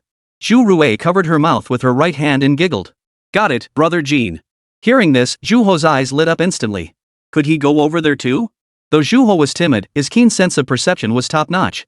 After the morning's battle, no one in the group dared question Jin Chao's words anymore. That near-fatal punch against the level 75 Komodomo fire dragon still burned vividly in their memories. There was no doubt that if Jin Chao hadn't intended to tame it, that single punch would have ended the Komodomo fire dragon. Now, Jin Chao's words carried the weight of a royal decree in their ears, more authoritative than even their own elders' commands. As long as Jin Chao gave the order, they could go to the Komodomo fire dragon. Jin Chao glanced at Zhu Ho, waved his hand helplessly, and said, "Go ahead, but be careful." No sooner had the words left his mouth than Zhu Ho shot forward with a whoosh, flying straight over. He joined Mu Chu Jie and the others. Soon, Jin Chao and his group arrived outside Wangjiang City. The city guards, seeing two enormous flying beasts, were utterly terrified. Xiao Jin and his group might be unfamiliar, but the Komodo flaming dragons were instantly recognized. These were the most formidable beasts near Wangjiang City. They were also the greatest threat to Wangjiang City. The last beast tide that nearly slaughtered Wangjiang City had been unleashed by this very creature. Had it not been for the desperate defense by 5 martial emperor-level experts sent from other cities, Wangjiang City would have ceased to exist long ago. Could it be that this beast is about to unleash another beast tide? Everyone who witnessed this scene turned pale with fear. The garrison soldiers urgently relayed the report to headquarters. Headquarters! Headquarters! The Komodomo flame dragon has returned. Activate maximum alert. Activate maximum alert. We must request reinforcements from other cities immediately, or it will be too late. No need to panic. That's a beast tamed by Mr. Jin Chao. No inspection required, let it pass. Ha? Mr. Jin Chao tamed a Komodo fire dragon? Is this ING real? In the split second the soldier froze in shock, Jin Chao had already soared over the city walls with his companions, heading toward the city center. Watching their receding figures, it took the crowd a long while to snap out of their daze. Does this mean Wangjiang City no longer needs to fear beast swarms? The beast tide that had plunged everyone into despair was resolved by Mr. Jin Chao? Did this mean they would never again live in fear of dying inexplicably one day? At this thought, the city's defenders were overcome with emotion, their eyes welling up with tears. The city guards were Wangjiang City's first line of defense and the first to face danger. If a large-scale beast tide truly occurred, these men would certainly not survive. Though protecting the citizens' safety was the duty of soldiers. But soldiers are human too, they too wish to live well. Now, at last, they would no longer have to live in constant fear. Salute! Someone shouted the command, and everyone instinctively saluted in a perfect military salute toward the direction Jin Chao was leaving, expressing their gratitude. The soldiers guarding the eastern city gate were unaware of what had transpired here. At that moment, Jin Chao was traversing the entire city of Wangjiang, heading toward the western outskirts. Whether it was Commander Shangwan's deliberate plan or not, he had been made to traverse the entire city of Wangjiang. Nearly half the city had witnessed the Komodo fire dragon's presence. And they all knew he had tamed the Komodo dragon. He couldn't fathom what the commander was thinking. 3 minutes later, Jin Chao and his group arrived above the western outskirts. Below, dozens of people were divided into 2 groups. One stood in neat formation, bearing the proud bearing of soldiers. The other group gathered in small clusters, their expressions grim as they stood together, lost in thought. Xiao Jin and the Komodo dragon landed. Jin Chao and the others jumped down and approached Commander Shangwan. "Good day, driver?" Jin Chao greeted him politely, while the others behind him quickly bowed in greeting. Commander Shangwan grinned from ear to ear. "Don't call me Commander. From now on, just call me Grandpa." Jin Chao felt slightly awkward as he replied, "Grandpa Shangwan." Good. Now that you're here, we can depart. This time, you'll lead the team. Yang Mian will assist you. If you have any questions, just ask him." As Commander Shangwan waved his right hand, a young man with a stern expression jogged up to Jin Chao and saluted. "Mr. Jin, I'm Yang Mian. I'm 21 years old. Starting today, I'll be assisting you in completing this mission." Jin Chao was stunned by Commander Shangwan's words. "Lead the team? I've never even been to the capital city, how am I supposed to lead?" Not only Jin Chao, but all the other participants looked utterly incredulous. In the past, the task force was always led by one of the powerful figures from Wangjiang City, and the same applied to other cities. It had never happened before that a contestant led the team, especially an 18-year-old kid. But Commander Shangwan's decision was not something they could question.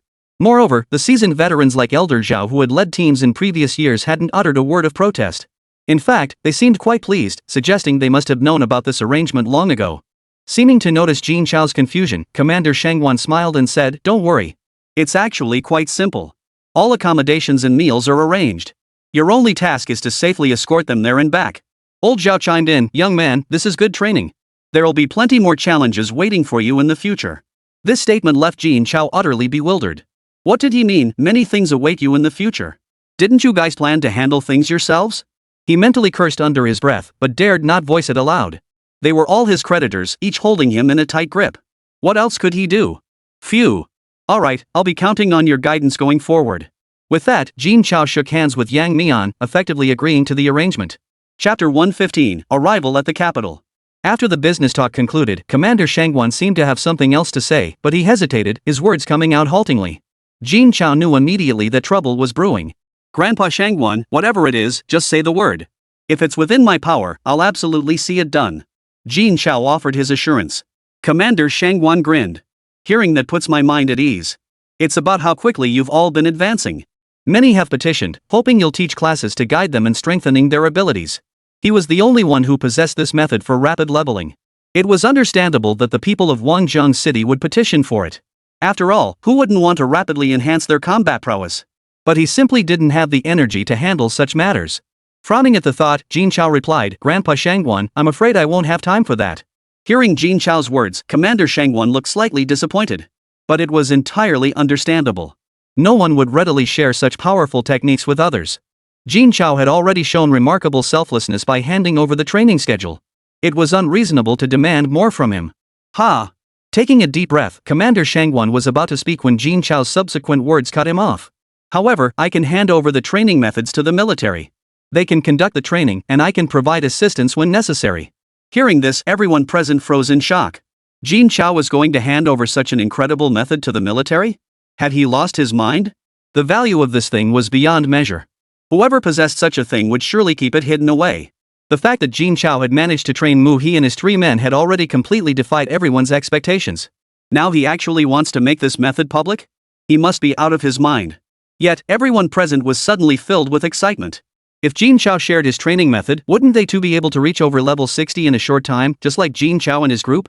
The very thought made their hearts race. But I have one request, I hope Grandpa Shangguan will agree.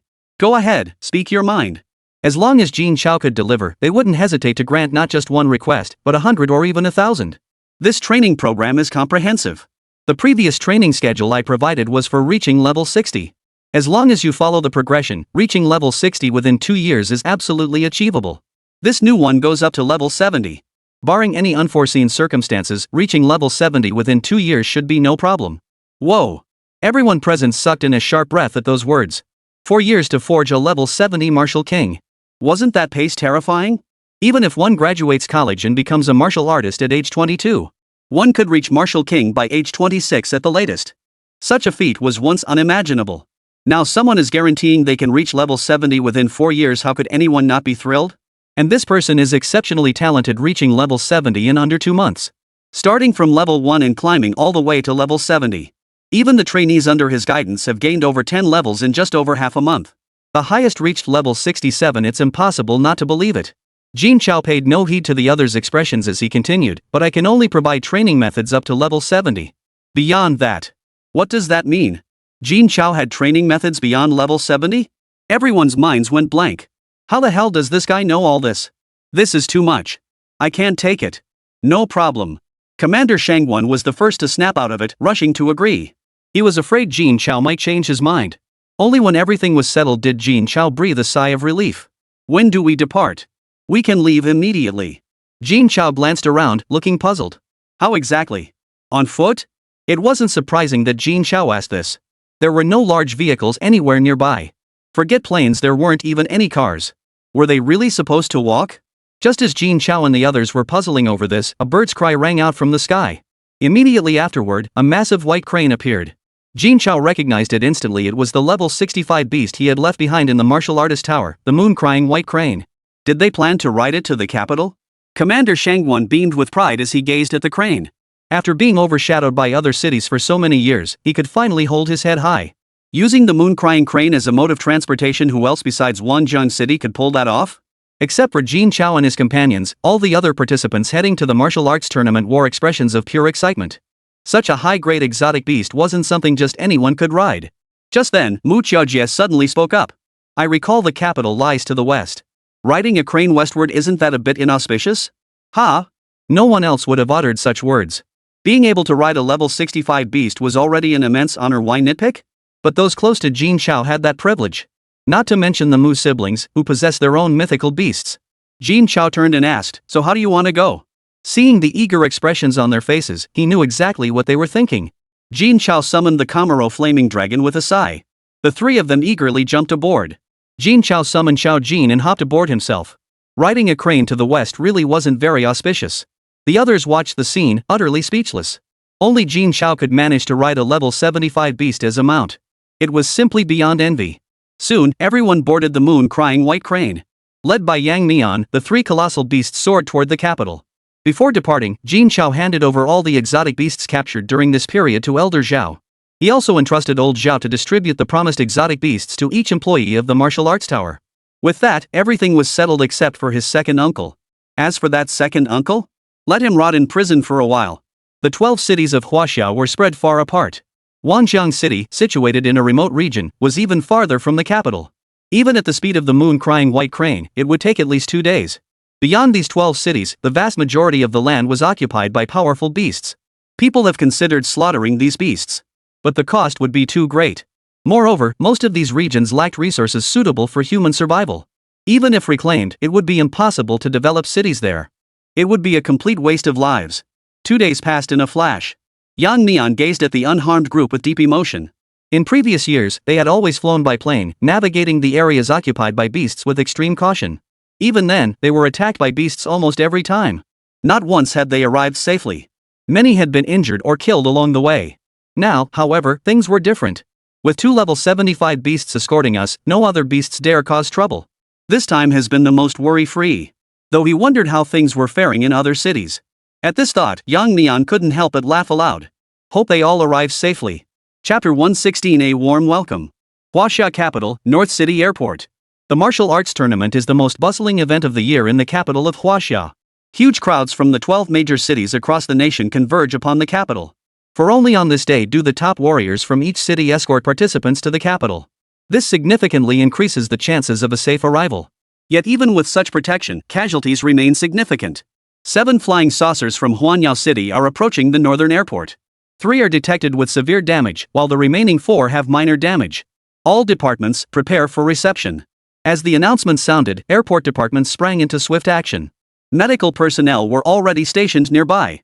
Firefighters remained on standby at all times. The surrounding airport area had been cleared well in advance. The area was now filled with towering figures possessing animal-like abilities. All possessed combat prowess at level 51 or above. Their mission was to intercept the out-of-control aircraft, minimizing damage to the smallest possible extent. Cleaning crews gathered together, ready to promptly clear debris, to ensure the next flight could enter the airport without delay. Attention all departments, 7 flying saucers from Illusion City have arrived. They have arrived.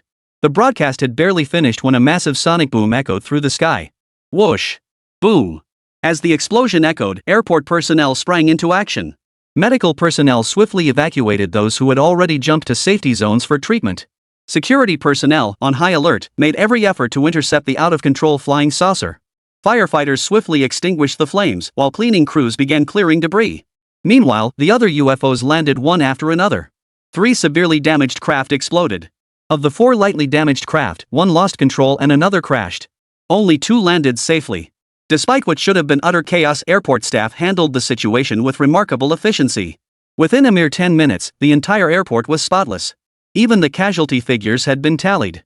A young woman in military uniform now studied the report in her hands with a calm expression.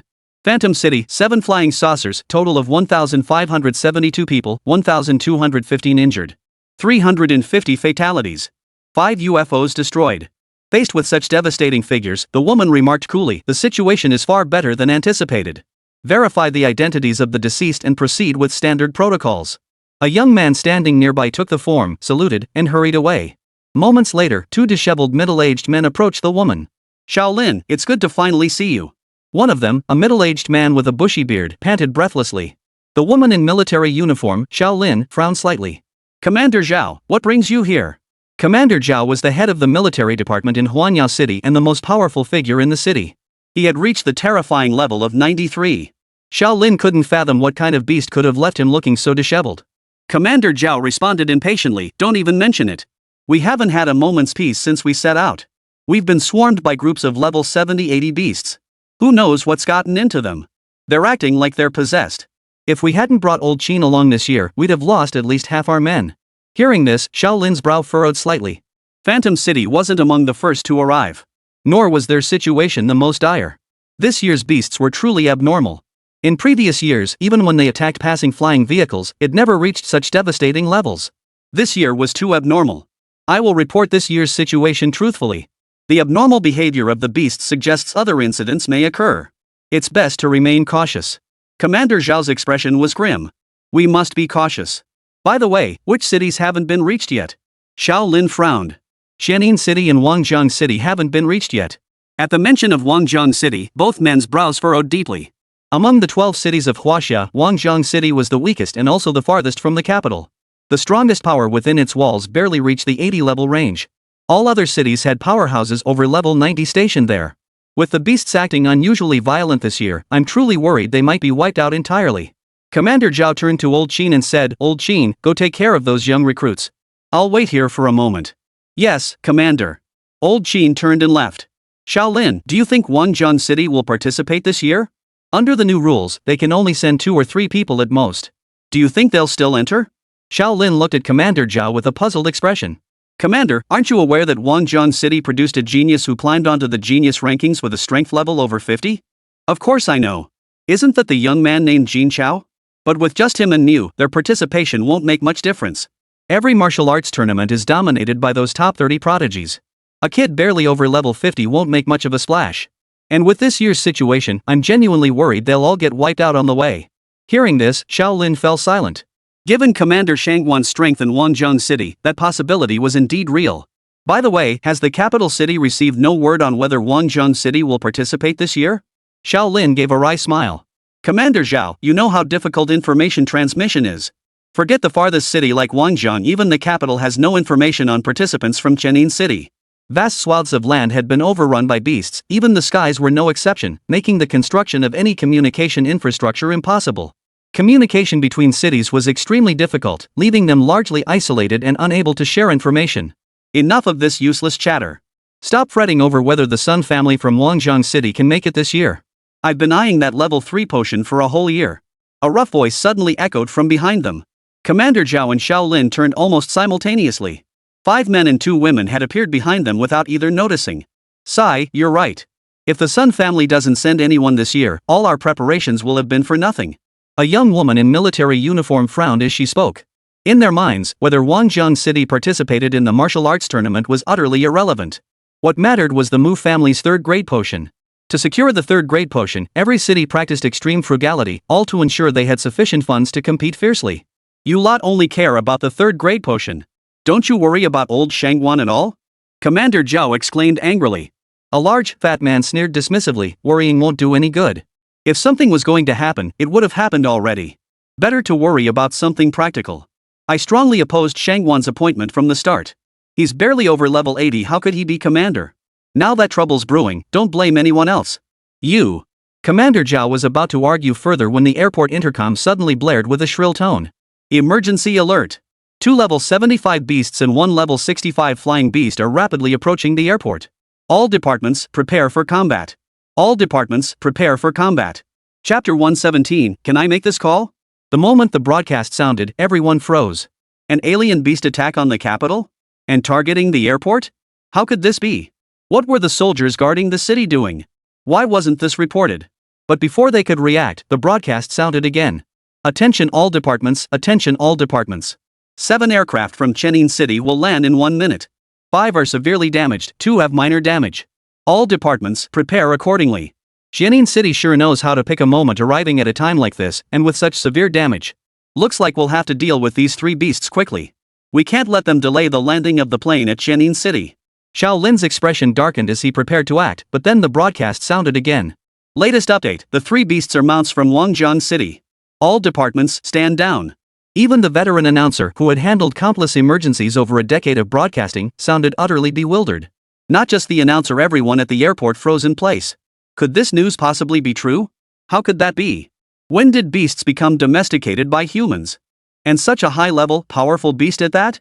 And it's happening in the weakest city of Wanzhong. It's definitely fake. It must be a plot by the beasts. But the city guards let them in. Could it really be fake? Everyone was momentarily stunned. The staff at the capital's airport and the commanders of each city, who among them lacked experience? Handling all kinds of crises and emergencies was second nature to them. Yet now they were stumped. How should they handle this? There was no time for hesitation. The landing of Qianin City's aircraft was imminent and could not be delayed. Xiao Lin's expression turned grave as he addressed the commanders behind him. Commanders, this is an emergency. I need your assistance in controlling these three beasts to ensure the Qianin City aircraft lands safely. The commanders present understood the gravity of the situation and wasted no time. Three of them immediately activated their abilities, wings sprouting from their backs as they soared into the sky to intercept the three beasts. Residents of Wanzhong City, please hold your positions temporarily. Allow Qianin City to land first. A middle-aged woman with short hair, a middle-aged man, and an elderly man stepped forward to block the path of the three beasts. This request served primarily as a test. If the creatures truly halted and yielded passage for Qianin City, it would confirm they were indeed tamed. Then the crisis would be averted. If they did not halt and instead attack them, then they would be killed outright. Those 75th level beasts were formidable. The three of them, all over level 90, could handle them with ease.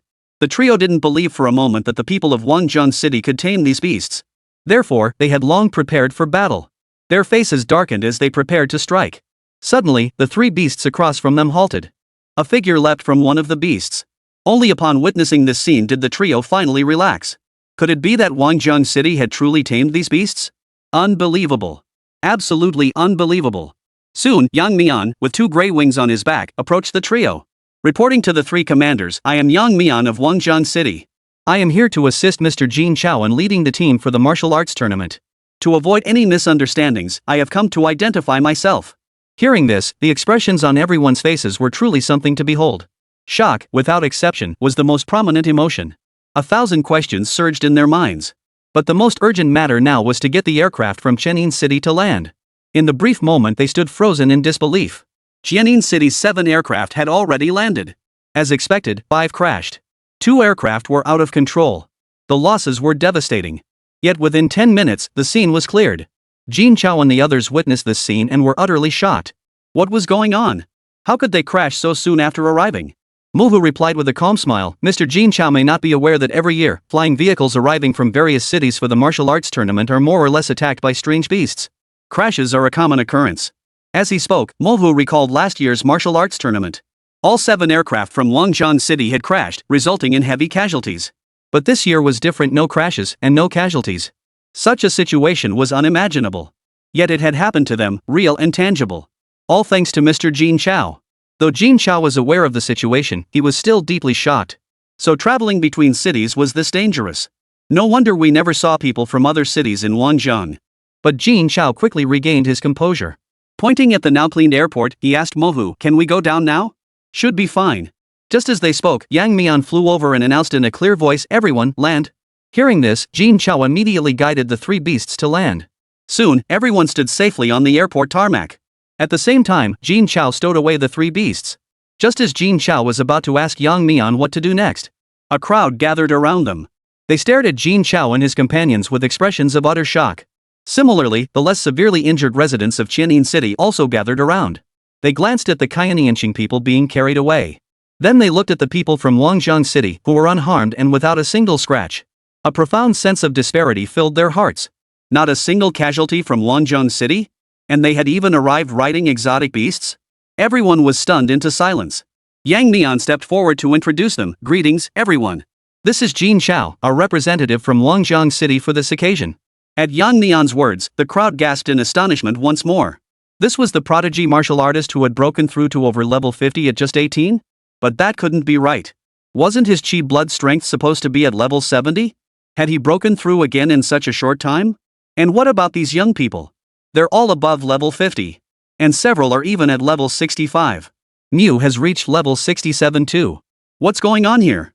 Last year, most martial artists in Wanzhong City were still in their 40s.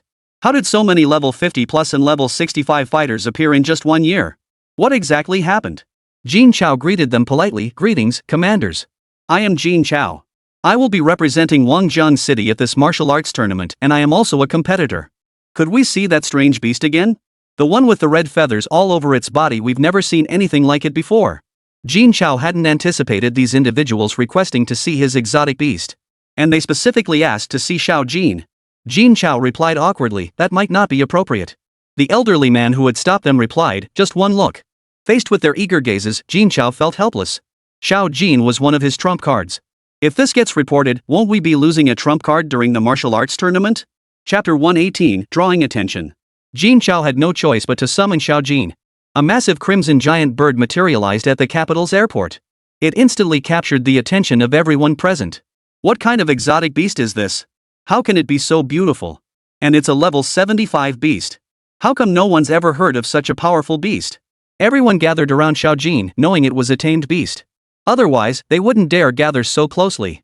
But even a tamed beast like this doesn't take kindly to humans other than its owner. Seeing the crowd closing in, it let out an angry cry and flapped its wings. A fierce gust of wind swept everyone away. Its eyes blazed with fury.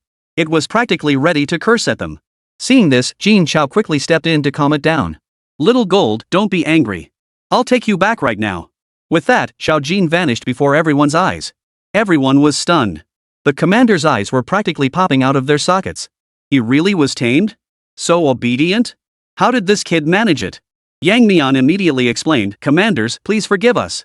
Though tamed, these beasts still harbor a natural aversion to humans. Therefore, they are unsuitable for public viewing. The others realized their own impertinence. They all assured him it was no problem. Everyone, we've been traveling for 2 days straight and are quite exhausted. We'll head back to the hotel now. The commanders graciously allowed Jin Chao and his team to rest. Yet their minds were already scheming other plans. Meanwhile, news of humans taming exotic beasts spread like wildfire throughout the capital. Everyone was fixated on this news. Accompanied by photographic evidence, the sensation it caused was no less than the uproar in Wangjang City back then. Jin Chao had grown accustomed to it. He had originally planned to make a surprise appearance at the martial arts tournament. Little did he expect that upon arriving in the capital, he'd already lost one of his trump cards. Soon, Jin Chao and his group arrived at the designated hotel with the contestants from Wangjang City. The Fuguei Grand Hotel. Staring at the 5 gaudy characters glaring at him from the entrance, Jin Chao froze. A hotel with such a tacky name in the capital? Well, I never. Just as Jin Chao was lost in thought, a burly figure pushed his way through the crowd. In his momentary distraction, Jin Chao nearly stumbled. The man impatiently snapped, if you're not coming in, don't block the doorway. You're in the way. He then tried to push his way inside with the crowd. Mu Qiujie witnessed this and immediately lost his temper. How dare someone be so disrespectful to the boss? Did they want to die? Stop right there. Apologize to my boss. The burly, bald young man turned, his face twisted with contempt as he glared at Mu Qiujie and Jin Chao. He sneered, You? You think I'd apologize to someone like you? Just then, a young man with a buzz cut and glasses approached. He glanced at Jin Chao and remarked, From Wangjang City? I thought Wangjang City wasn't participating this year. Looks like you all showed up in full force. Mu Qiujie, seething with anger, retorted, If you don't apologize to my boss today, don't even think about leaving here. With that, he activated his time manipulation ability, enveloping everyone within its grasp. Feeling the peculiar nature of the time ability, the bald man's expression froze for a moment. But he quickly sneered, Nice ability, but you're just not good enough. With that, he smashed through Mu Qiujie's time barrier with a single punch. He then looked at Mu Qiujie with a taunting expression. You dare to act tough in our faces here in Wuzhang City, a mere backwater town? Have you grown tired of living? You want me to apologize? Don't you know your place? If you know what's good for you, get out of here. He reached out to shove Mu Qiujie. His speed was far beyond what a level 65 Mu Qiujie could react to. Seeing this, Jin Chao's expression darkened. He hadn't intended to engage, but now this man was pushing his luck. In an instant, Jin Chao shot out his right hand and seized the man's wrist. The bald man froze slightly, feeling the force gripping his wrist. Could someone in Wangjang City actually block his strike? And it was someone he'd never seen before. Interesting. With that thought, the bald man prepared to launch another attack. But he was halted by a stern cough. Shang Shua, what are you doing? A middle-aged man dressed in blue-gray ancient martial arts attire approached. He glared at Shang Shua with displeasure. The moment he saw the middle-aged man, the bald man, Shang Shua, gave an awkward smile. He immediately retracted his offensive stance, scratching his head as he explained, Master, I was just greeting the people from Wangjang City. Unexpectedly, the middle-aged man glared at him and snapped, If you want to fight, do it at the martial arts tournament. Shame our ancient martial arts city like this? No sleep tonight training. Hearing this, Shang Shua wilted like a frostbitten eggplant. He lowered his head and murmured, Yes, Master. Just then, Muhei approached Jin Chao and said, "Mr. Jin Chao, that Cheng Shua is a young martial arts prodigy from ancient martial city. He's 28 years old, has reached level 73, and ranks 79th on the prodigy list. He's quite powerful." Jin Chao was somewhat surprised. He had only just arrived and already encountered someone from the genius rankings. He seemed quite powerful, but it was a pity that their blows hadn't clashed just now. Otherwise, he could have gauged his true depth. As the two spoke quietly, the middle-aged man approached. He addressed Jin Chao with great courtesy. "My apologies. It was my disciple's fault. Please don't hold it against him, sir." Mu Qiujie, whose supernatural ability had been disrupted by Cheng Shua, felt deeply annoyed. "Your master seems well-mannered, but the student he taught leaves much to be desired." Hearing Mu Qiujie insult his master, Cheng Shua instantly flew into a rage, his eyes red as he lunged toward Mu Qiujie. But the middle-aged man held him back. "What did you say? Say it again." Jin Chao glared at Mu Qiujie before turning to the middle-aged man. "My apologies. The young man has a short fuse. I'll apologize on his behalf." The middle-aged man merely smiled faintly. "It's fine. My disciple provoked this first. Besides, it's my fault for failing to teach him properly." Jin Chao gave a slight smile. "Then we won't disturb you any longer." With that, he led his group back toward the hotel. Only after confirming everyone from Wangjiang City had departed did the middle-aged man turn to glare angrily at their retreating backs. Cheng Shua immediately asked, "Master, why did you stop me? If I hadn't stopped you, did you intend to fight him here?" He turned to face Cheng Shua. "This isn't ancient martial city, it's the capital. If you get arrested, you won't be able to participate in this year's martial arts tournament." With that, the middle-aged man took a deep breath. He looked at the reluctant Cheng Shua and said, "If you want to teach him a lesson, there will be plenty of opportunities at the martial arts tournament." With that, he turned and walked toward the hotel. Cheng Shua, his face dark and grim, gritted his teeth and declared, "You people from Wangjiang City this year, I'll make you all understand the consequences of crossing Cheng Shua." The farce ended quickly. Young elites from all cities gathered at the capital's Fortune Hotel, where minor friction was inevitable. It was only natural, and no one paid it much mind. Regardless of their mode of transportation, everyone was utterly exhausted. Moreover, they had endured attacks from strange beasts along the way. Thus, nearly everyone retired to their rooms to rest, awaiting tomorrow's big day. Chapter 119, Don't Mess with Our Boss. After the long trek, Jin Chao was already exhausted and fell asleep as soon as he returned to his room. He paid no attention whatsoever to the information released about this martial arts tournament. The participant lists for the 12 cities were compiled the moment Qianyin City arrived and posted online. It was almost identical to previous years. Except for the other 11 cities besides Wangjiang City. The 30 contestants all possessed combat strength rated at level 60 or above as their minimum threshold. Many of them had even reached over level 70, demonstrating formidable strength. Only Wangjiang City had the vast majority of its participants in the 50s. Only 6 players were in the 60s, and Jin Chao was the sole player in the 70s. By comparison, their strength was vastly inferior, posing no threat whatsoever to the other cities. Yet Wangjiang City drew the most attention. The reason was the astonishingly rapid growth and the strength of its inhabitants. In just 1 year, their average level had surged from over 40 last year to over 50 now. This rate of improvement was simply unmatched by any other city. Nearly everyone is speculating about what methods Wangjiang City is employing. Even if they consumed Qi blood pills daily, such rapid advancement would be impossible. Under normal circumstances, one can only take a maximum of 2 Qi blood pills per month, otherwise, the body simply cannot absorb them. Yet beyond this, no other method could explain such rapid advancement. What puzzled everyone even more was Jin Chao, a mere 18-year-old youth. His combat strength had already reached a terrifying level 70. And the system shows he's only been a martial artist for a mere 2 months. How could such a thing be possible? Young martial artists at level 70 plus were few and far between. But there are 100 or so. Yet those were all young men in their late 20s. Breaking through to over level 70 at that age was already exceptionally rare. Now a monster appears who broke through to level 70 just 2 months after becoming a martial artist. How could anyone accept that? Compared to him, what are these so-called geniuses? Aren't they just like dog? Moreover, Jin Chao's specialty lies in taming exotic beasts. Each and every one of these feats is enough to shock the world for an entire year. Hardly anyone believed it was true. But official announcements couldn't possibly be fabricated. So everyone waited for the martial arts tournament day to see this almost legendary Jin Chao. The much-anticipated Jin Chao, meanwhile, was fast asleep. He paid no attention to anything. Not even the crucial city trade negotiations scheduled for tomorrow were on his mind. Yang Mian handled everything. The next morning, before Jin Chao had fully woken up, he heard Mu Qiujie's excited knocking at the door.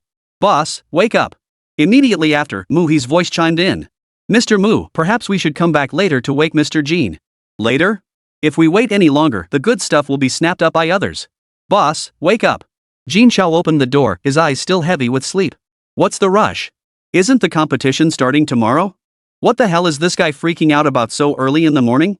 Seeing Jin Chao open the door wearing only shorts, the two were immediately taken aback. Muchioji asked softly, Boss, don't you usually wear pajamas? Jin Chao mumbled in a daze, my family was poor back then. Couldn't afford any, so I never got into the habit. What's the big rush anyway? Muchioji then continued, Boss, today's the big day for the 12 cities trade fair. If we're late, all the good stuff will be snapped up. He looked at Jin Chao with excitement. Jin Chao looked at Mu He with some confusion. Mr. Jin might not know, but every year on the eve of the martial arts tournament, each city holds a special trade fair for local products at designated locations. It's just as lively as the tournament itself, and everything traded is related to martial artists. After Mu He's explanation, Jin Chao finally understood. The 12 cities were far apart, and travel between them was extremely dangerous. Therefore, there was no opportunity for trade exchanges during ordinary times. Trade could only occur during the martial arts tournament. Moreover, the specialties of each city differed greatly. This inevitably led to a scramble for goods each time. If you arrived late, all the good stuff was gone. The various level 3 potions from Longjiang City were snatched up in an instant. After learning all this, Jin Chao felt a surge of impatience. For over 2 months, he'd been solely focused on strengthening his abilities, paying little attention to the intricacies of martial artists' affairs. This was the perfect chance to buy some gear. As for martial arts techniques, he didn't need them. After all, the skills granted by the system were exceptionally powerful, more than sufficient for his needs. Wait a moment, I'll put on some clothes. Half an hour later, Jin Chao and his group arrived at the martial arts tournament square. This was also the venue for tomorrow's martial arts tournament. At this moment, stalls of all sizes were set up here. Along the way, Mu explained the specialties of various cities. Among them, what most intrigued Jin Chao were the diverse weapons from Huanyao City and the martial arts techniques from Guwu City. Fontainebleau City primarily focused on technological advancement, achieving a near-perfect integration of science and martial arts.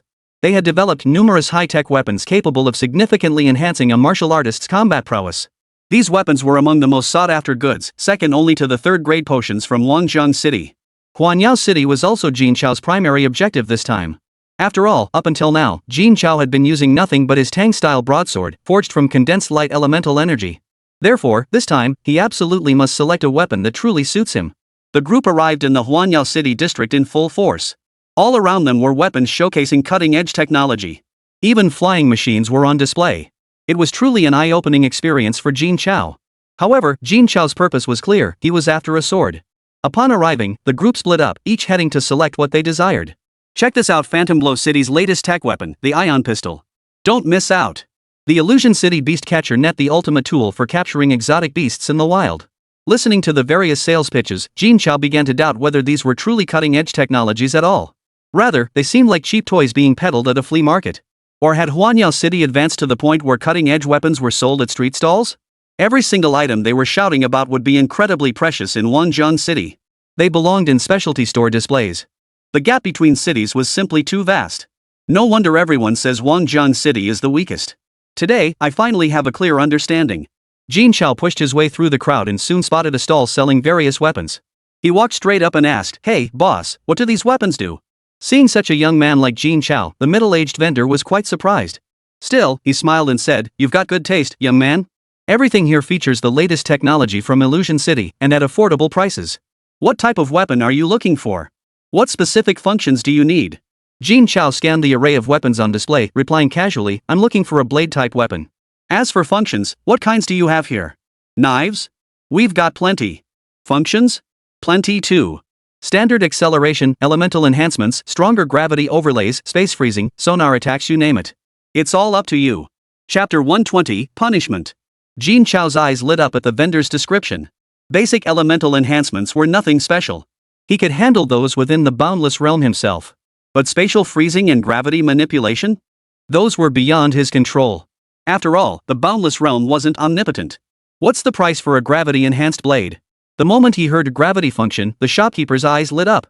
After all, the more powerful the function, the higher the price and the bigger the profit. The question was whether this youngster had enough money. You know your stuff, sir. Gravity functionality, while not the newest feature, is technically mature with few major drawbacks. But it does come at a premium, at least 50 million. 50 million? That price was indeed steep. It's almost as much as a villa in Longjiang City. Boss, that price is way too high. Can you knock it down a bit?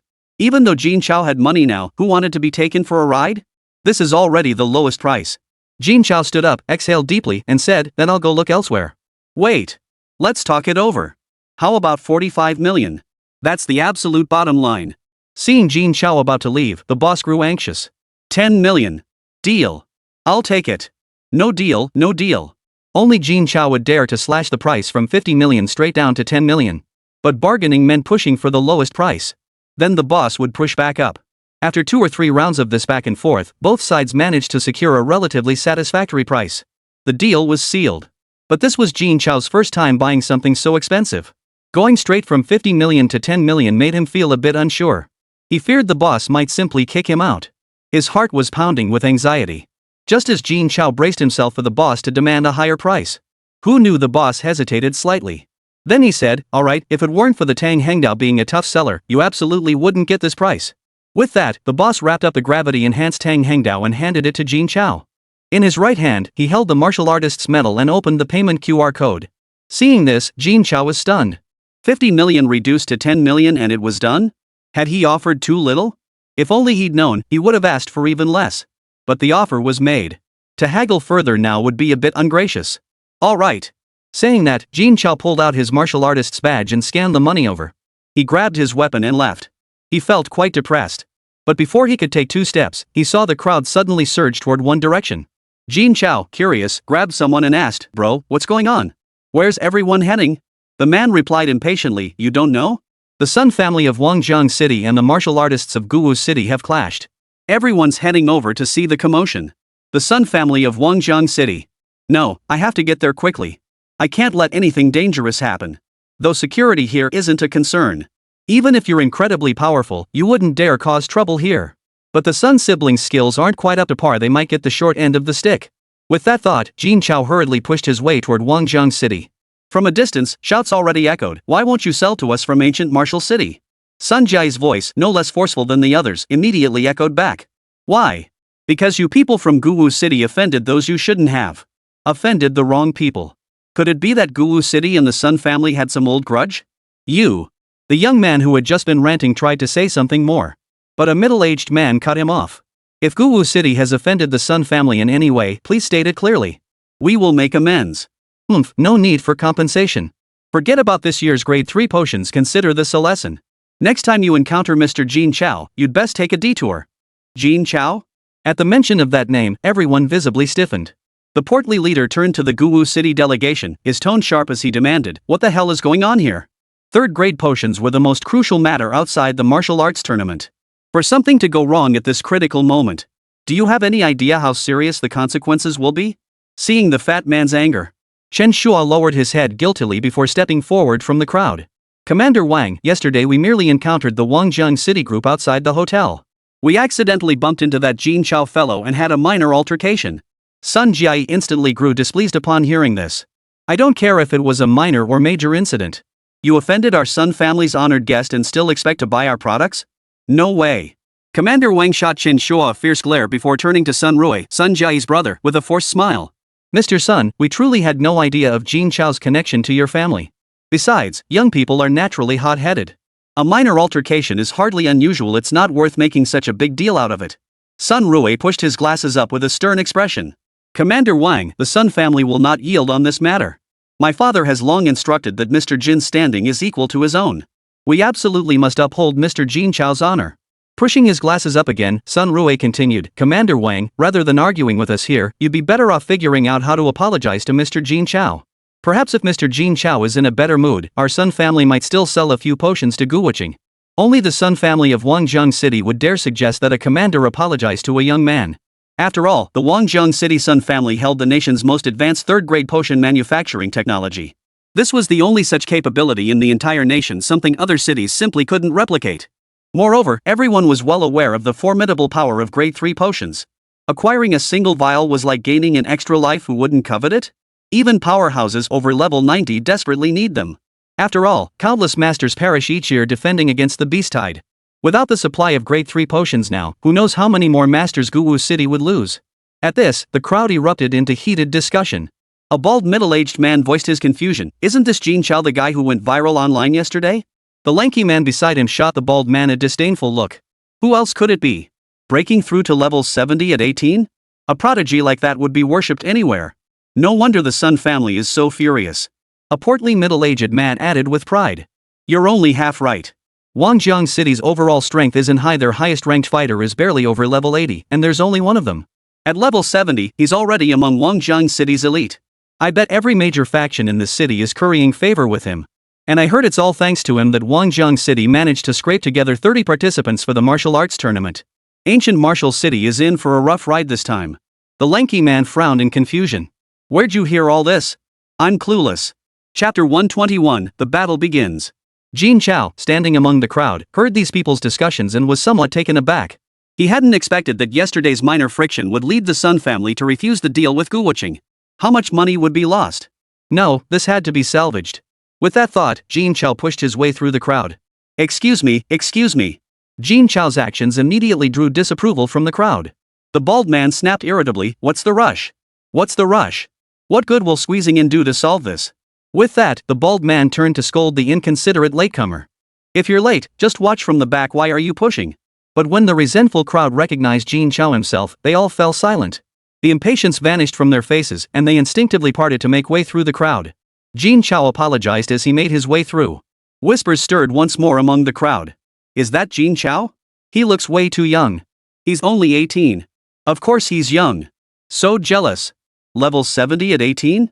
I was still in school at that age. Who do you think you are, comparing yourself to him? Look at yourself. Seeing Jin Chao approach, the Sun siblings dropped their earlier tough act and greeted him politely. Big brother, you're here. After Muqiujie started calling him Big Brother, everyone in Wangjiang City followed suit except for Mui, Muqiujie, and Zhu Rui. Even Commander Shangguan's troops had been swept up in the trend. Jin Chao asked quietly, how much damage will this cause to the Nanyi group? Sun Rui habitually pushed his glasses up and murmured, Don't worry, boss. Our Nanyi group produces thousands of grade 3 potions annually. Divided evenly among 12 cities, each gets less than 100. Even if Guwu City stops buying, the others will fight over them. There won't be any loss at all. At that moment, Sun Jiai piped up loudly, besides, my dad set aside 365 bottles specifically for you this year. That would have left even fewer grade 3 potions for each city. Not giving them to Guwu City means more for the others. Sun Jiai's face beamed with pride as she spoke. Third-grade potions from Nanyi Group had never failed to sell. That was the confidence that came with possessing unique technology. Every word of Jin Chao and the others' conversation was heard by the Guwu City delegation. Even if they hadn't offended Jin Chao, the allocation of third-grade potions this year was already smaller than in previous years. Now that they'd been caught red-handed, they'd be denied entirely. Moreover, Nanyi Group had reserved a whopping 365 vials of the third-grade potion, each worth over 2 billion yuan exclusively for Jin Chao. Was this meant to make others die of envy? More than the combined allocations for all 3 cities. And it works out to exactly 1 vial per day. If sold on the market, it would fetch at least 700 billion yuan. Could he possibly afford that much? Hearing this, Commander Gu Wuqing's expression darkened further. His gaze toward Zhang Xinshua was murderous, as if he wanted to tear him apart. He'd deal with him once this matter blew over. To prevent the situation from escalating further, Commander Gu of Guwu City quickly stepped forward and approached Jin Chao. He addressed him with utmost politeness, Mr. Jin Chao, hello. I am Commander Gu of Guwu City. I deeply apologize for yesterday's misunderstanding.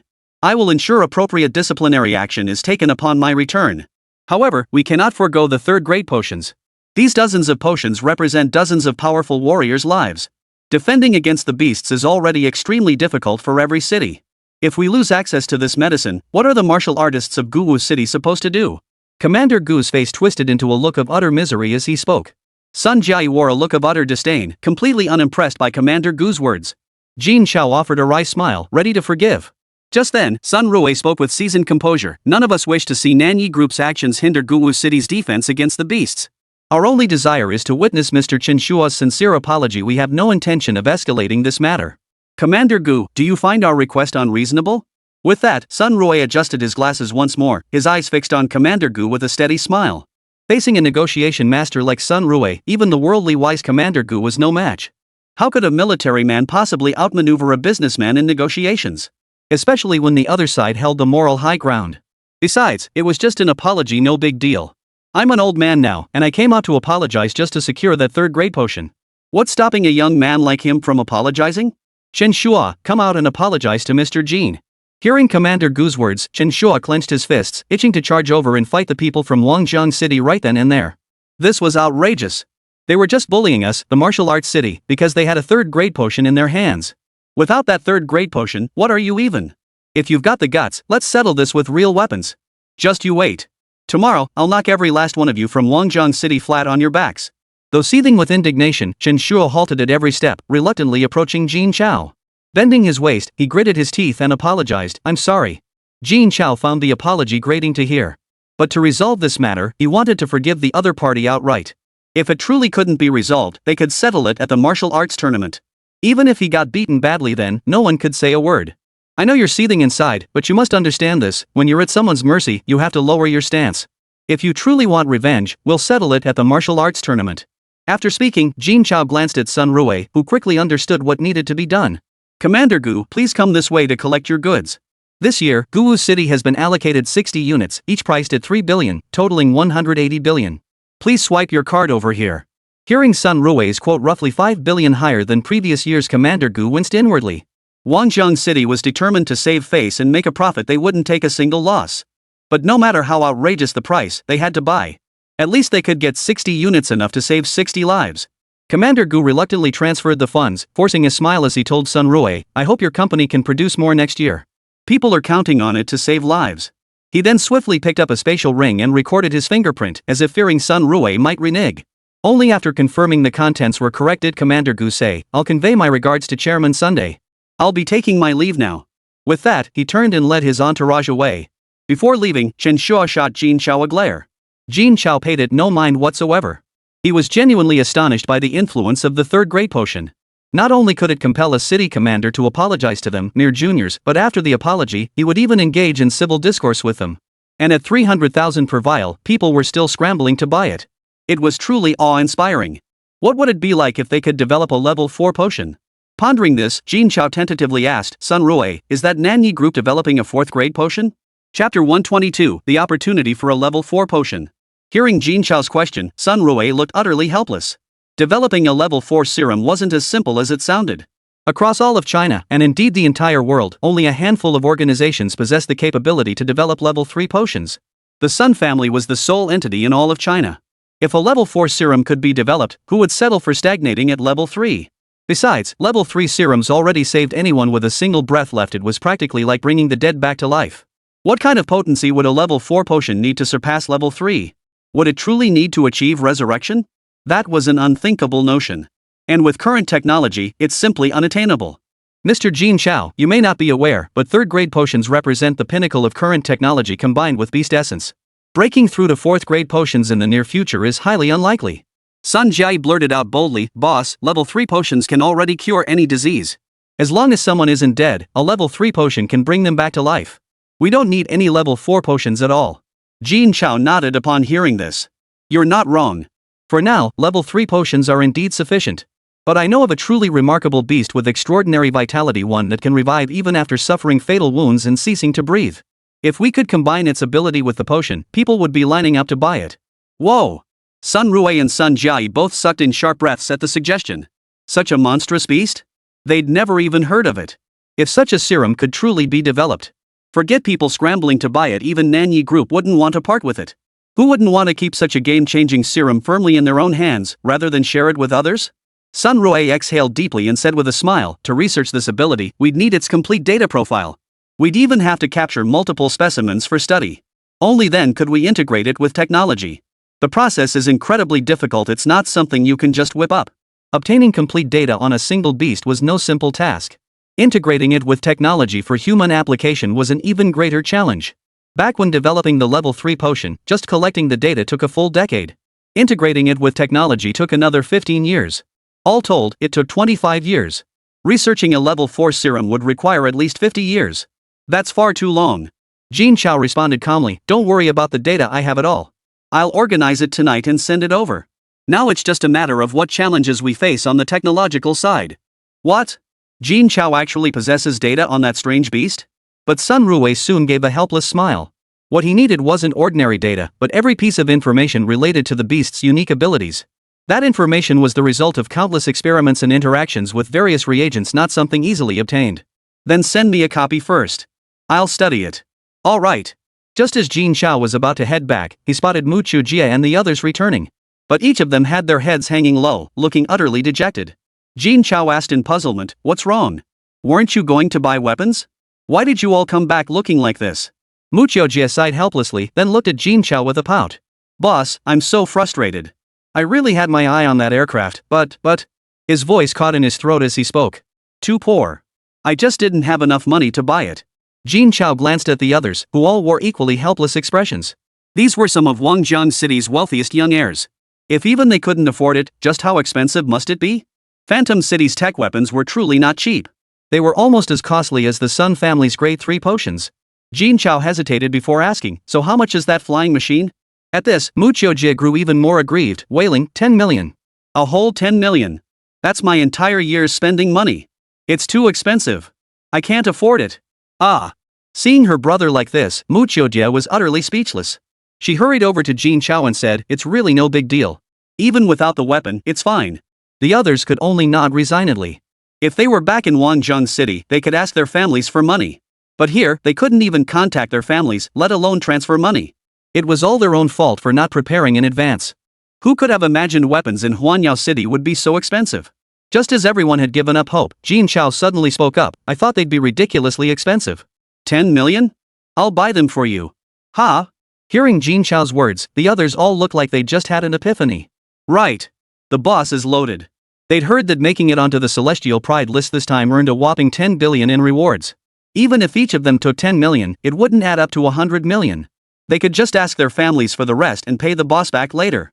Mu Chuejie was the first to stop crying, grinning widely. Right. The boss is loaded.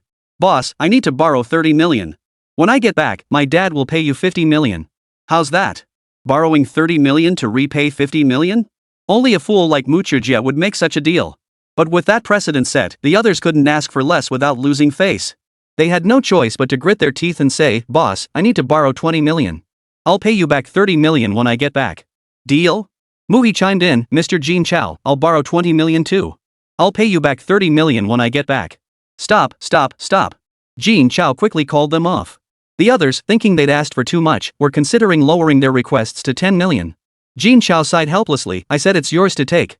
If 10 million isn't enough, I'll give you 20 million. If that still isn't enough, then 30 million. I can afford that much." He was giving it to them outright, not lending it? Even if it were just 20 million per person, let alone 30 million, that would total 120 million. 30 million each would total 180 million. The boss was truly generous. The boss is so generous. Quickly pull up your payment codes. I'll transfer it over. Remember, buy only what's essential. Don't waste money on nonsense, especially those flying contraptions. They're useless. When he said this, Jin Chao deliberately addressed Mu Chuejie, though he actually transferred the money to Mu Chuejie. He was afraid the kid would squander it. This left Mu Chuejie feeling rather miffed. How could flying machines be useless junk?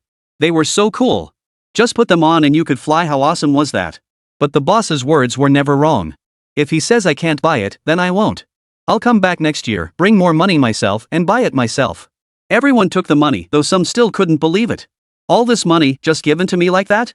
Even the most doting elder would think twice about it. He'd only been with the boss for a few days. Before, when told to follow the boss, I wasn't even willing. If they'd ended up like the Sun siblings, wouldn't they have regretted it terribly? Indeed, experience counts for something. Chapter 123, Rule Change. That evening, the group returned to their hotel rooms in high spirits. Little did they know, Yang Mian had been waiting outside Jin Chao's door for quite some time. Judging by the look on his face, he had been waiting for quite some time. Jin Chao asked with some confusion, "What brings you here, Adjutant Yang?" Yang Mian saw Jin Chao and the others return, each clutching their new weapons as if they were treasures. He was utterly stunned. These weapons were clearly from Huanyao City. And they weren't cheap. Each one cost at least 20 to 30 million credits. Everyone except Jin Chao had taken 3 weapons. That amounted to at least 16 million yuan. Truly befitting the leading power in Wangjian City, their resources were extraordinary. Yang Mian quickly suppressed his envy. He addressed Jin Chao, "Mr. Jin Chao, the competition begins tomorrow. We need to strategize tonight. Plus, I hear the rules have changed. We must study them thoroughly." Jin Chao snapped to attention and apologized immediately. "My apologies. I should have been more proactive about this." "Thank you for reminding me." Yang Mian smiled faintly.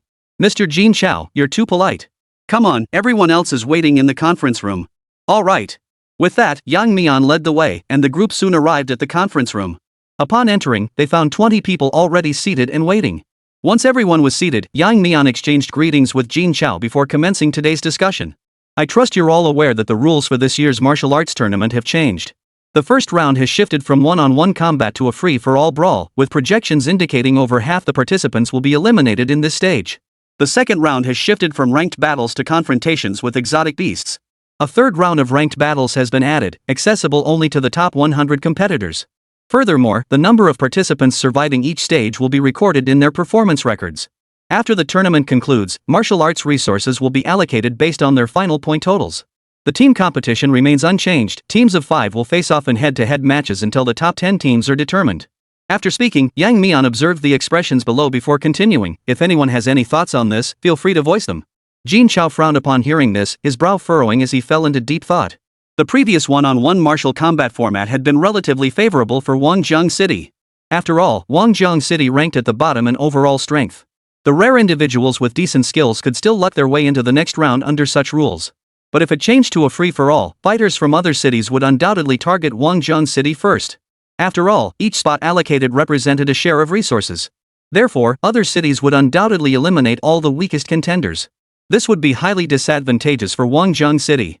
Just as everyone was at a loss for what to do, Xin Haoyan suddenly spoke coldly. I believe Wangjiang City should maximize the number of survivors in the first stage. This requires those with relatively weaker strength to wear down the forces of other cities. What do you think? At this remark, everyone stared at Xin Haoyan in astonishment. Using the weak as cannon fodder to protect the strong's advancement. Such a strategy was truly beyond the scope of ordinary thinking. Throughout history, the strong have always protected the weak. Now, the weak were being asked to protect the strong. Who wouldn't exclaim damn impressive upon hearing this? Mu Qiejie was the first to take offense, firing back immediately. We're discussing how to maximize the number of passers, not giving you a platform to flaunt your superiority. Besides, even if we were protecting the stronger ones, it wouldn't be your turn. And the boss hasn't spoken yet. When did it become your place to spout nonsense? You. Xin Haoyan was so furious he couldn't speak. In previous years, he'd always been among the strongest in the team. If it weren't for Jin Chao's unexpected absence this year, how could a brat like you ever get to lord it over me? Enough, stop arguing.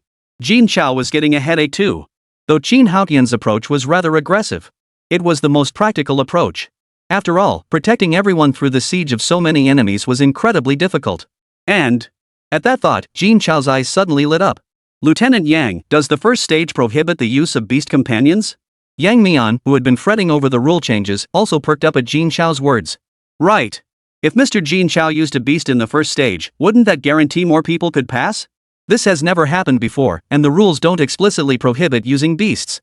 I believe it should be allowed. At this point, Yang Mian's brow furrowed again. However, lower-tier beasts might not be very effective. At best, they could buy a little time. Hearing the affirmative response, a smile spread across Jin Chao's face. Then it's settled. Leave the first stage to me. I'll ensure we pass with the maximum number of survivors. Yang Mian shot Jin Chao a wary glance. Everyone knew Jin Chao possessed 2 level 75 beasts. They were incredibly powerful, but they were Jin Chao's trump cards. They were meant for the final ranking battle. Bringing them out now would mean Jin Chao was giving away his biggest trump card. Moreover, 2 level 75 beasts would be no match against over 300 martial artists. It might even draw targeted attacks due to his overwhelming strength, making his situation even more perilous. They'd likely wipe out the entire team in the first stage. Sigh. At that point, the only option would be to adopt Xin Haoyan's strategy, protect the top 10 players at all costs to advance to the second stage. And strive for more points. Alright, we'll leave the first stage to Mr. Jin Chao. Hearing this, Xin Haoyan's face darkened instantly. Jin Chao, don't get cocky. Just because you have a beast companion doesn't mean no one can beat you. The guys on the genius ranking aren't pushovers. Forget 1 level 75 beast, even 10 or 8 of them wouldn't faze them. You'll have plenty to cry about later. Yang Mian composed himself and continued, the second stage is combat against beasts. All contestants who pass the first stage must travel to 1109, a gathering ground for level 70-80 beasts, and survive there for 1 week. During this time, they must slay at least 5 beasts bearing special markings to pass. At this, the entire group fell silent. Level 70-80 beasts were far beyond what they could handle. Killing them was out of the question. Just encountering one would leave them scrambling for escape. And they had to kill the ones with special markings? This was utterly impossible. Even Jin Chao would likely struggle to accomplish it. After all, his strongest beast was only level 75. Facing an 80-level beast would be certain death. At this thought, everyone fell silent. This year's martial arts tournament has become significantly more difficult. In previous years, one could still muddle through, but this year, even that possibility is gone. It seemed their only hope lay in the first stage. Hopefully, more people would make it through. Allocate more resources to Wangjing City. Seeing no one else speak up, Yang Mian addressed Jin Chao directly. Mr. Jin Chao, what are your thoughts on this? Chapter 124 Everyone Against Us. This is much simpler. We just need to stay together. I'll handle the monster hunts, no issue should arise. Hunting beasts was his specialty. Even an 80-level beast wasn't beyond his capabilities. Besides, not all the marked beasts were level 80. Seeing the situation, Yang Mian realized they wouldn't resolve anything tonight. Since Mr. Jin Chao has everything covered, let's head back and rest. We need to prepare properly for the battle ahead. The group had complete confidence in Jin Chao's abilities. But this tactical plan seemed far too simplistic. It might as well be no plan at all. It seemed tomorrow's battle would be fraught with danger. The same situation unfolded in every other conference room. However, other cities had made detailed arrangements. They even compiled lists of personnel categorized as high priority, secondary priority, and those not recommended for processing. Meanwhile, nearly everyone from Wangjing City appeared on the priority processing list. After all, the weaker the force, the easier it is to eliminate. The sooner the conflict ended, the more of their own weaker members would be spared. This was the core tactical strategy. Similarly, news of Jin Chao and his group's clash with Guwu City today spread like wildfire. Though the Sun family's methods were tyrannical, as the sole faction in Huaxia possessing level 3 potions, even if vastly weaker than others, no one dared provoke them. Jin Chao, however, was a different story. He was portrayed as arrogant and tyrannical, a despicable figure abusing his power. All eyes were on tomorrow's showdown between Jin Chao and Chen Shua of Guwu City. One was a young powerhouse long established on the genius rankings. The other a greenhorn who had suddenly burst onto the genius rankings for reasons unknown. Their clash promised to be a spectacle worth watching. Returning to his room, Jin Chao organized the documents in his hands and sent them to Sun Rui. The moment the message was sent, Sun Rui politely replied. However, he didn't open it to look inside. After 9 p.m., Sun Rui would not handle any matters. In the top floor office of the most central skyscraper in the capital city, two imposing figures stood with their backs to the door, gazing out through the glass windows. One of them spoke in a deep voice. The information about Jin Chao and Wangjing City being able to tame exotic beasts is confirmed to be true, correct? The other replied, confirmed. The moment I received the tip, I dispatched men to Wangjing City for verification. They're focusing on investigating the level and quantity of tamed beasts, as well as their obedience. I expect intelligence to come back soon. Good. We'll see how this youngster performs tomorrow. The night passed without incident. By early morning the next day, the young elites from the 12 cities had all gathered at the martial arts tournament venue. The circular arena covered a vast area. Beyond the competition area lay the spectator stands. There was no superfluous construction whatsoever. Given that battles involving martial artists above level 60 caused extensive damage, the competition area alone occupied a full 20 hectares. The grandstands could simultaneously accommodate over 100,000 spectators. To ensure everyone could clearly see the entire match, holographic projections were installed throughout the arena. Additionally, to prevent spectators from being accidentally injured, powerful blast-proof glass was installed between all spectator stands and the playing field. Data indicates this glass can withstand a full power strike from an 80th level martial king. It can withstand the vast majority of dangers. This blast-proof glass is also a product of Huanyao City. This demonstrates just how advanced Huanyao City's technology truly is. The venue was packed to capacity, with contestants from 12 cities already inside the arena. Suddenly, a man dressed in a half-black, half-white suit, sporting oversized sunglasses, holding a microphone, and standing atop a flying saucer-like vehicle appeared before the cameras. He addressed the crowd. Good evening, everyone. I'm Kai Shun, this year's martial arts tournament host. The first round is about to begin, total mayhem. The match ends when half the combatants are down. All standing participants advance. As he finished speaking, the hovercraft beneath Kaixing's feet abruptly traced a semicircle in the air, moving away from the camera to reveal his entire body on screen. However, no recovery potions may be used. The match begins now. With the host's command, all 12 teams on the field sprang into action. Nearly everyone scattered, fighting individually. They all knew the first stage was designed to weed out the weak. No one would consider protecting everyone. Doing so would invite the coordinated assault of every city. Even the top-ranked prodigy on the celestial genius list couldn't survive such a chaotic melee. It could even lead to elimination in the very first stage. And in everyone's estimation, Wangjing City was the one most in need of being eliminated first. So, within moments, forces from 7 or 8 cities converged on Wangjing City. Facing 70 or 80 people surrounding them, all at level 65 or above, Jin Chao was utterly speechless. Most of these faces were unfamiliar to him, with only Chen Shuo looking somewhat recognizable. Simply because Wangjiang City had underperformed in previous years, they were now subject to a siege. This couldn't be tolerated. If you challenge someone one-on-one and lose, you have no grounds to complain. But if you resort to ganging up on someone, I won't hold back. Jin Chao addressed the group politely. Gentlemen, this is completely unnecessary. It's a bit of a bully tactic. Yang Mian's face darkened at the sight of this formidable lineup. A group of 70 or 80 powerhouses above level 65, some even above level 70. All of them targeting Wangjiang City. It was completely unexpected. He had hoped to use Qin Haoyan's delaying tactics. Now, no strategy seemed to work.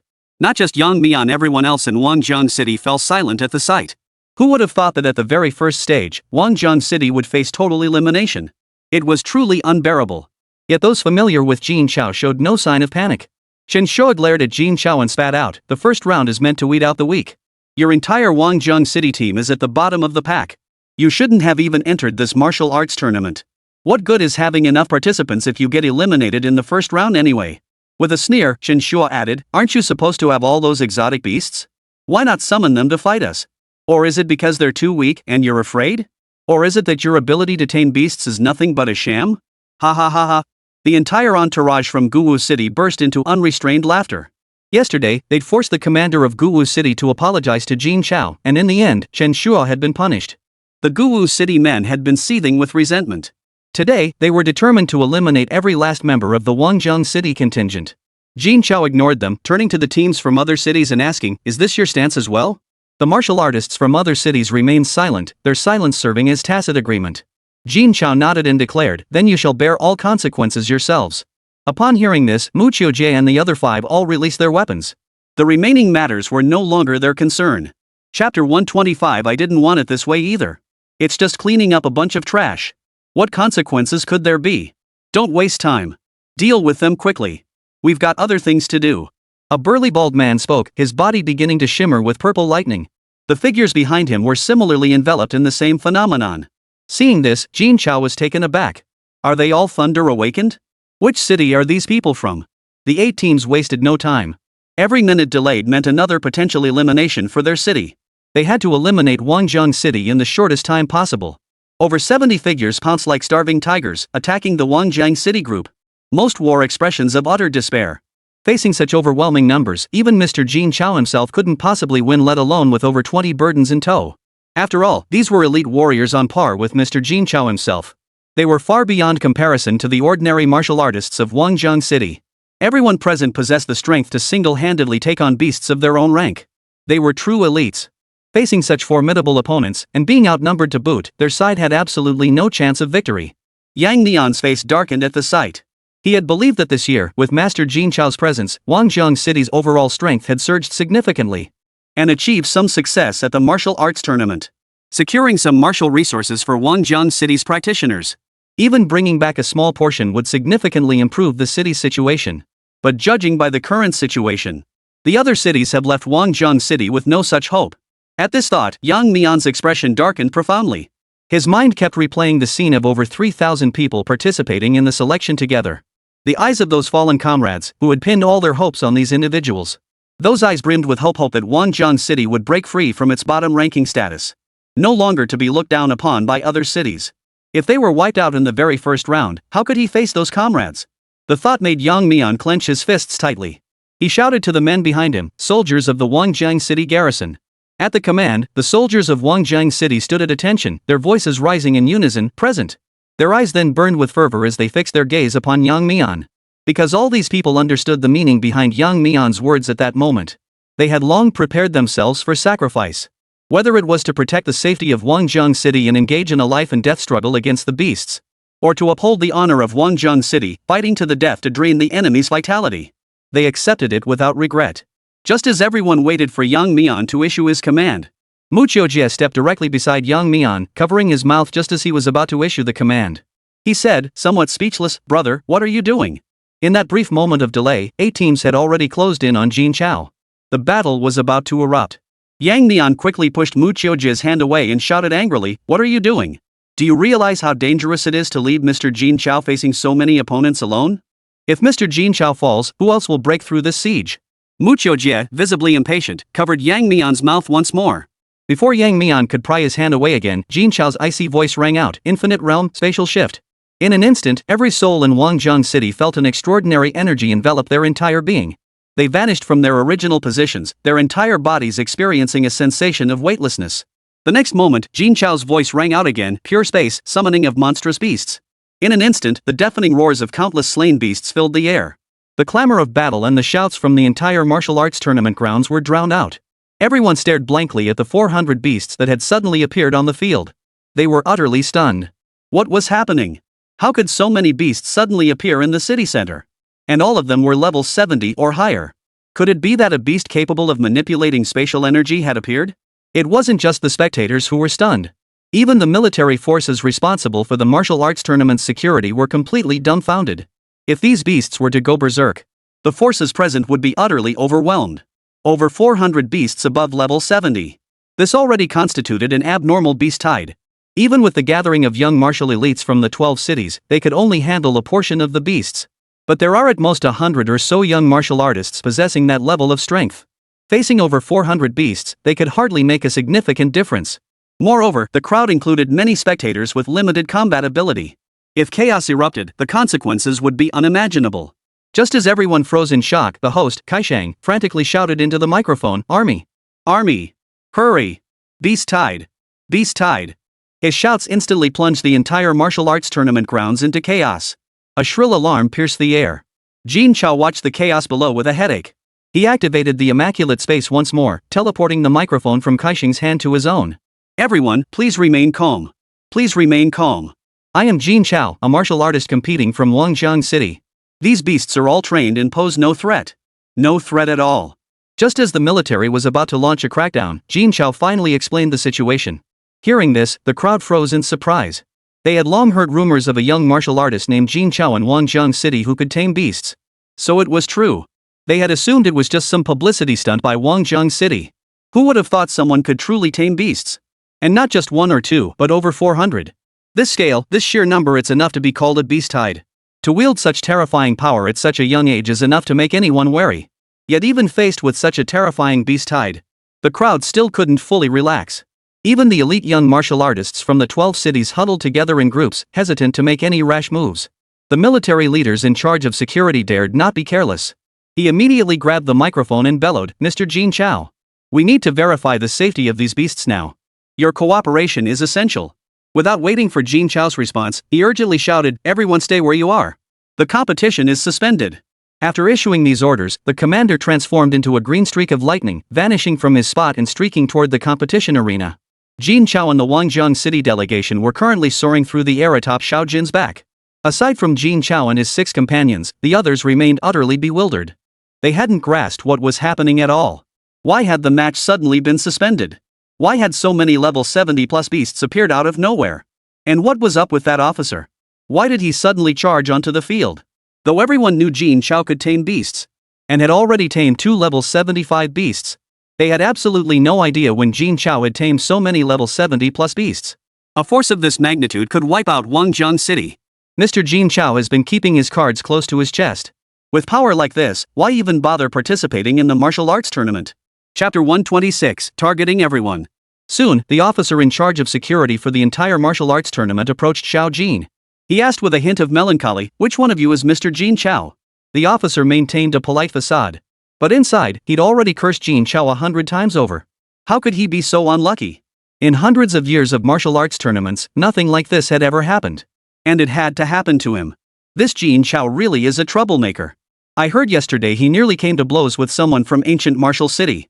He even stirred up trouble by refusing to sell grade 3 potions to the Sun family. And now he's caused this mess today. And I had to run into it. What rotten luck.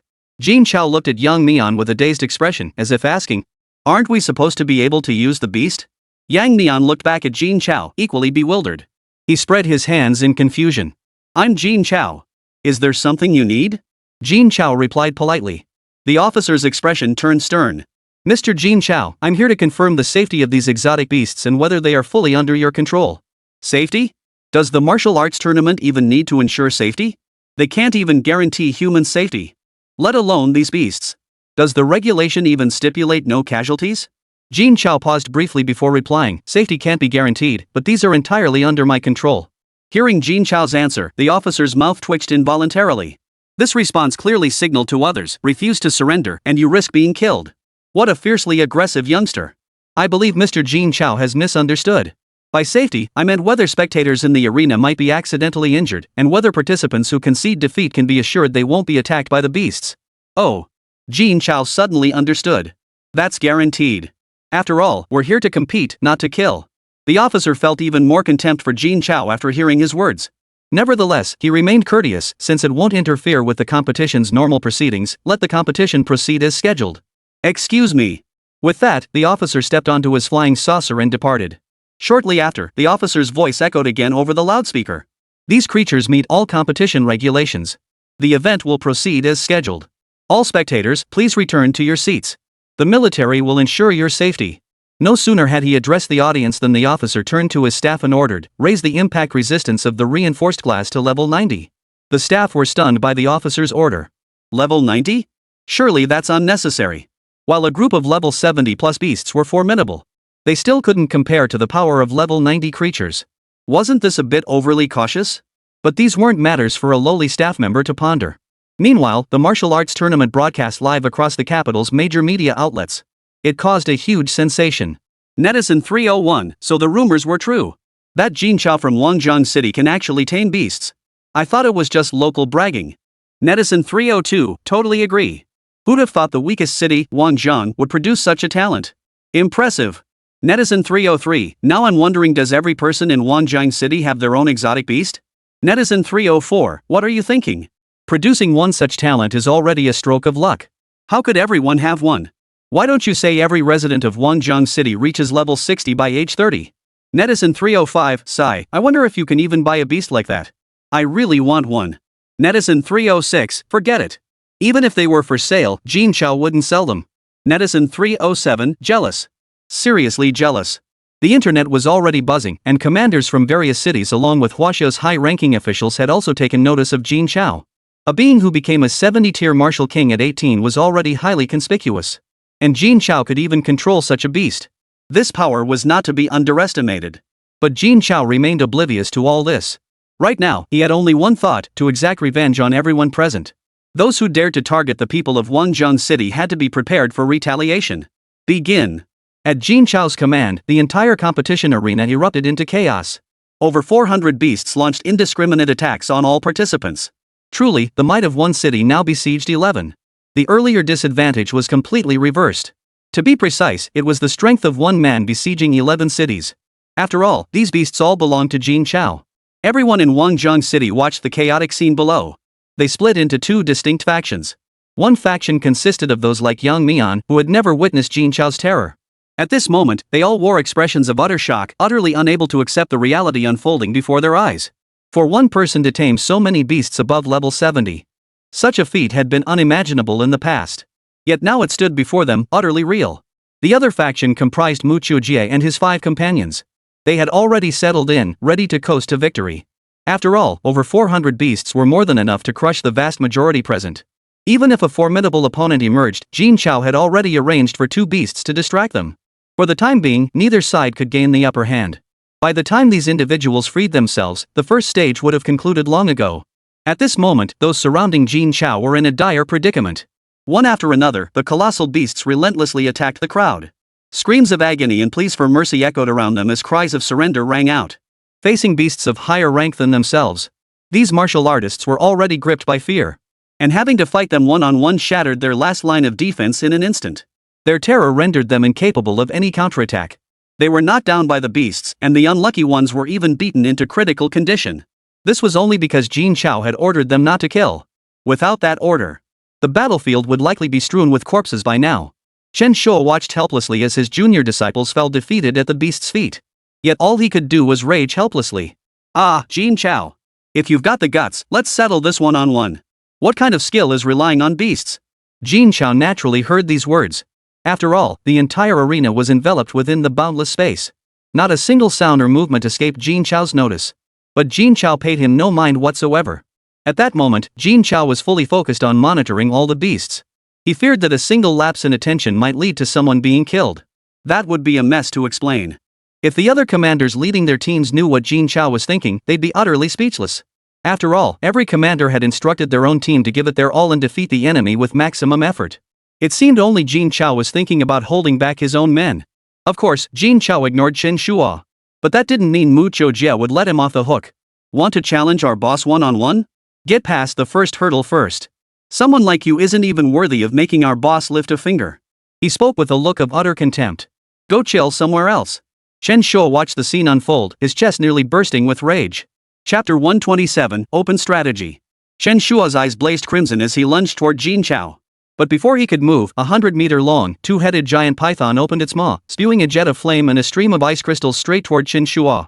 Sensing the serpent's terrifying power, Chen Shuo dared not confront it head-on. He leapt through the air, narrowly evading the assault. The serpent coiled relentlessly around him, locking Chen Shuo in combat. Within mere minutes, the number of combatants on the battlefield dwindled sharply. Apart from Wangjiang City, the other 11 cities suffered heavy losses. The weaker martial artists, who were essentially cannon fodder from the start, were eliminated without much consequence. But as time wore on, even the stronger martial artists began falling, forced to admit defeat. This development left the strongest young warriors from each city unable to sit idly by any longer. They had intended to deal with Wangjiang City first, only to find themselves the ones ultimately suffering the consequences. With Wangjiang City's 30 spots, even if 2 were spared, that still left 28 people. Now, to distribute these 28 evenly among the 11 cities, each city would have to eliminate nearly 3 more people. Such a disparity was unbearable for them. A youth with a braid hanging straight to his waist was seen punching a massive tiger into the air. He turned to glance at his fellow disciples battling other beasts around him. By now, most of them were wounded, and their numbers had dwindled to just 20. Moreover, their numbers were dwindling at a rate of 1 per minute. If these beasts aren't dealt with swiftly, the people of Guwu City will suffer even greater losses. With this thought, the youth looked up at Jin Chao hovering midair. His body soared into the air, kicking the tiger-like beast squarely in the head before hurtling straight toward Jin Chao. Simultaneously, the strongest fighters from other cities abandoned their battles with the beasts and charged toward Jin Chao. Once Jin Chao and the others from Wangjiang City were dealt with, these beasts would no longer pose a threat. 11 figures arrived before Jin Chao almost simultaneously, surrounding Xiao Jin completely. Even with his 75th level strength, Xiao Jin had to tread carefully. These were the absolute elite among the young martial artists of the 11 cities. More likely, they ranked among the top 11 on the Celestial Genius list. Jin Chao had no choice but to proceed with caution. The youth with the braided pigtails spoke calmly. "You're Jin Chao?" Jin Chao frowned slightly. "That's me. What's this? Can't beat me one-on-one, so now you're planning to gang up on me?" The term ganging up stung like a slap. The 11 were each the most elite young warriors in their respective cities. They were accustomed to challenging opponents far above their level, standing alone against many. Now they were ganging up on someone younger than themselves, someone ranked below them. It felt shameful just to say it aloud. "We didn't want to either," one of them said. "But your abilities are just too troublesome." "We had no choice." A girl with 2 large pigtails and a black puffy skirt said innocently. Behind her stood a colossal death god puppet, its massive scythe gleaming coldly. "If you don't want to be our enemy, put away those beasts and let the 12 cities fight fairly. Otherwise..." A youth encased in mechanical armor, mechanical wings strapped to his back, spoke coldly. "Otherwise what? Do you think 11 of you ganging up on me guarantees victory in a short time?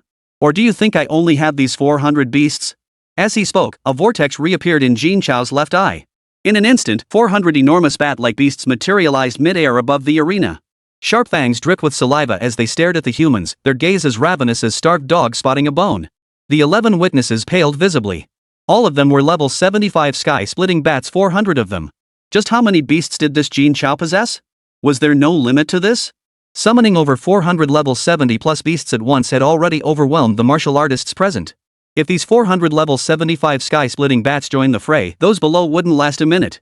And I have no idea how strong Jin Chao really is. I can't be certain we could finish the fight within a minute. He also had no idea if 800 was Jin Chao's limit. If preserving casualties were not a concern, the 11 of them would naturally not fear Jin Chao. After all, each possessed the strength to slay level 80 beasts. Though these level 75 beasts outnumbered them, they posed little threat to the 11. They could even defeat Jin Chao with ease.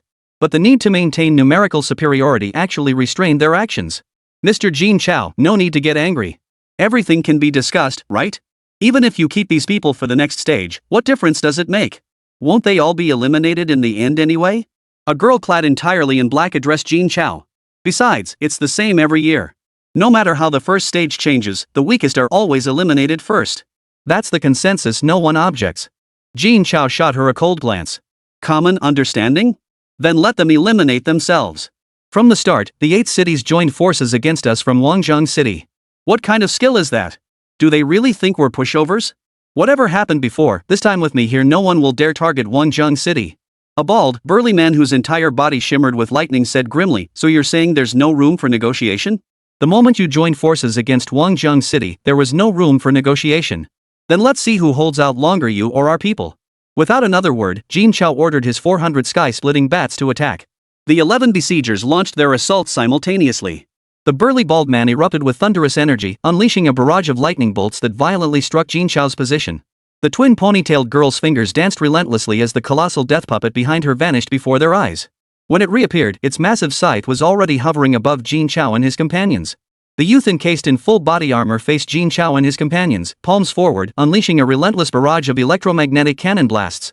In the blink of an eye, the assault closed in upon them. They were certain Jin Chao wouldn't dodge. After all, among the people of Wangjang City, no one besides Jin Chao could withstand these attacks. If Jin Chao dodged, the people behind him would be defeated in an instant. That would effectively complete the task of purging Wangjang City. The population distribution among the cities would remain largely unchanged from previous years.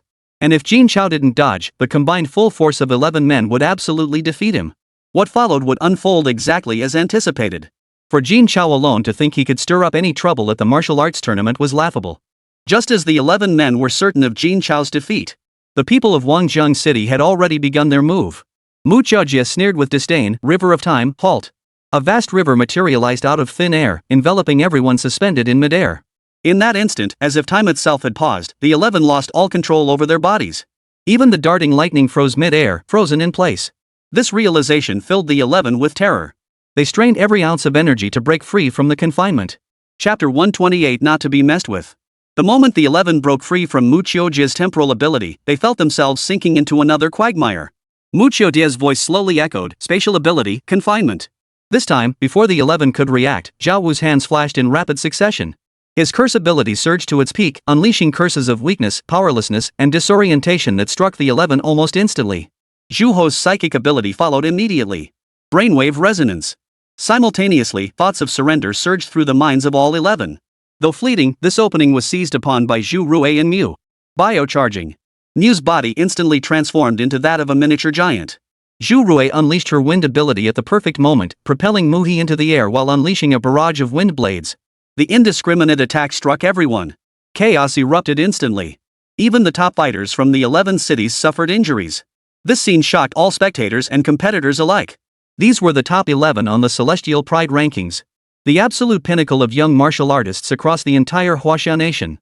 Any one of them could easily overpower other young martial artists. How could they be pushed into a disadvantage so quickly after the first exchange? Especially when facing opponents who were both outnumbered and outmatched in strength. 11 against 7. And Jin Chao barely even lifted a finger, yet the 11 were being pushed back. When did the young martial artists of Wangjang City become so formidable?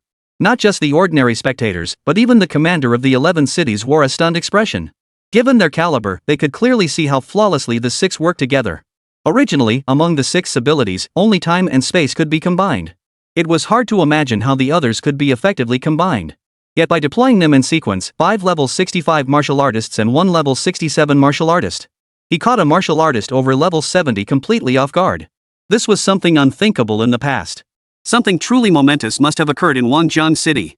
Jin Chao watched their performance with deep satisfaction. However, with only 6 of them, delaying 11 opponents was nearly impossible. Now was not the time for a direct confrontation. Only by rapidly reducing the remaining numbers to the minimum threshold of the first stage. Then those behind him would be truly safe. In an instant, Jin Chao formulated his battle strategy. Infinite Realm, Ice Mirror. The moment the words fell, a bitter chill enveloped the entire battlefield. Snowflakes materialized out of thin air. Everyone who sensed the change instinctively backed away from the snowflakes, fearing they might be harmed if they touched them. But that was not Jin Chao's objective. In the next instant, countless mirror-like surfaces formed from ice appeared throughout the battlefield. Their number was too vast to count. Yet none posed any threat. Jin Chao gave them no time to think. He immediately unleashed his next skill. Infinite Realm, Thousand Illusions Dual Pupils. As he spoke, the pupils in Jin Chao's eyes split from 1 into 2. Everyone who witnessed it instantly fell into an illusion. Countless ice mirrors clearly displayed Jin Chao's dual pupils before everyone's eyes. Simultaneously, all the beasts and the 6 members of Muchioji's group closed their eyes. Only thus could they maintain their consciousness. Seeing nearly everyone trapped in the illusion, Jin Chao issued his command once more, attack. Boom! As the ice mirrors shattered, all the beasts launched frenzied attacks on the surrounding martial artists. At the very moment the ice mirror shattered, the 11 besieging Jin Chao also regained their senses. This is bad. All 11 wore grim expressions. If even the 11 had been dragged into the illusion, the others were undoubtedly worse off. One misstep, and they could all be wiped out. They must defeat the forces of Wangjiang City at all costs. But before they could act, a series of thuds echoed from the ground. Almost everyone was sent flying by the powerful beast, crashing into the blast-proof glass. In the vast arena, only the beasts and a handful of people remained conscious. Witnessing this scene, even the host was stunned. Nearly annihilated. How could they possibly determine the outcome now? Fury burned within the 11 survivors, who held nothing back. They launched a full-force assault on the Wangjiang City team. This clearly violated the competition rules. Even if they defeated the Wangjiang City team now, it would be futile. Yet the 11 fought on regardless, unleashing their full fury. In all their years participating in the martial arts tournament, the 11 had never endured such profound humiliation. Today, they would make Wangjiang City understand the consequences of provoking the 11. Witnessing this, Jin Chao, who had intended to hold back, instantly grew alert. The full force of the 11 was not something these opponents could withstand. Filth space, teleport. In an instant, the 30 men in Shao Jin vanished completely. Just as the 11 sought an outlet for their fury, all 30 figures materialized before the host. Shao Jin's enormous eyes stared fixedly at the host. This startled Kaisheng, who had been lost in thought. "Host, aren't you going to declare the match over?" Prompted by Jin Chao's reminder, Kaisheng frantically grabbed the microphone and shouted, "The first round is over." The moment the words rang out, the 11 who had been chasing Jin Chao could only stop in frustration. Muchioji, as if to rub salt in the wound, stuck out his tongue at the 11 pursuers. The 11 clenched their jaws in fury. Now he could finally understand Chen Shuo's feelings. The people of Wangjiang City really deserve a beating. The match ended. Yet all the spectators froze in shock. Who had advanced? Who got eliminated? In previous years, no matter how intense the competition, the outcome was always clear. This year's rule change has completely baffled the audience. They didn't even know who had advanced. The host looks just as flustered. The only thing certain now is that 30 people from Wangjiang City. Scattered survivors from the 11 cities who could still stand. But that's nowhere near 160 people. Could this year's competition end early? Kaisheng cast a pleading glance toward the backstage crew. Moments later, a deep, authoritative voice came over the microphone.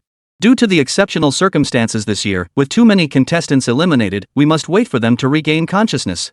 Advancement will be determined by the order in which they awaken. However, there must be no human intervention. Anyone forcibly awakened will be eliminated. Hearing this, the host finally breathed a sigh of relief. Though this method wasn't entirely fair, it was the most effective way to identify truly skilled martial artists. After all, greater strength correlates with superior overall abilities. They would also awaken sooner. As for Wangjiang City, regardless of the methods Jin Chao employed, all participants are considered to have advanced. After all, the rules never explicitly prohibited such tactics. It seems the rules require thorough study. With matters settled, Jin Chao saw no point in lingering under the murderous stares of the other cities. After collecting all the beasts, he turned to the host and asked, "May we depart now?" The host gave an awkward smile and replied, "Yes, you may." With that confirmation, Jin Chao led his group out. He paid no heed to the stunned stares of the audience behind him. Meanwhile, a news headline instantly shot to the top of online feeds. Wangjiang City clears first stage with entire team. Jin Chao summons 800 monsters, crushing the competition. Chapter 129, please have some tea. The news sent shockwaves through the entire capital. Wangjiang City, once perpetually at the bottom of the rankings for countless sessions, had unexpectedly cleared the first stage entirely. Such a precedent had never been set by any city before. And now, Wangjiang City had shattered it. And then there was that man named Jin Chao. He actually summoned over 800 beasts at level 70 and above. With a single strike, he propelled the laggards of Wangjiang City into the second stage. Such terrifying power, even the top-ranked prodigy on the Celestial Genius list couldn't match it. And those 6 unknown individuals? Each one was fiercer than the last. When they joined forces, even the top players from the 11 cities struggled to hold their ground. When did Wangjiang City become this formidable? Sitting in the carriage, Jin Chao was deeply puzzled. How could the people from the capital be less receptive than those from Wangjiang City? Even after all that happened in Wangjiang City, the reaction hadn't been this intense. His companion, Muchioji, was still rambling on about how they'd just beaten up 11 people. A single call connected directly to Yang Mian's martial arts insignia. Hello, this is Lieutenant Yang Mian from the Wangjian City military camp. May I ask who is calling? Lieutenant Yang Mian, hello. This is the Capital Security Department. The National Capital Security Department? Everyone in the car looked puzzled upon hearing this. The National Capital Security Department? What could they possibly want with us? Yang Mian asked with some uncertainty, hello, may I ask what brings you to contact me? Oh, well, due to Mr. Jin Chao's performance at the martial arts tournament, we believe it necessary to invite Mr. Jin Chao to the security department for an inquiry. After all, 800 beasts above level 70 pose a significant threat to public safety. Hearing this, everyone suddenly understood. They hadn't expected Mr. Jin Chao's beasts to draw the attention of the National Capital Security Department. This was the highest authority overseeing the security of an entire city. Minor incidents like this wouldn't normally draw their attention. It seemed Mr. Jin Chao's power had grown so formidable that even the security department couldn't afford to ignore it. However, a sense of unease soon began to spread among the crowd. If Mr. Jin Chao's exotic beast is prohibited from use, might it affect the subsequent competitions? Or could they potentially restrict Mr. Jin Chao's personal freedom? It wasn't entirely impossible. At this thought, everyone's expressions darkened. They all turned worried glances toward Jin Chao. Qin Haotian even let out a cold snort tinged with schadenfreude. Ever since the martial arts tournament began, Jin Chao had stolen all the limelight. While they knew they lacked Jin Chao's prowess to send every participant from Wangjian City into the second round, it certainly wasn't to the point where he was indispensable. Qi Feng sat silently beside them, showing no reaction. Ever since learning of Jin Chao's true strength, he had come to recognize the gap between them. No matter how hard he tried, he could never catch up to Jin Chao. But Jin Chao's ability to tame beasts of higher ranks than himself? That was something he could never match. Thus, he had long since abandoned any desire to compete. He only hoped to gain more benefits by following Jin Chao. Unlike Qin Haotian, he had no reason to compete with Jin Chao. Seeing everyone fall silent, Jin Chao merely smiled faintly. No need to worry. It's just a conversation. Nothing to be afraid of. Turn around. Yang Mian replied with a heavy heart, no need to turn back. The road ahead leads straight to the security department of the capital. Jin Chao gave an awkward chuckle. Thanks for the heads up. Ha ha ha. The previously heavy atmosphere was broken by Jin Chao's words. At that moment, Sun Rui pushed his glasses up and said, don't worry about this matter. Even the National Capital Security Department must follow the law. Otherwise, our Sun family will never agree to it. Exactly. With the Sun family's influence, even the National Security Department can't act recklessly. Zhao Wu grinned widely. Mu Qiujie, however, looked at Jin Chao with concern. Mu Qiujie, however, couldn't help but pout in frustration. Soon, Jin Chao and his group arrived at the National Security Department. Originally, they were told to return to the hotel first. But these people couldn't bear to leave Jin Chao alone. So they all followed along. The head of the National Capital Security Department observed this scene, especially since among them were the young master and young lady of the Sun family, became even more cautious. If this matter was mishandled, it could strain relations between Wangjiang City and the capital. Although Wangjiang City was the weakest among the 12 cities, it was still a city with over 50 million inhabitants. Add to that the Sun family. Falling out with these people was absolutely not what those above wanted to see. The head of the capital security department was a bald, short, and stout man. He jogged out, his face plastered with a smile, staring at his own greasy, shiny bald head. I've long heard of Mr. Sun's distinguished reputation. To think that merely inquiring about the situation would prompt Mr. Sun to personally attend, I'm truly humbled. Sun Rui pushed his glasses up and replied solemnly, Minister, your words are too kind. We've come with no ulterior motives. My father specifically instructed us to ensure Boss Jin Chao is well taken care of. Therefore, my sister and I dare not delay. Whatever matters you need to handle, please proceed without concerning yourselves with us. Hearing this, the security chief's mouth twitched involuntarily. And you expect us to ignore you? If anything actually happens, the Sun family will surely cripple this old man. Just who is this Jin Chao? That he's being so meticulously looked after by the Sun family's eldest son and daughter, along with Sunny Long? Seems I need to watch my words. You're putting it that way. We invited Mr. Jin Chao solely to verify whether the exotic beasts he's tamed can be fully controlled. It's for the safety of the general public, nothing else. Upon hearing this, Jin Chao quickly responded, oh, you mean that? Those beasts obey my commands perfectly. Just like in the match earlier, they only injured people from other cities, no deaths occurred. That should be the best proof, right? Jin Chao's blunt response made the security minister's face turn from green to white. You clearly have no intention of even stepping foot inside the security department. You're answering right at the entrance. At least come inside first. Where does that leave my dignity as the head of security? Just imagine the media coverage this will generate. The Minister of State Security invited Guangzhou City's Jin Chao, but he refused to enter. The minister, helpless, questioned him at the door. Just as the minister was about to say something, Sun Rui spoke again. Boss Jin Chao has already answered your questions. Is there anything else? If not, we'll be heading back. We have a match tomorrow. The message was crystal clear. The minister could only grit his teeth and say nothing else. Thank you both for coming, Mr. Sun and Miss Sunday. Take your time leaving. Sun Rui then turned to Jin Chao and said, let's head back, boss. Jin Chao gave the security chief a faint smile, nodded in acknowledgement, then turned to leave. The entire group of 30 followed closely behind. Only the few members of the Guoduan team remained standing in place. Chapter 130. This rule seems targeted at you. A man leaned close to the security chief and asked, Chief, just letting that kid walk away like that? Where does that leave the security department's reputation? Where does that leave your reputation? The security chief was already seething inside.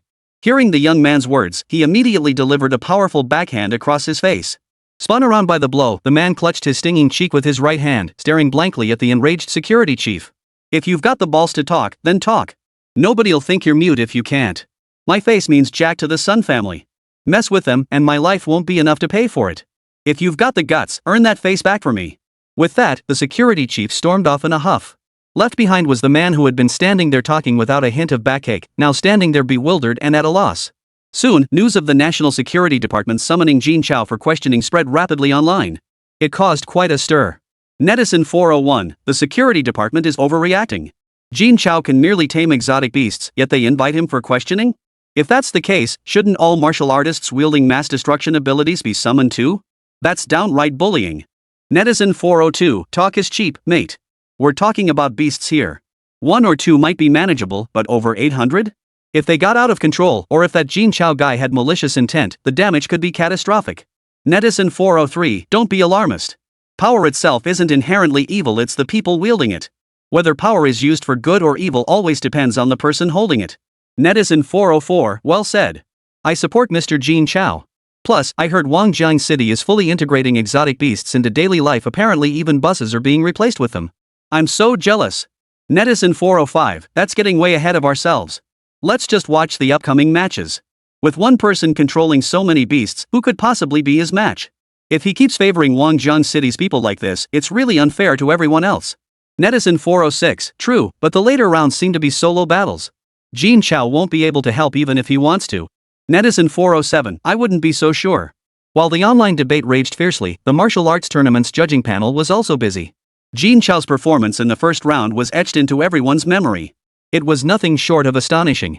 He single-handedly propelled every participant from Guangzhou City into the second stage. Such prowess was truly beyond compare. Even the top-ranked prodigy on the genius list lacked such prowess. However, Jin Chao summoning over 800 beasts of higher rank than himself. It was undeniably unfair to the others. After all, such blatant cheating to benefit Guangzhou City clearly showed a lack of respect for the judges.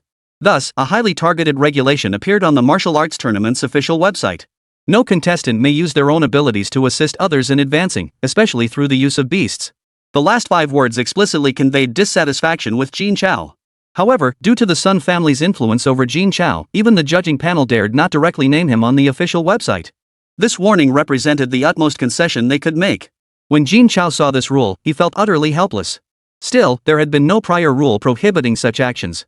He couldn't exactly be considered in violation, could he? Regardless, he had passed the first stage. Whether or not he could use the beast didn't matter much now. After all, beyond the second stage, he couldn't assist others anyway. And for the second stage, I can help the people of Guangzhou City pass even without using the beast. Back at the hotel, Jin Chao just wanted to return to his room and rest. After all, the battle had left him exhausted.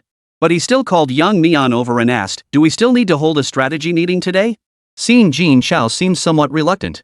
Yang Mian smiled and said, with the second stage going as it did, there's no need for a strategy meeting. Having the entire team advance to the second stage was already beyond our expectations. No meeting? That's fine. Jin Chao exhaled in satisfaction. Then he smiled and said, I'll head back to rest. See you tomorrow. Watching Jin Chao walk toward his room, Yang Mian gave a wry smile. He still acts like a child. But he quickly realized the flaw in his thinking. Mr. Jin Chao was only 18, indeed, still a child. Seeing how powerful Mr. Jin Chao usually was, he'd completely overlooked the matter of his age. What a oversight. Everyone in Guangzhou City, except for Jin Chao, began celebrating their victory. Following Yang Mian's instructions, no one disturbed Jin Chao. Meanwhile, the people from other cities all seemed to be in a foul mood. This time, because all 30 participants from Guangzhou City advanced, 11 cities each lost 2 or 3 members. Though the numbers were small, the impact on their points was significant. The impact on the final resource allocation was even greater. In this era overrun by monstrous beasts, every ounce of resources lost carries heavy consequences for each city. Fortunately, the judging panel eventually issued new regulations. Otherwise, the people of the 11 cities would have truly voiced their discontent. Even so, the people of the 11 cities had all set their sights on Jin Chao. They intended to teach Jin Chao a lesson in the second stage. Especially Chen Shua from ancient martial city. Chen Shua had been knocked unconscious by Jin Chao's beast in the second stage. Had he not regained consciousness in time, he might not have even made it past the second gate. When had Chen Shua ever suffered such humiliation? This grudge must be avenged. Soon, the martial arts tournament announced the candidates who had passed the first stage. Apart from the candidate from Guangzhou City, the others were largely the same. The points for the 12 cities were also released immediately.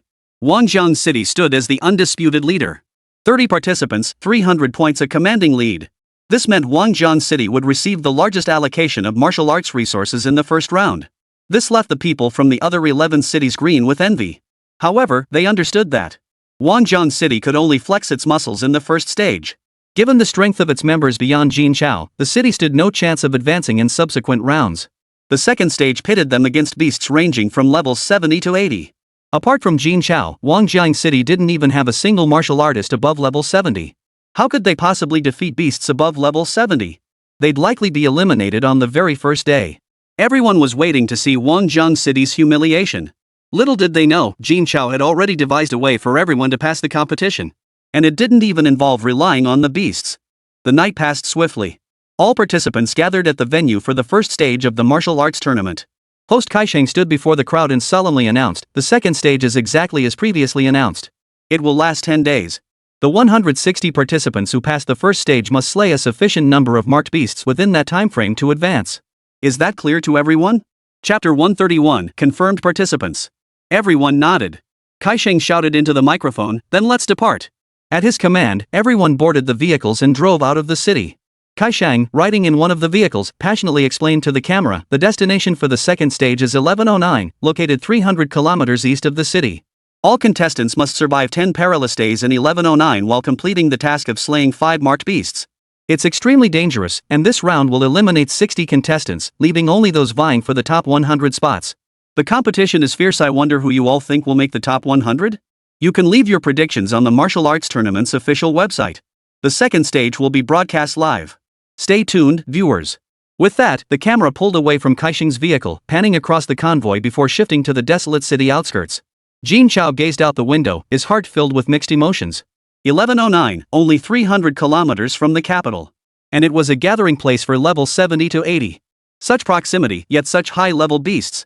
If it were Guangzhou City, it would have long since relocated from its original site. Who would have thought the capital was built in such a perilous location? No wonder they say Guangzhou City is the safest of the 12 cities. Consider that the nearest beast gathering ground is still 400 or 500 kilometers away from Guangzhou City. And the beasts there are the lowest tiered, ranging from levels 1 to 15. If this were the capital city, it probably wouldn't even be considered a threat. Cities truly cannot be compared to one another. No wonder the highest-ranked martial artist in Guangzhou City is only Commander Shangguan, who's in his 80s. Other cities boast multiple peak warriors in the 90s tier. And there are several of them. The convoy took 5 hours to cover the 300-li journey. Upon reaching their destination, everyone disembarked. Host Kaisheng stepped forward once more and announced, "The competition officially begins. Good luck to all participants. This is a spatial teleportation bracelet. Should you encounter danger beyond your ability to resist, simply activate the button on it. The bracelet will transport you to a safe location. However, activating the button constitutes withdrawal from the competition. Is that understood?" Additionally, per official request, I solemnly remind Mr. Jin Chao, do not assist others in killing marked beasts. Doing so would render the genius ranking meaningless and invite ridicule from other nations toward our Huaxia. I hope you understand the importance of prioritizing your actions." At these words, all eyes turned to Jin Chao. They wanted to know his choice. Meeting their gazes, Jin Chao frowned and replied, "I understand priorities.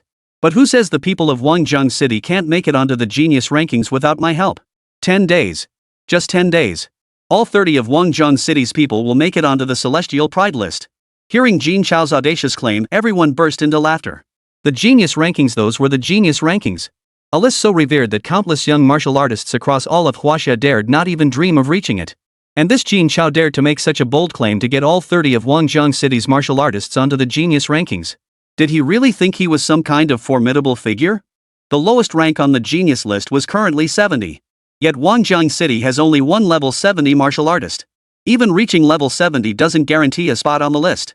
One must possess combat strength sufficient to slay a level 75 beast to stand a chance at ranking.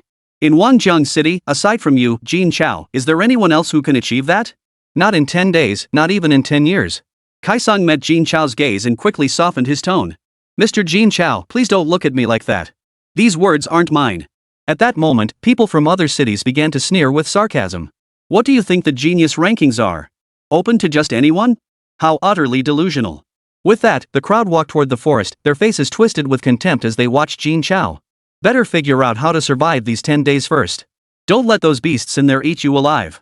Oh, if someone truly had that kind of talent, why hasn't Wangjiang City ever had anyone make it onto the genius rankings all these years? Now that one person has just made it, they dare to talk like this? They really don't hold others in high regard. Everyone was deeply offended by Jin Chao's arrogant words. It was an insult to those on the genius rankings. A group of players barely past level 50, with few above 60, actually dared to dream of defeating them and climbing the genius rankings. They clearly held the list's members in utter contempt. But upon hearing this, the people of Wangjiang City were so astonished their jaws dropped. The people of Wangjiang City knew Jin Chao's capabilities all too well. This was the man who single-handedly elevated the overall strength of Wangjiang City's younger generation by over 10 levels. And that was merely the result of him casually drafting a training regimen. It was unimaginable what would happen if Jin Chao personally took charge of their training. Moreover, it was rumored that Jin Chao possessed a complete training plan spanning levels 1 to 70. Anyone who trains under him is guaranteed to reach level 70 in no time. And this is merely the training results Jin Chao has made public. Who can guarantee that Mr. Jin Chao doesn't possess some method for rapid advancement? Attending this martial arts tournament was truly the right decision. The people of Wangjiang City were incredibly excited, immediately surrounding Jin Chao. Others dared not speak out of turn.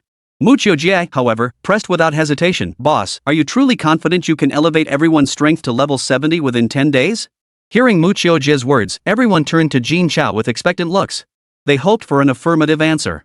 I wouldn't have dared before, but now I can. 1109 really is a great place. Whether 1109 was a good place or not didn't concern the people of Wangjiang City. What concerned them was that Mr. Jin Chao actually had a way to raise everyone's level to 70 in just 10 short days. Level 70 that was level 70. Even in all of Wangjiang City, level 70 was considered elite. And Mr. Jin Chao managed to achieve it so effortlessly? It was utterly unbelievable. It sounded downright absurd. But the one saying this is Mr. Jin Chao. He's accomplished so many seemingly impossible feats. This time, I believe he won't fail either. Let's go. For the next 10 days, everyone must follow my commands completely. No matter how much pain you endure, you must not retreat. We cannot bring shame upon Wangjiang City." With that, he turned and led the entire population of Wangjiang City into the forest. Unlike the people from the other 11 cities, Jin Chao headed back the way they had come. He did not head deeper into the forest where marked beasts were easier to spot. Though puzzled, the people of Wangjiang City trusted him completely and didn't ask a single question. Even Qin Haotian, who usually vied for the spotlight with Jin Chao, harbored not a shred of doubt. Last time Jin Chao personally conducted training, none of them had the chance or the qualifications to participate. This time, they absolutely could not miss it. As for some martial arts tournament? Forget it. Nothing matters more than boosting their strength. Chapter 132, A Good Name Sticks. As everyone from the 12 cities dispersed, the entire 1109 fell into a dangerous atmosphere. Roar! Boom! A defiant roar echoed, followed by a heavy thud. The massive, double-winged white tiger collapsed to the ground. The girl in the black Lolita dress, accompanied by a colossal death god puppet, flashed a sweet smile. The first one was an 80 level 2-winged white tiger. The second stage is proving quite challenging. I wonder what that guy is up to now. The girl covered her mouth with her right hand, a dismissive smirk playing on her lips. Youngsters these days, thinking he can get everyone in Wangjiang City onto the genius rankings? Looks like this little brother needs a proper lesson. No sooner had the words left her mouth than a massive bolt of thunder crashed down from the sky, exploding deep within the distant forest. The camera immediately cut to the scene. A bald, muscular man stood bare-chested amidst the scorched earth of the dense forest. All around him lay charred remains of plants struck by lightning. A massive 3-headed python lay on the ground, its entire body charred black in billowing black smoke. Once I've killed 5 marked beasts, I'll teach that brat a lesson he won't forget. Daring to lay a hand on me? I'll make him understand the might of Thunder City. The roar of battle erupted. In just half a day, over a dozen people had already slain marked beasts. The top-ranked individual from the 11th city had flawlessly completed the task without missing a single target. Yet no news of victory came from Wangjiang City. When the camera panned to the crowd in Wangjiang City, everyone wore expressions of utter disbelief. Shouldn't they be searching for the beasts like the people in other cities? Or training? Didn't Jin Chao say he'd lead everyone onto the genius rankings? Could soaking in hot springs really get you onto the genius rankings? Or was Jin Chao just blowing smoke? Probably. After all, who could possibly lead a group of people barely above level 50 into the genius rankings in just 10 short days? Do you really think the genius rankings are that easy to get into? That Jin Chao fellow probably doesn't stand a chance either. Even if he can tame beasts, without sufficient personal strength, he won't make it onto the list. Those who make it onto the genius rankings are all monsters. Every single one of them can take down a level 75 beast. A mere pack of beasts would hardly stand a chance against them. Moreover, judging by the current situation, all the beasts with price tags are level 80.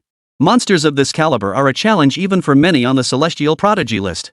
Let alone those from Wangjiang City, whose strength is already significantly inferior.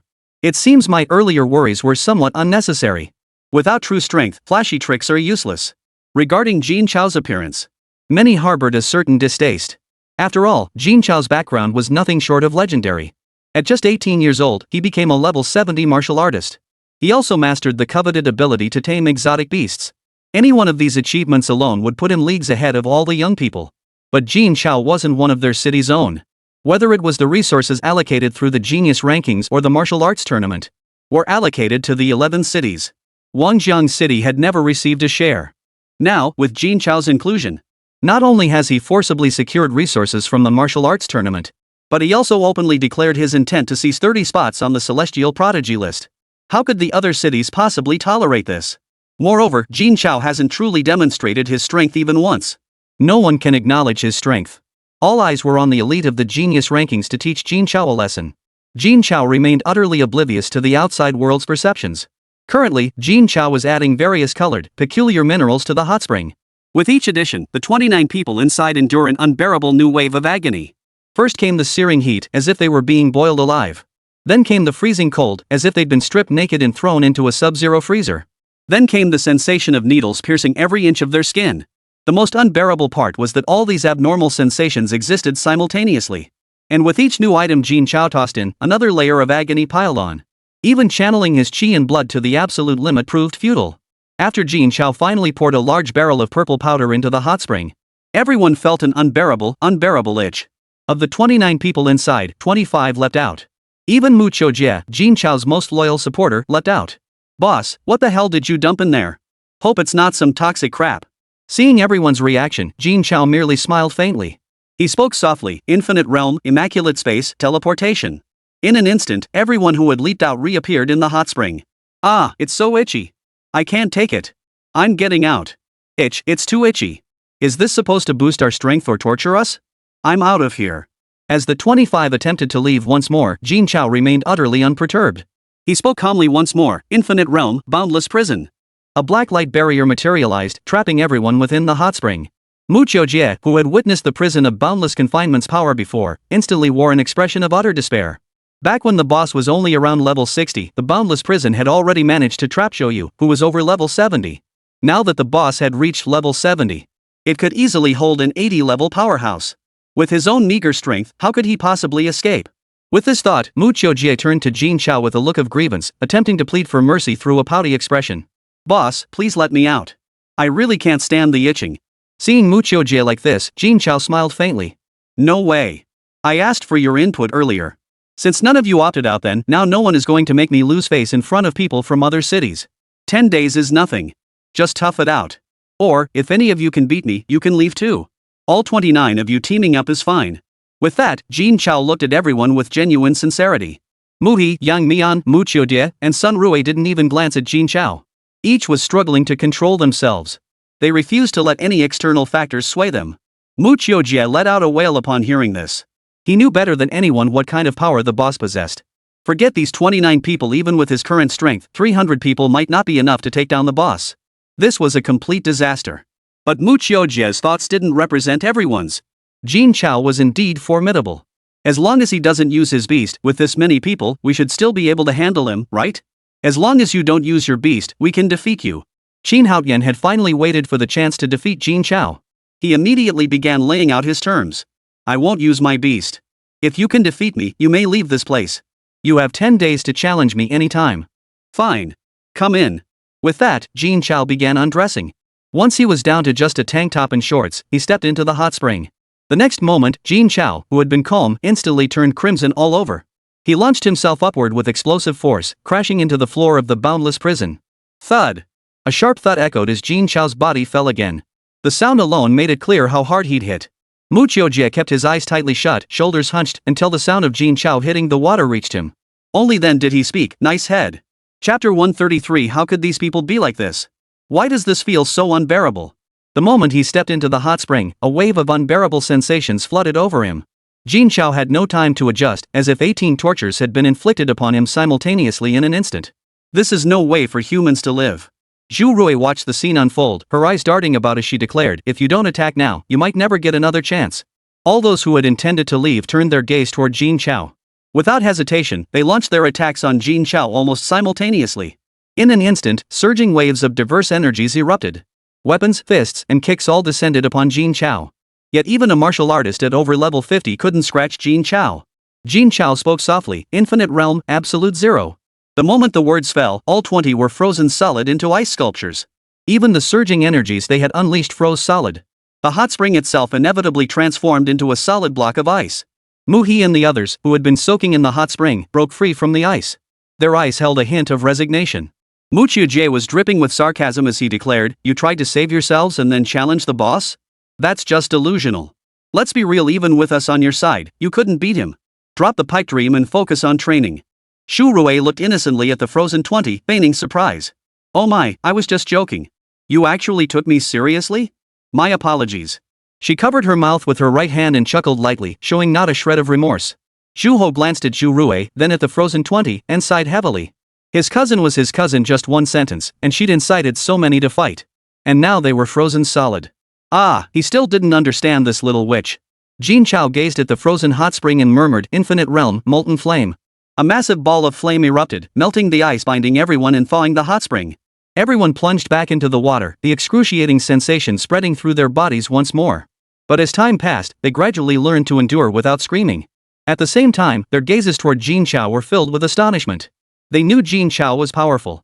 But this seemed almost too powerful. With just one move, he defeated all 20 of them. And it was clear he hadn't even exerted his full strength. Was this truly Jin Chao's full potential? Or is this how all level 70 powerhouses operate? If that's the case, how could he possibly have gained the strength to enter the genius rankings in just 10 short days? Seeing the disappointed expressions on everyone's faces, Jin Chao felt a headache coming on. Had he been too harsh? Perhaps he should tone it down. Otherwise, these fellows' confidence would be shattered. We'll stick to the original rules, but with 2 additions. First, everyone participates in the assault. Second, I'll only use my fists and feet, no other powers. How does that sound? At these words, everyone's eyes lit up. Regardless of the other stipulations, the second rule alone, Jin Chao fighting 29 opponents using only his fists and feet, instantly ignited a glimmer of hope for victory in everyone's eyes. After all, Mu He and his group were all above level 65. Mo Hu himself had reached level 67. Such strength wasn't beyond overcoming. With so many attacking together, victory was certain. Seeing everyone itching to jump in, Jin Chao gave a slight smile. Let's begin. At Jin Chao's words, everyone grew impatient. Even the usually composed Mu felt a surge of excitement. Though he knew he was no match for Jin Chao now, he still wanted to give it a shot. Biocharging. Mu He growled softly, his body instantly swelling to the size of a small mountain. His clothes were torn to shreds, leaving only his specially made shorts. Then, with speed utterly disproportionate to his bulk, Mu charged toward Jin Chao. Seeing Mu He move, the others instinctively unleashed their abilities in unison, converging on Jin Chao. A barrage of diverse supernatural abilities erupted. Yet this tactic, which had always been infallible, proved utterly ineffective against Jin Chao, who was deliberately suppressing his own power. Even without Jin Chao using any abilities, Zhao Wu's curse power couldn't penetrate Jin Chao's defenses. The Mu siblings' time-space abilities were shattered by a single punch from Jin Chao.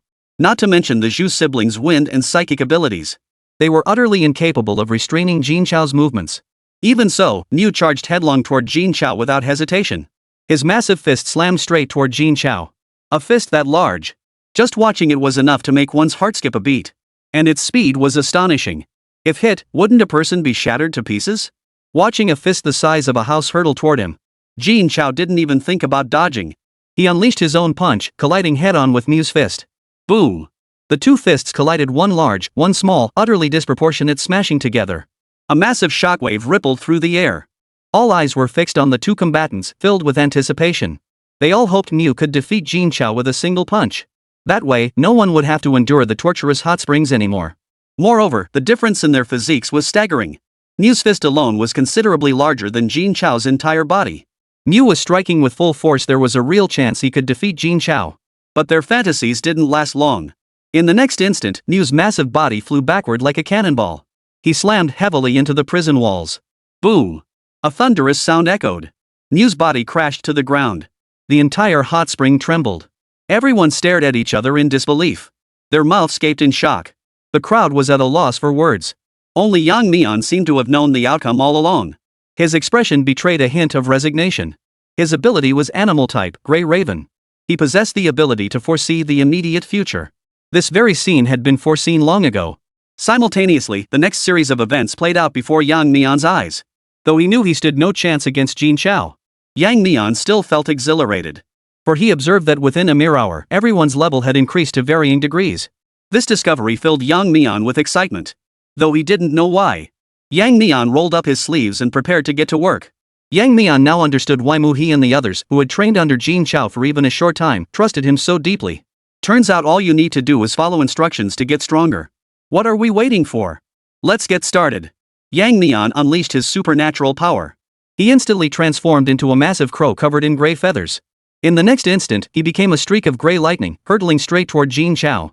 Soon, the two were locked in combat. Though their power levels differed greatly, Yang Mian consistently evaded Jin Chao's attacks. They became locked in a stalemate. The others had no idea what had gotten into Yang Mian. The soldiers in the camp trusted Yang Mian's abilities unconditionally. They all charged at Jin Chao with all their might. Once Mu He recovered, he joined the fray. In an instant, the entire hot spring trembled violently. The screams of agony never ceased. Only Yang Mian managed to hold his ground for a few exchanges. Everyone else was knocked down with a single strike. The people in cameras hiding in the shadows were stunned by the scene. What on earth were these people doing? Did they actually enjoy being beaten up? Chapter 134 Internal Strife. The entire hot spring area was now nearly surrounded by young martial artists from various cities, along with staff members of the martial arts tournament. Witnessing the scene before them, they were utterly stunned. First, they were stunned by Jin Chao's strength. Though the attackers weren't exceptionally powerful. The incident where the 6 Mu He warriors had coordinated their attack, catching the top 11 on the Celestial Pride list completely off guard, was still fresh in everyone's memory. Even if that was due to one individual's overconfidence, the true strength of those 6 could not be overlooked. Moreover, Jin Chao hadn't even used any abilities. He was fighting all 29 opponents solely with his fists, feet, and body movements. He even dominated them. Such prowess was truly formidable. Nearly everyone regarded Jin Chao as a formidable rival in the martial arts tournament. All of them wanted Jin Chao eliminated. And now was the perfect opportunity. Many who wished to act stepped forward. They shouted at the people inside, "With your strength, you can't possibly defeat Jin Chao. Do you need our help?" The voice belonged to Chang Shuo. Chang Shuo had always harbored hostility toward Jin Chao and wouldn't pass up such a golden opportunity. With so many allies now available, he was the first to lose his composure and act.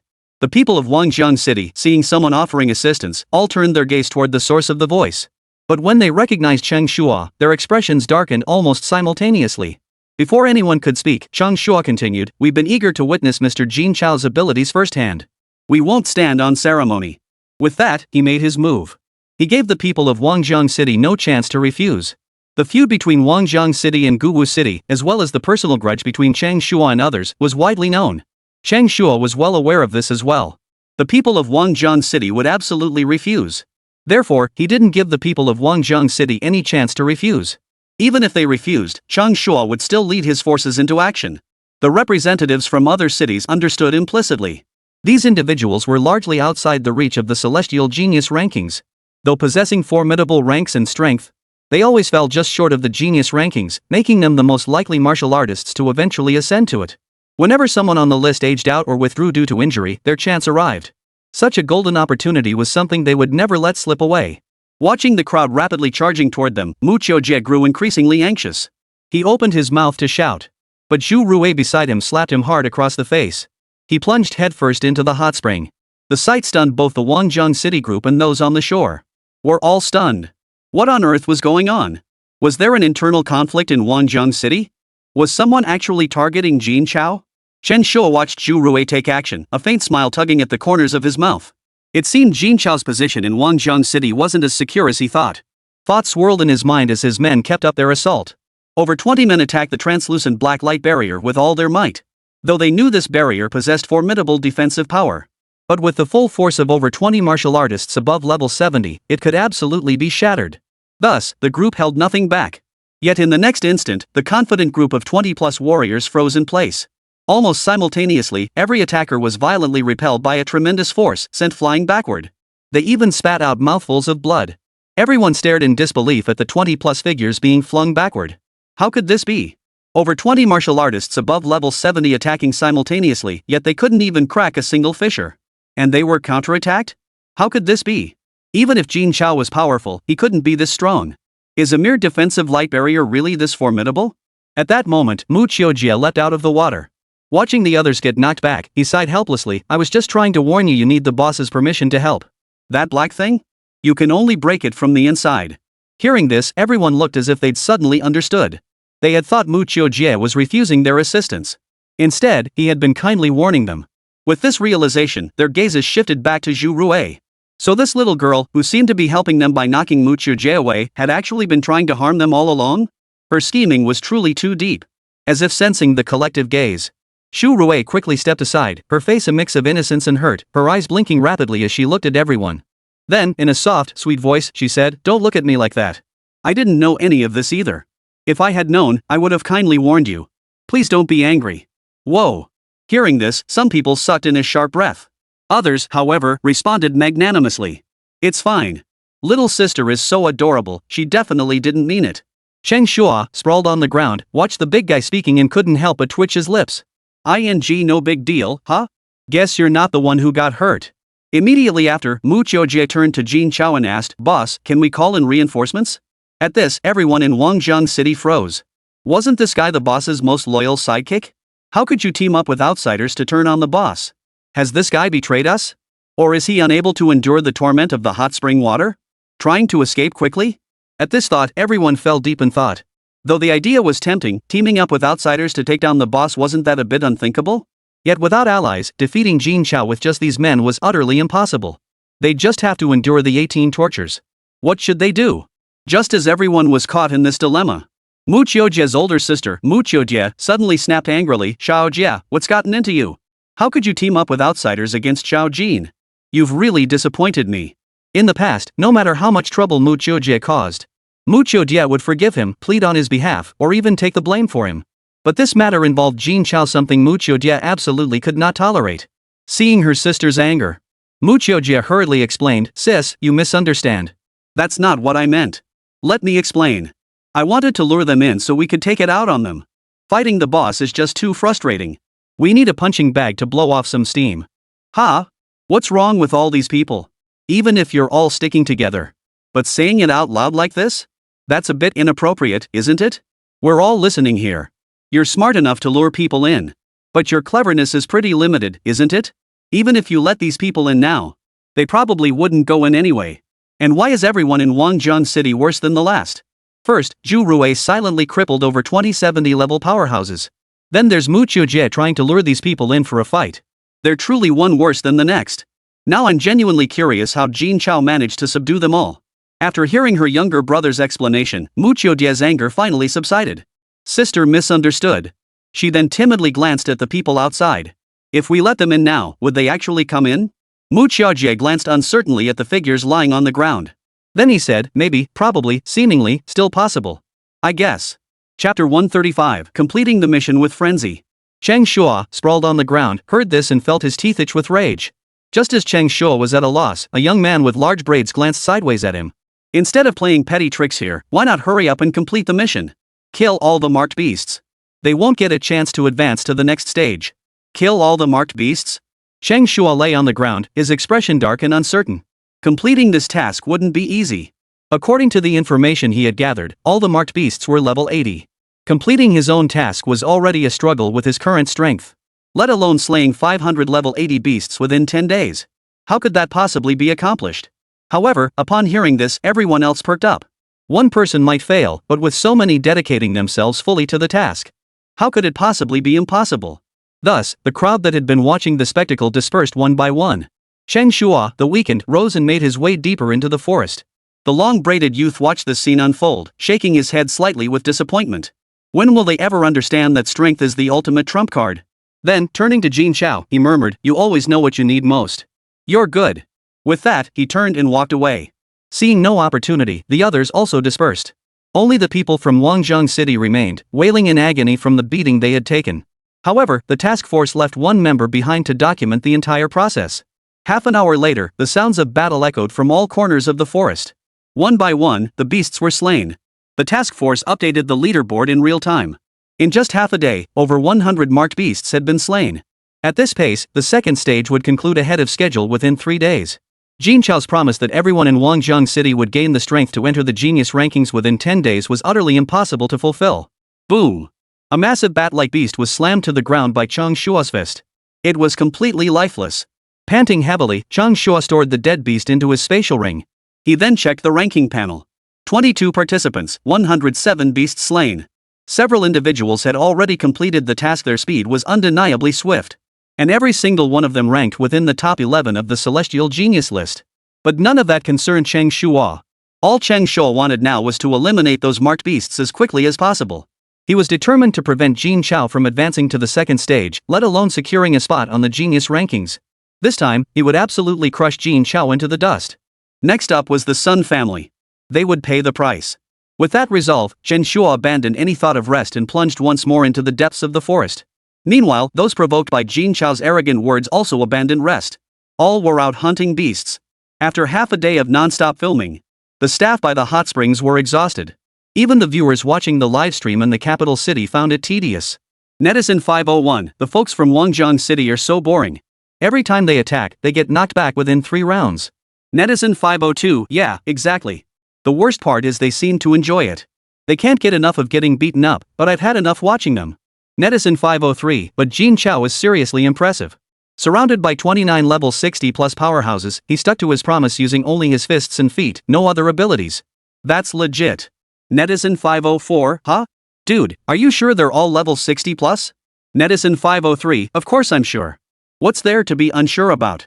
They're all over level 60, and one of them is even level 69. Netizen 504, bro, you can't just make stuff up. Wangjang City sent 30 people this time, only 6 were over level 60, plus 1 at level 70. How could that suddenly become 29 over level 60? Netizen 503, question mark. Netizen 505, question mark. Netizen 506, holy crap, holy crap. It's true. I just checked the roster and levels, most of them really are in the 50s. Netizen 507, so, that guy Jin Chao, saying he'll get everyone in Wangjang City to level 70 in 10 days? He's for real? Netizen 508, I thought he was just bragging, but turns out he's got the skills. Who's got his contact info? I want to join the training. I'm getting to level 72. Netizen 509, no wonder. Last year, the highest level from Wangjang City was still in the 50s, with most around 40. This year, suddenly everyone's in the 50s, plus some in the 60s and 70s. Turns out it's all because of Jin Chao. The netizens' discovery instantly flooded the previously sparsely attended livestream with a massive influx of viewers. The lively discussion began. Leveled up 5 times in half a day. Isn't that a bit too fast? How did they manage it? It's simply impossible. So, many people left comments on the martial arts tournament's official website. They wanted answers. 1,000, 2,000, 10,000, 20,000 comments. The officials could choose to ignore them. After all, they didn't know either. But when tens of millions of comments poured in, no one could pretend not to see them. They had no choice but to issue an official statement on the website. First, regarding the method for rapidly leveling up Wangjang City, only Mr. Jin Chao possesses this knowledge. Second, we too wish to know the method, but it is Mr. Jin Chao's private property, and no one can interfere. Third, should the task force obtain the method, it will be shared with the public without reservation. Fourth, should Mr. Jin Chao choose to contribute his methods, the task force will ensure he is fairly compensated. 5. It is understood that Mr. Jin Chao has already shared some rapid leveling methods within Wangjang City. We hope Mr. Jin Chao will understand the hardships and dangers faced by other cities in defending against the monstrous beasts.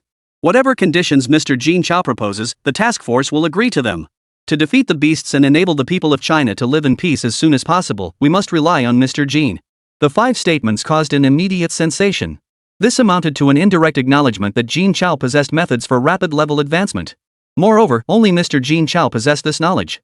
Simultaneously, the 5 statements carried an underlying tone of coercion, almost like a forced ultimatum. It implied that if Jin Chao refused to disclose the method, he would be regarded as a traitor disregarding the safety of all Chinese citizens. It appeared the task force was willing to disregard everything else to obtain this method. But they had no choice. After all, a method capable of so easily elevating martial artists' ranks. Capable of dramatically boosting a faction's strength in a short time. Who knows how many factions have already set their sights on Jin Chao? The official faction, though representing the state. They held no significant advantage over these factions. In fact, the terms they offer might even be less favorable than those offered by these factions. Online discussions were buzzing with speculation. But Jin Chao and the people of Wangjiang City remained completely unaware. They kept charging forward, getting beaten, not flying, repeating the cycle. Just as Mu Qiujie grimaced, wiped water from his face, and charged toward Jin Chao. Jin Chao's slightly weary voice rang out. Stop. Let's call it a day. Everyone go back, familiarize yourselves with your enhanced abilities, and rest. At his words, the entire group let out a collective groan. They collapsed directly into the hot spring waters, utterly spent. Chapter 136, The Ability to Tame Monsters. Jin Chao carefully sensed the changes in their power levels. Everyone had reached level 60. Mu Qiujie and Mu Qiujie, the siblings, had risen to level 68. Mu He reached level 69. Yang Nian was now level 65. Xu Rui and Xu Ho were both at level 67. Zhao Wu reached level 69. Jin Chao nodded with great satisfaction. His own strength had broken through to level 72. He had become a true martial king level powerhouse. Moreover, he now possessed the ability to transform others into beast tamers. This day had finally arrived. He wanted these people to gain the strength to climb the genius rankings in a short time. Merely enhancing their speed, attack, defense, and all other aspects through leveling up was utterly insufficient. Though he could grant them access to exotic beasts, it only aids them in combat. As for achieving deeper enhancements to their own combat prowess, that was entirely beyond my reach. But if they could possess their own beasts and learn to fuse with them, their strength will increase exponentially. They wouldn't just surpass 10 combat tiers. At the very least, they could surpass 5 tiers. With further leveling up, they would absolutely possess the strength to enter the genius rankings. However, granting people the ability to tame beasts is no small matter. Moreover, most of these individuals are strangers to me. If I were to grant them such power, what if they end up stabbing me in the back? At this thought, Jin Chao couldn't help but frown. After deep contemplation, he finally asked the system, can the taming abilities I grant be revoked? System, yes, any taming ability granted by the host can be unconditionally revoked. Hearing the system's response, Jin Chao finally breathed a sigh of relief. He then addressed the group who were resting. Everyone, listen up for a moment. Everyone turned toward Jin Chao's voice. Some were puzzled. Was the boss still dissatisfied with today's progress? Though he couldn't compare to the boss, advancing several levels in half a day. And that was at the 50+ level. If even this wasn't enough, then there really was nothing else to be done. Today's training is concluded. I'm quite satisfied with everyone's progress. However, tomorrow's training will change. Completing the task will grant you the ability to tame exotic beasts. The deadline remains the day before the second stage of the martial arts tournament concludes. Jin Chao paused, his gaze sweeping over the eager faces before him. He continued, starting tomorrow, I won't hold back. Your goal is to injure me whether through teamwork or solo efforts, it counts. To ensure fairness, even those who pass and gain the taming ability may assist others in passing. Furthermore, I will gift one exotic beast to every individual who successfully completes the challenge. Work hard, everyone. With that, Jin Chao retired for the night. What followed was entirely predictable. The ability to tame exotic beasts was enough to drive these people mad. After all, these individuals had witnessed their own transformation step by step into what they were today. The exotic beasts had played an indispensable role in this. Equally, they understood how taming these creatures could enhance their own strength. Everyone was panting heavily, and Mu Qiujie, in particular, was suddenly pumped up like he'd been injected with adrenaline. His earlier exhaustion vanished instantly. Boss, I can't wait any longer. Time River, halt. Mu Qiujie channeled his power to its fullest, enveloping the entire hot spring within his grasp. The immense power of his time manipulating ability pulled everyone into the river of time, immobilizing them. Even Mu He couldn't break free immediately.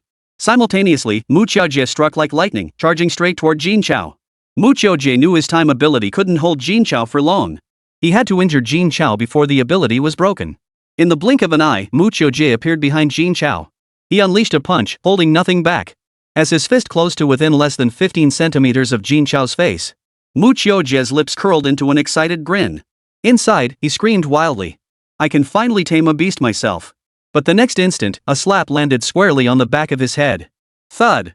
Mu Qiujie's face made intimate contact with the bottom of the hot spring. Everyone stared in astonishment at the scene. The boss was simply too formidable.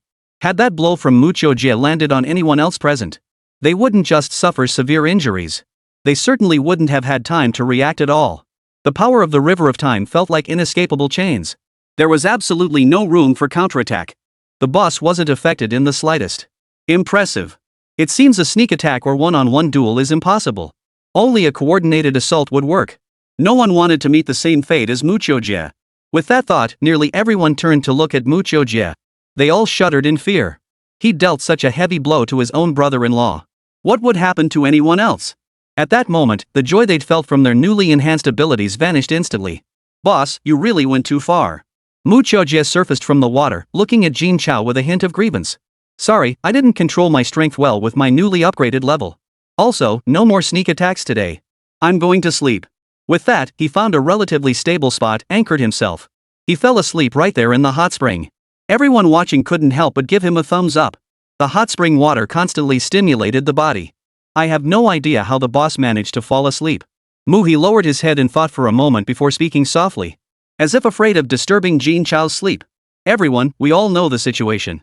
To injure the boss, we need to work together. Does anyone have any good ideas? Yang Mian remained in his raven form, not yet reverting. Because only in this form could he significantly extend the anticipated time frame. I see countless possibilities, but only one holds the greatest chance of success. At this point, Yang Mian cast an odd look at Jin Chao. Which path? Speak up, speak up. Mu Qiujie urged impatiently. Yang Mian took a deep breath and said, I see that battle being completed under the command of Mr. Mu. Therefore, everything hinges on what Mr. Mu intends to do. As he spoke, all eyes turned to Mu. Those who coveted the command, even if reluctant, dared not risk voicing dissent. After all, this was the moment closest to everyone's dreams. If anything went wrong, they couldn't bear the responsibility. Mui noticed the unusual expression on Yang Mian's face and couldn't help but frown. He seemed to realize something. Finally, he sighed and said, very well. Please write down all your abilities. I will compile them tonight and formulate the optimal plan. After He finished speaking, everyone began detailing their abilities. Meanwhile, this segment of the livestream had also exploded online. The ability to tame beasts can actually be replicated? Chapter 137, just a little bit is your limit. The moment this explosive news hit the internet, it immediately sparked heated discussions. While supernatural abilities aren't unique, but until now, no one had ever heard of a second person capable of taming exotic beasts. Even in Wangjiang City, where people can lease and trade beasts, they must first be tamed by Jin Chao. Moreover, these beasts obeyed Jin Chao. Now that Jin Chao suddenly announced he could replicate his beast taming ability in others, even those in Wangjiang City participating in the competition or conducting business were utterly astonished. Were it not for the lack of communication between cities, this news would have already spread back to Wangjiang City. Similarly, the factions eager to see Jin Chao rapidly increase his strength had also received word. The major factions, already impatient, could not wait a single second longer. All personally set out, rushing toward the region where Jin Chao was located. At the same time, these factions were immensely relieved that this news had spread from the capital. Otherwise, they would have had no chance to learn of it, let alone reap any benefits. At that moment, the livestream dedicated to Jin Chao exploded with activity. Millions were online simultaneously. All were discussing the matter. Though they hadn't witnessed Jin Chao unleashing his full power with the aid of the beast, his feat in the first round of the martial arts tournament defeating nearly every competitor with 800 beasts had made people realize the power of taming beasts. Everyone was scrambling to find ways to acquire beast taming abilities. Netizen 601, Master Jin Chao, name any condition you desire to grant me the power to tame beasts. I shall fulfill it without question. Netizen 602, what are you thinking? Do you think you can afford the price for that power? Netizen 601, money? I've got stacks of it. 100 million? Make it 200. 200 not enough? 300. I'll be damned if I don't get it. Netizen 603, what a joke. 2 or 300 million? As if that could buy the power to tame beasts from the almighty Jin Chao? Ridiculous.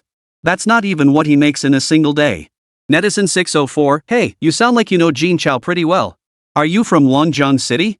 Netizen 603, of course I am. Netizen 605, then hurry up and tell us about the legendary deeds of the great Jin Chao. We all want to hear them. Netizen 603, you want to hear it? Alright, I'll tell you. Netizen 603, Master Jin Chao's legendary feats are too numerous to recount in a single day. I'll just pick a few of the most remarkable ones. Netizen 603, first up is the speed at which Master Jin Chao levels up. He became a martial artist right after turning 18, and in less than 2 months, he hit level 70. That kind of progression is absolutely unprecedented. Netizen 606, what the hell? You're saying Jin Chao hit level 70 in under 2 months? By your logic, he was gaining more than a level a day? Gaining more than 1 level per day? That pace would be astonishing even at lower levels. And that's even more unbelievable after hitting the 50s or 60s. That's just mind-boggling. While we don't know how other cities compare, but in the capital, no one could achieve that. Forget reaching level 70 in 2 months. Even reaching level 10 in 2 months would be impressive. If Jin Chao claims he has no special methods, no one would believe him. Netizen 603, what's so special about that? Jin Chao even shared some of his training methods. Now all martial artists in Wanzhong City are using them. Low-level players can easily gain 2 or 3 levels a day, and it's a straight path to level 50. Netizen 607, so jealous. Is it too late to transfer to Wanzhong City now? Netizen 608, already packing my bags. After this martial arts tournament ends, I'll spend every last penny to get to Wanzhong City. From now on, I'm a Wanzhong City man in life and a Wanzhong City ghost in death. Netizen 609, Master Jin Chao contributed something so precious the military must have paid him a fortune. No wonder he turned down 200 or 300 million. Netizen 610, perks? Seems like he didn't get much in return. Money? Forget about it. Whatever the military could offer probably doesn't even match what Jin Chao earns in a week. Netizen 611, you're from Wanzhong City too? Tell us more. Netizen 610, of course I'm from Wanzhong City. Master Jin Chao set a record here of earning billions in just 7 days. 200 or 300 million? He really wouldn't even look at that. Netizen 610, as for contributions? The military's perk seems to be a huge plot of land downtown, plus naming the city statue after the great Jin Chao. That's about it. Designating the city statue in the likeness of Jin Chao. And they gave him a huge plot of land in the city center? That's an honor money can't buy. The military in Wanzhong City sure is generous. But aside from that, it seems there's little else they can offer. After all, raking in billions in just 7 days with that terrifying earning power, they're never short on cash. Netizen 612, is there more? Is there more? Hurry up and tell us. Netizen 610, of course there's more. When Jin Chao was just over level 50, he single-handedly wiped out Wanzhong City's black and white boundless faction. All those powerhouses in their 60s and 70s couldn't stand a chance. Level 50-something wiping out the black and white interval? Is that even possible? But with Jin Chao, it's not impossible. After all, when swarmed by a horde of beasts, even a level 70 powerhouse couldn't guarantee their safety. Jin Chao is just too strong. Netizen 613, are you sure? Do you think the black and white interval will just let this slide? Netizen 614, this must be fake. The black-white boundless always settle scores. If the capital headquarters finds out, they'll wipe out the god-tier Jin Chao. Netizen 610, it's true. Plus, the new black and white boundless members didn't intervene, they probably know they can't touch him. Ha ha ha. Netizen 615, you're laughing too loudly. Aren't you afraid the black and white boundless will come after you? News like this sent shockwaves through the entire community. The might of black and white boundless is known throughout all of China. They rank among the most formidable forces in all of China. Not only do they have branches in every city, but they were also the top players in every city. Yet when an entire city branch was wiped out, Black and White Realm didn't retaliate. This is simply not the Black and White interval style. There's only one explanation: the newcomers lack the strength to exact vengeance. Those capable of humiliating Black and White are not non-existent. But they are few and far between. And they all have powerful factions backing them. Jin Chao stands alone as the first individual to single-handedly force Black and White boundary into submission, deterring them from retaliation. The heated online discussions continued. Jin Chao, however, slept soundly, utterly indifferent to how events unfolded. But those who coveted the two items had already rushed to Jin Chao's doorstep. Whoosh, whoosh, whoosh. The whistling sounds of breaking through the air echoed continuously. Several figures appeared almost simultaneously above the hot spring. They hovered in midair without any tools or supernatural abilities. All who witnessed this scene fell silent. Chapter 138, clearly priced. Flying without any abilities, only martial emperors above level 91 could achieve that. So many martial emperors appearing at once? That's just too mind-blowing. Martial emperors represented the pinnacle of power in all of Huaxia. Each one possessed power capable of dominating the heavens. They either guard the 11 major cities, or secluded within their respective factions. It's rare for them to gather together. Much less do dozens appear at once. Moreover, the vast majority were peak-tier powerhouses from the supreme rankings. Who would have thought Jin Chao could gather so many of the elite? It seems they are determined to obtain two things from Jin Chao at all costs. Both the livestream and online forums were already erupting with chaos. The gathering of so many martial emperor-level experts was enough to stir excitement in anyone. Yet Jin Chao remained fast asleep, his eyes tightly shut. Even the people of Wangjiang City showed no signs of excitement. Mu Qiujie bluntly demanded, "What do you think you're doing? Is this whole crowd here to snatch our boss away?" Hearing Mu Qiujie's words, the expressions of the group of martial emperor-level experts darkened considerably. Since breaking through to martial emperor, no one had ever dared speak to them like this. If they hadn't come to discuss cooperation today, they would have thoroughly taught this brat a lesson. A gaunt, hunchbacked bald elder snorted coldly, "Who raised this brat?" Showing no respect for elders, utterly lacking in manners. Mu Qiujie showed not a trace of fear. Though aware the man was a martial emperor, he still wore an expression of utter contempt. "Elder? What makes you my elder? Do I even know you? My Mu family has never heard of anyone like you." "The Mu family?" Hearing this, the old man's brows knitted tightly together. He then turned to a man behind him sporting a full beard and a physique as sturdy as a chest. The bearded man stepped forward and looked at Mu Qiujie. "The Mu family has never heard of anyone named Mu Qiujie. And how could anyone from the Mu family associate with people from Wangjiang City?" Mu Qiujie sneered at this remark. "There's more than one Mu family in all of China. And mine is the Mu with the 3-water radical and the tree radical, not some other Mu family." The man with the bushy beard burst into laughter upon hearing this. "Youngster, you're clearly unaware. Though China's population is vast and surnames numerous, the Mu family is exclusive to the capital. I've never heard of another Mu family in Wangjiang City." "Poof. What? Only your Mu family gets to bear that name? Don't expect us to share it with just anyone. We're not related." Mu Qiujie showed not the slightest bit of deference, despite the man's power and status. His rebellious nature was plain for all to see. "Youngster, you should know who you're talking to. If I don't teach you a lesson today, the Mu family's reputation will be trampled underfoot." The man with the bushy beard spoke, then turned his right palm downward.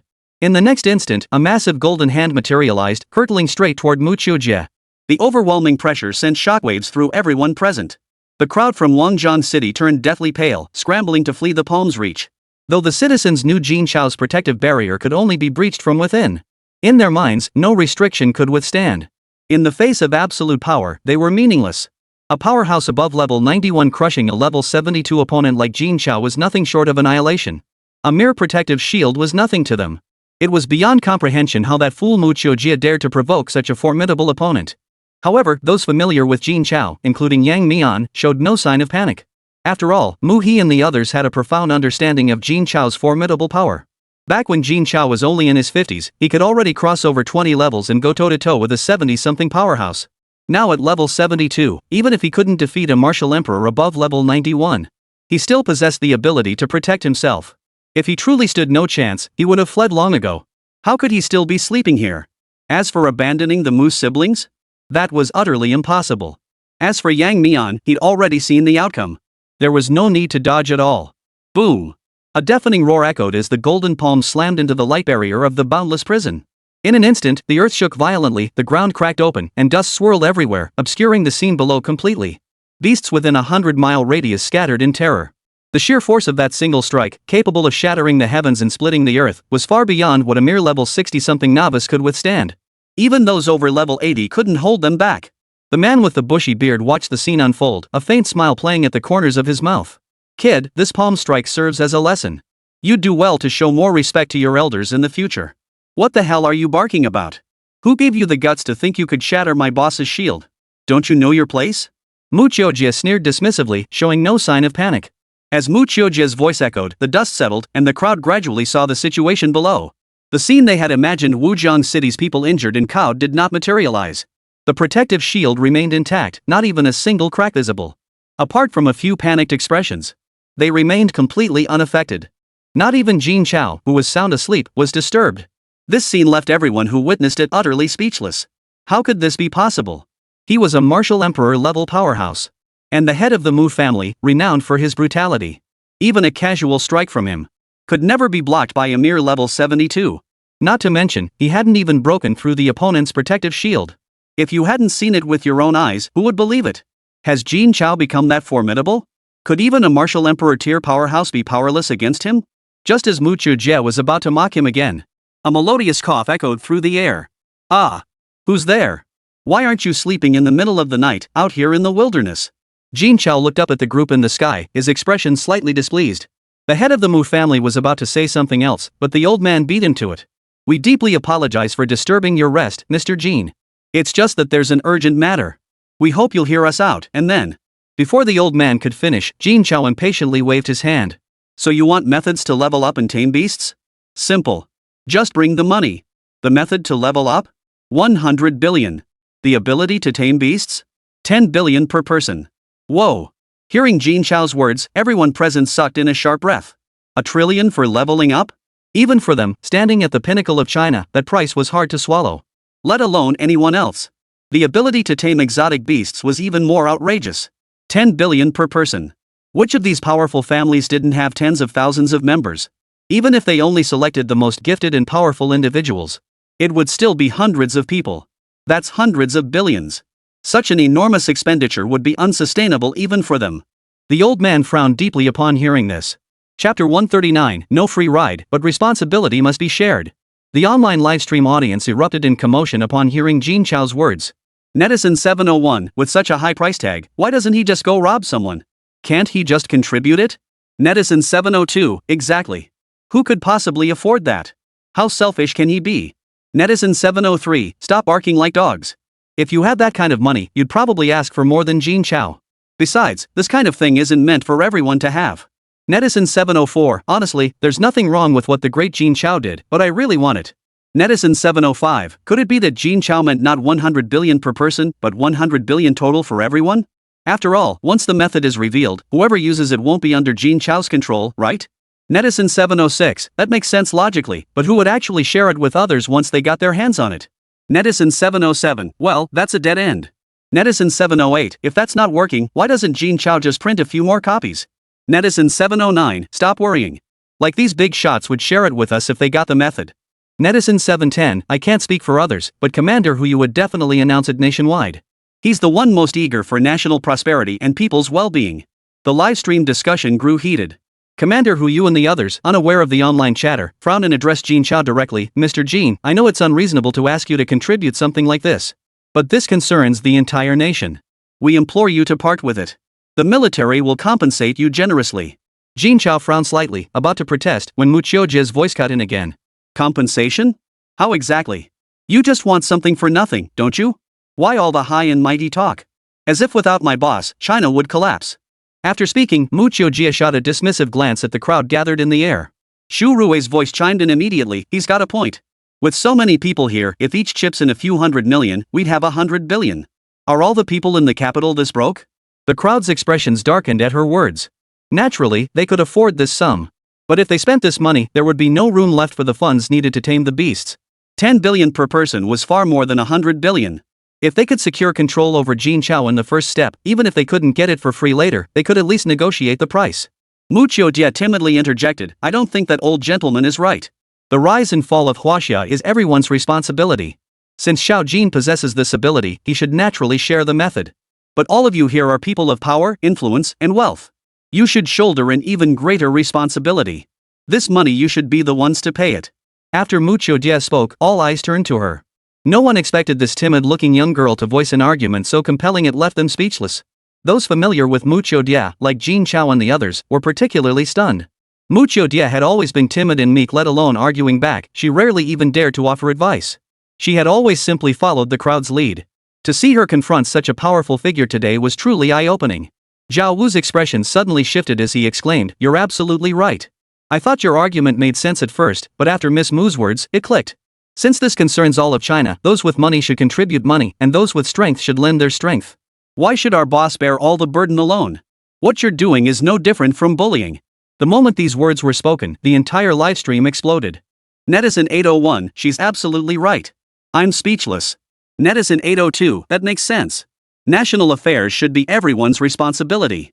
Why should all the burden fall on Jin Chao? Isn't that moral blackmail? Netizen 803, 666. So we get none of the perks but share all the burdens? Good for you, girl. I'm with you. The live chat sentiment shifted instantly. Those who had been arguing back and forth suddenly united in support of Mu Chiodie. Upon learning the girl was also a member of the Mu family, everyone in the air turned their gaze toward the Mu family head. Mu Hong, the head of the Mu family, flushed crimson. He had no recollection whatsoever of the Mu family from Wangjiang City. Just then, the martial artist's badge chimed. The family head hurriedly picked it up and activated it. The investigation into the Mu family of Wangjiang City had yielded results. Only after reading it did the head of the Mu family finally understand. It turned out that the Wangjiang City Mu family had split off from the Mu family in the capital decades ago. Rumor had it the split had been highly contentious, prompting the then head of the family, the current head's grandfather, to impose a strict gag order on the entire branch. No one was permitted to mention the matter again, nor acknowledge the existence of the Wangjiang City branch. Upon reading this, Mu Hong, the head of the Mu family, let out a smug smile. So they were expelled by the Mu family. No wonder I'd never heard of them. Now he's making such a scene in front of me, clearly trying to grab my attention, hoping to worm his way back into the Mu family. Seems their life in Wangjiang City isn't going well either. But returning to the Mu family won't be so easy. Your grandfather's name is Mu Li, right? Mu Hong sneered at the Mu siblings. The Mu siblings exchanged puzzled glances upon hearing this. How did this guy know? Seeing their expressions, Mu Hong grew even more certain. Back then, your grandfather betrayed the Mu family and was expelled. I never imagined he settled in Wangjiang City. Life must have been tough for him. If you can persuade Jin Chao to hand over the method for rapid advancement and get him to replicate the ability to tame beasts for everyone in the Mu family, I'll allow you to return to the Mu family. What do you say? Those watching from above had long noticed the deep connection between the Mu siblings and Jin Chao. Otherwise, they wouldn't have dared to defy them. Mu Chiodie, in particular, had been charging into the fray, confronting anyone in his path. Who would have thought they were actually members of the Mu family? And exiled ones at that. For a moment, everyone seemed to be watching the spectacle unfold. Given their close ties, making sacrifices to help the Mu family return to the capital was inevitable. As long as the Mu family obtained these two things, all the factions in the capital would benefit. And the cost would be far less. Upon hearing this, many in Wangjiang City who weren't acquainted with the Mu siblings turned their gaze toward them. Their eyes brimmed with skepticism. So eager to jump in, turns out they just want to use the boss to help them return to the Mu family in the capital. Human hearts are truly inscrutable. The boss has been so kind to them, yet they still take advantage of him. It was truly heartbreaking for the boss. Moreover, the Mu family saved the boss's family's lives.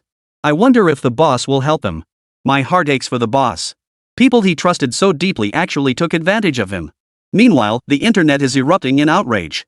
Everyone is uniformly condemning the Mu siblings. They're deemed unworthy to be by the great Jin Chao's side. Chapter 140, I have my leader. Upon hearing this, Mu He and the others merely sneered in contempt. Mu Chiodie retorted bluntly, return to the Mu family?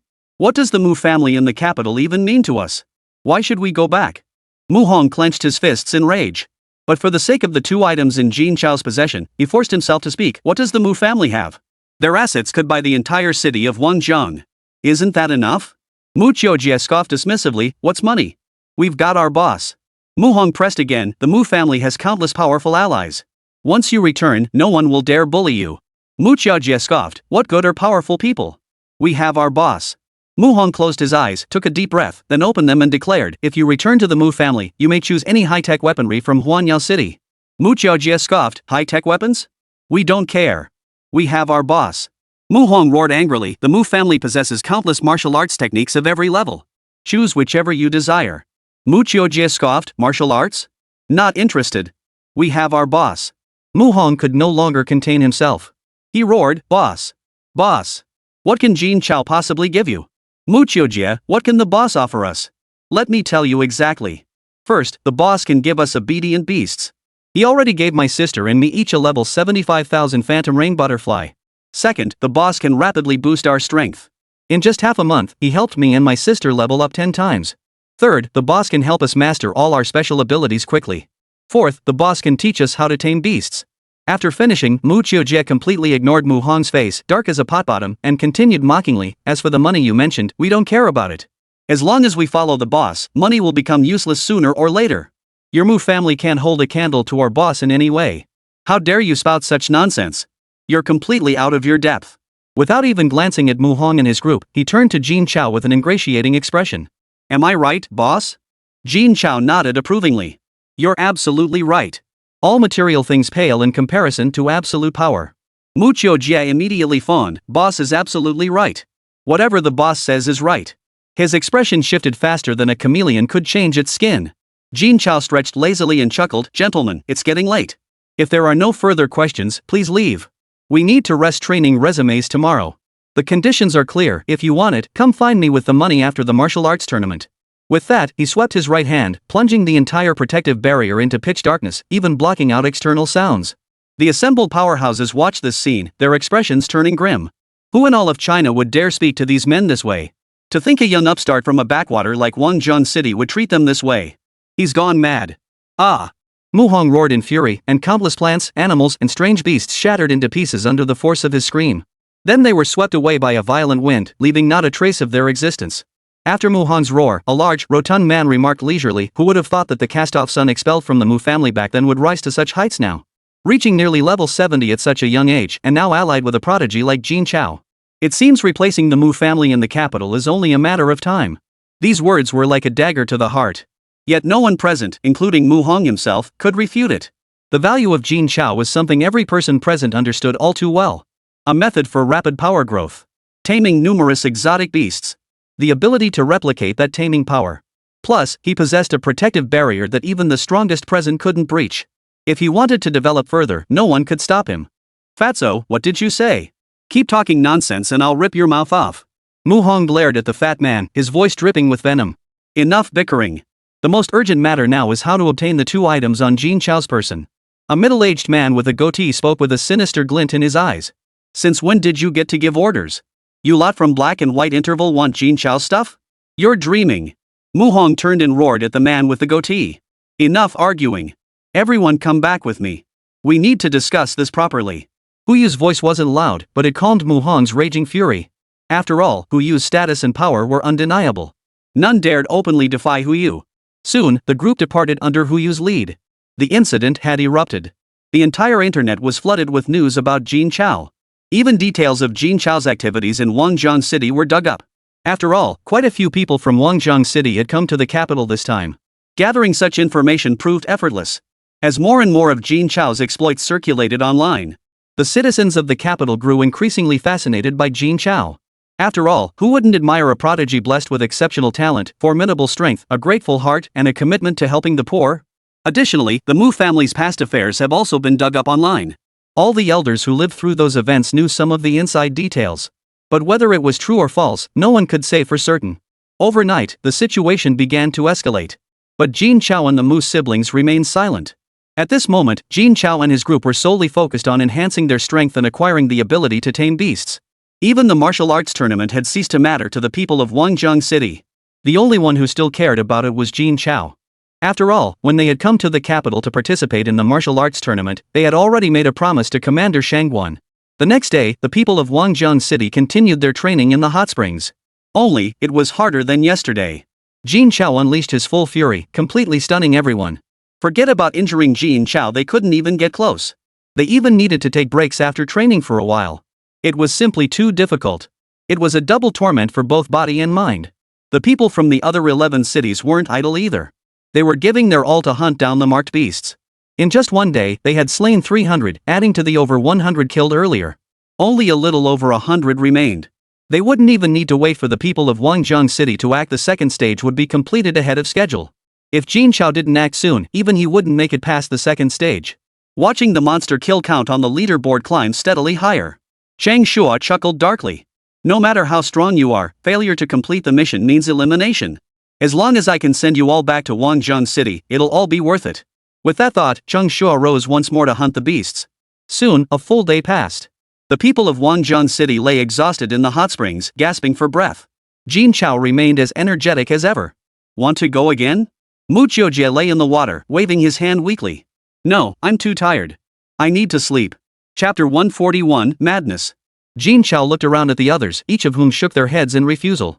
After a full day, let alone attacking at full strength, just enduring a day of beatings had left them utterly exhausted. Who had any strength left? Jin Chao surveyed the group, gaining an overall understanding of their progress today. Out of 30 people, 23 had reached level 65, 6 had reached level 71, and he himself had reached level 74. Not bad. It wouldn't take many more days before everyone reached level 75.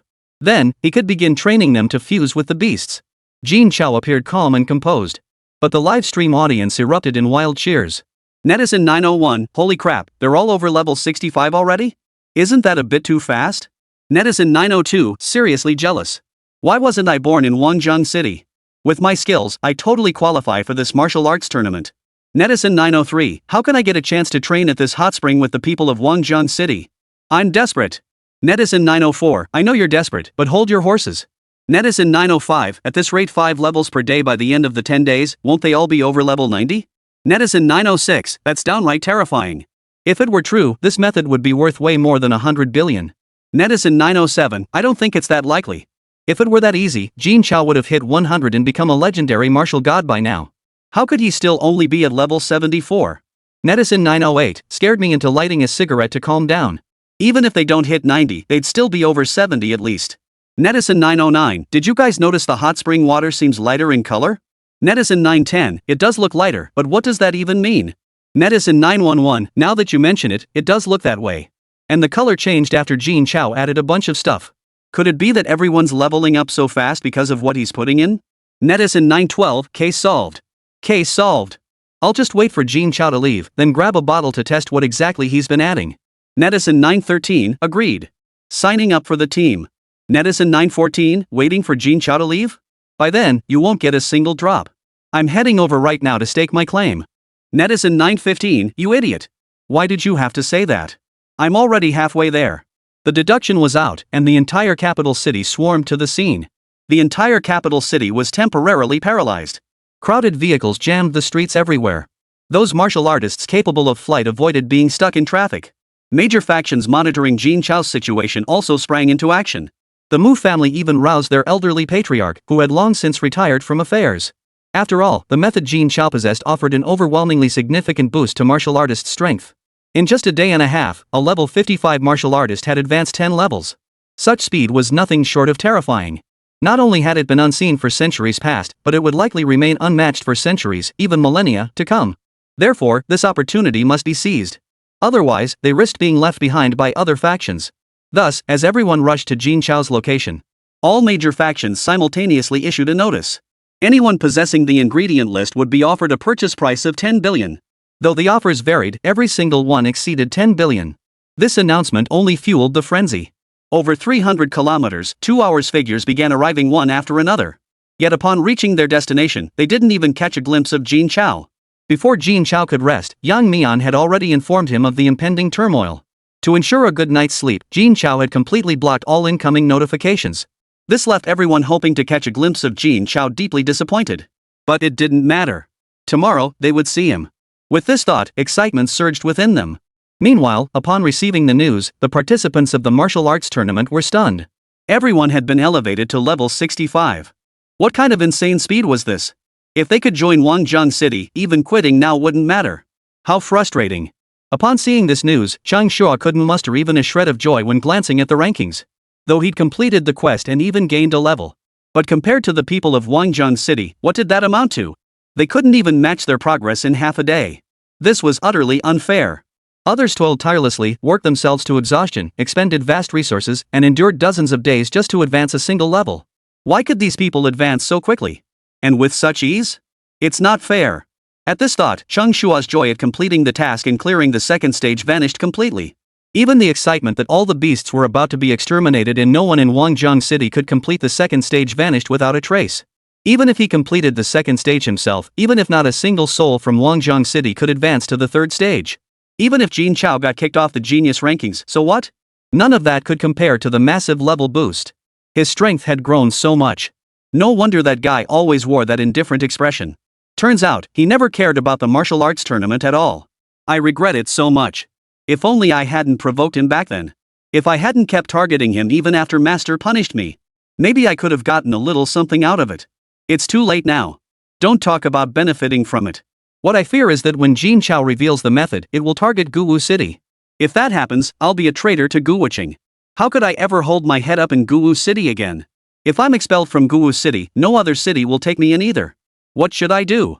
At this thought, Chang Shua was suddenly overcome by panic. Without the protection of a city, no matter how powerful a martial artist might be, they couldn't survive indefinitely in the wilderness. Without access to resources, improving one's strength would be impossible. The night passed swiftly. By now, millions had gathered at the perimeter. The area was completely sealed off. Even the beasts within a 100-mile radius had been completely cleared away. As the sun rose, Jin Chao removed the protective black barrier. The moment the people of Wangjiang City witnessed the scene, they froze in place. What on earth was going on? How could there be so many people? Was the boss's offer still too low, making them all think they had a chance to? Before anyone could react, a tsunami of cheers erupted suddenly. Those in the center of Wangjiang City all covered their ears tightly. But the sound still pierced through their palms. It was almost unbearable. Jin Chao instantly blocked out all external sounds. Only then were their ears spared. Mu Qiujie shook his slightly dazed head. He mumbled dazedly, "I thought my ears were going to explode. These people are insane." Zhu Rui pouted, her voice brimming with displeasure. "This crowd is so annoying. Once this is over, we'll make them pay." Seeing his cousin like this, Zhu Ho hid behind Jin Chao with a terrified look. As if Zhu Rui were some kind of man-eating monster. Chapter 142, Ambush. Jin Chao felt utterly helpless, but the training must go on. Thus, the people of Wangjiang City continued their training in front of millions. Utterly unfazed. For 3 consecutive days, the strength of the Wangjiang City group soared. Every single one reached level 75 or higher. Mu Hei and the others even reached level 77. As for Jin Chao, he directly reached level 80. On that very day, the strangely colored hot spring water also turned clear. Noticing this change, the people of Wangjiang City knew that their training was about to conclude. Thus, they all gave their all in the final assault. Every ability was unleashed, blood and energy flying everywhere. Though the hot spring water had cleared, the entire protective barrier was filled with a kaleidoscope of colors.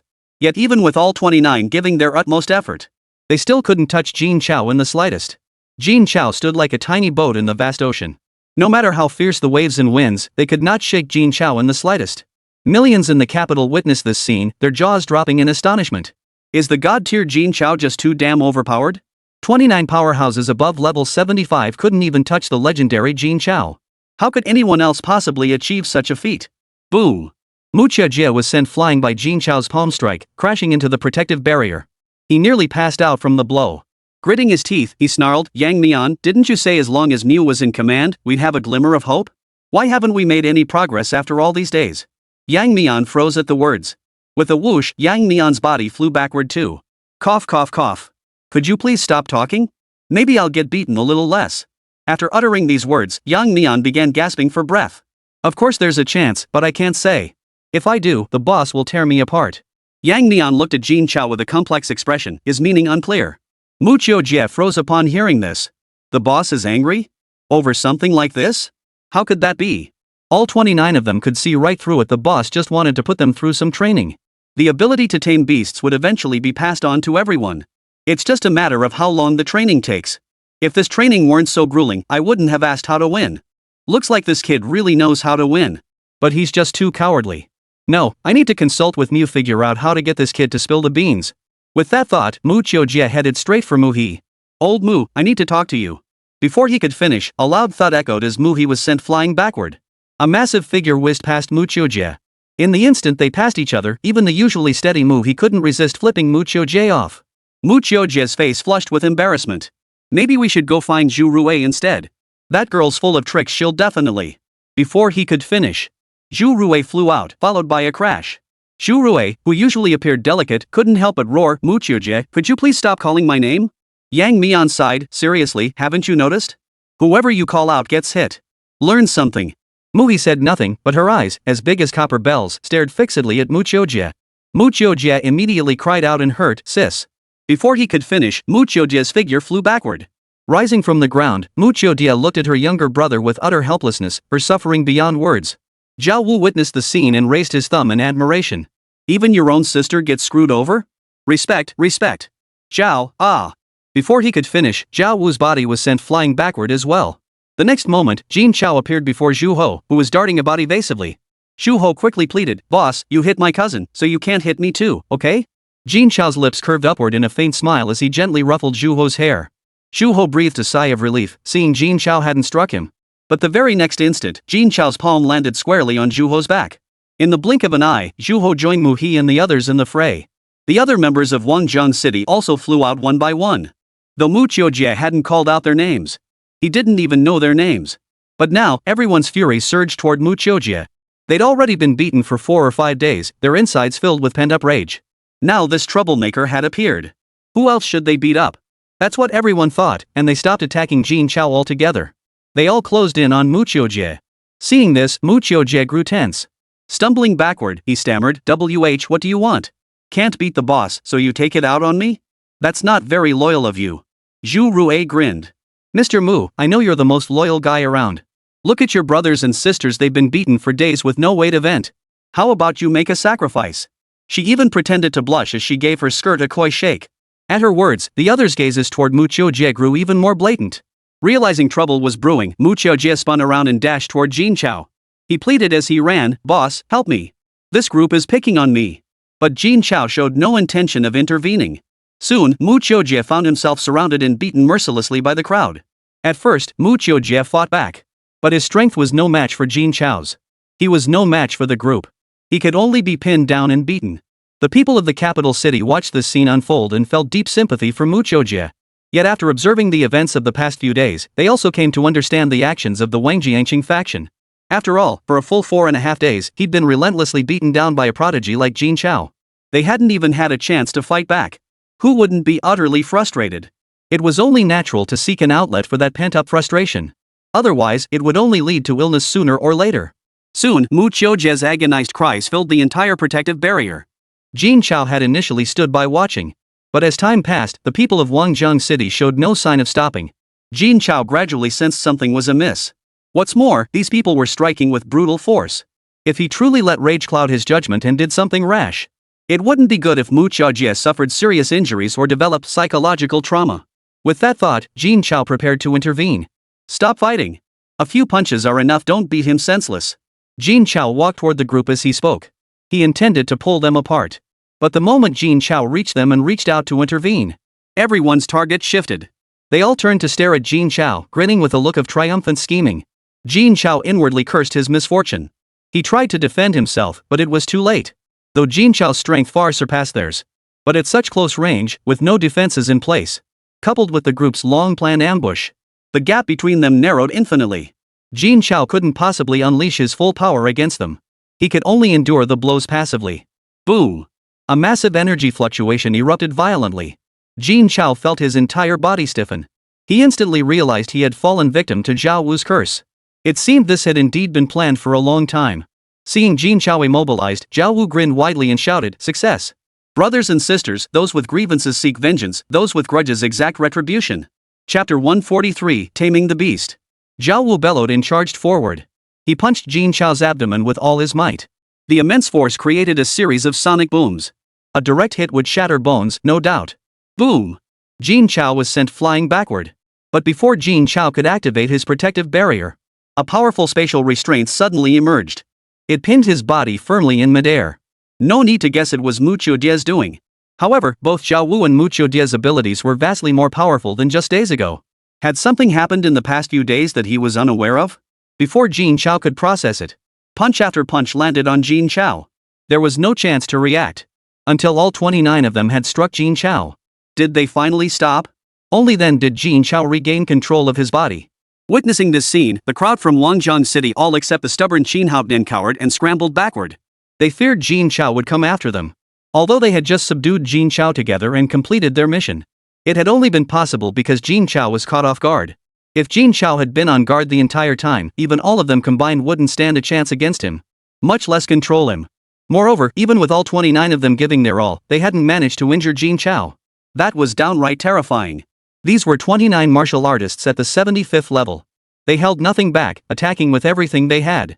Even an 85th level martial artist would have sustained injuries. Yet Jin Chao emerged unscathed. That level of power is downright terrifying. Zhao Wu watched Jin Chao steadily closing in, his voice tinged with lingering fear. "Boss, you shouldn't get so worked up. You said we could use any means necessary. It's your own carelessness, don't blame us." Muqiujie glanced nervously at Jin Chao as he pleaded, "Boss, don't get mad. It's not worth getting upset over something like this. Really, it's not." He waved his hands as he spoke. Zhu Rue wore a look of utter grievance, as if she might burst into tears at any moment. Her voice even carried a hint of tears. "Boss, they forced me. Otherwise, I would have told you long ago. I was coerced into it. If you're going to blame someone, blame me. I shouldn't have kept it from you." At this, everyone stared at Zhu Rui in utter disbelief. Does this guy even blush when he lies? How could he just spout nonsense like that? Now Mu Qiujie and Zhao Wu were completely panicked.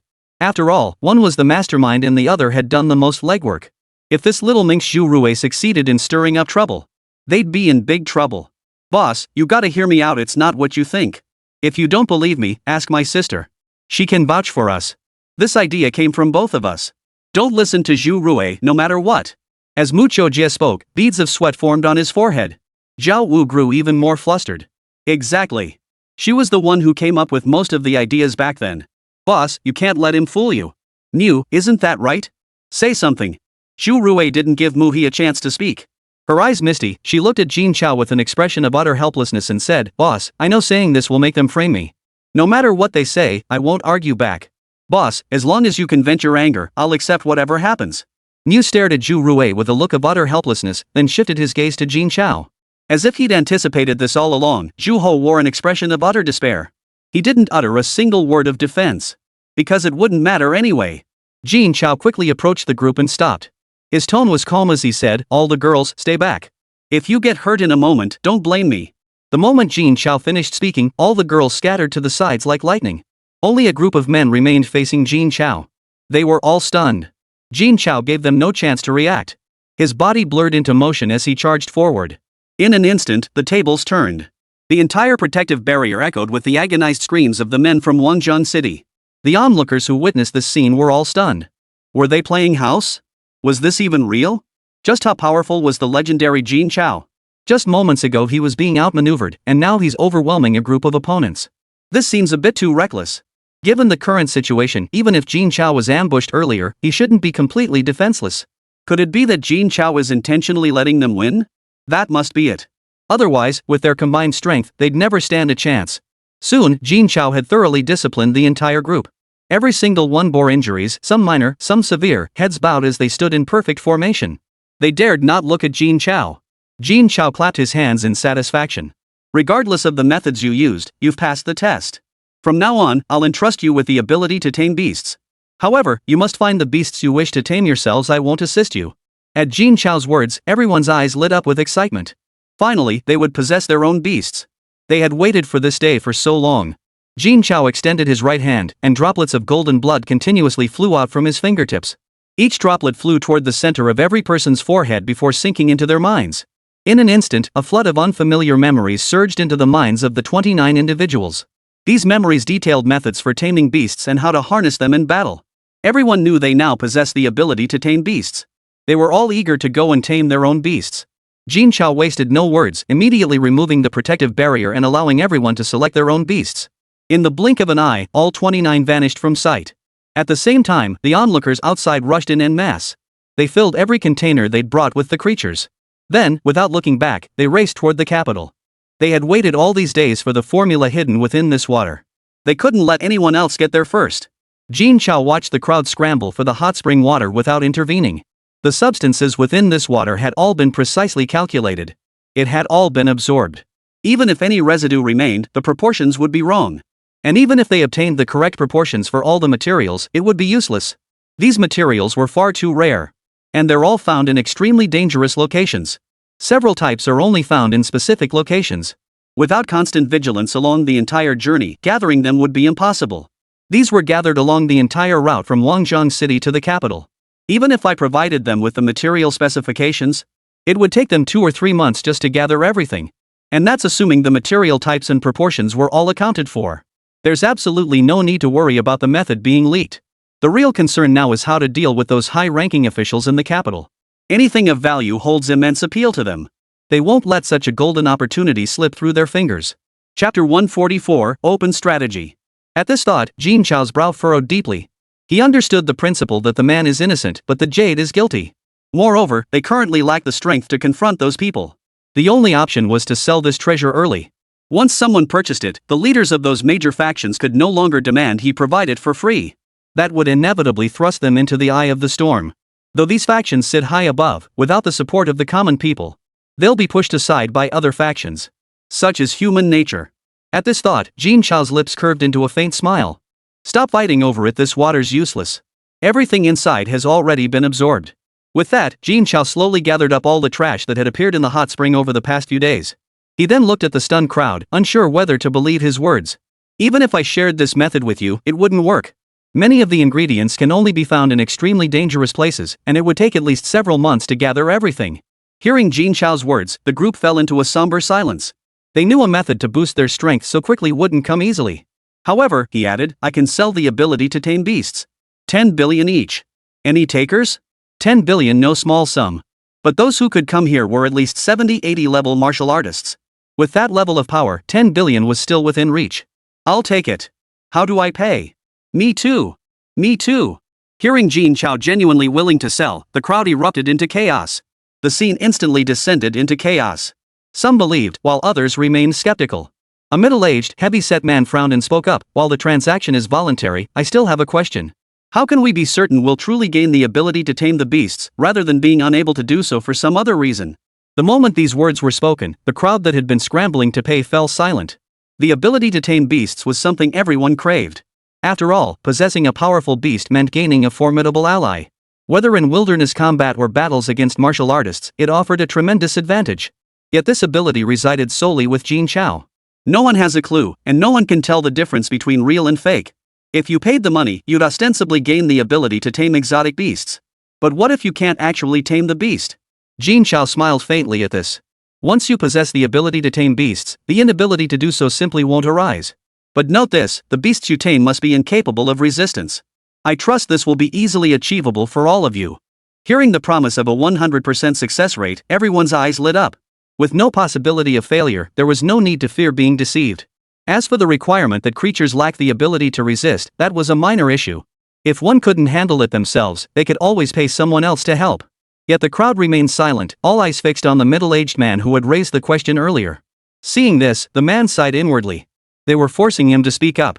Mr. Jin Chao makes a compelling point, but we've never heard of such a thing. How can we possibly believe you? The replication of abilities to others, such a thing had never occurred since the emergence of psychic powers. Naturally, everyone remained cautious. Jin Chao merely smiled faintly in response, if you don't believe me, you can first capture a beast. Then select someone trustworthy among you. That person can acquire the ability first, tame the beast, and only pay afterward. How does that sound? Jin Chao's proposal instantly dispelled all their reservations. Without waiting to be urged, a group dashed out to hunt for a beast. The rest began discussing who should be the first to tame a beast. Let that big brother from earlier be the first one. I trust him. That makes sense. Others might drag their feet, but this guy definitely won't. Of course not. If it weren't for him, everyone here would have paid up already. Why would we still be waiting to verify these things now? Even if someone were stalling, they wouldn't do it this way. Sweat beaded on the middle-aged man's forehead as he spoke with a hint of anxiety. I think one person might not be quite enough. It'd be better to have two people together. That would make it more credible. What do you think, Mr. Jin Chao? Are you kidding? We've already offended Jin Chao enough. Going it alone now would almost guarantee he'd hold a grudge. Better find two others to dive in with me. Jin Chao maintained his smile. Either way is fine. Pick a few people. As long as the money gets paid in the end. Of course Jin Chao didn't mind. As long as someone paid. His goal was simply to get these people to pay for it. Once they'd paid for it, those big players would be desperate to get this ability for free later. They'd be more desperate than he was. Then the trouble wouldn't be his anymore. This is a crucial lesson I've learned over the years since entering society. If something doesn't involve their own interests, most people will choose to stand by and watch. Especially when it means offending those powerful factions. But if it directly impacts their own interests, everyone will step forward. Just like now. Imagine spending a fortune on something valuable. And others are about to get it for free right in front of you. Wouldn't that make you feel unfair? Especially when the seller is reluctant and being forced into it. Even if you don't intervene, you'd feel disgusted and might even start resenting them. If it were just ordinary people, it wouldn't matter much. But what if these individuals also run various businesses? Wouldn't you choose to boycott them or even switch to their competitors? Jin Chao understood this principle, and those in power understood it even more keenly. So when they witnessed this scene through the live stream, everyone felt a slight chill run down their spine. Who would have thought an 18-year-old kid could see through human nature so clearly? It seemed they had underestimated him. But they had no choice but to accept it. After all, it was impossible to antagonize so many martial artists. While some accepted it, others were furious. After watching the livestream, the head of the Mu family smashed his desk to pieces with a single punch. He roared furiously, "This is outrageous. Absolutely outrageous. Some upstart from Longjiang City dares to threaten me with such tactics? Does he think I'm a pushover? With that, the Mu family head rose in fury and bellowed toward the door, someone. I demand to meet this Jin Chao. Let's see what he's truly capable of. His subordinate bowed respectfully and replied, yes, Patriarch. He then turned and strode out. Meanwhile, Jin Chao swiftly returned with 3 mortally wounded beasts. All were level 71 and 72. At the same time, the 3 chosen individuals arrived before Jin Chao. Resist no more. You'll be fine soon. Chapter 145, Ushering in the Era of Beast Domination. 3 golden droplets shot from Jin Chao's fingertips, darting into the centers of their foreheads. In less than 10 seconds, shock spread across all 3 faces. Then came wild elation. It was real. They could truly tame beasts now. And they could tame beasts 10 levels higher than themselves. What an immense advantage this was. If they could tame beasts 10 levels higher than themselves, then hunt beasts of similar level together. Even those a few levels above you would be no problem at all. This was something unimaginable before. Being able to kill beasts of one's own level is already a formidable feat, let alone taking down beasts higher in level. Who would have thought the ability to tame beasts could be so incredibly powerful? As for merging with beasts to gain even greater power, that's beyond imagination. With a beast under one's command, one could even challenge the genius rankings. But alas, they were already past the age limit. With these thoughts, the 3 of them couldn't wait to tame the 3 beasts before them. Then they took out recovery potions and poured them directly into the beasts' mouths. Within 3 minutes, all 3 beasts sprang to their feet, brimming with vitality. Witnessing this, everyone prepared for battle.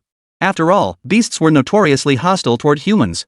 Yet the scene before them left everyone somewhat astonished. The 3 massive beasts stood obediently behind their respective masters. They showed no signs of harming the humans.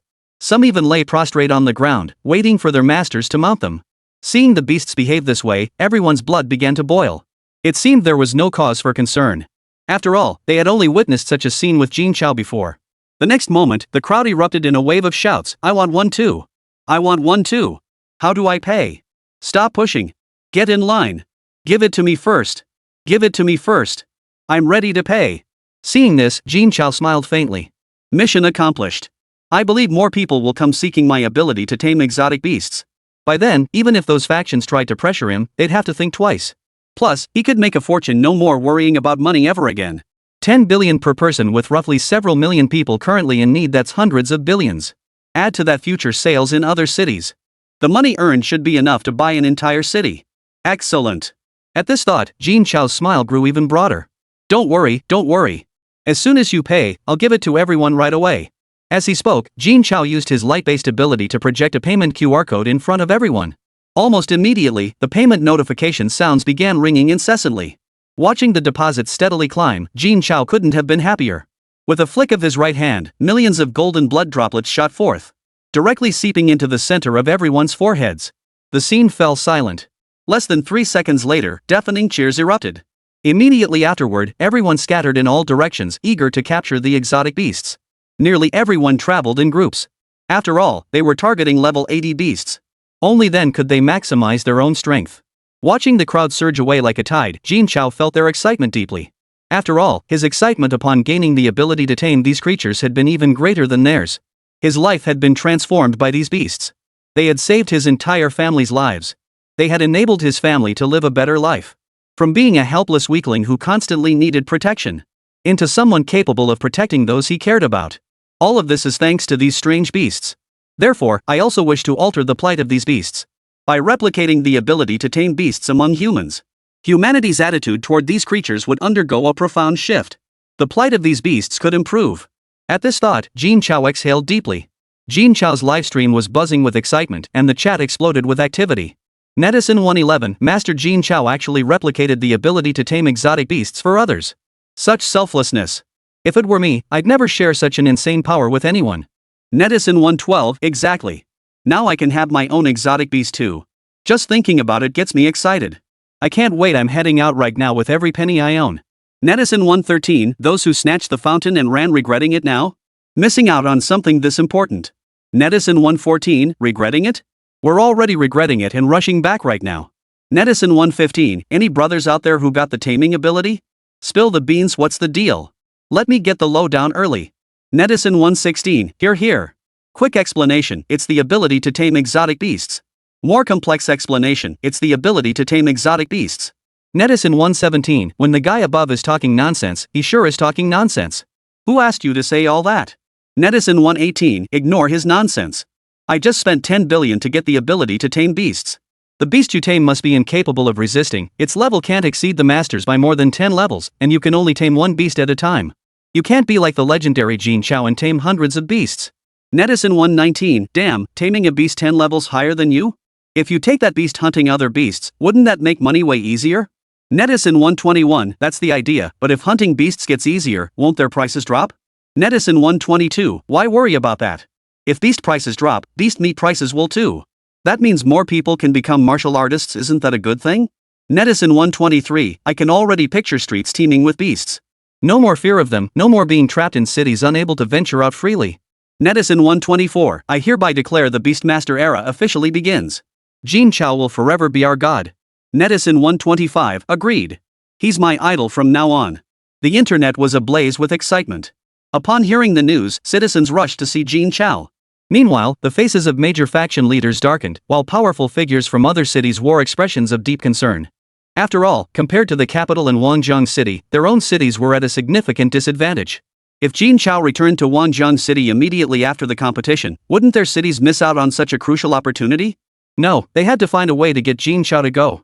At this moment, almost no one was willing to let Jin Chao contribute for free anymore. Even the most powerful factions couldn't withstand the weight of public resentment. The vast majority still didn't want to take that risk. But not everyone shared this view. At least not the head of the Mu family and the capital's commander. One sought to freeload off the Mu family, while the other aimed to exploit national righteousness as leverage. But encountering Jin Chao and his group meant their schemes were wasted. More people kept arriving at Jin Chao's location. He accepted them all without hesitation. Mu He and the others had also tamed the exotic beasts they desired and returned to the hot springs. An hour passed quickly. Just as everyone was resting, a figure suddenly materialized midair. A roar filled with rage echoed through the air. Jin Chao, how could you do this? Chapter 146, stay out of it. Hearing this, Jin Chao couldn't help but frown. If anyone he knew had said it, it wouldn't have been out of place. Yet in the entire capital, no one had the standing to utter those words. The head of the Mu family certainly didn't have the right. Just as Jin Chao was about to retort, the head of the Mu family continued, Jin Chao, I am aware of the events in Wanzhong City. Since the Mu family saved your family, they are your benefactors. Refusing to share such a valuable ability, the power to replicate and tame exotic beasts, with your benefactors is simply too much. With that, the head of the Mu family glared at Jin Chao, as if he were truly an ungrateful wretch. Witnessing this scene, the head of the Mu family felt a surge of satisfaction. Over the past few days, he had thoroughly investigated every detail of Jin Chao's affairs. His goal was to find Jin Chao's weakness and use it to control him. After all, the Mu family was large. Even if only the elite members were granted the ability to replicate and tame exotic beasts, it would still involve over 1,000 people. 10 billion credits per person, the cost was simply too immense. Even the Mu family could not bear such a burden. This method was the only way to acquire it. Unexpectedly, the investigation yielded an additional discovery. The Mu family of Wanzhong City had actually saved the lives of Jin Chao's family. That good-for-nothing who was expelled from the capital by the Mu family back then. And they still held such significant influence. If these two young Mu family members were willing to help persuade Jin Chao, allowing them to return and granting them a more prestigious status, it wouldn't be impossible. With this thought, the head of the Mu family felt greatly relieved. He looked at Jin Chao with a smile, awaiting his response. Jin Chao was so infuriated he laughed. Just as he was about to speak, Mu Qiujia's furious voice erupted. You up there, did you forget to take your meds today, or did you not take enough? How can you spout such nonsense? It was our family who helped the boss, what does that have to do with you? Stop trying to pull strings here. We have absolutely no connection to you. As he spoke, Mu Qiujia's chest heaved visibly, clearly struggling to contain his rage. In his mind, he'd already cursed the head of the Mu family to high heaven. Shu Rui blinked her innocent, wide eyes in curiosity. Wow, Uncle Mu is so amazing. So he knew Jin Brothers' family would be in danger in Wanzhong City all alone? Then Sister Qiujia's family must have been saved because Uncle Mu arranged for them to be there in advance, right? Upon hearing this, the head of the Mu family's smile faltered. He replied, no. Shu Rui pressed on, then Uncle Mu must have been present at the time and saved Brother Jin's family, right? The head of the Mu family's expression darkened further as he said, no. Shu Rui looked puzzled but persisted, then Sister Qiujia's family must still be under the protection of the Mu family in the capital, right? By now, the head of the Mu family's face was as dark as charcoal. Gritting his teeth, he said, they left long ago. Zhu Rui's innocent eyes filled with confusion as she asked, then why did Uncle Mu say he was Brother Jin's family's benefactor? That has nothing to do with you. Hearing this, the head of the Mu family wished he could beat Zhu Rui to death. Her question struck right at the heart of the matter. First, it wasn't arranged by the Mu family in the capital. Second, no one from the capital Mu family was present to intervene. Third, the Wangjiang City Mu family had long since severed ties with the capital Mu family. Even if the Wangjiang City Mu family had saved Jin Chao's family, it had absolutely nothing to do with the Mu family in the capital. He hadn't expected such a youngster to be so troublesome. But this was no challenge for me. Actually, I came here today specifically to discuss this matter. While you were indeed at fault back then, the punishment was excessive. I've consulted with grandfather and the others. They've agreed to allow you to return to the Mu family and grant you compensation. You'll be put in charge of one of the Mu family's companies in the capital. Let's consider this matter settled. These words were directed at the Mu siblings. His expression was brimming with arrogance. After all, being allowed to return to the Mu family was a tremendous favor. The stature of a first-rate power in the entire Huaxia far surpassed that of the Mu family in Wangjiang City. And to grant them a company in the capital to manage? That was already giving them more than enough face. Mu Qiujie watched the Mu family head's smug expression and burst out laughing in anger. Pointing at him, he retorted, "I've seen thick-skinned people before, but never this thick-skinned. Do you really think we're all itching to go back? My sister and I are the ones doing all the work. Even if that scatterbrain of a father decides to return, neither of us will follow. Right, sis?" Though phrased as a question, his tone was unwaveringly firm. Mu Qiujie was equally furious, glaring fiercely at the head of the Mu family and snapping, "Right. You too." The head of the Mu family was so enraged his vision blurred. Gritting his teeth, he snarled, "Is this how you speak to your elders? Utterly lacking in manners. I'll teach you a lesson in respect right now." With that, he unleashed a thunderous punch. A colossal fist-shaped shadow abruptly materialized before the Mu siblings, leaving them no chance to react. In fact, it engulfed the entire crowd of Wangjiang City. This strike wasn't meant to discipline the siblings at all, it was meant to establish his authority before the entire city of Wangjiang. It was a blatant declaration, anyone daring to challenge the Mu family was utterly unqualified. Seeing this, Mu Qiujie's face twisted with panic as he prepared to unleash his time manipulation ability. Mu Qiujie wasted no time either, channeling her spatial abilities with all her might. Everyone felt the overwhelming power radiating from the fist's shadow. It was far beyond what they could withstand. If struck, even if they survived, they would be crippled for life. Old Man Mu's heart was truly ruthless. Everyone strained every fiber to defend themselves. But whether they channeled their supernatural abilities, mobilized their chi and blood, or commanded their beasts to fight, there was no response whatsoever. Despair washed over every face. They never imagined the gap between themselves and a martial emperor-level powerhouse could be so vast. Before such a formidable opponent, they couldn't even muster resistance. The Mu siblings looked utterly horrified, they couldn't even activate their supernatural abilities. Was this truly an inescapable calamity? Just as everyone stood frozen in confusion, a voice rang out, "Everyone, do not resist." The moment they heard it, their hearts steadied, and the panic that had gripped them vanished instantly. For the voice belonged to Jin Chao. Though Jin Chao's strength was only at level 80, he was still far from matching the might of a martial emperor. But the crowd trusted his words unconditionally. Just as the colossal fist shadow descended, everything before their eyes blurred. When they came to, they found themselves in an unfamiliar environment. Birds sang amidst the fragrant flowers, the surroundings were beautiful, and everywhere they looked, level 80+ beasts roamed freely. These creatures showed no hostility toward the suddenly appearing group. Everyone stood dumbfounded. Where on earth were they? Just as confusion gripped the group, the Mu siblings and Mu He all collapsed onto the ground, gasping for breath. Mu Qiujie blurted out, "That was close. I thought we were done for." Zhu Rui retorted sharply, "You have the nerve to say that? If you hadn't provoked him, would we be in danger?" Thank goodness Brother Jin could still use this space, or we'd all be finished. Faced with Zhu Rui's accusation, Mu Qiujie scratched his head sheepishly. Mu Qiujie murmured anxiously, "I wonder how Akeo is doing. Is he in danger?" Chapter 147, The Mu family needs to pay up. Inside the immaculate space, the Wangjiang City group examined their surroundings with intense curiosity. They were all stunned into silence. They had thought the level 75 beast tamed by their leader was already the strongest beast. But now they were surrounded by so many level 80+ beasts. Moreover, Xiao Jin and the Komodo fire dragon had both surged to level 85 in just a few short days. Their power was terrifying beyond measure. They couldn't fathom how the boss had managed it. Amidst their astonishment, everyone realized something truly terrifying. None of them had ever seen Jin Chao unleash his full power. At this rate, wouldn't Jin Chao be able to go toe-to-toe with martial emperors above level 90? At this thought, everyone's jaws dropped in utter shock.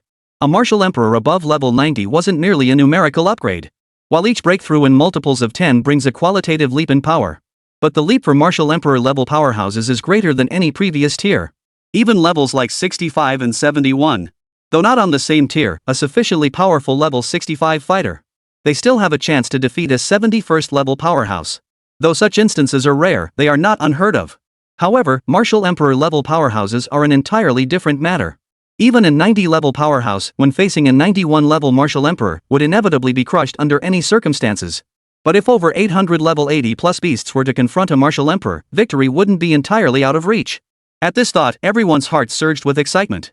All eyes were fixed on the impending clash between Jin Chao and the martial emperor level powerhouse. Just as their hearts surged with anticipation, all the beasts within the immaculate space vanished without a trace. Witnessing this, the crowd froze in shock. They stared wide-eyed at one another in disbelief. Could it be the boss really started fighting them? No, I have to go out and see for myself. Everyone was anxious, but their panic was futile. Jin Chao wouldn't let them leave. Unlike the serene tranquility within the immaculate realm, outside, tensions were running high. Jin Chao stood there, a streak of blood at the corner of his mouth, his face deathly pale. Surrounding him were over 80 leveled up beasts. Hundreds of level 80 plus beasts soared through the air. They surrounded the grim-faced Mu family head. Jin Chao raised his right fist, wiped the blood from the corner of his mouth, and glared at the Mu family head. Yet his heart remained cautious. It seemed he was still far from being a match for a martial emperor level powerhouse. Even his casual strike could only be barely parried. If it came down to a life or death fight, even using every trick in his arsenal, he could barely last 10 moves. He realized he must strengthen himself quickly. But if he chose to leave, the other couldn't stop him. At this thought, Jin Chao's expression eased slightly. He drew a deep breath and met the gaze of the Mu family head. High above, the expression on the head of the Mu family had darkened to an extreme. What kind of monster is this guy? Only level 80, yet he managed to block my strike and barely suffered any injuries. Most crucially, what's going on with these beasts? Weren't they all just in the 70s a couple days ago? How did they all jump to over level 80 in just a few days? Could this guy have some way to level up the beasts? How could that be possible? I've never heard of beasts being able to level up. Just how many secrets does this guy have that I don't know about? Over the past few days, the Mu family has thoroughly investigated Jin Chao. Who would have thought there's still something unknown? Jin Chao had truly hidden himself too deeply. With my current strength, dealing with these beasts is no trouble. But who knows what other tricks this guy has up his sleeve? Even if he raised that protective barrier now, I couldn't break through it. He couldn't afford to strain their relationship. The Mu family head felt a mix of emotions. Who would have thought that dealing with a mere 80-something level brat would require such caution? How embarrassing. The head of the Mu family was torn between conflicting emotions. Meanwhile, the internet was already ablaze. Netizen 140, what did I just witness? The legendary Jin Chao actually blocked an attack from a martial emperor tier powerhouse. If I recall correctly, the head of the Mu family is a level 92 martial emperor, right? Netizen 141, you're not seeing things. God tier Jin Chao really did block it. He truly lives up to his name. Netizen 142, am I the only one noticing the hundreds of level 80 plus beasts Jin Chao summoned? That lineup could easily be mistaken for a beast tide. Netizen 143, gotta admit, a god is a god. If he hits level 90 plus, will he summon 90 plus beasts? Hundreds of 90 plus beasts? Just thinking about it is terrifying. Even if everyone on the Supreme Rankings list joined forces, they might not be able to suppress them. Netizen 144, stop it, I'm already scared. This scene rivals a natural disaster and it's a man-made one at that. Netizen 145, mommy, I'm scared. Witnessing Jin Chao's clash with the Mu family head, everyone was stunned. They all imagined just how terrifying Jin Chao would become in the future. At that moment, the head of the Mu clan spoke in a deep voice, what do you mean by this? Jin Chao raised an eyebrow, his expression icy as he replied, head of the Mu family, shouldn't I be the one asking that question? As a martial emperor level powerhouse, you dared to attack us martial kings. Don't you owe us an explanation? An unwritten rule existed in the martial world. Generally, powerful warriors would not attack those whose strength was one tier below their own. This served as a form of protection for martial artists. Moreover, attacking a weaker opponent was truly a blow to one's honor. It only earned one the reputation of bullying the weak. But today, the head of the Mu family not only attacked a weaker opponent, but also against a martial artist 2 tiers below his own level. Because the other party refused to acknowledge his unreasonable claims and attempted to seize credit that belonged to others. This was no longer bullying the weak. It was outright shamelessness. Just as the head of the Mu family stood flushed, at a loss for words, a clear voice rang out, what's this commotion? Brother Mu, you're far too impulsive. You simply cannot lay a hand on your juniors, especially such outstanding juniors. How would others view you? How would they view the Mu family? A pot-bellied middle-aged man suddenly materialized midair, maintaining a safe distance from Jin Chao and the beasts. He clearly held some apprehension. No sooner had he spoken than a stunningly beautiful woman appeared, her smile charming as she remarked, "You didn't know?" That Mu Hong tried to steal the little one's credit. When the others refused, he attacked. What an embarrassment! Mu Hong clenched his fists, grinding his teeth. You? What about you? As a martial emperor of the capital, you actually attacked 30 martial kings from Wanzhong City? You've brought shame upon the entire capital. Before the Mu family head could respond, another figure materialized. Immediately after, over 100 figures materialized in midair, all pointing and gesturing at Mu Hong. Every word and gesture sided with Jin Chao. Seeing this, Jin Chao understood their purpose. He spoke directly, "My thanks to you all. I won't beat around the bush. For those who desire the ability to tame beasts, it's 10 billion each, not a penny less.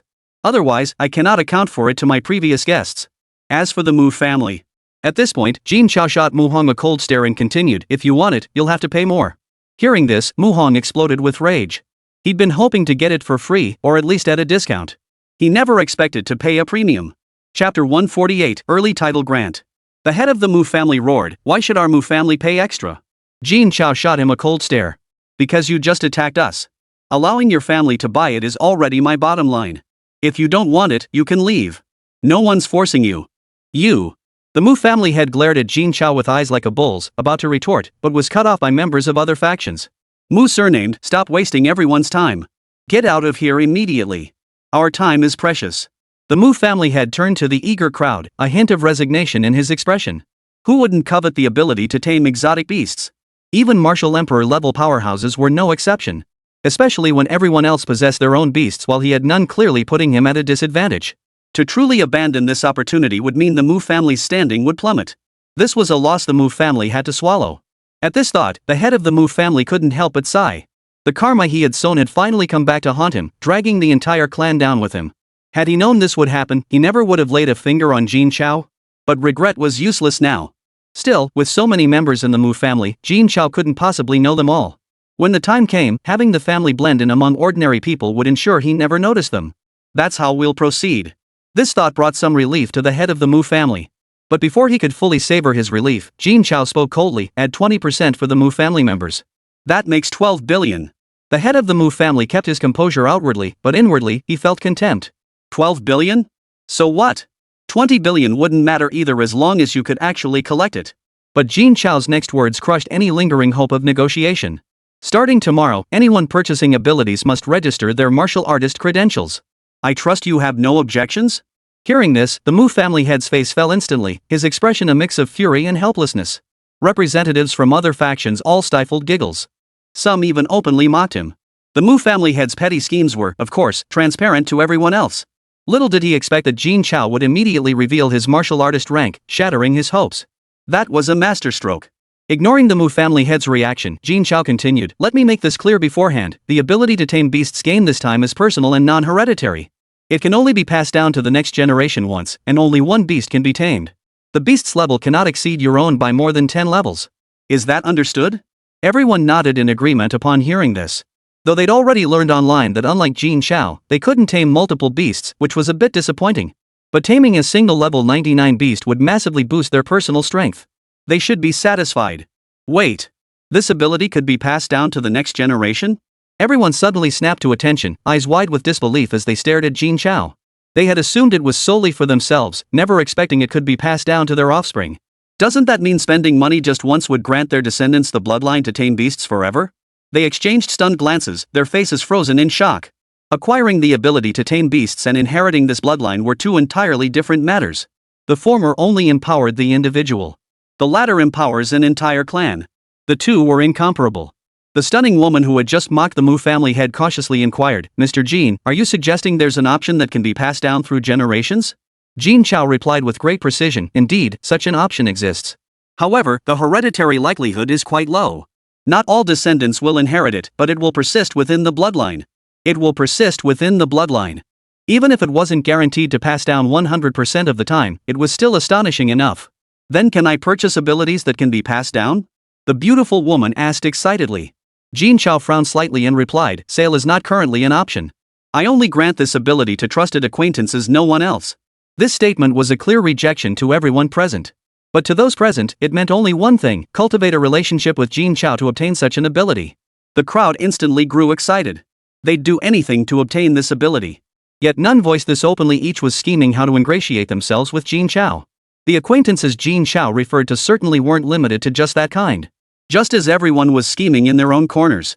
The head of the Mu family was about to explode. Was this directed at him? Was there anyone else present besides himself who had offended Jin Chao?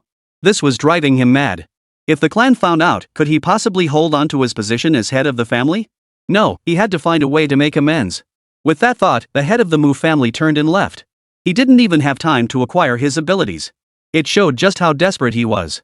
Witnessing the patriarch's reaction, the crowd burst into loud laughter. Serves him right. At the same time, they felt relieved that they hadn't offended Jin Chao. Otherwise, they would have been the ones to suffer.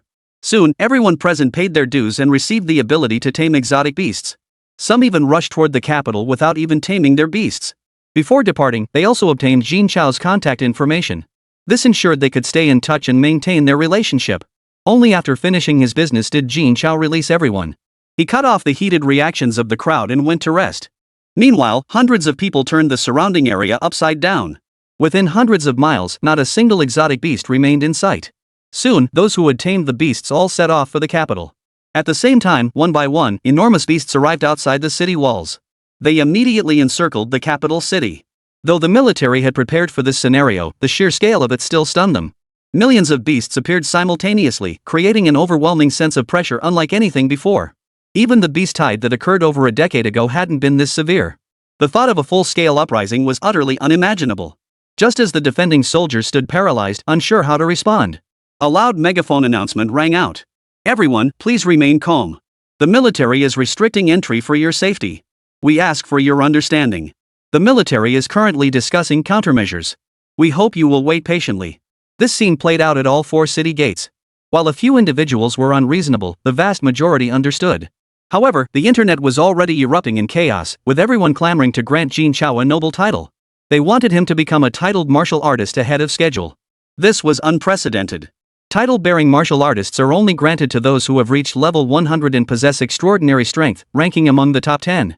They must also gain recognition from 12 cities and the nation's highest leadership. Not only must there be no deception, but even the slightest deviation from the regulations is unacceptable. Yet nearly everyone unanimously agreed that Jin Chao possessed the qualifications to become a titled martial artist ahead of schedule. This was the first time such widespread online consensus had formed regarding a titled martial artist. He also became the first titled martial artist to emerge without official certification. After intense debate and voting, Jin Chao's title was finalized. Cataclysmic Beast God. A resounding title that combined both divine and title-bearing prestige was thus born. Chapter 149. Does the tournament even matter? The capital city stayed awake all night, its entire population in an uproar. Were it not for the exorbitant fees Jin Chao had set, who knows how many people would have come looking for Jin Chao. The military worked through the night to devise countermeasures, ensuring the beasts wouldn't harm anyone and registering detailed information. But there was another troublesome issue. Many of these creatures were simply too massive to fit into cramped rooms or navigate narrow streets. Simultaneously, they must deliberate on how to handle their relationship with Jin Chao. This left the military in a real bind. But none of this concerned Jin Chao anymore. Jin Chao was fast asleep at that moment. As for Mu Jie and the others, they were all excitedly gathered around the exotic beasts they had tamed, gazing at them endlessly. Although Mu Jie and the others had already possessed exotic beasts, they were all gifts from Jin Chao. Strictly speaking, they weren't truly theirs. Moreover, many of the abilities of the exotic beasts Jin Chao had given them could not be utilized. They could only be commanded. The fusion ability was completely unusable. Now, finally, I have my own exotic beast. The night passed quickly. Jin Chao slowly awoke, stretching lazily and yawning. The moment he opened his eyes, he was startled to see Mu Jie staring at him with dark circles under his eyes, yet his face was still brimming with excitement. Had he not slept at all last night? Is taming a beast really that exciting? Back when I was taming those exotic beasts. I think I stayed up all night too. Mu Jie spoke as if he knew no fatigue. Boss, what's next? Jin Chao glanced at the eager faces staring at him with wide eyes. The people of Wangjiang City had come to trust Jin Chao completely, even depend on him. Whatever Jin Chao commanded, they would find every means to accomplish. It was absolute trust. He spoke slowly. Of course, we're moving on to the second stage of the mission. Go. Hearing Jin Chao's words, hesitated slightly. Mui frowned slightly and said, Boss, I'm afraid this mission can't be completed. Jin Chao frowned, puzzled. Impossible? Why? Mew sighed helplessly. I checked the leaderboard yesterday and found out that most of the marked beasts have already been killed during the few days we've been training. Although the organizers had extra preparations, they were all taken away by the capital's forces yesterday. Currently, there are no exotic beasts left in the entire competition area, not a single one. So, we might be forced to withdraw from the competition. Hearing this, Jin Chao finally understood. How could I have forgotten that? Mu Qiajie chuckled. This competition holds no meaning for us anymore. Even if we can't make it onto the genius rankings, it doesn't matter. With our strength, what's there to fear about not making it onto some rankings? For the group from Wangjiang City, victory or defeat truly held no meaning. The rapid growth of their strength and the ability to tame beasts. That mattered more than anything else. Though none of them gave the matter much thought. Jin Chao was deeply anxious. Everything he had done was to complete the martial arts tournament. How could he possibly fail to complete it now? Jin Chao frowned and declared, "No, absolutely not. Before we left, I promised the commander I'd complete this mission." He then looked up at Sun Rui and his sister. "Brother Sun, you have extensive connections in the capital. See if you can reach out to those who took the marked beasts and get them to return them. I can trade them for stronger beasts or pay cash for them." Sun Rui and his sister exchanged puzzled glances. They felt helplessly exasperated by their leader's unwavering commitment to honoring promises, even when they held no practical value. But that was their leader.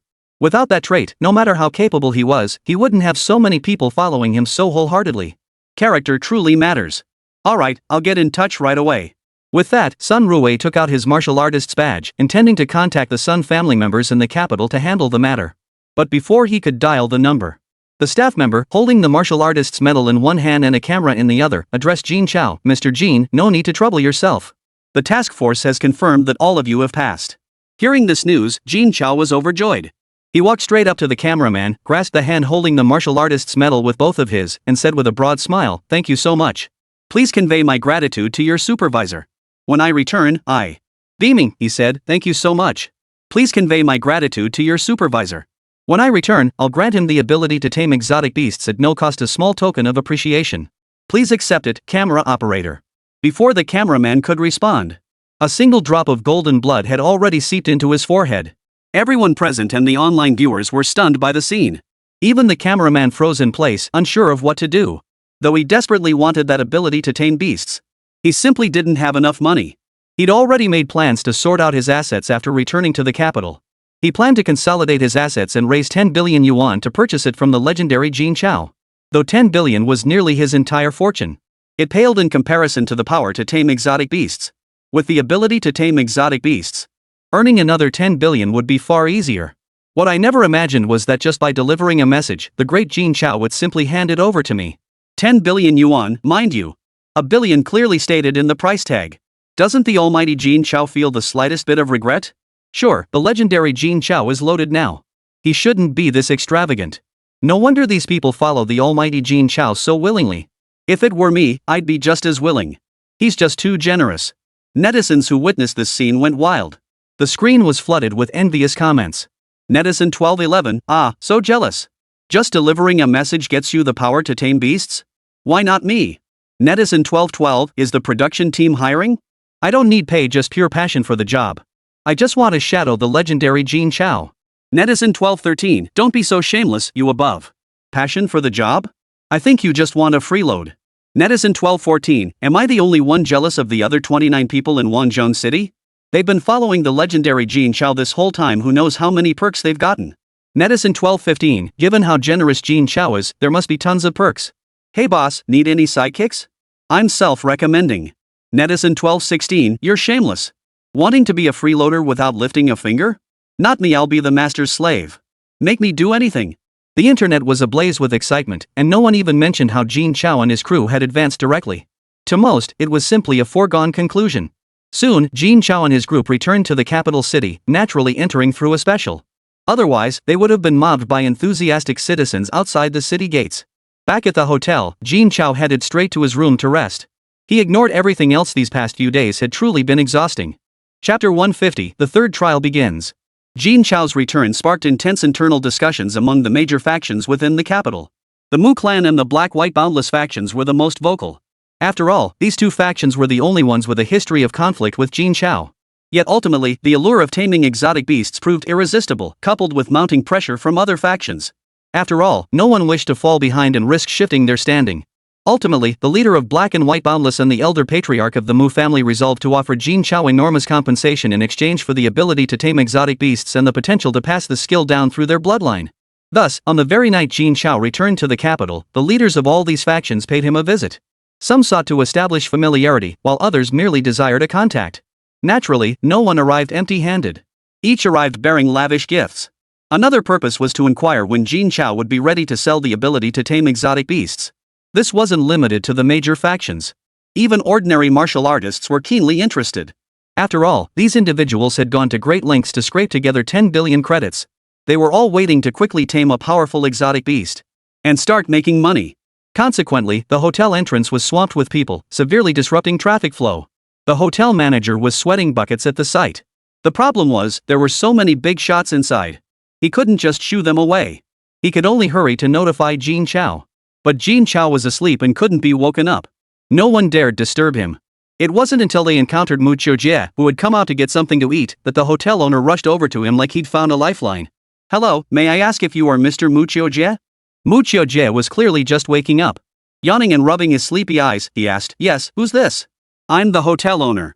There's an urgent matter requiring Mr. Jin Chao's attention. Could you please call Mr. Jin Chao?" To run such a large hotel in the capital and secure an event as significant as the martial arts tournament clearly demonstrated the owner's formidable influence. He was constantly surrounded by sycophants wherever he went.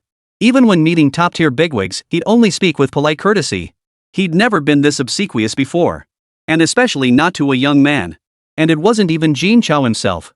Mu Qiujie rubbed his eyes and asked casually, "What's the matter?" "Well, as you can see, the hotel is packed with people seeking an audience with Mr. Jin Chao. Guests are having trouble even moving around, and keeping so many important figures waiting is rather awkward.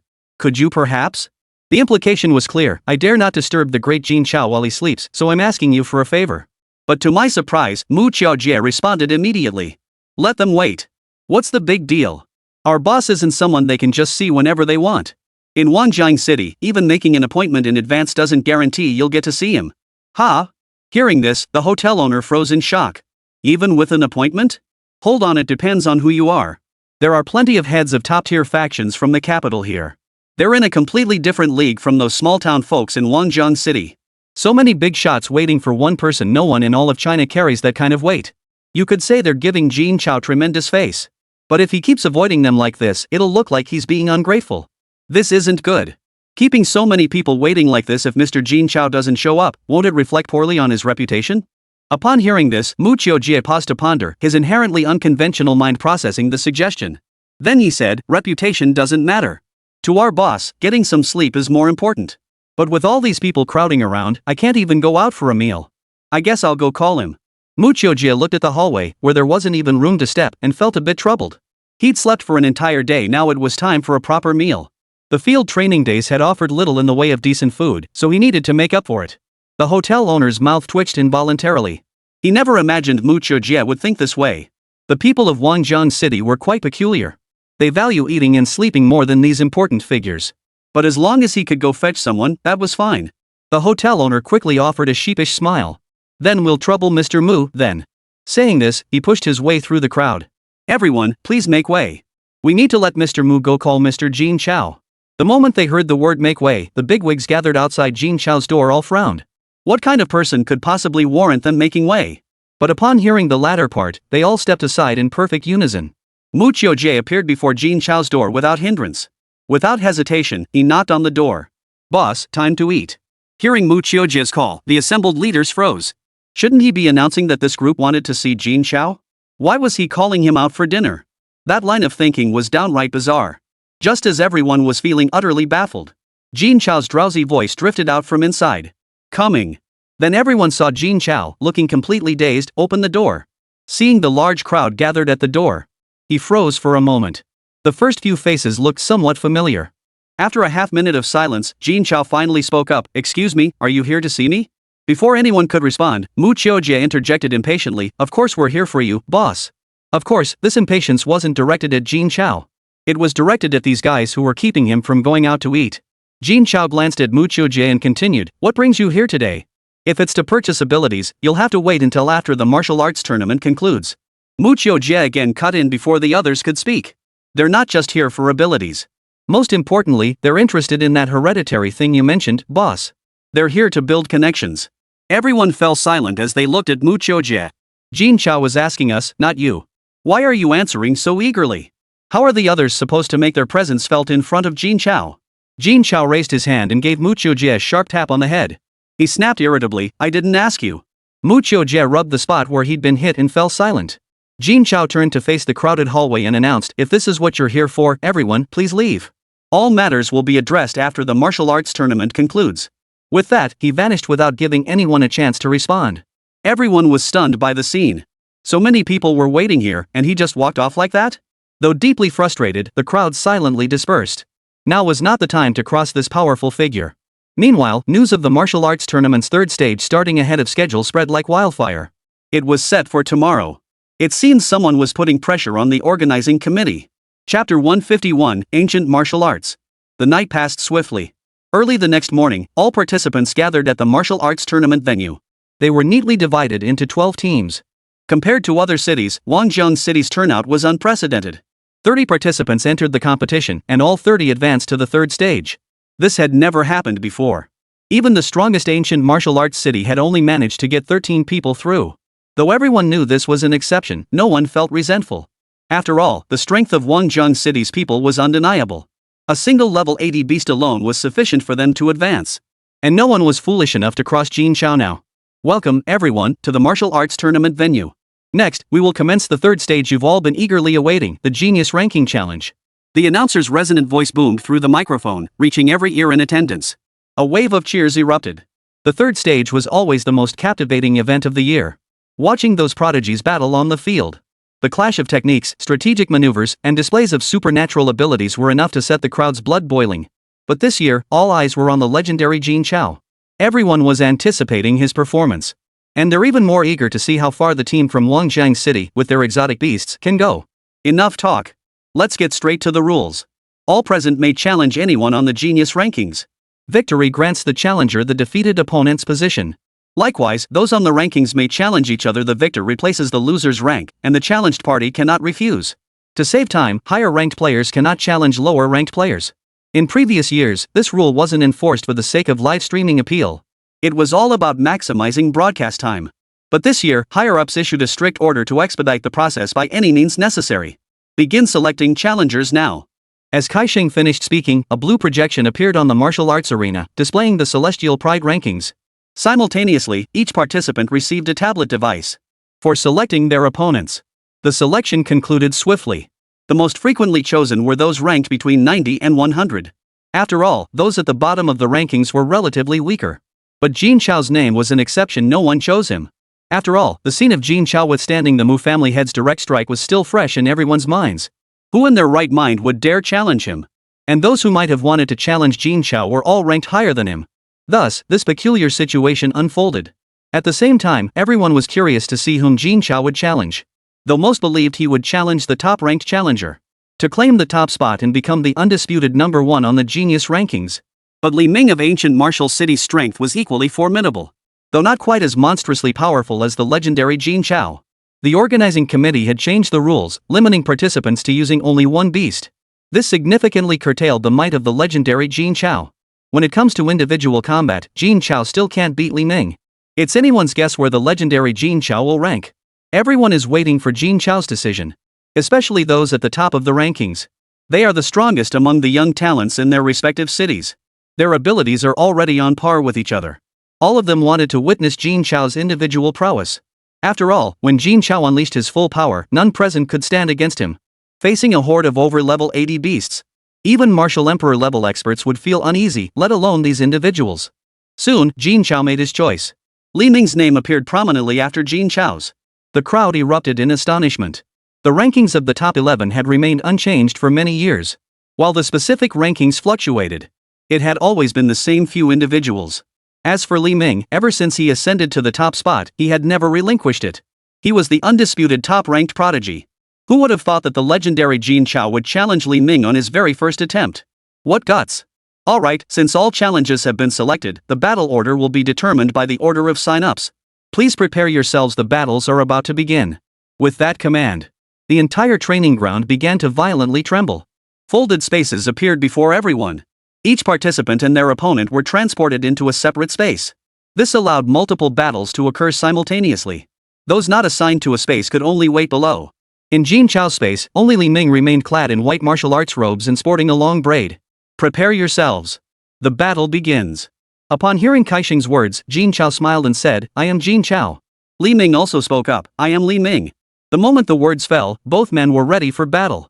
Li Ming clenched his right fist before him, arms crossed in front, right leg bent, left leg extended forward, toes lightly touching the ground. Ready to advance or retreat. Even Jin Chao, who lacked extensive combat experience, recognized the formidable power behind Li Ming's simple opening stance. Jin Chao, however, stood there dumbstruck, making no extra movements. He hadn't even summoned his beast companion. Seeing this, Li Ming frowned slightly and kindly reminded him, you can use one beast. Please don't hold back. Jin Chao smiled faintly. I wish to see how far my own strength can take me. Then I'll have to offend you. With that, Li Ming's aura surged, enveloping his entire body in a faint crimson glow. This spectacle instantly ignited cheers from the entire audience. Blood Qi. Finally, Blood Qi again. This is Li Ming's signature move, truly one of a kind in all of China. Who'd have thought he'd unleash it this early? Looks like Li Ming takes Jin Chao seriously. Jin Chao's in for it now. Blood Qi has never been defeated. Everyone was well aware of how rare Blood Qi was. Out of China's 300 to 400 million people, Li Ming is currently the only known possessor. Its enhancement to combat prowess has reached terrifying heights. It's said that with Blood Qi, Li Ming can even face off against martial emperor-level powerhouses. Though victory is impossible, merely exchanging blows proves the sheer ferocity of his strength. Jin Chao watched the scene unfold, somewhat astonished. He never imagined anyone else could awaken their blood energy. This battle won't be simple. Make your move. Jin Chao remained motionless as he addressed Li Ming. Li Ming's brow furrowed deeper, yet he hesitated not. Let me show you the ancient martial art of Tai Chi. With that, his hand gestures shifted, and in the next instant, he launched a preemptive strike. One hand swept horizontally toward Jin Chao's neck. The motion appeared slow. But multiple afterimages of his hand appeared before Jin Chao's eyes. This alone proved the astonishing speed of the strike. Jin Chao dared not take it lightly. He immediately raised his left hand to block, while his right hand prepared to counterattack. But Li Ming's attack defied all conventional logic. The moment their hands made contact, Li Ming's right hand twisted direction, suddenly wrapping around Jin Chao's left arm. Then, as Jin Chao's expression froze in shock, Li Ming seized his arm, spun him around, and hurled him backward. He slammed hard onto the ground of the training hall. Li Ming then assumed another stance, prepared for any sudden counterattack from Jin Chao. He remained completely alert. Chapter 152, The Terror of 10,000 Times Greater Insight. Witnessing this scene, everyone gaped in astonishment. How weak is that? Though they knew the mighty Jin Chao couldn't defeat Li Ming. This was just pathetic. I can't even block a single move. How could this fight possibly continue? The crowd, who had been anticipating an exciting showdown, all wore expressions of disappointment. But then again, it made sense. Li Ming, who had awakened his blood energy and mastered powerful ancient martial arts. He dominated the top spot on the genius rankings for years. His strength was terrifying. Moreover, the official ban on Jin Chao's ultimate killing move. It's only natural he couldn't win. Listening to the murmurs of discussion below, Mu Qiujie couldn't hold back any longer. Ignoring the formidable foe before him, he shouted directly at the spectator stands, "What are you dogs barking about? Our boss isn't that weak. He just slipped up for a moment. So what if he awakens some blood energy? Our boss has awakened it too, he just hasn't used it yet. You'll see how powerful he is soon enough." Thud. The moment Mu Qiujie finished speaking, his opponent's fist sent him flying. Already furious, Mu Qiujie's rage burned even hotter. "You dare sneak attack? Looks like you're tired of living." With that, Mu Qiujie summoned his beast, an 80-level golden-winged rainbird, directly from Jin Chao's immaculate space. Cheap. A piercing chirp echoed as the massive golden-winged rainbird materialized on the battlefield. Before the spectators could react, Mu Qiujie merged with it in the next instant. In an instant, Mu Qiujie's body underwent a tremendous transformation. Not only did his stature become exceptionally towering, standing over 3 meters tall. A pair of golden wings sprouted from his back, identical to those of the golden-winged rainbird. His limbs and head had also transformed into the form of the golden-winged rainbird. Though somewhat strange, his slender build, combined with Mu Qiujie's aristocratic bearing, actually made him look somewhat handsome. That is, as long as he didn't speak. "Today, young master will show you just how formidable I am." With that, Mu Qiujie spread his wings and dove downward. His claws sliced through the air at such blinding speed that they produced a sharp crackling sound. Thud. With a single strike, he severed both of his opponent's arms. Crimson blood gushed forth. His face drained of color, clearly unable to continue fighting. Although a level 2 healing potion could restore the injury, its use was prohibited during the match. Rather than risk losing both hands, he had no choice but to concede defeat now. Witnessing this scene, the crowd froze once more. Was merging with a beast truly this formidable? This is someone ranked on the celestial genius list. Defeated in a single strike. It was truly terrifying. If the great Jin Chao were to use a beast, would he be this formidable too? He might not be able to use a multitude of beasts, but he could certainly wield one. Witnessing Mu Qiujia's performance, everyone eagerly anticipated Jin Chao's showdown with summoned beasts. Jin Chao was still too weak without summoning a beast. As for Mu Qiujia's claim that Jin Chao had also awakened his blood energy, no one would believe it.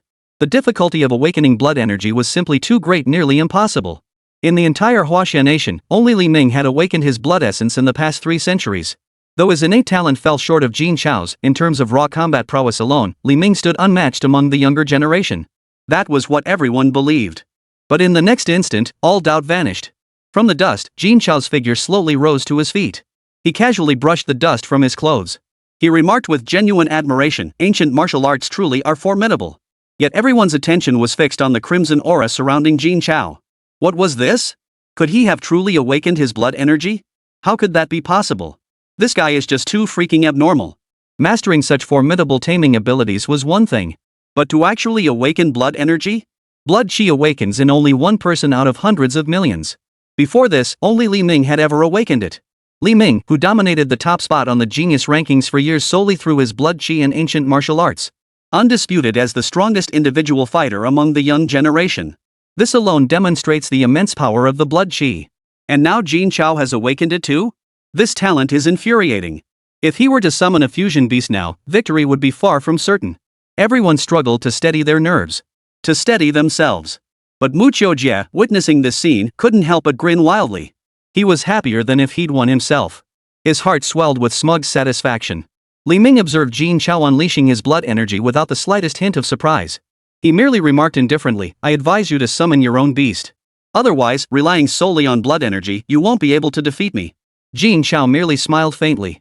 He offered no rebuttal. Mu Qiujia grew displeased once more. "Give me a break. Our boss has plenty of trump cards up his sleeve. He could easily beat you with just 1 or 2 of them. He just doesn't want to use them right now. You should count yourself lucky. More trump cards? Guaranteed win? Is that even possible?" But after the last lesson, no one dared to argue this time. For the first time, Li Ming's expression shifted, his thoughts hidden. He merely frowned slightly and said, "Then I'll go all out." "All right." No sooner had Jin Chao spoken, Li Ming instantly appeared before him. His ancient martial arts Tai Chi struck again. Armed with the experience from their earlier exchange, Jin Chao swiftly retreated, relying on his speed to constantly engage Li Ming. Yet he rarely counterattacked.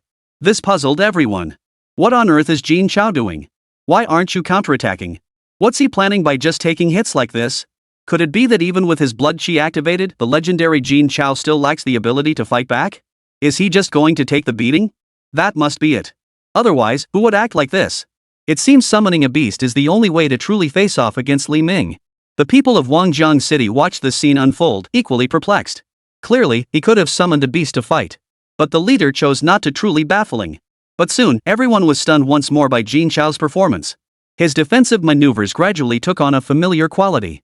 It bore a striking resemblance to Li Ming's 5 or 6 parts alike. What's going on here?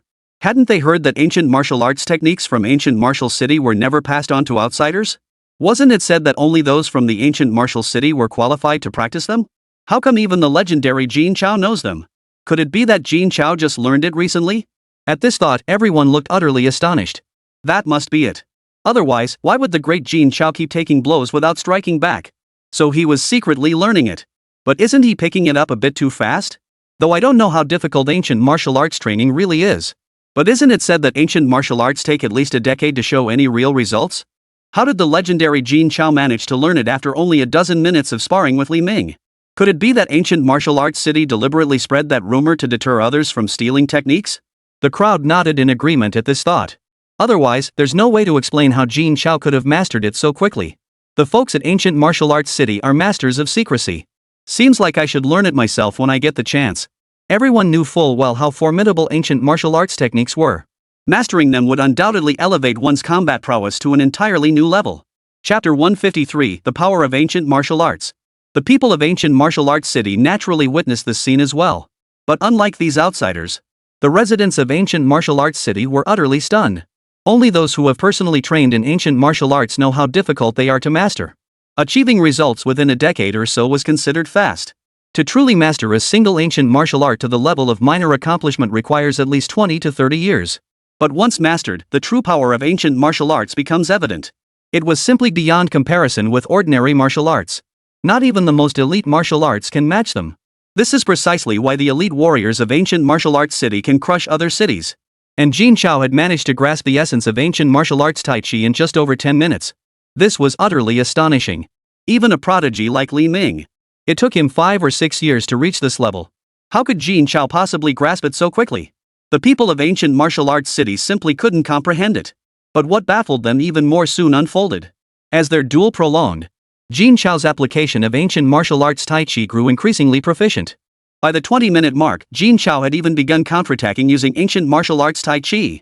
This seemed utterly impossible to the onlookers from ancient martial arts city. By the 30-minute mark, Jin Chao was trading blows evenly with Li Ming. After an hour, Jin Chao was using ancient martial arts Tai Chi to suppress Li Ming's attacks. Witnessing this, the people of ancient martial arts city stopped everything they were doing. They stood frozen, staring at Jin Chao's figure. 1 hour. In just 1 hour, he had mastered ancient martial arts Tai Chi to the level of minor accomplishment? That was terrifying. This was the result of Li Ming's 20 years of dedicated cultivation. And he'd mastered it in such a short time? How is anyone supposed to compete with that? What others could perceive. Li Ming felt it even more acutely. At the same time, he was utterly astonished by Jin Chao's innate talent. The results of his own 20 years of arduous training.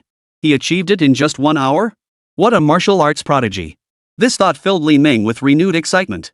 It had been ages since he'd encountered such a prodigy. The reason he fought Jin Chao for an hour was to gauge just how far Jin Chao could go. Now he was thoroughly satisfied. But to think that would be enough to defeat him was naive. The title of top young talent wasn't so easily claimed. Soon, Li Ming shifted his offensive tactics. His techniques were no longer gentle but became bold and sweeping.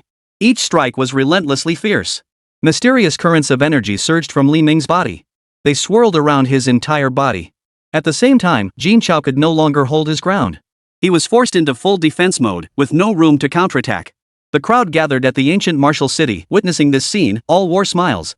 The reason Li Ming had become the foremost figure among the younger generation, possessing overwhelming strength that crushed all others.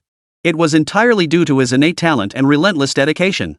While others mastered one ancient martial art technique, Li Ming had already mastered two.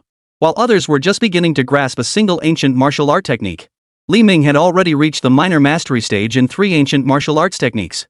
When others reached the minor mastery stage in 1 ancient martial art, Li Ming had already mastered 5 ancient martial arts techniques to perfection. This ancient martial art of Tai Chi was merely one of the techniques Li Ming had just mastered to a basic level. His true strength was only now beginning to manifest. Li Ming's hypothesis had been validated. He no longer held back. Not only were his attacks unpredictable, he blended several ancient martial arts techniques together.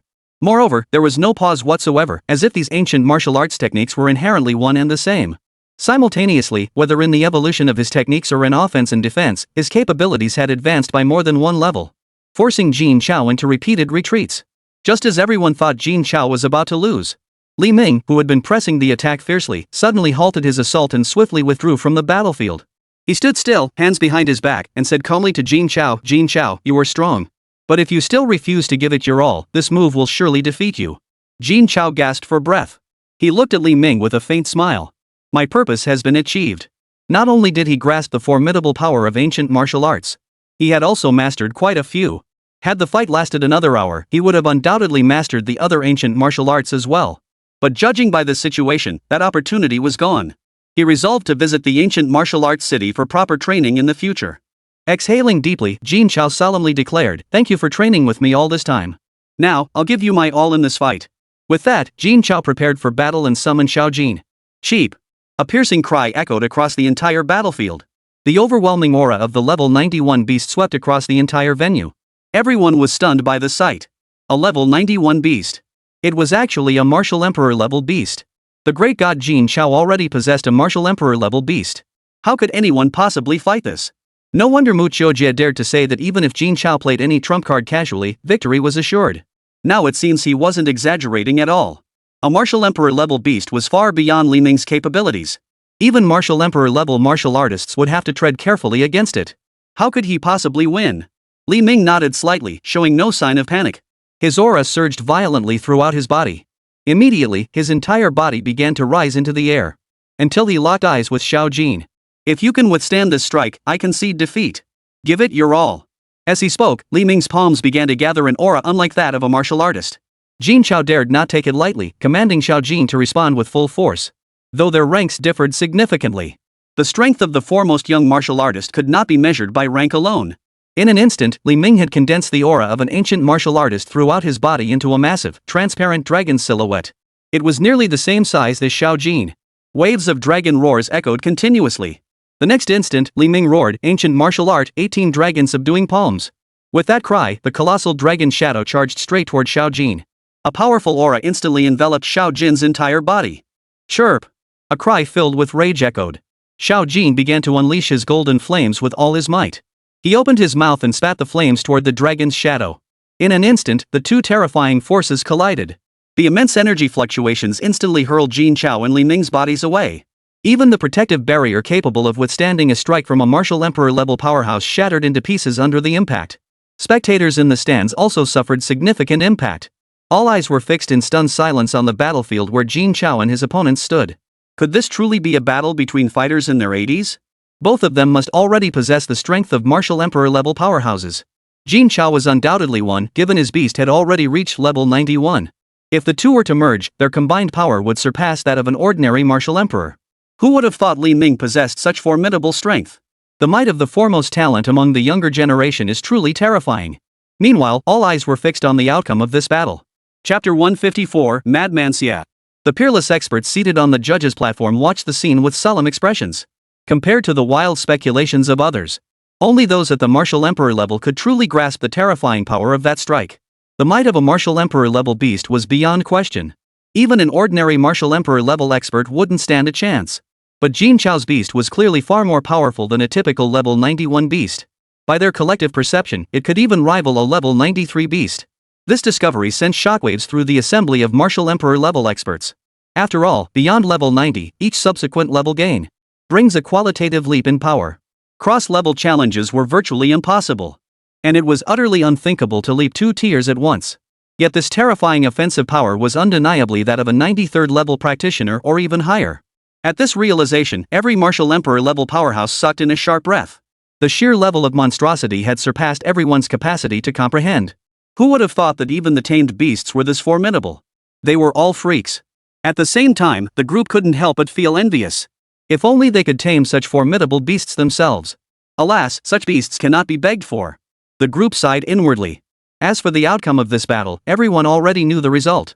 Though Li Ming was powerful enough to face a martial emperor level opponent, he was merely a run-of-the-mill martial emperor at level 91. He could barely hold his own. How could he possibly compare to a beast with strength surpassing level 93? Soon, the dust settled. Little Jin soared proudly through the air, not a single feather on his body ruffled. As for Jin Chao and Li Ming, they scrambled to their feet from the ground, looking utterly disheveled. Li Ming looked at Jin Chao with a calm expression and said, "Thank you for showing mercy." Jin Chao smiled faintly. "It's just a match. No need to fight to the death.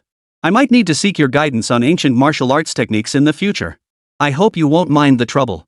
In exchange, I'll grant you the ability to tame beasts, though it's only for ordinary beasts, not the hereditary kind. What do you think?" With that, Jin Chao looked at Li Ming with hopeful eyes. Ancient martial arts techniques were simply too powerful. And what he lacked most was martial techniques. Since becoming a martial artist, he hadn't learned a single martial technique. He possessed numerous martial arts techniques, but they were all too ordinary. They couldn't even match 1/10 of the power boost from the skills granted by the system. They weren't worth learning at all. But ancient martial arts techniques were different. Though not as overpowered as system skills, they can genuinely enhance one's combat prowess. If one could master them to the level of someone like Li Ming, one's strength would increase significantly. The only question is whether they would pass down these ancient martial arts to me. Hearing this, everyone was taken aback. The master truly lived up to his reputation. His first move was a skill worth 10 billion. And even if you have the money, you still have to rely on Jin Chao's mood to get it. It must be said, Jin Chao was truly generous with his offerings. Li Ming visibly startled, then recovered to say, "Mr. Jin, there's no need for this. We'd be deeply grateful simply if you'd sell your ability in Ancient Martial City after the martial arts tournament concludes. Having witnessed the power of the beast, he understood the true value of such an ability. As long as Jin Chao could overlook their previous unpleasantness and agree to go to Ancient Martial City, they would impart all their ancient martial arts techniques without reservation. Of course not. It's settled then. Once I arrive at Ancient Martial City, I must thoroughly experience the ancient martial arts techniques. With that, Jin Chao summoned Xiao Jin back. The host immediately announced, the winner of this match is Jin Chao. Whoosh! Thunderous applause erupted from the audience. This was no ordinary victory. It signified a shift in leadership among the younger generation. Jin Chao had become the strongest among the young generation. He truly deserved it. Meanwhile, all initial attempts at the third stage had concluded. The rankings underwent significant changes. The changes were most pronounced among the participants from Longjiang City. With the backing of powerful beasts, they crushed their opponents with overwhelming force. However, the top 30 positions remained largely unchanged. This was primarily because no one else from Longjiang City dared challenge those within the top 30. This outcome surprised no one. Instead, it felt perfectly natural. The host announced the rankings once more, concluding with a loud declaration, the first round of challenges has concluded. The second round is about to begin. Please select your challenger on your selection device. The moment the host finished speaking, a thunderous roar erupted from the crowd below. I challenge the number 1 spot. No one else is allowed to take it. The voice had barely faded when a figure shot across the arena, landing not far from Jin Chao. The gaze fixed on Jin Chao was like that of a predator eyeing its prey. His eyes were filled with madness. Started already! Started already! I can't wait any longer.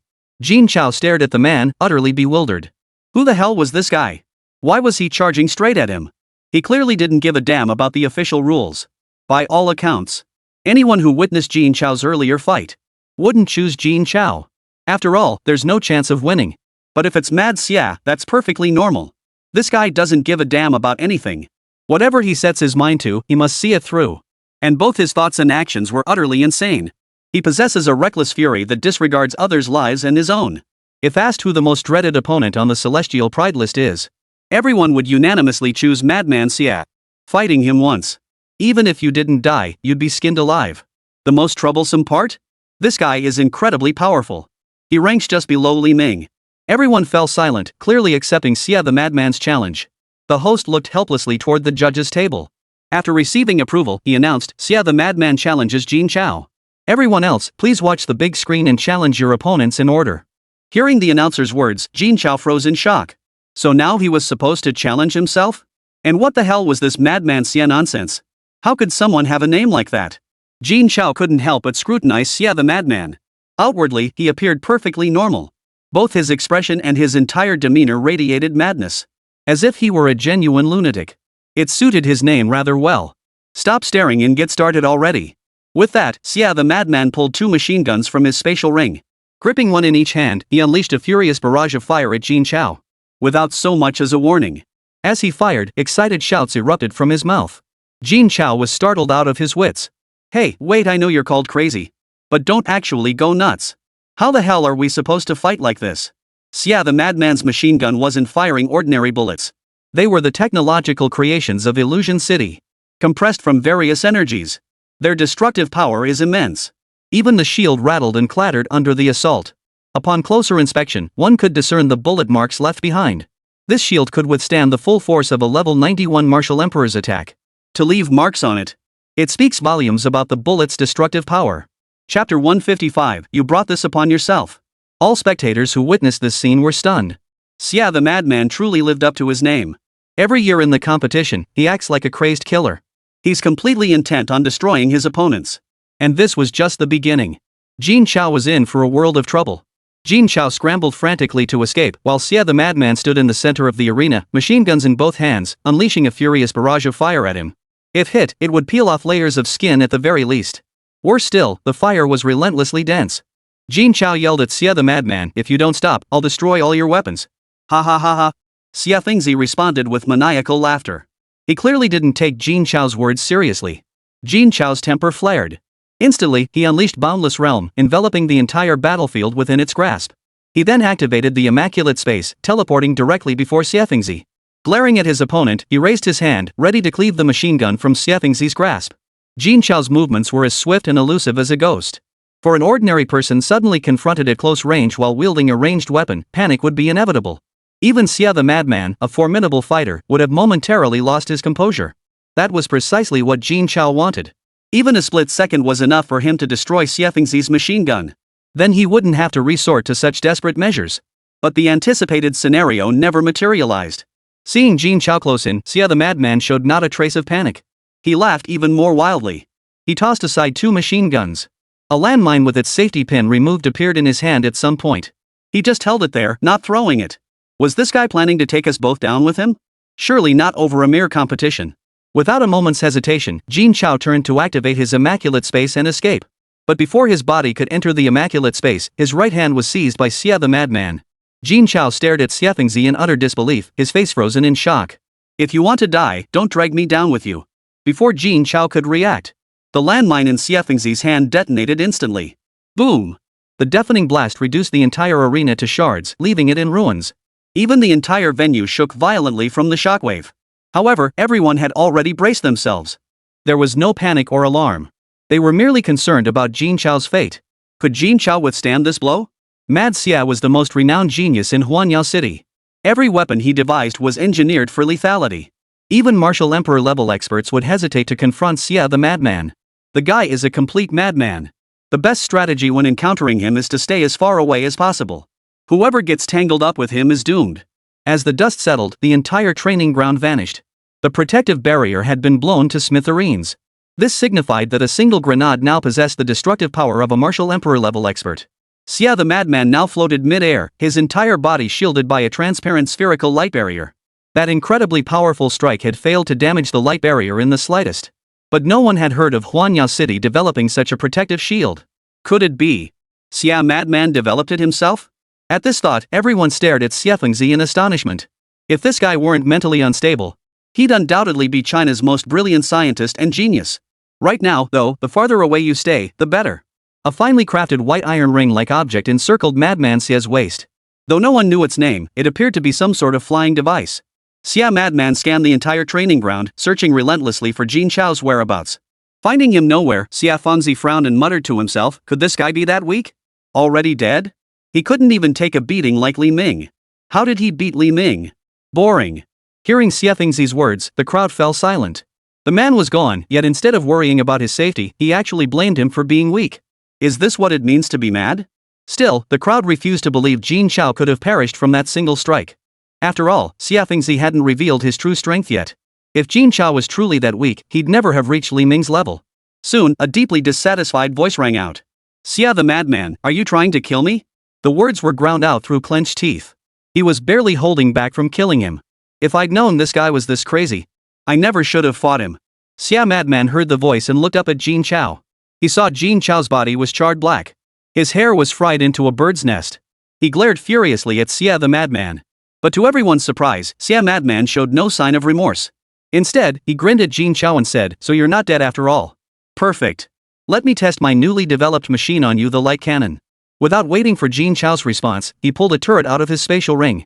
Circling around it was a flying machine identical to the one on his body, complete with a protective shield. Without another word, he immediately fired at Jin Chao.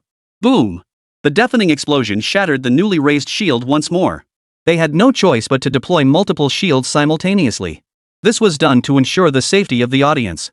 Jin Chao began scrambling to escape once more. At the same time, Jin Chao realized that this cannon didn't even require manual operation. It could lock onto him on its own. How was this possible? However, the firing rate of a single cannon was still rather slow. Dodging them was surprisingly easy. But soon, Jin Chao changed his mind. Because Mad Xia kept deploying more turrets. Before long, a full 20 turrets were neatly arranged in midair. They relentlessly bombarded Jin Chao. Blasts of white light relentlessly assaulted Jin Chao. The powerful energy fluctuations made Jin Chao dare not approach. Moreover, with the increasing number of cannons, Jin Chao found himself dodging them in a most disorganized fashion. He hadn't felt this humiliated since becoming a martial artist. This madman must learn my true strength. With that thought, Jin Chao stopped dodging. He stared blankly at Jin Chao. Somewhat puzzled. Why isn't this guy running away? His wide eyes held endless confusion. Could it be he knew escape was futile and intended to fight head-on? At this thought, Xia the madman's lips curled into a maniacal grin. He loved this kind of head-on confrontation. What's the point of hiding? Not a shred of manliness. This is exactly my cup of tea. But the next moment, Xiafengzi froze in place. The white energy sphere hurtling toward Jin Chao. Before it could detonate, it was engulfed by a black flame, instantly vanishing. Not even a ripple was felt. How could this be? That energy was crafted to detonate with the slightest provocation. Even the slightest contact would cause it to detonate instantly. How could it just vanish? No, I need to study this thoroughly. With that, he deployed another 20 turrets and unleashed a relentless barrage upon Jin Chao. I want to figure out exactly how Jin Chao pulled this off. Jin Chao, witnessing this scene, was thoroughly enraged. If you're looking for trouble, don't blame me. Void burning ink flame, ignite. Chapter 156, The Powerful Mecha. Jin Chao gave the command. Clusters of black flames suddenly erupted around the turrets. They surged directly toward the turrets. Given the burning void ink flame's bizarre power, anyone who had witnessed it would feel apprehensive. After all, it could even incinerate intangible energy clusters, much less tangible objects. But Madman Xie showed not a shred of fear. Instead, he grinned incessantly. He remained utterly confident in the protective barrier he had developed. This was a formidable defensive shield that even a level 91 martial emperor couldn't breach. And a mere ball of flame? It was nothing to be concerned about. But the next second, reality slapped him in the face. The burning void ink flame pierced straight through the shield, reducing all 40 turrets to nothing but ash. Only now did Jin Chao finally get a chance to catch his breath. Facing a madman like Xia, he simply didn't know how to fight him. Killing him would be easy. But defeating him was incredibly difficult. He cared nothing for his own life, only for victory. It wasn't about rankings either.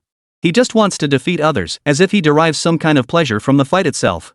Since I don't want to kill him either, it's a real headache. The spectators below the stage were all dumbfounded by this scene. They were all discussing what Jin Chao had just unleashed.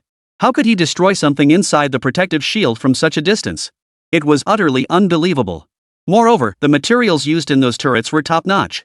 Whether it was hardness or ductility, they were top-tier.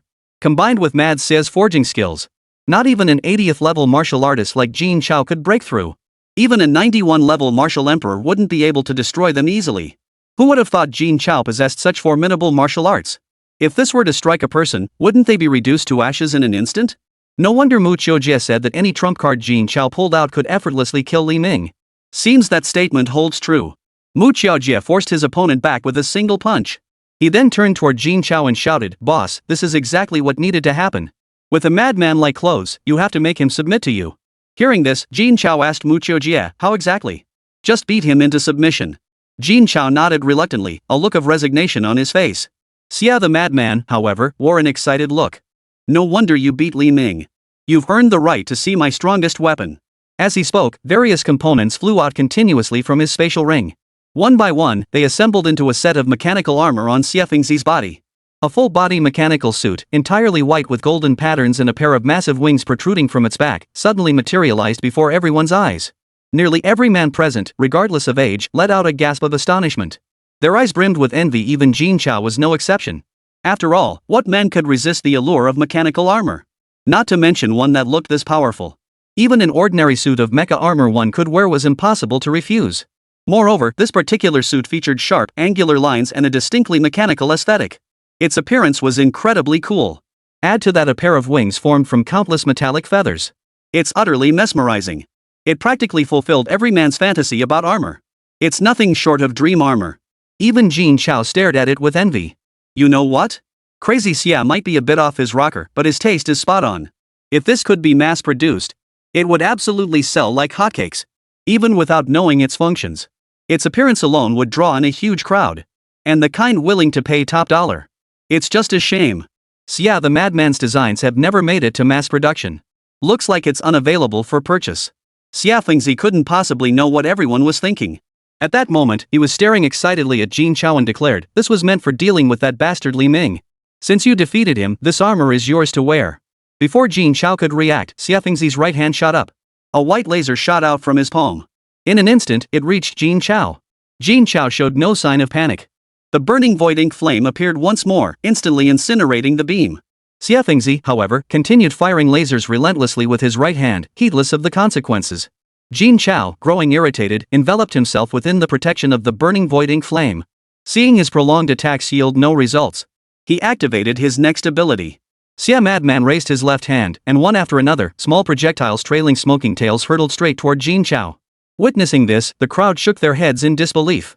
Even energy lasers couldn't penetrate that black flame barrier. How could these shells possibly break through? Yet in the next instant, all fell silent. The small shells detonated the instant they neared the burning void ink flame. They didn't even give Jin Chao a chance to incinerate them. A tremendous shockwave erupted. A massive mushroom cloud shot skyward, centered on Jin Chao's position. It instantly filled the space where the two stood. The immense force shattered the protective shield. Everyone was profoundly shaken by the scene. Merely the aftershock shattered the protective barrier. How devastating must that shell have been? Was Jin Chao, caught at the epicenter of the explosion, in danger? At this thought, most people began to feel tense. It wasn't that they were particularly close to Jin Chao. The main concern was that they hadn't yet acquired the ability to tame the beast. He couldn't just die like that. Xia the madman watched this scene with great satisfaction. His eyes burned with madness as he stared in Jin Chao's direction. Still worried the power wasn't enough? He activated the next function directly. 18 feathered wings sprouted from the mecha's back. They charged straight toward Jin Chao. Boom! Boom! The sound of collisions echoed continuously, followed by a series of explosions. Originally thought to be merely a simple slashing function. But unexpectedly, it also possessed explosive properties. Moreover, its destructive force matched that of the earlier artillery shells. The task force members had to raise several protective shields in succession just to barely withstand this energy blast. This level of power was already sufficient to threaten a level 91 martial emperor. It was utterly unimaginable how Mad Xia had managed to create such a thing. Truly the strongest genius of Illusion City. Jin Chao was at the very least severely injured this time. After all, he had fought Madman Xia without activating his beast fusion, a truly reckless underestimation. Everyone thought so. They had believed Jin Chao's battle with Li Ming would cement his position as the foremost talent among the younger generation. But unexpectedly, Mad Xia snatched it away in the end. Even if Li Ming faced the current Mad Xia, victory was far from assured. Xia Fengzi's strength was undeniable. Just as nearly everyone believed Jin Chao was about to lose. A sharp crack suddenly echoed through the air. Xia Fengzi stared in disbelief at the crack on the mech's chest. But before Xia Fengzi could speak, Jin Chao's voice, filled with fury, rang out, powerful but lacking in resilience. There's still significant room for improvement. Snap. As Jin Chao finished speaking, Xia Fengzi's mecha shattered instantly. It shattered into fragments and plummeted downward. Xia Fengzi, his face frozen in disbelief, plummeted down with them. Chapter 157, What the hell are you doing? Jin Chao stared at Xia Fengzi, who remained utterly unmoved. Though furious now. But if he really fell from such a height, it wouldn't be life-threatening. But breaking a few bones and sustaining serious injuries was a certainty. And if he hit his head? That would be a real problem. He could end up insane or mentally impaired, a true waste of such a prodigious talent. With that thought, Jin Chao spread his wings formed from light elements and dove downward. He caught the dazed madman Xia in his arms and landed smoothly. Even after Jin Chao released him, Xia Fengzi continued to mutter, not resilient enough, not resilient enough. I clearly used the finest materials. How could this possibly happen? Grasping Jin Chao's arm, Xia Madman demanded with a touch of madness, why? Tell me why this happened? Why? Observing Xia Fengzi's clearly abnormal state, Jin Chao couldn't help but frown. He stated frankly, the materials you used are indeed the top-tier synthetic ones available, but you failed to incorporate many of nature's own supreme materials. If you had incorporated those materials into your mech, it would have been far superior. At the very least, it wouldn't have been severed by a single stroke of my blade. Hearing this, Xia Fengzi's expression visibly softened. Instead, his eyes lit up with delight. He grabbed Jin Chao's hands and wouldn't let go. He exclaimed excitedly, you must have these materials, right? Sell them to me, I need to build another suit. Jin Chao pushed Xia Fengzi away, staring at him with a peculiar look. Why would I give it to you? Never mind how rare this stuff is, even if it were common, why would I hand it over? Do you think you'd just turn around and beat me up? Jin Chao had experienced firsthand just how devastating Xia Fengzi's weapons could be. Without the boundless prison, he would have died here. And after beating him so badly, how could he have the nerve to ask for the materials? And even if I gave you the materials, could you possibly craft it right now? Xia Fengzi seemed stumped by Jin Chao's question.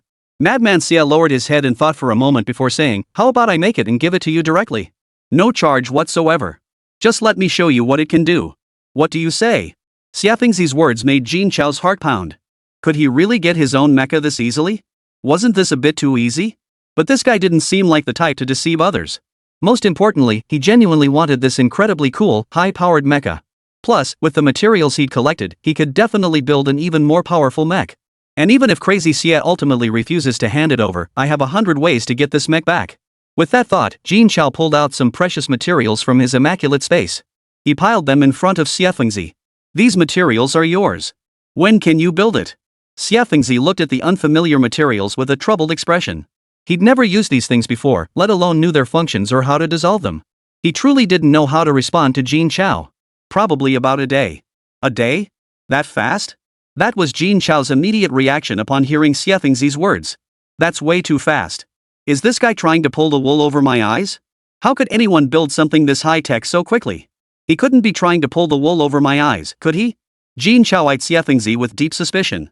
Then he continued, half a day or 3 hours is fine. 3 hours. This. Alright, I guess I'm just ignorant. Fine, I'll wait here for you. Xiafengzi, having received Jin Chao's permission, immediately picked up all the materials. Then he pulled out a lab bench from his spatial ring. He actually carried a lab bench with him? Truly the most brilliant mind in Illusion City. Xiafengzi approached the lab bench, his entire demeanor transformed.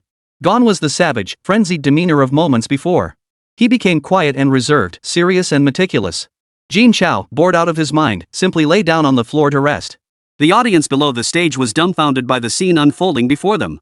What were they doing? Was the competition cancelled? Why are they setting up an experimental platform here? Why are there smelting tools? And all these welding machines? What on earth are they up to? Are they actually building a mech right here? Isn't that a bit too absurd? Forget about crazy Xia. How did Jin Chao agree to this? Hasn't he had enough beatings? Though I have no idea how Jin Chao won. But that battered and bruised look clearly he didn't have an easy time of it. Regardless of the crowd's murmurs. The arena fell silent. Only Madman Xia's figure remained, busily melting, forging, assembling, modifying, and adjusting. He was extremely busy. Jin Chao had already fallen asleep. Though he had only fought Madman Xia once. It was clear that Xia Madman wouldn't ambush anyone. Even if he employed every possible tactic during a match. As long as he lost, he accepted defeat gracefully. He'd never resort to underhanded tricks like that. As for whether he could build a mech today, Jin Chao himself wasn't sure. After all, a mech this advanced. It should be incredibly difficult to build in the eyes of ordinary people. Therefore, Jin Chao simply sat down to rest. After 2 consecutive battles, Jin Chao was utterly exhausted. He soon drifted off to sleep. When he opened his eyes again, it was already evening. He was roused by Mad Xie. Brother, the mech is ready. You gotta try it out. Jin Chao slowly opened his eyes. The sight before him instantly jolted him awake, all traces of sleepiness gone. What the hell was going on? Why were all these people gathered around him? Did your competition end already? Over 100 people, all gathered around Jin Chao and Xia the Madman. And the mecha standing tall at the very center. Everyone from Longjiang City was present. Every single one of them stared at Jin Chao with excitement. All waiting to see Jin Chao pilot this new mecha. The moment he saw the mech, Jin Chao froze. Wasn't this progress a bit too fast? How could it be ready in just a few hours? And it looked even better than the previous one. Even its appearance had undergone significant changes. Not only had it become more refined, he's even got a Tang-style broadsword in his hand now. He really put his heart into it. I only used the Tang broadsword once, yet he remembered. But this form of address. I've reviewed your records. You're older than me. You shouldn't call me Big Brother. Call me Mr. Jean or even Little Jean is fine. Xiafengzi's face hardened with stubbornness. You are my big brother. With that, he stiffened his neck and glared at Jin Chao. His expression was pure defiance. Seeing his state, Jin Chao feared he might have an episode. He didn't dwell on the title. Call me whatever you want. With that, he turned his delighted gaze toward the new mecha. He wondered if it was because of the materials he'd added. The new mecha shimmered with a radiant glow. It was quite different. Touching it, it didn't feel metallic at all. It felt like jade, yet its hardness was tens of thousands of times greater than that of jade. Chapter 158, You Can All Come at Me Together. Jin Chao was thoroughly satisfied with this mecha. As long as it looked cool. A man remains a boy at heart. Not to mention, Jin Chao was still a teenager. As for features or firepower? He couldn't care less. True strength lies in one's own power.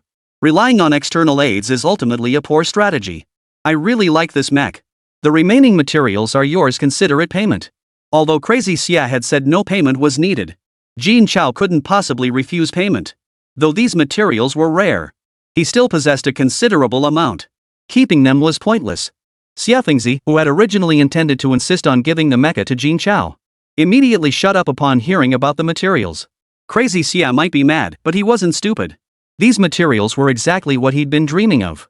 He couldn't even find them if he wanted to buy them. Jin Chao was giving them away for free. This was a must-have. This way, he'd have the materials he needed to research new machinery. With that thought, Xia the madman didn't hesitate for a moment. He promptly packed everything away. Not a word was spoken. The crowd had long since grown accustomed to such behavior. After all, the primary reason these people had gathered around Jin Chao wasn't to see the mecha. They were here to challenge Jin Chao. Though they knew victory was impossible, they all wanted to witness Jin Chao's true strength. All eyes turned to Jin Chao. Mucho Jie approached him, still admiring his own mecha, and whispered, "Boss, these guys are here to challenge you. If you can't handle them, let's get out of here. Anyway, everyone in Wangjiang City is already on the genius rankings. You took first place, boss. Fighting these guys is pointless. Fighting so many opponents would be a waste of time." There was simply no need to engage. Even the martial arts tournament organizers would understand. But Jin Chao merely smiled faintly, his teeth gleaming whiter against his dark complexion. This is the perfect chance to test this mech. If you want to challenge me, come at me all together. This time, I'll give it my all. Full force? Could it be that Jin Chao had held back in the previous two battles? Everyone was stunned. But soon, they all understood. Jin Chao hadn't even used his beast fusion. How could he have been going all out? This was almost too much to accept. He defeated the top two prodigies without even exerting his full strength. If this were unleashed at full power, how terrifying it would be. But that's precisely what everyone wants. With so many of us, there's no way we can't shake Jin Chao. Jin Chao looked at Mucho Jie and the others with interest. Are you joining? His gaze then shifted to Li Ming and Xia the madman. He'd crossed swords with all of them before, though he hadn't fought them at full strength. Mucho Jie glanced at the crowd from Wangjiang City behind him, all shaking their heads frantically. He understood perfectly. His boss's true strength? His own people knew best. The scenes of their grueling training still played vividly in his mind. Forget winning, there was no chance to fight back at all. Better not court trouble. Li Ming heard Jin Chao's words and gave a faint smile. I'm no match for brother Jin, so I'll stay out of this. Finally, crazy Xia caught Jin Chao's gaze. He shook his head wildly. I won't fight you. You're too formidable. The sight of Jin Chao severing the strongest mecha had utterly terrified Xiefengzi, a man who'd never known fear. He never wanted to cross swords with this man again. Seeing Xiefengzi's reaction, everyone who knew him froze in shock. Could Mad C ever be afraid? All those times he challenged Li Ming before, didn't he get beaten to a pulp every single time? Yet he had never once backed down. Year after year, he continued to challenge Li Ming without fail. Fear was the last thing on his mind. How could his first defeat against Jin Chao without even a scratch scare him this badly? This was nothing like crazy Xia at all. Xia madman, of course, had no idea what everyone was thinking. Even if he did, he wouldn't give them the time of day. His strongest mecha couldn't even withstand a single strike from Jin Chao. He possessed the capability to kill me with a single strike. Fighting someone like that? He wasn't a madman, he was a fool. However, those who hadn't faced Jin Chao yet were already itching for a fight. He wanted to see just how formidable someone was who could even defeat Madman Xia. Those not participating, take your seats below to watch. I'm about to begin. Jin Chao declared his acceptance of the challenge outright, ignoring the host entirely. And even if they tried to stop him, it wouldn't matter. Today, he had to test the mech's power. With that thought, Jin Chao pressed the controller Xiefengzi had given him. The sleek, integrated mech instantly disintegrated into countless fragments, hurtling toward Jin Chao. Piece by piece, they attached themselves to his body, reassembling into the mech. Jin Chao flexed his limbs to test the controls. Let's begin. At Jin Chao's command, dozens of individuals on the genius ranking all revealed excited expressions. In an instant, they all charged forward. A dazzling array of abilities erupted. Leading the charge were the remaining 9 from the original 11. They were the ones most eager to defeat Jin Chao. Though it might not be honorable, at least it would prove that Jin Chao wasn't invincible. Only then would the shattered confidence of the others begin to mend. Boom! A thunderous impact exploded against Jin Chao's body. To everyone's surprise, Jin Chao didn't even try to dodge. What was Jin Chao trying to do? Was he planning to take on everyone's attacks head-on? Wasn't that a bit too dismissive of these opponents? After all, he was among the most elite young warriors in all of China. And they were attacking him in such numbers. In that case, we won't hold back. Such thoughts echoed in nearly every challenger's mind. Their attacks grew more powerful. Wave after wave of diverse energies relentlessly pounded the mecha's armor. Countless weapon attacks struck the mech's body. But Jin Chao never moved. Instead, he stood his ground, enduring the onslaught for 3 full minutes. During those 3 minutes, every challenger attacked with all their might. Yet they couldn't even leave a mark on the mech, much less injure Jin Chao inside. Even psychic attacks failed to affect Jin Chao inside the mech. Could this suit actually block something as intangible as psychic energy? Just as everyone was at a loss for how to attack, Jin Chao's voice finally rang out. Very well. The defense is indeed formidable. Now let's test the mech's various functions. With that, Jin Chao raised his right hand toward the crowd. Seeing his gesture, everyone he pointed at scattered in all directions. From Jin Chao's earlier battle with Xia the Madman, everyone already knew. This was the motion to fire a laser. Though it was merely the mech's basic attack, its destructive power was nothing to be taken lightly. Only a freak like Jin Chao could withstand it head-on. No one else could withstand it. So everyone had no choice but to dodge. In an instant, the spot Jin Chao had targeted was completely empty. Not a single figure remained. What surprised everyone, however, there was not a single sound. Just as the crowd was puzzled, Jin Chao's voice rang out again. Sorry about that. Still learning how to use it. Won't happen again next time. Chapter 159, one skill is enough to kill you all. No sooner had he spoken than a laser projectile streaked toward the crowd. Boom! The explosion was more powerful than anything seen during the earlier battle between Mad Xia and Jin Chao. Everyone was puzzled. What was Xiafling Zi up to? Hadn't he been defeated? Had Jin Chao tamed him, turning him into his own beast? Otherwise, how could the mecha he built for Jin Chao be so much better than his own? Even with superior materials, it should only offer enhanced defense. How could its attack power have increased too? Xia the Madman must have been tamed. It must be so. The challengers were suffering terribly. Jin Chao's laser bullets sent them scattering in all directions.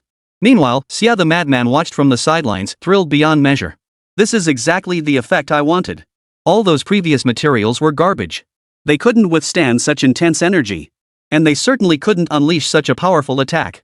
Now, with the materials provided by brother Jin Chao, all my other ideas can finally be realized one by one. This is the closest thing to perfect material. If Mu Qiujie hadn't mentioned that brother Jin Chao possesses even more formidable materials, I'd have thought this was the best material available. In that case, many ideas would never come to fruition. Looks like I should listen to Mu Qiujie after all. From now on, I'll follow brother Jin Chao to bring every single one of my ideas to life. Xia the Madman, true to his name, utterly insane. Not just in combat, but also in his inventions and creations. Many of his ideas would terrify even the most brilliant scientists in Huanyao City. The difficulty of executing them is unprecedented. Xia the Madman even sought to harness spatial energy to create attacks capable of tearing apart space itself. Attacks of this magnitude could never be stored. After all, even space itself couldn't withstand it. Other materials would be even less capable of achieving this feat. Fortunately, he encountered Jin Chao. Within the martial artist encyclopedia provided by the system, there was an entire chapter dedicated to various weapon materials.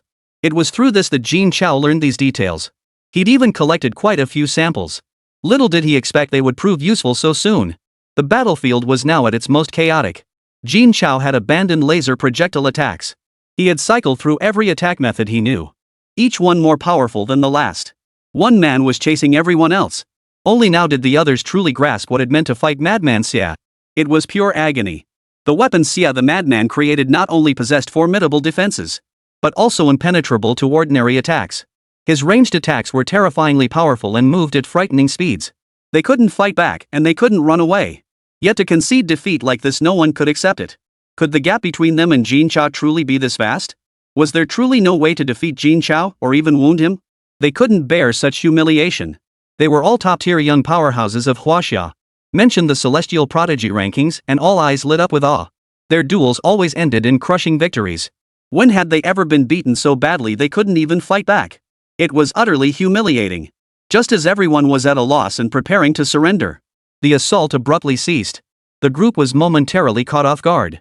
Everyone had retreated to a safe distance, never expecting a counterattack at this moment. What puzzled them even more was that Jin Chao immediately shed his exoskeleton armor. He stood on the ground, covered in dust and dirt. Seeing this, the others finally realized, if they didn't strike back now, they might never get another chance. Almost simultaneously, everyone unleashed their full power, charging at Jin Chao. Frenzied energy instantly engulfed Jin Chao. It caused ripples to form in the surrounding space. This phenomenon only occurs when power reaches a certain threshold. It was also the protective mechanism activated by the opening of the space.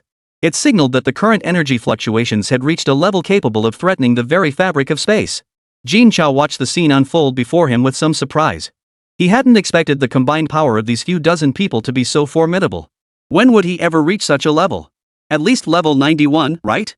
Seeing Jin Chao lost in thought, the crowd's faces lit up with delight. They accelerated their attacks, hoping to seize this opportunity to defeat Jin Chao once and for all.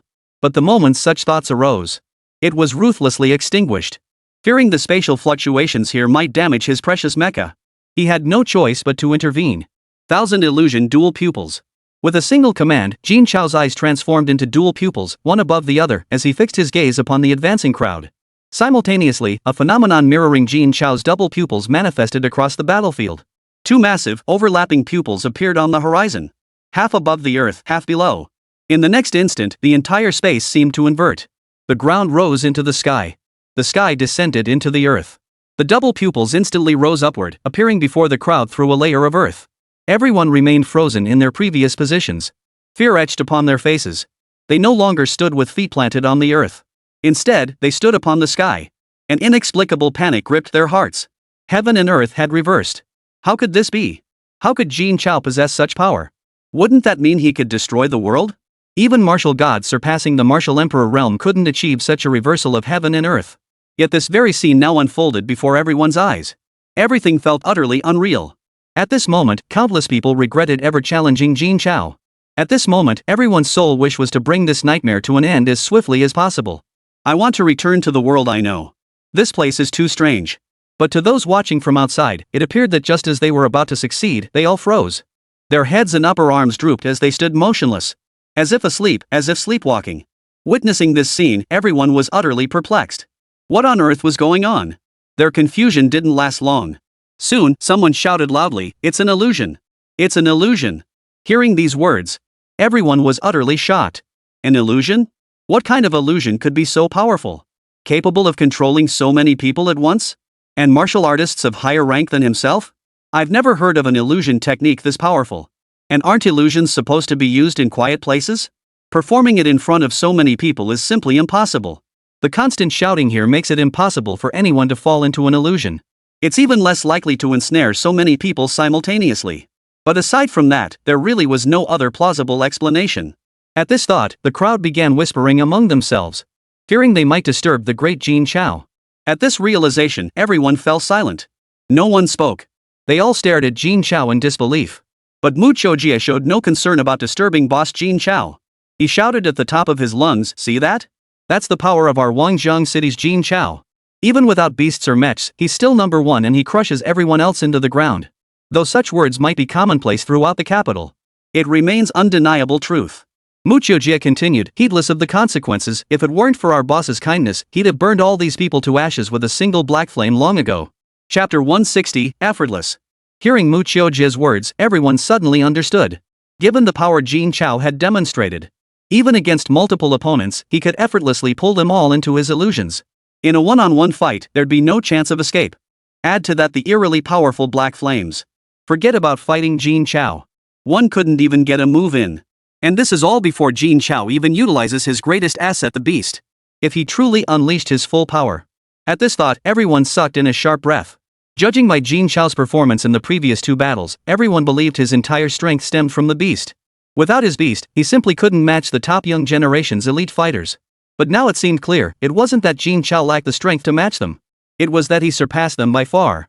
He simply disdained to fight these opponents. He even ensured his opponents remained unharmed during the matches. He could defeat them effortlessly. He had complete control over their abilities. Such overwhelming power simply crushed them all. It was utterly unimaginable that someone like this could come from a small place like Wangjiang City.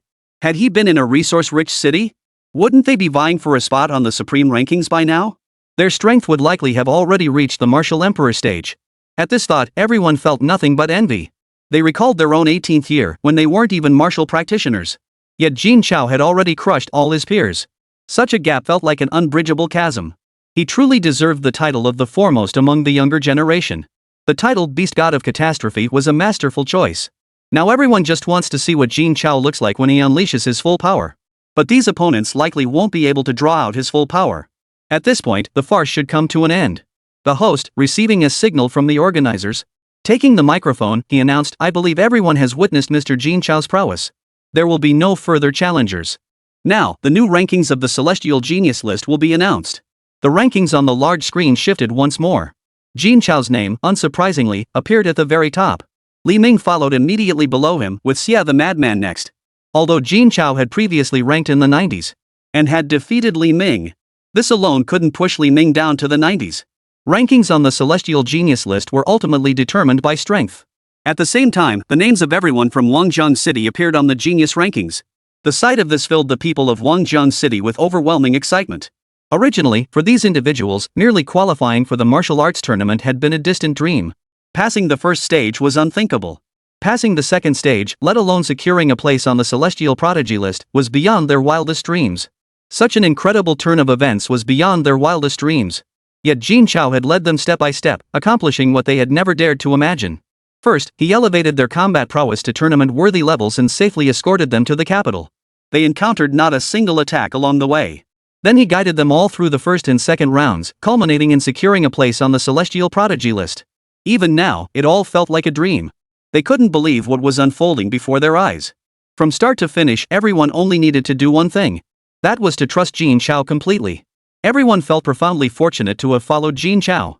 Unlike the thoughts of the people in Wangjiang City, the crowd below the stage and the judges' seats had long since grown impatient. They hadn't come merely to watch the martial arts tournament. They were here to purchase the ability to tame exotic beasts. The judges on stage also announced urgently, "With that, the martial arts tournament has concluded successfully. Rewards will be distributed shortly.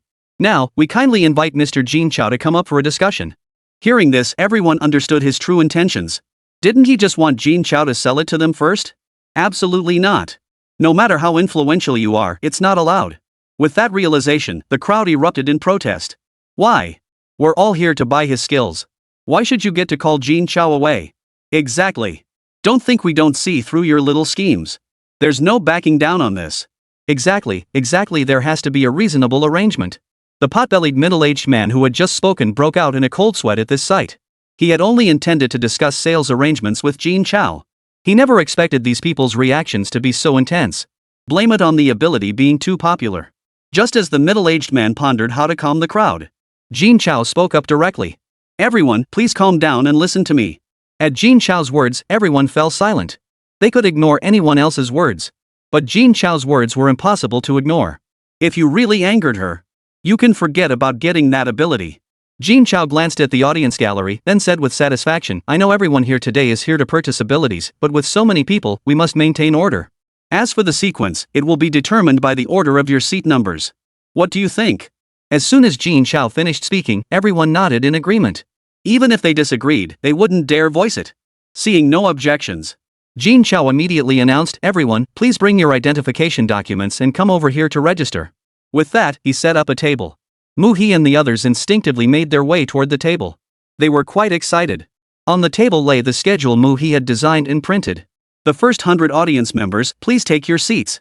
No sooner had the words left his mouth than 100 people had already formed a line. Their eyes fixed intently on Jin Chao. It made Jin Chao's heart race. "Please proceed to payment, sign the agreement, and then come to me to receive your abilities." Mu He presided over the proceedings, registering everyone's information. The sole purpose was to screen out the Mu family members. Jin Chao wouldn't dwell on minor matters. But when it involved those close to him, especially his benefactors, every detail had to be accounted for. Within minutes, the first batch of people received the beast abilities you provided. Within an hour, hundreds had been processed. Even though it was already nighttime, the audience's enthusiasm remained high. You kept working until the wee hours of the morning before letting everyone rest. Phew! Almost simultaneously, everyone exhaled. The task was finally complete. They were about to head outside. A piercing voice suddenly rang out. "Which one of you is Jin Chao? Please come with me." Seeing the newcomer, everyone frowned. What's going on?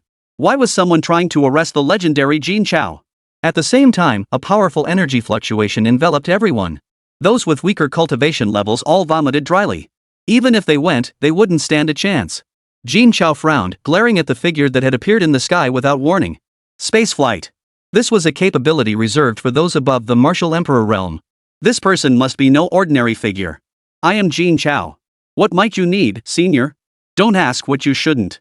Come with me." Jin Chao retorted, "Where to?" "The old man, the government building." "The government building?" Jin Chao asked with a smile, "May I ask why?" Chapter 161 Malice from the Martial God. Hearing Jin Chao's words, the old man's expression darkened. Many martial artists present recognized the old man's identity. A. Isn't that Qin Wuxian? What's he doing here? B. Who knows? But his presence definitely signifies the government's stance. C. The government? What did the almighty Jin Chao do wrong? D. Humph, short-sighted. With the immense power Jin Chao wields, the government naturally has concerns. Summoning him for a meeting is only logical. If he joins the government, that's ideal. If not. E. If he doesn't? Spit it out, spit it out. D. If he doesn't, just think back to what happened to Zhao Jie. At the mention of Zhao Jie, everyone's expression darkened. Huaxia Nation has always been a land of abundant talent. Though none as dazzling as Jin Chao today, he was still exceptionally outstanding. Zhao Jie was precisely such an existence capable of overwhelming all his peers. And most importantly, he had no powerful connections backing him. He was the very embodiment of a prodigy rising from humble origins.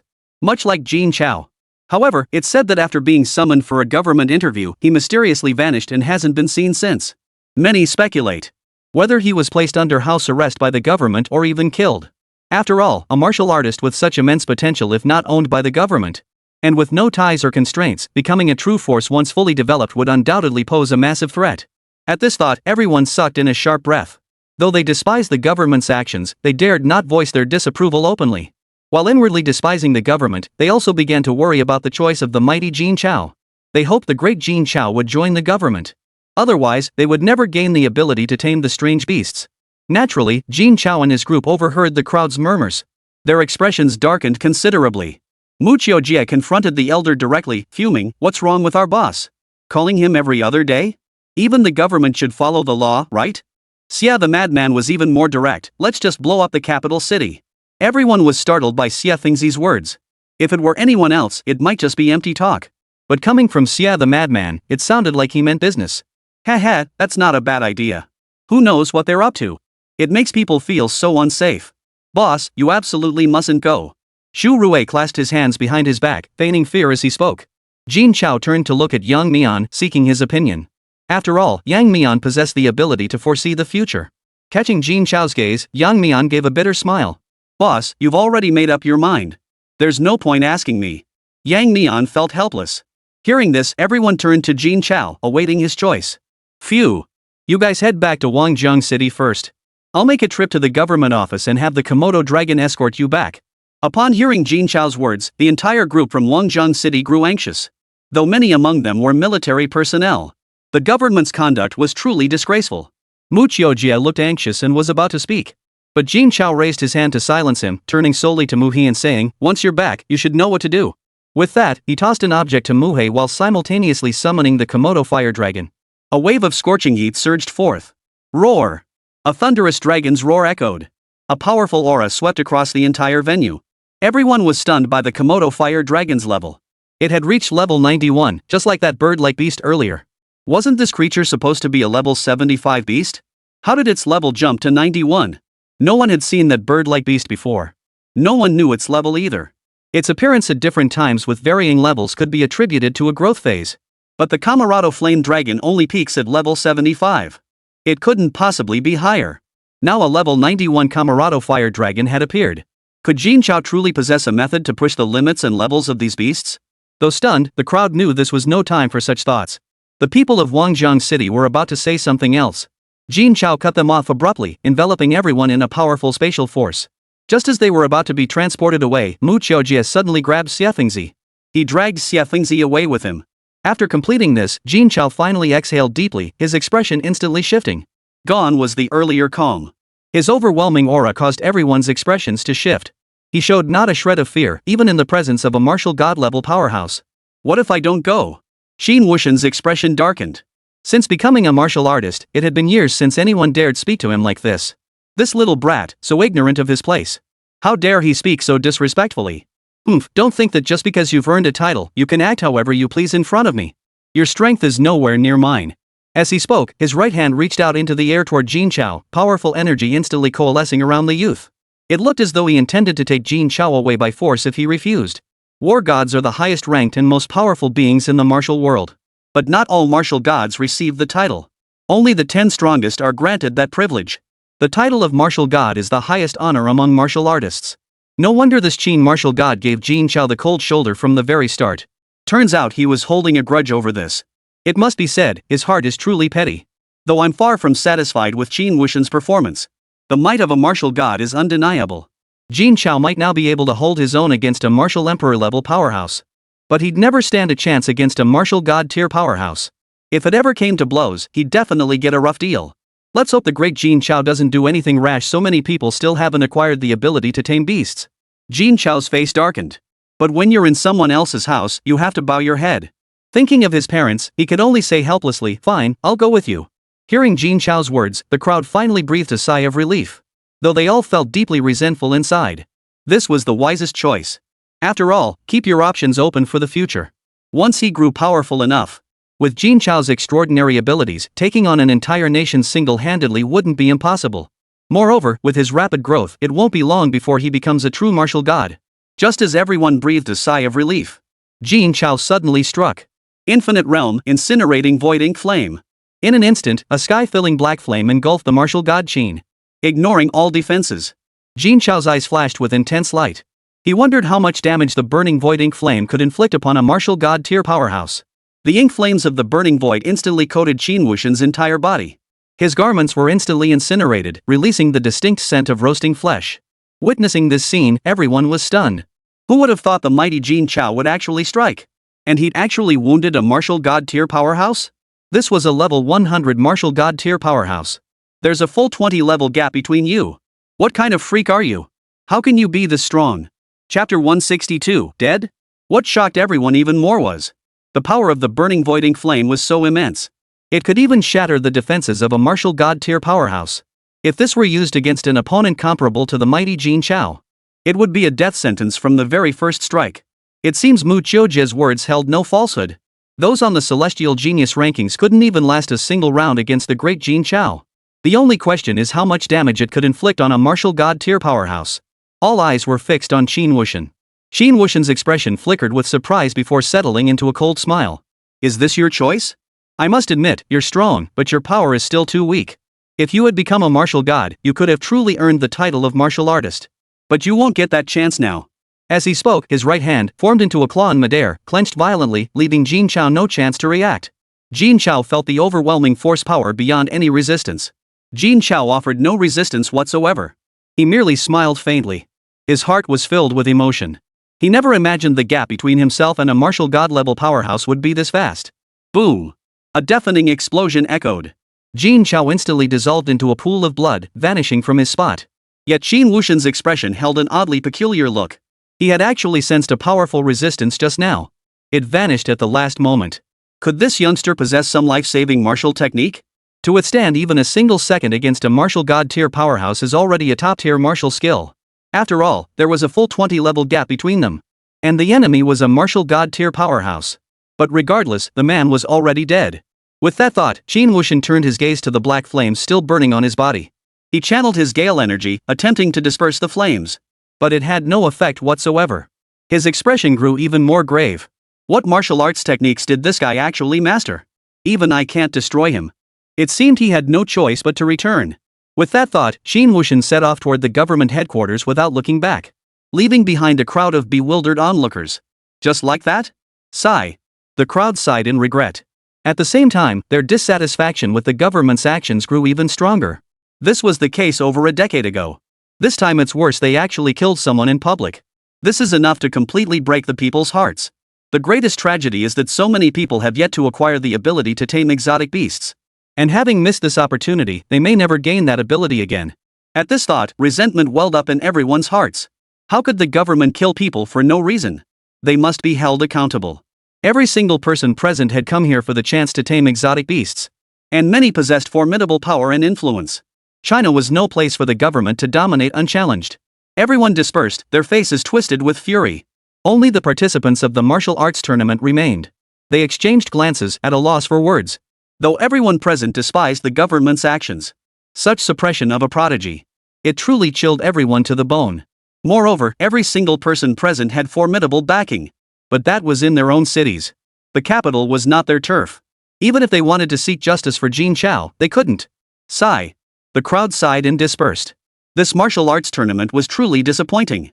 Just as everyone was dispersing to return to their respective cities, Li Ming gathered the original 11 strongest fighters excluding Xia the madman together. He spoke in a mysterious tone, "Don't leave the city just yet. Gather here. Bring no one else. We have important matters to discuss." Li Ming commanded considerable respect among them. Li Ming was exceptionally powerful. His character was also beyond reproach. Whenever he spoke, those present were all willing to grant him this favor. Thus, they all agreed. At that moment, Jin Chao, the top-ranked martial artist of the tournament, the hope of China, and a peerless genius, was brutally killed on the spot by government agents. Utterly insane. Simultaneously, major factions convened press conferences. Their message was straightforward: condemn the government and demand an explanation. They demanded severe punishment for the murderers. Otherwise, they would not guarantee they wouldn't resort to certain means to force the government to provide an explanation. Their stance was uncompromising. There is absolutely no room for compromise.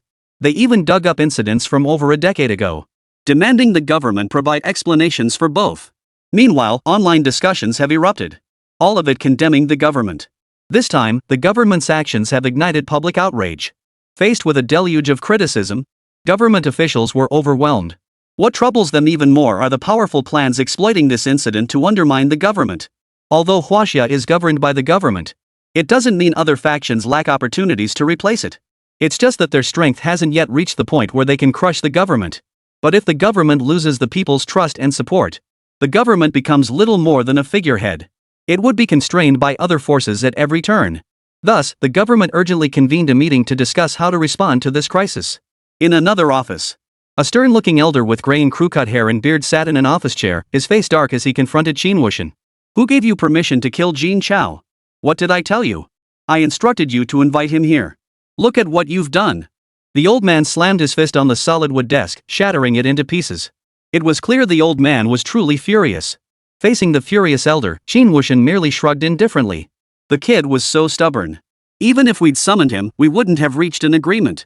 Better to eliminate him now than risk other factions snatching him away. That would only make him a greater threat to us later. The old man's fury intensified at these words. Don't think I don't know what you're scheming. Your ties to the black and white interval are crystal clear to me. Qin, my brother, you've truly crossed the line this time. I've said it before, no one betrays the government. As he spoke, a formidable aura erupted from the old man's body. Even Qin Wuxian's face turned deathly pale in an instant. His heart raced with panic. How could he know about my connection to black and white boundless? What should I do now?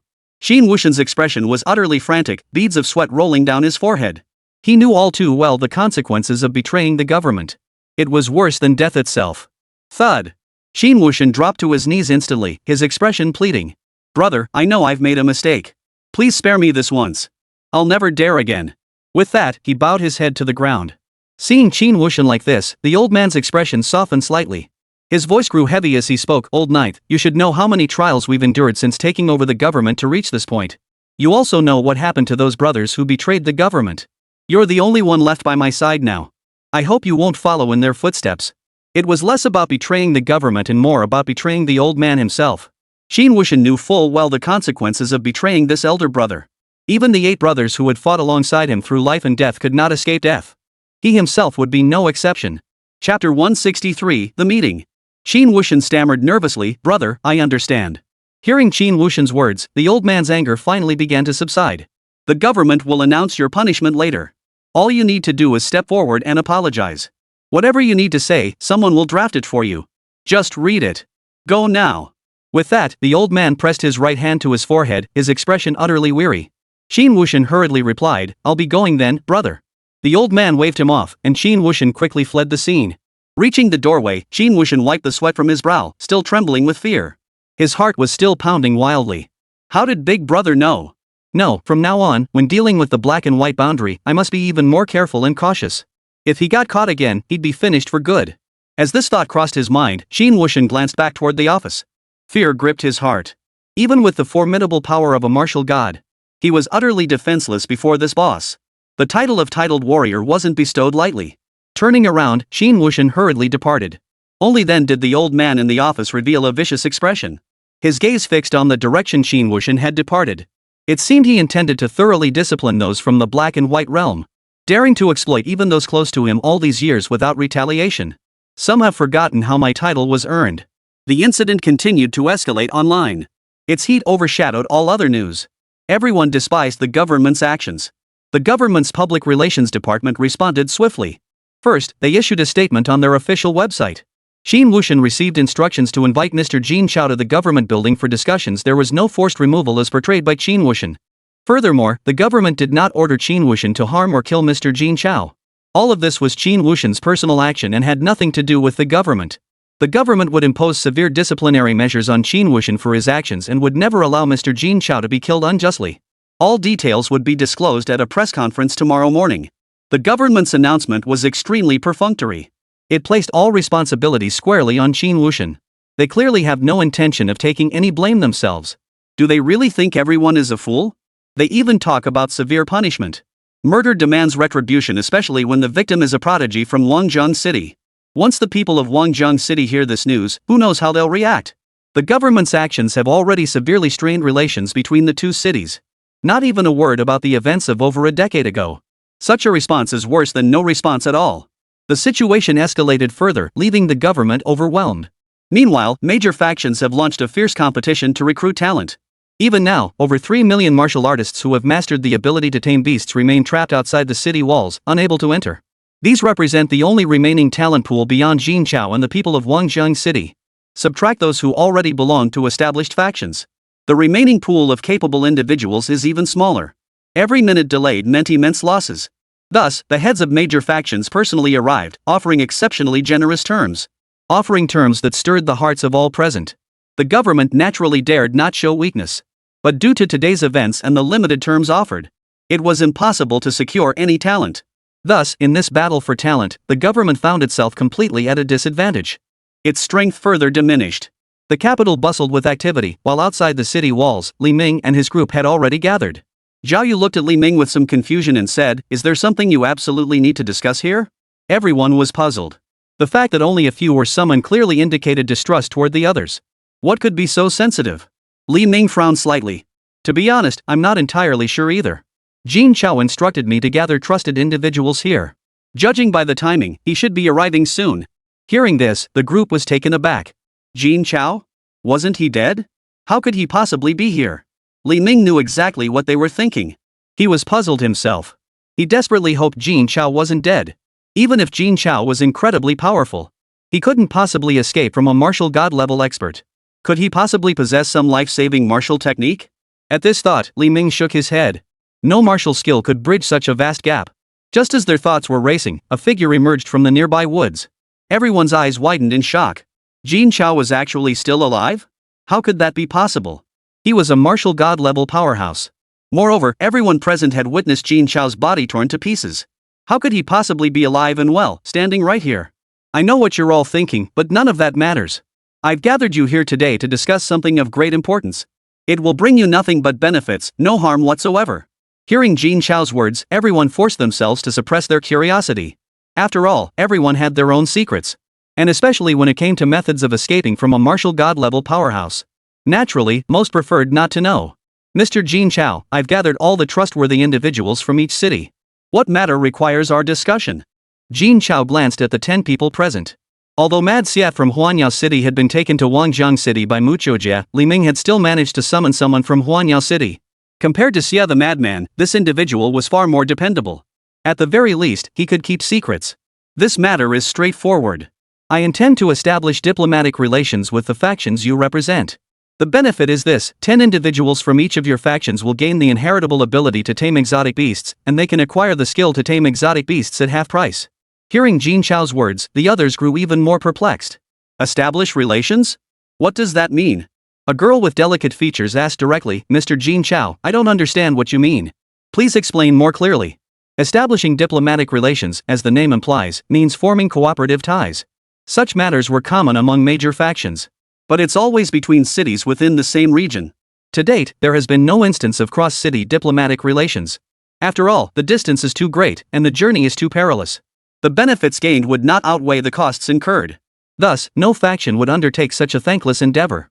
However, establishing relations with Jin Chao is an entirely different matter. The terms he offers alone are enough to make every faction rush to his doorstep. Any losses incurred would be insignificant under such favorable terms. So when this girl voiced her question, everyone stared at her as if she were an idiot. It seemed as though they were pondering just how foolish one must be to ask such a question. Feeling their stares, the girl quickly explained, Mr. Jin Chao, I don't have doubts about establishing diplomatic relations. It's just, you have doubts in your heart, right? Then let me explain it properly to everyone. Upon hearing Jin Chao's words, everyone listened intently, afraid to miss a single detail and lose this golden opportunity.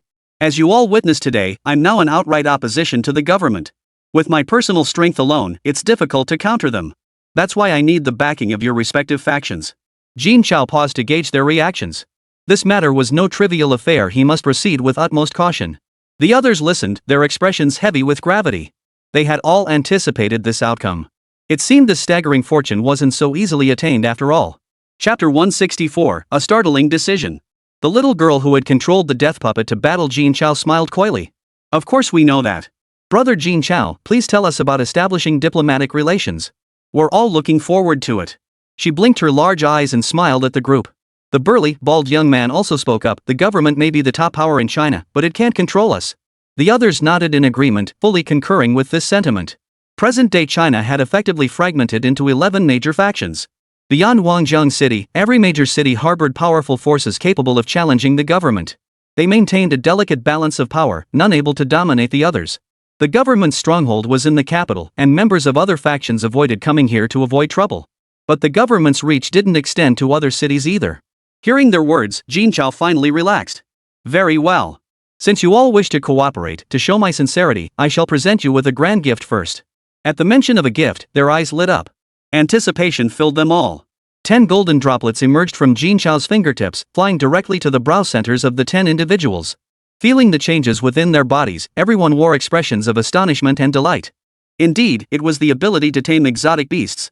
Jin Chao was truly magnanimous.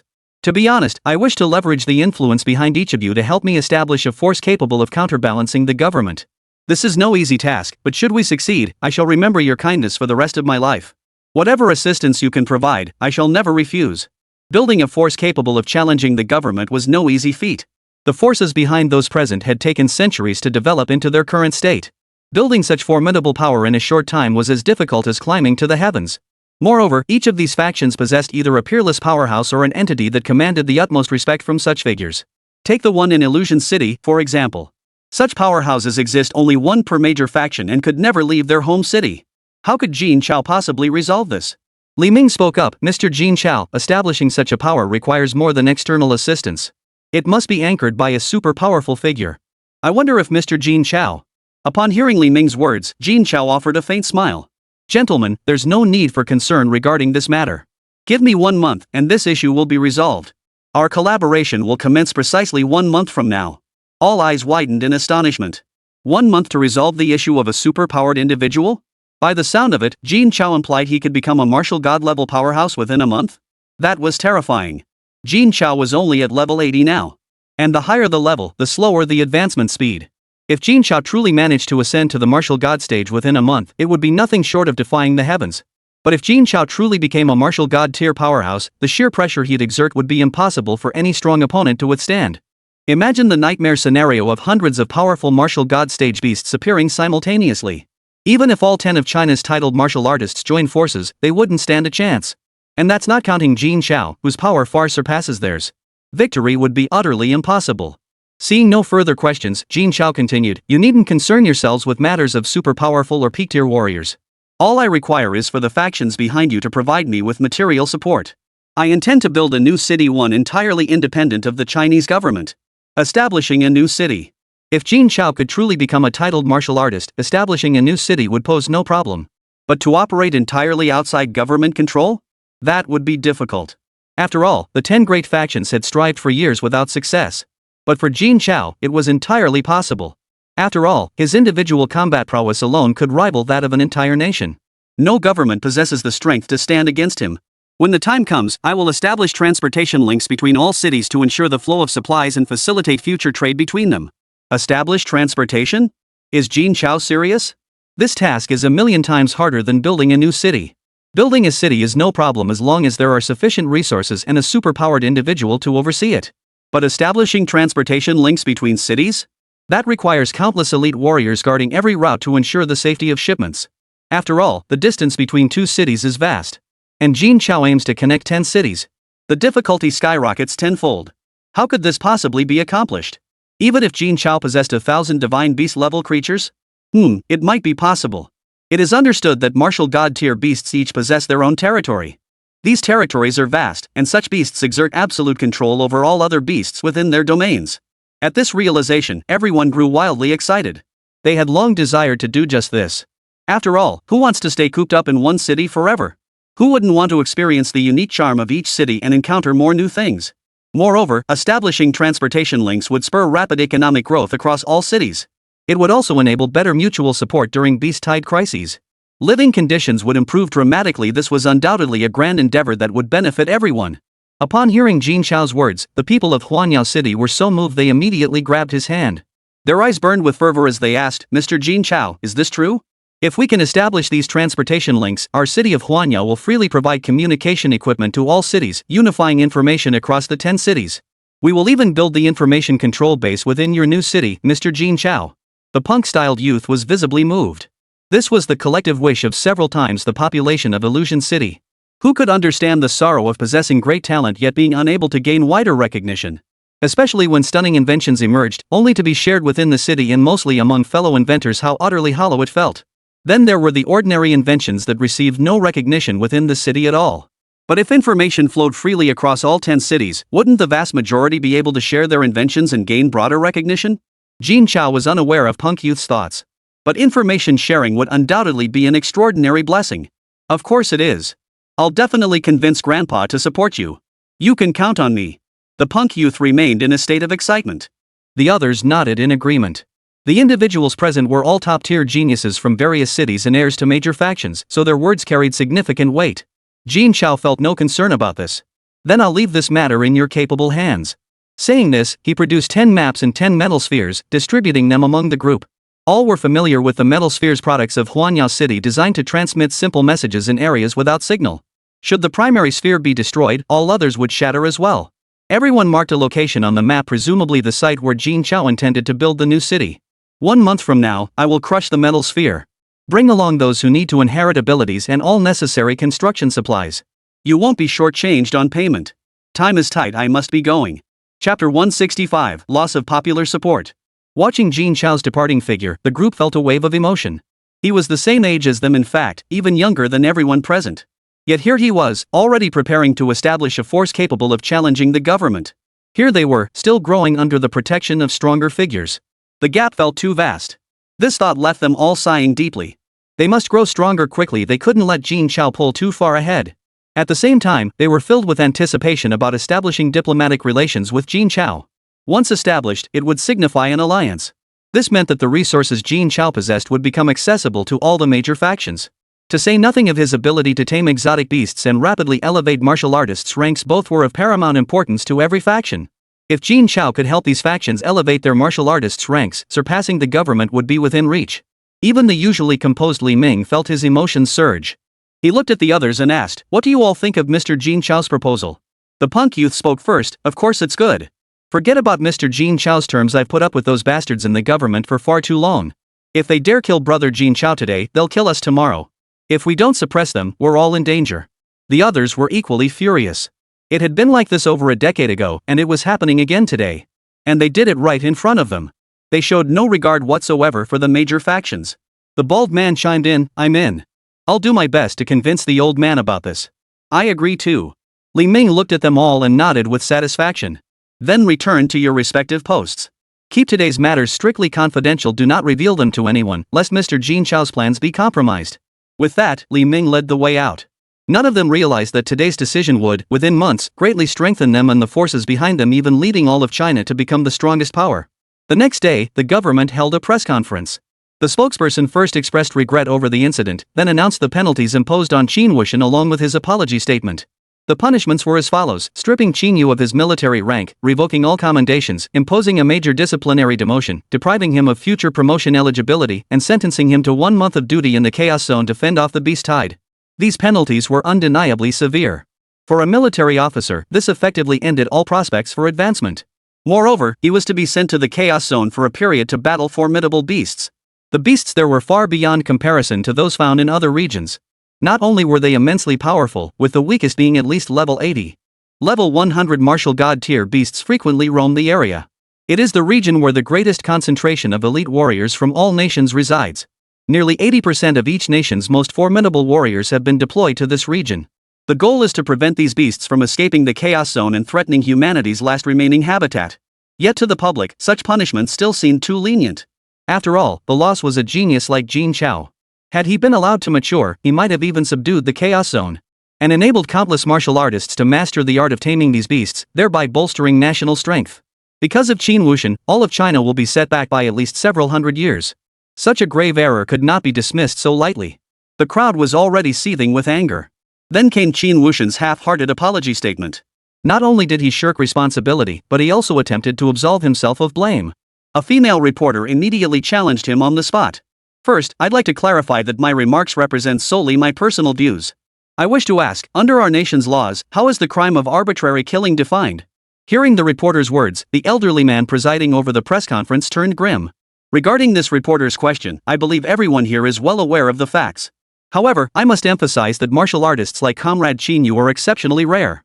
Rather than demanding retribution, it would be more prudent to harness his abilities to contribute to our nation and the world. His response was blunt and direct. It was as if he were telling everyone, doing these things is sufficient to atone for his crimes. If you persist in questioning this matter, it means you are not considering the interests of the entire nation or humanity as a whole. The female reporter remained utterly unfazed, even flashing a cold smile. Following that logic, wouldn't it mean any powerful martial artist could freely harm others, even ordinary citizens, and then simply head to the chaos zone to slay beasts? By doing something meaningful for the nation and humanity, they could evade legal accountability. Then what guarantees do we have for survival us martial artists with lesser strength, or even ordinary citizens? What purpose does China's law serve? Taxpayers pour so much money into the system year after year, only to find their own safety isn't fairly protected. Where does that leave us? This barrage of questions immediately drew thunderous applause. These words resonated deeply with everyone present. If even the law must yield to certain individuals, leaving ordinary people's lives vulnerable, what purpose does the law serve? What justification do the rulers of this nation have to exist? Faced with the female reporter's highly aggressive questioning, the military official was completely at a loss. He could only respond vaguely, "Madam, your perspective is overly extreme. This is, after all, a low-probability incident that does not endanger the safety of the general public. Such an event will certainly not occur again in the future." The female reporter was far from satisfied with this response. "My views aren't extreme. This is the result of an online survey I conducted yesterday, where many expressed similarly strong opinions. After this press conference, I will publish today's official statement alongside the survey process and results online. You can review them then." The reporter continued, completely disregarding the expressions of those above her. "Frankly, I disagree with your stance. Where there's one incident, there can be two. Where there are two, there can be three. While the government may view this as a low-probability event, for any individual it becomes a catastrophe, a devastating blow to an entire family. Therefore, if severe punishment isn't meted out this time, the public will live in constant fear. The rift between ordinary citizens and martial artists will widen, and trust in the government will plummet. I wonder if you agree with the perspective of my investigation." The female reporter's words were nothing short of clever. "Since you're using contributions to the nation as your argument, I'll frame this incident's consequences as a threat to the entire country, even escalating it to a conflict between ordinary citizens and martial artists. When weighed against each other, the priorities become crystal clear." The expressions on the stage grew grim, with Qin Wuxian seething with anger. He slammed his fist on the table and snapped at the reporter, "How the government handles matters is none of your business. Don't forget your own position." At these words, the government officials all panicked. All their previous efforts had been wasted. The official in charge tried to speak up to salvage the situation. But the female reporter wasn't about to let such a golden opportunity slip away. She had come with a mission. Chapter 166, The Return. If she were just some small-time reporter, how could she dare to confront the government so directly? Such actions could easily get her torn to shreds. Behind this female reporter, powerful forces were undoubtedly pulling the strings, ensuring her safety. First, I'm merely presenting the findings of my investigation. Second, all government expenditures come from taxpayers, and as a taxpayer myself, I have every right to scrutinize the government. Qin Wuxian, isn't that correct? The reporter adjusted her glasses, a dangerous gleam in her eyes. Or is it that the government only wants taxpayers' money, but otherwise can do whatever it pleases? Qin Wuxian's face twisted into a grimace. The government has its own considerations, beyond the comprehension of ordinary citizens. But the government will not allow the living environment of the general populace to be threatened. The female reporter gave a cold laugh. I've said my piece. I trust everyone watching this video can discern its meaning. Thank you for the government's cooperation. Hearing Qin Wuxian's words, everyone's expressions darkened, even those from the government side. Though phrased subtly, the implication was clear. Even if you paid, you had no right to obstruct the government's decisions. The press conference was not only recorded but also broadcast live simultaneously. The earlier footage had already been broadcast in real time. Both the government's response and Qin Wushan's actions sparked heated discussions online. Since the descent of the monstrous beasts, the population has drastically declined. But to maintain the existing living environment, government expenditures have increased significantly, particularly in military spending. Consequently, taxpayers face higher annual tax burdens. Yet the general public accepts this without complaint. After all, soldiers should not have to worry about logistics while charging into battle. Yet the government's current actions have disheartened all taxpayers. At best, they become reluctant to pay taxes. At worst, riots erupt. If it were only the capital, that might be manageable. The government's stronghold is here, with sufficient power to suppress any unrest. But forces seeking to overthrow the government won't let such a golden opportunity slip away. Today's video will undoubtedly spread to every city. Once major factions in other cities fan the flames, events will spiral beyond the government's control. This press conference cannot proceed. With that realization, the government representative declared, "Today's press conference is adjourned. Thank you all for attending." With that, staff began clearing the room, and government officials hurriedly departed, their expressions panicked. This matter must be reported immediately, otherwise, it will cause major chaos. Meanwhile, the Kamaro flame dragon raced forward at full speed. Within a single night, it reached Wangjang City. The mood among everyone on the journey was heavy. Had Jin Chao not left a message for Mu, instructing everyone not to worry and arranging a series of matters, Mu Qiujie and the others would have likely exploded with worry, making a peaceful return to Wangjang City impossible. The moment Wangjang City came into view, Mu Qiujie's bloodshot eyes locked onto Mu as he demanded, "Brother Mu, the boss told you all this, right? He'll definitely come back in a month, won't he?" Leaving Jin Chao alone in such perilous circumstances, Mu Qiujie endured immense mental and physical torment. He hadn't slept a wink all night. If someone told him now that it was all a lie, he'd lose his mind. He patted Mu Qiujie's shoulder. "How could I lie to you about something like this? Only the boss would dare make all these arrangements. We should trust him. He'll be fine. We all know how powerful that black shield of his is, right?" Even as he spoke, he felt uncertain. Although Jin Chao's black shield was formidable and could only be broken from within, in theory, it should fully guarantee Jin Chao's safety. But this time, they were facing a martial god-level powerhouse. The pinnacle of martial artists. Would this invincible shield hold up? Yes, the boss will be fine. We just need to follow his instructions, keep improving our strength, avoid direct confrontation with the government, and wait for him to return. Mu Qiujie's expression was slightly agitated, as if he were comforting others, yet also comforting himself. Everyone nodded solemnly. Soon, the group soared over the city walls, heading toward the city center. As Mu Qiujie's group neared Wangjang City, word had already spread back. The entire population of Wangjang City gathered in the city center, filled with excitement. Everyone believed this time would yield outstanding results. After all, Jin Chao was leading the team this time. Soon, the figure of the Kamarato flame dragon appeared in the central square. Witnessing this, the crowd erupted in unison, "Jin Chao is mighty! Jin Chao is mighty!" Hearing the shouts, Mu Qiujie and his companions felt rather disheartened. Nevertheless, they dismounted the Kamarato flame dragon and greeted the approaching figures. Old Zhao was the first to notice Jin Chao's absence. His previously cheerful expression instantly fell. Turning to Mu he asked, "Where is Jin Chao? Why hasn't he returned? Did something delay him along the way?" At Zhao Lao's question, those nearby who had noticed the unusual situation all fell silent. They waited for Mu's response. Nothing mattered more than Jin Chao. Mu forced a cheerful smile. "The boss found a place that's perfect for boosting his strength, so he sent me back first. He said he'd be back in a month and told us not to worry." Old Zhao clearly didn't believe him, having spent too much time with Mu. Not even the slightest hint of unease escaped Zhao Lao's keen eye. But old Zhao chose not to call him out. After hearing Mu's words, smiles returned to everyone's faces. Soon, someone noticed something was off. How could these people have improved so much in less than a month? All 29 of them were at least level 75. How was that possible? Old Zhao spoke with some shock. "Your strength has increased?" The group nodded, though they showed little outward joy. The others failed to notice this. They were all thrilled. This was truly cause for great celebration. Many among them belonged to major factions. Their enhanced strength would greatly benefit their respective factions. And it was obvious to everyone that this was Jin Chao's doing. When he returned, he would surely enable even more people to rapidly become martial artists above level 70. Then, they'll never have to fear the surrounding beasts again. Old Zhao pressed on, "So how did you all perform this time?" Mu He continued, "Excellent. Our leader reached the top of the genius rankings, and we all made it onto the list as well, passing all 3 trials." At this news, the cheers from everyone present were deafening. All 3 trials passed, all of them ranked on the genius list, and Jin Chao claimed the top spot. What did this mean? Every prodigy in the entire Huaxia kingdom had been defeated by Jin Chao.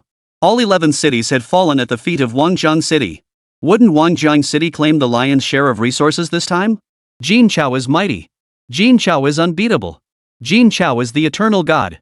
Chapter 167, The Elder Zhao Meeting. A thunderous roar of cheers erupted.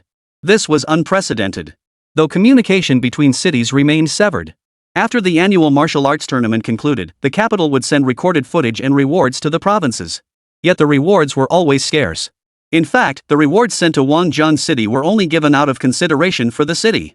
Otherwise, they wouldn't receive any rewards at all. After all, in previous years, Wangjiang City couldn't even make it past the first round. Yet the martial arts tournament recordings were watched repeatedly. The rewards other cities received made the people of Wangjiang City green with envy. Who would have thought this year would be Wangjiang City's turn? And it was an unprecedented achievement. Wouldn't the rewards be more than enough to use up? At this thought, everyone felt a surge of excitement. After years of hardship, Wangjiang City had finally turned the corner. All of this was thanks to the great Jin Chao. Otherwise, it would have been impossible. And the even better news? Jin Chao was only 18. He could compete for another 11 years, more than enough time for Wangjiang City to enjoy a prosperous future. At this thought, the crowd's cheers grew even louder. I never imagined Jin Chao would be this formidable. He even topped the rankings. As the news spread, those who couldn't get to the front or attend the event in person cheered wherever they were. They also took to the internet to express their joy. Netizen 1201, God tier Jin Chao is insane. He snagged the top spot in one fell swoop. Who else can even compete? Netizen 1202, that's nothing. The real genius is Jin Chao. Not only did he make the genius rankings himself, but he brought so many others along with him. Now that's impressive. Jin Chao, forever the legend. Netizen 1203, so jealous. If I'd known the rewards were this huge, I would have sold everything I owned to enter this competition back then. Wah? 1204 Netizen, dream on. Even if you did go bankrupt, you couldn't have entered at 35. 1203 Netizen, oh, right. Now that you mention it, I guess I don't feel so bad anymore. 1205 Netizen, old Zhao really knows his talent. He's been backing Jin Chao all along, and in just over 2 months, Jin Chao has made it this far. Looks like old Zhao can retire early. 1206 Netizen, no wonder old Zhao has dominated Wangjiang City for decades. His insight is unmatched. 1207 Netizen, if I had even a fraction of that insight, I wouldn't be a complete failure right now. 1208 Netizen, you guys reminded me, wasn't old Zhao the biggest better on Jin Chao making the top talent list last time? 1209 Netizen, can we not bring up painful memories? I poured every last penny of my savings into that bet, years of scrimping and saving down the drain. 1210 user, don't even get me started, it's all tears now. 1211 user, then I'm the lucky one. I trusted Jin Chao back then and bet a little. Who knew it'd actually win? Now I could skip work for 3 years and still be fine. 1222 user, damn it. Why didn't I bet on Jin Chao? Looks like with this guy, you just need to believe without thinking. 1209 user, folks, I'm back. Just got word my wife bet on Jin Chao's win and she put in a huge sum. I'm set for life now. 1223 Netizen, get him kicked out. Not only is he flaunting his wealth, but he's showing off his love life too. Unbearable. Below were cries of despair from netizens. The few who had bet on Jin Chao's victory were met with a mix of envy and scorn. After a round of cheers, old Zhao dismissed the gathering. The first order of business was to convene everyone for a meeting. In the martial arts building, old Zhao and his group sat in the main seats. Their expressions were grim as they looked at Mu Qiujie and the others. These were seasoned veterans who had weathered countless storms. Moreover, they were all familiar faces. From the moment they met, they sensed something was amiss. Old Zhao spoke first. Now then, what exactly happened? Why hasn't Xiao Jin returned? This was a question old Zhao was reluctant to broach. He feared it might lead to something unpleasant. Not just old Zhao, Sunny Lone, Zhu De, Mu Dad, and Commander Shangguan all avoided the subject. But they needed to know the truth to respond. Mu Dad looked at Mu Qiujie and said, "Jia, the way you look, something must have happened to Xiao Jin. Tell Dad quickly." Hearing his father's words, Mu Qiujie could no longer hold back. He burst into tears with a wail. In an instant, his face was covered in tears and snot. Seeing this, it was clear how much pain Mu Qiujie had endured on the journey. How hard he had fought to hold it in. Now that he finally saw his dad, all his worries, fears, and grievances erupted at once. "Dad, you have to find a way to save Big Brother. He's been detained by the war god of the Guadu military. We don't even know what's happening to him now." Ah! With that, Mu Qiujie threw himself into his father's arms, crying uncontrollably without a care for his appearance. Startled, Mu Dad's eyes widened. What? Xiao Jin was detained by the capital's forces? What happened? But no matter how much Mu Dad pressed, Mu Qiujie had no heart to answer. He was utterly consumed by guilt and sorrow. After all, Qin Wuxian had been extremely hostile toward Jin Chao. Being detained by the capital's forces could only spell trouble for Jin Chao. Everyone was deeply worried, but Mu Qiujia was completely different. She showed not a trace of sorrow or worry, for she believed that whatever Jin Chao had promised, he would certainly keep his word. Jin Chao would definitely return in a month. Seeing he couldn't get anything out of Mu Qiujia, old Zhao turned to Mu He and said, "Spill it." What's going on? Mu He sighed and recounted everything from Qin Wuxian's appearance to their departure, including Jin Chao's final instructions. He concluded, "How we proceed is up to you. The boss will respect your choice." Hearing Mu's words, everyone felt a chill run down their spines. Establishing a new city, completely independent of government control. Such a vision could only be conceived by Jin Chao, and only Jin Chao could make it happen. Everyone present believed Jin Chao could absolutely pull it off. There was no doubt about it. But what worried them most now was Jin Chao's safety. Though they trusted he would be fine, he was facing a martial god-level powerhouse. Commander Shangguan looked up at Yang Mian. Yang Mian, describe what you saw. All eyes turned toward Yang Mian. Everyone was well aware of this man's abilities. The question was whether he could foresee Jin Chao's future. Yang Mian smiled faintly. The boss will be fine. In fact, in a month's time, he'll give us a huge surprise. Hearing this, everyone froze, then burst into laughter. Mu Qiujie, who had been crying in his father's arms, instantly stopped crying upon hearing this. He dashed to Yang Mian, grabbed both his arms, and demanded, "Are you serious?" Yang Mian shot Mu Qiujie a slightly disgusted look at his snot and tear-stained hands, trying to pry them off. But his strength wasn't enough to do it. Of course it's true. Let go. Not only did Mu Qiujie not let go, he gripped even tighter. He snapped, "Then why didn't you tell me the whole way here? Why did you make me worry all night?" Yang Mian sighed helplessly. "How could I say it in front of all those people? What if there were spies from the capital government among them?" Hearing this, Mu Qiujie suddenly understood. "You're right." The seated guests burst into laughter at the scene. Zhu De teased Mu's father, "Old Mu, it seems you're not just marrying off your daughter, you're trying to marry off your son too." Mum's face twisted in bitterness. These two kids are hopeless. Completely hopeless. Chapter 168, The Incident Settles. Zhao Lao and the others roared with laughter. Mu Qiujie, however, retorted indignantly, "Even if I go with my big sister, I'm just part of the dowry. How could that be considered marrying into the family? Don't you dare spread rumors like that. I still plan to marry a wife of my own." The group exchanged glances, their laughter growing louder. Finally, old Zhao was the first to stop laughing. He turned to the other four and asked, "I suppose there's no need to state your choices, gentlemen?" Of the five present, only Commander Shangguan had any other option. This question was directed more at Commander Shangguan than at the entire group. After all, Commander Shangguan was part of the military headquarters, aligned with the government faction. Commander Shangguan understood Zhao Lao's meaning perfectly well. Is there even a choice? The government is merely the strongest power in China, but if Jin Chao builds his own faction, he could surpass the government in no time. Rather than being an overlooked minor commander in the government, I'd rather be a founding member in Jin Chao's camp.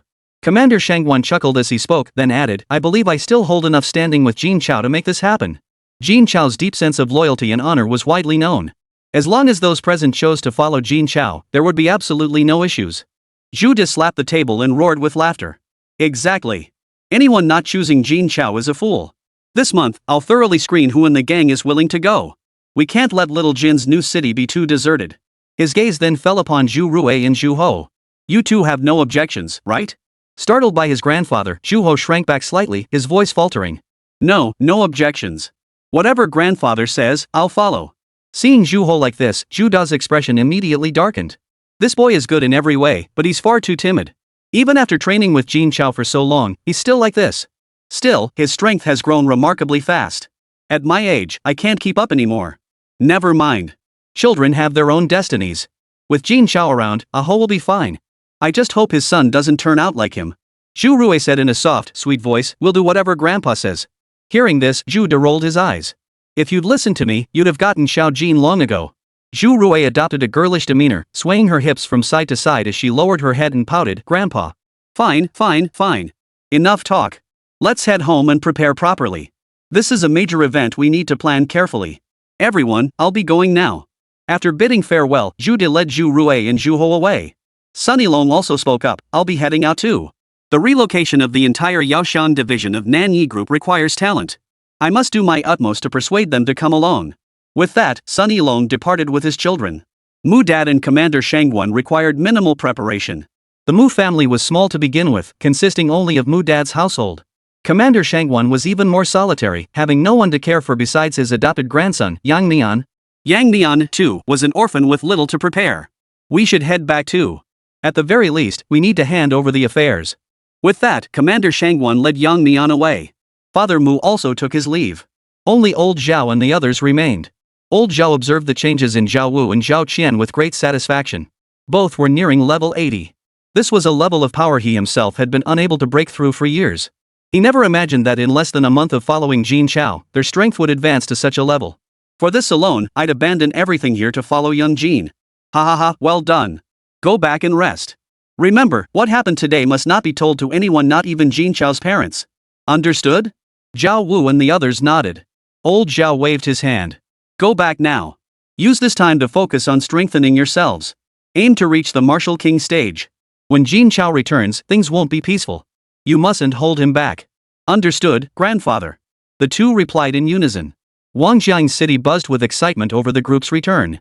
Meanwhile, Jin Chao's quarters were eerily quiet. At that moment, Jin Chao was submerged in a pool of dark purple liquid. His expression was utterly contorted. This liquid was a new concoction Jin Chao had prepared. Its effects were similar to previous versions, but significantly more potent. After all, the higher the level, the greater the power, and the harder it became to advance. And Jin Chao's time was running out. He must elevate his strength to level 91 within 10 days. Only then could the next phase of his plan be executed. Meanwhile, Jin Chao had also learned of the events unfolding at the national capital government. The martial god surnamed Qin had openly attacked him and even killed him. The government had simply swept it under the rug. It was clear they intended to shield the martial god surnamed Qin. If he were to reappear alive, the government would undoubtedly attempt to control him once more. Refusal would likely lead to the same fate as that person over a decade ago. Moreover, the man surnamed Qin has already attempted to kill me once. I absolutely cannot let him off the hook. Breaking ties with the government was now inevitable. With that thought, Jin Chao took a deep breath. His expression grew solemn. Moreover, the black and white interference faction was meddling behind the scenes. Since that was the case, he would settle both old and new grievances at once. With that thought, Jin Chao slowly closed his eyes, continuously channeling the qi and blood within his body. This allowed him to absorb these substances more effectively. But the process was excruciatingly painful. Inside the capital city, Qin Wuxian boarded the plane bound for the Chaos Zone with a grim expression. Because of the press conference incident, he'd been scolded again by his older brother. This time, he was ordered to wait for news in the Chaos Zone. He was forbidden to return without orders. How could that be acceptable? That was the Chaos Zone, after all. Conditions there were incredibly harsh. It was where high-level martial artists who had committed serious crimes served their sentences. It's extremely dangerous. Even a martial god could be killed there. How could brother really send me to a place like that? Is it worth it for Jin Chao? Even in death, he won't let me rest in peace. When I get back, I'll make sure everyone connected to that brat pays dearly. Poof. With a furious snort, Qin Wuxian boarded the plane. He departed the capital immediately. But the heat of the situation didn't cool down with Qin Wuxian's departure. Instead, it only grew more intense. The government's reputation plummeted to rock bottom. However, it remained confined to public opinion. No faction possessed the strength to challenge the government's authority. Instead, they were suppressed by the government. Meanwhile, as time passed, the incident gradually subsided. It no longer held such high levels of attention. Occasional mentions now carried only a hint of regret. As for those who gained the ability to tame exotic beasts, they became highly sought-after assets among major factions. Their innate strength combined with powerful beasts enabled them to challenge foes of higher tiers. Nearly all of them received full-scale cultivation support from major factions. After all, only those with sufficient personal strength and high enough ranks could tame more powerful beasts. Meanwhile, beyond the capital, all 11 other cities were secretly making preparations, awaiting news from Jin Chao. Chapter 169, The Turmoil in Wangjiang City. A month passed quietly. The incident involving Jin Chao was completely forgotten by the people. Few spoke of it anymore. Yet the seeds of discontent had already taken root and sprouted. On this day, Qin Wuxian, who had been sent to the Chaos Zone for punishment, also returned to the capital. Though he appeared utterly wretched, it was all deliberate. He was deliberately playing the victim before the masses to silence the murmurs of discontent. Today also marked the distribution of martial arts tournament rewards to each city. The government dispatched 11 envoys, each bearing the allocated resources and recordings of the martial arts tournament, to travel to every city. They would also offer condolences. In previous years, while the government valued such matters, but at most, they would only send martial emperor-level experts to each city.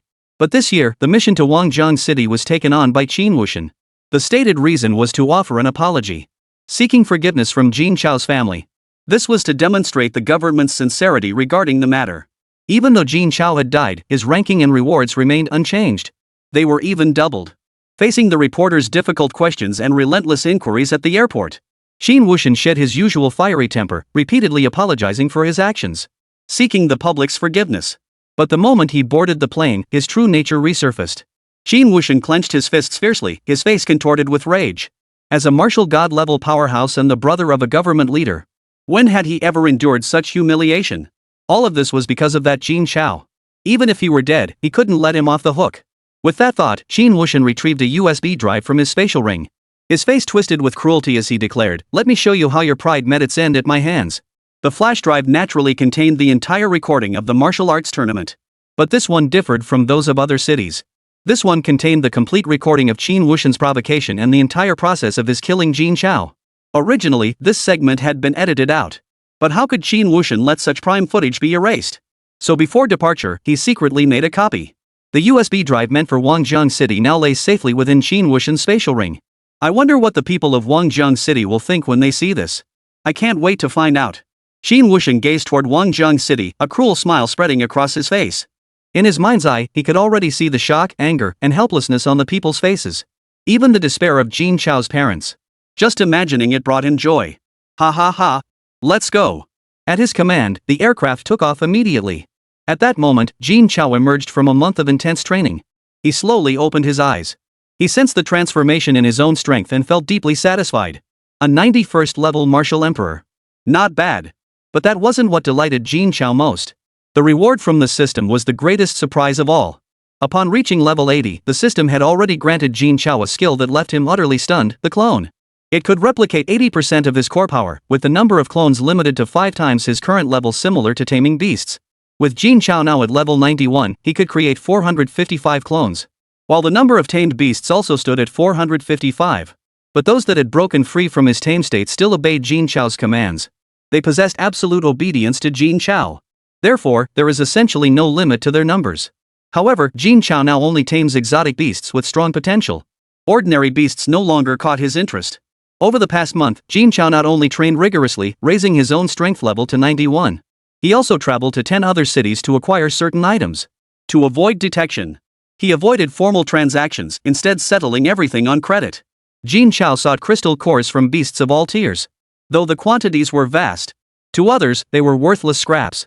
Had Jin Chao not insisted on keeping them on credit, the people in the 10 cities would have simply given them away. Regarding the collaboration with Jin Chao, through the efforts of the 10 representatives, all 10 cities agreed and eagerly anticipated working with Jin Chao. To say nothing of the hereditary ability to tame exotic beasts, is something everyone dreams of? Jin Chao was deeply grateful for this. It's time to head back. I wonder if mom and dad are worried. Thinking of his parents, a faint smile touched Jin Chao's lips. The next moment, Xiao Jin appeared before him. Xiao Jin, let's go home. Cheap. An excited chirp rang out. Xiao Jin flapped its wings and soared skyward, heading toward Wangjiang City. At that moment, Wangjiang City was completely immersed in joy. Regarding the news of Jin Chao's absence, people simply accepted the military's explanation that he was enhancing his strength elsewhere, giving it little further thought. The only difference was the appearance of a madman in the city. A madman who caused quite a stir wherever he went. According to those who attended the martial arts tournament, this fellow was a genius inventor from Huanyao City. He also ranked 3rd on the celestial prodigy list. His strength is terrifying. No one in present-day Wangjiang City could stand a chance against him. People can only avoid him. But honestly, it's unbearable. Who could have imagined this? You're just walking down the street, maybe even out shopping with your girlfriend, when the street ahead suddenly shatters. Though no one was killed, the flying debris and powerful shockwave were enough to injure many nearby people. Some even suffered severe injuries. Even if this madman later provided healing potions to treat everyone's injuries, and offer substantial compensation, it was still unbearable. Not that it couldn't be endured after all, the madman's payouts were astronomical. Just for injuries, he'd offer tens of millions. That's equivalent to decades of income for an ordinary person. It's pure, outrageous wealth. Even scamming people wouldn't make this much. If I stuck with this lunatic, wouldn't I be set for life? Thus emerged a twisted mindset. On one hand, they felt repulsed, on the other, they craved it. This awkward state of mind was eventually overtaken by the sheer thrill of getting something for nothing. Whenever Crazy Xia appeared, a large crowd would follow him at a distance neither too close nor too far. The number of injured people grew daily. It began to threaten the daily functioning of Wangjiang City. To maintain public order, Commander Shangwan had no choice but to impose restrictions on Madman Xia. He was forbidden from conducting experiments on the streets. And certainly not in merchants' shops. Thus, this scene unfolded. Jin Chao's home was blown up every other day. By all accounts, Mr. and Mrs. Jin should be deeply troubled. But the reality is, the two elders are quite fond of crazy Xia. Even though the kid is a bit of a wild card.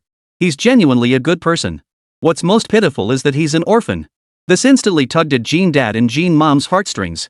They immediately took Xia the madman in as their adopted son. And just like that, Jin Chao inexplicably gained an adopted older brother. Overall, everyone was immersed in a joyful atmosphere. But all that was shattered with the arrival of evening. To reach Wangjiang City as soon as possible, Qin Wuxian ordered the aircraft to proceed at full speed. What should have taken 2 days to reach, the pilot managed to get there in just 1 day. As for the various dangers encountered along the way, Qin Wuxian personally resolved them all. Yet even with a martial god-level powerhouse on board, the aircraft still sustained significant damage. By the time it reached Wangjiang City, it was already battered and broken.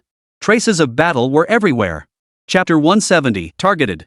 News of the Imperial Envoy's arrival had spread throughout Wangjiang City long before the aircraft entered the city limits. Commander Shangwan had long since gathered his forces and made preparations. What those privy to the details never anticipated, however. Why would the capital send someone surnamed Xin? This was clearly a show of force. What on earth was the capital government thinking? The expressions on their faces darkened considerably. It seemed the government intended to suppress Wangjiang City. But then again, it made sense. Now, aside from Jin Chao's taming abilities, the only source for docile beasts was Wangjiang City. Though their numbers were far fewer compared to those groups, it still amounts to over 100,000, a considerable force. The government could never trust Wangjiang City with such power. It must be said, the government truly has no shame. They kill people, then have the murderers confiscate the victim's property. It's utterly shameless. Everyone understood this in their hearts. Yet they forced themselves to suppress their anger. After all, the government couldn't possibly take these exotic beasts away. As long as Jin Chao remained, no one could take these beasts. Qin Wuxian, stepping off the plane, gazed at the surrounding beasts in astonishment.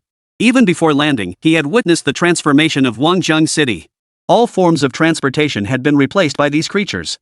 Not only were these creatures obedient, but they could also understand traffic signals. They didn't even require human drivers.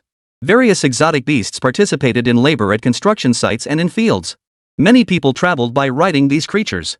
Many beasts guard the city walls.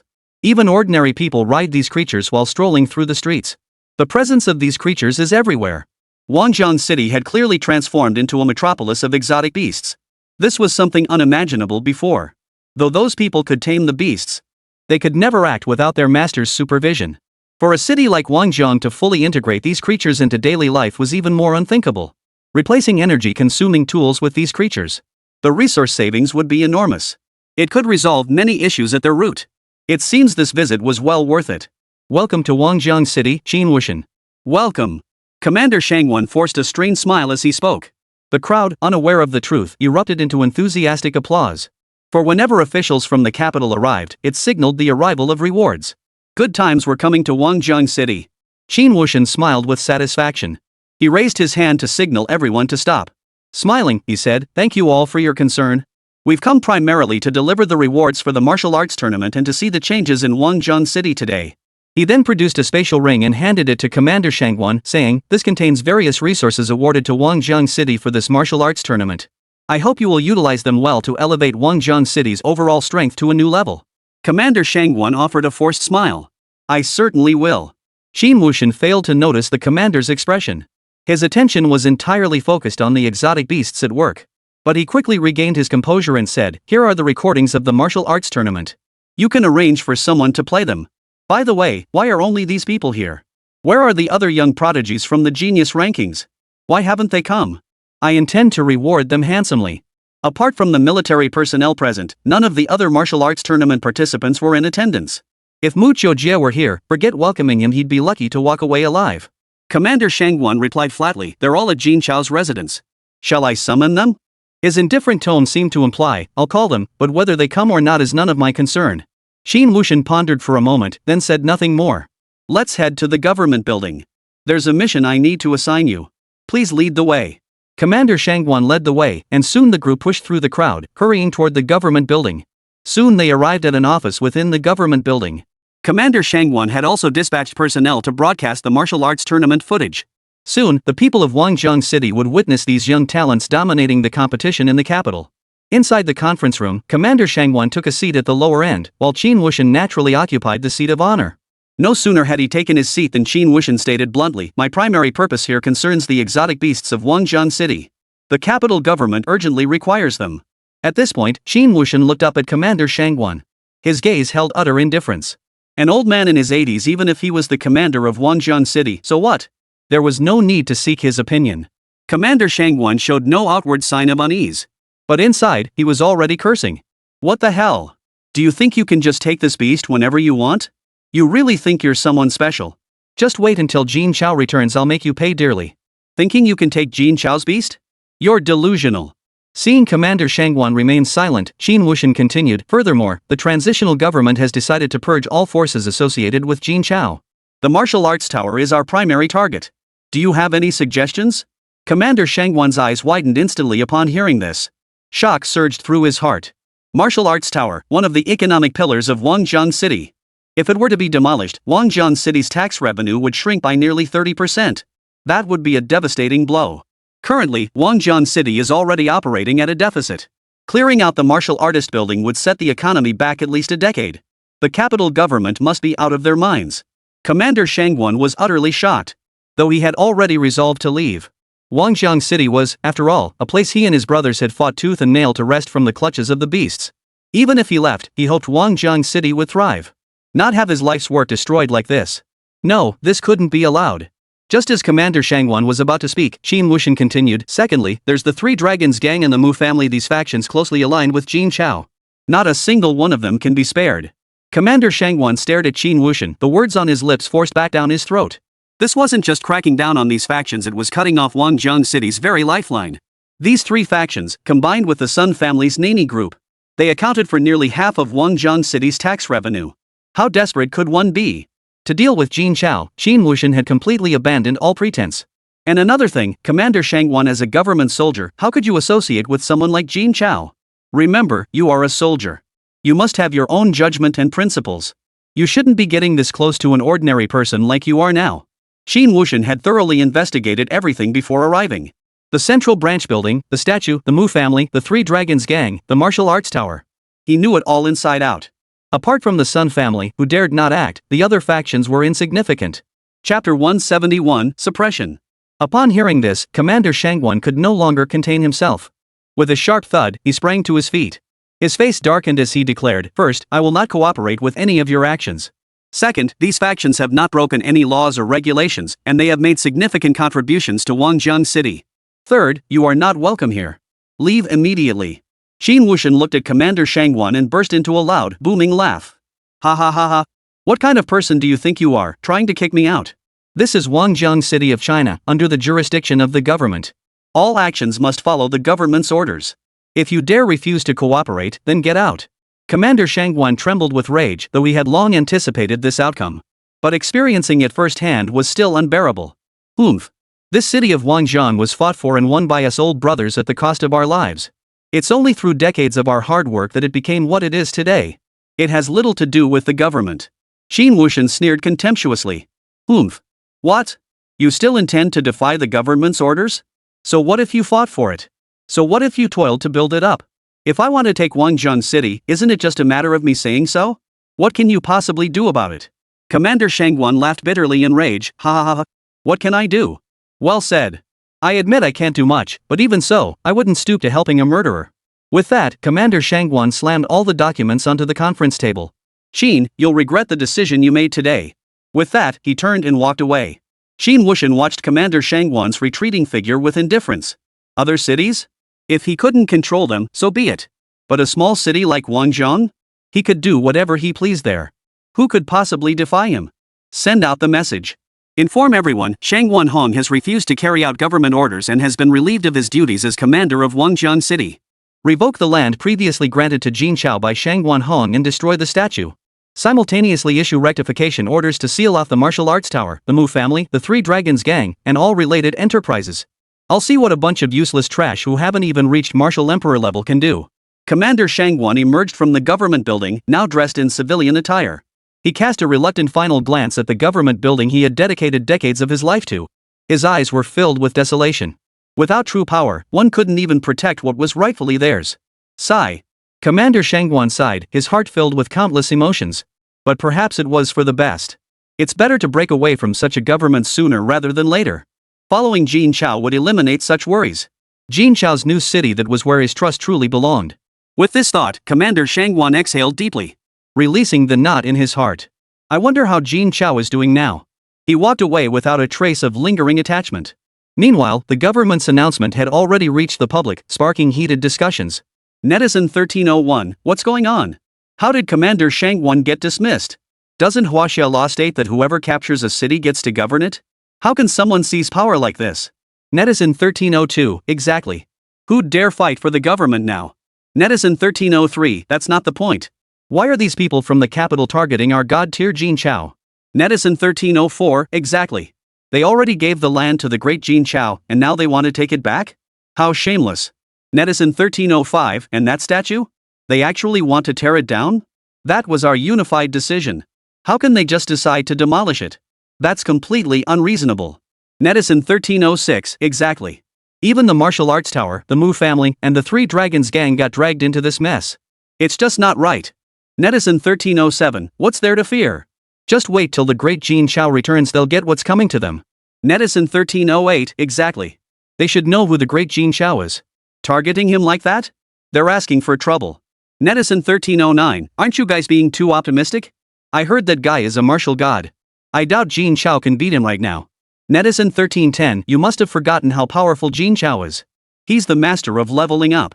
Netizen 1311, exactly. Plus, it feels like Jin Chao anticipated this. He went straight to the wilderness to boost his power.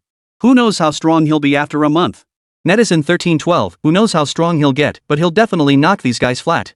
While netizens widely sympathized with Jin Chao, the martial arts tower, the Mu family, the Three Dragons gang, and Commander Shangguan, there hasn't been any particularly intense reaction. They knew that once Jin Chao returned, he'd settle all this. These troublemakers only dared to stir up trouble while the great Jin Chao was away. But soon, explosive news broke. Netizen 1313, bad news. Something's happened to the great Jin Chao. Netizen 1314, what's all the fuss about? Didn't God Jin Chao handle that last incident with ease? Why the panic? Netizen 1315, exactly. I refuse to believe the god-tier Jin Chao could die while training in the wilderness. Netizen 1313, you're right, Master Jin Chao is dead. He died during the martial arts tournament, killed by that leader who arrived today. Netizen 1313 then posted an extremely angry emoji. Netizen 1316, calm down, man. It's a legitimate tournament. How could a martial god possibly kill someone? If that were true, the capital government would be completely lawless. Netizen 1313, it's true. The martial arts tournament video released today shows it at the very end. Netizen 1317, I'll go check it out. I refuse to believe there's no law anymore. Netizen 1318, exactly. Exactly. Everyone rushed to watch the video. They didn't believe a word of it. In an instant, the video's view count skyrocketed. And everyone skipped straight to the end. When they saw Jin Chao dissolve into a mist of blood, everyone was stunned. It was real, the legendary Jin Chao was truly dead. And he'd been killed for no apparent reason. What on earth happened? Everyone present was stunned. Their minds went blank. How dare they? How dare they kill the legendary Jin Chao? And how could Jin Chao, the legendary player, possibly die? The entire population of Wangjiang City couldn't accept this reality. Under Jin Chao's leadership, Wangjiang City had finally begun moving in a positive direction. It had finally made a name for itself at the martial arts tournament. They had finally shed the stigma of being the bottom dweller. It had finally integrated the beasts into the city. It had forged Wangjiang City's unique identity. It even held the promise of surpassing all other cities. And under the leadership of the great Jin Chao, everyone's lives had improved tremendously. Even ordinary, impoverished people no longer had to worry about making ends meet. Just when life was brimming with hope. You're telling me the great Jin Chao was killed? And by government agents, no less. How could people possibly accept this? Chapter 172, Hardline. Suddenly, condemnation of the government in Qinwushan erupted like a tidal wave. Jin Chao's stature in Wangjiang City was nothing short of a religious icon. What's more, Jin Chao had led an entire group to break into the celestial pride rankings. This transcended mere faith, he was a godlike figure. Even the mightiest martial gods couldn't achieve such feats. But now, their idol had been killed. And it was done without any reason. How could anyone accept that? So everyone took to the internet to condemn the government. Netizen 1401, what kind of scum are you, Jin? How dare you lay a finger on the great Jin Chao? You shameless piece of trash. Netizen 1402, bullying the weak, oppressing the vulnerable, is this the true face of the government? Netizen 1403, I thought the government was like Commander Shangwan leading us. Turns out it's this corrupt. How can they lead us? Netizen 1404, they must explain today. What crime did the great Jin Chao commit? He merely declined an invitation and was killed for it. Can't one refuse a government summons? Netizen 1405, they're scum. A government like this is despicable. I can't believe I trusted them before I was blind. They must give an explanation today. Netizen 1406, folks, is anyone brave enough to go to the government building and demand answers? Today, the Chins must explain themselves. Netizen 1407, what's there to be afraid of? If it weren't for Jin Chao, my family would still be laying bricks on construction sites, too poor to afford a decent meal. Now we get to eat game meat every day, all thanks to Jin Chao. I'd rather die than let him die with no justice. Netizen 1408, I'm going too.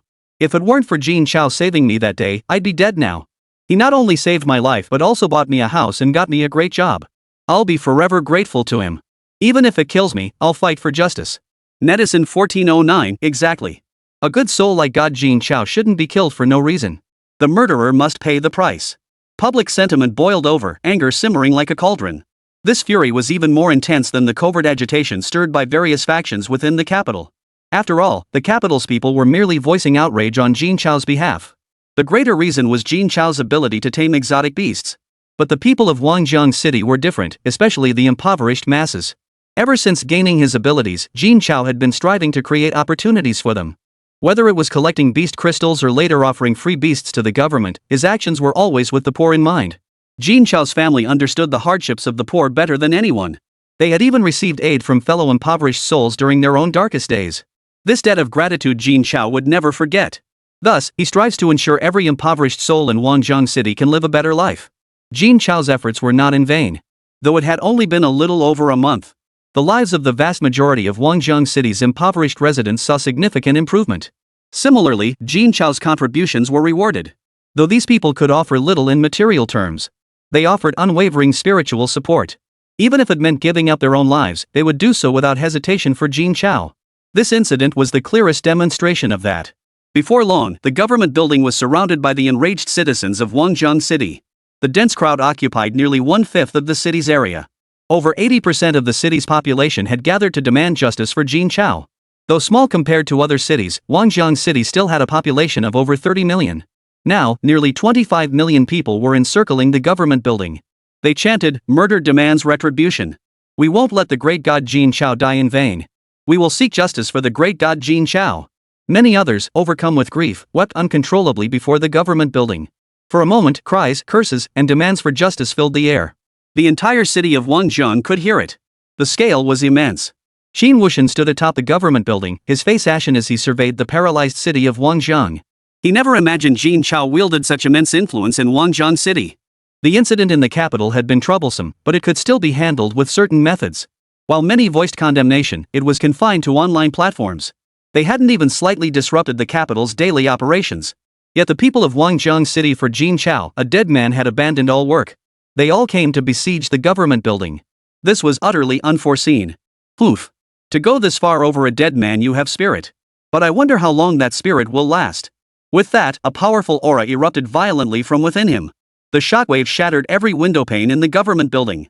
In the next instant, Qin Wuxian's body shot forward. Hovering above everyone's heads, his furious voice echoed throughout the entire city of Wanjiang.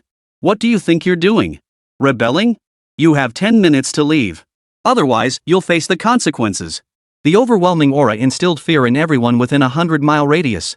Those with weaker cultivation levels were so terrified they collapsed to the ground, unable to rise. Every soul present felt the threat of death hanging over them. The scene fell instantly silent. The might of a martial god was truly terrifying.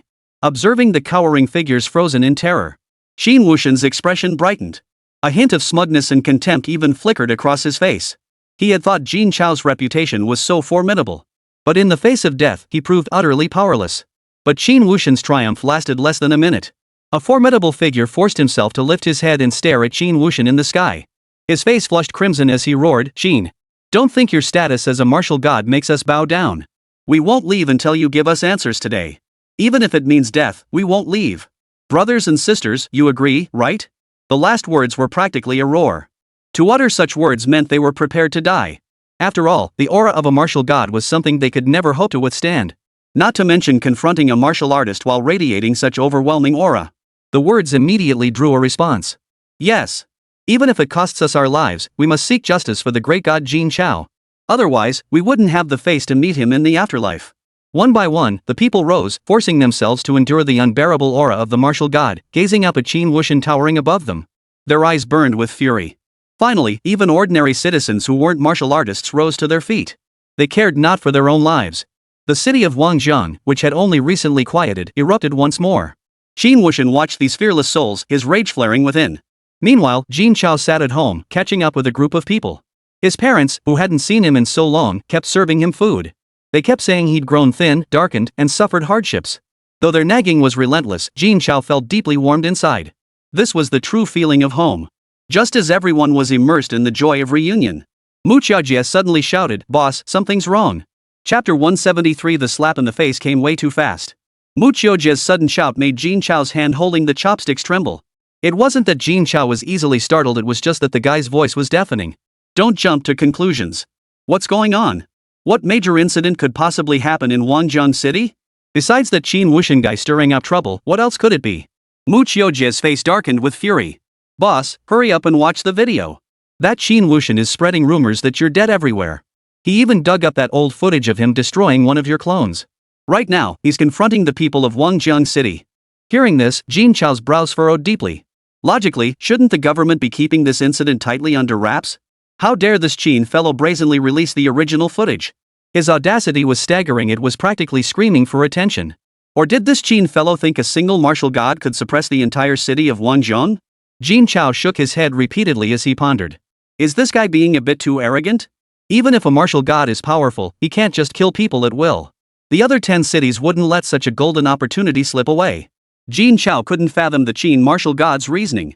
Just as Jin Chao was lost in thought, Mu Qiaojie's shouts rang out once more. Big brother, something's wrong. This time, Jin Chao frowned and turned to look at Mu Qiaojie. Before he could speak, Mu Qiaojie leapt up from his chair. He stared at Jin Chao in disbelief. That Qin guy is actually going to attack the people of Wangjiang City. The moment the words left his mouth, everyone present leapt to their feet. They all stared in disbelief at the martial arts medal in Mu Qiaojie's hand. It was live streaming the scene of Wangjiang City citizens surrounding the government building. The confrontation between the man surnamed Qin and the citizens. At that moment, Qin had someone by the throat, his face twisted in fury as he threatened the crowd below. If you don't get out now, you'll meet the same fate as him. With that, Qin prepared to strike the man down. Though in agony, the man stubbornly retorted, "Killing me won't change a thing. No one will be intimidated. Today, we must seek justice for the great Jin Chao."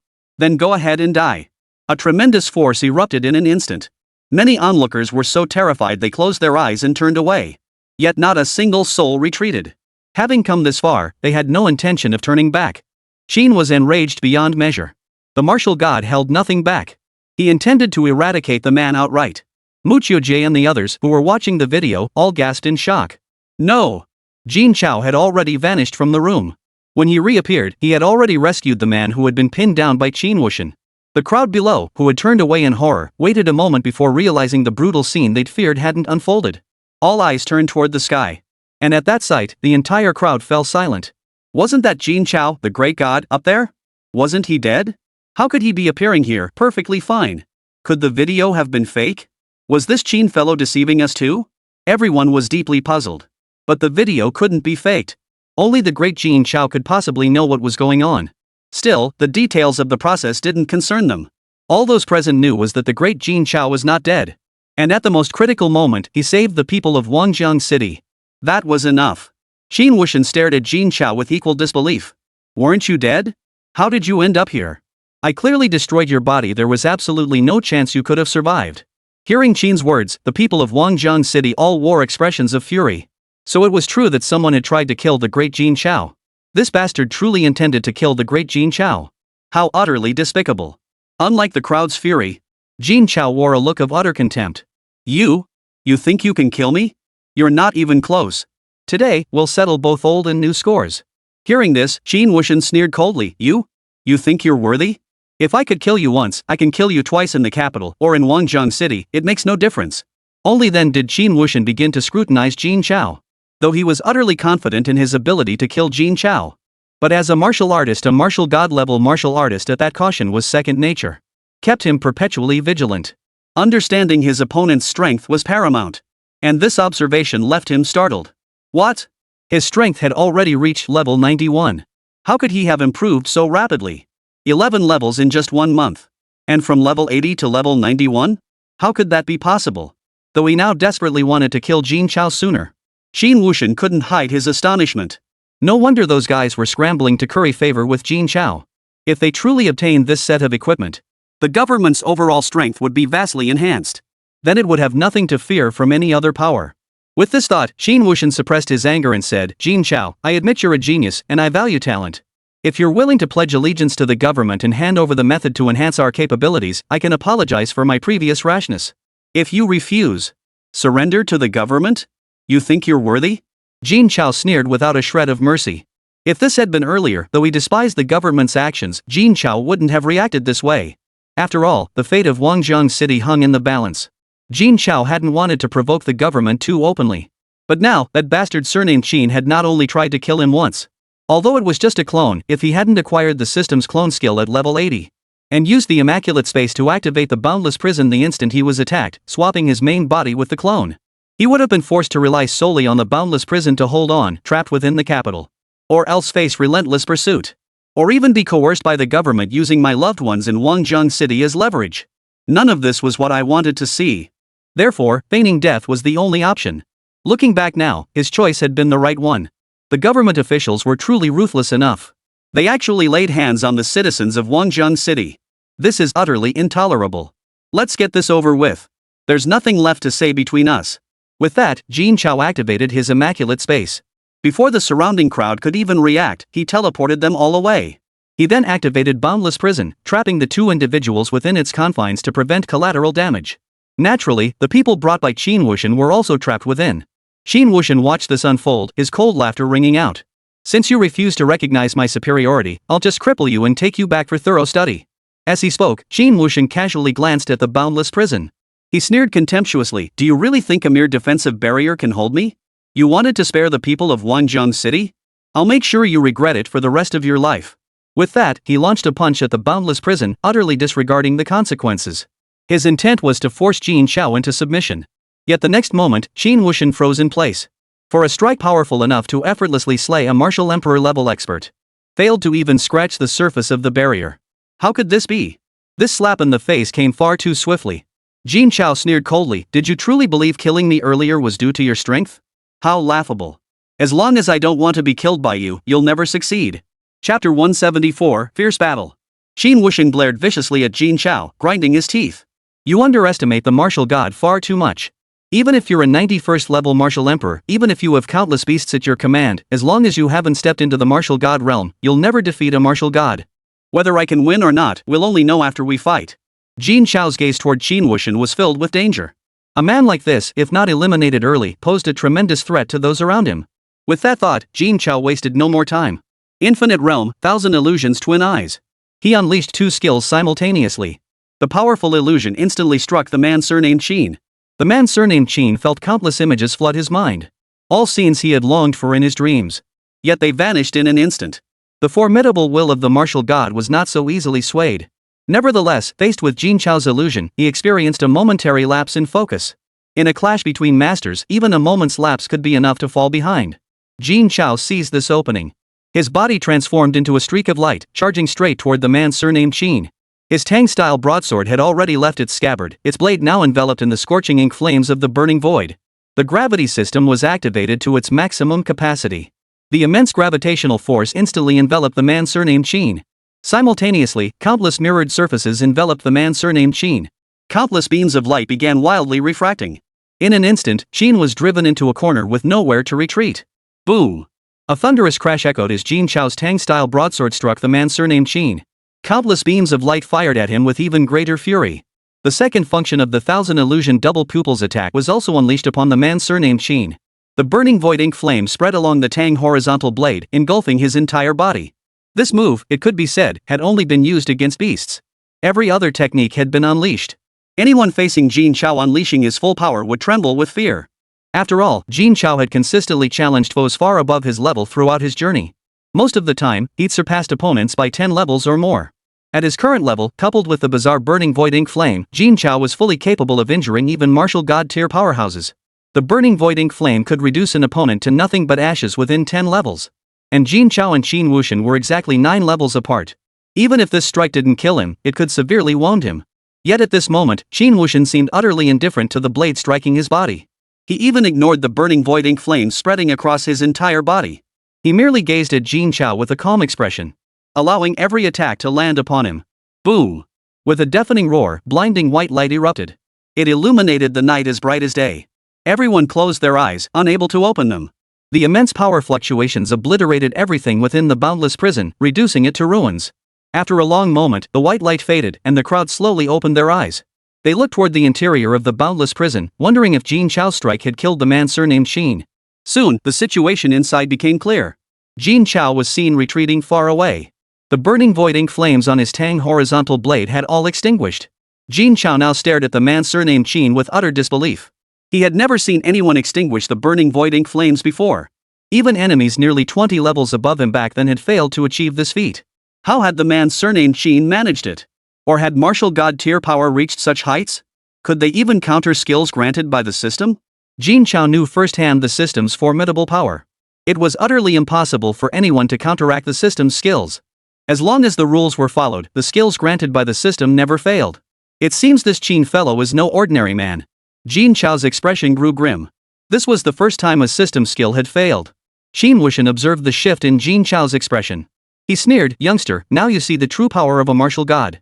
Even if you summoned 1,000 beasts, you'd still be no match for me. What a pity. Had you joined the government, you could have become a martial god master in no time. But now, you've lost your chance." With that, Qin Wuxian began channeling his entire body's qi and blood, preparing to deliver a fatal blow to Jin Chao. Though outwardly calm, he held no regard for the strength Jin Chao had displayed. But inside, he was utterly shocked. How could a mere martial emperor wield such devastating offensive power? How could he possibly wound a martial god? That was utterly impossible. And that eerie black flame. It was utterly terrifying. Last time it was only burns.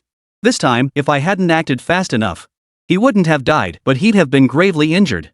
If he were to become a martial god, there wouldn't be a single opponent for him in all of China.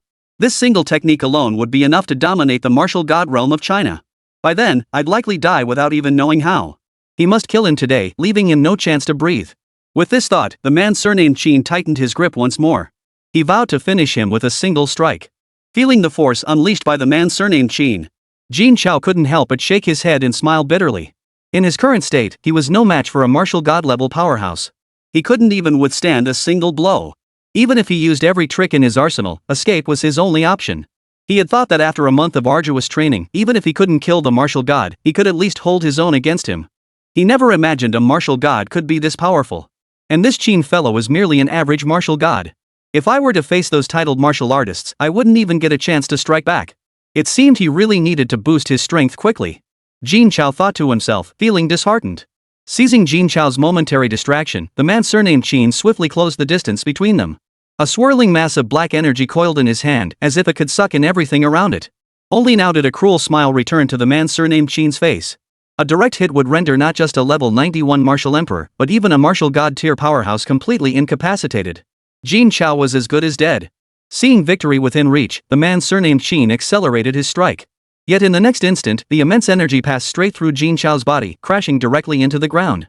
The sudden turn of events left Qin Wuxian momentarily flustered. When had he dodged? There was nothing around him. How had he managed to hide? This shouldn't be possible. Even if he had dodged, how could he possibly escape my sight with his level 91 speed? Just as Qin Wuxian was puzzling over it, Jin Chao's figure materialized directly nearby. Jin Chao sighed deeply and said, "It seems my strength still isn't enough to handle you." Qin Wuxian roared with laughter upon hearing this. "Boy, it's too late now. No matter what tricks you have up your sleeve, I'll kill you. And I advise you not to even think about running. Otherwise, I'll make the people of Wangjiang City bury you alive." Qin Wuxian's expression was ruthless and merciless. He was absolutely capable of following through on his words. To kill Jin Chao, Qin Wuxian cared about nothing else. Jin Chao posed an overwhelming threat to him. He must be crushed before he could grow stronger. Give him any more time, and his own death was certain. Even if it meant slaughtering every soul in Wanzhong City, it wouldn't matter. As long as Jin Chao was dead, nothing else mattered. Chapter 175, No Match for Him. Jin Chao sighed softly upon hearing this. His expression grew grave. Not being able to defeat you doesn't mean I can't kill you. Scum like you must die today. Ha ha ha ha. You? You think you can kill me? Go train for another few decades first. With that, a powerful aura erupted from his entire body. A fierce aura swirled around him. His muscles slowly began to bulge, straining against the fabric of his military uniform until it tore. But this was not the end. Next, Qin Wushen's entire body began to grow larger. From just over a meter tall, he grew to over 3 meters, then 5 meters, finally halting at 15 meters in height. On his body, aside from the specially made shorts covering his modesty, no other clothing remained. His colossal form exerted an overwhelming sense of pressure. As his body grew, Qin Wushen's aura intensified. Boy, let me show you my most powerful strike multiplied speed and strength. With that, Qin Wushen swung his massive fist, hurtling straight toward Jin Chao. Its speed surpassed that of a normal body. His power had doubled. Jin Chao sensed Qin Wushen's transformation, his expression growing increasingly grave. Just as the fist was about to strike his face, a bird's cry pierced the heavens. Little Jin, bathed in fiery light, suddenly appeared, shielding Jin Chao beneath him. The overwhelming aura shook the boundless prison itself. This was the first time Jin Chao had ever witnessed the boundless prison being shaken. It was a testament to how formidable Xiao Jin's power had become. The sudden turn of events left Qin Wushen momentarily stunned. A beast of martial god tier? How could that be possible? A martial god tier beast had actually been tamed by him? No. This wasn't a newly tamed beast. It was already here before. It appeared in the capital city. But back then, it was only around level 90. How could it have become a martial god tier beast? Could he truly level up beasts? Impossible. Not only Qin Wushen, but even the people of Wanzhong City were stunned by this scene. Xiao Jin and the others knew. They'd witnessed its growth firsthand. When they were first tamed, they were only around level 20. Now they'd actually become martial god level beasts. That leveling up was way too fast. Faster than even the legendary Jin Chao. The great Jin Chao is truly formidable. Not only can he make people stronger, but also make beasts grow stronger. This is absolutely one of a kind. It seems everyone who follows the great Jin Chao has grown stronger. And they've become significantly stronger. How wonderful it would be if I had the chance to follow the great Jin Chao. A martial god tier beast has appeared in the heart of Wanzhong City. The general public showed no signs of panic whatsoever. Beyond the initial shock, everything proceeded as usual. Anything unreasonable happening to the legendary Jin Chao suddenly seemed perfectly logical. Just moments ago, when Jin Chao admitted he couldn't defeat Qin Wushen yet vowed to kill him, the citizens of Wanzhong City didn't perceive a single hint of absurdity. That statement was spot on. Just because you can't beat someone doesn't mean you can't kill them. It made perfect sense. Qin Wushen snapped out of his daze in an instant. Now was not the time for such thoughts. This was a god-tier beast, he stood no chance against it. If he didn't flee immediately, even his corpse would be devoured. But damn it, this barrier was utterly impenetrable. The thought filled Qin Wushen with panic. But Xiao Jin gave him no chance to react. Dare to harm my master? Today, I must kill you. Without a single wasted motion, Xiao Jin opened his mouth, unleashing golden flames. This was Xiao Jin's primordial power. Its destructive power was immense. Not even an ordinary martial god-level powerhouse could withstand it. Even the strongest among martial gods might not be able to withstand this strike. Moreover, at this moment, Qin Wushen stood merely 100 meters from Xiao Jin, completely undefended and attacking with full force. There was absolutely no chance of evading this strike. Multiplication, speed. Qin Wushen activated his multiplication ability once more, attempting to evade the blow with blinding speed. But even pushing his speed to its absolute limit, he couldn't match Xiao Jin's velocity. The instant Qin Wushen made his move, golden flames engulfed Qin Wushen's entire body. Ah! A piercing scream echoed throughout the entire city of Wanzhong. The sheer intensity of the sound alone conveyed the agony Qin Wushen was enduring. Yet this agony lasted less than a second. The 15-meter-tall Qin Wushen turned to ashes. Vanished completely. Everyone who witnessed this scene burst into applause. Yet shock gripped their hearts. The great Jin Chao had actually slain a martial god-tier powerhouse. It was simply too incredible. As for the slain Qin Wushen, not a word was mentioned. After all, it was merely the demise of a scum. What was there to discuss? The internet was abuzz with excitement. Netizen 1501, rejoice, all. The mad dog from the capital has been slain by the mighty Jin Chao. Spread the word. Netizen 1502, dude, you're probably the first to call the martial god a mad dog, but that scum deserved to die. Netizen 1503, god tier Jin Chao is so powerful. He actually killed a martial god tier powerhouse. He's only level 91, yet he slayed a god. That's seriously impressive. Netizen 1504, what's the big deal? Don't forget, God Jin Chao is a god himself, a celestial disaster beast god. Killing a martial god is nothing. Just consider it entertainment for the masses. Netizen 1505, am I the only one worried about God Jin Chao? He's high-ranking in the capital government. I heard he's even the brother of the Supreme Marshal. They won't come after God Jin Chao for revenge, will they? Netizen 1506, what's there to fear? When has the god tier Jin Chao ever been afraid? He soloed the black and white realm back in the day without flinching. With his current power, what's there to worry about? Netizen 1507, the above is overthinking it. If I were Jin Chao, I'd eliminate everyone in my entourage to prevent the capital from getting any intel. Then I'd rapidly boost my strength. By the time the capital figures it out, at least a month will have passed. By then, Jin Chao might have become a true martial god tier powerhouse. At that point, he really wouldn't have anything to fear. Netizen 1508, makes sense. Below, more people offered advice to Jin Chao, attempting to help Jin Chao resist the capital government. It wasn't just the people of Wanjiang City who realized this, others from the capital had come to understand it too. No wonder Jin Chao trapped everyone here from the start. He never intended to spare anyone at all. At this realization, the dozen or so people who had accompanied him turned ashen-faced. They should never have followed this fool to Wanjiang City. They were as good as dead now. Jin Chao ruffled Xiao Jin's head. A look of delight spread across his face. His confidence in confronting the martial god-level powerhouse stemmed entirely from these exotic beasts. Even if Xiao Jin couldn't kill that Qin bastard, there were plenty more martial god-level beasts waiting in the wings. Even if it meant using a human wave tactic, they would kill the man surnamed Qin. He just hadn't expected Xiao Jin to be this powerful to take care of it in one fell swoop. Well done, Xiao Jin. You're amazing. Upon hearing Jin Chao's praise, little Jin flapped its wings joyfully. His eyes narrowed into slits. He was overjoyed. Then, Jin Chao turned his gaze toward the group from the capital. His gaze was utterly calm. Whether these people lived or died was a matter of a single word. Chapter 176, Choice. Feeling Jin Chao's gaze, everyone accepted their fate.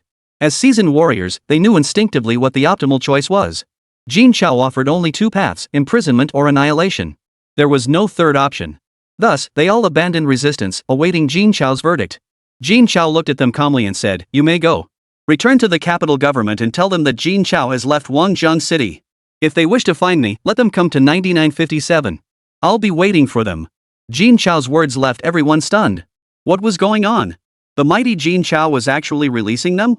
Could it be that the legendary Jin Chao held some trump card against the capital government? That couldn't be possible. Reaching level 91 in just 1 month was already terrifying enough. Now it was clear to everyone, Jin Chao had the capital to challenge China's strongest forces. Even the citizens of Wanjiang City, who've witnessed Jin Chao create miracle after miracle, couldn't bring themselves to believe it. The national capital officials froze upon hearing Jin Chao's words. He really intends to let them go? What difference is that from releasing a tiger back into the mountains? As if in response to their thoughts, Jin Chao immediately withdrew the protective barrier. Reactions among the capital's people varied. Some rushed out immediately. Others stared at Jin Chao in confusion, as if trying to gauge the truth behind his words. Jin Chao frowned at the few who remained. "Why aren't you leaving yet?" The group exchanged glances. The eldest among them spoke up directly. "Do you know what happens if you let us go?" Jin Chao smiled faintly. "Of course I know. It's just the capital government sending troops to suppress us, leading to a fierce battle between the two sides, a fight to the death." The elder pressed on. "Then you should know that detaining or eliminating us would buy you precious time." Jin Chao answered crisply, "I know." The old man couldn't help but frown deeply. "Then why did you release us? By losing the initiative, your chances of success are even slimmer." Jin Chao responded with a calm smile, "But doing so would spread the flames of war to Wanjiang City. I don't want the people here to suffer, and I certainly don't want to watch the place that gave me birth and raised me be destroyed." The old man was visibly moved by his words. This thought had crossed the old man's mind too, but he had immediately dismissed it. No matter how selfless a person might be, they couldn't gamble with their own lives and those of their loved ones on such slim odds. Jin Chao's choice stunned everyone present. Soon, every resident of Wanjiang City had tears streaming down their faces. Who would have thought that even at this moment, the great Jin Chao was still considering the welfare of every soul in Wanjiang City? It was truly moving. The online world fell into an instant, deafening silence. Not a single comment appeared. After a brief silence, an avalanche of reactions erupted. Netizen 1601, so moving. To spare us from being dragged into this, he's choosing to face such a powerful enemy alone. Truly magnificent. Netizen 1602, Master, you didn't have to do this. Guangjiang City has always been under your protection. You've already done so much for us.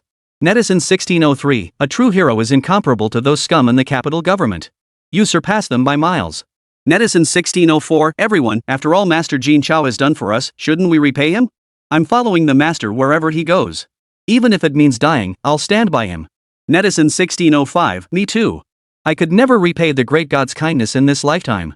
Even if I have to be a beast of burden in the next life, serving as the great god's beast, I'll repay him. Netizen 1606, nice try. Where'd you get the confidence to think you could be the great one's beast? Netizen 1607, everyone, calm down. I understand your desire to help the master, I feel the same. But we must be realistic. In such a critical situation, we can only hinder the master. Our strength is utterly useless. One sentence silenced the entire crowd. Everyone had followed him to assist the great Jin Chao. If it meant only causing trouble, it was simply unnecessary. And they certainly couldn't do something so ungrateful. Unable to aid the very person who saved us, what useless fools we are. Everyone felt deeply guilty. If only their strength were sufficient. Of course, Jin Chao had no idea what the people of Guangjiang City were thinking. Jin Chao wasn't seeking gratitude from everyone. He did this solely to ease his own conscience. Go now. We'll meet on the battlefield. I won't let you escape again. The old man gave a bitter smile. At level 96, he was being threatened by a level 91 martial emperor. He couldn't muster a single word of rebuttal. After all, he had slain martial god tier warriors, let alone someone like himself. No one would want to be his opponent. I hope our next meeting isn't on the battlefield. I hope so too. With that, the elder turned and led his group away. Jin Chao summoned Xiao Jin back into his spatial ring before leaping down himself. The movement tugged at his wound, causing him to grimace and suck in a sharp breath. The might of a martial god was simply too overwhelming. Even though he'd run fast earlier, he'd still been injured. The moment Jin Chao touched the ground, Sun Rui rushed over holding a level 3 recovery potion. His expression was frantic, as if a moment's delay would mean Jin Chao's demise. Boss, apply it quickly. Jin Chao took the potion with a bitter smile. It's not serious enough to need a level 3 potion yet. A level 1 healing potion will do. A level 3 potion cost hundreds of millions. This guy was way too generous. Sun Rui quickly pulled out a level 2 recovery potion. Jin Chao looked at him with some confusion, not expecting this guy to still have that spoiled brat habit. Seeming to sense Jin Chao's confusion, Sun Rui explained, I didn't bring any level 1 potions. I only carry these when I go out. Jin Chao finally understood. Right. The Sun family produced these potions. Why would they let Sun Rui carry level 1 potions when he went out? Jin Chao picked one up and dabbed it onto the wound. The wound visibly began to heal. Even the damaged tissue deep inside was being repaired. It had to be said the Sun family's research into potions was indeed effective. As this thought crossed his mind, Jin Chao suddenly asked, did you look at the materials I gave you? Did they help with the level 4 potion? At this mention, Sun Rui visibly perked up. Help or no help, this is the formula itself. As long as we follow the instructions, we can produce it quickly. When it's ready, I'll let the boss review it first. The prospect of advancing the level 4 serum filled Sun Rui with uncontrollable joy.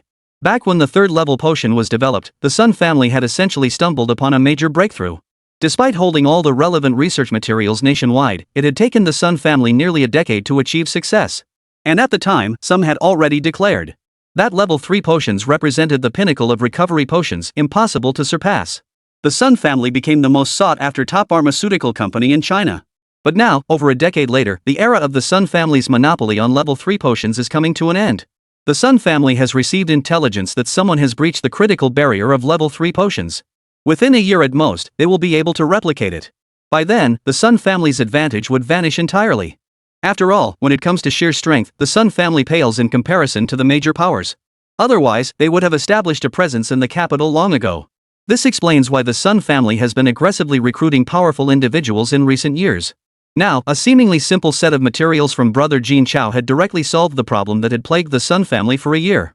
Once they mastered the production of level 4 potions, no one in all of Huaxia or indeed the entire world could surpass the Sun family's status as the foremost pharmaceutical merchant. Moreover, by following brother Jin Chao, their strength would rapidly increase. Then, they would truly become an unrivaled powerhouse. All of this was made possible by Jin Chao. Chapter 177, Preparations. When I first took this dossier, I didn't believe my elder brother could offer anything useful. After all, he was still so young, and developing top-tier potions required decades of research. He never imagined his brother would practically send over the entire production process. What kind of virtue must the Sun family ancestors have accumulated to forge a connection with such a talent? Father truly had an eye for talent. Back then, he refused to follow his brother's lead. Now, thinking back, he wanted to slap himself twice. Had I listened to father back then, I'd at least be as close to big brother as Mucho J is now. No words could describe how tight our bond would be. But it's fine. There's plenty of time left to make up for it. His gaze toward Jin Chao immediately grew warmer.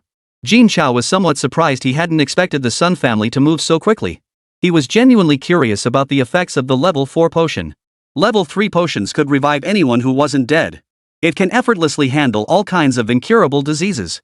Its effects were already incredibly powerful. A level 4 serum must be even more powerful. Looks like the Sun family's research on potions is top-notch. All I need to do now is wait to experience the results. Let's head back. There's still much to attend to. With that, Jin Chao began walking toward home. This approach may sever ties with Wangjang City, so the ensuing battle wouldn't involve these people. But with those close to him, this approach was utterly useless. The Mu family, the Three Dragons gang, the Nanyi group, and the Martial Artists Tower would all follow him to 9,957. Though the numbers weren't large, accommodation alone posed a problem. They couldn't all camp out, after all. Jin Chao soon returned home. He summoned everyone present. You elders should all be aware of today's events. I killed that martial god surnamed Qin and released the capital's forces. I believe they'll send reinforcements soon. After speaking, Jin Chao slowly lowered his head. He felt deeply remorseful. Though he knew this course of action was unwise, the torment within his heart proved far more agonizing. So he chose the hardest path. And in doing so, he had dragged those bound to him into suffering as well. He truly couldn't bear it. Well done. I've long despised that Qin bastard's smug face. How dare he use the weak to blackmail Xiao Jin? If it were me, I'd have had Xiao Jin burn him to ashes from the start. Zhu De exclaimed, slamming his fist on the table. His face radiated excitement. It's clear those sent from the capital this time are here to suppress everyone connected to Xiao Jin. Even if we hadn't acted, we wouldn't have had an easy life going forward. What you did was absolutely right. Sun Dad said calmly, though his gaze toward Jin Chao brimmed with admiration. Old Zhao laughed heartily. Well done, Xiao Jin. Whatever you do, we'll back you. Mr. Mu remained silent, sitting to the side with a silly grin. He couldn't have been more pleased with this son-in-law. Commander Shangguan remained silent too, but the corners of his mouth never dropped from their upward curve. When he was expelled, he had already anticipated this day would come. He just hadn't expected retribution to come so swiftly. Xiao Jin certainly didn't hold grudges overnight. Seeing everyone's reactions, Jin Chao was momentarily stunned. Shouldn't he at least get some criticism for handling it this way? How come they unanimously approved it? Killing someone surnamed Qin was no big deal. Letting the capital's people go was completely inappropriate.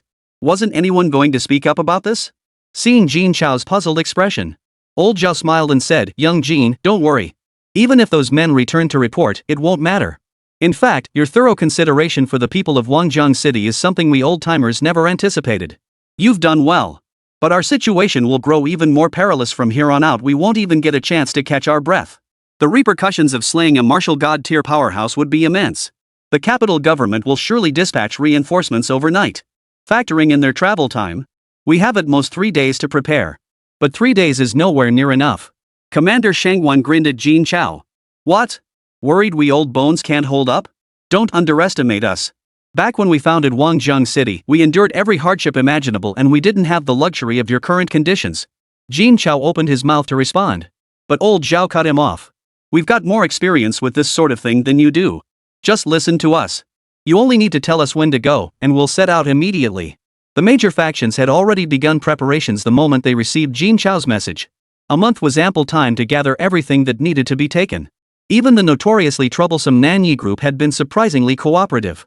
The Sun family's mad scientists were notoriously difficult to deal with under normal circumstances. But upon seeing the data Jin Chao provided, they all became thoroughly convinced. They declared that as long as they could continue making breakthroughs in pharmaceutical research, they'd follow Jin Chao for the rest of their lives. This made him, the chairman, feel rather embarrassed. Seeing that none of them seemed to dwell on the matter, Jin Chao breathed a sigh of relief. Then let's depart tomorrow morning. Alright, meet here tomorrow morning. The meeting point was set at Jin Chao's home. After everyone left, only Xia the madman, the Mu siblings, and Jin's parents remained. Jin Chao looked at his parents and said, Mom and Dad, start packing whatever you need. We're leaving the city tomorrow and won't be back for a long time. The thought of leaving tomorrow suddenly made Jin Chao feel a bit sentimental. He was born in Wangjang City and raised in Wangjang City. Though he'd endured much hardship, he'd also met many good people. Truthfully, he was reluctant to leave this place. He believed his parents felt the same way. After all, they had lived here much longer. With this thought, Jin Chao looked at his parents with a sorrowful gaze. But unexpectedly, not only did Jin Dad and Jin Mom show no trace of sadness, they even looked a bit excited. What was going on? Mom, Dad, don't you feel even a little bit reluctant? We won't be coming back for a very long time after we leave this time. Jin's mother looked at him with puzzlement. What's there to be sad about? As long as we can be with you, our son, it doesn't matter where we go. Besides, once we're there, you and... Before Jin's mother could finish, Muqiujie covered her mouth with his hand. Jin Chao looked at Muqiujie in confusion. Muqiujie gave an awkward smile. Nothing. I told my godmother that we'll have everything we need there. No need to worry at all. It'll be much better than staying in the city. Jin's father quickly glanced at Jin's mother, his expression tinged with playful reproach. Then he smiled at Jin Chao and said, yeah. Besides, we've lived here half our lives without ever leaving the city. We've wanted to see the world for ages. This is the perfect chance to go sightseeing, ha? Jin Dad's final chuckle sounded a bit forced. Then he glanced over at Muqiujie, who stood awkwardly to the side. It was obvious the kid was up to something again. But this was fine too, it made things less sentimental. Chapter 178, Leaving the City. Early the next morning, Jin Chao opened the door and was stunned. He'd expected only a few people. But before his eyes stood a crowd of at least 5,000 or 6,000 people. What was going on? Abandoning a place he'd fought for over many years was no simple matter. As this thought crossed his mind, Jin Chao was about to ask. Zhao Lao cut him off. These people are all closely connected to us. They can't stay in Wangzhong City, it'll only cause trouble later. Recalling the despicable actions of that scum named Qin yesterday, those present had reason to suspect the capital authorities would do the same. Jin Chao spoke up. Very well. I'm just sorry you all have to suffer alongside me. Hardship? Following you is the hardship, isn't it? Why haven't I heard you say that to me before? The round-faced man's voice suddenly cut in. Even Jin Chao was taken aback. Had this person finally decided to show their face? Was she leaving Wangzhong City too? Only now did Jin Chao realize how mysterious the round-faced woman had always been. Back then, my strength wasn't enough to see through it. Now that my strength has grown, I still cannot see through it. But no matter where I went back then, or what level of beasts I faced, she was always present. If she truly had no skills, no one would believe it. But someone with that kind of power, how could they possibly be content working as a receptionist in the martial arts building?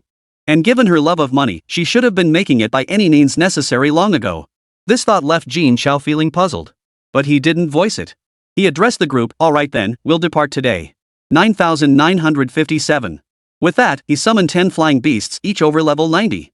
Though the others had braced themselves for this sight, they were still profoundly stunned. Beasts over level 90. They were rulers wherever they roamed. Yet here, they were being reduced to mere mounts. One by one, they mounted the beasts. 10 beasts spread their wings and soared, covering dozens of kilometers in an instant. Such speed even a martial emperor couldn't match it. They had expected the journey to take at least a day. But riding the 90-plus level flying beasts, they arrived in less than half a day. As soon as they dismounted, Zhu De was helped down by attendants. He immediately vomited all over the ground. The most eloquent among them managed to mumble, too fast, too fast. The city must strictly prohibit speeding on beasts from now on. Seeing this, everyone burst into laughter. Old Zhao teased him, look at you, so out of your element. You'll have plenty of time to enjoy the good life when you're with Jin Chao. But his trembling legs betrayed him. Zhu, of course, seized the opportunity. Look who's talking. Your legs are shaking like a leaf too, and you're criticizing me? The two old men's banter drew another round of laughter from the crowd. The last lingering worries about leaving Wangzhong City were blown away. Jin Chao let out a long sigh. Next up is building houses. At least enough for all of us to stay in. Looks like we'll be sleeping on the streets tonight. Building houses wasn't something that could be done in a day. Just then, Crazy Xie stepped forward and declared, I have a house. You have a house? Jin Chao looked at Xiefengzi in confusion. How could this guy possibly have something like that? Besides, is something like that even something you can just take with you? What the hell is he playing at? Seeing Jin Chao's disbelieving gaze, Xiefengzi explained, this past month, besides researching various weapons, I used the materials you gave me to build numerous houses. Withstanding a strike from a martial emperor over level 90 is no problem. Hearing this, the others were even more stunned. Withstand the strike of a martial emperor over level 90? Can this thing even be called a house? That's a fortress, right? Seeing their disbelief, Xia the madman pulled out his spatial ring. He pulled out an entire house from it. The sight made everyone's eyes light up. A small villa with a garden and courtyard covering 400 or 500 square meters and brimming with a metallic tech aesthetic. Who'd have thought this guy could actually bring a house over? Most importantly, it could withstand a direct strike from a martial emperor level powerhouse. If word got out, no one would believe it. Jin Chao tentatively asked, how many do you have? Xiefengzi thought for a moment before replying, with the materials you provided, I've made over 7,000 sets. Over 7,000 sets. Hearing that number, everyone was stunned. They hadn't seen him building any houses during this time. And how could one person possibly build 7,000 houses in a single month? Not even working day and night could achieve that. Never mind. Now that housing was secured, the only task left was selecting locations. Choosing a location is a technical task. First, it must meet the daily needs and resources of these people. Water is an absolute necessity. Second, the area must be sufficiently large and level. As for those other scarce resources, forget about them. If 9957 had them, the government would have seized this place long ago. But to build a city, these are all necessities. You've done a great service. This is for you. From now on, the task of building houses falls to you. The moment Mad Xia saw the crimson crystal in Jin Chao's hand, his eyes lit up. He snatched it right out of Jin Chao's hand. Somehow, a drill-like device appeared in his hand. He declared, I've no time for building houses. I'm focused on research developing the most powerful weapon imaginable. Hearing this, everyone's expressions darkened. This was Jin Chao's very first assigned task, and it had already been rejected. How could he possibly lead so many people after this? Just as old Zhao was about to speak, Xia the madman continued, I have plenty of robots specialized in building houses. Just input the style you want, and they can construct a building in half a day at most. They're ready to move into right away. These are all their creations. With a wave of his hand, Xiefengzi summoned a swarm of robots before the crowd. Is that even possible? Are people in Illusion City this forward-thinking? Couldn't robots handle anything then? At that thought, everyone felt a sudden weight lift from their shoulders. Though everyone present was a martial artist, building houses was something they'd never even seen done, let alone construct anything decent themselves. Now, all was well. Leave the professional work to the professionals. Robots. Old Zhao beamed with delight. Have you picked a location yet? Jin Chao replied, it's chosen. I'm going to level this entire mountain. Hearing this, everyone looked at Jin Chao as he pointed toward the highest peak of 9,957. All fell silent. This guy, that's a massive undertaking. Leveling an entire mountain was a daunting task, to say the least. And this mountain, even its mid-slope, was several times larger than Wangjiang City. If the entire base were leveled, it would be at least 10 times larger. We don't need that much space just yet. And how exactly would you move it? Even with 5,000 or 6,000 martial artists, leveling this mountain would take at least half a year. There's no need for such an extreme measure. Before Zhao Lao could speak, Jin Chao summoned dozens of martial god-level beasts. This time, however, they weren't flying beasts, but a troop of mountain-splitting apes. Dozens of rock-splitting apes charged toward the mountain's base, unleashing a furious assault. Their tasks were clearly divided, some pounded the rock, others hauled stones, and still others used their pearls to prop up the entire mountain. Witnessing this spectacle, everyone finally understood, Jin Chao intended to move the entire mountain. This is taking things to a whole new level. Jin Chao is utterly insane. Chapter 179, The Capital's Wrath. A crowd watched in stunned silence as a towering mountain was shifted aside within a mere hour. All that remained was a vast, flat plain stretching endlessly into the distance. It felt like a dream. That entire mountain just vanished? Mu Xiaojie stared at the scene before him, utterly incredulous. Jin Chao was also a bit dazed. He knew they worked fast, but not this fast. Old Zhao recovered and turned to Jin Chao. How do you plan to build the house? In the center? Or somewhere else? Typically, the ruler of a city resided at its very center, a symbol of status. It was also a symbol of strength and authority. At the same time, the very center of a city is also where property prices are highest and where the city is most bustling. It is also the safest location in the city. After all, no matter which direction an attack came from, it would be the outlying areas that spotted it first. This allows the city to prepare in advance. Yet the ordinary people living in the surrounding areas would be the first to face danger. This was something Jin Chao had never been able to comprehend. Master Zhao, why do martial artists keep striving to become stronger? Old Zhao paused slightly. It had been many years since anyone had asked that question. He himself had long forgotten why he had pursued strength in the first place. Of course, it's to realize the ideals in one's heart, to protect those one wishes to safeguard, and to gain the power to hold one's destiny in one's own hands. Jin Chao smiled faintly at Master Zhao's answer. Then what ideal does Master Zhao wish to achieve? Old Zhao glanced at Jin Chao and continued, when I first became a martial artist, my ideal was simply to grow stronger and stronger, to become someone others looked up to. Once I reached the top tier of martial artists in Wangjiang City, my ideal became protecting my family and those close to me, ensuring they could live happily and peacefully, and seeing our clan flourish. Now that you're here, I only wish to live out my days in peace. With a chuckle, Old Zhao then asked, Young Jin, what is your ideal now? Jin Chao smiled and replied, I want to build a city where equality, fairness, and harmony prevail, a place where everyone has enough to eat and no one suffers hardship. To achieve this, I've been making constant changes. Now is the time for more. I've already planned the city's layout. All housing will be tiered by strength level. The stronger individuals will reside on the outer edges, while those weaker or ordinary should live in the very center. Old Zhao, do you think this is the right approach? As Jin Chao spoke, his eyes shone with conviction. This made old Zhao, standing beside him, see his own younger self reflected in Jin Chao. Back then, he too had been filled with such boundless ambition, dreaming of building a city where everyone could live happily. He had fought relentlessly for it, constantly striving to grow stronger. But reality was cruel. No matter how formidable one's abilities, they could never change a nation or even a city. So passion gradually faded, numbness crept in, until finally he drifted with the current, accepting the world as it was. Occasionally, upon hearing some young person's bold declaration, I recall my own dreams of yesteryear. But those memories vanish like smoke after a scoff. If only they were a little stronger, perhaps they could have achieved their youthful ideals. But Jin Chao is different. He possesses the strength to make it all happen. And he was already taking action toward that end. His future accomplishments will be truly boundless. Perhaps this dream, Jin Chao could truly make it come true. I think it's great, Jin. Go for it boldly, kid. I'll always support you. Exactly. We old-timers will always back you up. Shu De, Commander Shangguan, Sunny Lone, and Mu Dad all gathered around him. Jin Chao looked at this group rallying behind him, his heart filled with mixed emotions. His childhood experiences had always left him perplexed. Those powerful martial artists constantly claimed they wanted to help and protect ordinary, vulnerable people, yet they occupied the safest and most privileged places themselves. They forced ordinary people to do the most grueling and filthy work. Ordinary people toiled tirelessly to provide for the martial artists' basic needs, only to be rewarded with a life of hardship. This was utterly unfair. Therefore, I must build a city entirely unlike any other. Changing the city's layout is the first step.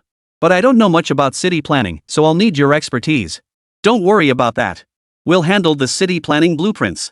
All you need to do is tell us what kind of city you want to build. Commander Shangguan said with a smile. My requirements are simple. Divide the entire city into 10 districts, each inhabited by people from 10 other cities. The very center of the city will be reserved for ordinary citizens. Also, build dozens of schools, all within the city's heart. No vehicles will be needed within the city. All transportation will be handled by the exotic beasts. Does that sound feasible? Everyone was taken aback by Jin Chao's proposal. Residents from the other 10 cities? Was Jin Chao so certain they would come? But these weren't matters for them to concern themselves with. Even if no one came, these areas could be replanned later. Following Jin Chao's instructions, the group began mapping out the city's layout. Meanwhile, the capital was in an uproar. Inside the marshal's office at the government building, an elderly man's roar suddenly echoed through the room. What?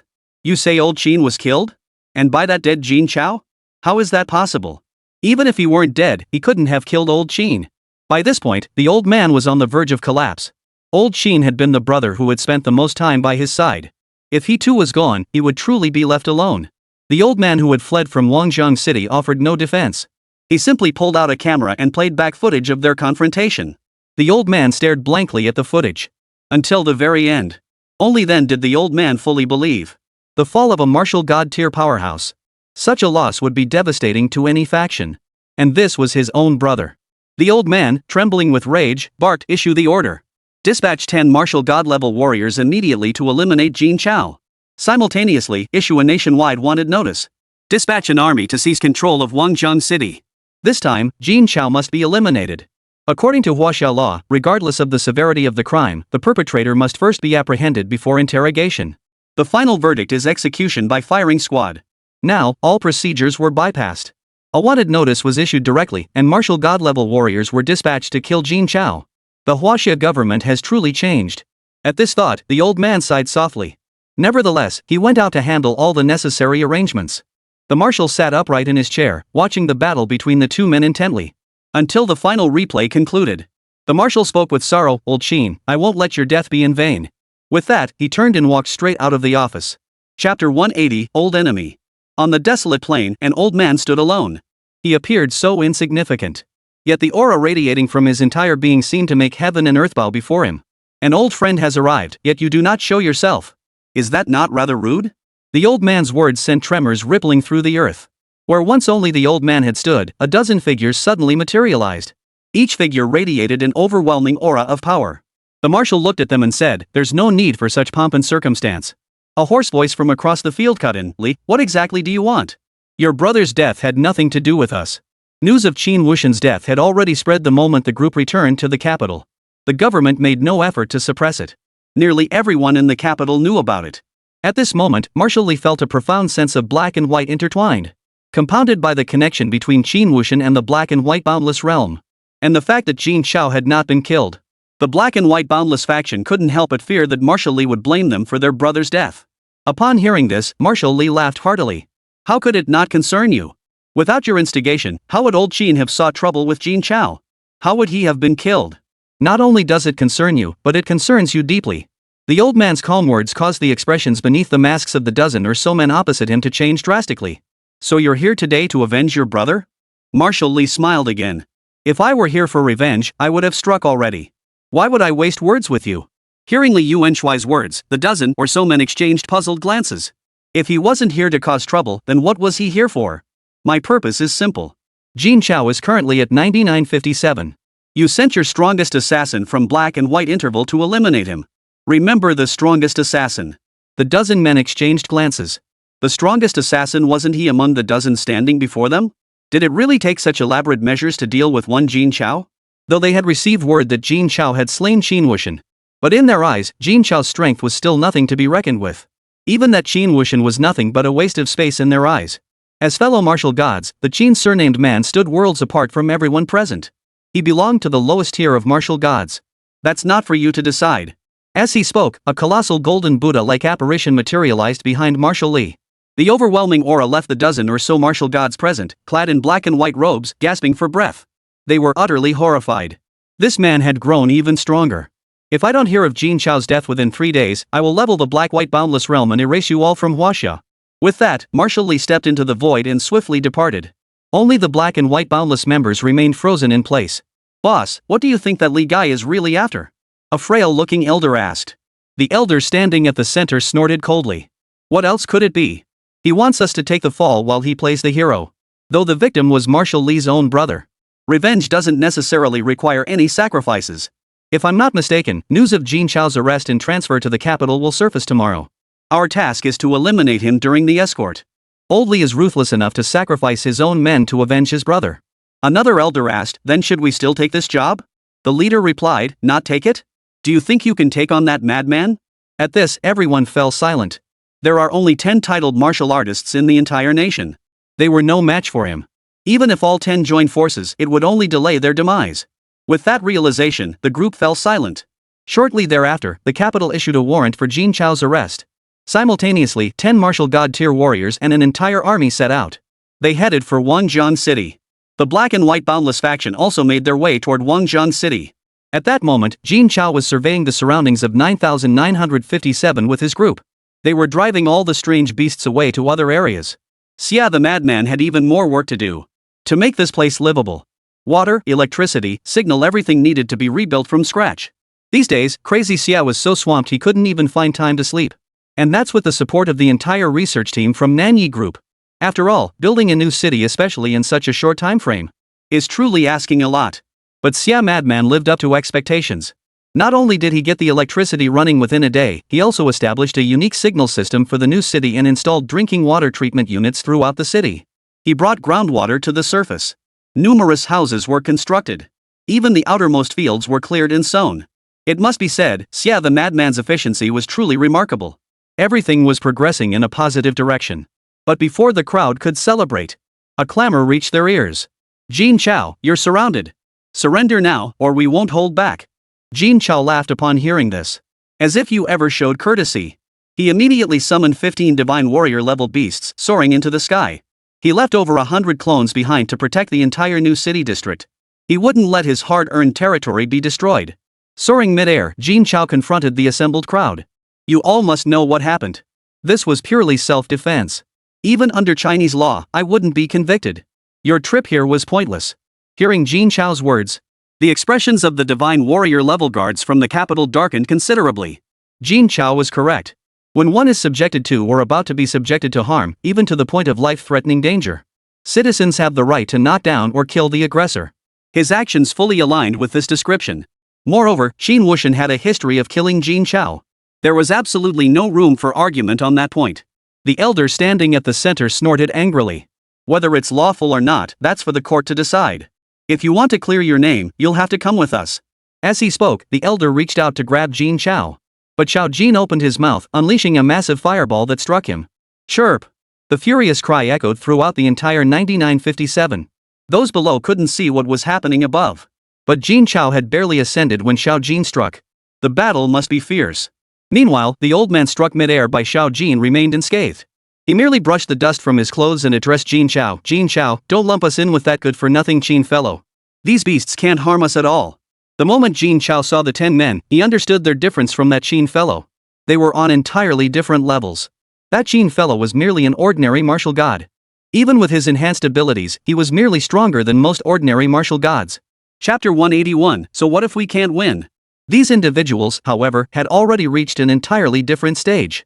At this moment, the system display before Jin Chao clearly showed. Name, Li Hao. Age, 95. Power level, Martial God Tier 2. Special ability, Tree Manipulation. Jin Chao stared at the second-tier martial god tier. His eyes were filled with confusion. Could it be that Martial God isn't the ultimate rank? Were there other tiers above it? But now wasn't the time to ponder such things. After all, he was in grave danger. And his strength wasn't yet at the level to explore that realm. Jin Chao addressed Li Hao. Li Hao, I'll say this to you two, don't treat me like an ordinary martial emperor. Since you're so confident you can take me away, dare you fight me one-on-one? Li Hao was utterly astonished. He'd never revealed his name. How did this kid know? And this kid was incredibly bold. Knowing these beasts weren't his match, he dared to challenge me one-on-one. What's the difference between that and suicide? Fine. You have the guts. I'll grant you your wish. With that, the old man flew straight out from the crowd to face Jin Chao alone. Jin Chao wasted no time. He had already fused with over a dozen beasts. After a month of grueling training, Jin Chao not only enhanced his strength, he also continuously trained, pushing the limits of how many beasts he could fuse with, all while maintaining his mental clarity. Currently, he could fuse with up to 15 martial god tier beasts. This was the confidence that had allowed him to confront the man surnamed Qin alone before. After fully merging 15 martial god tier beasts, a formidable aura swept out. It stirred up a whirlwind in the surrounding area. Li Hao and the others witnessed this scene, their expressions filled with astonishment. For they all sensed that Jin Chao's strength had instantly surged from martial emperor to martial god. Moreover, he was now infinitely close to the first tier of martial god. Such a monumental leap in power was unprecedented. Combined with his bizarre and unfathomable abilities, even a martial god of the first tier might well fall to him. This kid was truly terrifying. No wonder he dared to challenge Li Hao. Li Hao smiled and said, "Well done. The top spot on this year's Genius Rankings is indeed impressive. Even that top-ranked kid on the Supreme Rankings wouldn't stand a chance against you now. But I advise you to surrender. Even with your strength, you're no match for the government. Surrender. Your survival depends on your value to us. The government has ruled Huaxia for centuries, not only expanding its territory, but also repelled countless formidable beasts. It has established 12 great cities. Such a formidable power isn't something any random prodigy can overthrow." Jin Chao smiled faintly. "Li Hao, there's no need to persuade me. I understand perfectly well. The China of today is not the China of my dreams. I intend to build a city that comes infinitely close to my vision. I will not be returning with you." With that, Jin Chao struck. A single punch erupted, its overwhelming force scattering the clouds in the sky. Yet this devastating blow was effortlessly caught by Li Hao. He didn't even exert much strength. It was as effortless as waving a hand. But Jin Chao's next move left Li Hao speechless. At the instant their palm and fist made contact, Jin Chao's gaze locked with Li Hao's. A faint smile reappeared. Infinite realm, thousand illusions, twin eyes. Li Hao cursed inwardly. He tried to close his eyes. But it was too late. Li Hao felt as though a colossal double pupil had materialized before him. Half lay upon the deep blue sea surface. The other half in the pitch-black depths below. Scenes from the past kept replaying before his eyes. Past regrets and agonies descended upon him once more. However, such an illusion could not hold a second-tier martial god for long. Jin Chao wasted no time. He unleashed his second strike directly. Burning void ink flame. Eerie black flames instantly engulfed Li Hao's entire body. Pain struck Li Hao just before he regained consciousness. When Li Hao regained consciousness, his face was etched with exhaustion. Breaking the illusion wasn't difficult. But the final blow of that illusion had truly cost him dearly. Seeing the black flames now engulfing his body, he instantly realized that Jin Chao had already unleashed his most powerful techniques. He held nothing back. He transformed directly into a towering ancient tree. Dense foliage continuously sprinkled dewdrops, suppressing the indestructible burning void ink flames to their absolute limit. Finally, only a tiny cluster remained. Li Hao then snapped off that branch and flung it away. Jin Chao watched the scene unfold, utterly dumbfounded. A tree-based ability with this function? Even the void-burning ink flame, which consumed and destroyed everything, was suppressed. Or was this guy simply far too powerful for him? Whichever possibility it was, he couldn't defeat this opponent. Li Hao, seeing Jin Chao's dejected expression, burst into laughter. Now you see the gap between us, don't you? Come along quietly. As he spoke, countless branches lunged toward Jin Chao to entangle him. But Jin Chao dodged them with a spatial shift, instantly returning to the protective zone set up by his clone. He even turned back to say, "I only said I'd fight you. I never said I'd follow you if I lost. If you want to take me, break through my protective barrier first." Without another glance, he walked toward the workers and began assisting them. The towering tree suspended mid-air and the assembled martial deities from the capital all froze in shock. Why isn't this guy playing by the rules? In this situation, shouldn't he be coming with us to the capital to confess his crimes? Why did he run off? And what's with this utterly unconcerned attitude? Does he really think we can't break through his shield? Brotherly, cut the nonsense with this brat. Just let me break this shield. We'll take him and his crew back to the capital to confess. The government's reputation can't be tarnished by this kid. Li Hao, now transformed into a towering tree, was also seething with rage. Kid, you've seriously underestimated me. Today, I'll show you just how formidable I am. As he spoke, countless branches spread wildly. Like lightning, they struck straight at 9957. In an instant, countless branches descended like a dark cloud, completely engulfing 9957. A thunderous crash echoed through the air. The entire earth shook violently. Countless cracks spread wildly. In an instant, the entire 9957 was utterly transformed into a desert. This terrifying blow sent cold sweat pouring down the backs of even the martial god-level powerhouses within the national government. Would break out in a cold sweat. Old Li was truly furious now. Could that kid have been killed in one blow? Could we even bring the body back? But judging by the situation, the body probably wouldn't even be intact. What to do? How could he declare Jin Chao dead without any evidence? What if the marshal doesn't believe us? If Jin Chao suddenly shows up alive and well later, we'll have no way to defend ourselves. At this thought, everyone felt a wave of frustration wash over them. If only they had stopped him earlier. None of them had considered the possibility that Jin Chao might have survived. Because it was simply impossible. That single blow they weren't even sure they could withstand it themselves. Much less a level 91 martial emperor. Even if that shield was incredibly powerful, it couldn't have absorbed that blow. Chapter 182, Helpless. After the dust settled and Li Hao's countless branches retracted, the crowd could finally see the situation below. A vast area, meticulously cleared by Jin Chao, had completely sunk dozens of meters below the surface. It was utterly astonishing. Such a vast expanse, entirely driven dozens of meters underground. It was clear just how terrifying that strike had been. This time, Jin Chao and his men were as good as dead. The others looked down again. Their eyes widened in disbelief. How could this be? Jin Chao and his men were completely unharmed? Not a single protective shield had been breached? How on earth did he manage that? Could it be that this shield truly works as he claimed? Can it only be breached from within? How could such an unconventional thing exist in this world? Even if this shield's defense is astonishing, it should still have its limits. And Li Hao's strike just now clearly surpassed the limits of a shield wielded by a martial emperor-level powerhouse. Yet it still didn't break. How could this not be defying the rules? The others were utterly stunned. No wonder this guy dared to kill someone surnamed Xin. He even dared to defect from Wangjian City. So he had this protective barrier to rely on. If we let him grow stronger inside, it'll be a disaster waiting to happen. At this realization, all eyes turned to Li Hao. Among them, Li Hao was the strongest. He was also their team leader. All matters were decided by him.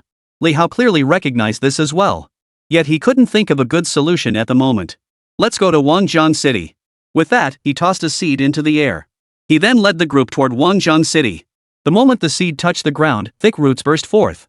They frantically burrowed downward. Emerald branches began shooting upward at an astonishing pace. Leaves sprouted frantically. In the blink of an eye, a towering tree dozens of meters tall had taken shape. Unlike ordinary trees, however. On each of the tree's four sides, right in the center of the green leaves, a pair of eyes, a pair of ears, and a mouth appeared. The eyes facing Jin Chao and his companions stared intently at them without blinking. Every single one of their movements was clearly visible. Upon noticing this, Jin Chao immediately commanded the surrounding earth to form a massive pyramid encircling the tree, encasing the tree within. But in less than a second, the pyramid shattered into pieces. At that moment, Li Hao's voice echoed. Don't waste your effort. This tree holds half my power. If you think you can defeat it, go ahead and try. Hearing Li Hao's words, Jin Chao laughed. You think leaving a tree behind will keep tabs on me? Don't you underestimate me? With that, Jin Chao instantly turned all the protective shields black and blocked all sound. From the outside, not a single detail could be seen inside. Simultaneously, Jin Chao elevated the entire new city site to its original elevation. Of course, light filled the interior after all. As a light elemental awakener, Jin Chao could accomplish this effortlessly. Li Hao, who had already retreated a considerable distance, watched this unfold and his expression darkened instantly. His own physical form couldn't breach this protective barrier, let alone a tree clone. Jin Chao was proving to be an exceptionally troublesome opponent. Inside the protective barrier, Elder Zhao and the others witnessed today's events. Were both shocked and delighted. The shock came from realizing that there were beings even stronger than martial gods. Even Jin Chao's most powerful strike failed to shake his opponent. Their delight stemmed from the fact that the opponent was equally helpless against Jin Chao's protective barrier. Thus, the group was temporarily safe. Moreover, it wouldn't delay the construction of the new city. But when they might be able to leave? All hope now rested on Jin Chao. Everyone turned to Jin Chao, eager to learn his next plan. Facing their gazes, Jin Chao merely smiled faintly. As long as it doesn't delay the new city's construction, the rest will be much simpler. It's time for my allies to make their move. With that, Jin Chao produced a spherical artifact and crushed it in his hand. Simultaneously, across 10 cities tens of thousands of miles away, all sensed the shattering of the token. Almost simultaneously, smiles spread across their faces. They had waited far too long for this day. The shattering of the token signaled the commencement of Jin Chao's operation. It also meant that the people of their cities could now carry what Jin Chao desired to the designated location. Most crucially, the 10 chosen individuals would inherit the ability to tame and control exotic beasts. How could anyone not be thrilled? Even the usually composed Li Ming abruptly stood up. His eyes burned as he stared at the shard in his hand. He exclaimed to the elder beside him, "Master, you've always wanted to meet someone who could master Tai Chi in a single day. Now is the time." The old man's eyes, usually as still as an ancient well, brimmed with amusement. Rising slowly, he said, "Then let's go. I too wish to see that youth in the video to understand how he managed to earn your unwavering trust." Phantom Glow City. Dad, Jin Chao has already made his move. A middle-aged man wearing glasses looked hesitant. "Xiao Feng, are you sure this will work?" Though phrased as a question, the middle-aged man's eyes sparkled with excitement. If the 11 cities could truly share information, the greatest beneficiary would undoubtedly be Huanyao City. Both trade and technological advancement would be elevated to unprecedented heights. Dad, trust my judgment. This time, Huanyao City will absolutely become the foremost city, completely outshining all others. As he spoke, a gleam of determination flashed in the middle-aged man's eyes. Becoming the foremost city had been the aspiration of several generations in Huanyao City. Though Huanyao City possessed formidable military might, it had long been held back by other cities due to its lack of titled martial artists. This time, they would decisively turn the tables. Very well. Gather your men and supplies. We depart. Such scenes unfolded across all 10 cities. Yet after a moment's hesitation, each city marched in full force toward 9957. When the 10 warriors from the capital arrived at Wangzhong City, they were utterly astonished. They had never witnessed such harmonious coexistence between beasts and humans. If Jin Chao could be brought under government control, wouldn't that mean China could develop its land without limit? At that point, China's territory would expand to dozens of times its current size. Connecting all cities into a single network would no longer be impossible. After all, the primary constraint on urban planning today is the distribution of energy resources. But with the power of the beasts, none of these would be issues. After all, the formidable power of these beasts could easily replace many scarce energy sources. What a pity. Jin Chao now stands opposed to the government. May this operation achieve complete success. May Jin Chao submit to the government and realize this grand vision. The citizens of Wangzhong City gave the visitors from the capital nothing but cold stares. The last envoy from the capital treated the people of Wangzhong City as less than human. He was always threatening to kill or torture people. This new group wasn't much better. Nevertheless, many still sought to take advantage of Jin Chao and his men's departure. Lackeys eager to seize the power base left behind by Jin Chao and his group came forward to pay their respects. Chapter 183, Insidious. Government Building Office. Li Hao and the others sat inside, their faces clouded with worry. Jin Chao's protective barrier was truly an irritating nuisance. Even a second-tier martial god couldn't break through it. Were they really going to stand by and watch Jin Chao grow stronger? At this thought, all 10 faces darkened. They were all acutely aware of Jin Chao's rapid growth. Before arriving, they had thoroughly investigated every detail about him. In roughly 3 months, he had risen to level 91. He commanded several powerful beast-type creatures of the martial god tier. His martial arts techniques were utterly unpredictable and overwhelmingly formidable. Since his emergence, he had consistently challenged foes far above his level. His most formidable achievement came just days ago, when he defeated a martial god tier powerhouse at level 91. Though the level gap was only 9 ranks, the disparity in actual combat prowess remains the most staggering to date. If Jin Chao were to truly ascend to the martial god tier, even Li Hao, a second-tier martial god, wouldn't have a guaranteed victory. Just as the group sat with furrowed brows, unsure of what to do, a voice sounded from outside. Reporting, someone requests an audience with the officers. Li Hao frowned slightly. Someone from Wangjiang City seeking an audience? His group didn't have any acquaintances in Wangjiang City. But coming at this hour, they must be friends, not foes. Those who harbored animosity toward the capital government would be keeping their distance. They wouldn't come at a time like this. Let them in. The soldier at the door turned and left upon hearing Li Hao's words. Before long, old Master Qin, leaning on his cane, appeared in the office. The moment he entered, old Qin smiled warmly and offered his compliments. I've long heard of your distinguished names. Today, I'm honored to finally meet you. I am Qin Min, head of the Qin family of Wangjiang City. The Qin family? Qin Min? This name wasn't particularly well known in Wangjiang City. However, the Qin family had deep connections with the martial arts tower. Moreover, Qin Min and Zhao Li of the martial arts tower were childhood brothers who grew up together. Without this connection, Li Hao and the others wouldn't even recall the name Qin Min. Mr. Qin, please take a seat. May I ask what brings you here today? Li Hao smiled faintly, speaking with great courtesy. While reviewing Qin Min's background, the group had uncovered an intriguing detail. Namely, Qin Min had long sought to have his grandson inherit the position of martial master. To this end, he had employed numerous tactics, both overt and covert. Given this context, he was undoubtedly an ally.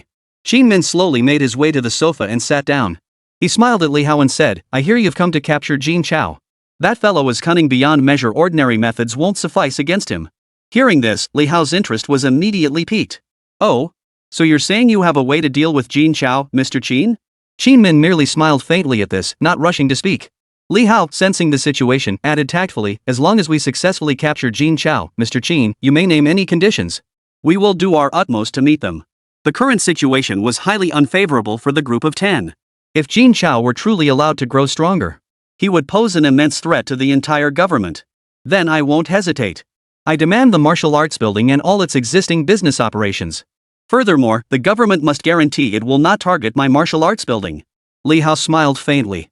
Just as he had suspected. It seemed Qin Min was quite fixated on the martial arts building. After Zhao Li followed Jin Chao out of Wangjiang City, the martial arts building had effectively ceased to exist. Only an empty shell of a building remained. Originally, the government's visit to Wangjiang City had multiple objectives beyond arresting Jin Chao. The government had also intended to acquire these factions and take over their businesses. After all, these factions generated annual profits exceeding tens of billions. Even the government coveted them. However, as long as Jin Chao could be apprehended, it wouldn't matter if the martial arts building were given to Qin Min. If Mr. Qin can help us capture Jin Chao, a martial arts building is nothing, it's yours. Hearing this, Qin Min's eyes flashed with intense light and his body trembled slightly. Martial arts tower, a decades-long dream. I never imagined it would take this long to achieve.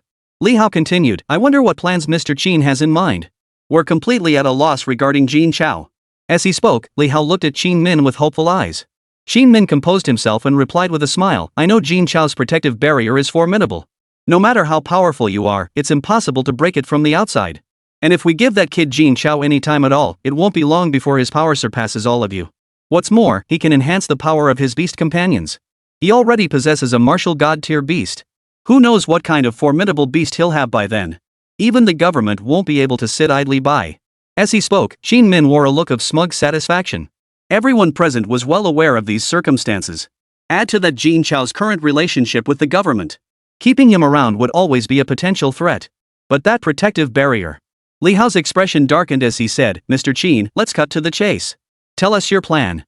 With your understanding of Jin Chao, you must have a way to get him out of the protective barrier. Once he's out, I'm confident I can bring him back to the capital. It's quite simple, though the methods aren't exactly above board. Qin Min paused, observing Li Hao's reaction. Extraordinary times call for extraordinary measures. Go ahead, Mr. Qin. Very well. Dealing with Jin Chao is straightforward. That kid holds deep gratitude. He remembers everyone who's ever helped him. He won't let those people suffer because of him. Threaten Jin Chao with them, and getting him to leave his protective barrier or even turn against us won't be difficult at all. There are many such people in Wangjiang City, most of them ordinary citizens. As long as we act with sufficient discretion, we won't even alert the city's authorities. Upon hearing Qin Min's plan, Li Hao and the others all frowned. using ordinary people to threaten Jin Chao. If word of this got out, the government's image would be utterly ruined. Besides, all 10 present were martial god-level powerhouses. To resort to such underhanded tactics against a martial emperor? If word got out, all 10 of them would lose face. But if they didn't do this, Jin Chao would never venture out on his own. Seeming to sense their hesitation, Jin Min spoke again. I understand your reservations, but if we don't act now, the consequences of Jin Chao growing stronger, I believe you all understand them better than I do. Jin Min truly was a seasoned veteran. With just one sentence, he had all 10 hearts racing. Compared to the government's reputation, the consequences of Jin Chao's rise were far more intolerable. We'll proceed as Mr. Qin suggests. The only question is where these individuals are located? If they were going to do this, they had to act swiftly, leaving Jin Chao no chance to react. This time, success was imperative. Otherwise, their reputations would be utterly ruined. Chapter 184, Good News. Jin Min smiled faintly, speaking calmly and deliberately. Since we've decided to cooperate, the minor matter of apprehending them needn't concern you. I'll handle it for you. At the same time, I'll remind you all, Jin Chao's plan to build a new city will inevitably require vast quantities of construction materials. It would be best to ensure merchants in Wangjang City cannot sell to them. Do you understand my meaning? With that, Jin Min let out a satisfied chuckle. His heart swelled with joy. Old Zhao, after all these years of rivalry, I've finally stepped on you. I simply cannot fathom how a mere upstart could make you abandon decades of hard work. I thought all hope was lost. Never imagined it would end like this. Old Zhao, you've been so clever all your life, yet you stumbled over a greenhorn in the end. How laughable. From today onward, I am the master of the martial arts building and the undisputed ruler of Wangjang City. Li Hao nodded and spoke slowly, we'll handle this. I hope Mr. Qin can bring his people tomorrow morning. Agreed. With that, Jin Min rose to his feet. Then I'll take my leave. See you tomorrow morning at the eastern outskirts of the city. Understood. After Jin Min departed, Li Hao's brow furrowed deeply. A heavy-set man spoke with visible worry. Old Li, is this really wise? If people from other cities find out, they won't let it go easily. Though the government held absolute power in Huaxia, with heavily garrisoned troops stationed in every city. But no matter how powerful the government was, it couldn't completely control other cities. Moreover, each city harbored titled martial artists. Each one possessed the capability to challenge the government. Even the government itself held these forces in considerable fear. Li Hao's brow furrowed deeper upon hearing this. Still, he replied, there's no need to worry about that. As long as we move quickly enough, we won't be discovered. Besides, Wangjang City is remote and distant from other cities. News won't reach them. The fat man listened, his voice tinged with worry. Let's hope so. Silence fell over the group. Soon, a full day passed. Li Hao issued a message to all residents of Wangjang City. The content was simple. Jin Chao has been declared a fugitive for assassinating government officials and betraying the nation. All individuals associated with Jin Chao will be apprehended by the authorities. Simultaneously, the assets of Jin Chao and all those who had left with him were frozen. Upon seeing this announcement, the people of Wangjang City all scoffed in disbelief. They couldn't care less about being wanted. Had Jin Chao not been able to take so many people with him, at least half of Wangjang City would have left. Moreover, Jin Chao had promised that once the new city was built, anyone wishing to settle there would be allowed to go. These people were all waiting for that day. Why would they care about some notice? The government's notice didn't stir a single ripple. As for Jin Chao, upon receiving the news, he paid it no mind either. Yang Mian had known all this long ago. So before leaving Wangjang City, everyone had already exchanged their money for goods. Building materials were piled up like mountains. Not a single penny was left for the government. But even so, the purchased materials still fell short. Not to mention that the new city's area was more than 3 times larger than Wangjang City. The sheer quality of the materials alone far surpassed ordinary construction.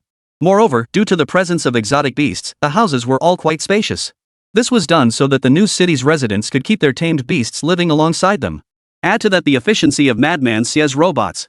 In just a single day, nearly all the building materials in Wangjang City were completely depleted. Yet the new city's construction had only just begun. This left everyone feeling rather stumped. You can't make a silk purse out of a sow's ear. Without materials, progress was impossible. Now, construction materials were impossible to buy in Wangjang City. Moreover, everyone has run out of money. What on earth should they do? Are we just going to stop here? Just when everyone was at a loss for what to do, Jin Chao remained completely unhurried. Old Zhao sighed wryly, young Jin, how come you're not the least bit anxious? Jin Chao smiled and replied, let's just get a good night's rest tonight. Someone will deliver the materials tomorrow. Someone will deliver the materials tomorrow? Who? Wangjang City was now under strict government surveillance. It's impossible for anyone to get anything out. As for people from other cities, we've considered it. First, the distance is too great, no one would take on such a job. Second, they lack the funds. Such a massive quantity, plus the cost of transportation, would at least double the price. The total cost would be astronomical. Even if someone from another city delivered it, there'd be no money to pay them. Old Zhao was about to say something else, but seeing Jin Chao's confident expression, he held his tongue. Instead, he arranged for everyone to move into the new house and began preparing dinner. Though most of the work was done by robots, the group wasn't idle either. Soon, the meal was ready. Everyone gathered outside to eat, enjoying a warm and cheerful meal. Only the Nanyi group members were missing. Jin Chao scanned the area. Aside from the Sun family members, he couldn't spot a single one of them. He couldn't help but feel puzzled. Uncle Sun, where are the people from Nanyi group? Why haven't they come out to eat? Could it be that the food doesn't suit their taste? The people from Nanyi group were all top talents in the pharmaceutical industry. At Nanyi group, aside from work, everything else, food, clothing, and daily necessities, was of the highest quality. They never had to worry about any aspect of their daily lives. It's understandable that they find it hard to accept such a sudden change in their lifestyle. Xiao Jin, don't mind those madmen.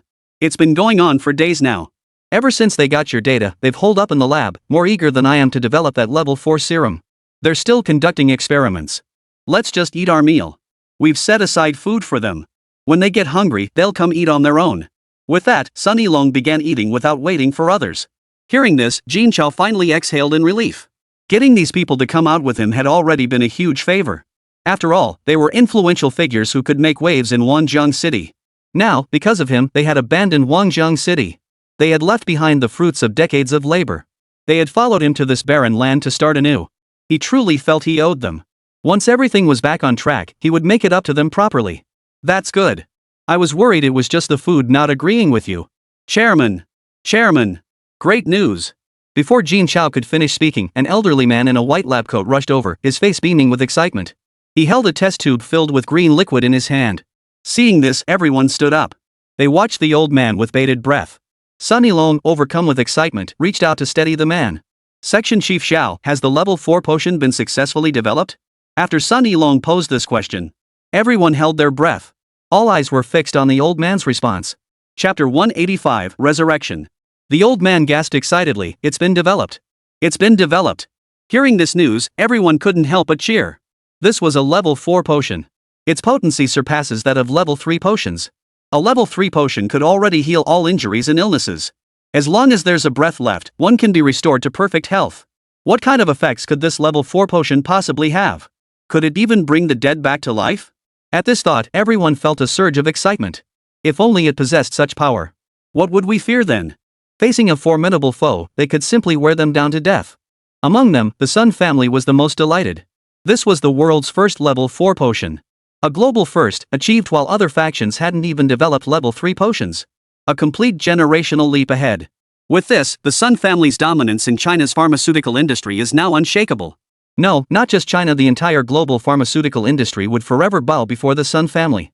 All of this is thanks to Jin Chao. Without Jin Chao, even the world's most elite scientists working together would have taken centuries to make any headway on a level 4 serum. Yet now, the Sun family had achieved it in just over a month.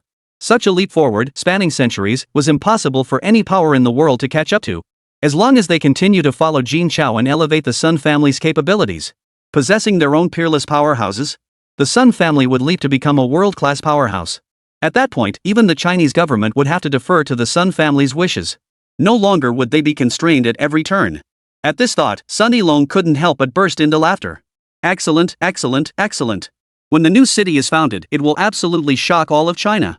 News of the new city's founding and the successful development of level 4 potions would undoubtedly draw countless people like moths to a flame. If only the news could reach beyond China's borders, the astonishment wouldn't be confined to the nation alone. It would reverberate across the entire world. At this thought, everyone struggled to contain their excitement. Simultaneously, their confidence in confronting the government grew stronger. The Sun family's defection to Jin Chao's faction had already dealt a significant blow to the government. After all, at present, the Sun family was the only entity in all of China capable of producing level 3 serum. Without the Sun family, relying solely on the government's stockpile of level 3 serum would likely not last even a year. At that point, martial god level and higher experts would begin falling one after another. Meanwhile, Jin Chao's faction is backed by a massive supply of level 3 potions. This would significantly reduce casualties. Now, with the successful development of level 4 potions, even if they wanted to die, it would be difficult. At this thought, everyone grew intensely curious. Just what kind of effects this level 4 potion could achieve? Old Zhao spoke first. We don't know the effects of the level 4 serum yet. Old son, why don't you demonstrate it for everyone? At this point, Jin Chao was also quite curious. According to the documented effects, level 4 serum could sever a head. As long as the cells were still alive, the level 4 serum could revive them. But whether it could actually achieve such an effect remained unknown. Under the expectant gazes of the crowd, Sunny Long took the level 4 serum from the old man's hand. He wanted to demonstrate its effects, but after searching for a while, he couldn't find a suitable subject. The old man directly retrieved a white mouse from his spatial ring and handed it to Sunny Long. Sunny Long glanced at the old man, his eyes filled with confusion. You came to deliver a message, yet you're carrying this? The old man failed to grasp the meaning behind Sunny Long's gaze. He nodded solemnly at Sunny Long, as if performing some important handover ritual. Without further ado, Sunny Long snapped the mouse's neck. In less than half a minute, the struggling white mouse ceased all signs of life. Dead as a doornail. Sunny Long nervously dripped the level 4 serum onto the mouse's corpse. Then he waited quietly for the results. Though he knew there would be no mishap. After all, determining whether a serum was successfully developed required hundreds or even thousands of trials, ensuring no unforeseen complications arise. But conducting the experiment himself in front of so many people still weighed heavily on his mind. Especially in front of Jin Chao. Everyone watched the already dead white mouse with bated breath. In less than a minute, the mouse that had already ceased breathing let out a squeak. It stood up from Sunny Long's hand and began sniffing around frantically. Even its snapped neck bones had fully restored. It showed no signs of having ever been dead. Witnessing this scene, everyone gaped in astonishment. So it really could revive dead creatures. This level 4 potion was truly beyond belief. With this serum, what was there left to fear? Watching the others excitedly discuss the matter, Sunny Long breathed a sigh of relief. The level 4 serum is a success, but it isn't usable under all circumstances. It requires living, fresh cells to be effective. So when fighting enemies, everyone should still exercise caution. These were all written in the materials provided by Jin Chao.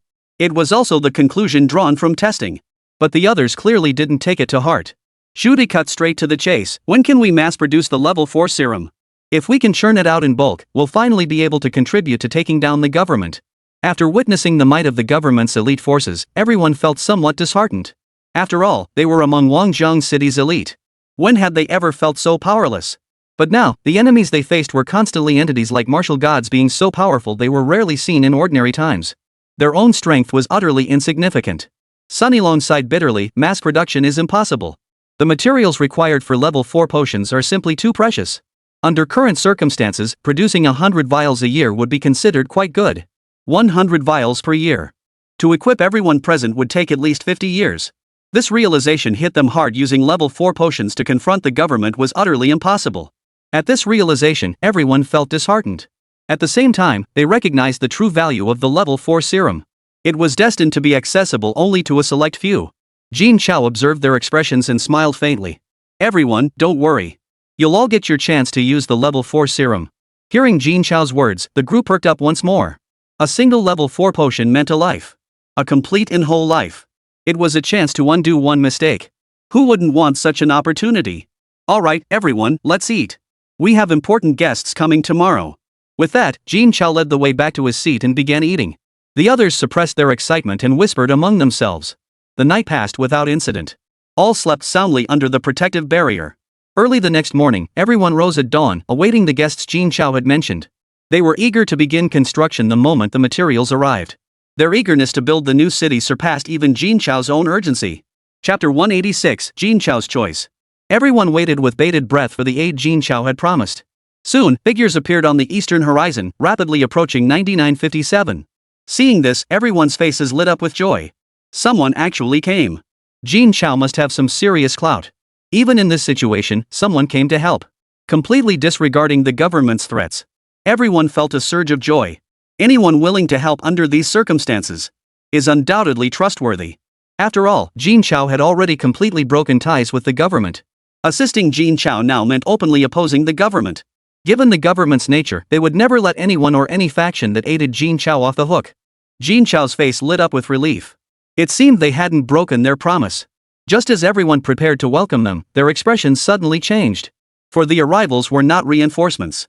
Instead, it was Li Hao and his group. And trailing behind them was a familiar face, along with a group of citizens from Wangjiang City. Qin Min? How did he end up with the government people? Zhao Lao's expression darkened considerably at the sight of the new arrivals. Qin Min had been his brother for decades. Yet here he was, aligned with the authorities. Had he been arrested by the authorities? Or, another possibility was too terrifying for old Zhao to contemplate. Nor did he wish to. When everyone evacuated back then, old Zhao had notified old Qin first. He wanted to take old Qin's family to the new city. But he was refused. He said he was too old for all this trouble now. He wished to spend his twilight years peacefully in Wangjiang City. Old Zhao didn't press the matter at the time. But now, old Zhao spotted him, and everyone present saw him too. Before anyone could ponder further, Li Hao's voice cut through the air. Jin Chao, we meet again. A group of people hovered midair, looking down on Jin Chao and his companions. Old Qin's eyes brimmed with contempt. Behind Li Hao, the citizens were all bound and struggling desperately. And Jin Chao recognized every single one of them. They were the last remaining residents of the old campus, each having helped Jin Chao's family in some way. Seeing this, how could anyone fail to grasp what was happening? Zhu Dai was the first to erupt in anger. You bastards! Using such despicable tactics? You have no shame. Sun Yilong's face darkened as he retorted, aren't you afraid people in other cities will find out about this? Jin Chao was equally furious. As the Chinese government resorting to blackmailing innocent citizens? What a fine skill indeed. Hearing these words, Li Hao and the others' expressions darkened. This whole affair was already disgraceful. If there had been any other option, Li Hao and the others would never have chosen this path. Jin Chao, if it weren't for you, we wouldn't have resorted to this. The government's authority cannot be threatened.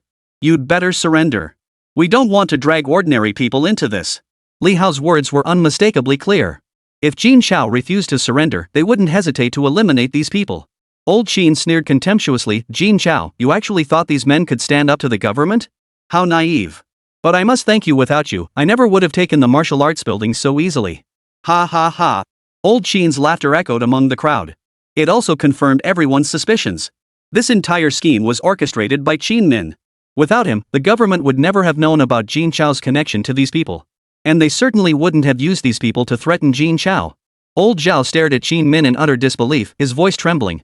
Old Qin, how could you do this? I was even considering bringing you into New City, and now you've done something this utterly insane. Ha ha ha. Old Zhao, do you think I'm as foolish as you? Join New City? That's no different from courting death. Did you really believe Jin Chao alone could stand against the entire government? You've truly lost your mind. Old Zhao made no effort to hide his contempt. Join New City? As if that were some great opportunity? Only people like you would believe that greenhorn. I won't let the entire Qin family jump into this pit of fire. After hearing Qin Min's words, old Zhao took a deep breath. He never imagined that his well-intentioned advice would be seen as a threat to the boy. I've been presuming too much. Jin Chao heard this and said no more. He looked up at the crowd and counted the bound individuals. 57 in total. It seemed everyone from Huamu Road residential area had been brought in.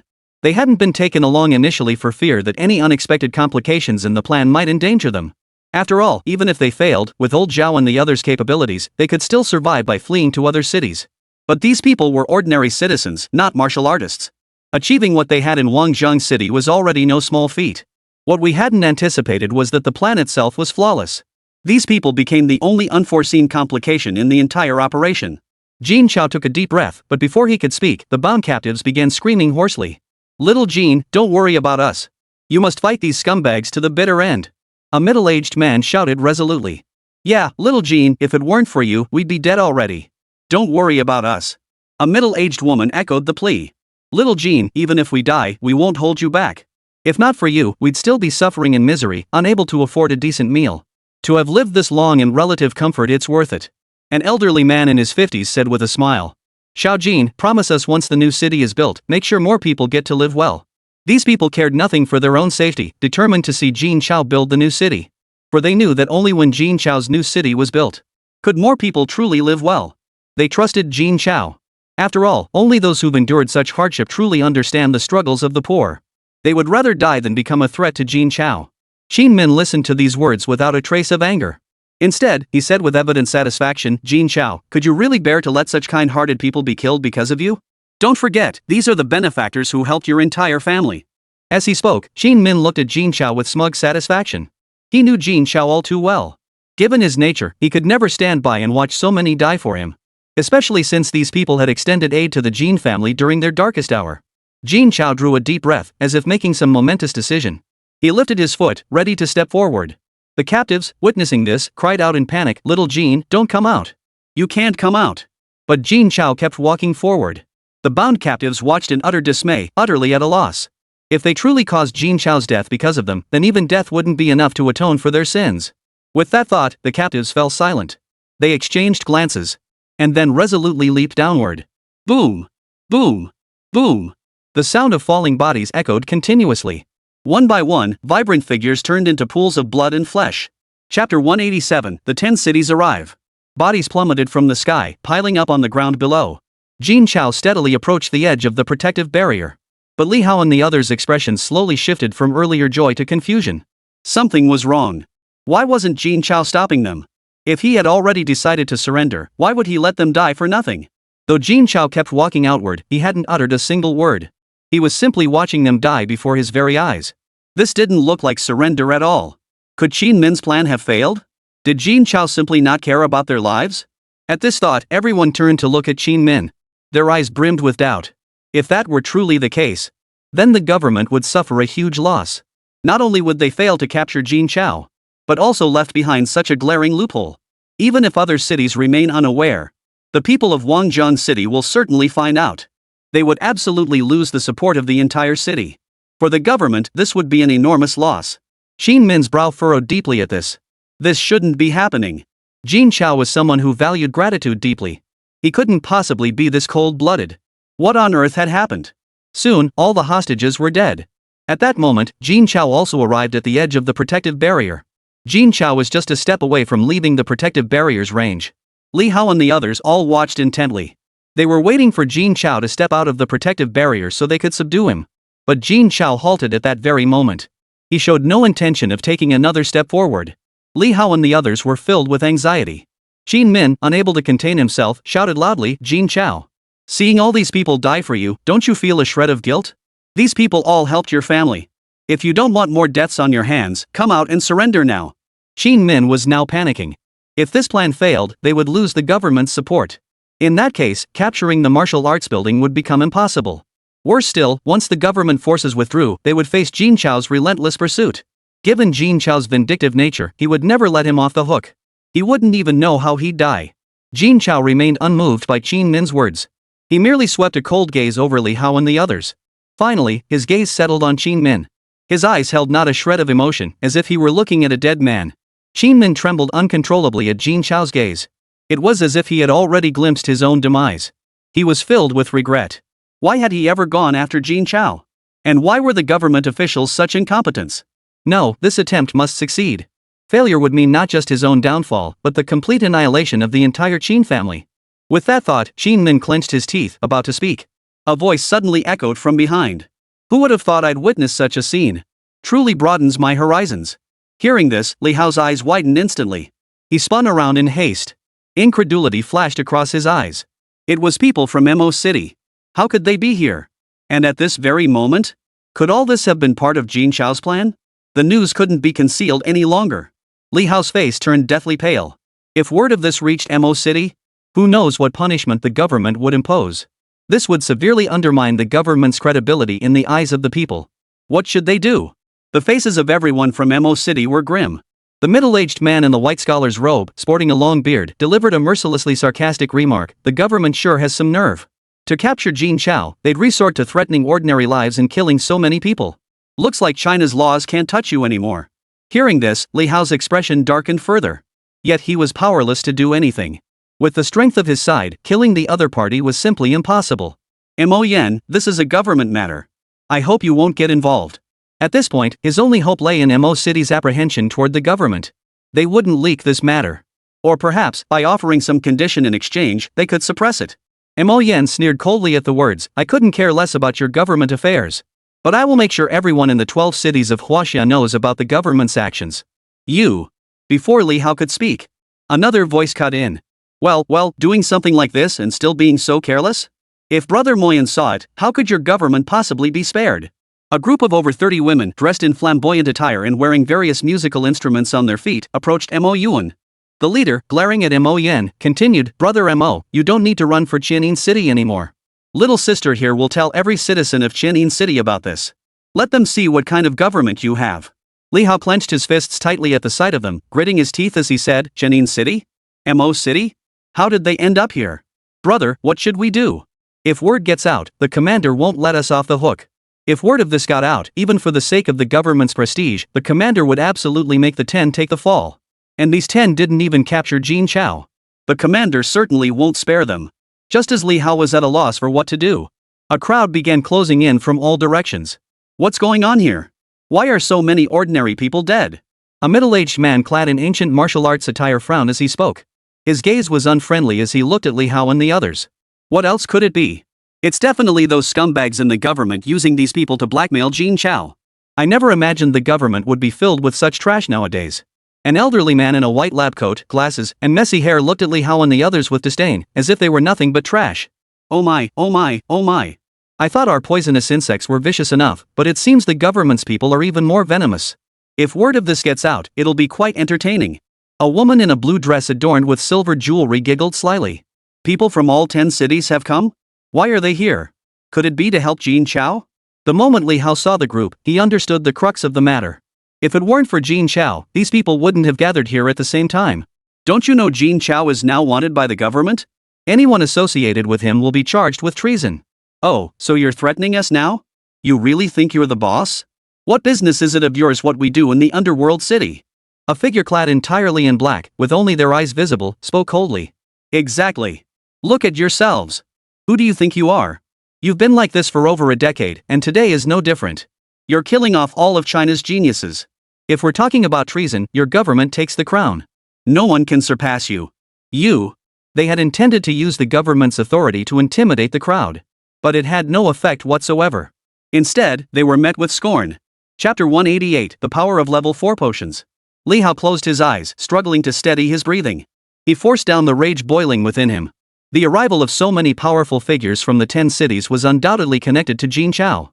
Now was not the time to confront them. A burly man whose entire body crackled with intermittent sparks of lightning looked at Li Hao and said, Still not leaving? Planning to treat us to a meal? Li Hao was thoroughly enraged by this remark. Don't get too cocky. You know the consequences if you really provoke the government. The thunder-clad man remained utterly unfazed, sneering coldly as he crossed his arms. Don't talk as if you represent those government types. Take on all 10 of us at once?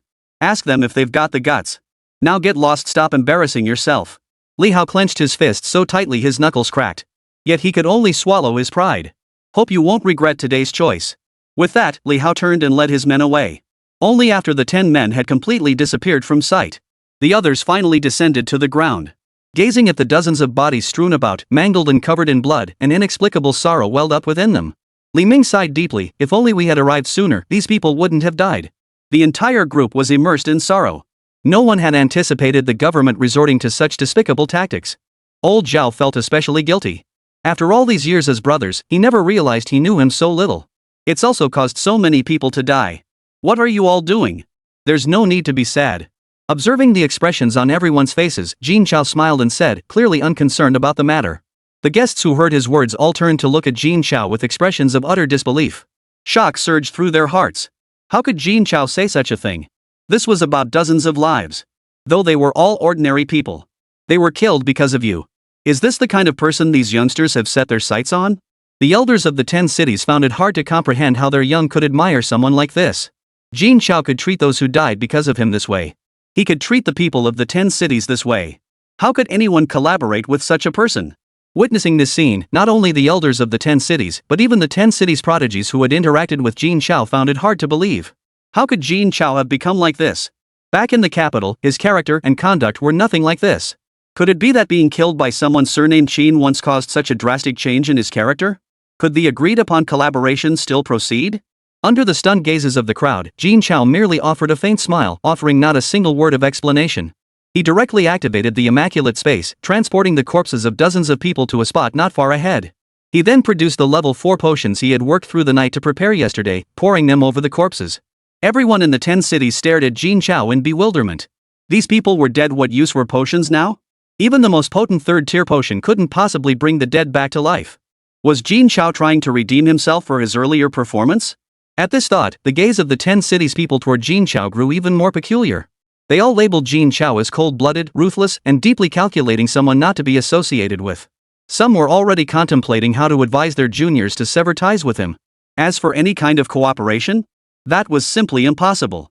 Even if Jin Chao could grant them the ability to tame beasts, they would never partner with him. Such a man was too terrifying. Jin Chao paid no heed to the crowd. Less than a minute after the level 4 potion was poured, all the mangled corpses suddenly began to writhe. They rapidly regenerated. Soon, they were whole and intact. The 10 cities people who witnessed this scene all gaped in utter shock. What on earth was happening? Could a level 3 potion really have this effect? That's impossible. All functions of the level 3 potion had long been fully developed. Though potent, it could heal any wound as long as there was a breath left. But once someone is dead, it's completely useless. Such a scenario is simply impossible. Everyone was utterly astonished. But they quickly composed themselves. After all, they were seasoned travelers. Healing a dead person's wounds wasn't exactly earth-shattering. Perhaps it was a new medication developed by the Minami group. As long as it didn't bring the dead back to life, they could accept it. However, everyone in Shurchang grew another notch more disgusted with Jin Chao. What good does this superficial gesture do when the person is already dead? Did he really think this could redeem his earlier performance? At this thought, undisguised disgust spread across their faces. But the moment that disgust appeared on their faces, they were instantly rendered speechless by the scene unfolding before them. For the corpses had come back to life. Dozens of bodies, moments ago a gruesome mess of flesh and blood, slowly rose to their feet. Their heartbeats and breathing resumed. Even the vital energy coursing through their bodies grew significantly stronger. They had reached the level of a level 1 martial artist. What was happening? The dozens who had just been revived now mirrored the people from the 10 cities. All wore expressions of bewilderment and disbelief. Hadn't they just died? How had they come back to life? Could this be a dream? And what was this sensation of surging chi and blood? Could it be that not only had he been resurrected, but he had also broken through to become a martial artist? What on earth is going on? Besides the new city residents who witnessed the potent effects of the level 4 potion last night, the 10 cities and the dozens who had attempted suicide all turned their gaze toward Jin Chao, awaiting his explanation. Jin Chao observed the expressions on everyone's faces. He was thoroughly satisfied. He had achieved exactly the effect he had intended, demonstrating the powerful healing effects of the level 4 potion to the people of Shurchang. This was precisely to ensure the people of the 10 cities would have greater confidence when collaborating with him. They would be able to assist him without reservation. After all, to gain their full support, merely possessing the ability to tame beasts was insufficient. But with the addition of level 4 potions, it would absolutely secure the full commitment of the 10 cities. No need for such shock, everyone. Allow me to formally introduce this. It's the level 4 potion the Sun family of Nanyi group developed just yesterday. You've witnessed its effects firsthand. Even those who have died can be revived through its healing. You heard correctly, and you saw correctly, it is resurrection. Hearing Jin Chao's words, the people of the 10 cities could no longer remain composed. Bringing the dead back to life. How could such a thing be possible? Even if they believed it was a dream, they couldn't possibly believe it was real. Yet it was happening right before their very eyes. Those who had been revived felt it most keenly. Has the Minami group grown so powerful that they can develop such monstrous potions? How are other factions supposed to survive? Compared to Nanya group, what good is sheer strength? With level 4 serum in play, they simply couldn't be killed. Thankfully, I'm not Jin Chao's enemy. If I were his enemy, wouldn't I live in constant fear day and night? Chapter 189, Rapid Construction. The burly man from Lei City watched this scene unfold, his expression filled with intense emotion.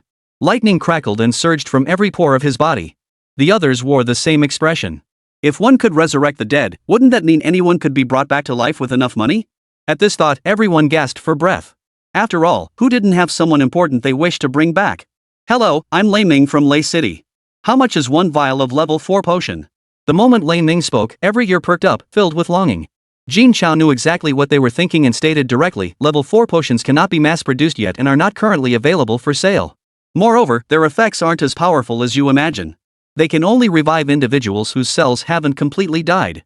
Those who have been dead for a long time cannot be brought back. At Jin Chao's words, the crowd's expressions instantly dimmed. But they quickly came to terms with it. No matter how potent a level 4 serum might be, it remained just a serum. It couldn't possibly revive someone with no vital signs whatsoever. They had been too impatient. Though disappointing, it was still acceptable. Even so, a level 4 potion was powerful enough. It couldn't revive someone who was already dead.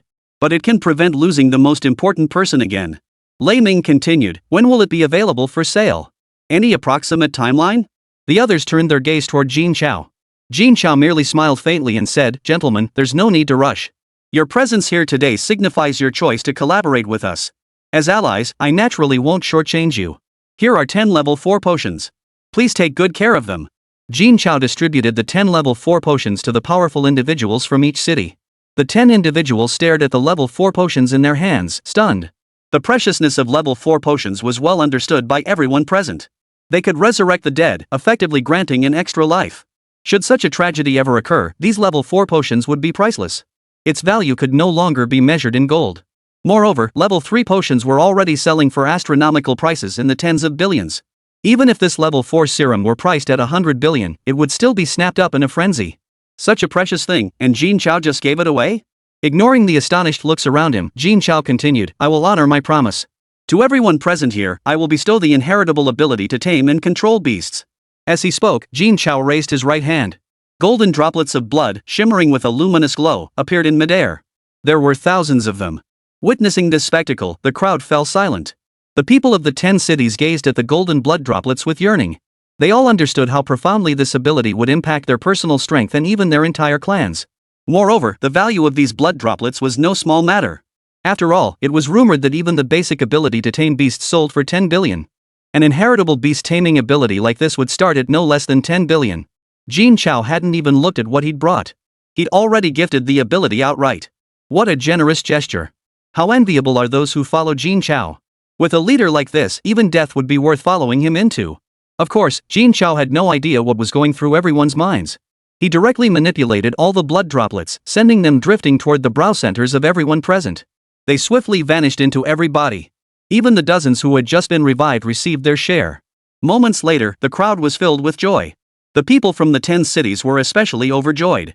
Without a moment's hesitation, the 10 leaders immediately produced their spatial rings. "Mr. Jin, these are the supplies our Thunder City brought according to the list. Please review if there's anything else needed, and I'll return immediately to procure it." Lei Ming's smile was impossible to hide.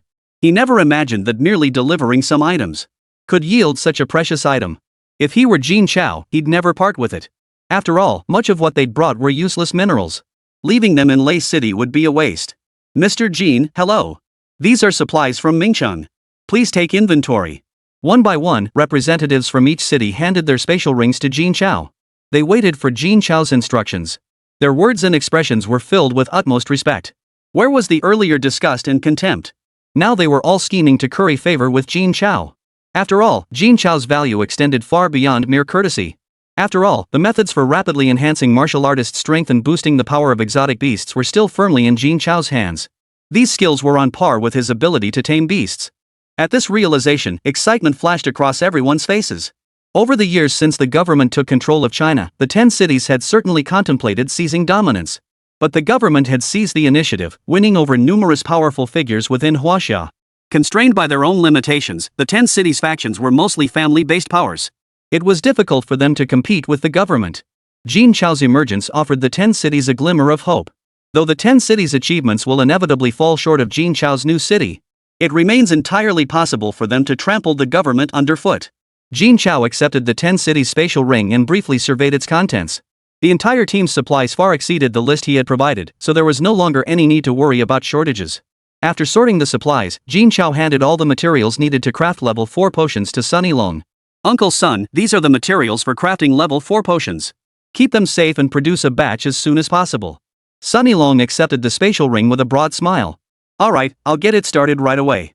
With that, he turned and left immediately. Next, Jin Chao handed the construction materials to Old Zhao. "Old Zhao, here are all the construction materials. Please arrange for their use." "No problem at all." With that, Old Zhao departed with a cheerful smile. With Xia the madman's robot, there was no need for manual labor. Provided the materials were sufficient, at the current pace, the new city would be completed in no more than half a month. And that was after allowing the 10 cities to select their own architectural styles. If construction were standardized, it would take no more than 3 to 5 days. It must be said, Madman Xia's robots were truly fast. If done entirely by manual labor, even with 50 or 60 martial artists, it would take at least half a year to complete. If it were done by ordinary people, it would take at least 10 to 8 years. Technological progress is truly rapid. The remaining supplies were all for enhancing martial artists' strength and beast powers. This is precisely what Jin Chao needs most urgently right now. Moreover, it wasn't just about enhancing his own strength, he needed to elevate the capabilities of those around him to a whole new level. With this in mind, Jin Chao addressed the leaders of the 10 cities. Gentlemen, I trust you are aware of my upcoming arrangements. The new city will allocate specific areas for each city to settle within. Therefore, I require your input on the architectural styles for those designated zones. Upon hearing this, all 10 leaders responded with great enthusiasm. The 10 cities had already been briefed on the new city's master plan. Jin Chao specifically designated zones for the 10 cities. Moreover, only those who settled in the new city would be eligible for admission to the martial arts academy Jin Chao had established specifically for the new city. Only then would they qualify to have their own beasts undergo power enhancement. Consider all the miracles Jin Chao has wrought in recent times. Everyone would jump at such an opportunity. Even if the 10 cities had to fund their own housing construction, it wouldn't be a problem. Chapter 190 Escalating Events. We've already prepared this. As he spoke, Lei Ming reached to hand the blueprints to Jin Chao. But before he could take a step, he was intercepted by a disheveled middle-aged man from Huanyao City. He snatched the blueprints from Lei Ming's hands. Then, under Lei Ming's puzzled gaze, he addressed Jin Chao. Mr. Jin, you needn't worry about the construction of the 10 cities. This time, we've brought a large number of construction robots to our Huanyao City. We guarantee the new city will be built within 3 days. Hearing the man's words, Jin Chao's eyes lit up. He had expected it to take at least another 10 days, but he hadn't anticipated that Huanyao City had even considered the matter of building houses. How thoughtful of them. Once the new city was built, he could bring all those from Longjiang City who wished to relocate there. Excellent. My sincere thanks. Next, I'll lead our people through a period of training to enhance our capabilities. I wonder if the people of 10 cities would be willing to participate. Jin Chao was delighted as he extended the invitation to the 10 cities. Originally, he hadn't planned to include them this time. After all, they weren't yet capable of fighting alongside the new city. Involving them would only drain more resources. But Huanyao City had helped new city accelerate its construction, solving a major problem. He certainly couldn't be stingy now. Hearing Jin Chao's words, the people from the 10 cities lit up with excitement. This trip truly hadn't been in vain. Not only had they gained the ability to tame exotic beasts and acquired level 4 potions, but they also gained the opportunity for personal training under Jin Chao himself. Such a blessing might never come again. Of course we're willing. Everyone nodded in agreement. Jin Chao continued, however, this time only those below martial god rank and above level 70 may participate. As for the rest of you. Though somewhat disappointed, everyone understood. After all, New City now faced full-scale government crackdowns. This was precisely when it needed its strongest fighters. The 10 cities couldn't possibly send their top-tier warriors to support New City. Jin Chao's decision was entirely understandable. Understandable. With that, he turned to address his respective juniors. Soon, Jin Chao led all eligible candidates to the training ground specially constructed the previous day. Meanwhile, under the leadership of Elder Zhao in Huanyao City, the new city's construction rapidly progressed. Jin Chao also commenced training with a large group. Almost every half hour, someone achieved a breakthrough. Everything was moving in a positive direction. Meanwhile, back in Wangjiang City. Upon returning to the government building, Li Hao and the others were all furious. They never imagined Jin Chao would become so cold-blooded. He showed no regard for the lives of those people. Brother, what should we do? Li Hao turned to the chubby man who spoke, his frown deep enough to trap a fly. What else can we do? We have no choice but to seek help from headquarters. Hearing Li Hao's words, the group's spirits sank. What had seemed like a sure thing had now turned into this. Not only could they not breach that protective barrier, but now the 10 cities faction had gotten involved. They'd even seized compromising evidence against several of us. If word reached headquarters, the 10 would face severe punishment. But with their strength, they simply couldn't handle Jin Chao's group. There's nothing else we can do. The fat man sighed. You guys wait here. I'm heading back to the capital. With that, Li Hao rose and walked toward the door, leaving the 9 others in the office, staring at each other in silence. As night fell, the once peaceful city of Wangjiang erupted into chaos over a single video. The footage showed old Qin and his associates coercing Jin Chao. Witnessing such brutal scenes, the entire city of Wangjiang erupted in fury. They couldn't interfere with the government's actions against Jin Chao. But under no circumstances should the lives of Wangjiang citizens be used as bargaining chips. To drive so many to their deaths in pursuit of Jin Chao? This was absolutely unforgivable. The government's heartless actions had already incensed the citizens of Wangjiang City. What's even more despicable is that among those involved are people from Wangjiang City. And they were none other than Zhao Lao's own brothers. He frequently leveraged the martial arts tower's reputation to conduct business in Wangjiang City. How could he betray old Zhao? How could he betray Jin Chao? After all, Jin Chao was also a native of Wangjiang City. But what shocked everyone even more was this. Nanyi Group had actually developed a level 4 serum. They've revived all those who were driven to death. Is this real? Could humans really develop such a serum? Netizen 2001, damn impressive. Nanya Group is incredible. They've even developed such an insane serum. What can't they do? Netizen 2002, it is incredible. The government must be regretting this bitterly now. Losing Nanan Group will surely cause major problems for China's serum supply. Netizen 2003, who's to blame? The government looked down on the Sun family.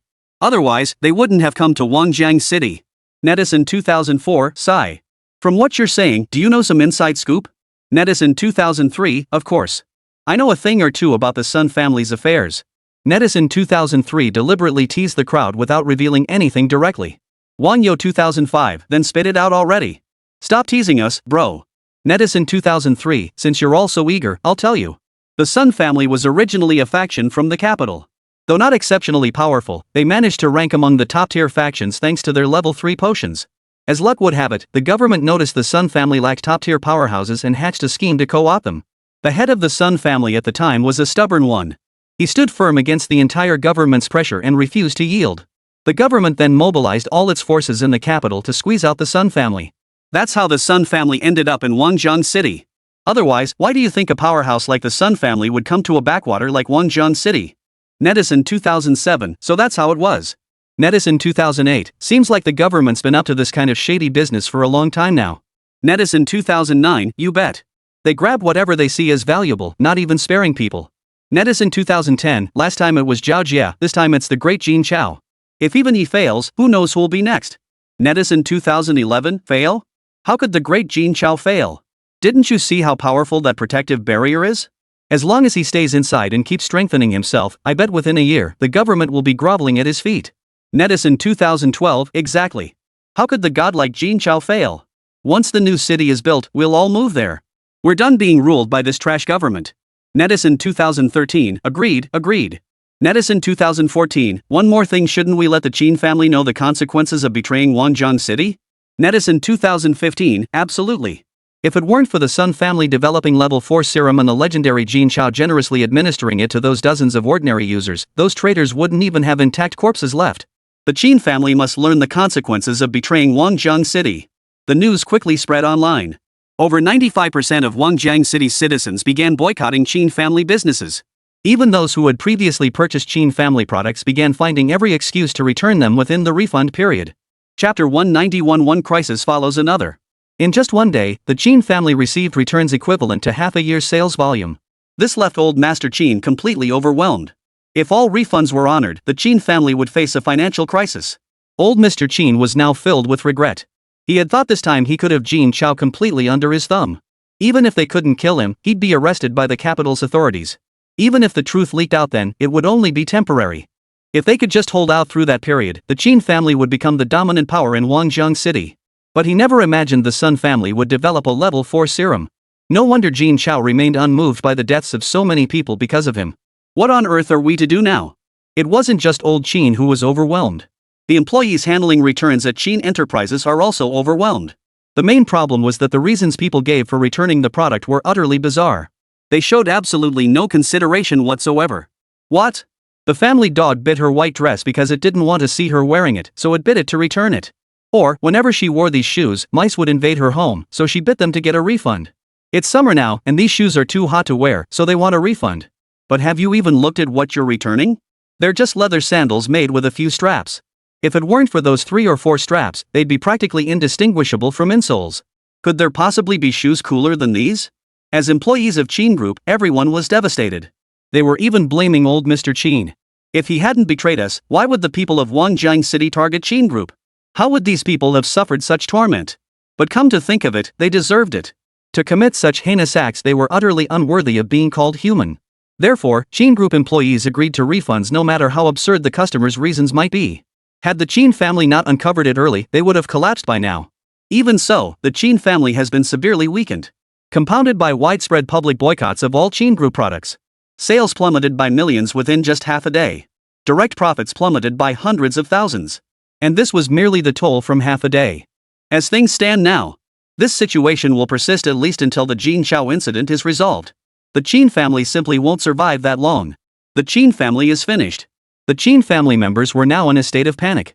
They have no idea how to salvage the current situation. Meanwhile, the powerful figures from the national capital government stationed in Wangjiang City were utterly stunned. Resurrection, it actually worked. How could they possibly deal with Jin Chao now? They couldn't strike him down, nor could they kill him. Must they simply stand by and watch Jin Chao grow stronger, plotting revenge against the government? The mere thought of Jin Chao becoming a top-tier powerhouse, leading a horde of elite beasts to besiege the government. Everyone present felt their legs go weak with fear. No, we must inform the boss about this. You stay here, I'll go find him. With that, the fat man didn't give them a chance to respond, leaping straight out the window. He soared directly into the sky. But at his speed, there was no way he could catch up to Li Hao. He could only hurry back to the capital and deliver the news. Meanwhile, the 10 cities weren't idle either. They dispatched their strongest fighters to retrieve the footage and bring it back to their respective cities. Simultaneously, they sent others to deliver the footage to the capital. This matter absolutely had to be made known to all of Huaxia. A night and a day passed swiftly. Li Hao finally arrived at the capital's government offices and reported everything. He specifically emphasized the failure of Elder Qin's plan and the intelligence gathered by the 10 cities. This was to allow headquarters to prepare in advance. As expected, the commander at headquarters flew into a rage. 1 second-tier martial god and 9 first-tier martial gods, and you couldn't handle a single martial emperor? What the hell were you doing? And you let the 10 cities gain such leverage? Do you want to throw the government into even greater chaos? Bunch of blockheads, bunch of blockheads. Seeing the commander seething with rage, Li Hao broke out in a cold sweat. The best course now was to remain silent and wait for the commander's rage to subside. But Li Hao knew the 10 cities faction wouldn't let this rest. They would absolutely relay this news to the capital. Therefore, he must remind the commander to prepare early. Commander, this is no time for anger. The people of the 10 cities will undoubtedly relay this news to the capital. By then, we will truly lose the people's trust. We must make preparations early. Hearing Li Hao's words, the commander whipped his head around, glaring sideways with cold eyes as he waited for Li Hao to speak. Do I need you to remind me? I've already made arrangements for this. And now you've gone and caused me such a huge problem. Tell me, how should I punish you? Li Hao immediately bowed his head, stammering, I'm willing to accept any punishment. This has nothing to do with them. It was my decision alone. After uttering those words, Li Hao seemed to lose all his strength. His spirit deflated instantly, as if he had aged 20 years in an instant. For deep down, Li Hao knew. Once he uttered those words, the commander would show no mercy. He might even use him as a scapegoat. He would become the scapegoat for the public's anger. Death was already the best possible outcome. What truly terrified him was the potential impact on his family. Punishment? After causing such a catastrophe, taking your life would be too lenient. Unless Jin Chao is eliminated, your family will never know peace. Do you understand me? The commander stared coldly at Li Hao. The threat was unmistakable. At that moment, Li Hao felt a chill run through his heart. His worst fears had come true. Why had he ever taken this mission? Why had he listened to that Qin fellow's rotten idea? If only he had held his ground, even if the mission had failed. He wouldn't have ended up like this. He was filled with regret. Li Hao was filled with bitter regret. But there's no such thing as a pill for regret. Now I must do everything in my power to deal with Jin Chao. Otherwise, his family would be dragged into the mess. Li Hao couldn't imagine what life would become for his family if targeted by the Chinese public. I will spare no effort to kill Jin Chao. I only ask that the government guarantee my family's safety. Hearing Li Hao's words, the commander merely sneered contemptuously. You? Killing Jin Chao? Don't be delusional. I've already assigned someone to accompany you on this mission. All you need to do is cooperate fully with him. Once this matter is resolved, I'll guarantee your family's safety. You have nothing to worry about. When do we depart? Li Hao couldn't bear to delay even a second longer. Don't rush. He'll be here shortly. With that, the commander closed his eyes, his expression utterly weary. But before he could rest, a young officer rushed in, flustered. Reporting to the commander, it's bad news. Seeing the flustered young officer, the commander frowned impatiently. What's with all the fuss? Spit it out, what happened? Chapter 192, The Capital Trembles. Reporting, Commander. Someone posted a video online in the capital showing Commander Li Hao and the wanted criminal Jin Chao. Would you like to see it? Speak up, the young officer gasped, waiting for the commander's orders. Upon hearing this, both Li Hao and the commander turned grim. They hadn't expected these people to move so swiftly. Li Hao had barely arrived in the capital when the video had already spread throughout the city. There was no way to cover it up now. No need. You may leave. Once such footage spreads, even immediate censorship is futile. Moreover, as long as the original footage exists, even if we manage to block it, it will resurface again in no time. The only solution now was to eliminate Jin Chao as quickly as possible. The young officer didn't leave but stammered, "Commander, I think you should see it for yourself." The commander glared at the young officer in anger. "What I do doesn't require your approval. Get out." The young officer stepped back helplessly and exited the office. Before the young officer had gone far, a heavy-set figure burst into the room. "Commander, it's bad news." Smash! The commander smashed the desk with a single blow. "This is getting more and more out of hand. Speak! What is it?" The commander nearly roared the words. Today's events were already frustrating enough, and now his subordinates were acting recklessly. But Li Hao had rushed over from Wangjiang City, and Zhao Li had returned. There must be something important to report. The portly Zhao Li gasped for breath as he blurted out, "Commander, it's bad news. The Sun family in Wangjiang City has developed a level 4 potion." Level 4 serum? What on earth was that? Could there be something even more potent than a level 3 serum? The commander looked at Zhao Li in confusion. Level 4 serum? What is that? Could it possibly be more potent than level 3 serum? Level 3 serum is already the pinnacle. It can revive anyone who isn't dead. If something were even more potent, wouldn't it be able to resurrect the dead? That's pure fantasy. Before Zhao Li could catch his breath, he continued, "It is indeed more potent than a level 3 potion." Ha ha ha. The commander roared with laughter. Then tell me, how is it more powerful? Can it actually bring the dead back to life? Faced with the commander's question, Zhao Li was momentarily speechless. "Commander, how did you know? Has the video already reached the capital?" "Ah, we're still a step too late." Hearing this, even Commander Li Hao froze. Could it be? Could a level 4 serum truly resurrect the dead? How could that be possible? No wonder Xiao Sun kept insisting on showing the video earlier. How careless of me. Bring the video here immediately. With that, the commander strode straight toward Zhao Li. He snatched the martial artist's medal from Zhao Li's hand and began watching. He skipped the earlier parts entirely, starting directly from where Jin Chao revived those people. Until dozens of people rose to their feet, alive and well. Not a single wound marred their bodies, and they moved with perfect ease. This scene stunned both men. This was actually real. Did the Sun family truly possess a life-defying potion capable of resurrecting the dead?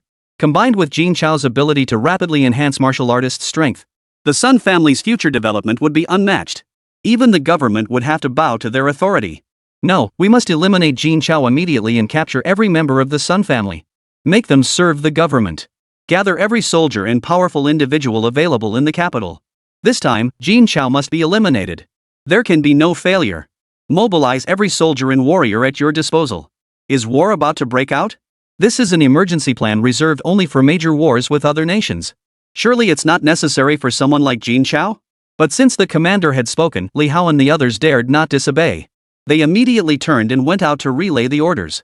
Meanwhile, all factions within the capital began to stir with unease. Resurrection, what an irresistible temptation. With such power, wouldn't death cease to exist? The Sun family must be taken down. A single video had mobilized every faction in the capital. They were determined to take down the Sun family. As for the Sun family's patron, Jin Chao, in the eyes of these people, he was utterly insignificant. A martial artist who isn't even a martial god. Even with the strongest talent, he was merely a fish on the chopping block. Should these factions truly decide to act, killing Jin Chao would be as easy as crushing an ant. The capital was in turmoil.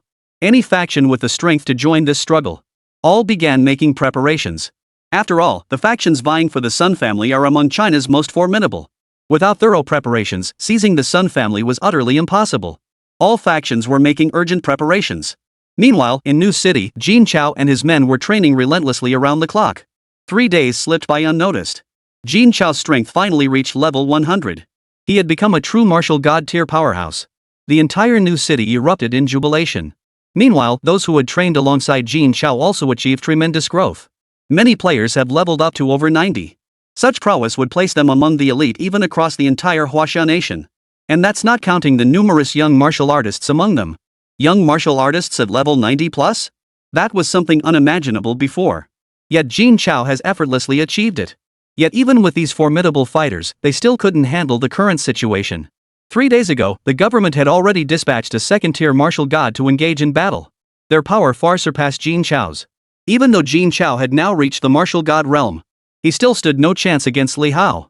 Their ability to hold out this long was entirely due to the protective barriers. But martial artists wield diverse abilities, and it was inevitable that some powerful individuals capable of ignoring the protective barrier and attacking the city would emerge. Moreover, the government would undoubtedly send even stronger forces. When that time comes, Jin Chao's situation will undoubtedly grow even more dire. Yet none of this weighed on Jin Chao's mind. Because upon reaching level 100, the system bestowed upon him a power beyond his wildest imagination. Time domain. Description: upon activating the time domain, the flow of time within the domain becomes entirely subject to the host's control. The maximum controllable speed is 100 times the normal rate. 100-fold acceleration of time. That means as long as he accelerates the flow of time. And reaching 100 times. Outside, 1 day passes, but within the time domain, 100 days could elapse? The sheer power of this ability far exceeded Jin Chao's expectations. Though it offered no direct enhancement to his combat prowess, it was precisely what all the citizens of New City needed most right now. It was also what Jin Chao needed most. With this ability, given just one more day, whether it be the construction of the new city or the strength of its inhabitants, will reach an entirely new level.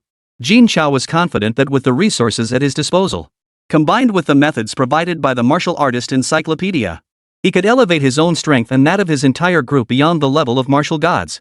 At that point, even if the government deployed its entire military force, it would be powerless against the new city. They could even confront the government head-on. The thought filled Jin Chao with overwhelming excitement. The days of hiding and evading were finally coming to an end. Chapter 193, over before it began. Meanwhile, all factions in the capital were fully mobilized. The government knew what these factions were thinking. The most urgent priority now was to eliminate Jin Chao. As long as that objective was achieved, everything else could be endured. With that resolve, the government's most formidable commander spoke without emotion: advance. At his command, hundreds of martial god-level warriors soared into the sky, heading straight for the new city. Even the commander, a titled martial artist himself, joined the expedition. This demonstrated the gravity with which Jin Chao was regarded. The government could not tolerate any threat to its authority. Other factions witnessed this scene with solemn expressions. Yet this was their sole opportunity to elevate their faction among China's elite powers. No matter how perilous the situation, they must fight with their backs against the wall. Advance. One by one, figures shot skyward. The weakest among them possessed at least 5th-tier martial god cultivation. Such formidable warriors were rarely seen under normal circumstances.